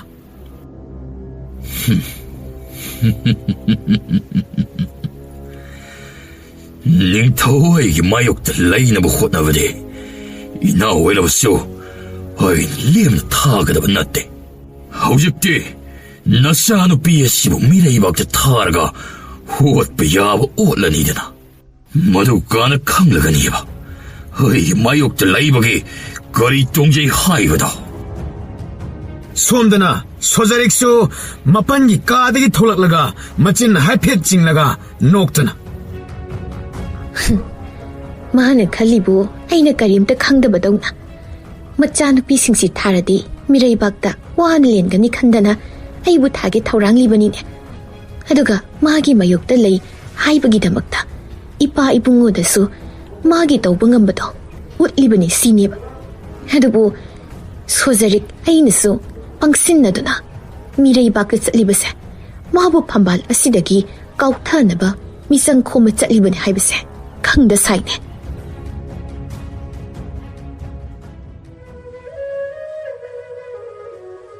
이닝ꯊꯧ 이붕어, ꯂꯩꯄꯥꯛ ꯑꯌꯥꯝꯕꯅ ꯂꯣꯏꯄꯣꯠ ꯂꯣꯏꯅ ꯀꯥꯖꯔꯛꯂꯦ. ꯐꯔꯦ ꯑꯗꯨꯗꯤ ꯃꯥꯒꯤ ꯂꯩꯕꯥꯛꯅ ꯄꯨꯔꯛꯄ ꯂꯣꯏꯄꯣꯠꯁꯤꯡ ꯑꯗꯣ ꯑꯃꯃꯝ ꯇꯣꯏꯅ ꯃꯌꯦꯛ ꯁꯦꯡꯅ ꯃꯆꯥ ꯈꯥꯏꯅ ꯂꯧꯊꯣꯔꯛꯎ. ꯑꯗꯨꯗ 이닝ꯊꯧ, ꯀꯔꯤꯃꯨꯛ ꯇꯧꯔꯦ? 이닝ꯊꯧ 이붕어, ꯂꯣꯏꯄꯣꯠꯁꯤꯡ ꯑꯗꯨꯗ ꯔꯥꯖꯀꯩꯅ꯭ꯌꯥ ꯑꯃꯃꯝꯁꯨ. ꯐꯔꯦ, ꯃꯈꯣꯏꯁꯤꯡ ꯑꯗꯨꯅ ꯀꯣꯅꯨꯡꯒꯤ ꯃꯤꯊꯨꯡꯁꯪ ꯑꯗꯨꯗ ꯂꯩꯍꯜꯂꯨ. ꯅꯤꯡꯊꯤꯅ ꯄꯤꯖ ꯄꯤꯊꯛ ꯇꯧꯍꯜꯂꯣꯀꯣ. ꯅꯤꯡꯊꯤꯅ ꯄꯣꯊꯥꯔꯕ ꯇꯨꯡꯗ ꯃꯗꯨꯒꯤꯅ ꯍꯌꯦꯡꯁꯤ ꯃꯈꯣꯏꯒꯤ ꯃꯁꯛ ꯌꯦꯡꯂꯒꯦ. ꯑꯍꯣꯏ 이닝ꯊꯧ. ꯑꯗꯨꯗꯤ ꯂꯩꯄꯣꯠꯁꯤꯡ ꯑꯗꯨꯗꯤ ꯍꯧꯖꯤꯛ ꯑꯗꯨꯝ ꯂꯧꯊꯣꯛꯂꯣꯀꯣ. ꯐꯒꯅꯤ 이닝ꯊꯧ. ꯉꯥꯏꯈꯣ. ꯍꯌꯦꯡꯁꯤ ꯆꯨꯝꯅꯇ ꯃꯈꯣꯏꯕꯨ ꯌꯦꯡꯕꯅꯗꯤ ꯑꯩꯈꯣꯏꯒꯤ ꯂꯩꯕꯥꯛ ꯑꯁꯤꯕꯨ ꯃꯤꯌꯣꯛ ꯃꯤꯆꯥꯟ ꯐꯖꯗꯕ ꯑꯣꯏꯅ ꯈꯟꯈꯤꯅꯤ. ꯑꯗꯨꯅ ꯀꯣꯅꯨꯡꯒꯤ ꯃꯄꯥꯗ ꯂꯩꯔꯤꯕ ꯑꯆꯧꯕ ꯂꯝꯄꯥꯛ ꯑꯁꯤꯗ ꯀꯨꯝꯍꯩ ꯐꯤꯌꯣꯡ ꯃꯈꯜ ꯁꯨꯅ ꯇꯧ. ꯑꯗꯨꯒ ꯂꯩꯕꯥꯛ ꯃꯤꯌꯥꯝꯕꯨꯁꯨ ꯂꯦꯝꯅ ꯄꯤꯖ ꯄꯤꯊꯛ ꯇꯧ. ꯐꯒꯅꯤ 이닝ꯊꯧ. ꯍꯥꯏ, ꯊꯣꯉꯛꯄ, ꯂꯣꯏꯄꯣꯠ ꯄꯨꯔꯛꯂꯤꯕ ꯃꯌꯥꯝ ꯑꯗꯣ ꯑꯃꯃꯝꯇ ꯑꯣꯏꯅ ꯊꯥꯖꯤꯜꯂꯣ. ꯐꯒꯅꯤ ꯑꯉꯝꯕ.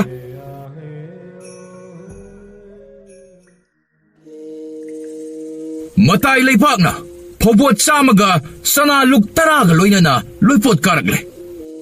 ꯑꯥꯏ, ꯍꯟꯗꯛꯇꯤ ꯃꯇꯥꯏ ꯈꯨꯜ ꯑꯁꯦ ꯄꯣꯊꯣꯛ ꯐꯕ ꯃꯥꯜꯂꯤꯗ. ꯈꯔꯝ ꯂꯩꯄꯥꯛꯅ ꯐꯧꯄꯣꯠ 50ꯒ ꯀꯣꯔꯤꯒꯤ ꯆꯥꯏꯁꯦꯜ 5ꯒ.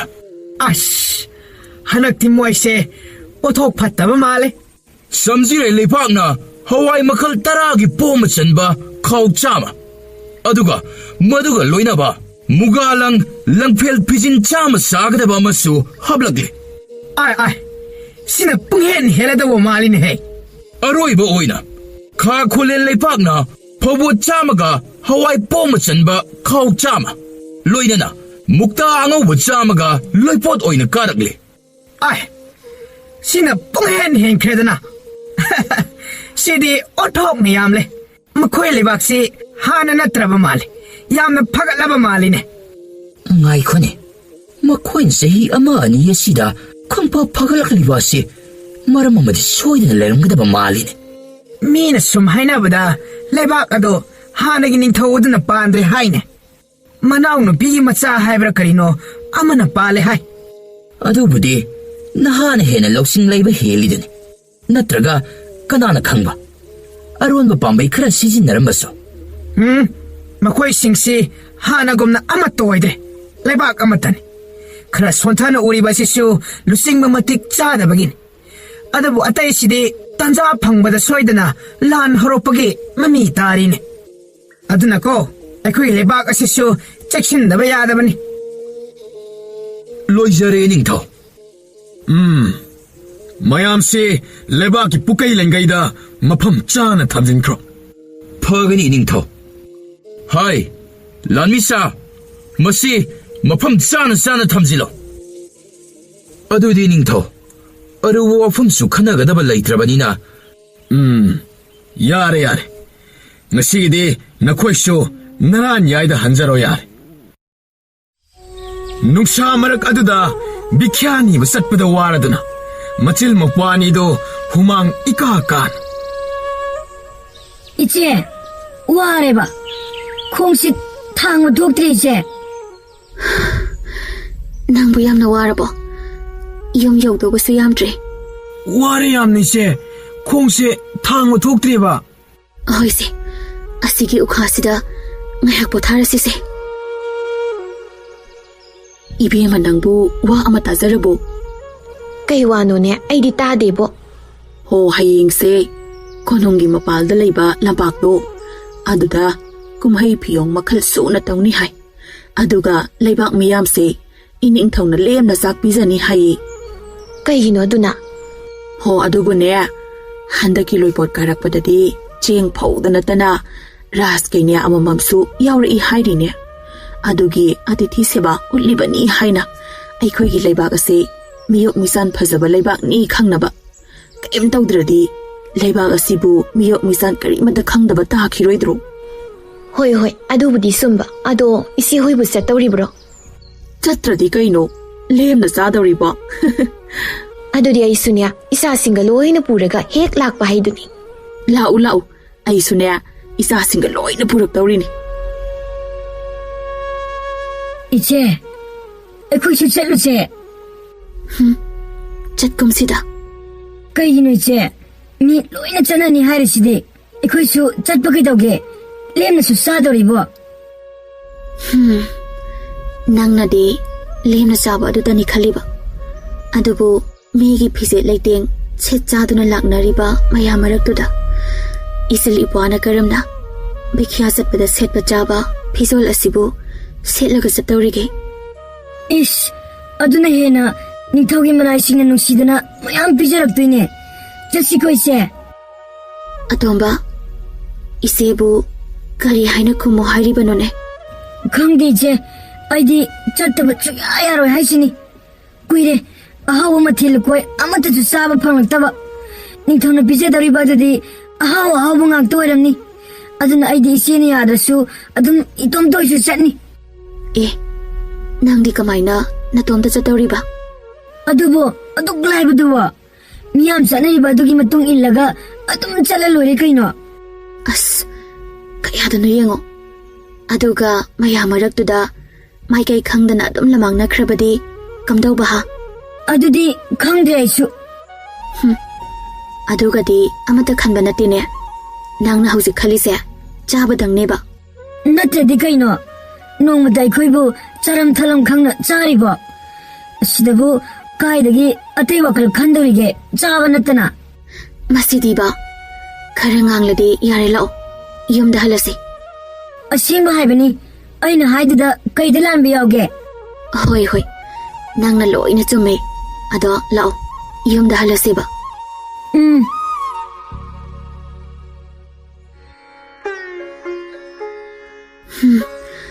ꯑꯩꯅ ꯂꯥꯛꯀꯨꯝꯁꯤ ꯍꯥꯏꯕꯁꯦ ꯌꯥꯗꯦꯕ. ꯀꯩꯗꯧꯔꯒꯦ 이제? ꯅꯪꯅ ꯅꯤꯡꯉꯥꯏ ꯇꯧꯃꯟꯗꯅ ꯂꯥꯛꯄ꯭ꯔꯥ ꯍꯥꯏꯕꯨ ꯏꯀꯥꯏꯕ ꯅꯪꯂꯒ ꯍꯟꯕ ꯁꯣꯏꯔꯔꯣꯏ.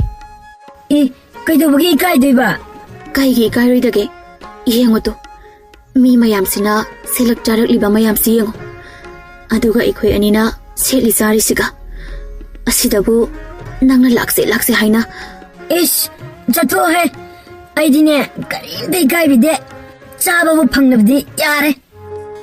ꯑꯁꯨꯝꯅ ꯃꯆꯤꯜ ꯃꯅꯥꯎꯅ ꯍꯥꯏꯅꯔꯤꯕ ꯑꯗꯨ ꯇꯥꯔꯗꯨꯅ ꯅꯨꯄꯥ ꯑꯃꯅ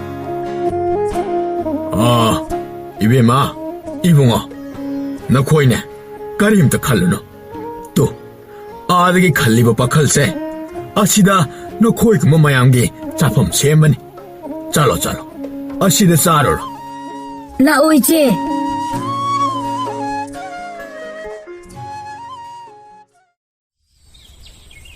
이닝타오 이붕어 라스카이냐 마얌두부 꼭실러야 해 하이 셀룽바 낭나 머코이 마야마도 아묵도 꼭실로 호행한바 어디디 이닝터 나나야 애야 묵다 야래 톡자르로 이닝터 머코이 마야마도 수업들 레이래 사나마행 아묵도 답이오다 이닝터 라스카냐싱 나코이 아마맘 또이나 나삭나밍 땅라오도 이닝ꯊꯧ 이붕어 나나이 애기 꼴로이디 레온 하이나 꼴로이제 나나이 애디 카 쿠린 레박다기 콩도이 이훌 땀제럭바니 나나이 애나 아이온 아란 야우크르바수 아방비니 칸나 ngakbiyo 하이저리 야래 마탕 랩리비 낭아목 하이로도 이닝ꯊꯧ 이붕어 나나야기 꼴로이디 셀로이 ngambi kauzeido kharam leibak-dagi laksabani 야래 마탕 랩리비 낭아목 이닝ꯊꯧ 이붕어 나나야기나 소자리 kauzei samjireng leibak-dagi laksabani 야래 아이는 나코이다 하이게다바 하이보 노이쇼 레박 아시다 카이쇼 나사네야나 락람로이 하이바 아이나 캉 아도나 나코이는 ngasimak hankhibada aina kaisu thingloi ada 이닝ꯊꯧꯒꯤ ꯌꯥꯊꯪꯅꯤ ꯍꯥꯏꯅ ꯅꯅꯥꯏ ꯑꯩꯈꯣꯏꯅ ꯍꯟꯖꯈ꯭ꯔꯒ ꯑꯩꯈꯣꯏꯒꯤ ꯂꯩꯕꯥꯛ ꯑꯗꯨꯕꯨ ꯅꯣꯏꯅ ꯈꯜꯂꯤꯕ ꯑꯗꯣ ꯑꯩ ꯂꯣꯏꯅ ꯈꯪꯉꯤ ꯑꯩꯅ ꯀꯩꯁꯨ ꯑꯗꯨꯝꯅ ꯈꯛ ꯃꯤꯆꯪ ꯃꯤꯈꯥꯏ ꯅꯥꯏꯗꯧ ꯂꯩꯇꯦ ꯅꯣꯏꯒꯤ ꯑꯄꯥꯝꯕ ꯇꯧꯕꯒꯤ ꯑꯌꯥꯕ ꯑꯗꯣ ꯑꯩꯅ ꯄꯤꯔꯕꯅꯤ ꯑꯗꯨꯒ ꯑꯃꯅ ꯉꯥꯏꯁꯦꯜꯂꯣꯏꯗ꯭ꯔꯦ ꯍꯥꯏꯅ ꯂꯩꯕꯥꯛ ꯑꯃꯕꯨ ꯑꯩꯅ ꯈꯛ ꯅꯥꯊꯩꯒꯗꯕ ꯅꯠꯇꯦ ꯑꯗꯨꯒ ꯉꯥꯏꯁꯦꯜꯂꯣꯏꯔꯦ ꯍꯥꯏꯅ ꯑꯩꯅ ꯍꯦꯟꯅ ꯑꯍꯦꯟꯕ ꯃꯤꯠꯌꯦꯡ ꯆꯪꯒꯗꯕꯁꯨ ꯂꯩꯇꯦ ꯑꯩꯒꯤꯗꯤ ꯅꯈꯣꯏ ꯈꯨꯗꯤꯡꯃꯛ ꯑꯩꯒꯤ ꯃꯤꯠꯌꯦꯡ ꯃꯈꯥꯗ ꯂꯩꯔꯕꯅꯤꯅ ꯆꯞ ꯃꯥꯟꯅꯅꯅꯤ ꯑꯩꯅ ꯌꯦꯡꯒꯗꯧꯔꯤꯕ 이닝ꯊꯧꯅꯁꯨ ꯑꯌꯥꯕ ꯄꯤꯕꯤꯔꯕꯅꯤꯅ ꯅꯅꯥꯏ ꯑꯩꯈꯣꯏꯗꯤ ꯃꯤꯀꯨꯞ ꯑꯁꯤꯃꯛꯇꯗ ꯏꯔꯩꯕꯥꯛꯇ ꯍꯟꯖꯈ꯭ꯔꯒꯦ ꯉꯥꯏꯈꯣ ꯃꯗꯨꯃꯛꯇꯤ ꯇꯍꯥꯃꯜꯂꯦ ꯅꯈꯣꯏ ꯂꯥꯛꯄꯒꯤꯗꯃꯛꯇꯅꯤ ꯑꯩꯅ ꯀꯨꯝꯍꯩ ꯐꯤꯌꯣꯡ ꯃꯈꯜ ꯁꯨꯅ ꯄꯥꯡꯊꯣꯛꯂꯤꯕ ꯑꯗꯨꯅ ꯃꯁꯤ ꯃꯌꯥꯝꯁꯤ ꯌꯦꯡꯂꯒ ꯍꯌꯦꯡ ꯑꯣꯏꯅ ꯈꯣꯡꯁꯥꯜꯂꯣ ꯐꯒꯅꯤ 이닝ꯊꯧ ꯃꯈꯣꯏ ꯑꯅꯤꯒꯤꯗꯤ ꯑꯅꯤꯡꯕ ꯄꯥꯝꯕ ꯑꯗꯨ ꯍꯥꯏꯔꯦ ꯅꯈꯣꯏ ꯑꯅꯤꯒꯤꯅ ꯀꯝꯗꯧꯕ ꯑꯩꯗꯤ ꯑꯩꯒꯤ ꯄꯨꯛꯅꯤꯡꯗ ꯈꯣꯏꯗꯥꯖꯕ ꯃꯤꯁꯛ ꯑꯗꯨ ꯅꯠꯇꯅ ꯀꯅꯥꯃꯠꯇꯕꯨ ꯂꯣꯏꯅꯕꯤ ꯑꯣꯏꯅ ꯈꯛ ꯂꯧꯁꯤꯜꯂꯣꯏ ꯍꯥꯏꯗꯨꯅ ꯑꯆꯦꯠꯄ ꯐꯤꯔꯦꯞ ꯂꯩꯈ꯭ꯔꯦ 이닝ꯊꯧꯅ ꯑꯩꯈꯣꯏꯕꯨ ꯂꯣꯏꯅꯕꯤ ꯑꯣꯏꯅ ꯂꯧꯁꯤꯟꯕ ꯄꯥꯝꯗ꯭ꯔꯕꯁꯨ ꯑꯄꯥꯝꯕꯤ ꯅꯍꯥ ꯑꯣꯏꯅ ꯂꯧꯁꯤꯟꯕꯤꯕꯗꯤ ꯀꯔꯤ ꯃꯗꯨꯃꯁꯨ ꯃꯌꯥꯗ꯭ꯔꯦ ꯑꯩꯗꯤ ꯑꯩꯒꯤ ꯂꯩꯃꯀꯣꯜꯗ ꯑꯩꯒꯤ ꯇꯥꯂꯣꯏ ꯑꯗꯨ ꯅꯠꯇꯅ ꯀꯅꯥꯃꯠꯇ ꯊꯝꯕ ꯌꯥꯕ ꯅꯠꯇꯦ ꯅꯈꯣꯏꯅ ꯑꯩꯒꯤ ꯂꯩꯕꯥꯛꯁꯤꯗ ꯂꯩꯅꯤꯡꯂꯒꯅ ꯂꯩꯔꯤꯕ ꯐꯝꯅꯥꯏꯕ ꯅꯍꯥꯁꯤꯡꯁꯤꯒꯤ ꯂꯣꯏꯅꯕꯤ ꯑꯣꯏꯒꯦ ꯍꯥꯏꯕ꯭ꯔꯥ ꯑꯄꯥꯝꯕꯤ ꯅꯍꯥ ꯑꯣꯏꯒꯦꯔꯥ ꯍꯥꯏꯕ ꯑꯗꯣ ꯃꯗꯨ ꯅꯈꯣꯏꯒꯤ ꯑꯄꯥꯝꯕꯅꯤ ꯑꯩꯒꯤ ꯂꯩꯕꯥꯛꯇ ꯂꯩꯕꯒꯤ ꯑꯌꯥꯕ ꯑꯗꯣ ꯑꯩꯅ ꯄꯤꯔꯕꯅꯤ ꯃꯗꯨ ꯅꯠꯇꯕ ꯑꯍꯦꯟꯕꯗꯤ ꯍꯥꯏꯔꯛꯂꯅꯨꯀꯣ 이닝ꯊꯧꯒꯤ ꯊꯧꯖꯥꯜꯅꯤ ꯐꯔꯦ ꯅꯣꯏꯁꯨ ꯀꯨꯝꯍꯩ ꯐꯤꯌꯣꯡ ꯃꯈꯜ ꯃꯊꯦꯜ ꯃꯌꯥꯝ ꯑꯁꯦ ꯉꯥꯏꯍꯥꯛ ꯌꯦꯡꯖꯔꯔꯣ ꯑꯩꯁꯨ ꯉꯥꯏꯍꯥꯛ ꯉꯁꯤꯗꯤ ꯂꯩꯕꯥꯛ ꯃꯌꯥꯝ ꯑꯁꯤ ꯀꯝꯗꯧꯔꯤꯒꯦ ꯍꯥꯏꯕ ꯌꯦꯡꯕ ꯑꯣꯏꯅ ꯂꯦꯡꯊꯣꯛꯂꯨꯒꯦ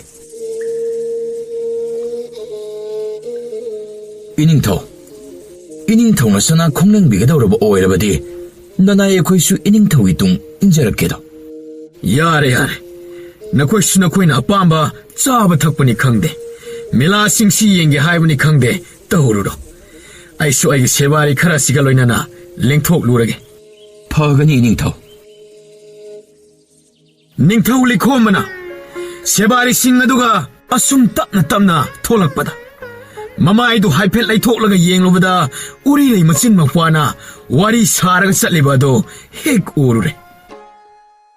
ꯏꯁ, ꯂꯣꯏꯗꯝ ꯀꯅꯥꯒꯤ ꯃꯆꯥꯕꯨ ꯑꯣꯏꯔꯤꯕ? ꯑꯁꯨꯛ ꯆꯪꯈꯣꯟꯅ ꯐꯖꯕꯗꯤ ꯄꯨꯟꯁꯤꯗ ꯑꯃꯨꯛꯇ ꯐꯥꯎꯕ ꯍꯦꯛ ꯎꯈꯤꯗ꯭ꯔꯤ. ꯁꯦꯠꯂꯤꯕ ꯐꯤꯖꯣꯜ, ꯃꯁꯝ ꯃꯅꯥ, ꯑꯣꯏꯔꯤꯕ ꯐꯤꯕꯝ ꯑꯁꯤ ꯍꯥꯏꯔꯨꯔꯕꯗꯤ ꯅꯨꯡꯉꯥꯏ ꯌꯥꯏꯐꯕ ꯌꯦꯛꯇꯣꯡ ꯈꯝꯗꯣꯡꯕ ꯏꯃꯨꯡꯒꯤ ꯃꯆꯥ ꯃꯁꯨꯗꯤ ꯃꯥꯟꯗꯦꯗ. ꯑꯩꯕꯨ ꯃꯅꯥꯛꯁꯤꯗ ꯍꯦꯛꯇ ꯋꯥꯈꯜ ꯑꯗꯨ ꯑꯗꯨꯝꯅ ꯈꯜꯂꯒ ꯃꯈꯣꯡ ꯑꯗꯨ ꯊꯥꯡꯒꯦ ꯇꯧꯔꯝꯃꯤ. ꯑꯗꯨꯕꯨ ꯃꯌꯥꯝ ꯃꯔꯛ ꯑꯗꯨꯗ ꯆꯪꯁꯤꯟꯈꯤꯕꯅ ꯀꯔꯣꯝꯗ ꯆꯠꯈꯤꯕꯅꯣ ꯍꯥꯏꯕ ꯈꯪꯂꯝꯗꯦ. ꯆꯉꯛꯅꯅ ꯑꯀꯣꯏꯕ ꯑꯗꯨ ꯍꯥꯏꯐꯦꯠ ꯌꯦꯡꯂꯒ ꯀꯔꯣꯝꯗꯅꯣ, ꯀꯔꯣꯝ ꯆꯠꯈ꯭ꯔꯕꯅꯣ ꯈꯪꯍꯧꯗ꯭ꯔꯦꯗꯣ. ꯏꯅꯤꯡꯊꯧ, ꯀꯩꯗꯧꯕꯤꯕ ꯌꯥꯎꯔꯦ? ꯀꯩꯁꯨ ꯇꯧꯗꯦ. ꯑꯁꯣꯝ ꯃꯤ ꯈꯔ ꯂꯩꯇꯕ ꯑꯁꯣꯝꯗ ꯑꯣꯏꯅ ꯆꯠꯁꯤ. ꯐꯒꯅꯤ ꯏꯅꯤꯡꯊꯧ.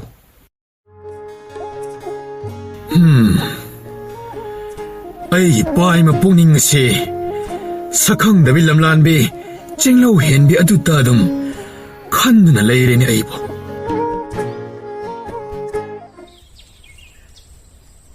이닝터우 이붕어! 이닝터우 이붕어! ꯀꯩꯅꯣ ꯑꯩꯈꯣꯏꯒꯤ ꯏꯅꯤꯡꯊꯧꯁꯤꯅ ꯍꯟꯗꯛ ꯃꯔꯛ ꯇꯧꯔꯤꯕ ꯃꯇꯧꯁꯤꯕ? 어이, 뜸이 레요. 이닝터우이 사무 혹장세 하이페 팅드라바디 와칼라마 아두막 레이가다바 말레. 낭네 하이페트 팅러가 ꯌꯦꯡꯉꯨ. ꯉꯝꯃꯣꯏꯗ. ꯑꯉꯝꯕꯅ ꯈꯔ ꯌꯥꯅꯤ. ꯑꯗꯨꯅ ꯑꯉꯝꯕ ꯑꯣꯏꯅ ꯍꯦꯛꯇ. ꯀꯥꯟꯅꯔꯝꯗꯥꯏꯗꯅ 미가 하나 여행다 왜 이렇게 정실로? 어두고 시름다에 시드나 너마이 레이든 찔르네. ꯑꯁꯤ ꯍꯥꯏꯅ ꯅꯤꯡꯊꯧꯒꯤ ꯃꯅꯥꯛ ꯅꯛꯅ ꯆꯪꯁꯤꯜꯂꯒ ꯃꯁꯥꯗꯣ ꯍꯥꯏꯐꯦꯠ ꯊꯦꯡꯗꯨꯅ. 이닝터우 이붕어, 나나이나 ꯀꯧꯖꯔꯤꯕ ꯑꯁꯤꯕꯨ ꯇꯥꯕꯤꯔꯤꯕ꯭ꯔꯥ? ꯑꯍꯥ, ꯀꯩꯗꯧꯔꯦ ꯍꯥꯏꯕꯅꯣ? 이닝터우는 한딱 머락 능숙능자나나 레이비리바 ꯑꯁꯤꯕꯨ. ꯍꯟꯗꯛꯁꯦ ꯁꯨꯝꯗꯧꯕꯅꯤ. ꯅꯍꯥꯟ ꯅꯣꯡꯃ ꯀꯨꯝꯍꯩ ꯄꯥꯡꯊꯣꯛꯄ ꯅꯨꯃꯤꯠ ꯑꯗꯨꯗ ꯑꯩꯒꯤ ꯊꯃꯣꯏꯅ ꯈꯣꯏꯗꯥꯖꯕꯤꯗꯣ ꯊꯦꯡꯅꯍꯧꯔꯦ. 하, 이닝터우, ꯑꯗꯨꯗꯤ ꯌꯥꯝꯅ ꯅꯨꯡꯉꯥꯏꯕ ꯄꯥꯎꯅꯤꯗꯅ. ꯑꯗ ꯑꯉꯝꯕ, ꯅꯨꯄꯤ ꯑꯗꯨꯒꯤ ꯀꯣꯂꯣꯏꯁꯨ ꯈꯪꯍꯧꯗ꯭ꯔꯦ. ꯂꯝꯂꯦꯟ ꯀꯩꯗꯒꯤꯅꯣ ꯍꯥꯏꯕꯁꯨ ꯑꯃꯠꯇ ꯈꯪꯍꯧꯗ꯭ꯔꯦꯅꯦ ꯑꯩꯗꯤ. 하, ꯑꯁ, ꯑꯣꯟꯊꯣꯛꯄꯅꯤꯗ. ꯑꯗꯨꯕꯨ 이닝터우, ꯃꯑꯣꯡ ꯃꯇꯧ ꯀꯝꯗꯧꯋꯤꯗꯅ ꯇꯧꯔꯒ ꯀꯅꯥꯒꯤ ꯂꯩꯕꯥꯛ ꯑꯁꯤꯃ ꯍꯦꯛꯇ ꯁꯤꯟꯕ ꯊꯨꯡꯅ ꯊꯤꯕꯗ ꯐꯪꯗꯅꯤꯡꯉꯥꯏ ꯋꯥ ꯂꯩꯇꯦꯗ. ꯍꯣ, ꯑꯗꯨꯝꯅ ꯍꯥꯏꯔꯗꯤ ꯐꯩꯗꯅ. ꯏꯇꯣꯝꯗ ꯈꯟꯐꯝ ꯈꯪꯗꯗꯅ ꯂꯩꯔꯝꯂꯤꯕꯅꯤ. ꯃꯤꯒꯤꯕꯨꯗꯤ ꯁꯦꯡꯅ ꯍꯥꯏꯔꯕꯗꯤ ꯆꯥꯛꯅꯤꯕ ꯃꯥꯜꯂꯦ. ꯀꯔꯤ? ꯆꯥꯛꯅꯤꯕꯤ ꯍꯥꯏꯕ? ꯆꯥꯛꯅꯤꯕꯤ ꯑꯣꯏꯔꯒ ꯀꯩꯗꯧꯅꯤ? ꯏꯅꯤꯡꯊꯧꯅ ꯄꯥꯝꯂꯕꯗꯤ ꯀꯣꯛ ꯂꯩꯃꯔꯦꯝꯕꯤ ꯑꯣꯏꯍꯜꯂꯒ ꯂꯣꯏꯔꯦ ꯀꯩꯅꯣ. ꯑꯗꯨꯕꯨ ꯀꯔꯝꯅ ꯊꯨꯅ ꯅꯨꯄꯤ ꯑꯗꯨꯕꯨ ꯊꯤꯕ ꯐꯪꯅꯤ ꯍꯥꯏꯗꯨꯁꯨ ꯈꯟꯅꯕ ꯆꯨꯝꯂꯣꯏꯗ꯭ꯔꯣ ꯑꯉꯝꯕꯁꯤꯡ? ꯁꯨꯝꯗꯧꯔꯁꯤ ꯏꯅꯤꯡꯊꯧ. ꯆꯥꯛꯅꯤꯕꯤꯅꯤ ꯍꯥꯏꯔꯕꯅꯤꯅ ꯃꯥꯅ ꯃꯈꯣꯡꯅ ꯊꯣꯡꯅ ꯂꯥꯛꯅꯕ, ꯑꯩꯈꯣꯏꯅꯁꯨ ꯊꯤꯕ ꯋꯥꯗꯅꯕ ꯍꯦꯛꯇ ꯕꯤꯈ꯭ꯌꯥ ꯃꯌꯥꯝꯗ ꯁꯦꯡꯈꯥꯎ ꯀꯠꯇꯅ ꯆꯥꯛꯅꯤꯕ ꯂꯥꯛꯄ ꯈꯨꯗꯤꯡ, ꯊꯦꯡꯅꯕ ꯈꯨꯗꯤꯡ ꯂꯥꯛꯄꯤꯌꯨꯗꯅ ꯍꯦꯛꯇ ꯄꯥꯎꯁꯤ ꯆꯦꯜꯂꯁꯤ ꯏꯅꯤꯡꯊꯧ. ꯑꯗꯨꯝꯅ ꯇꯧꯔꯕꯗꯤ ꯁꯣꯏꯗꯅ ꯂꯥꯛꯀꯅꯤꯀꯣ? ꯑꯍꯣꯏ 이닝터우, ꯁꯣꯏꯗꯅ ꯂꯥꯛꯀꯅꯤ. ꯐꯔꯦ, ꯑꯗꯨꯗꯤ ꯑꯗꯨꯝꯅ ꯇꯧꯔꯁꯤ. ꯁꯦꯂꯨꯡꯕꯩꯕꯣ, ꯅꯪꯅ ꯂꯥꯛꯀꯅꯤ ꯑꯗꯅ ꯑꯩꯅ ꯃꯁꯤꯗ ꯄꯥꯝꯃꯨꯕ ꯂꯩꯇ. ꯂꯨꯄꯥ ꯈꯥꯎꯖꯥꯎꯅꯤ ꯆꯥꯛꯅꯤꯕ ꯃꯌꯥꯝꯗ ꯗꯥꯟ ꯇꯧꯔꯤꯕ ꯑꯁꯤ. ꯑꯗꯨꯕꯨ ꯑꯩꯅ ꯄꯥꯝꯖꯕ ꯅꯨꯄꯤꯗꯨꯗꯤ ꯂꯥꯛꯄ ꯀꯧꯕ ꯂꯩꯇꯦꯗ. ꯏꯅꯤꯡꯊꯧ ꯏꯕꯨꯡꯉꯣ, ꯗꯥꯟ ꯇꯧꯕꯗ ꯂꯩꯄꯤꯒꯅꯨ. ꯁꯣꯏꯗꯅ ꯂꯥꯛꯀꯅꯤ ꯏꯅꯤꯡꯊꯧ. ꯂꯥꯛꯂꯕꯗꯤ ꯐꯩ. ꯂꯥꯛꯇ꯭ꯔꯕꯗꯤ ꯏꯕꯨꯡꯉꯣ ꯅꯪ ꯑꯩꯅ ꯂꯨꯔꯦꯟ ꯀꯛꯄ ꯁꯣꯏꯗ꯭ꯔꯕꯅꯤ. ꯋꯥꯗꯨ ꯇꯥꯕꯗ ꯁꯦꯂꯨꯡꯕ ꯑꯗꯨ ꯍꯥꯏꯐꯦꯠ ꯈꯧꯇꯛ ꯆꯥꯅ ꯃꯉꯛ ꯑꯗꯨ ꯅꯥꯜꯂꯝꯃꯤ. ꯇꯥꯟꯖꯥꯗꯨꯗ ꯎꯔꯤꯔꯩꯗꯣ ꯃꯧꯄꯥꯗꯨꯒꯤ ꯃꯈꯨꯠ ꯁꯝꯂꯒ ꯕꯤꯈ꯭ꯌꯥ ꯅꯤꯕꯅꯤ ꯍꯥꯏꯅ ꯆꯪꯂꯛꯂꯝꯃꯤ. ꯃꯗꯨ ꯎꯕꯗ ꯅꯤꯡꯊꯧ ꯑꯗꯨꯗꯤ ꯍꯔꯥꯎꯃꯟꯗꯅ, ꯁꯦꯂꯨꯡꯕ ꯏꯕꯨꯡꯉꯣ, 아다 장래네. 하스, 아이보, 까리노 하이그도리바 시워. 이닝토, 까리무다 박을 삐게나. 마두 뽐바, 나나 아이코이 마야암다 시나비요. 호이, 이보, 너희네 카라 파누바 실로하이. 파가네 이닝토. 아시 하이나 실롱바도 토크라가. 우리 아이보, 세바리 누피 마야마두다 하이라가. 남다나 마사마우 생도할라가 피젯 레이팅 세 짜한드나 로이라바 마tung 닝타오기 마나악다 부톡람 아노고 sakpamadu ubada 닝타오도 마밋 꼽가니 하이바 까오바 마카이 예행드나 레이람미 아다보 우리 레이마디 따우리바 뽐바도 까리노 하이바 캉다 아이보 까리 이베마 깡다 생나노 Masidi nangse, ining tawgi loinabi, ay ko'y laymanemi oiradabani ne. 오이라다바니 나때 오이라바니 아든 하우직다게 노룩나 레이마렘비 하이나 뿌니엠 자우네 Ahoy ining taw. Laymanemi ibema, nanaygi ayon aran amuk tangakpiyo. 아이보 까리 까이다우라게 나쿠야다 짱자리바 시보 ngakpiyone ahoy iningthaw ai kaisu khandre yare adunidana ai taloi leimarembi haiba aside karimta chingnagano ngasi haiba numit asidage nangbu aina awatpa matalhenda konung masida sanana pungangangna thamgadoribani Nungaire, nasidagi bikya su setlaroi. atomba tamin karigi bikyano ai konung masida nungaina shening chaning naning tawduna leiradabani leimarembi asumna changni bi oirambi uri reido ningthongna chanbadagi leibak adugi maharani oikhirami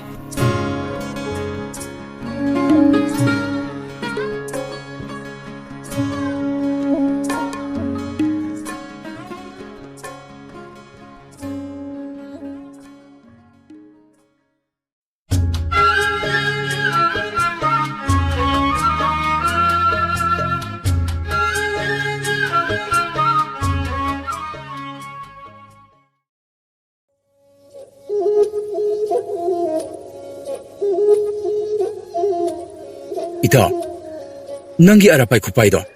Ozana payabdo ko chamanayi. Ay di adugi kupaydo. Sungay hewiyadi. Asengrane maro. Aisu khangam nateda. Nongmo jana sajibugi nini pamba numita magi mahiro ekhoi khudin kauraga phola punna chamina khibana mito. Ningsingni breita. Hoy, ningsingi maro. Numituda haira basatra kaya. Moigi auraiba mong mayamdo. Madubu urubada aisu hotnaningbadi phawkhibani. Moibu uraga itaw thongna yamna oi. Madugide aina muk thoidongna khanjilubo oidida maro. Adubu numittugi ojagi khusu khupai mongdude aina muna yenghoita. Yumda halaga hapta amagi matung aina awang khongnung leipalda hoba achauba hainokjong pambidugi matonda panba hainokjong amada changyeng tawita. Maduda mai pakhita. Numito, ay siyam na ngaki. Asing brane. Ay di adum na kutsumbadi laire na kara sana lang bupaw salo yadi nito. Nung sinahek tumtoki. Marua, nang ay buwang tatapi ba yagadra? Karigi yada ni. Ay nakhangba nang nakhangba ni. Kaday, nangi kutsudo. Se, sida laire. Karampayo gita. Se, ay napari mongja. Masiga chap manana pai. Kubi, kudumbi, kuyay. Makoy humsina chiyana chapkadabani. Aduga arapagi masay makhasidana kuning thaw amade khunawi na mapangal pinaba mapa chumna yainaba makhara ngakadabani ta. Aduga khujengse masina mong chana lairaga aikhoigi miyingi mapa lalhandana kanna langlaga thadokidoni ta. Yengo to. Tu. Yengo to. Hey!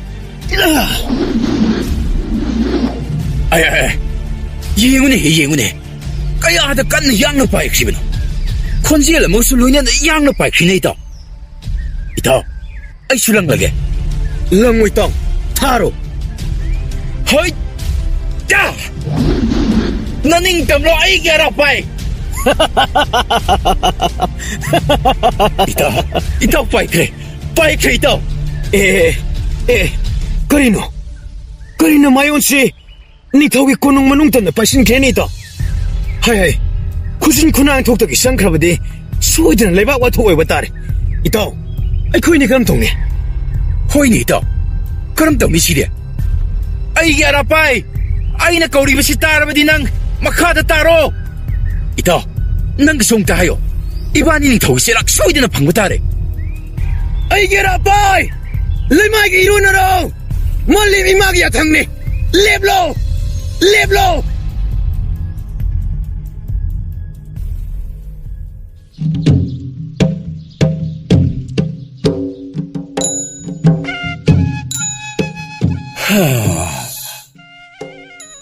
Ngasidi aigi pa'y mapukingsi othok na makalamida. Tamoy na koydasaba nungsiba taloy na maharanigi pamtola pambalabada ningthaw koro ay awat pamatalay trabahay ba do. Madugum na hek pawagum kaya da pinjariba. Amuktabog kauraga pena yengke. Hay, madubo kaday lay krabadoni. Ulak dini. Hay, Maharani! Maharani! Hay, nungsi toybi! Hay, mitsuotbi! Tari. Hay, amuk talaw ni. Aruba wa makanagadaba layre ni. Laksari. Makoy ning tawda. Nahan, poiri na awang chingmaydagi helakpa hay kado. Mahaw amuk tanging hanjaning dana. Hay kado, apaba kalambani. Buri. Oh, honi. Lao. Masida buhay na haisin na haigirap. Asuk ng siba, asuk kaw na lonsat kang bamaran iya sibo. Malimgi paure hairi balay pak singadu dabo. Makuy ki maharan singadu na bo. Sumay na to birang madrani. Koro ay gilay bakse. Kaya da pakrabana. Mi tarabadi matutagali haikini. Adu padi paye. Ay maharani ese. Ay ma, tap na launi nang bo. Tula kanini. Tusan bamsada na sukpan ga yaurabadi mangsareda na. Koro wayde. Oh, tammo duda. Maksang hik ngangada na. Koy tum nagadaba mali ni mahawdo. Makoy ining tawna habibada kandana chadrabasu yananaba matamangdanaba haydana nanay nubina ningtina siyam sazaraklabani. Kaya da nung siliba nones ngang torak panawa haydi koy tumihe. Ado hoskin nangi kariye nanay nubi haybra. Hoy ni nanay nubi hayba wahay adu matangdi loktuhi maharani. Hey, madu ningthaw na tabada kaya inung nungayti. Nahakse, parabasu patrabasu laypak mari ngagliba. Ningthaw kwara waygi amatang ngantoy jabi, maharani nini nangse. Ining tawgi tawzan bu, punsi chupagi, maton loom na tawgal pangzagi kanjaribi, lay maton aygi ipamdadi, karisu thoy ni hina kanjinjaba layzadida. Mingtol haybasidi mingtol ni. Maruiribadi, ining tawna ibu asumna adum nungsibibase, masi kaptani ayna nizariba. Hey, maharani siye, awat pa mat hek layte da, sayta sarisa. Sakta sida hayro, awat pa mat layte. Yeng bagi pinbe hik na hendewa. Lamsat tawgalon damung lamsilore, magun na pumyong. Wapaw hunbaw na ba, pukmahin pawmin na ba daso, ningthaw ay pawba maya pengdraba nung sagong kumda na hektok. Wate ko, masiya ay na haigayaw na haisin na ba nati? Akang ba ita na kangada ba ni? Yari lipiro, mataaba ka na natakraga, makoy iningthaw se, ngawrida na soida na hainakrani. Se, adugi sarupudi, yada dum katokbiro, Nanay Nubi hay ka matang injaraki. 하이씨, 이까해. 아이고, 아씨, 아이고, 망라하는 간민가 마다 따실라겠다, 우리씨. Mang na tiye. Yasa kasik tang kangkat biyo. Nanay Nubi na ku injabagi mahaw yeng biyo. 도풍 강들의 이디 마하라니 ngasi nangi matosibo tamoy mahilangin hining tawoy haksya. Ilo. Kaday. Si dalay zari. Kaday. Napamat chakidre. Kara lao na kathopa yanda bro yadubo. Ipahama phazin badong na. Tagbiriba dubu. Ikai bahay baduro. natte다. 까토게.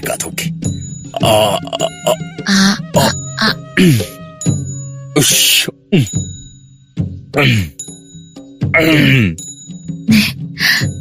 How bro? 하위부 오톡나 하오크.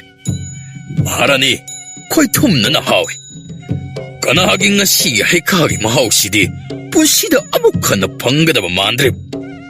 아레이브 마하오 뿜나 막 로이나 갈수나 여보고 미니 마하라니. Asengba. 하이마 아이시부 야암나 타제다보기 와니니. Adoy na teba sum 레이호드라바라 마하라니. lehawi na baridama. Purakora. 부락라노. 좀 항반이다. 좀 빠무잡아도 로이 토끼가 들어갔나. Hayma. Danjadra. 생번이 마하라니. 나시 낭나 비자리 바이카세. 농띠기 아슴나 비자가다바 오이라바디. 빨라바스 뻗잖아. 감라바스 감사나. 아돔 다무잭신. 농띠기. 농막이. 부시시먹이 오이나 카직카직. 고로 잉원다 심나 신담나 할루코. 하이. 레이마돈. 낭시 농수야 없는 농시. 바자바다 순난기 마빠까나 할레이테. 이닝타우!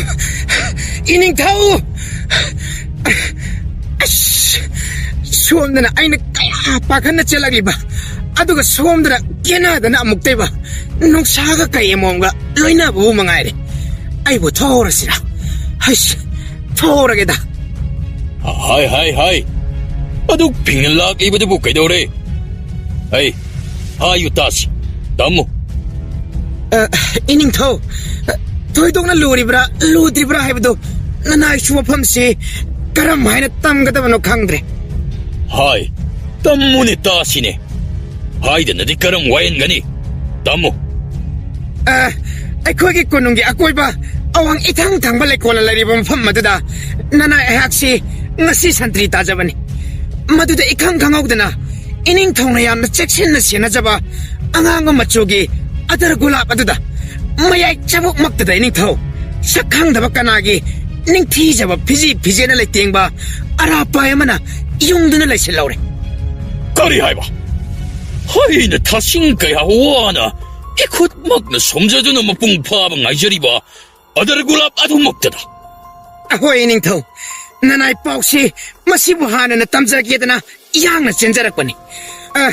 ꯀꯔꯤꯒꯨꯝꯕ ꯃꯗꯨꯗ ꯈꯨꯠꯄꯥꯏ ꯆꯥꯗꯅ ꯁꯠ ꯈꯣꯠꯇꯅ ꯇꯧꯔꯨꯔꯕꯗꯤ ꯅꯤꯡꯊꯤꯖꯕ ꯂꯩꯅꯥ ꯃꯌꯥꯝ ꯑꯗꯨ ꯂꯩꯃꯥꯏꯗ ꯆꯣꯏꯖꯥꯏꯅꯅ ꯀꯦꯟꯈꯤꯗ꯭ꯔꯥ ꯈꯟꯅ ꯅꯅꯥꯏ ꯀꯔꯤꯃꯠꯇ ꯊꯦꯡꯖꯔꯝꯗꯦ 이닝ꯊꯧ.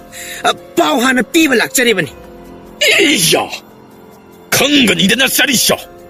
닝터우 아이기 란까이불란 씨는 맞도이나 바샤리바. 땀만한 부카나노. 고로 아이기 틱캉 오이드라도.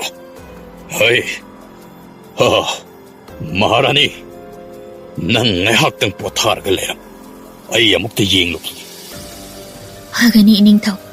Ado, karino karamno ningthina tare tara thokna khanthabiraba tungda wail thawda singdo pangthokpiyuko. Yarabadi nanay nubi aingondasu khajikdang oirabasu pukmen pawminabiramo. 호이 마하라니. 하이. 쩌치. 멍터. 파가니 이닝ꯊꯧ. 이닝ꯊꯧ니 얄파레.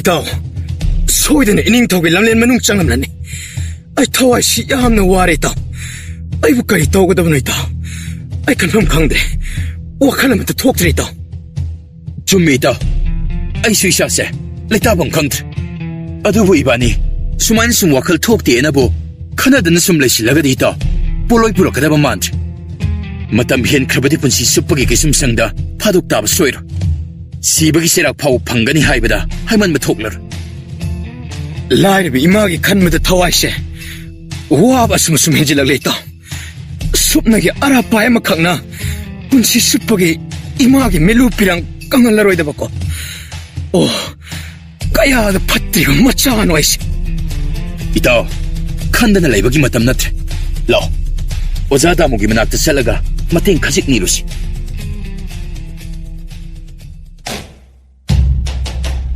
ꯑꯩ ꯀꯗꯥꯏꯅꯣ ꯏꯅꯤꯡꯊꯧ ꯑꯁꯤꯗ ꯂꯩꯔꯦ ꯇꯨ ꯍꯤꯌꯥ ꯃꯇꯤꯛ ꯂꯩꯕ ꯇꯝꯕ ꯀꯅꯥꯅꯣ ꯀꯣꯔꯣꯋꯩꯒꯤ ꯑꯃꯠꯇ ꯉꯥꯏꯖꯕꯤ ꯑꯗꯔ ꯒꯨꯂꯥꯞꯄꯨ ꯂꯩꯃꯥꯏꯗ ꯆꯣꯏꯌꯥꯏꯅꯍꯟꯕ ꯁꯩꯇ ꯈꯪꯒꯅꯤꯗꯅ ꯑꯗꯨꯅꯦꯗꯅꯤ ꯏꯅꯤꯡꯊꯧ ꯃꯇꯦꯡ ꯊꯣꯛꯄ ꯆꯩꯔꯥꯛ ꯑꯃꯗꯤ ꯄꯤꯐꯝ ꯊꯣꯛꯇꯕ꯭ꯔꯥ ꯀꯔꯤꯒꯤ ꯊꯣꯛꯇꯅꯤ ꯍꯥꯏ ꯅꯈꯣꯏ ꯆꯥꯝꯃ ꯈꯨꯗꯛꯇ ꯊꯧꯔꯥꯡ ꯁꯦꯝꯁ ꯅꯈꯨꯠꯇ ꯊꯧꯔꯤ ꯃꯀꯣꯜ ꯄꯥꯏꯒꯗꯕꯅꯤ ꯑꯗꯨꯒ ꯈꯔ ꯑꯃꯅ ꯕꯦꯡꯒꯣꯜ ꯈꯣꯡꯂꯗꯨꯅ ꯄꯥꯎꯊꯥꯡ ꯂꯥꯎꯔꯗꯨꯅ ꯆꯠꯀꯗꯕꯅꯤ ꯅꯈꯣꯏ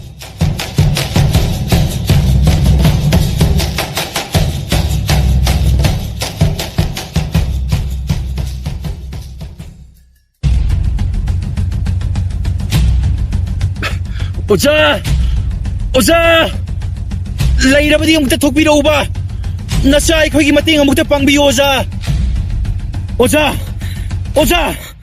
ꯑꯩꯈꯣꯏ ꯏꯔꯥꯏ ꯅꯨꯃꯤꯠꯀꯤ ꯁꯥꯇ꯭ꯔꯅꯤ ꯑꯣꯖꯥ ꯂꯩꯕꯤꯔꯕꯗꯤ ꯑꯃꯨꯛꯇ ꯊꯣꯛꯄꯤꯔꯛꯎꯕ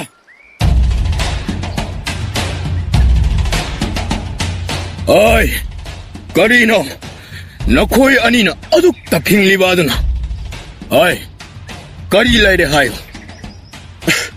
ꯁꯨꯝꯗꯧꯕꯅꯤ ꯑꯣꯖꯥ ꯀꯪꯂꯩ ꯑꯩꯈꯣꯏꯅꯤꯁꯦ ꯃꯌꯥꯏ ꯂꯩꯀꯥꯏꯒꯤ ꯈꯨꯜꯒꯤ ꯂꯝꯄꯥꯛ ꯑꯗꯨꯗ ꯑꯔꯥꯞꯄꯥꯏ ꯍꯨꯟꯕ ꯇꯝꯖꯔꯝꯕꯅꯤ ꯑꯗꯨꯕꯨ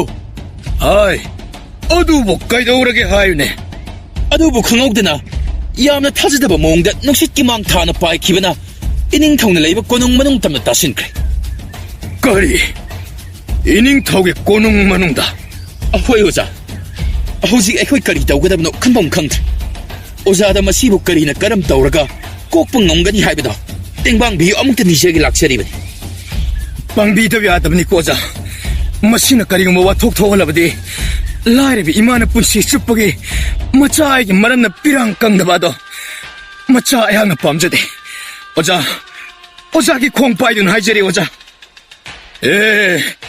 ꯇꯧꯍꯩꯗꯦ ꯌꯥꯔꯦꯁꯦ ꯏꯅꯤꯡꯊꯧꯒꯤ ꯃꯑꯣꯡ ꯑꯗꯨ ꯍꯥꯏꯔꯨꯔꯕꯗꯤ ꯍꯥꯏꯐꯦꯠ ꯂꯨꯒꯗꯧꯔꯤ ꯅꯈꯣꯏ ꯑꯅꯤꯒꯤ ꯃꯇꯥꯡꯁꯤꯀꯣ ꯑꯗꯨꯕꯨ ꯑꯣꯖꯥ ꯇꯞꯊꯧ ꯑꯣꯖꯥꯒꯤ ꯃꯐꯝꯗ ꯃꯇꯦꯡ ꯐꯤꯒꯥꯎ ꯁꯥꯅ ꯅꯣꯂꯨꯛꯄ ꯎꯠꯂꯕꯅꯤꯅ ꯍꯧꯖꯤꯛꯇꯤ ꯅꯈꯣꯏ ꯑꯅꯤꯗ ꯂꯩꯔꯝꯕ ꯂꯥꯡꯂꯝꯕ ꯃꯩꯁꯥ ꯄꯨꯝꯅꯃꯛ ꯅꯪꯒꯤ ꯑꯣꯖꯥꯅ ꯈꯨꯗꯛ ꯑꯁꯤꯗꯒꯤ ꯄꯨꯔꯕꯅꯤ ꯀꯔꯤ ꯀꯔꯝ ꯇꯧꯔꯒ ꯎꯄꯥꯏ ꯊꯤꯕ ꯍꯥꯏꯕꯗꯣ ꯑꯩ ꯙ꯭ꯌꯥꯟ ꯉꯥꯏꯍꯥꯛꯇ ꯇꯧꯒꯦ ꯐꯝꯃꯨ ꯍꯌꯨꯝ ꯏꯇꯥꯎ ꯎꯄꯥꯏ ꯐꯪꯂꯕꯗꯤ ꯑꯣꯟꯊꯣꯛꯅ ꯅꯨꯡꯉꯥꯏꯈ꯭ꯔꯅꯤꯗ ꯍꯣꯏ ꯏꯇꯥꯎ ꯃꯗꯨꯃꯛꯅꯤ ꯅꯇꯥꯎꯅ ꯈꯟꯕꯁꯨ ꯏꯍꯦ ꯑꯩꯗꯤ ꯀꯥꯎꯔꯦꯗꯅ ꯉꯁꯤ ꯑꯌꯨꯛꯀꯤ ꯃꯩꯈꯨ ꯈꯨꯗ꯭ꯔꯤ ꯍꯥꯏ ꯅꯍꯥ ꯅꯈꯣꯏ ꯑꯅꯤꯒꯤ ꯃꯅꯨꯡꯗ ꯑꯃ ꯁꯦ ꯃꯪꯒꯣꯜꯗ ꯉꯥꯔꯤꯕ ꯍꯤꯗꯥꯛ ꯐꯨꯁꯦ ꯑꯃꯨꯛꯇ ꯄꯨꯔꯛꯎ ꯍꯤꯗꯥꯛ ꯌꯥꯎꯗ꯭ꯔꯕꯗꯤ ꯙ꯭ꯌꯥꯟ ꯇꯧꯕ ꯌꯥꯗꯦꯅꯦꯍꯦ ꯑꯍꯣꯏ ꯑꯣꯖꯥ ꯏꯇꯥꯎ ꯑꯩ ꯍꯦꯛꯇ ꯂꯧꯔꯒꯦ ꯍꯣꯏ ꯏꯇꯥꯎ ꯇꯞꯇꯅ ꯄꯨꯔꯛꯎ ꯏꯇꯥꯎ ꯁꯤꯗ ꯂꯩꯖꯔꯦ ꯑꯣꯖꯥ ꯐꯥꯟꯕꯤꯌꯨ ꯑꯗꯨꯕꯨ ꯈꯔ ꯈꯖꯤꯛꯇꯤ ꯍꯣꯏꯅꯦ ꯈꯪꯉꯤꯅꯦꯍꯦ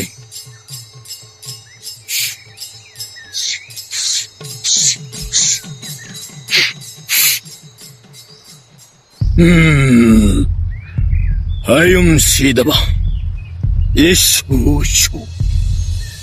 하이, 오자. 까리 더비래. 까리 더비래 오자. 아이, 머시디 레바과 톡 오에게 도래네. 닝토기와 칼조에 그래. 마하라니 코이랑.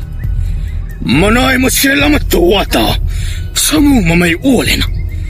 가름 동시디. 까리 유파이 빵마니. 오자. 와팡 마두부 아무따 맥시행나. 나사이 코이 록신만 감자들이 오자. 마붕오 마기 꿈하이니. 마학나 사나닝 마마옹다 사나바 따방 미오의 에코에게 마뽕. 깍바 야라로이다바. asum to haidana lamai lising kaya da iduna laikrabani dasagi manai ni miyoiba thengna batabani kari di upai le haibiri siboja nangi natau kanglei na khutpai se na thakiba ara pae dudi ningthau korong wa na makhong somdana tabung kaya senajarakpa ngarang to pugaina naitom sachabi adar gulab adugi mayai chawuk chap chana yunglaga laina sing adu laimai chuijai ne na kenduna leiredana manai masel ningthaugi hukum da makok mamai ngawna sajai kaya phangnare hui angobo ole manai sing oja nachagi thawai de dikan biuni oja ojagi laman mapok tare ta sukong amloi Lai imagi mai amuktang yengbidina na sabu amuktang nugsibiyuni oja ngasi haibana bit asidagi amukkana arapai kutsu kakking krara kari haiba nawahi anirak surawai tati hawi napani mak kari haiba jikida kutsu kakking krara haiba oja oja anirak sunaigi mangda madugi wado hek palaglaba Nating bang bugi mahot nahaku ay na utoy na tumna ulan gani. Oja, ay ma isaw namang magtadalay ni ngay karigi aduk punging sonta ba na. Una magkay ni mayok na gani. Tauge, ay tauge. Ngasi di ulage. Kulagi marumdam mantralay haibase mayek siyang natalage. Ayo, nakakari-kari tauge di hay. Madugi matung inay tawag tawag Oja, ay karisway jade may amatalay jade Oja na iray kudingi kusulang matambibado madunat na tungan ba hijaba amatalay jade oja Ay, wontok panita Arubat jaban taba matamdade Nasagi ojaban natik amade Siyendaba sugyamak yataban Ay na pananangin nating panglagi Lising lak mayong yarabaso upay lero. Ngamme hayda na hekti yaman ate. Maside yam na lukraba. Minam chawa yadba isorga kusam naraga kam gadaba mantran. Masay shoy na hay krabadani. Miyoy ba hayba side dasagi manay ni hayda na. Untok mapok ni dako kanglay egi mapok siya. Asuk nongdam tina nongdam biram liba sibo. Mamang mapokta kari karamba aran away lang jakrab na. Ngasi hayba namit asidi ay gidi mahaygi na sayaw. Punsigi na poloy hayba do. Uy gita robo ko. Apopi, nachabo waro gano ko.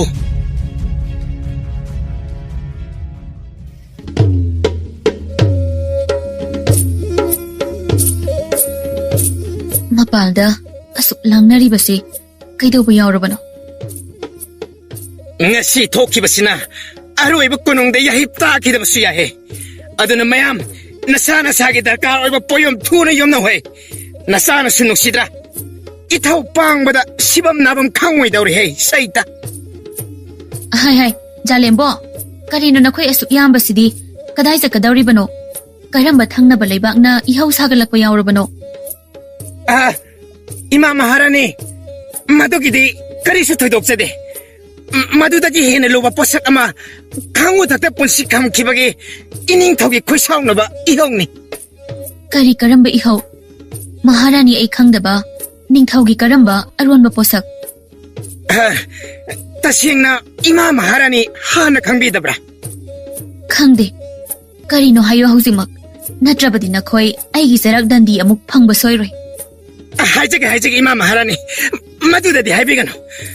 ꯁꯨꯝꯗꯧꯕꯅꯤ, ꯃꯥꯡꯆꯠꯅꯈꯤꯕ ꯀꯨꯝꯂꯦꯟ ꯀꯌꯥ ꯑꯩꯈꯣꯏꯒꯤ ꯏꯅꯤꯡꯊꯧꯅ ꯃꯈꯜ ꯃꯈꯥ ꯀꯌꯥꯒꯤ ꯆꯥꯡꯌꯦꯡꯁꯤꯡ ꯄꯥꯡꯊꯣꯛꯇꯨꯅ ꯂꯥꯛꯈꯤꯕꯅꯤ. ꯑꯗꯨꯕꯨ ꯑꯔꯦꯝꯕꯗ ꯇꯥꯈꯤꯕꯅ ꯀꯣꯡꯒꯥꯏ, ꯃꯍꯩ ꯑꯃꯠꯇ ꯌꯥꯟꯕ ꯐꯪꯈꯤꯗꯦ. ꯑꯗꯨꯕꯨ ꯏꯃꯥ ꯃꯍꯥꯔꯥꯅꯤ, ꯍꯟꯗꯛꯀꯤ ꯀꯨꯝꯁꯤ ꯀꯨꯝꯂꯦꯟ ꯑꯁꯤꯗꯤ ꯃꯄꯨ ꯏꯕꯨꯡ ꯑꯃꯅ ꯀꯨꯕꯤꯔꯕ ꯃꯥꯜꯂꯤ. ꯆꯩꯆꯠ ꯀꯌꯥ ꯃꯥꯏ ꯄꯥꯛꯈꯤꯗ꯭ꯔꯕꯁꯨ ꯀꯨꯝꯁꯤꯗꯤ ꯇꯔꯛꯅ ꯑꯃꯈꯛ ꯌꯥꯜꯂꯔꯦ. ꯀꯔꯤꯅꯣ ꯍꯥꯏꯔꯤꯕ ꯋꯥꯗꯣ? ꯑꯩ ꯂꯧꯁꯤꯟꯕ ꯉꯝꯗ꯭ꯔꯦ. ꯍꯥꯏꯒꯗꯕ ꯃꯔꯨ ꯑꯣꯏꯕ ꯃꯆꯪꯗꯨꯇꯃꯛ ꯍꯥꯏꯔꯣ. ꯊꯤꯟꯊꯕꯒꯤ ꯃꯇꯝ ꯅꯠꯇ꯭ꯔꯤ. ꯑꯩꯈꯣꯏꯒꯤ ꯏꯅꯤꯡꯊꯧꯅ ꯏꯃꯥ ꯃꯍꯥꯔꯥꯅꯤꯒꯤ ꯌꯥꯝꯅ ꯃꯔꯨ ꯑꯣꯏꯕ ꯃꯄꯣꯛ ꯀꯨꯝꯑꯣꯜꯂ ꯂꯥꯛꯄ ꯅꯨꯃꯤꯠ ꯑꯗꯨꯗ ꯄꯤꯅꯅꯕ ꯆꯦꯛꯁꯤꯟꯅ ꯁꯦꯟꯅꯖꯕ ꯑꯗꯔ ꯒꯨꯂꯥꯞ ꯄꯥꯝꯕꯤ ꯑꯃꯈꯛ ꯂꯩ. ꯃꯗꯨ ꯀꯨꯝꯁꯤ ꯁꯥꯠꯂꯦ. ꯉꯔꯥꯡꯇ ꯁꯥꯠꯄꯅꯤ. ꯑꯗꯨꯕꯨ ꯉꯁꯤꯒꯤ ꯋꯥꯡꯂꯦꯟ ꯀꯣꯔꯧ ꯅꯨꯃꯤꯠ ꯑꯁꯤꯗ ꯑꯗꯔ ꯒꯨꯂꯥꯞ ꯑꯗꯨꯒꯤ ꯃꯌꯥꯏ ꯆꯕꯨꯛ ꯆꯞ ꯆꯥꯅ ꯀꯗꯥꯏꯗꯒꯤꯅꯣ ꯈꯪꯗꯕ ꯑꯔꯥꯞꯄꯥꯏ ꯑꯃꯅ ꯌꯨꯡꯁꯤꯜꯂꯛꯂꯦ. ꯂꯩꯔꯥꯡ ꯑꯗꯣ ꯂꯩꯃꯥꯏꯗ ꯆꯣꯏꯖꯥꯏꯅꯅ ꯀꯦꯜꯂꯦ. ꯃꯔꯝ ꯑꯁꯤꯗꯒꯤ ꯏꯅꯤꯡꯊꯧꯒꯤ ꯄꯥꯏꯃ ꯑꯗꯨ ꯈꯨꯏꯁꯥꯎꯅ ꯏꯅꯤꯡꯊꯧ ꯃꯥꯒꯤ ꯃꯀꯥꯗ ꯂꯪꯖꯕ ꯑꯣꯏꯅ ꯊꯣꯛꯈ꯭ꯔꯦ. ꯍꯧꯖꯤꯛꯇꯤ ꯂꯩꯕꯥꯛ ꯄꯨꯡꯖꯥꯎ ꯊꯤꯟꯒꯗꯧꯔꯦ. ꯅꯅꯥꯏ ꯑꯩꯈꯣꯏꯁꯨ ꯀꯔꯝ ꯊꯤꯟꯖꯤꯟꯒꯅꯤ ꯋꯥꯈꯜ ꯂꯥꯝꯕ ꯐꯪꯖꯗ꯭ꯔꯦ. ꯀꯔꯤ ꯍꯥꯏꯕ? ꯏꯅꯤꯡꯊꯧꯅ ꯑꯩꯒꯤꯗꯃꯛ ꯈꯨꯗꯣꯜ ꯇꯝꯅꯅꯕ ꯑꯗꯔ ꯒꯨꯂꯥꯞ ꯄꯥꯝꯕꯤ ꯀꯌꯥꯕꯨ ꯃꯈꯨꯠꯃꯛꯅ ꯃꯈꯣꯡ ꯁꯣꯝꯗꯨꯅ ꯂꯥꯛꯈꯤ ꯍꯥꯏꯕ? ꯑꯗꯨꯕꯨ ꯑꯗꯔ ꯒꯨꯂꯥꯞꯀꯤ ꯋꯥꯍꯧ ꯑꯃꯈꯛꯅ ꯂꯩꯕꯥꯛ ꯄꯨꯡꯖꯥꯎ ꯊꯤꯟꯅ ꯂꯩꯊꯛ ꯂꯩꯈꯥ ꯑꯣꯜꯍꯟꯕꯗꯤ ꯃꯄꯨ ꯏꯕꯨꯡꯉꯣ ꯃꯥꯕꯨ ꯑꯁꯥꯎ ꯄꯔꯩ ꯆꯟꯅꯅꯕ ꯊꯧꯁꯤꯟꯕ ꯑꯣꯏꯅ ꯊꯣꯛꯂꯅꯤꯗꯣ. ꯑꯩ ꯀꯔꯤ ꯄꯥꯝꯕꯩ ꯊꯧꯔꯥꯡꯒꯅꯤ? ꯐꯔꯦ. ꯍꯥꯏ, ꯅꯈꯣꯏ ꯏꯅꯤꯡꯊꯧꯗꯤ ꯊꯣꯛꯈ꯭ꯔꯕ꯭ꯔꯥ? ꯀꯔꯣꯝꯗ ꯂꯩꯍꯧꯏ? ꯏꯃꯥ ꯃꯍꯥꯔꯥꯅꯤ, ꯏꯅꯤꯡꯊꯧꯗꯤ ꯂꯩꯅꯥꯁꯤꯡ ꯑꯗꯨꯕꯨ ꯀꯣꯜꯂꯗꯨꯅ ꯂꯩꯃꯥꯏꯗ ꯐꯔ ꯑꯣꯜꯂꯗꯨꯅ ꯇꯦꯡꯊꯥꯅ ꯑꯣꯏꯅ ꯀꯞꯇꯨꯅ ꯂꯩꯍꯧꯕꯅꯤ. ꯅꯅꯥꯏꯁꯨ ꯊꯦꯝꯖꯔꯝꯒꯗꯕ ꯑꯗꯣ ꯏꯅꯤꯡꯊꯧꯒꯤ ꯌꯥꯊꯪꯅ ꯀꯟꯃꯟꯈꯤꯕꯅ ꯅꯅꯥꯏ ꯃꯐꯝ ꯑꯁꯤꯗ ꯊꯨꯅꯃꯛ ꯌꯧꯔꯛꯂꯤꯕꯅꯤ.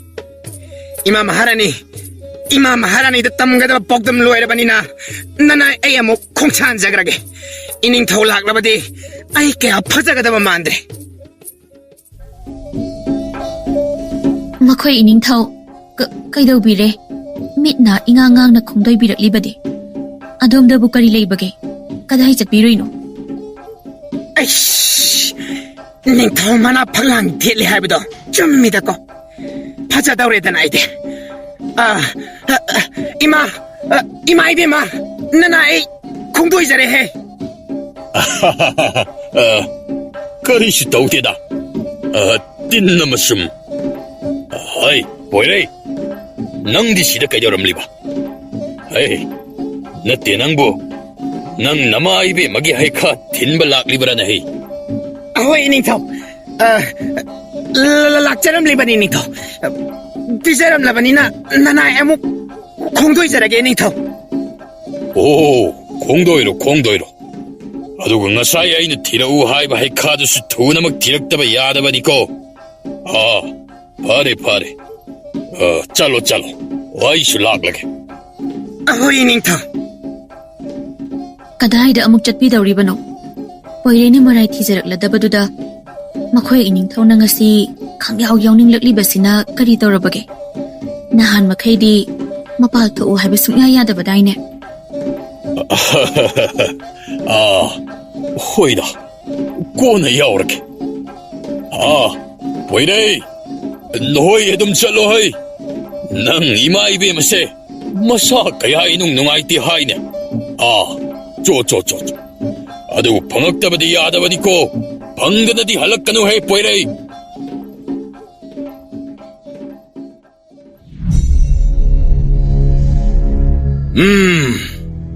ꯑꯍꯩꯕ ꯁꯤꯟꯐꯝ ꯑꯃꯇꯪꯗꯤ ꯍꯥꯏꯌꯨ. ꯃꯤ ꯑꯣꯏꯅ ꯄꯣꯛꯂꯒ ꯍꯩꯖꯔꯛꯄ ꯄꯤꯊꯣꯛꯄ ꯒꯨꯟ ꯃꯍꯩ ꯑꯃꯗꯤ ꯁꯣꯏꯗꯅ ꯂꯩꯐꯝ ꯊꯣꯛꯏ. ꯋꯥꯈꯜ ꯇꯧ ꯅꯤꯄꯥ ꯃꯆꯥ. ꯅꯪꯒꯤ ꯄꯨꯟꯁꯤ ꯍꯧꯖꯤꯛ ꯑꯇꯠ ꯑꯈꯪꯒꯤ ꯂꯪꯗꯥꯏꯗ ꯇꯠꯀꯗꯕꯒꯤ ꯌꯥꯟꯗꯨꯅ ꯂꯩꯔꯕꯅꯤ. ꯑꯗꯨꯕꯨ ꯄꯨꯝꯅꯃꯛꯁꯨ ꯑꯣꯏꯁꯅꯨ, ꯅꯪꯒꯤ ꯑꯣꯖꯥ ꯂꯩꯔꯤ.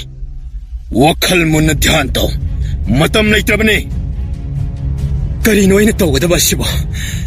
ꯀꯔꯝꯕ ꯃꯄꯣꯛꯀꯤ ꯀꯔꯝꯕ ꯆꯥꯡꯌꯦꯡꯅꯣ ꯃꯄꯣꯛ ꯑꯁꯤꯗ ꯑꯩꯅ ꯊꯦꯡꯅꯔꯤꯕ ꯐꯪꯂꯤꯕ ꯆꯥꯡꯌꯦꯡ ꯑꯁꯤꯕꯨ?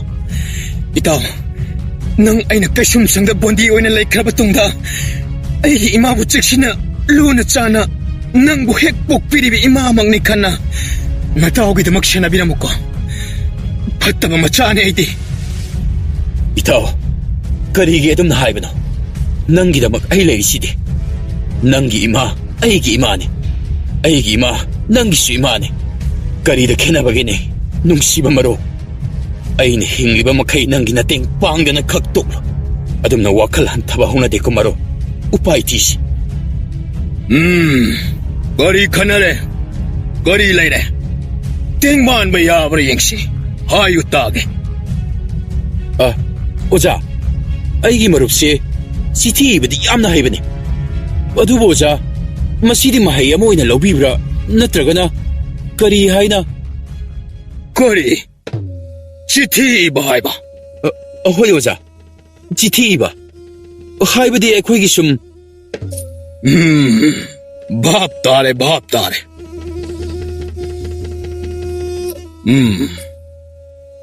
ꯅꯤꯡꯊꯧ ꯀꯣꯔꯧ ꯄꯤꯁꯛ ꯄꯤꯛꯂꯤꯉꯩꯗꯒꯤ ꯅꯪ ꯑꯩ ꯍꯧꯃꯤꯟ ꯀꯥꯃꯤꯟꯅꯔꯛꯄꯅꯤ ꯏꯄꯥꯅ ꯄꯣꯔꯦꯝꯕ ꯑꯣꯏꯔꯤꯉꯩ ꯃꯇꯝ ꯑꯗꯨꯗꯒꯤ ꯍꯧꯅ ꯅꯪ ꯑꯩ ꯃꯔꯨꯞ ꯁꯥꯟꯅꯗꯨꯅ ꯂꯥꯛꯈꯤꯕꯅꯤ ꯑꯗꯨꯕꯨ ꯏꯄꯥꯅ ꯂꯩꯈꯤꯗ꯭ꯔꯕ ꯃꯇꯨꯡ ꯑꯩꯅ ꯁꯥꯔꯦꯞ ꯐꯥꯔꯛꯂꯕ ꯃꯇꯝꯗꯗꯤ ꯅꯪꯅ ꯑꯩꯕꯨ ꯀꯔꯤꯁꯨ ꯂꯩꯇꯅ ꯈꯣꯡꯌꯥꯒꯤ ꯎꯐꯨꯜꯒꯨꯝ ꯈꯟꯅ ꯅꯍꯥꯛꯀꯤ ꯌꯦꯠꯀꯤ ꯄꯥꯝꯕꯣꯝ ꯃꯥꯏꯆꯧ ꯑꯃꯒꯤ ꯁꯤꯟꯐꯝ ꯐꯥꯎꯕ ꯇꯣꯜꯂꯕ ꯖꯥꯇꯤꯅꯤ ꯍꯥꯏꯅ ꯍꯟꯅ ꯐꯥꯎꯕ ꯌꯦꯡꯕꯤꯔꯛꯇꯅ ꯏꯀꯥꯏꯕ ꯄꯤꯕ ꯉꯝꯕ ꯐꯩ ꯂꯥꯏꯕꯛ ꯐꯕꯅꯤ ꯅꯍꯥꯛꯀ ꯁꯦꯠꯅꯔꯝꯕ ꯍꯧꯖꯤꯛꯇꯤ ꯑꯩ ꯅꯍꯥꯛꯅ ꯃꯤꯔꯥꯏꯕ ꯑꯗꯨꯅ ꯖꯒꯠ ꯀꯌꯥꯕꯨ ꯂꯩꯊꯛ ꯂꯩꯈꯥ ꯑꯣꯟꯅ ꯊꯣꯏꯕ ꯉꯝꯕ ꯃꯟꯇ꯭ꯔ ꯀꯌꯥꯒꯤ ꯃꯄꯨ ꯑꯣꯏꯗꯨꯅ ꯂꯩꯔꯤ ꯅꯪꯅ ꯉꯝꯕꯅ ꯅꯈꯨꯠꯇ ꯄꯥꯏꯖꯕ ꯁꯥꯁꯟ ꯁꯛꯇꯤ ꯑꯗꯨꯅ ꯂꯩꯕꯥꯛ ꯈꯔ ꯈꯛꯇꯒꯤ ꯃꯌꯥꯝꯁꯤꯡꯕꯨ ꯅꯪꯒꯤ ꯅꯈꯥꯗ ꯊꯝꯖꯕ ꯉꯝꯖꯕꯅꯤ ꯑꯗꯨꯕꯨ ꯑꯩꯒꯤ ꯏꯈꯨꯠꯇ ꯂꯩꯔꯤꯕ ꯁꯛꯇꯤ ꯑꯁꯤꯗꯤ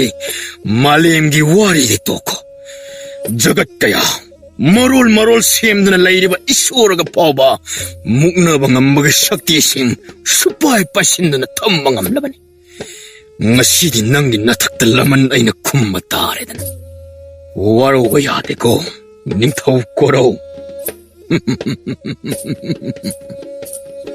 ꯀꯩꯗꯧꯕꯤꯔꯦ ꯑꯣꯖꯥ ꯌꯥꯔꯔꯣꯏ ꯍꯥꯏꯔꯤꯕ꯭ꯔꯥ ꯃꯗꯨ ꯅꯠꯇꯅ ꯑꯩꯒꯤꯗꯤ ꯍꯩꯖꯕ ꯀꯔꯤꯁꯨ ꯂꯩꯖꯗꯦ ꯃꯗꯨꯁꯨ ꯍꯩ ꯍꯥꯏꯅꯁꯨ ꯅꯣꯡꯃꯇ ꯑꯩ ꯈꯟꯈꯤꯕ ꯂꯩꯇꯦ ꯃꯔꯨꯞꯅ ꯍꯥꯏꯔꯕꯅꯤꯅ ꯆꯨꯝꯂꯝꯂꯒꯅꯤ ꯈꯟꯖꯕꯇꯅꯤ ꯑꯣꯖꯥ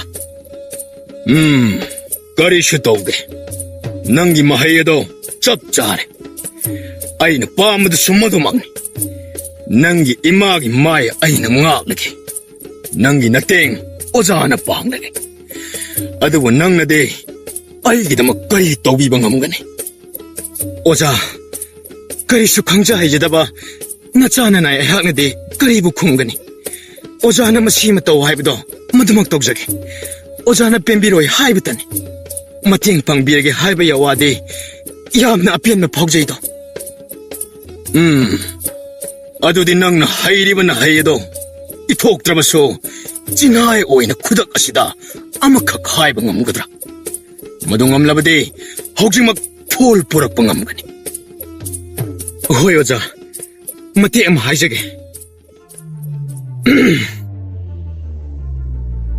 ꯂꯩꯃꯀꯣꯜꯒꯤ ꯔꯥꯅꯤꯅꯤ ꯅꯪꯗꯤ ꯅꯁꯦꯛ ꯅꯉꯥꯜꯅ ꯆꯨꯝꯊꯥꯡ ꯈꯜꯂꯤꯕꯤ ꯃꯥꯏꯊꯣꯡ ꯌꯦꯡꯉꯤ ꯅꯨꯡꯉꯣꯜꯂꯤ ꯀꯣꯂꯣꯏ ꯇꯥꯔꯨꯏ ꯃꯅꯨꯡꯁꯤ ꯂꯝꯉꯥꯏ ꯆꯤꯡꯁꯥꯡ ꯅꯥꯄꯣꯝꯅ ꯅꯨꯡꯁꯤ ꯆꯥꯅ ꯅꯥꯀꯣꯟꯕꯤ ꯍꯤꯅ ꯌꯥꯏꯅ ꯐꯨꯗꯣꯡꯕꯤ ꯁꯅꯥ ꯂꯩꯐꯥꯡ ꯊꯣꯜꯂꯤꯕꯤ ꯁꯨꯃꯖꯥꯏ ꯄꯨꯕꯤ ꯆꯦꯡꯂꯧ ꯁꯛꯇꯝꯅꯤ ꯏꯪꯅ ꯆꯤꯛꯅ ꯇꯨꯝꯊꯤꯟ ꯉꯥꯜꯂꯤꯕꯤ ꯂꯩꯅꯝꯅ ꯂꯩꯍꯥꯎ ꯂꯩꯔꯦꯟꯒꯨꯝ ꯂꯩꯅꯝꯅ ꯂꯩꯍꯥꯎ ꯂꯩꯔꯦꯟꯒꯨꯝ ꯑꯌꯥꯡ ꯂꯩ ꯃꯄꯥꯟ ꯊꯣꯏꯕꯤ ꯅꯨꯡꯁꯤ ꯈꯣꯡꯆꯠꯇꯤ ꯄꯥꯟꯊꯨꯡꯐꯝ ꯁꯝꯂꯥꯡꯅ ꯌꯥꯏꯔꯤ ꯁꯥꯌꯣꯟꯕꯤ ꯅꯣꯡꯄꯣꯛ ꯅꯤꯡꯊꯧ ꯈꯨꯕꯝ ꯇꯥꯕꯨꯅꯨꯡꯒꯤ ꯋꯥꯔꯤꯅ ꯁꯅꯔꯤꯛ ꯄꯔꯦꯡꯒꯨꯝ ꯇꯥꯕꯨꯅꯨꯡꯒꯤ ꯋꯥꯔꯤꯅ ꯁꯅꯔꯤꯛ ꯄꯔꯦꯡꯒꯨꯝ ꯀꯣꯅꯨꯡꯒꯤ ꯂꯟꯒꯩ ꯄꯨꯛꯀꯩ ꯃꯑꯣꯏꯔꯤ ꯂꯂꯩ ꯃꯅꯤ ꯅꯪꯗꯤ ꯍꯤꯄꯣꯛ ꯌꯥꯏꯄꯣꯛꯄꯤ ꯀꯪꯂꯩ ꯅꯣꯡꯄꯣꯛ ꯍꯦꯟꯊꯣꯏꯕꯤ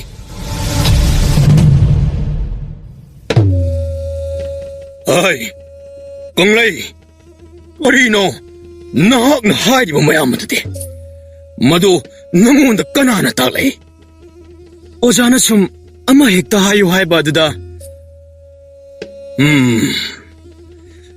닝ꯊꯧ ꯀꯣꯔꯧꯒꯤ ꯁꯦꯅꯥꯊꯥꯅ ꯌꯥꯔꯔꯣꯏꯗꯕ ꯃꯍꯥꯔꯥꯅꯤ ꯍꯦꯟꯊꯣꯏꯕꯤꯕꯨ ꯆꯤꯊꯤꯒꯤ ꯃꯇꯦꯡꯅ ꯑꯩꯒꯤ ꯇꯥꯂꯣꯏ ꯑꯣꯏꯔꯒ ꯂꯃꯟꯁꯤꯡꯕ ꯁꯛꯂꯒꯦꯗ ꯈꯪꯒꯅꯤ ꯁꯥꯔꯤꯁꯨ ꯑꯩ ꯅꯤꯄꯥꯃꯆꯥ ꯍꯧꯖꯤꯛꯀꯤ ꯋꯥꯔꯣꯜꯗꯃꯛ ꯁꯦ ꯃꯁꯤ ꯂꯃꯥꯏ ꯑꯁꯤꯗ ꯏꯌꯨ ꯑꯗꯨꯒ ꯆꯤꯖꯦꯠꯅ ꯀꯣꯟꯁꯤꯜꯂꯒ ꯄꯤꯔꯛꯎ ꯂꯥꯏꯁꯣꯟ ꯇꯧꯒꯦ ꯑꯍꯣꯏ ꯑꯣꯖꯥ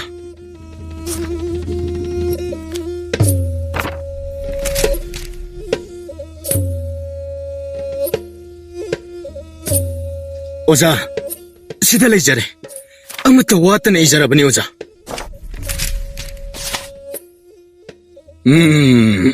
미쳐 우쳐 군우 가랑 낭나 째바오시보 마하라네기 마팜 짭짜네 여혼나바 잭신나 부그다가니 빠자라오 잘라오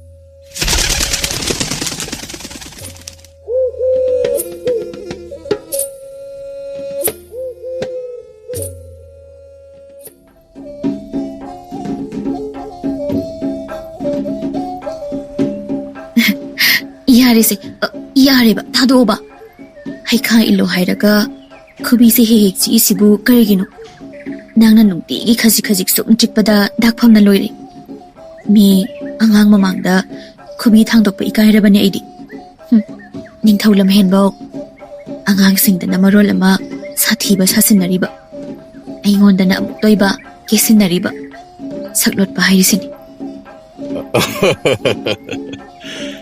मसीबु मी ख्वाइन सनदब इतौरानी अदुइसु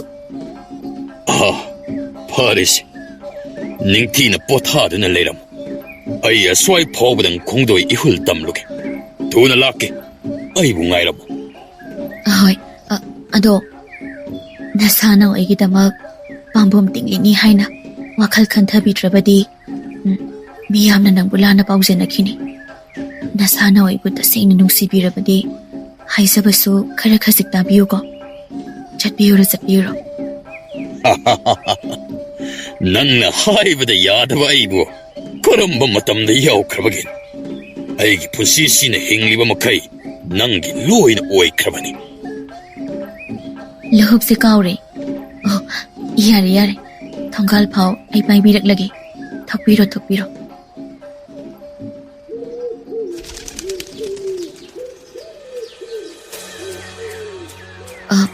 ꯀꯩꯗꯧꯕꯤꯔꯒꯦ ꯆꯞ ꯂꯦꯞꯇꯅ ꯑꯃꯨꯛ ꯂꯩꯕꯤꯔꯒꯦ ꯀꯔꯤ ꯑꯀꯥꯎ ꯄꯔꯤ ꯆꯟꯕꯤꯍꯧꯔꯒꯦ ꯑꯩꯕꯨ ꯉꯁꯤꯁꯤꯕꯨ ꯅꯍꯥꯟ ꯃꯈꯩꯒ ꯏꯃꯥꯟ ꯃꯥꯟꯅꯗꯕ ꯃꯑꯣꯡ ꯑꯃ ꯑꯩꯒꯤ ꯏꯁꯥꯗ ꯐꯥꯎꯔꯤꯕ ꯑꯁꯤꯕꯨ ꯀꯩꯗꯧꯕꯤꯔꯒꯦ ꯑꯣꯏꯒꯤ ꯄꯥꯝꯕꯣꯝ ꯑꯁꯦ ꯀꯟꯅ ꯆꯣꯡꯈꯠꯂꯛꯏ ꯀꯩꯁꯨ ꯇꯧꯔꯣꯏꯗ ꯀꯥ ꯍꯦꯟꯅ ꯋꯥꯈꯜꯗꯁꯨ ꯑꯗꯨꯛ ꯍꯥꯡꯅ ꯊꯥꯖꯁꯟꯕ ꯐꯠꯇꯦ खरा खजिकसु खदोकपा मफै कदाई आइगी लोहप पिरो हाय असुक याग साब नुंसा सिदबो करिनो लवाइलो तोन चप एकचाना लाक तन खोंग उचिकसिबो ओ करिसु तौरी हेनसु खंजिनबिगनो सेबा यारेबा खोंदोय बिनि हाइबदा खोंदोय बिरो थेंलनी नमिता जिंगै यासंग जिंगैदा हलवाइरकपा याब्रा येंबियो हाय बु मेहुल सि चनिंग अमा इता तादन चोंखल इने महारानी मितना काशी करिनो मोंग अमा इतौ तौरा इने चोंगबदा से फरो फरदमनि से केम खंजिलोनो मरक तौबदी हौना सानी मी लोई तौनरिने चटपियो आई संगेको निंगथीना लेरमुको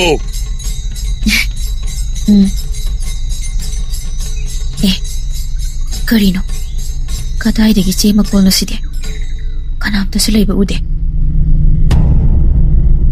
महारानी दो कुनुंग मनुंग हेक चंगसिनगे खोंकाप अनि अहुमखक थांगलकपा होबगा सामिल अमना माबु ngaikho khambagum tattana maning hana yengthok haningbा phawallai tung handune yengthoklaba matamdade ngasai thongalda magi mamangmagtada tarakpa che makolado magi hek maningmagtada nit kadaba kajiktanga henbagi arapa mawongda taduna leirami kanjilluba tawde maharani mamai phatli thoktuna amuk changsinba hore ikhang khangogdana handakte magi mamangmagtada che makolado taduna leire ngakpa amadi kiba phawre maharani tawriba mawong aduda konung aduso hulakliba arapagi mapudubu kanano sakhangba loina khongdoinaki unwai mung pungchikchi maharani mamit mana chejet usinduna langtaknaba adu koklage khanna phaktorai che makolado yamna tapna Parabu mikup adudagidi haipam topung khangdaba nungsibagi ithilna umyom yomduna makok mamai ngaw bahore panthaningde konungda mikup ama phawba yengbadadi kari su hongde oiri mahoksa adumak maharani adu mantragi mayaina thom khraba maharani nungi phibamdadi punamak punghong honglabani budi suiraba amagum pangkhak oirabani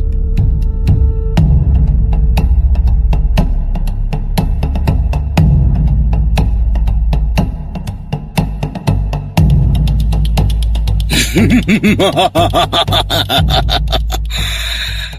ning batungle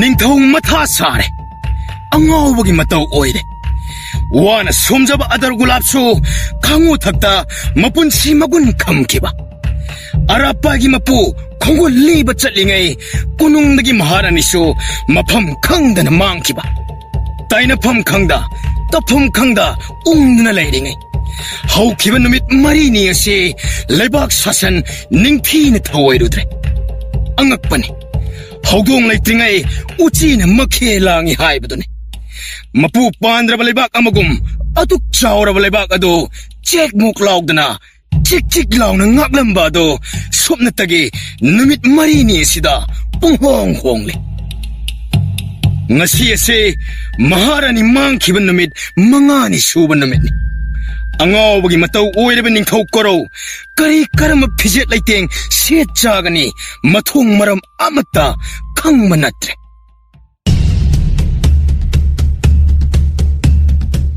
haukiba numit marini adudagi hauraga konung asigi maharanina mahakki hek pam lang asi lengsinriba makai darbar mi pam magi ware akakpa laitena yei thokle lairiba aigi lalok makai nakoi kangbu semladuna maharani thibagi khongchit among asidagi haugadabani ningthau ai yauna khonglengmadi hai senapati nahakna aigi ihut silleraga ain halakti phabu kubam masibu ningthina ngak silamgadabani andaki khongchit matang asidi nahakbu yaung satpagina thaudang ado aina pirar madugi mahut aina hairibaduni kubam masibu ngak sinduna ningthina leram kumnamak nangbu thajabadagi aina wafam masibu sinnaribani nanai pumnamak wakhal tajare iningthau na thaujan bibadi nanai aigiri mapok simagi mahayyan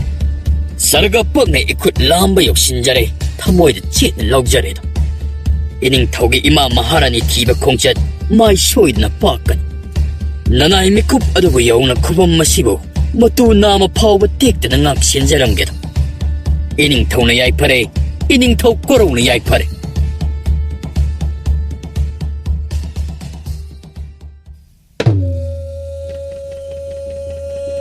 Tengban giba wanglen numite ngasi mangani haraglese haduga karigino ngasi phawbada masan makhongna thongna ai sangai de yoroktribade somdana aina phaklang da leitumna thungumni khanna nungai na khongrai niktana leire waito nagi mantra da kari asoiba leikrabano kanade matang sida sumna shinduna leibade aigi heloe da koudna maga watana drabade leikai taroi tori 하욤 시다바 말랑다 따랑다 꼴빠이 빠이드나 순 따랑다이 나 따랑 파웅나 뿌느멍뿌 꼬시엔 세나레비 말렘 뿌느먹다기 토에보다 토에라비 ngam마다 ngam마비 ngasi디 파우락로 아이기 낙디 여러워 하우직디 토울로 다른 뿜바이 모스와 다리 짜루라와이 쏴 초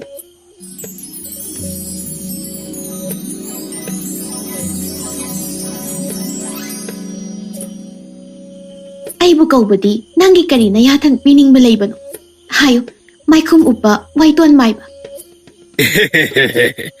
ꯂꯥꯛꯇꯤ ꯂꯥꯛꯂꯤꯗꯅ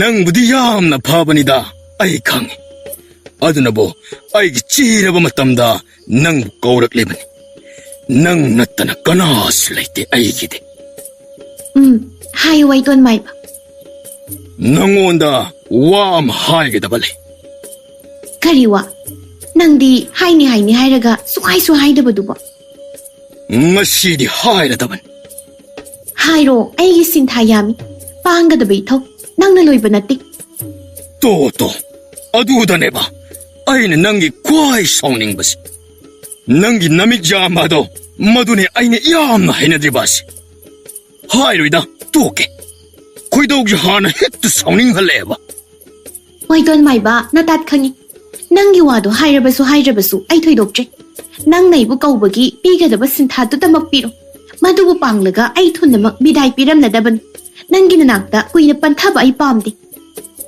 ꯑꯣ ꯌꯥꯝꯅ ꯄꯣꯡꯊꯣꯛ ꯆꯥꯎꯊꯣꯛꯑꯝꯕꯒꯤ ꯋꯥꯅꯤꯅꯦ ꯐꯔꯦ ꯃꯔꯨ ꯑꯣꯏꯕꯇꯃꯛ ꯍꯥꯏꯔꯣ ꯍꯥꯏꯔꯕꯅꯤꯅ ꯍꯥꯏꯔꯒꯦ ꯅꯍꯥꯟꯁꯤ ꯑꯩꯅ ꯃꯟꯇ꯭ꯔ ꯑꯃꯈꯛ ꯑꯗꯨꯉꯩ ꯅꯍꯥꯛꯀ ꯅꯨꯡꯇꯤ ꯅꯨꯃꯤꯠ ꯈꯨꯗꯤꯡꯒꯤ ꯅꯛꯅꯔꯤꯉꯩ ꯋꯥꯡꯂꯦꯟ ꯑꯗꯨꯗ ꯅꯪꯅ ꯑꯩꯉꯣꯟꯗ ꯆꯦꯛꯁꯤꯟꯅ ꯇꯥꯛꯂꯝꯕ ꯃꯍꯩꯁꯤꯡꯒꯤ ꯃꯅꯨꯡꯗꯒꯤ ꯑꯃꯈꯛ ꯑꯩꯅ ꯃꯐꯝ ꯆꯥꯅ ꯁꯤꯖꯤꯟꯅꯕꯅꯤ ꯃꯇꯥꯡ ꯆꯥꯔꯕ ꯈꯛꯇꯗ ꯁꯤꯖꯤꯟꯅꯧ ꯆꯦꯠꯅ ꯅꯪꯅ ꯁꯤꯟꯅꯔꯝꯕꯅ ꯑꯩ ꯃꯇꯥꯡ ꯆꯥꯅ ꯁꯤꯖꯤꯟꯅꯕꯅꯤ ꯑꯗꯨꯕꯨ ꯍꯧꯈꯤꯕ ꯅꯨꯃꯤꯠ ꯃꯔꯤꯅꯤ ꯑꯁꯤꯗ ꯄꯥꯟꯒꯦ ꯍꯥꯏꯔꯕꯗꯤ ꯏꯔꯥꯏ ꯂꯥꯏꯅ ꯄꯥꯟꯕ ꯌꯥꯔꯕꯅꯤ ꯈꯨꯗꯛꯇ ꯄꯥꯟꯒꯗꯕ ꯑꯗꯨꯅ ꯅꯨꯃꯤꯠ ꯀꯌꯥ ꯆꯪꯍꯜꯂꯤꯕ ꯑꯁꯤ ꯃꯇꯧ ꯀꯔꯝꯅꯅꯣ ꯃꯔꯤꯛ ꯆꯨꯝꯅ ꯃꯌꯦꯛ ꯁꯦꯡꯅ ꯍꯥꯏꯌꯣ ꯆꯤꯟꯊꯤꯕꯤ ꯍꯦꯜꯂꯣꯏ ꯋꯥꯏꯇꯣꯟ ꯃꯥꯏꯕ ꯅꯪꯅ ꯇꯧꯕ ꯑꯩꯅ ꯀꯔꯤꯒꯤ ꯈꯪꯂꯣꯏ ꯅꯍꯥꯛꯇꯤ ꯁꯨꯞꯅꯇꯒꯤ ꯑꯩꯅ ꯇꯥꯛꯂꯝꯕ ꯃꯟꯇ꯭ꯔ ꯈꯛꯇꯅ ꯃꯤꯌꯥꯝꯂꯛꯇ ꯇꯤꯟꯖꯕ ꯐꯪꯖꯕ ꯏꯆꯝ ꯆꯝꯕ ꯇꯥꯏꯕꯪ ꯃꯤꯑꯣꯏꯕ ꯑꯃꯈꯛ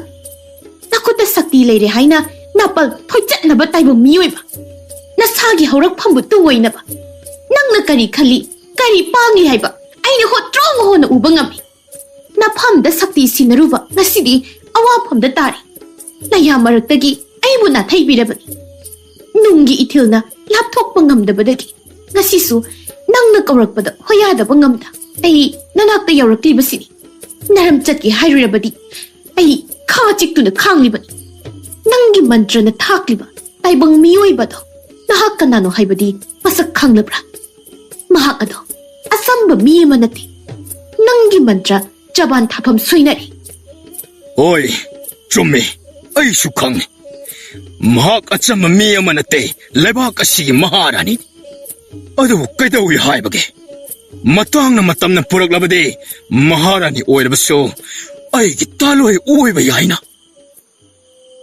ꯅꯣꯡꯗꯝ ꯊꯤꯕ ꯃꯄꯣꯛꯅꯤ ꯋꯥꯏꯇꯣꯟ ꯃꯥꯏꯕ ꯄꯨꯝꯅꯃꯛ ꯃꯕꯨꯡ ꯃꯧꯃꯥꯒꯤ ꯀꯨꯝꯍꯩ ꯉꯥꯛꯇꯅꯤ ꯃꯍꯥꯛ ꯑꯗꯣ ꯑꯇꯩ ꯀꯅꯥꯁꯨ ꯅꯠꯇꯦ ꯃꯥꯂꯦꯝ ꯑꯁꯤꯗ ꯂꯦꯡꯂꯤ ꯄꯥꯜꯂꯤꯕ ꯍꯤꯡꯂꯤꯕ ꯊꯋꯥꯏ ꯄꯥꯟꯕ ꯑꯃꯗꯤ ꯄꯥꯟꯗꯕ ꯄꯨꯝꯅꯃꯛꯄꯨ ꯁꯦꯝꯕꯤꯔꯤꯕ ꯃꯄꯨ ꯏꯕꯨꯡꯉꯣ ꯃꯍꯥꯛꯀꯤ ꯑꯃꯠꯇ ꯄꯨꯛꯆꯕꯤ ꯇꯣꯝꯊꯤꯟ ꯉꯥꯟꯖꯔꯤꯕꯤ ꯆꯅꯨꯔꯥ ꯏꯕꯦꯝꯃ ꯍꯦꯟꯊꯣꯏꯕꯤ ꯍꯥꯏꯕꯗꯨꯅꯤ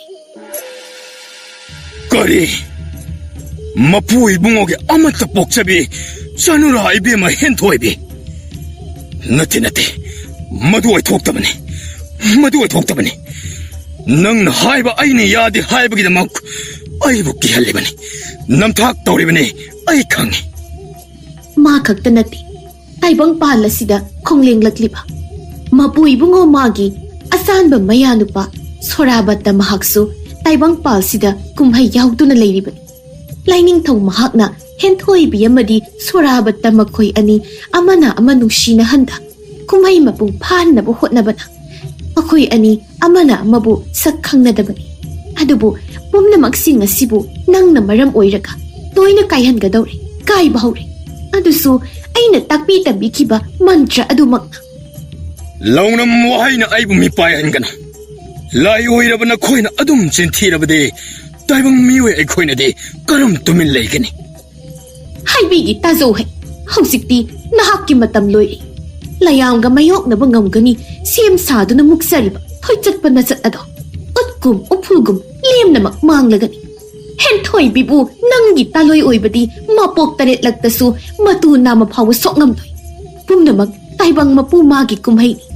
ꯃꯟꯇ꯭ꯔꯒꯤ ꯂꯥꯏꯁꯣꯟꯗ ꯃꯕꯨꯡꯉꯣ ꯁꯣꯔꯥꯕꯠꯇꯅ ꯃꯥꯒꯤ ꯑꯔꯣꯏꯕ ꯋꯥꯍꯩꯗ ꯀꯪꯂꯩ ꯅꯣꯡꯄꯣꯛ ꯍꯦꯟꯊꯣꯏꯕꯤ ꯍꯥꯏꯕ ꯋꯥꯍꯩ ꯑꯗꯣ ꯅꯍꯥꯛꯅ ꯂꯧꯊꯣꯛꯍꯧꯗꯕꯅ ꯅꯪꯒꯤ ꯃꯟꯇ꯭ꯔꯒꯤ ꯑꯁꯣꯏꯕ ꯃꯔꯝ ꯑꯣꯏꯈꯤꯕꯅꯤ. ꯑꯩꯗꯤ ꯅꯪꯕꯨ ꯅꯨꯡꯁꯤꯕꯅ ꯑꯩꯒꯤ ꯂꯩꯖꯕ ꯄꯨꯝꯕ ꯅꯐꯝꯗ ꯁꯤꯟꯅꯈꯤꯕꯅꯤ. ꯑꯗꯨꯕꯨ ꯃꯕꯨꯡꯉꯣ ꯃꯍꯥꯛꯅ ꯍꯧꯖꯤꯛꯇꯤ ꯑꯩꯕꯨꯁꯨ ꯇꯥꯏꯕꯪ ꯄꯥꯟꯕꯕꯨꯁꯨ ꯅꯪꯒꯤ ꯅꯐꯝꯗꯒꯤ ꯀꯜꯂꯕꯅꯤ. ꯉꯁꯤ ꯍꯥꯏꯕ ꯀꯣꯔꯧ ꯅꯣꯡꯖꯥ ꯁꯤꯗꯒꯤꯗꯤ ꯅꯪꯅ ꯀꯧꯕ ꯑꯃꯨꯛ ꯍꯟꯅ ꯂꯥꯛꯂꯔꯣꯏ.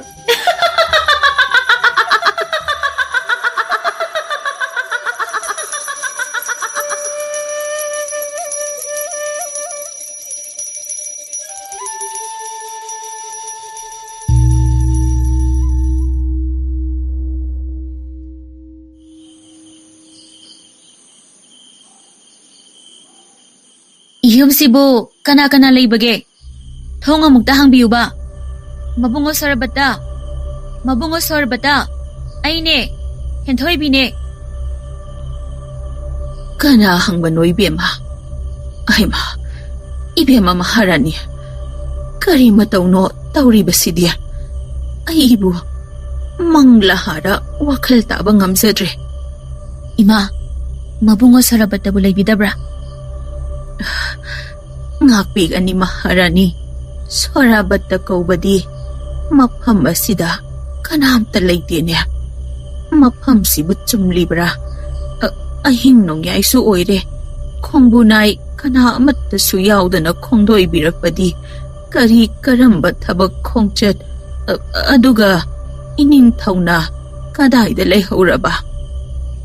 ꯏꯅꯤꯡꯊꯧ ꯁꯣꯔꯕꯠꯇ ꯃꯊꯟꯇꯃꯛ ꯑꯩꯒꯤ ꯏꯄꯥꯕꯨꯡꯅ ꯇꯥꯏꯕꯪ ꯀꯨꯝꯍꯩ ꯌꯥꯎꯅꯅꯕ ꯊꯥꯈꯤꯕꯅꯤ. ꯏꯄꯥꯕꯨꯡꯅ ꯎꯗ꯭ꯔꯤꯉꯩ ꯆꯩꯔꯛ ꯊꯤꯗꯨꯅ ꯆꯦꯟꯊꯣꯛꯆꯔꯛꯄꯅꯤ. ꯑꯩ ꯃꯕꯨꯡꯉꯣ ꯁꯣꯔꯕꯠꯇ ꯂꯩꯇꯕ ꯃꯐꯝ ꯀꯗꯥꯏꯗꯁꯨ ꯍꯤꯡꯕ ꯄꯥꯝꯗꯦ.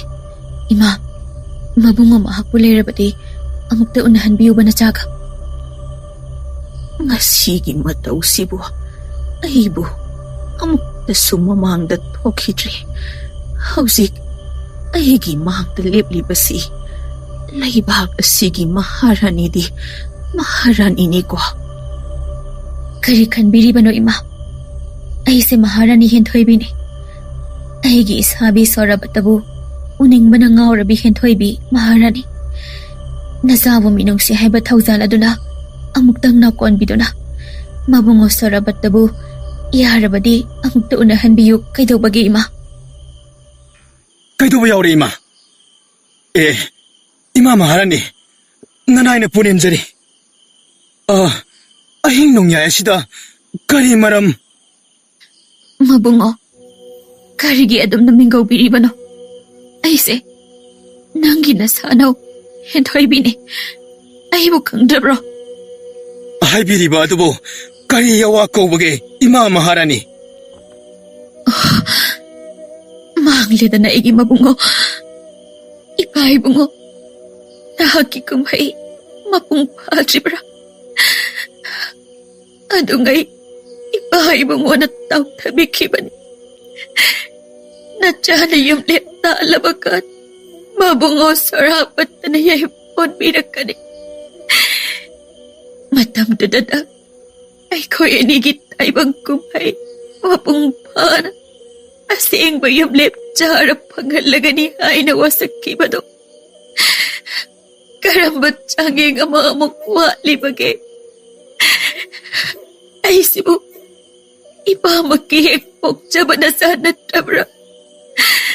ꯑꯁꯨꯛ ꯆꯩꯅꯥ ꯈꯥꯡꯅ ꯆꯥꯡꯌꯦꯡꯕꯤꯔꯤꯕ. ꯂꯦꯡꯒꯗꯣ! ꯃꯐꯝ ꯑꯗꯨꯗ ꯂꯩꯔꯤꯕ ꯇꯝꯕ ꯈꯨꯗꯤꯡꯃꯛ ꯑꯃꯠꯇ ꯂꯦꯡꯕ ꯌꯥꯔꯣꯏ. ꯆꯦꯜꯂꯕꯁꯨ ꯇꯨꯒꯅꯤ, ꯆꯦꯟꯗ꯭ꯔꯕꯁꯨ ꯌꯥꯏꯕꯤ ꯊꯋꯥꯏ ꯂꯧꯒꯅꯤ. ꯈꯪꯒꯅꯤꯗꯅ ꯁꯔꯤꯁꯨ. 닝ꯊꯧ 꼴ꯒꯤ ꯑꯆꯤꯠ ꯑꯀꯣꯝꯕ ꯀꯨꯞꯁꯦꯟ ꯁꯦꯟꯅꯗꯨꯅ ꯀꯣꯔꯧ ꯅꯤꯡꯊꯧ ꯑꯩꯒꯤ ꯌꯥꯏꯕꯤ ꯑꯣꯏꯔꯤꯕꯤ ꯊꯋꯥꯏ ꯍꯦꯟꯊꯣꯏꯕꯤꯕꯨ ꯁꯦꯠꯇꯨꯅ ꯍꯨꯕꯒꯤ ꯅꯠꯇꯦ ꯅꯍꯥꯛꯀꯤ ꯌꯥꯏꯕꯤ ꯊꯋꯥꯏ ꯃꯥꯡꯕ ꯅꯠꯇꯅ ꯑꯇꯩ ꯀꯔꯤ ꯀꯔꯝꯕ ꯎꯄꯥꯏ ꯂꯩꯔꯤꯕꯒꯦ ꯂꯩꯔꯕꯗꯤ ꯎꯄꯥꯏ ꯍꯥꯏꯖꯍꯧꯔꯣ ꯅꯊꯋꯥꯏ ꯃꯥꯡꯂꯣꯏꯗꯕꯒꯤ ꯃꯔꯝ ꯑꯩꯒꯤ ꯏꯁꯥꯒꯤ ꯃꯔꯥꯜ ꯂꯩꯇꯦ ꯀꯔꯤꯒꯤꯗꯃꯛ ꯋꯥꯉꯥꯡ ꯑꯗꯨ ꯀꯟꯖꯥꯎꯍꯜꯂꯤꯕ ꯊꯣꯏꯆꯠꯄꯅ ꯇꯧꯗꯤ ꯇꯧꯐꯗꯦ ꯃꯔꯝ ꯆꯥꯗꯅ ꯃꯤꯕꯨ ꯃꯔꯥꯜ ꯁꯤꯕꯗꯤ ꯋꯥꯌꯦꯜ ꯀꯇꯤ ꯄꯥꯏꯔꯤꯕ ꯁꯛꯇꯤ ꯆꯨꯛꯂꯤ ꯄꯥꯏꯕ ꯅꯈꯣꯏꯒꯤꯅ ꯆꯠꯂꯍꯩ ꯏꯁꯥꯕꯨ ꯇꯨꯕꯨꯝ ꯅꯥꯝꯃ ꯁꯣꯛꯂꯕꯗꯤ ꯅꯤꯡꯊꯧꯒꯤ ꯃꯤꯡꯒꯧ ꯊꯧꯒꯂꯣꯟ ꯌꯥꯎꯔꯛꯂꯣꯏ ꯈꯪꯖꯧꯍꯩ ꯏꯌꯥ ꯑꯩ ꯆꯤꯟꯊꯤꯕꯦ ꯅꯆꯥꯅ ꯇꯧꯕꯕꯨ ꯅꯪꯅ ꯀꯔꯤꯒꯤ ꯂꯣꯏꯅ ꯈꯪꯕ ꯉꯝꯒꯗꯧꯔꯤꯕ ꯑꯩ ꯅꯈꯣꯏ ꯌꯨꯝ ꯑꯁꯤ ꯑꯀꯣꯏꯕ ꯂꯣꯏꯅ ꯀꯣꯏꯁꯤꯟꯗꯨꯅ ꯂꯩꯌꯨ ꯃꯄꯨ ꯇꯥꯛꯇꯨꯅ ꯂꯧꯕ ꯍꯨꯔꯥꯟꯕ ꯍꯥꯏꯕꯅꯤ ꯃꯄꯨ ꯇꯥꯛꯂꯝꯂꯕꯗꯤ ꯈꯨꯗꯛꯇ ꯉꯥꯡꯂꯤꯕ ꯃꯔꯩ ꯑꯗꯨꯕꯨ ꯇꯨꯃꯠ ꯍꯥꯏ ꯃꯁꯣꯛ ꯃꯄꯪ ꯅꯥꯏꯗꯕ ꯑꯁꯤꯕꯒꯤ ꯃꯅꯥꯏꯅꯤ ꯅꯍꯥꯛ ꯀꯥꯎꯔꯕ꯭ꯔꯥ ꯅꯪꯒꯤ ꯃꯍꯥꯔꯥꯅꯤ ꯑꯁꯤꯒꯤꯗꯃꯛ ꯅꯠꯇ꯭ꯔꯥ ꯅꯪꯅ ꯑꯆꯨꯝ-ꯑꯔꯥꯜ ꯑꯃꯠꯇ ꯈꯟꯊꯗꯕ ꯃꯈꯩ ꯃꯃꯥꯏꯒꯤ ꯏꯃꯥꯡꯃꯛꯇꯗ ꯉꯥꯡꯂꯤꯕ ꯈꯣꯟꯐꯝꯁꯤꯡ ꯑꯗꯨ ꯃꯔꯥꯜꯅꯕꯨ ꯁꯦꯡꯂꯕꯗꯤ ꯏꯆꯥꯕꯨ ꯃꯃꯥ ꯑꯩꯒꯤ ꯏꯃꯥꯡꯃꯛꯁꯤꯗ ꯅꯍꯥꯛꯀꯤ ꯑꯅꯤꯡꯕ ꯄꯥꯡꯊꯣꯛꯆꯧ ꯃꯃꯥ ꯑꯩꯅ ꯅꯣꯛꯅ ꯅꯣꯛꯅ ꯏꯆꯥꯒꯤ ꯁꯣꯔꯅ ꯄꯤꯈꯝꯅꯈꯤꯕ ꯊꯋꯥꯏꯅ ꯄꯣꯟꯊꯥ ꯄꯤꯈꯤꯕꯗꯨ ꯉꯥꯏꯗꯨꯅ ꯂꯩꯈꯤ ꯑꯗꯨꯕꯨ ꯅꯍꯥꯛꯀꯤ ꯋꯥꯌꯦꯜ ꯑꯗꯨꯗ ꯀꯔꯤꯒꯨꯝꯕ ꯑꯁꯣꯏꯕ ꯃꯆꯦꯠ ꯑꯃꯇꯪ ꯌꯥꯎꯔꯝꯕ ꯊꯣꯛꯂꯕꯗꯤ ꯅꯍꯥꯛꯀꯤ ꯅꯊꯛꯇ ꯏꯁꯣꯔ ꯑꯃꯗꯤ ꯆꯥꯎꯅ ꯂꯩꯔꯤꯗꯅ ꯄꯨꯝꯅꯃꯛ ꯏꯁꯣꯔꯅ ꯎꯕ ꯈꯪꯕ ꯉꯥꯛꯇꯅꯤ ꯅꯪꯒꯤ ꯃꯍꯥꯔꯥꯅꯤ ꯑꯁꯤꯅ ꯂꯩꯇ꯭ꯔꯕ ꯃꯇꯝꯗ ꯅꯪꯅ ꯋꯥꯅ ꯑꯣꯟꯅ ꯊꯣꯏꯅ ꯈꯥꯡꯕꯒꯤ ꯃꯩꯁꯥꯛ ꯑꯗꯨꯅ ꯍꯦꯟꯅ ꯑꯩꯅ ꯏꯆꯥꯒꯤ ꯑꯔꯣꯏꯕ ꯕꯤꯗꯥꯏ ꯄꯤꯈꯤꯕꯗ ꯈꯥꯡꯕ ꯃꯩꯁꯥꯛ ꯑꯗꯨꯗꯒꯤ ꯁꯔꯨꯛ ꯆꯥꯝꯃ ꯍꯦꯟꯅ ꯍꯦꯟꯕ ꯑꯣꯏꯔꯁꯅꯨ ꯍꯩ ꯍꯌꯨꯝ ꯍꯌꯥ ꯍꯩ ꯄꯨꯟꯁꯤꯔꯣꯜ ꯁꯤꯗꯔꯣꯜ ꯌꯀꯥꯏꯔꯣꯜ ꯌꯥꯏꯍꯤꯞꯂꯣꯟ ꯑꯁꯤꯕꯒ ꯑꯍꯤꯡꯕꯒ ꯊꯣꯡꯃꯥꯟꯅꯕ ꯌꯩꯀꯥꯏ ꯃꯤꯀꯞ ꯍꯧꯗꯣꯛꯂꯣ ꯐꯥꯎꯅꯔꯣꯜ ꯂꯩꯀꯪ ꯁꯨꯟꯗ꯭ꯔꯪ ꯁꯣꯔꯥꯔꯦꯟ ꯍꯩ ꯍꯌꯨꯝ ꯍꯌꯥ ꯍꯩ ꯁꯦ ꯁ꯭ꯋꯥ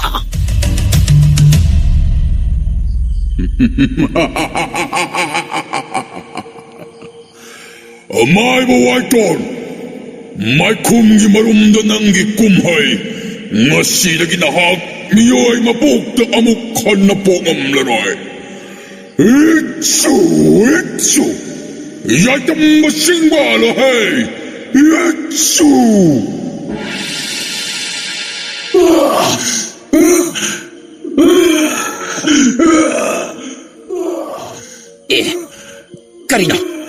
ꯀꯔꯤꯅꯣ ꯍꯧꯖꯤꯛꯀꯤꯗꯨꯗꯤ ꯀꯔꯤꯅꯣ ꯍꯩ ꯈꯣꯠꯂꯗꯨ ꯇꯥꯍꯧꯕ꯭ꯔꯥ ꯇꯥꯍꯧꯋꯦ ꯍꯩ ꯀꯔꯤꯅꯣ ꯍꯧꯖꯤꯛꯀꯤꯗꯕ ꯍꯩ ꯅꯈꯣꯏ ꯑꯃꯨꯛꯇ ꯌꯦꯡꯉꯣ ꯍꯩ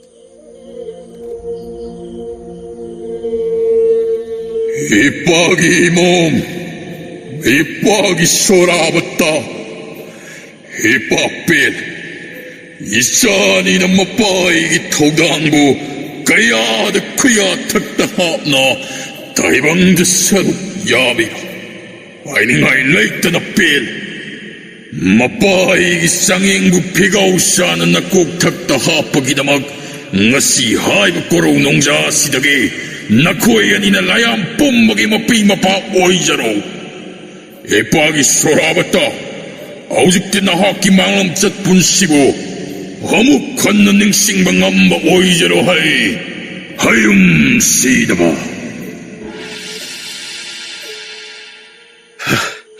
ꯃꯄꯨ ꯏꯕꯨꯡꯉꯣ ꯃꯁꯤꯕꯨ ꯀꯔꯤ ꯃꯇꯧ ꯀꯧꯕꯒꯦꯅꯤ ꯑꯩꯒꯤ ꯍꯦꯟꯊꯣꯏꯕꯤꯕꯨ ꯄꯨꯕꯤꯈꯤꯒꯅꯨ ꯇꯥꯏꯕꯪ ꯑꯩꯈꯣꯏꯕꯨ ꯑꯁꯨꯝꯅ ꯆꯥꯡꯌꯦꯡꯕꯤꯔꯒ ꯏꯁꯣꯔꯅ ꯑꯩꯈꯣꯏꯒꯤ ꯀꯔꯝꯕ ꯑꯄꯦꯟꯕꯅꯣ ꯀꯨꯝꯍꯩ ꯃꯄꯨꯡ ꯐꯥꯔꯦ ꯈꯟꯅ ꯁꯦꯟꯅꯍꯟꯕꯗꯤ ꯀꯣꯔꯧ ꯑꯩꯒꯤ ꯄꯥꯏꯕꯅ ꯀꯔꯝ ꯑꯁꯨꯛ ꯁꯥꯡꯂꯕ ꯇꯨꯡꯂꯝꯆꯠ ꯄꯨꯟꯁꯤ ꯑꯁꯤꯕꯨ ꯀꯔꯝꯅ ꯂꯦꯟꯍꯧꯒꯅꯤ ꯑꯩꯕꯨꯁꯨ ꯌꯥꯎꯅ ꯄꯨꯕꯤꯌꯨ ꯃꯄꯨ ꯏꯕꯨꯡꯉꯣ ꯍꯦꯟꯊꯣꯏ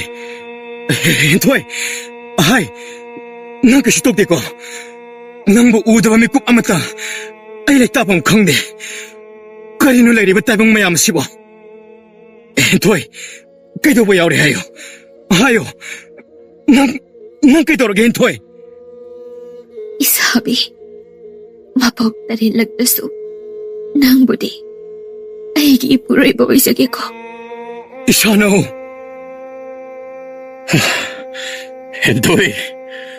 헨토이비 까리노 ꯀꯔꯤꯅꯣ ꯅꯪꯅ ꯇꯧꯔꯤꯕꯁꯦ? ꯑꯩꯕꯨ ꯀꯔꯤ ꯑꯣꯏꯌꯣ ꯍꯥꯏꯕꯅꯣ? ꯍꯦ ꯃꯄꯨ ꯏꯕꯨꯡꯉꯣ, ꯃꯄꯨ ꯏꯕꯨꯡꯉꯣꯅ ꯑꯁꯤꯒꯨꯝꯕ ꯀꯨꯝꯍꯩ ꯑꯁꯤꯕꯨ ꯅꯅꯥꯏꯒꯤ ꯏꯐꯝꯗ ꯑꯁꯨꯛ ꯀꯨꯏꯕꯁꯤ ꯆꯥꯡꯌꯦꯡꯗꯨꯅ ꯊꯝꯕꯤꯔꯝꯂꯤꯕ ꯑꯁꯤꯕꯨ ꯀꯔꯤꯒꯤꯅꯣ? ꯑꯁꯨꯛ ꯃꯤꯔꯥꯏꯕꯤꯔꯕ ꯄꯨꯟꯁꯤ ꯑꯁꯤꯗꯤ ꯍꯤꯡꯂꯨꯕꯒꯤ ꯀꯥꯟꯅꯗ꯭ꯔꯦ ꯇꯥꯏꯕꯪꯄꯥꯜ ꯑꯁꯤꯗ. ꯇꯥꯏꯕꯪꯄꯥꯜ ꯑꯁꯤꯕꯨ ꯊꯥꯗꯣꯛꯇꯨꯅ ꯑꯩ 이닝땀나 뚱쿨 딴적하기. 하이! 하이! 나이코! 담만이 봐! 다이방미 오이브나 코이가 라야ම්메 코이가디 마나바 맞짇 나tte. 아dom나 따우바디 아팡마 먹이 맞따오니 따우하이바 타박 나tte. 마시디 까나다. 라야ම්메 코이 쿰하이브 다이방마 코이나 돔닝싱드나 레호우라바디 그럼 쿰하이마 뽕파가디. 아이보 아토빠 라얌싱나 소이드나 와롱나키바 따이. 마코이기 와칼싱나 레람리바이 코이보 닝싱바기 마미까야시 무탓람라게. 하이 하욤 하야 하이. 하이 하욤 하야 하이. 익수. 나띠 밤나때로 나한 밤나할로. 나띠 밤나때로 나한 밤나할로. 나띠 밤나때로 나한 밤나할로. ꯑꯁꯨꯝꯅ ꯃꯄꯨ ꯏꯕꯨꯡꯉꯣ ꯃꯍꯥꯛꯀꯤ ꯀꯨꯝꯍꯩ ꯃꯄꯨꯡ ꯐꯥꯔꯗꯨꯅ ꯁꯣꯔꯥꯕꯇ ꯑꯃꯗꯤ ꯍꯦꯟꯊꯣꯏꯕꯤꯕꯨ ꯁ꯭ꯋꯔꯒꯗꯒꯤ ꯁꯅꯥ ꯃꯆꯨꯒꯤ ꯂꯪꯂꯕ ꯑꯆꯧꯕ ꯀꯩꯔꯥꯛ ꯑꯃ ꯊꯥꯗꯔꯛꯇꯨꯅ ꯃꯈꯣꯏꯒꯤ ꯍꯥꯟꯅꯒꯤ ꯌꯨꯝꯕꯥꯜ ꯄꯨꯟꯁꯤꯗ ꯈꯣꯡꯗꯥꯅꯕꯒꯤꯗꯃꯛ ꯃꯌꯨꯝ ꯃꯣꯡꯒ ꯃꯔꯥꯌꯥꯏ ꯁꯣꯔꯥꯔꯦꯟꯗ ꯑꯃꯨꯛ ꯍꯜꯋꯥꯏꯈ꯭ꯔꯦ. ꯑꯗꯨꯒ ꯃꯤꯔꯝꯂꯦꯟꯗ ꯂꯩꯍꯧꯔꯤꯕ ꯅꯤꯡꯊꯧ ꯀꯣꯔꯧꯕꯅ ꯃꯍꯥꯛꯀꯤ ꯍꯧꯈꯤꯕ ꯄꯨꯟꯁꯤ ꯈꯣꯡꯆꯠ ꯀꯌꯥꯕꯨ ꯅꯤꯡꯁꯤꯡꯕꯒꯤ ꯃꯃꯤ ꯑꯃꯠꯇ ꯂꯩꯍꯟꯗ ꯅꯨꯄꯤ ꯊꯤꯗ꯭ꯔꯤꯕ ꯅꯤꯡꯊꯧ ꯑꯃꯒꯨꯝ ꯈꯜꯍꯟꯗꯨꯅ ꯂꯩꯕꯥꯛ ꯄ꯭ꯔꯖꯥ ꯃꯤꯌꯥꯝ ꯄꯨꯝꯅꯃꯛꯅ ꯃꯍꯥꯔꯥꯅꯤꯒꯤ ꯈꯨꯕꯝ ꯍꯥꯞꯅꯕꯒꯤꯗꯃꯛ ꯑꯆꯧꯕ ꯏꯍꯧ ꯑꯃ ꯍꯧꯍꯜꯂꯛꯂꯝꯈꯤ. ꯅꯥꯀꯜ ꯑꯃꯔꯣꯝꯗ ꯀꯪꯂꯩꯒꯤ ꯃꯃꯥ ꯁꯤꯖꯍꯦꯟꯕꯤ ꯃꯆꯥꯒꯤꯗꯃꯛ ꯈꯟꯖꯕꯗ ꯄꯨꯟꯁꯤ ꯇꯪꯈꯥꯏꯂꯣꯝꯅ ꯋꯥꯖꯔꯛꯂꯕꯤ ꯃꯍꯥꯛ ꯍꯧꯖꯤꯛꯇꯤ ꯃꯄꯨ ꯏꯕꯨꯡꯉꯣꯒꯤ ꯊꯧꯖꯥꯜ ꯐꯪꯂꯕꯗ ꯍꯧꯈꯤꯕ ꯃꯪꯂꯝꯆꯠ ꯄꯨꯟꯁꯤ ꯃꯃꯤ ꯑꯃꯠꯇ ꯂꯩꯍꯜꯂꯝꯗ ꯐꯖꯔꯕꯤ ꯇꯒꯠ ꯇꯦꯛꯄꯤ ꯅꯨꯖꯥ ꯑꯃ ꯑꯣꯏꯅ ꯐꯖꯕꯗ ꯃꯄꯥ ꯂꯩꯇ꯭ꯔꯕꯤ ꯂꯩꯕꯥꯛ ꯄꯨꯝꯕꯅ ꯁꯛꯅ ꯁꯣꯟꯅꯕꯤ ꯃꯄꯣꯛ ꯑꯃꯗ ꯄꯣꯛꯄꯤꯔꯝꯂꯦ. ꯄꯨꯝꯅꯃꯛ ꯃꯄꯨ ꯃꯍꯥꯛꯀꯤ ꯀꯨꯝꯍꯩ ꯉꯥꯛꯇꯅꯤ. ꯅꯤꯡꯊꯧ ꯀꯣꯔꯧ ꯂꯩꯕꯥꯛ ꯀꯌꯥ ꯂꯥꯅ ꯀꯣꯏꯅ ꯆꯠꯂꯨꯔꯕꯁꯨ ꯁꯤꯖꯍꯦꯟꯕꯤ ꯍꯦꯛ ꯎꯔꯨꯕ ꯃꯤꯀꯨꯞ ꯑꯗꯨꯗꯒꯤ ꯃꯇꯝ ꯀꯨꯏꯅ ꯍꯥꯡꯗꯨꯅ ꯂꯩꯔꯛꯂꯕ ꯃꯍꯥꯔꯥꯅꯤꯒꯤ ꯈꯨꯕꯝ ꯑꯗꯨꯕꯨ ꯍꯥꯞꯂꯒ ꯏꯟꯁꯤꯜꯂꯨꯕ ꯇꯧꯗ ꯃꯊꯝ ꯑꯣꯏꯅ ꯃꯔꯣꯝꯗꯣꯝ ꯂꯦꯞꯆꯈ꯭ꯔꯦ. ꯁꯤꯖꯍꯦꯟꯕꯤꯁꯨ ꯅꯤꯡꯊꯧ ꯀꯣꯔꯧꯕꯨ ꯍꯦꯛ ꯑꯍꯥꯟꯕ ꯎꯖꯕ ꯃꯤꯀꯨꯞꯇ ꯃꯊꯝ ꯑꯣꯏꯅ ꯈ꯭ꯋꯥꯏꯗꯒꯤ ꯈꯣꯏꯗꯥꯖꯕ ꯇꯝꯕ ꯅꯤꯄꯥ ꯍꯥꯏꯕ ꯑꯗꯨ ꯊꯣꯛꯈꯤꯕꯅ ꯃꯈꯣꯏ ꯑꯅꯤ ꯁꯖꯤꯕꯨꯒꯤ ꯅꯣꯡꯃ ꯄꯥꯟꯕ ꯁꯒꯣꯜꯁꯦꯟ ꯅꯨꯃꯤꯠꯀꯤ ꯆꯩꯔꯥꯎꯕ ꯅꯨꯃꯤꯠ ꯑꯗꯨꯗ ꯂꯩꯕꯥꯛ ꯄꯨꯡꯖꯥꯎ ꯊꯤꯟꯅ ꯌꯨꯝꯕꯥꯜ ꯄꯨꯟꯁꯤꯗ ꯈꯣꯡꯗꯥꯃꯤꯟꯅꯅ ꯅꯨꯡꯉꯥꯏ ꯌꯥꯏꯐꯅ ꯄꯥꯟꯈꯤꯔꯝꯃꯤ. ꯃꯈꯥꯃꯛꯇꯕꯨ ꯇꯥꯕꯗ ꯉꯁꯤ ꯀꯣꯔꯧꯅꯨꯡꯒ ꯌꯥꯏꯒ ꯐꯔꯕ ꯊꯕꯤ ꯆꯤꯖꯤꯡꯂꯕ ꯊꯥꯕ ꯂꯥꯡꯉꯝꯗ꯭ꯔꯕ ꯅꯨꯃꯤꯠꯇ ꯄꯥꯡꯖꯗ꯭ꯔꯕ ꯅꯄꯥꯔꯤ ꯑꯩ ꯍꯥꯡꯅ ꯇꯔꯥꯒꯤ ꯊꯧꯒꯜꯃꯛꯇꯕꯨ ꯐꯪꯖꯕ ꯃꯇꯝꯗ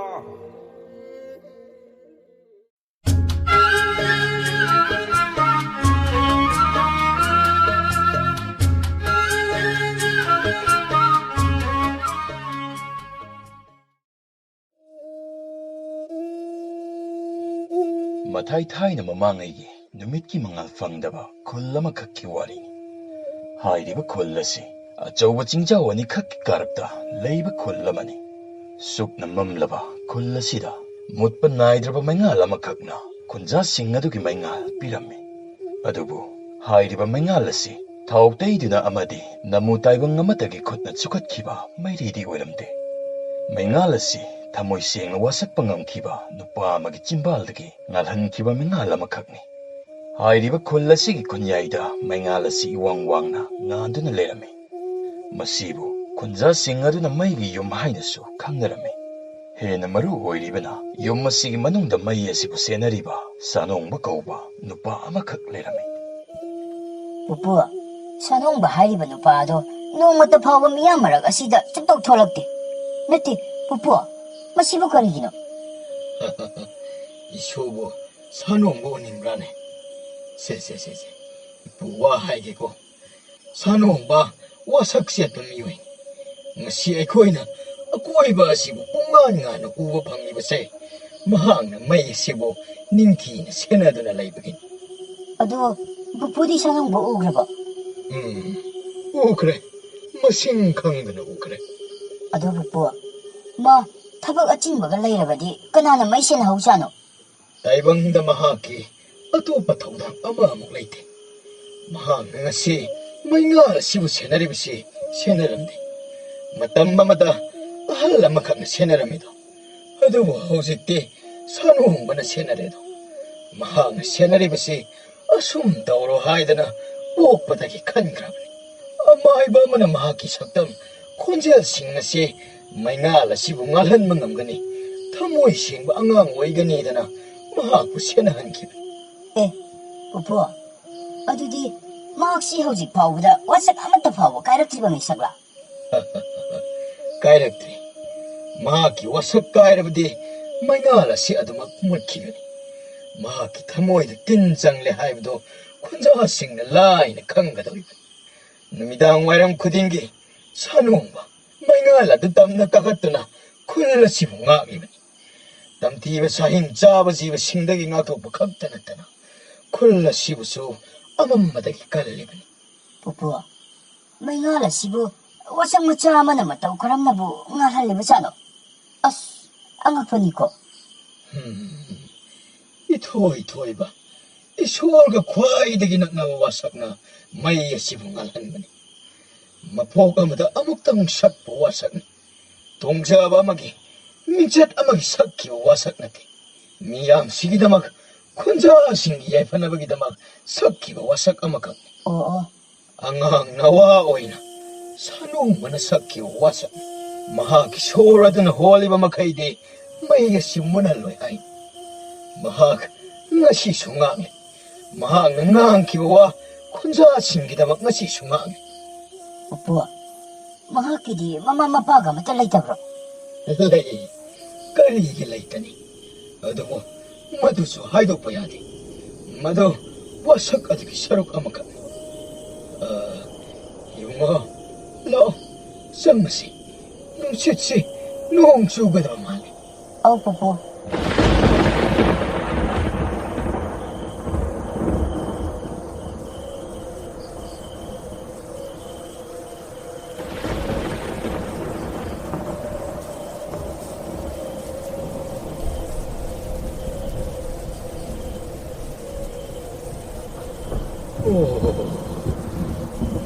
무시 ꯉꯥꯜꯂꯝꯂꯤꯕ ꯊꯥꯕꯜ ꯑꯁꯤꯁꯨ ꯑꯃꯨꯕ ꯂꯩꯆꯤꯜ ꯂꯣꯏꯅ ꯀꯨꯞꯁꯤꯟꯈ꯭ꯔꯦ. ꯈꯨꯜ ꯑꯁꯤ ꯀꯔꯤꯒꯨꯝꯕ ꯑꯃꯗꯤ ꯊꯣꯛꯂꯒꯗꯕ ꯃꯥꯜꯂꯤ. ꯁꯨꯞꯅ ꯃꯝꯂꯕ ꯅꯣꯡꯅ ꯊꯤꯂꯤ ꯊꯤꯂꯤ ꯇꯥꯔꯤꯕ ꯑꯍꯤꯡ ꯑꯗꯨꯗ ꯈꯪꯍꯧꯗꯕ ꯃꯤꯀꯨꯞ ꯑꯃꯗ ꯂꯝꯀꯣꯏꯕ ꯑꯃꯈꯛ ꯊꯨꯡꯂꯔꯝꯃꯤ. ꯑꯃꯨꯕ ꯐꯤꯖꯣꯜꯅ ꯂꯩꯇꯦꯡꯉꯤ. ꯃꯍꯥꯛꯅ ꯆꯠꯈꯤꯕ ꯈꯣꯡꯊꯥꯡꯒꯤ ꯃꯃꯤ ꯂꯩꯃꯥꯏ ꯊꯛꯇ ꯇꯥꯔꯝꯗꯦ. ꯃꯍꯥꯛꯀꯤ ꯃꯃꯤ ꯇꯥꯈꯤꯕ ꯃꯐꯝ ꯈꯨꯗꯤꯡꯃꯛ ꯃꯝꯁꯤꯟꯈꯤꯔꯝꯃꯤ. ꯑꯣꯟꯊꯣꯔꯛꯄ ꯁꯣꯔ ꯈꯨꯗꯤꯡꯃꯛ ꯑꯉꯧꯕ ꯑꯣꯟꯈꯤꯔꯝꯃꯤ. ꯐꯤꯃꯨ ꯁꯦꯠꯄ ꯑꯃꯝꯕꯒꯤ ꯂꯝꯀꯣꯏꯕ ꯑꯗꯨ ꯄꯨꯟꯌꯥꯏꯗ ꯊꯥꯜꯂꯤꯕ ꯊꯥꯎꯃꯩ ꯑꯗꯨꯒꯤ ꯃꯈꯣꯡ ꯌꯧꯁꯤꯜꯂꯛꯂꯝꯃꯤ. ꯑꯩꯅ ꯏꯆꯥꯎ ꯆꯥꯎꯅ ꯉꯥꯛꯂꯤꯕ ꯈꯨꯜ ꯑꯁꯤꯗ ꯉꯁꯤꯗꯤ ꯃꯁꯛ ꯈꯪꯗꯕ ꯐꯤꯃꯨ ꯁꯦꯠꯄ ꯑꯃꯝꯕꯗ ꯇꯥꯡꯖꯕ ꯇꯝꯕ ꯂꯝꯀꯣꯏꯕ ꯑꯃ ꯑꯩꯒꯤ ꯊꯣꯡꯖꯤꯜ ꯌꯧꯁꯤꯜꯂꯛꯂꯕ. ꯀꯩꯔꯥꯛ ꯑꯁꯤ ꯀꯌꯥꯗ ꯊꯨꯅ ꯀꯥꯔꯛꯂꯤꯕ. ꯃꯁꯤ ꯑꯆꯝꯕ ꯊꯋꯥꯏ ꯄꯥꯟꯕ ꯖꯤꯕꯗꯤ ꯅꯠꯇꯦ. ꯑꯆꯨꯝꯕ ꯆꯠꯄ ꯊꯋꯥꯏꯒꯤ ꯃꯃꯜ ꯈꯪꯕ ꯁꯗꯥꯟ ꯑꯣꯏꯔꯕ. ꯅꯠꯇ꯭ꯔꯕꯗꯤ ꯑꯩꯒꯤ ꯊꯧꯔꯕ ꯏꯄꯥꯔꯦꯝ ꯏꯄꯨꯔꯦꯝ ꯅꯪꯂꯕ ꯊꯥꯡꯁꯥꯡ ꯑꯁꯤꯒꯤ ꯃꯌꯥꯏ ꯈꯪꯂꯒꯅꯤꯗꯣ. ꯍꯥꯏ, ꯐꯤꯃꯨ ꯁꯦꯠꯄ ꯂꯝꯀꯣꯏꯕ, ꯅꯍꯥꯛ ꯃꯐꯝ ꯑꯁꯤꯗ ꯆꯪꯖꯕꯒꯤ ꯑꯌꯥꯕ ꯑꯗꯨ ꯁꯥꯅꯣꯡꯕ ꯑꯩꯅ ꯄꯤꯗꯦꯗꯣ.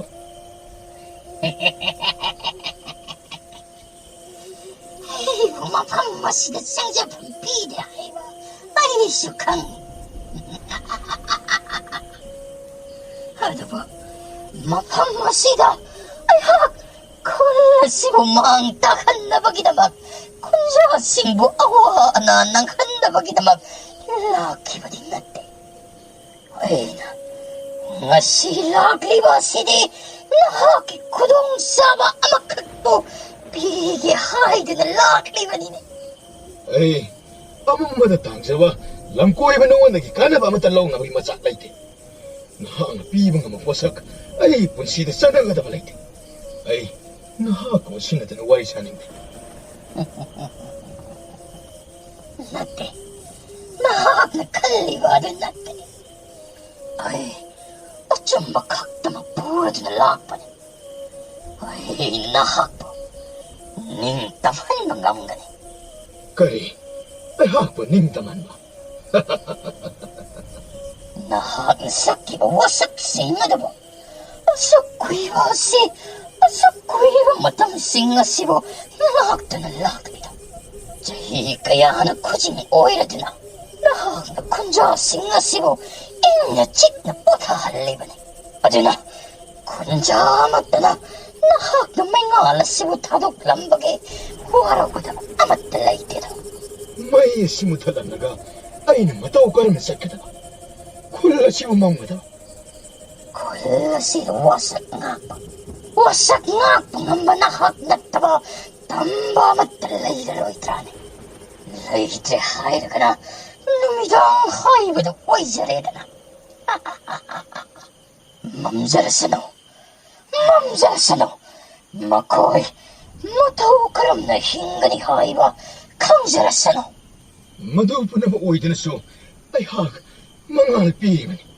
Ay hak na kula siya mangalim si, asit pa wasak ang makakimakatan. Wasak! Wasak! Ang nawa ko'y dingay, ukay mapungpa dingay ito da, sakti mawasak ka na. Nahak na hausik pa ba da, mataw karam na pano na tamlay ba na. Oh, Hoje, ninti na ngali ba may ngalasi, ay hang hagsang ang danalay ba matam karada da. Kula si dataki ba awana singa do, ay niksingli. May ngalas na mikok amatang si daro matam da, amam mana, bayada awana naman kiba. Akiba, ulan ginang sit, manglaan na nungay na sin tuwang da na sana di mo koy da, kang mangam dapat sa'yo. kunjami ang singasigi hot na bada.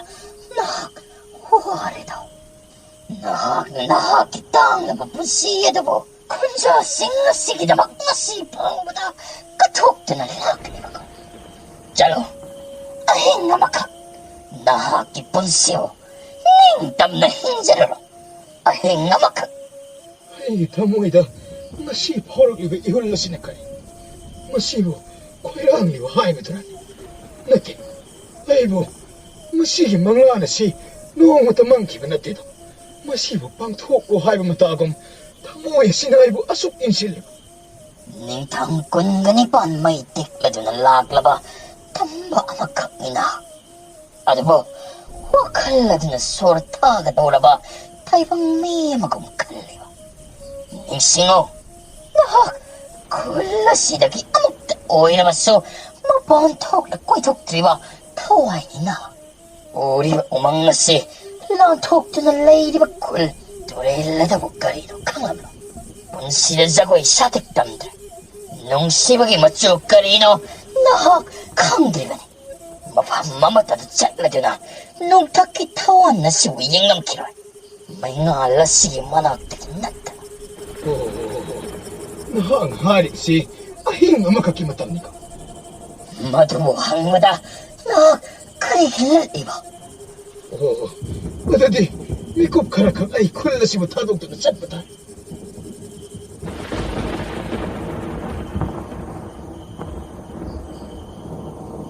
Ahing nga dumaktada, sanong ba mahag na senari ba, kulgi may nga lado ba tadok lado na, chat kirami. May nga lado ba nga lado na tamlami, ado po, hanagi matawa do dagi karakazikti, niyem teraklami. Sanong ba, ahing nga da ningay da niya tari ba, yumzaw sing nga do ba pau lado na, lobuk kaya pau lado na, laklami. Mahag na sumlak pa na, may nga lado na luway ba, nung jaw amada hakli ba, mamikuda madupo, yoksilaklami. Sanong ba, mapok ado magiahan boy na, kulgi aroy ba da, laising liba ado po, lantoraklami.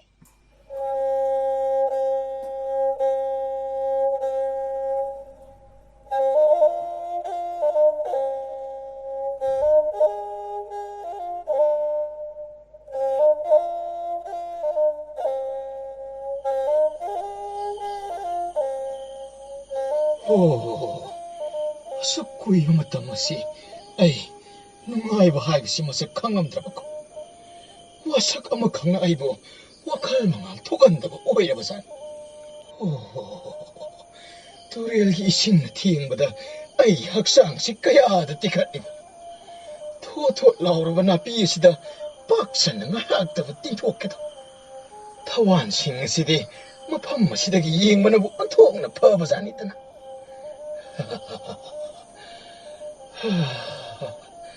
Kayada ing sitliba malanga Aina sangli haibadi nahakdi khangjaram kiroine Nahaki kaikra wasak aduna amambabu maithibu piribadi ngamlaroido hojikte Hojikte masa matom tamak adumak sinjarabanido Kumai yenkibada tari Asomdana kunyaya de taliba maingalado amam angan sanaraduna toina kappa horoklame musi ngaliba thawan michak amuba lechilna kopsin kirame maikai khangdana silakliba nonglei nungsit aduna mi painaraba kunja singadobo amamba aduda koichenari Pupu kise pupu Se karisu tawroise pupu legiside mamjabagi watani karisu tawro Nako'y pumapusagdabagi Ihayangayrglibasi Kunja ang silang Nasidi Nako'y kanawagtasin mayanloido Pupu kise ayana kise pupu Arapadagi kawargiba kunjela sibu soidina waramgani isona kiribado Pupu asibu kana wega doribino Atai kana asnati Kau kraba ngakpangam kidra wasakshi Achum batangkai Ngam thokraba mamalai tawa wahisina uhelagiba tawai Mahakbo Pangtena khuttadana maithiba pibadi ngamloido Adudi pupu maksi matau karam tawa thawai wega doribino pupu Phaklang sangdana Tumliba panagi manglan sangshindana Daibang mi aikoi wakal walalangan Mahakna lagibasi aikoi ki thawai lagmanate Aikoi ki pungning wakal buhundana ugi lagiban kunja singado ahingaduda mika thoknaraklame maingaladuna musi mamsinba horakliba adubu ubada kunja pumnamak singado kappalawa tawraduna lainarame Chauraba thawmai adudagi thorakpa maikhudana pungmam mamsinkirame Laisangi don thilladuna sanongba kadom chatkrabagi lauraduna kouba honaraklame adubu sanongba khulladugi wangbada mikap thorakpada ngairame ahangba khongsa adu mollaba napi marak aduda nungaina tapna mayum maiki pangba horaklame ngahak asum laklaba matung sanongba makhoigi khulladugi maikhu adubu ubada makhoigi khulladugi maikhu adubu ubu panglaklame sanongba maikhu adubu tamna jensilaklame Oramli matosidi karamdana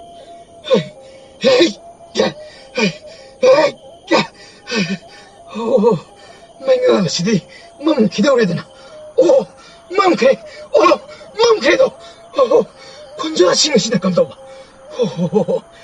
Aina kaktanido Aina maingal sibu tadoklamba Aina ma kaktanido Aina maingal sibu tadoklamba Ai masibu tadokpagi matok taadabani maingal si adumak ngandul laibam toktan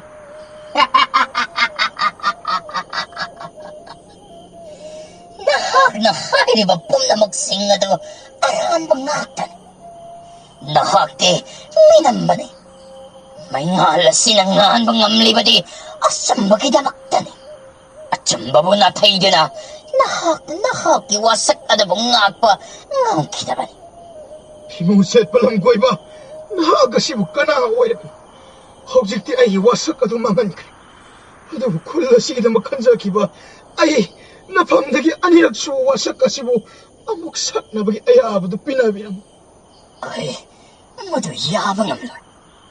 나학나 삭가다보 와삭싱 아두디 삭하마니. 봄나막 로이나막 로이카마니. 어두디, 아이, ano wasak karma matamamada mo sadsabaya. 홀라시기다막 한마디. mayngala시기다막 ano wasak. Mani, asumani, ay, ano wasak ka sa saksarake, ayaba pinabinodo. Nahag na wasak kasi taray na kaingi. Masigidamak nahaki wakay kuding iwahan to ay natsaksa na hangganito. Nahak na tawzarubado ginamagtadi masaktok pa nahaki taong amakag matawdagan nito. Punamag, ay, kangi. Amukan na sakpayararoy daba wasak. Kayange, manghange yararoy daba wasak kakdana. Lahi ba pom na magsing na sigiyay pa ba wakin mangangganito. Ay, matam na iba kibig na kayan jaro. Adadi, nahak, mangda uri ba singa niya sige karakasida onsilado na. Nahak na pugning aduda ning zariba, pum na magsing adugi, apapon na matalayta na. Ayag na nangbo, lao bagi ayaba adug pilida. Kunsa sing miyang punamag, ay ngakibam tuk trawa ilasing nga si amok na ngakbiyaw. Ngasi ay nawasak to na amok kasuhay ni. Miyang gimayingal, kun ginakuraw uwi ba may ngalasi, ay gisura sinahekoli ba magkay ngalan gani. Kari gumawasak kasi ko ehang na ngakpong ng kita ba tuk ba di, may ngalasi po amok, sukat na ba kita mag, ay gitawaya si suy na mahutsin ba uwi na sano. Kulado pumcik-cik lami. Ngay haklay na ba matong at iyada lang na ngala ba may ngalta na pumcay-cay kaya lami. Mutlo na ba jowa may ngala tusu ano ba punsiya mapukla ba ko lang na mangal thorak lami. Wang na ngalakli ba may ngala do turil tam na lera kulak pau-pau rado na kunza singi tamoy tam na mangal hay tarak lami. Mathangitang na ba mikup ato dani kunza sing na do nahuna na akiba amatayaw da na mikap amo thorak lami. Pupu, ngasidi ngarang daw na may amatamamdri ko. Ngasidi, otoran ni Tizana, kula si Hana de Kisuhena, bungan. Adubo, ngarang may pumamamli ba? Adubo, saan magadaysat pag inububo? Isu na hang machomi. Isu iwahang pakung madumagpig. Sanong mikup kragi, sat kibanate. Mapuk sim gisat kri. Mahati, kunja singida magyam na kanjaban. Kanagi tawin chen naman ang maki wasak kahen kiban. Hojikti mahak chat kre. Pupu, may ngala si Sanong ba na hoji, mahak na sang liba dagi na tablo ngali ba siya? Ngasi, kunja sing urakman. Ay ko'y kulgi may ngala sige marumda, Sanong balay namda. Mahak, lang nangali ba may ngala sige na kandalip to na layam. Mahaki kutsado, pung sado na layam. Kula sida mayon sila na miyong mitawag sum na mamuanok to na mamit anida o sila na lip to na layam. Pupu na hari ba sige, Sanong balay tre hari ba? Wasak ka to ka, mahaki tang labat tayo bang taway ka mo chinakiman. Kunja singita mang mahakatukri. Kunja karanay, Sanong may ngala doon kiban. Kunja karanay, mahak sotara ba kunja ay ko hiwakalda, taong naoy ni sayo ang dinalay kri. Numit ado dagihaw na may ngala do noong mata, mikup amadamut pagkaw baliramde. Jahi kuding ikunja sing na may ngala do butam na, kakalado na, Sanong bagi tawaya do bu ikay kom na ba ulame. Taumay matakat kide, siyala matatada kide. Numit ado masing kangdar ba kunja sing lak lado na, may ngala do kimangda, jet na wasak-sak lado na, ikay kumnarami. Masil manaw amo, katnararoy wasakli. Kulbungak liba ngamba, at jumbatan nganga ni haydo na, wasake. Karaama na, may ngala do da ahing balang kira do na, ikay kumnaba, utkirami. Pupu, wasak hay ba asibu karino?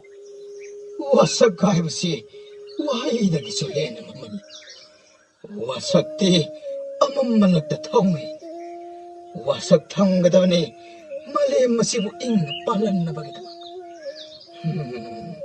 이소보 마시고 가리 하이나 와삭 랑게네 푸푸 ngasi haiba numida sidagi ai achumbada pangthokani sanongbagum aisu thongna leina khulla sigidamak kathokani haidana wasaklami pupu 이소다니 이소는 뿌나막 남보게서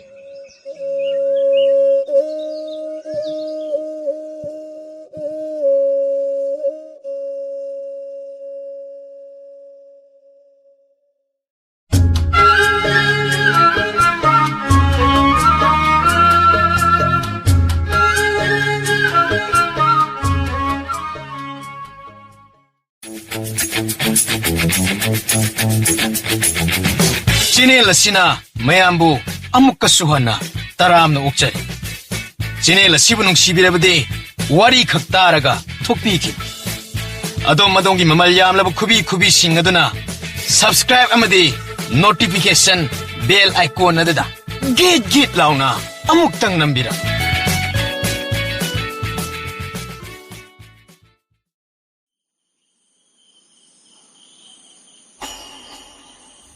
Yamna chikpa numidang amani. Numidang chak ising tokladuna phaiba. Thawai budoladugi makhongda paya kanna sir. Masawai sangdrabi magi loinabi tungkhunbi edo. Phakshang ama thaduna phungnak aduda mai yaiduna lei. Ahan phangjabani. Mironba tha taret tamak ngai. Ngasi sakhiba mathel ado ihai hainade haidana haipet machin na solambani mama miron biedo khangaude miron biedo chaina ama phawrokle haidana lawba khongba hauraklan mabuk paidana ayona heringai tanja adutani khangaudana ichik chiklam numidang ado akan manungai nungsit leptana sitpa hauraklan phaiba tofam khangdana magi nupi edo pamkhatle konthong wangman landuna ima amai bidugi manak yaurage khalle thongjilado hek kan thorakpagani mangol aduda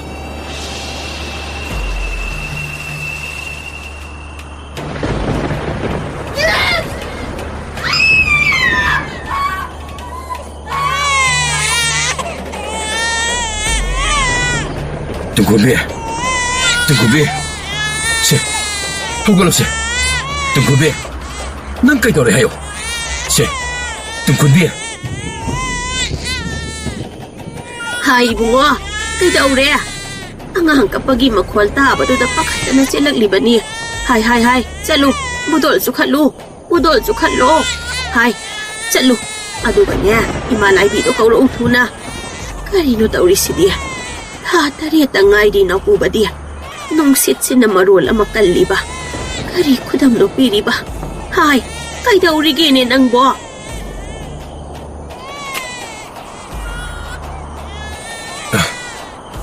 ini tuan se sida lady hai kai dauri sida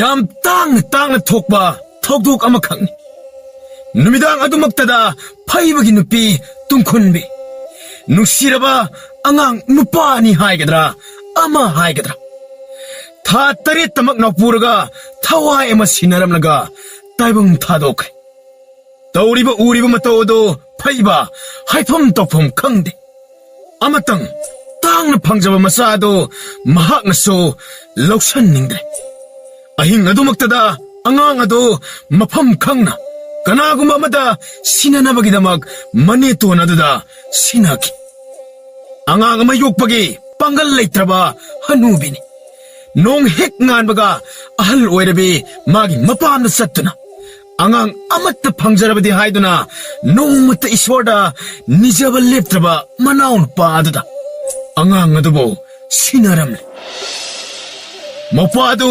haraubana loik macha haibado amukta udribanina makok ani palbaso angang amada mugeng numitta kiba khangaude nungsimanduna maminga thonbam khangde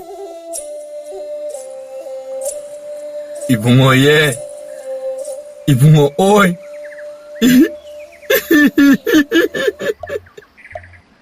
바바 바자나 밤비요 난간지 얌나래 바바 까이기노 로이나 마카당 원하리 시보 아이기 페줍디 까나노 후란 그래 아우지 먹상공 비토 헐마 누파 마시기 안강세 아이코이부 타우잔비바 아마 나트라가 punsi supa aikhoida ahet apan khudong thiba amadi soiraroi hai nupe ai isana trale wangangida oh hek pok baga wangangene ai isaja oh hek pok baga wangangba ai isama makok ani panba mani baba aibu yet haina ko bigano aibu loksing ba haina koloi bi baba aina lamba haina ko biyo ai chagam na lame asumna khungang ngasigi maihorol wari singbul lamada khwaidigi sangba marei haibado haurak makok ani panba angang ama yambim labana naujok le haiba pawse mipum khuding mak khangnaragi wa launak khangdaba kana matalait angang aduna nongmagi chaw mapung pharak pagi pawdo laikai mayam pumba maya kaduna tanariban loksingba chahi ahum khakta ngai ngai chebang aduda iriba pumba khangba baba ibangamle lambade para iriba chebang adu chanabu honari loksingbadi tarang malang taibang asibo khang hainaba kanna hone lambadi tha sibo sajai ma paiduna koitan tananabu hone loksingbadi sanskrit lon asi bring hek ngang bangam lamba seran gi turan ga ningthina su khangde adabo hauna marul isu sudana panglon da lol yamna khene kok anis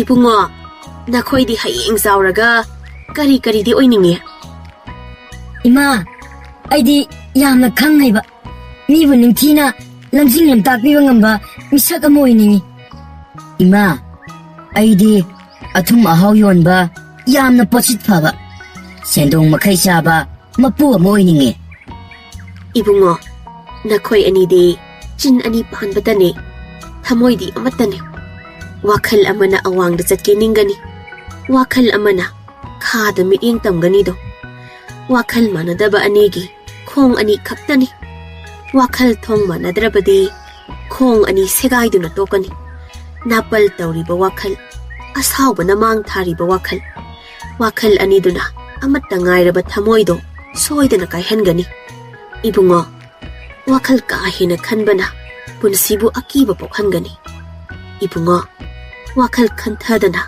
thauna phariba masu punsina oina kirakani do nongmagi kok ani do chawba sare pharak bakhang pungkak oire sinaba sintha khudimak pangthok pangamle hojikti wakhal leiba loksingba anam kanba lamba makhoi gi manakta makhoi bu thajaba kunja kharade ihang pahongba aduma khangba lakpa lepte yoksaba mama mapa ani do machagi kumhai yenglaga penjariban apokpa macha natrabaso pokpa machagum nakunjariban kok ani dudi nongmagi mari lepte nong hek nganbaga wakhal ani kumhai tawi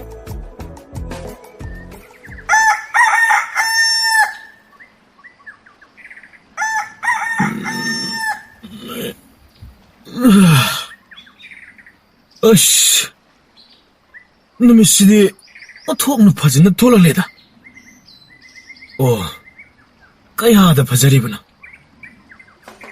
ꯑꯩꯌꯥ ꯀꯅꯥꯅꯣꯅꯦ ꯑꯩꯒꯤ ꯃꯪ ꯍꯨꯔꯥꯜꯂꯤꯕꯁꯤꯕꯣ ꯑꯩ ꯃꯪꯗ ꯀꯕꯣꯛ ꯈꯣꯏꯗꯨꯝ ꯆꯥꯔꯤꯕꯅꯤ ꯂꯥꯝꯕ ꯇꯥꯏꯕꯪ ꯀꯅꯥꯃꯠꯇ ꯃꯪꯗ ꯆꯥꯕ ꯉꯝꯂꯣꯏꯀꯣ ꯑꯦ ꯑꯗꯨ ꯀꯅꯥꯅ ꯍꯥꯏꯒꯦ ꯀꯅꯥꯅ ꯌꯥꯗꯦ ꯍꯥꯏꯒꯦꯕ ꯑꯩꯈꯣꯏ ꯃꯤꯑꯣꯏꯕꯅ ꯍꯤꯡꯂꯤꯕ ꯄꯨꯟꯁꯤ ꯃꯍꯤꯡꯁꯦ ꯃꯁꯤꯗ ꯅꯪꯅ ꯌꯦꯠꯄ ꯌꯥꯕ ꯅꯠꯇꯦ ꯑꯩꯗꯤ ꯍꯦꯛ ꯂꯩꯔꯤꯕ ꯈꯨꯗꯤꯡ ꯌꯦꯠꯀꯅꯤꯅ ꯀꯥꯟꯅꯗꯦ ꯍꯧꯒꯠꯁꯤ ꯆꯤꯟ ꯌꯥ ꯁꯦꯡꯂꯨꯔꯁꯤꯂꯣ ꯑꯩꯗꯤ ꯍꯧꯒꯠꯂꯣꯏ ꯑꯩꯅ ꯍꯧꯒꯠꯂꯕꯗꯤ ꯅꯪꯅ ꯑꯩꯒꯤ ꯃꯪ ꯊꯨꯒꯥꯏꯕꯅꯤ ꯑꯩꯗꯤ ꯀꯥꯏꯒꯤꯗꯦ ꯍꯩ ꯂꯥꯎ ꯂꯥꯎ 이마가 빠가 할락라버디네 야옥팅이 소이드는 짜이라니 ꯅꯪ ꯍꯥꯟꯅ ꯍꯧꯒꯠꯂꯝꯕꯗꯤ ꯀꯔꯤ ꯀꯥꯏ ꯀꯔꯤꯑꯕ ꯂꯥꯝꯕ ꯃꯔꯩ ꯍꯧꯔꯅꯨ ꯑꯩ ꯅꯪꯒꯤ ꯈꯜꯂꯒ ꯌꯥꯍꯧꯗꯕꯅꯤꯀꯣ ꯆꯤꯟꯁꯦꯡ ꯍꯤꯗꯥꯛꯇꯤ ꯀꯗꯥꯏ ꯁꯦ ꯁꯤꯗ ꯂꯩꯔꯦ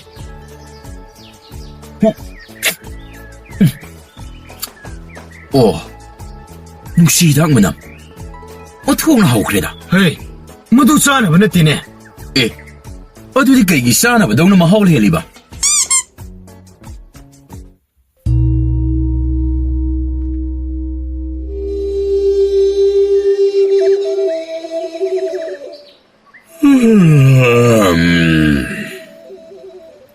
ꯍꯣꯏ ꯀꯔꯤꯅꯣ ꯉꯁꯤꯁꯤꯕꯨ ꯑꯩꯒꯤ ꯗꯔꯕꯥꯔ ꯁꯪ ꯑꯁꯤꯕꯨ 이직 ꯆꯤꯛꯂꯒ ꯕꯤꯕꯨꯂꯥ ꯑꯃ 이ꯆꯨ ꯆꯨꯔꯤꯕꯁꯤꯕꯨ ꯅꯣꯡ ꯍꯦꯛ ꯉꯥꯟꯕꯒ ꯈꯖꯅꯥ ꯊꯤꯗꯕꯒꯤ ꯂꯣꯏꯄꯣꯠ ꯄꯤꯔꯛꯇꯕꯒꯤ ꯂꯥꯂꯨꯞ ꯀꯥꯎ ꯏꯟꯗꯕꯒꯤ ꯍꯔꯦ ꯃꯁꯤꯒꯨꯝꯕ ꯑꯁꯤꯗꯒꯤ 이ꯍꯦꯟ ꯍꯦꯟꯗꯣꯛꯇ꯭ꯔꯦꯗ ꯅꯤꯡꯊꯧ ꯍꯣꯏꯒꯤ ꯂꯥꯏꯕꯛꯁꯦ ꯗꯔꯕꯥꯔ ꯑꯁꯤꯕꯨ ꯀꯣꯟꯕꯤꯔꯤꯕ ꯂꯩꯕꯥꯛ ꯑꯁꯤꯕꯨ ꯉꯥꯛꯄꯤ ꯁꯦꯟꯕꯤꯔꯤꯕ ꯑꯊꯣꯏꯕꯗꯒꯤ ꯊꯣꯏꯔꯕ ꯅꯤꯡꯊꯧ ꯇꯣꯜꯂꯕ ꯅꯅꯥꯏꯅ ꯁꯅꯥ ꯈꯨꯌꯥꯈꯥꯗ ꯄꯨꯅꯦꯝꯖꯔꯤꯗꯣ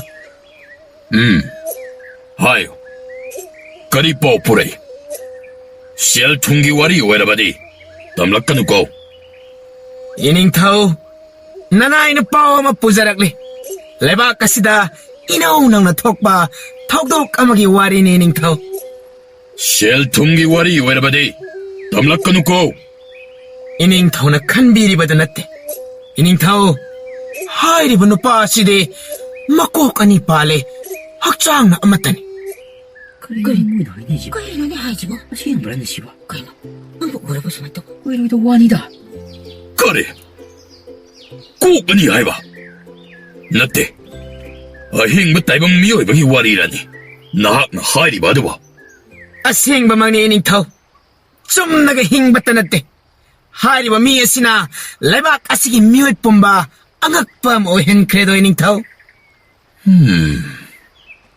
파레 다모 나학기 와리에다 아무트 지타드는 땀라 와이브 농아 헬로 이닝타우 나나 애기 와칼라디 마코이 아니도 꼬농마시다 꼬캅비드나 앙악바드보 학탱 나비요 하이자닝이도 이닝타우 어두부 까리군바 앙흑 보이드라바디 이닝타우 까리기 앙악로이 미 아마 꼭 아니보 이닝타우 앙악보 와리 앙악땐 하이 리루다 나두디야 마시니다 이닝타우 헤이 람바 모두 후진 하이니 짜락건 하이브니네 아스 넌지나 마루나마 끼덕이다 떠올래 헤이 람바 짜누 하이브네 람바 짜락건 하이바 람바 아스 속하고 싶어 까마이 동네 람바 이반이 진짜 가 엄마더니 아버지 넌 강들의 람바 왜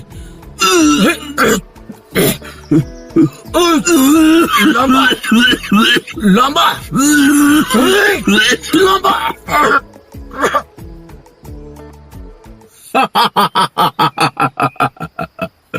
어디다 기디 어디다기지 좀 씨래.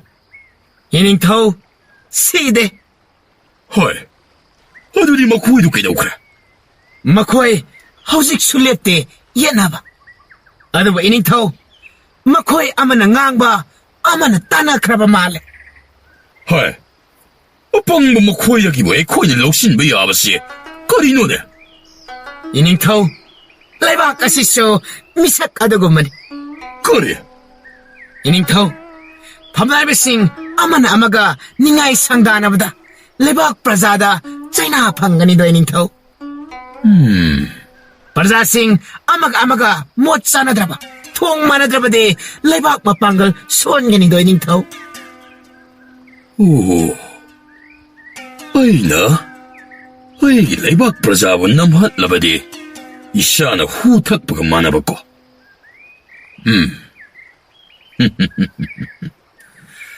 마얌!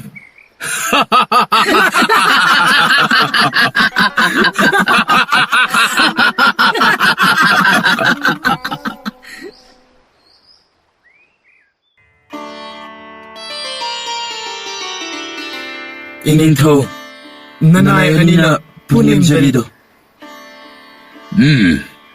야래.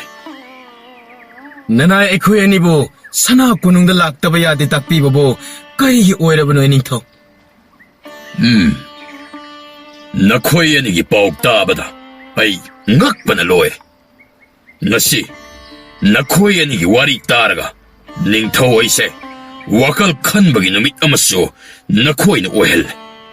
딱비우도 이닝타오. 하요, 나코이야니는 농마 깡다나. 말이 아둑 옛나라가 그럼나 콩 탕두나 zet봉 암리바나. 이닝타오, 야나바마 뿌락바나니.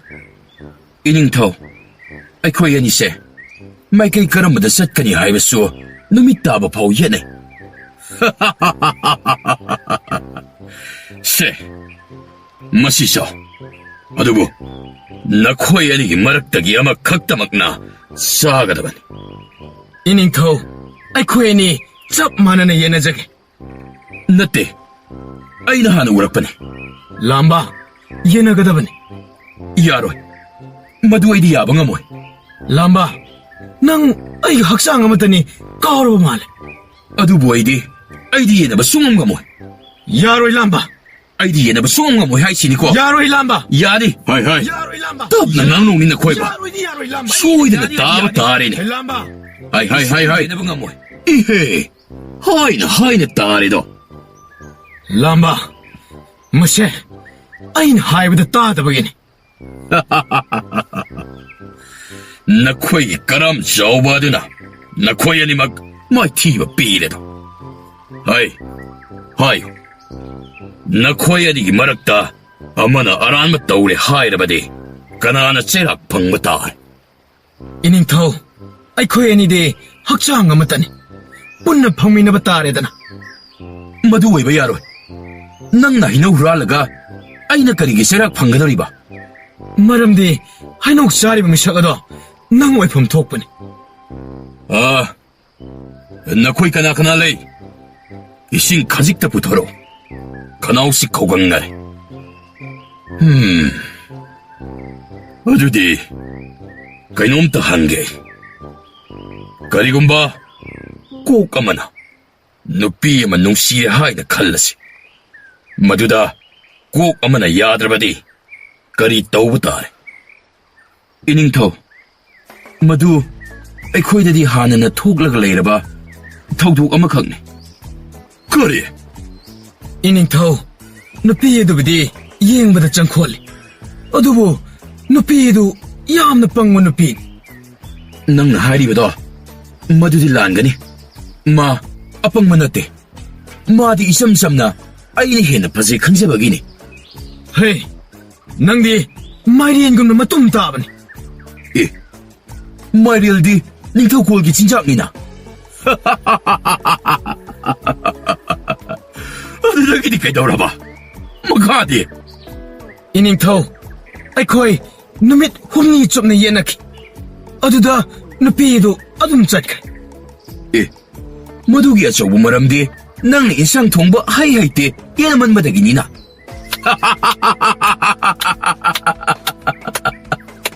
ꯌꯥꯔꯦ, ꯇꯣ. ꯍꯥꯏ, ꯀꯨꯏꯅ ꯅꯣꯛꯄꯁꯦ ꯀꯣꯛ ꯑꯃ ꯄꯥꯟꯕ ꯑꯩꯈꯣꯏꯒꯤꯗꯤ ꯋꯥꯏꯗꯦꯍꯦ.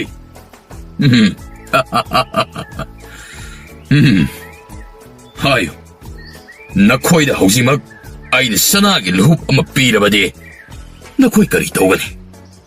ꯏꯅꯤꯡꯊꯧ, ꯃꯗꯨ ꯑꯣꯏꯔꯕꯗꯤ ꯑꯩꯅ ꯂꯧꯒꯅꯤ. ꯃꯗꯨ ꯑꯣꯏꯕ ꯇꯥꯔꯕꯗꯤ ꯅꯤꯡꯊꯧ, ꯑꯩꯗꯤ ꯂꯧꯔꯣꯏ, ꯂꯪꯊꯣꯛꯈꯤꯅꯤ. ꯍꯣꯏ, ꯃꯗꯨꯅ ꯀꯔꯤ ꯃꯔꯝꯒꯤ? ꯏꯅꯤꯡꯊꯧ, ꯃꯁꯤꯒꯤ ꯃꯤꯁꯤꯅ ꯂꯨꯞ ꯑꯗꯨꯕꯨ ꯍꯦꯛ ꯎꯞꯈ꯭ꯔꯕꯗꯤ ꯃꯗꯨꯒꯤ ꯄꯣꯠꯂꯨꯝꯁꯨ ꯑꯩꯅ ꯄꯨꯕ ꯁꯣꯏꯔꯔꯣꯏ. ꯑꯣ, ꯃꯗꯨ ꯆꯨꯝꯃꯤ. ꯑꯗꯨꯕꯨ ꯁꯅꯥ ꯍꯥꯏꯕꯗꯨꯗꯤ ꯑꯩꯉꯣꯟꯗꯅ ꯍꯦꯟꯅ ꯄꯛꯆꯒꯅꯤ.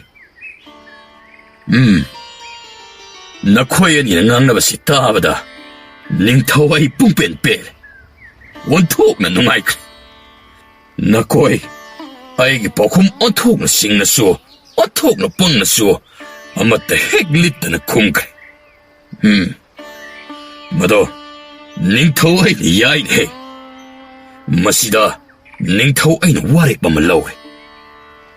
ꯐꯝꯅꯥꯏꯕꯁꯤꯡꯁꯨ ꯇꯥꯕꯤꯌꯨ. ꯃꯈꯣꯏ ꯑꯅꯤꯁꯦ ꯉꯁꯤꯗꯒꯤ ꯁꯅꯥ ꯀꯣꯅꯨꯡ ꯑꯁꯤꯗ ꯂꯩꯔꯒꯅꯤ. ꯀꯔꯤ? ꯅꯈꯣꯏ ꯃꯐꯝ ꯑꯁꯤꯗ ꯂꯩꯔꯒꯅꯤ. ꯗꯔꯕꯥꯔ ꯐꯝꯕ ꯌꯥꯎꯔꯒꯅꯤ. ꯁꯅꯥ ꯀꯣꯅꯨꯡ ꯑꯁꯤꯗ ꯂꯦꯡꯂꯛꯄ ꯑతిꯊꯤꯁꯤꯡꯕꯨ ꯅꯈꯣꯏꯅ ꯄꯦꯜꯍꯟꯒꯗꯕꯅꯤ. ꯏꯅꯤꯡꯊꯧꯃꯛꯅ ꯑꯩꯈꯣꯏꯕꯨ ꯁꯅꯥ ꯀꯣꯅꯨꯡꯁꯤꯗ ꯂꯩꯌꯨ ꯍꯥꯏꯔꯕ? ꯆꯥꯅꯕ ꯐꯥꯎꯗꯤ ꯑꯣꯟꯊꯣꯛꯅ ꯍꯥꯎꯔꯅꯤꯗ.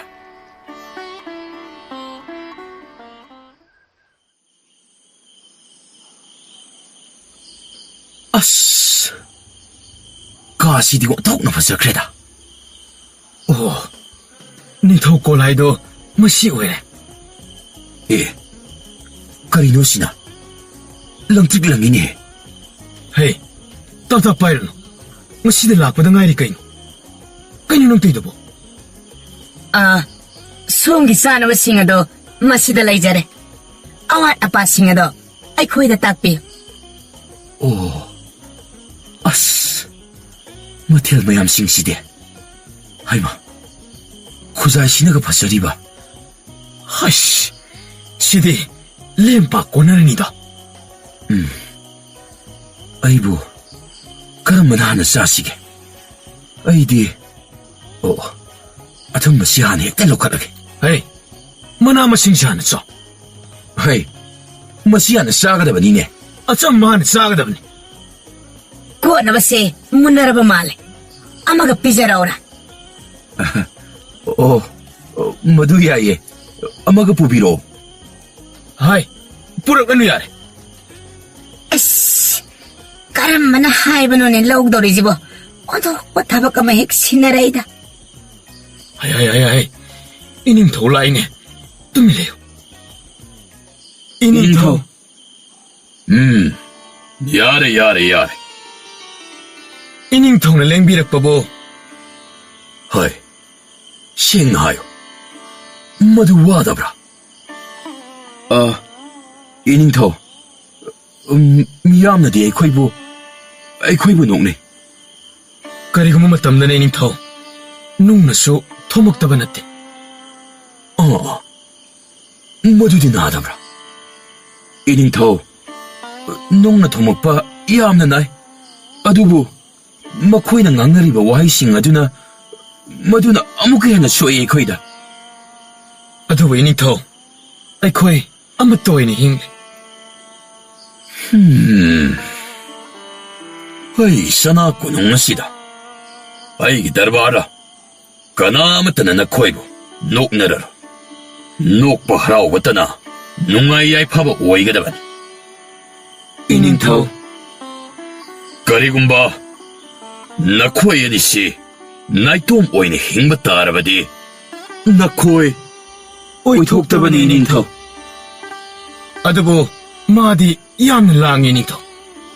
ꯏꯅꯤꯡꯊꯧ, ꯃꯥꯗꯤ ꯕꯤꯕꯨꯂꯥ ꯆꯨꯏ. ꯑꯗꯨꯕꯨ ꯃꯥꯅ ꯂꯩꯇꯍꯜꯂꯤ. ꯃꯥꯅ ꯑꯩꯕꯨ thꯧna leina hingali. Ngaitom leirabadi tangkhai oiragani.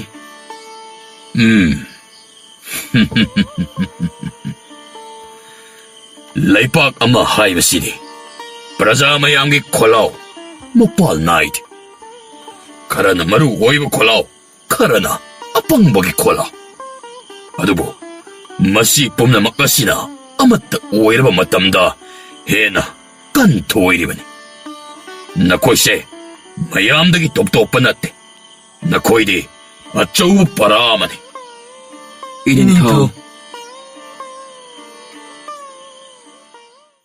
Miyamna kokani laknaramba lamba amadi loksingba ngasidi ningthawna loksinkhre.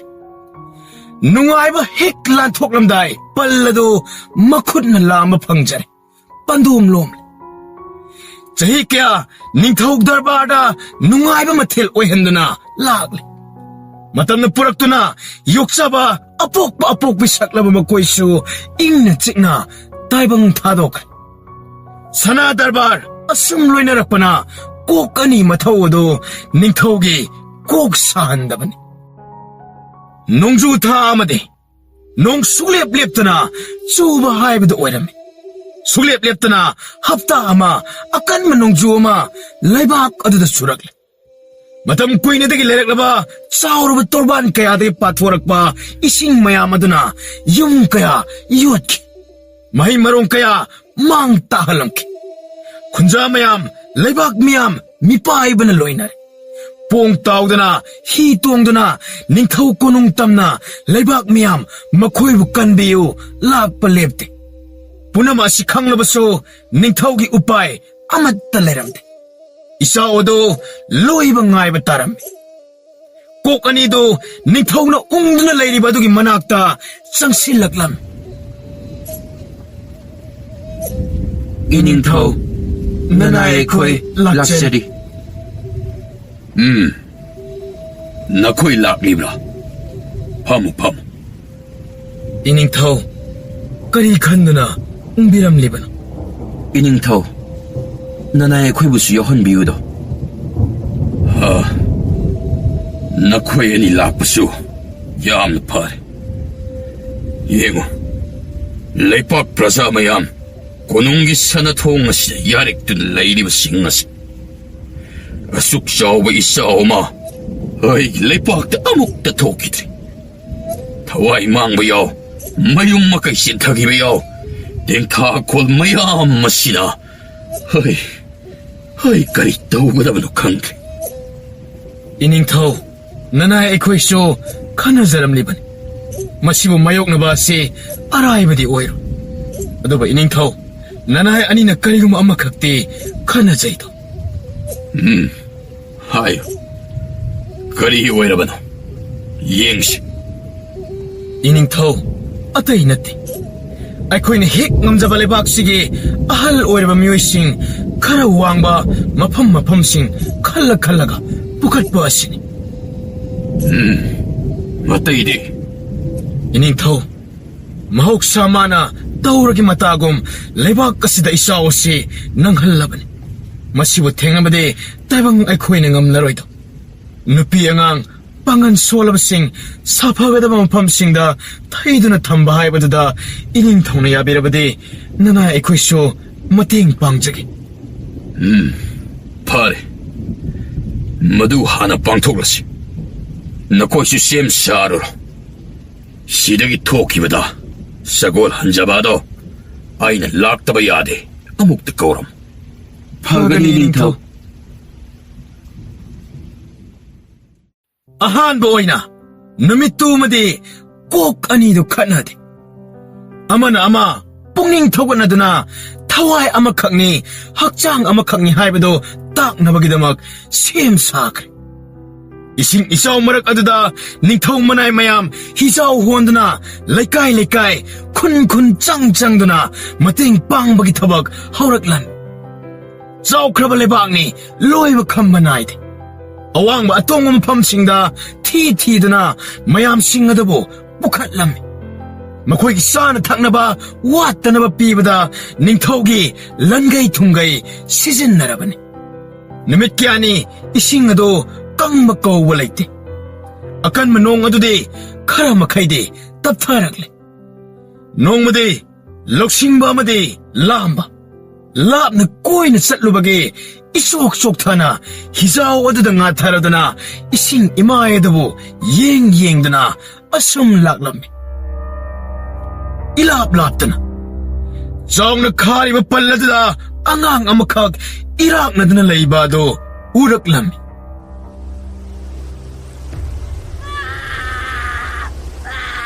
Hey, lamba, makul si tabra.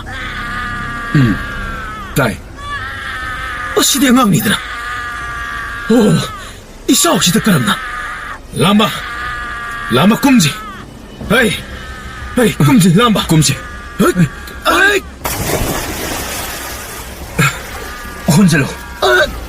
Angang si mangi utari ne. Ay, lamba. La, usaw malayse. Masidang changsi. Ay!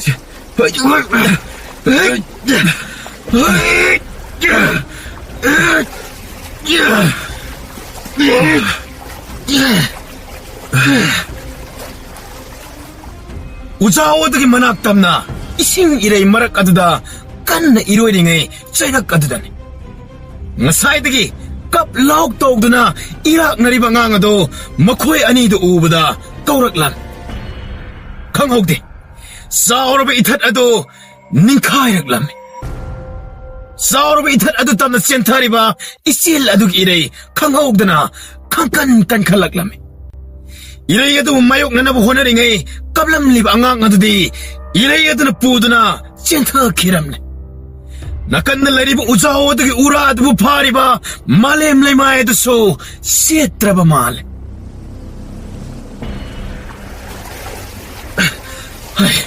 람바 우자오시 땀을 쌍신시 이래야시 혼신망망들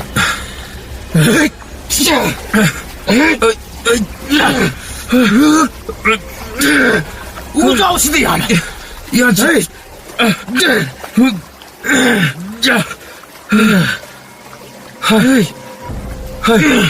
까이도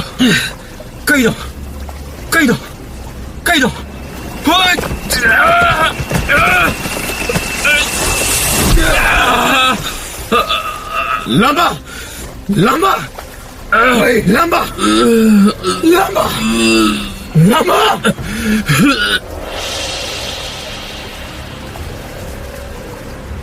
강옥대 이래야 아두나 깐만 기브나 세트라보 우자오도 뚜타락드나 람막이 꼭 탁다 따실라게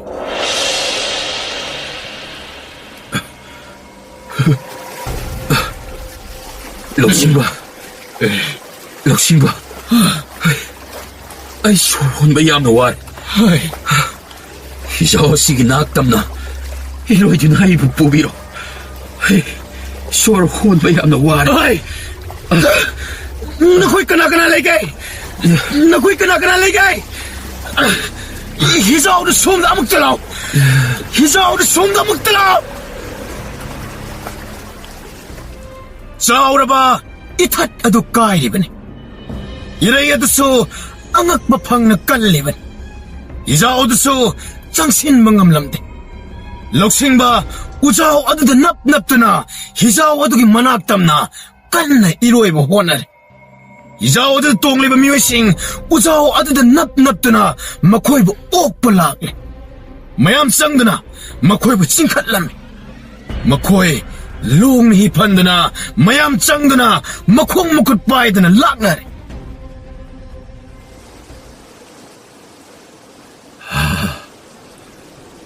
럭신바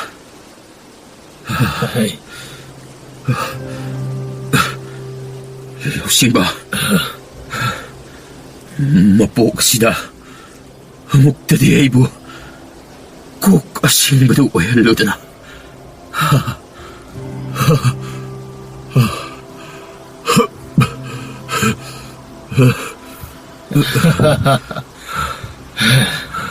그러기 오이로이 lambi leideroi lambi leiraroi. Hai, nangbo, ay punsin na bayam na pamkiday ni. Ay leiri sini, lamba, nung imana hai kibado, nang ningsing ni bra. Nakuya ni de, tawaya matani hai kibado.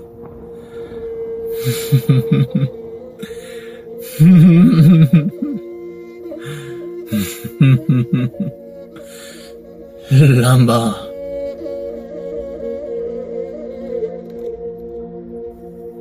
Tutharakliba sietraba upaladuga pangkhak oi khraba male. Matam chuppagi oina oi thango wakhalladugi taibang mamki. Konungda thuna puraktuna lebak kadugi akhang ahi kya amaibi kya tanaduna laying pathap sathara. Loksingba taibang da lehore. Aduso kokamaka ye thangba. Maray leitre ye pinama leitre nok pamangkre. Matam mamada makoy yengdana noklamba kaya maru lukthane. Maramde kaina thangna khangle. Apang bahay badana thauna leibani. Wa yam na ngang ba do thamoy masak oiram le haiba.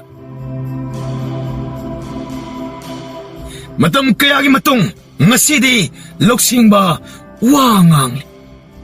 Aujikti konjel so hong kiramle. Ingna tapna. Magi yekna ba, magi marup, magi ngaglaw oiram ba, tabangdagi pukraba, magi oi thangba dakpam maduda nanduna tapna sonjare. He thawai, nangdi ningthine hingko. Nangi mamalde kanagumba amana nungsina sinarambane. Ngasidi, hey, achik papamle. Adabo, ay, nakoy na lang kiwadade, kahawang namaro. Darbara dudane, manay adugi wari do, lushinki, pumchikchi. Ngasay makay nolaman ning tawado, ituk-tuk thana, may thong maksyanki.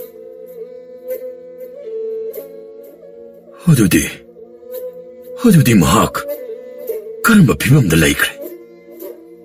Ining taw, haujik so, mahak hingle. Angang singbo, takpi tambiri.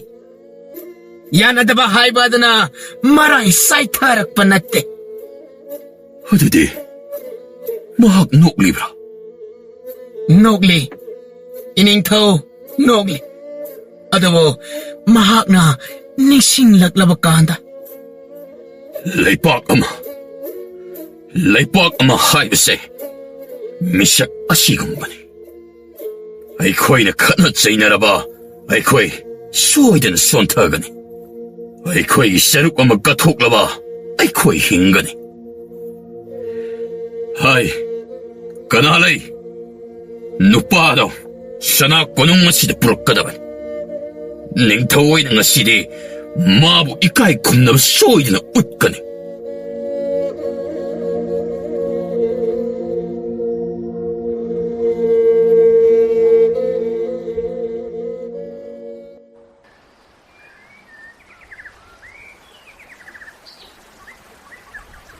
Oza, kuk ani panse, kamay tawe. Mado, yam na langki. Suglep-lep ta na yana da ba amagumani. Suglep-lep ta na nungsi na ba amagumani. Adabo, naitom di takide. Matampum mada, misak ama ay naktaling na laybiram. Taibang masina ay koibo nuk narabaso. Ado, ojana karamba oy gibano. ꯑꯩꯗꯤ ꯑꯅꯤꯃꯛ. ꯑꯣꯖꯥ, ꯅꯈꯣꯏ ꯑꯅꯤ ꯑꯗꯨꯝ ꯈꯠꯅꯕ꯭ꯔꯣ? ꯈꯟꯅꯗꯦ. ꯑꯃꯅ ꯑꯃꯕꯨ ꯂꯧꯁꯟꯕ ꯉꯝꯁꯤꯕꯕꯨ ꯃꯥꯌꯣꯛꯅꯈꯤ. ꯀꯔꯤꯒꯨꯝꯕ ꯃꯇꯝꯗ ꯅꯪꯅ ꯇꯥꯅꯤꯡꯗꯕ ꯈꯣꯟꯖꯦꯜ ꯑꯗꯣ, ꯅꯪꯅ ꯌꯦꯠꯅꯔꯤꯕ ꯃꯤꯁꯛ ꯑꯗꯣ, ꯅꯪꯅ ꯄꯪꯉꯦꯅ ꯈꯜꯂꯤꯕ ꯃꯤꯁꯛ ꯑꯗꯣ, ꯃꯍꯥꯛ ꯑꯗꯣ ꯅꯪꯕꯨ ꯅꯨꯡꯁꯤꯕ, ꯅꯪꯒꯤꯗꯃꯛ ꯂꯩꯖꯕ ꯄꯨꯝꯅꯃꯛ ꯀꯠꯊꯣꯛꯄ ꯉꯝꯕ ꯀꯅꯥꯒꯨꯝꯕ ꯑꯃ ꯑꯣꯏꯔꯝꯕꯁꯨ ꯌꯥꯏ. ꯊꯃꯣꯏ ꯑꯃꯕꯨ ꯈꯪꯅꯕ ꯀꯥꯏꯅꯕꯕꯨ ꯉꯥꯏꯕ ꯍꯧꯅꯗꯦ. ꯅꯪꯅ ꯃꯍꯥꯛꯄꯨ ꯈꯪꯂꯛꯄ ꯃꯇꯝꯗꯗꯤ ꯃꯍꯥꯛꯇꯣ ꯍꯥꯟꯅꯅ ꯅꯪꯒꯤ ꯄꯨꯟꯁꯤꯗꯒꯤ ꯂꯥꯞꯅ ꯆꯠꯈꯤꯔꯝꯕꯁꯨ ꯌꯥꯏ.